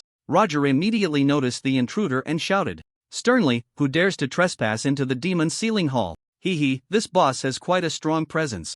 Zhong Bo chuckled and walked directly towards Roger. Roger's cold gaze swept over the crowd and suddenly landed on Sun Chen. So it's you. I didn't expect you to dare come back. In that case, you might as well leave your life here. After saying this, Roger charged towards the crowd on his dragon beast. Sun Chen frowned slightly, surprised by the high intelligence of the boss in the game. Even though his aggro had been reset, the opponent could still recognize him, making it feel no different from facing a real person. At this moment, Roger charged in on his dragon beast, exuding an astonishing aura. Come on! Zhong Bo shouted loudly, unafraid as he met the charge. Raising his shield high and activating his defensive skills, the two sides clashed in an instant and a spear light struck fiercely against Zhong Bo's shield. In the next moment, Zhong Bo was knocked back 3 meters, and his health bar dropped by a quarter. Damn, such strong attack power. Everyone be careful. This guy is really powerful. Zhong Bo exclaimed, startled by Roger's displayed strength. He had activated his defensive skills, yet still lost a quarter of his health from a single hit. It was unimaginable. He quickly downed a high-level healing potion, while the healers in the team also cast spells to heal Zhong Bo, quickly restoring his health. Just as Zhong Bo's health was replenished, Roger charged in again on his dragon beast, performing a brutal charge that slammed into the battle shield. Zhong Bo was knocked back 3 meters again, and his health bar dropped by a third, prompting him to quickly use a healing skill on himself. The healers behind him frantically healed him, but before his health could fully recover, Roger's attack came again, this time with a strange black flame wrapping around his spear. Die! Bang! Zhong Bo's health dropped significantly again, leaving him with only a third remaining. If he took another hit, he would likely be down for the count. No way, President, I can't hold on any longer. Zhong Bo shouted. Roger continued to charge towards Zhong Bo, but halfway there, a figure appeared from the side and a storm of blades suddenly swept out, engulfing Roger entirely. It was Sun Chen who had made his move. As the blade storm ended, Sun Chen unleashed an anger slash followed by a double slash, drawing Roger's aggro onto himself. Seeing the aggro shift to Roger, Zhong Bo finally breathed a sigh of relief. Keep an eye on the president's health, Zhong Bo shouted loudly. Roger's attacks were now directed at Sun Chen, with spear lights coming at him. Sun Chen dodged rapidly, but his health continued to drop at a fast pace. At this moment, Sun Chen did not have the bloodthirsty berserk skill active and could only fight up close, relying on his lifesteal ability to siphon health from Roger. With both hands wielding his long sword, Sun Chen launched continuous attacks, sending waves of sword light towards Roger, inflicting damage while his declining health was gradually restored. However, Roger's attack power was too strong. Even with Sun Chen's powerful lifesteal, it was still somewhat overwhelming. Fortunately, there was a healer from the Dragon Soul Guild constantly healing Sun Chen, and with Sun Chang, the Blessing Master, bestowing all blessings on him, Sun Chen was able to withstand Roger's attacks. Alright, everyone can attack with full force now, no need to worry about aggro shifting, Lin Shi reminded, and the members of the Dragon Soul Guild began their assault. Several ranged attackers positioned themselves at the farthest distance to deal damage, while the melee fighters closed in on Roger, continuously launching their attacks. At this moment, all of Roger's aggro was focused on Sun Chen, and he paid no attention to the others. Although the damage dealt to Roger by everyone was not significant, the numerical advantage allowed them to gradually chip away at Roger's health. Damn it, you intruders, you all deserve to die. Roger suddenly roared, his right hand with the spear pointing skyward, unleashing a terrifying pillar of flame that shot into the air. Be careful, the boss is about to unleash a big move, retreat quickly. Sun Chen shouted, preparing to withdraw, but it was too late. A line of fire spread outwards from Roger's position. Watch this, Zhong Bo shouted, suddenly using a skill, and a light shield appeared around everyone in the team. Almost simultaneously, the line of fire struck Sun Chen, dealing an astonishing damage of 1,000 points. What a powerful killing move! Sun Chen was shocked. If it weren't for Zhong Bo using the protective skill, that attack from Roger would have nearly emptied his health bar. The fire line spread a full 30 meters, hitting almost everyone in the team. Even the ranged attackers at the farthest position could not avoid it. After the attack, everyone's health bars were left with only a sliver, but fortunately, no one was killed instantly. Except for the healers, Zhong Bo and I, everyone else retreat to a safe position to recover health. Don't come back until your health is full, Sun Chen commanded loudly. Hearing Sun Chen's orders, everyone retreated beyond 50 meters, drinking potions and sitting down to recover health. After downing a healing potion, Sun Chen charged back towards Roger, his dual swords wildly attacking Roger, continuously inflicting wounds. Meanwhile, the Dragon Soul healer frantically healed Sun Chen while their own health was slowly recovering. Zhong Bo was fine, but he could provide a shield for Sun Chen. Zhong Bo had a teammate protection skill that could shield allies, transferring the damage they received to himself for 5 seconds, with a cooldown of 30 seconds. At this moment, Zhang Bo was beside Sun Chen, and as soon as the cooldown for the teammate shield ended, he immediately cast it on Sun Chen, allowing the damage from Roger's attacks to be redirected, significantly easing Sun Chen's burden. Thus, although Sun Chen's health was rapidly declining, he was still able to withstand Roger's attacks. After Lin Shi and the others recovered their health, they rejoined the battle, and dozens of people attacked with all their might, continuously reducing Roger's health. Time passed quietly, and before they knew it, an hour had gone by. In that entire hour, they had only managed to reduce Roger's health by a quarter, highlighting just how terrifying Roger's attributes were. During this time, Roger had used powerful area attack skills several times, each time inflicting massive damage on Sun Chen and the others, but fortunately, no one had died. Looking at Roger's health, Zhang Bo sighed, "Finally, we've taken down a quarter of this guy's health. That wasn't easy." "Yeah, with so many of us working together, it took a whole hour to take down a quarter of his health. It's too difficult. Haha, luckily the guild leader is tanking, or we wouldn't even have had a chance to attack. I can't tell what level this boss is. I wonder what equipment will drop later. With such strong attributes, it must drop top-tier equipment. Will it drop golden equipment? This boss's rank isn't even displayed. It must at least be a golden boss. It better be a golden boss, and it better drop 10 pieces of golden equipment at once.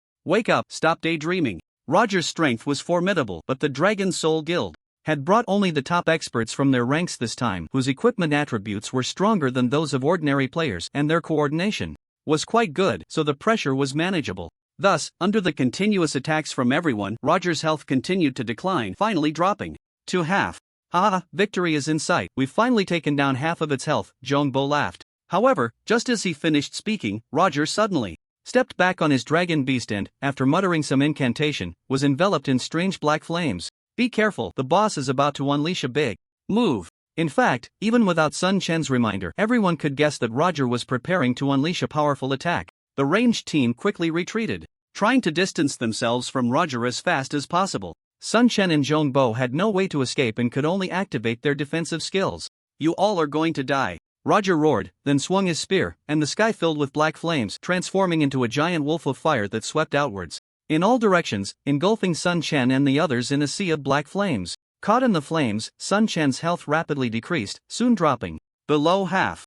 At that moment, Zhang Bo cast a shield on Sun Chen, which alleviated the speed of his health loss. Soon, the black flames dissipated, and when Sun Chen looked around, he saw several players with black names in the team, and there were also several corpses on the ground. Even Zhang Bo had fallen. "President, we're done for. What kind of attack is this? It's terrifying. We didn't even get a chance to heal ourselves before we were wiped out. How scary." "Sun Chen, the monster's aggro is on you now. All the healers are down. You need to kite it," Lin Shi shouted in the group. Sun Chen hadn't expected Roger to unleash such a terrifying attack at half health. He had almost been wiped out. All the melee players near Roger had fallen, and even 3 ranged players were down, leaving only Sun Chen near Roger. At this moment, Sun Chen's health was also below half, and the situation was dire, with Roger's aggro firmly on him, meaning an attack would soon come. If it really comes to it, we should just give up. Although Sun Chen felt a bit reluctant, he decided to concede.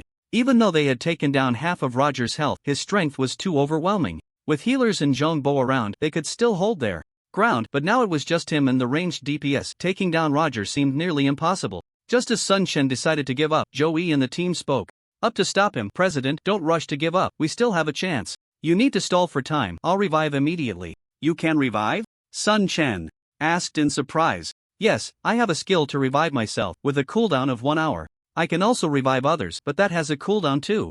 I'll revive the healer in the team first, then let him revive Zhang Bo. That should give us a chance." "Alright, let's do it your way." Sun Chen nodded and then ran in a direction, quickly creating distance from Roger. After Roger unleashed his big move, he paused for a moment. By the time he reacted, Sun Chen had already dashed over 20 meters away, fleeing into the distance. "Want to escape?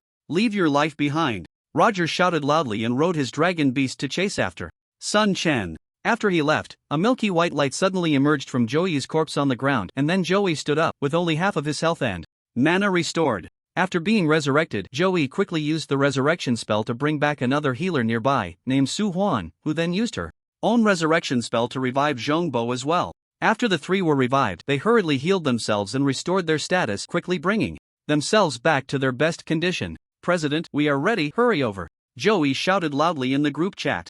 "Okay, I'm coming right away. You all get ready to support me, I can barely hold on." At this moment, Sun Chen had already pulled Roger nearly 100 meters away.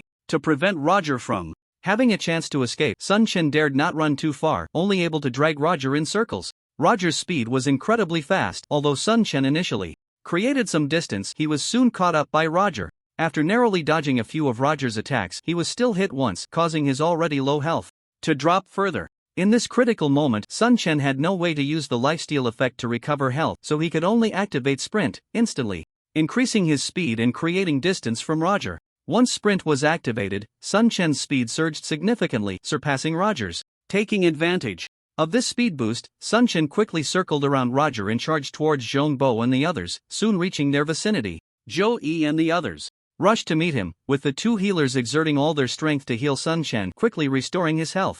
Zhong Bo also took the opportunity to cast a shield on Sun Chen. Alright, we are safe for now, but you all should keep your distance. Zhong Bo and I will continue to tank the monsters, and the ranged attackers should focus on dealing damage. Those who died should hurry back. After arranging everything, Sun Chen turned and charged towards the pursuing Roger. Dare to come back? Die. Roger thrust his spear towards Sun Chen with great force, the black spear light carrying an astonishing wave of power, as if it could pierce through the void itself. At this moment, Sun Chen was still in sprint mode. He swayed his body to dodge Roger's attack, then closed the distance, instantly appearing on Roger's right side, unleashing skills like Crescent Slash and Fury Slash in rapid succession against Roger. Sword.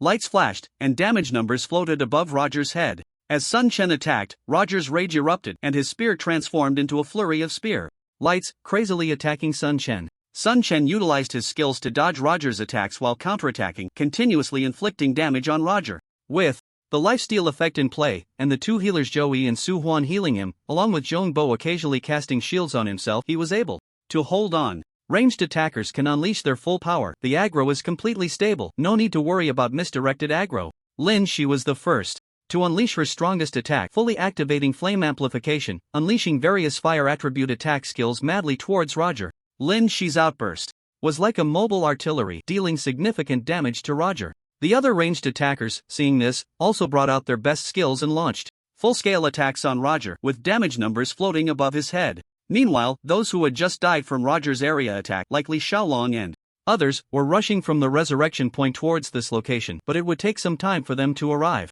The group continued to whittle down Roger's health, and in the subsequent battle, Sun Chen adjusted his strategy, no longer focusing solely on aggressive attacks but prioritizing survival, which greatly reduced the pressure on Zhou Yi and the others. Time continued to pass quietly, and with everyone's cooperation, Roger's health slowly declined. During this period, various burst skills were sustained by Sun Chen and the others. Then, Li Xiaolong and the others, who were melee fighters, returned to join the battle as well. However, after dying once, their levels dropped by 1, and their attack power decreased somewhat. Everything went relatively smoothly. Afterward, Roger's health kept dropping, and when he was left with only half a bar of health, Sun Chen instructed them to stop outputting damage for a while too. By some time, Sun Chen had previously used the bloodthirsty berserk skill, and its cooldown had not yet ended. He knew that Roger would definitely unleash a powerful attack in the final phase, and there was a chance it could be as devastating as the previous half-health situation. To be safe, Sun Chen felt it was best to wait until the cooldown of the bloodthirsty berserk skill was over. Thus, Sun Chen continued to whittle down Roger's health while waiting for the cooldown to finish. After an unknown amount of time, at Sun Chen's command, Li Xiaolong and the others rejoined the battle, launching a full-scale attack on Roger. Furious, Roger retaliated wildly, but many of his tactics had been figured out, and he posed no significant threat to Sun Chen and the others. Time continued to pass quietly, and Roger's health was nearing its limit. You all step back, I'll let you know when to attack next, Sun Chen said, seeing that Roger's health was almost at its limit. He knew Roger was about to explode with power, so he directly ordered Li Xiaolong and the others to retreat, otherwise,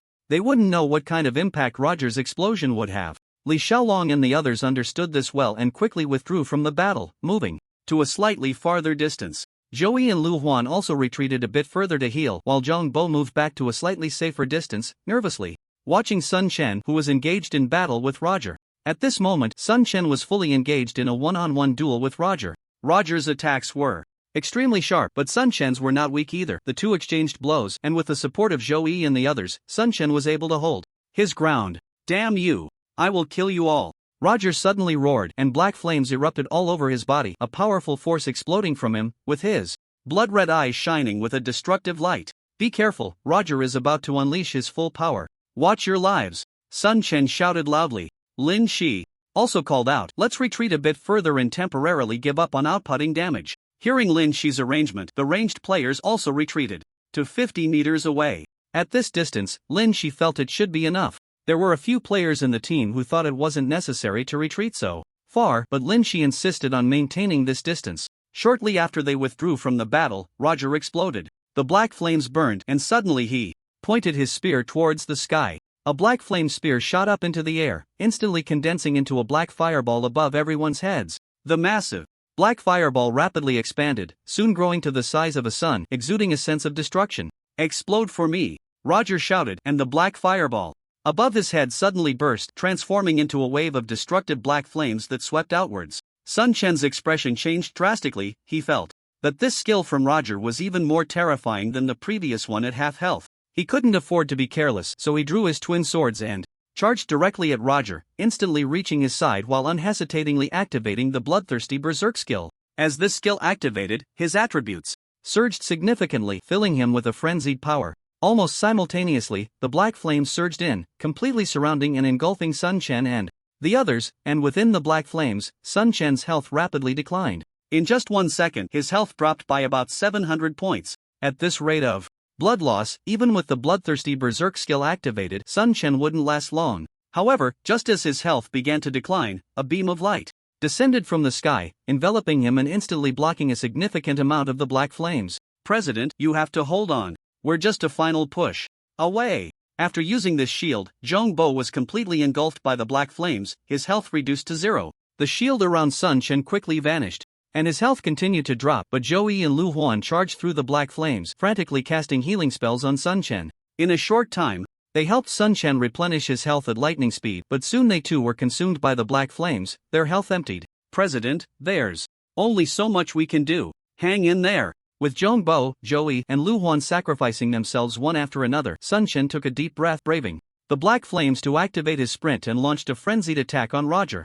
His health continued to decline rapidly, but Sun Chen's attacks were equally ferocious, with countless swordlights striking Roger, dealing astonishing damage while continuously restoring Sun Chen's health. The skill Roger unleashed was terrifying, lasting a full 15 seconds, and Sun Chen's health fluctuated dangerously as it dropped and then rose again. By the time the black flames dissipated, Sun Chen still had half of his health left. Seeing the black flames completely retreat, Sun Chen secretly breathed a sigh of relief. If the flames had lasted a few more seconds, even with the bloodthirsty berserk skill, he wouldn't have been able to withstand their burning. After using this skill, Roger seemed to weaken a bit, and Sun Chen seized the opportunity to attack with all his might, shouting loudly in the group, "Quick, everyone attack together. Don't hold back. Charge!" Lin Shi quickly led everyone towards Roger.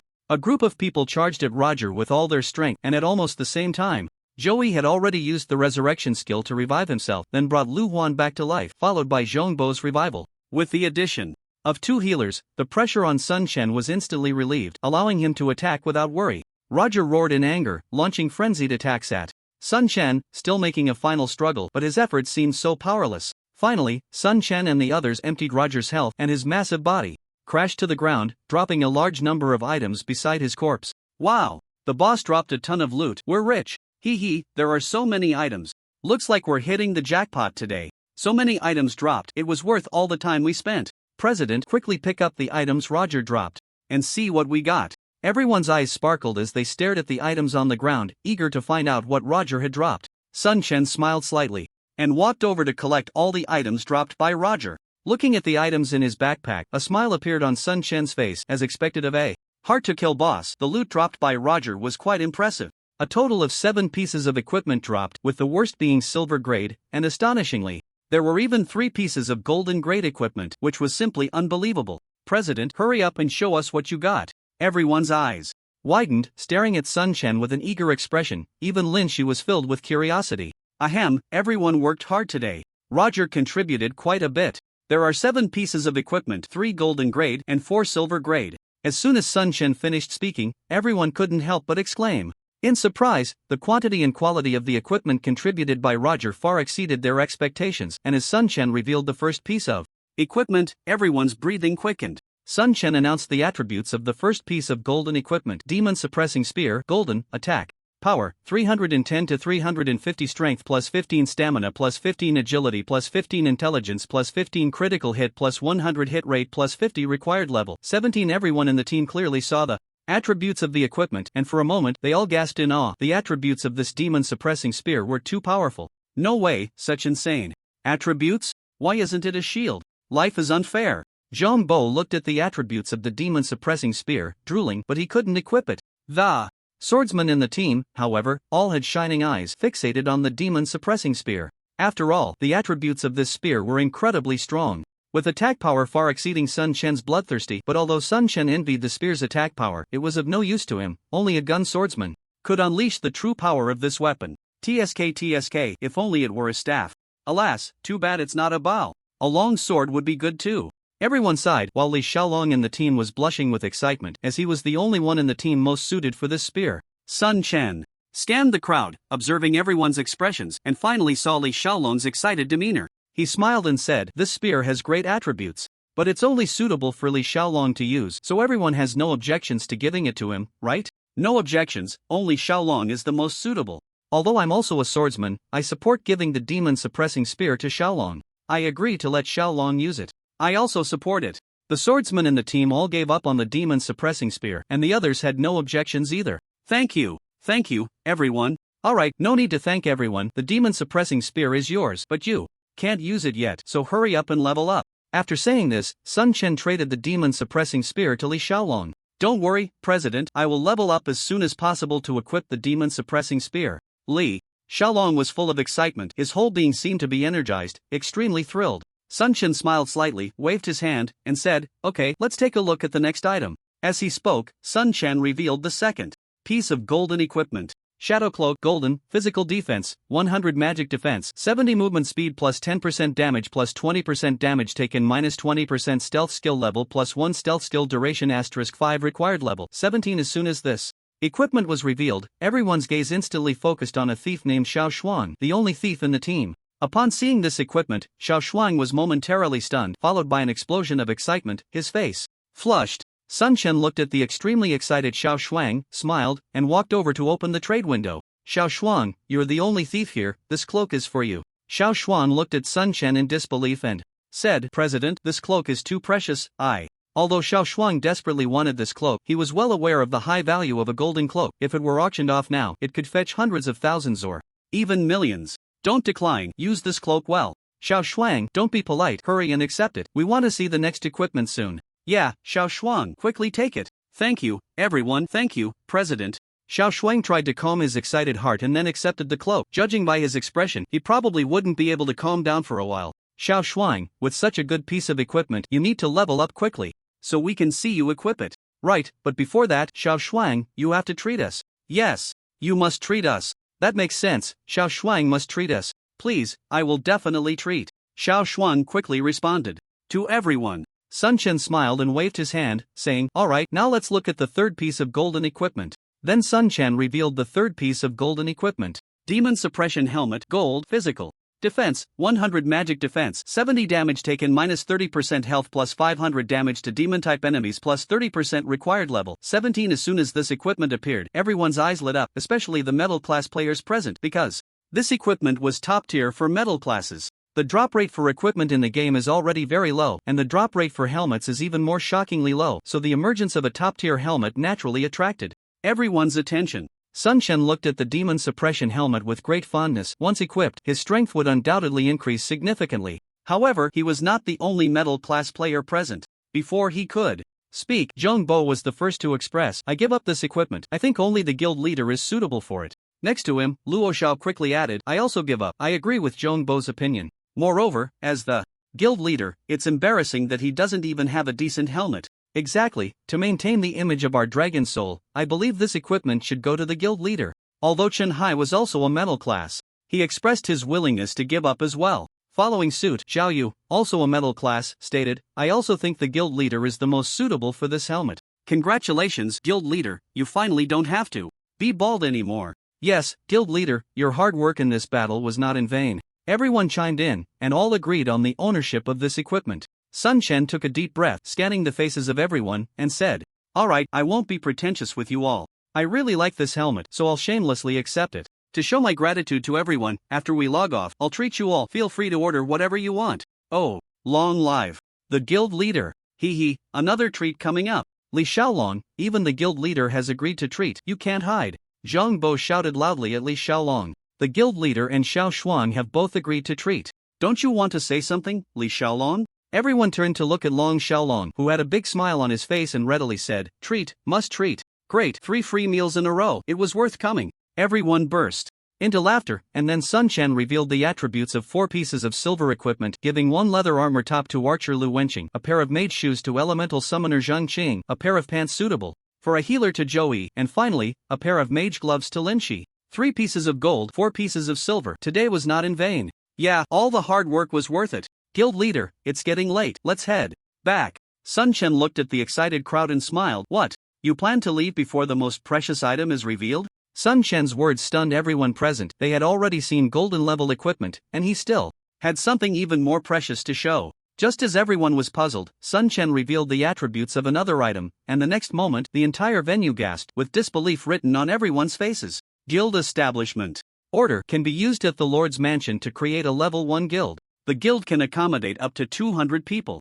Guild members gain plus 10% experience, plus 1% damage, plus 1% defense, plus 1% health, plus 1% mana, plus 1% critical hit rate, plus 1% item drop rate, and plus 1% movement speed. Although the existence of the guild establishment order had long been rumored online, the official explanation was that the drop rate for the order in the early stages was extremely low, with only golden level bosses above level 15 having a chance to drop it, and the drop rate was only 1 in 10,000. Although everyone knew about this item, major guilds didn't pay much attention to it, as no one could obtain such a thing for the time being. Sun Chen and the others were, of course, aware of the guild establishment order, and they also had no hopes for it. They just didn't expect to actually obtain one today, which was simply a huge stroke of luck. After a moment of silence, everyone erupted into thunderous cheers. Oh my god, did I see that right? It's actually the guild establishment order. I'm not seeing things, are we? We actually dropped this item. This is the guild establishment order.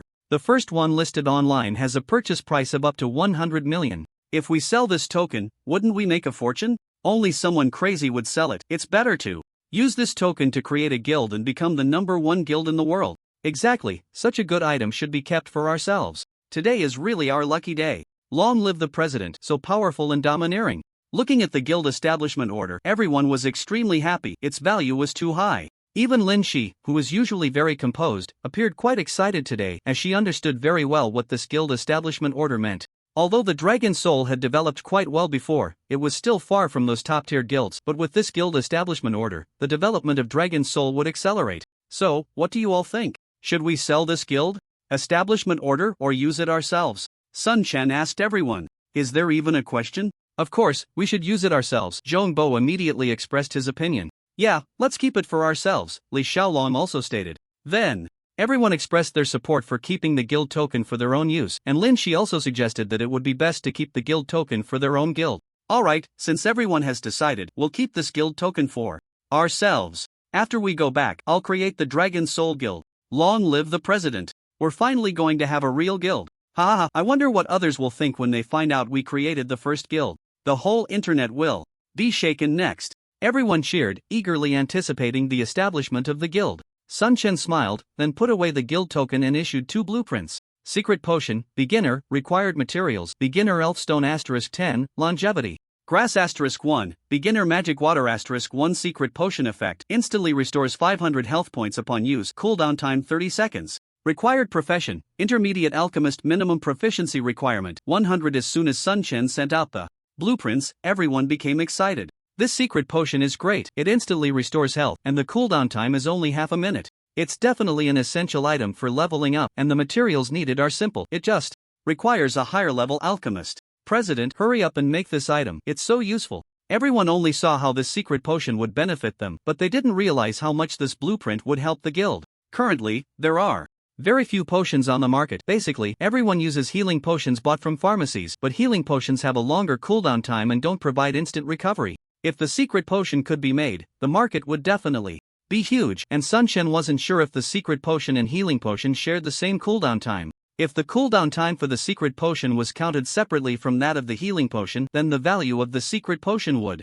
be even more considerable. Moreover, the materials needed to make this secret potion were relatively simple and could be easily produced. Currently, only Sun Chen's Dragon Soul studio in the game can produce this kind of secret potion in large quantities. Once it's made, one can imagine the immense market value it would have. Then, Sun Chen took out a crafting scroll. Purification potion, beginner, required materials, beginner elfstone *10, holy light grass *1, beginner magic. Water *1 scroll effect, instantly removes personal abnormal status upon use, cooldown time 2 minutes. Required profession, intermediate alchemist minimum proficiency requirement, 100. This is another alchemist crafting blueprint, and this one is quite similar to the secret potion crafting blueprint, except one of the materials in the middle has been changed to holy light grass. Sun Chen knew that holy light grass is a slightly rare herb, but it is still quite easy to collect. The effect of this purification potion is very useful, as it can remove one's own abnormal status. It's worth noting that Sun Chen had suffered losses in this regard before. The paralysis skill carried by Silver Frost's Thunder Warrior had severely restricted him. If he had had this purification skill back then, it would have been much easier to deal with. Lin Shi's eyes lit up when she saw the blueprint for the purification potion, and she said, "This blueprint is great. As long as we can make the purification potion, there will definitely be a huge market for it. It seems our Dragon Soul studio is going to make a fortune again." Sun Chen nodded, "Yes, but it's a pity that the scale of Dragon Soul Studio is still too small. Although Dragon Soul Studio has recruited quite a few life profession players, the truly useful ones are still the apprentices that Sun Chen has taken in. However, the number of apprentices is currently limited, which results in the studio's output being very restricted and unable to meet market demand. That's already quite good. In the future, we will increase our investment in training life profession players in the studio to quickly expand it," Lin Shi said. Sun Chen nodded and then put away the blueprint. "President, do you have any more good stuff? Let's see it all." Everyone looked at Sun Chen with anticipation again. Today's haul was too great. With so many top-notch equipment and blueprints, they really hoped there would be more good items to come. Sun Chen smiled slightly and then produced 3 items, but this time they were not equipment or blueprints, but 3 skill books. Teleport Slash instantly deals 110% damage to a target 20 meters away. Cooldown time 2 minutes, requires swordsman to use. Blessing of Archery increases bow and arrow attack power by 30% for 30 seconds after use. Cooldown time 5 minutes, requires archer to use. Life Enhancement increases personal health by 100% for 1 minute after use. Cooldown time 10 minutes, requires warrior to use. Everyone's attention was drawn to these 3 skill books. The swordsman naturally focused on Teleport Slash, as this skill greatly enhances a swordsman's capabilities. However, although Li Xiaolong and the others were envious of this skill, they all unhesitatingly supported Sun Chen in learning it after seeing it. Sun Chen also really liked the Teleport Slash skill. It would greatly help improve his strength. With this skill, combined with Sword Flash, having 2 teleportation skills would provide much greater options in future battles. "Thank you, everyone. I won't be polite then." The next 2 skill books were also distributed, and everyone was very satisfied. "Alright, after a busy day, everyone is tired. Let's hurry back and create the guild," Sun Chen said, eager to establish the guild. So, the group made their way back to Qinglong City, heading straight for the Lord's Mansion. Outside the Lord's Mansion, many players were gathered to take on main quests, but Sun Chen and the others could only enter the Lord's Mansion to create the guild. Just as they arrived at the entrance of the Lord's Mansion, they were stopped by the guards at the door. "Lord's Mansion, no entry for idle people," one of the guards said coldly. "Hello, we need to create a guild and enter the Lord's Mansion," Sun Chen said directly. "What proof do you have?" the guard asked with a serious expression. Sun Chen took out the guild establishment order and waved it, and only then did the guard put away his weapon, saying, "You can take 1 person inside, the rest cannot enter." Sun Chen turned around and saw a hint of disappointment on everyone's faces, but it quickly faded. "President, you go in with the vice president, we'll wait for you outside." Sun Chen nodded and then entered the Lord's Mansion with Lin Shi. The Lord's Mansion was enormous. They stepped into the main hall, which resembled a grand temple, with tall stone pillars supporting a massive dome. A long red carpet led straight ahead, or a chair sat atop a staircase. At that moment, a middle-aged man in black armor, with an imposing demeanor, was seated, frowning as he looked at a document in his hands. Seeing the middle-aged man's serious expression, Sun Chen felt as if he were looking at a real lord. Beside him stood a middle-aged man who looked like a civil official. Upon seeing Sun Chen and Lin Shi enter the hall, the official asked, "Young warriors, what brings you here?" "I want to create a guild. May I ask what I need to do?" Sun Chen inquired. As soon as he finished speaking, the lord, who had been reviewing the document, suddenly looked up and asked seriously, "Are you sure you want to create a guild? Do you know that creating a guild requires a guild establishment order?" Sun Chen nodded earnestly. "Yes, my lord, I know that creating a guild requires a guild establishment order, but we have already obtained one. As he spoke, Sun Chen took out the guild establishment order. What? You have obtained a guild establishment order. The Lord's face was filled with shock as he looked at the order Sun Chen had taken out. He reached out, and the order immediately flew from Sun Chen's hand into the Lord's grasp. Sun Chen looked at the Lord in astonishment. This Lord had no name, and his level was completely hidden, but Sun Chen was certain that this Lord was incredibly powerful. The Lord's attention was now on the guild establishment order in his hand. He examined it several times before confirming, indeed, this is a guild establishment order, but with your strength, you shouldn't have been able to obtain it. Can you tell me where you got this order? Although Sun Chen didn't understand why the Lord was asking about the origin of the order, he answered honestly, we obtained this guild establishment order from a monster named Roger. Upon hearing this, the Lord suddenly stood up, his large, copper-like eyes fixed on Sun Chen, exclaiming, What? You mean Roger? Could it be General Roger of the demon ceiling? The moment the Lord stood up, Sun Chen felt an immense pressure descend upon him, instantly enveloping his body, making him feel as if a giant stone was pressing down on him. How powerful! Sun Chen was deeply shocked. Taking a deep breath, he slowly replied, Yes, my lord.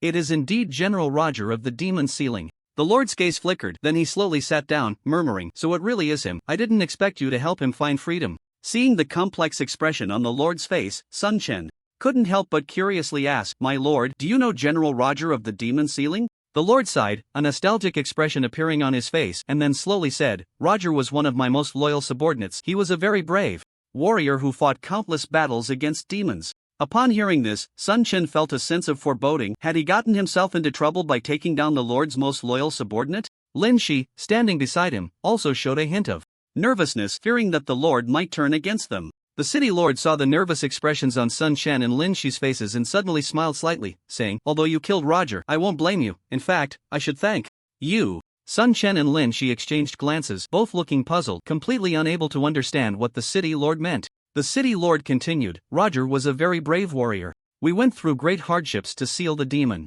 To ensure the seal would last, Roger voluntarily guarded the sealing place for a full 20 years, protecting it in solitude. Upon hearing this, Sun Chen and Lin Shi couldn't help but feel moved. Enduring the loneliness of guarding the sealing place for 20 years was indeed an impressive feat. Although this was a character set in the game, there was no doubt he was worthy of admiration. The city lord went on, Although the demon has been sealed, its power is still very strong. As time passes, the demon's power seeps out from the seal, constantly eroding Roger. For so many years, Roger has been enduring the torment of the demon's power. His soul has been imprisoned, and he is no longer himself. It's a pity that the sealing place is quite special. We cannot enter, and we are powerless to help Roger. You have done what we wanted to do but couldn't, so we should thank you. After listening to the city lord's account, Sun Chen and Lin Shi finally understood the cause and effect of everything and felt relieved. So the demon is still in the sealing place, right? Sun Chen couldn't help but ask curiously. Of course, it is still there. The demon is only sealed, not destroyed. You are heroes from another world, possessing an immortal body. I see miracles in you. Are you willing to take on the responsibility of eliminating the demon? System prompt. Are you willing to accept the task of eliminating the demon in the sealing place? The system prompt came a bit suddenly. Sun Chen never expected to receive a task here, and it seemed like a difficult one. I am willing. Sun Chen chose to accept the task without hesitation. Although he was somewhat shocked that the city lord knew they were players, he could accept it. After accepting the task, Sun Chen directly opened his task panel, and indeed, a task to eliminate the demon appeared. Task: Eliminate the demon. Task description: Eliminate the demons within the sealing place and receive task rewards based on the number and strength of the demons eliminated. Task requirements: Level 30 and below, maximum of 6 players in a team. Task rewards: Task points redeemable for items. After reviewing the task description, Sun Chen roughly understood the situation. Clearly, the demons in the sealing place must be very powerful, otherwise, the task wouldn't have such level requirements. Originally, Sun Chen wanted to enter the demon sealing place early to take a look, but it seemed he would have to wait a while. The city lord looked at Sun Chen and said, Young warrior, I look forward to your future performance. I will help you with the creation of your guild. Thank you, Lord City Lord, Sun Chen quickly expressed his gratitude. The city lord waved his hand and said, Although I am making it convenient for you, some requirements for creating a guild cannot be waived. You need to deduct 10,000 reputation points and pay 100,000 gold coins. Although he cursed inwardly at the extortion, Sun Chen still promptly paid the gold coins and, with the city lord's help, created the Dragon Soul Guild. The moment the guild was successfully established, a world announcement appeared. World announcement. Congratulations to Nanfong for creating the first guild in Conquest, Dragon Soul, rewarding him with 10,000 reputation points and doubling the basic attributes of the Dragon Soul Guild. World announcement. Congratulations to Nanfong for creating the first guild in Conquest, Dragon Soul, rewarding him with 10,000 reputation points and doubling the basic attributes of the Dragon Soul Guild. World announcement. Congratulations to Nanfong for creating the first guild in Conquest, Dragon Soul, rewarding him with 10,000 reputation points and doubling the basic attributes of the Dragon Soul Guild. 3 consecutive world announcements instantly captured the attention of players worldwide, and for a moment, the entire game fell silent, only to erupt into endless waves of excitement. No way? A real guild has actually been established. Is Nanfong really that impressive? He actually founded a real guild. It doesn't make sense. Nanfong established a real guild before the top 10 guilds. It's simply unimaginable. The first guild in the world was actually created by us, the Huaxia people. That's amazing. Now the Dragon Soul Guild is completely famous. The president is so impressive. Everyone in the game was shocked by this news, and ordinary players from Huaxia were very happy. Although they were not members of the Dragon Soul Guild, the fact that the first guild was created in Huaxia made them all very pleased. However, the moment the top 10 guild managers received this news, chaos erupted. The management of various guilds received urgent orders to convene meetings. Wei Xian also received this news. He first smashed everything in his office before notifying the senior management of AO Shi to gather. Meanwhile, players from abroad were equally shocked, and major guilds began to take action as well. At this moment, Sun Chen was looking at his guild's introduction, realizing that being the first guild created indeed had significant advantages. The attribute bonus from the guild establishment order had doubled, and the member limit for the guild had also doubled. Originally, a newly established level 1 guild could only accommodate 200 people, but now the Dragon Soul Guild could hold 400. The experience gain for guild members, which could originally increase by 10%, now increased by 20%, and various basic attributes also doubled. Such astonishing rewards made both Sun Chen and Lin Shi extremely happy. At the same time, all the players in the Dragon Soul Guild were excited. The group chat was bustling, and everyone was jumping in to speak. After leaving the Lord's mansion, Sun Chen immediately pulled Lin Shi into the guild and appointed her as vice president. Now that we have our own guild, things will be much easier, but our guild level is too low, we must quickly level up. Lin Shi nodded, saying, the guild establishment order is very rare, it will be difficult for other guilds to obtain a second guild token in a short time. We can take this opportunity to develop the guild to its fullest. Once we reach level 7, we can apply for a residence, and that will be the real time for development. Let's arrange the members first. The benefits of joining the guild are too many. I suggest we arrange for elite combat members to join. Su Qing and the others don't need to join the guild, or it would be a waste of attributes. Sun Chen nodded in agreement with Lin Shi's suggestion. Just as they stepped out, they were surrounded by Li Xiaolong and the others, all of them with excited expressions. President, hurry and add us to the guild. I can't wait any longer. Zhong Bo said eagerly. Don't rush, it'll be done soon. Sun Chen smiled as he quickly added Zhong Bo to the guild, and then Li Xiaolong. And the others were also added by Sun Chen and Lin Shi. Hey, President, why do our guild attributes seem different from what's described in the guild establishment order? Someone suddenly asked. Are you stupid? Didn't you just hear that the guild attributes have doubled? Zhong Bo rolled his eyes at the person. That's great, this will speed up leveling quite a bit. Yeah, with these guild attribute bonuses, leveling will indeed be much faster. Soon, Sun Chen added everyone present to the guild and assigned them the position of Centurion, then distributed permissions. Within the guild, Sun Chen could directly assign positions to players. Currently, a level 1 guild could only appoint 2 vice presidents and 50 centurions. The people present were all the main force of the guild, so Sun Chen directly appointed everyone as centurions. Their permissions were also set, allowing them to add members directly to the guild. However, each centurion had a limit on the number of people they could add, and they could also use the guild's shared warehouse. Previously, the Dragon Soul Guild's warehouse was a rented system warehouse, and players could not use their points to exchange for items in the guild warehouse, which was very inconvenient. Now that there was a guild warehouse, players could directly use their points to exchange for items, making things much easier. Sun Chen scanned the excited faces of the crowd and then said loudly, now that the guild is established, the number of people we can accommodate is still too small, so there are 2 things we need to do next. The first is to select members to join the guild. I want all of you to participate in this, picking some elites from the guild members to bring in. When you recruit people, make sure to explain to those who couldn't join the guild to be patient, improve their strength, and wait until the guild level increases, so that more people will have the opportunity to join. The second thing is to fully execute guild tasks to quickly increase our guild points, and we will reward players who complete guild tasks. Don't worry, President, we We'll recruit people to join the guild right away and fully execute the guild tasks. Let's go. The group chat is going crazy. We need to hurry to the city to gather people. Sun Chen waved his hand and led everyone away quickly. At this moment, the Dragon Soul group chat was in an uproar, with members asking where to join the guild. Sun Chen could only tell them to gather at the square in the city, where many people had already gone. At this time, a large number of Dragon Soul players had gathered at the square in Qinglong City, excitedly communicating with each other, all hoping to join the guild as soon as possible. Every Dragon Soul player wore an excited smile, while players from other guilds looked on with envy. There was no way around it. Leveling up in the game was too difficult, and the drop rates for various equipment were very low. Once they joined the Dragon Soul Guild, their attributes would instantly soar, equivalent to directly increasing their equipment, visibly enhancing their strength. However, the guild establishment order was too rare, and many players didn't even know such a thing existed. Even if they did know about the guild establishment order, they understood that it would be impossible to obtain it in a short time. When Sun Chen and the others approached the square, they were already noticed, and Dragon Soul players rushed over, instantly surrounding Sun Chen and his group. President, I want to join the guild. President, add me. I'm a veteran of the guild. President, I fought for the guild and bled for it, let me in. Move aside, I want to join the guild. Those in the back, don't push, line up. There are only a few hundred spots. Everyone, be quick. A group of players clamored, making the entire square chaotic. Sun Chen and his group were completely surrounded, unable to organize everyone in time. President, what do we do now? Zhang Bo asked with a worried look at Sun Chen. So many people want to join the guild, but there are only a few spots. If we're not careful, many people will have complaints. Li Xiaolong also looked worried. Once we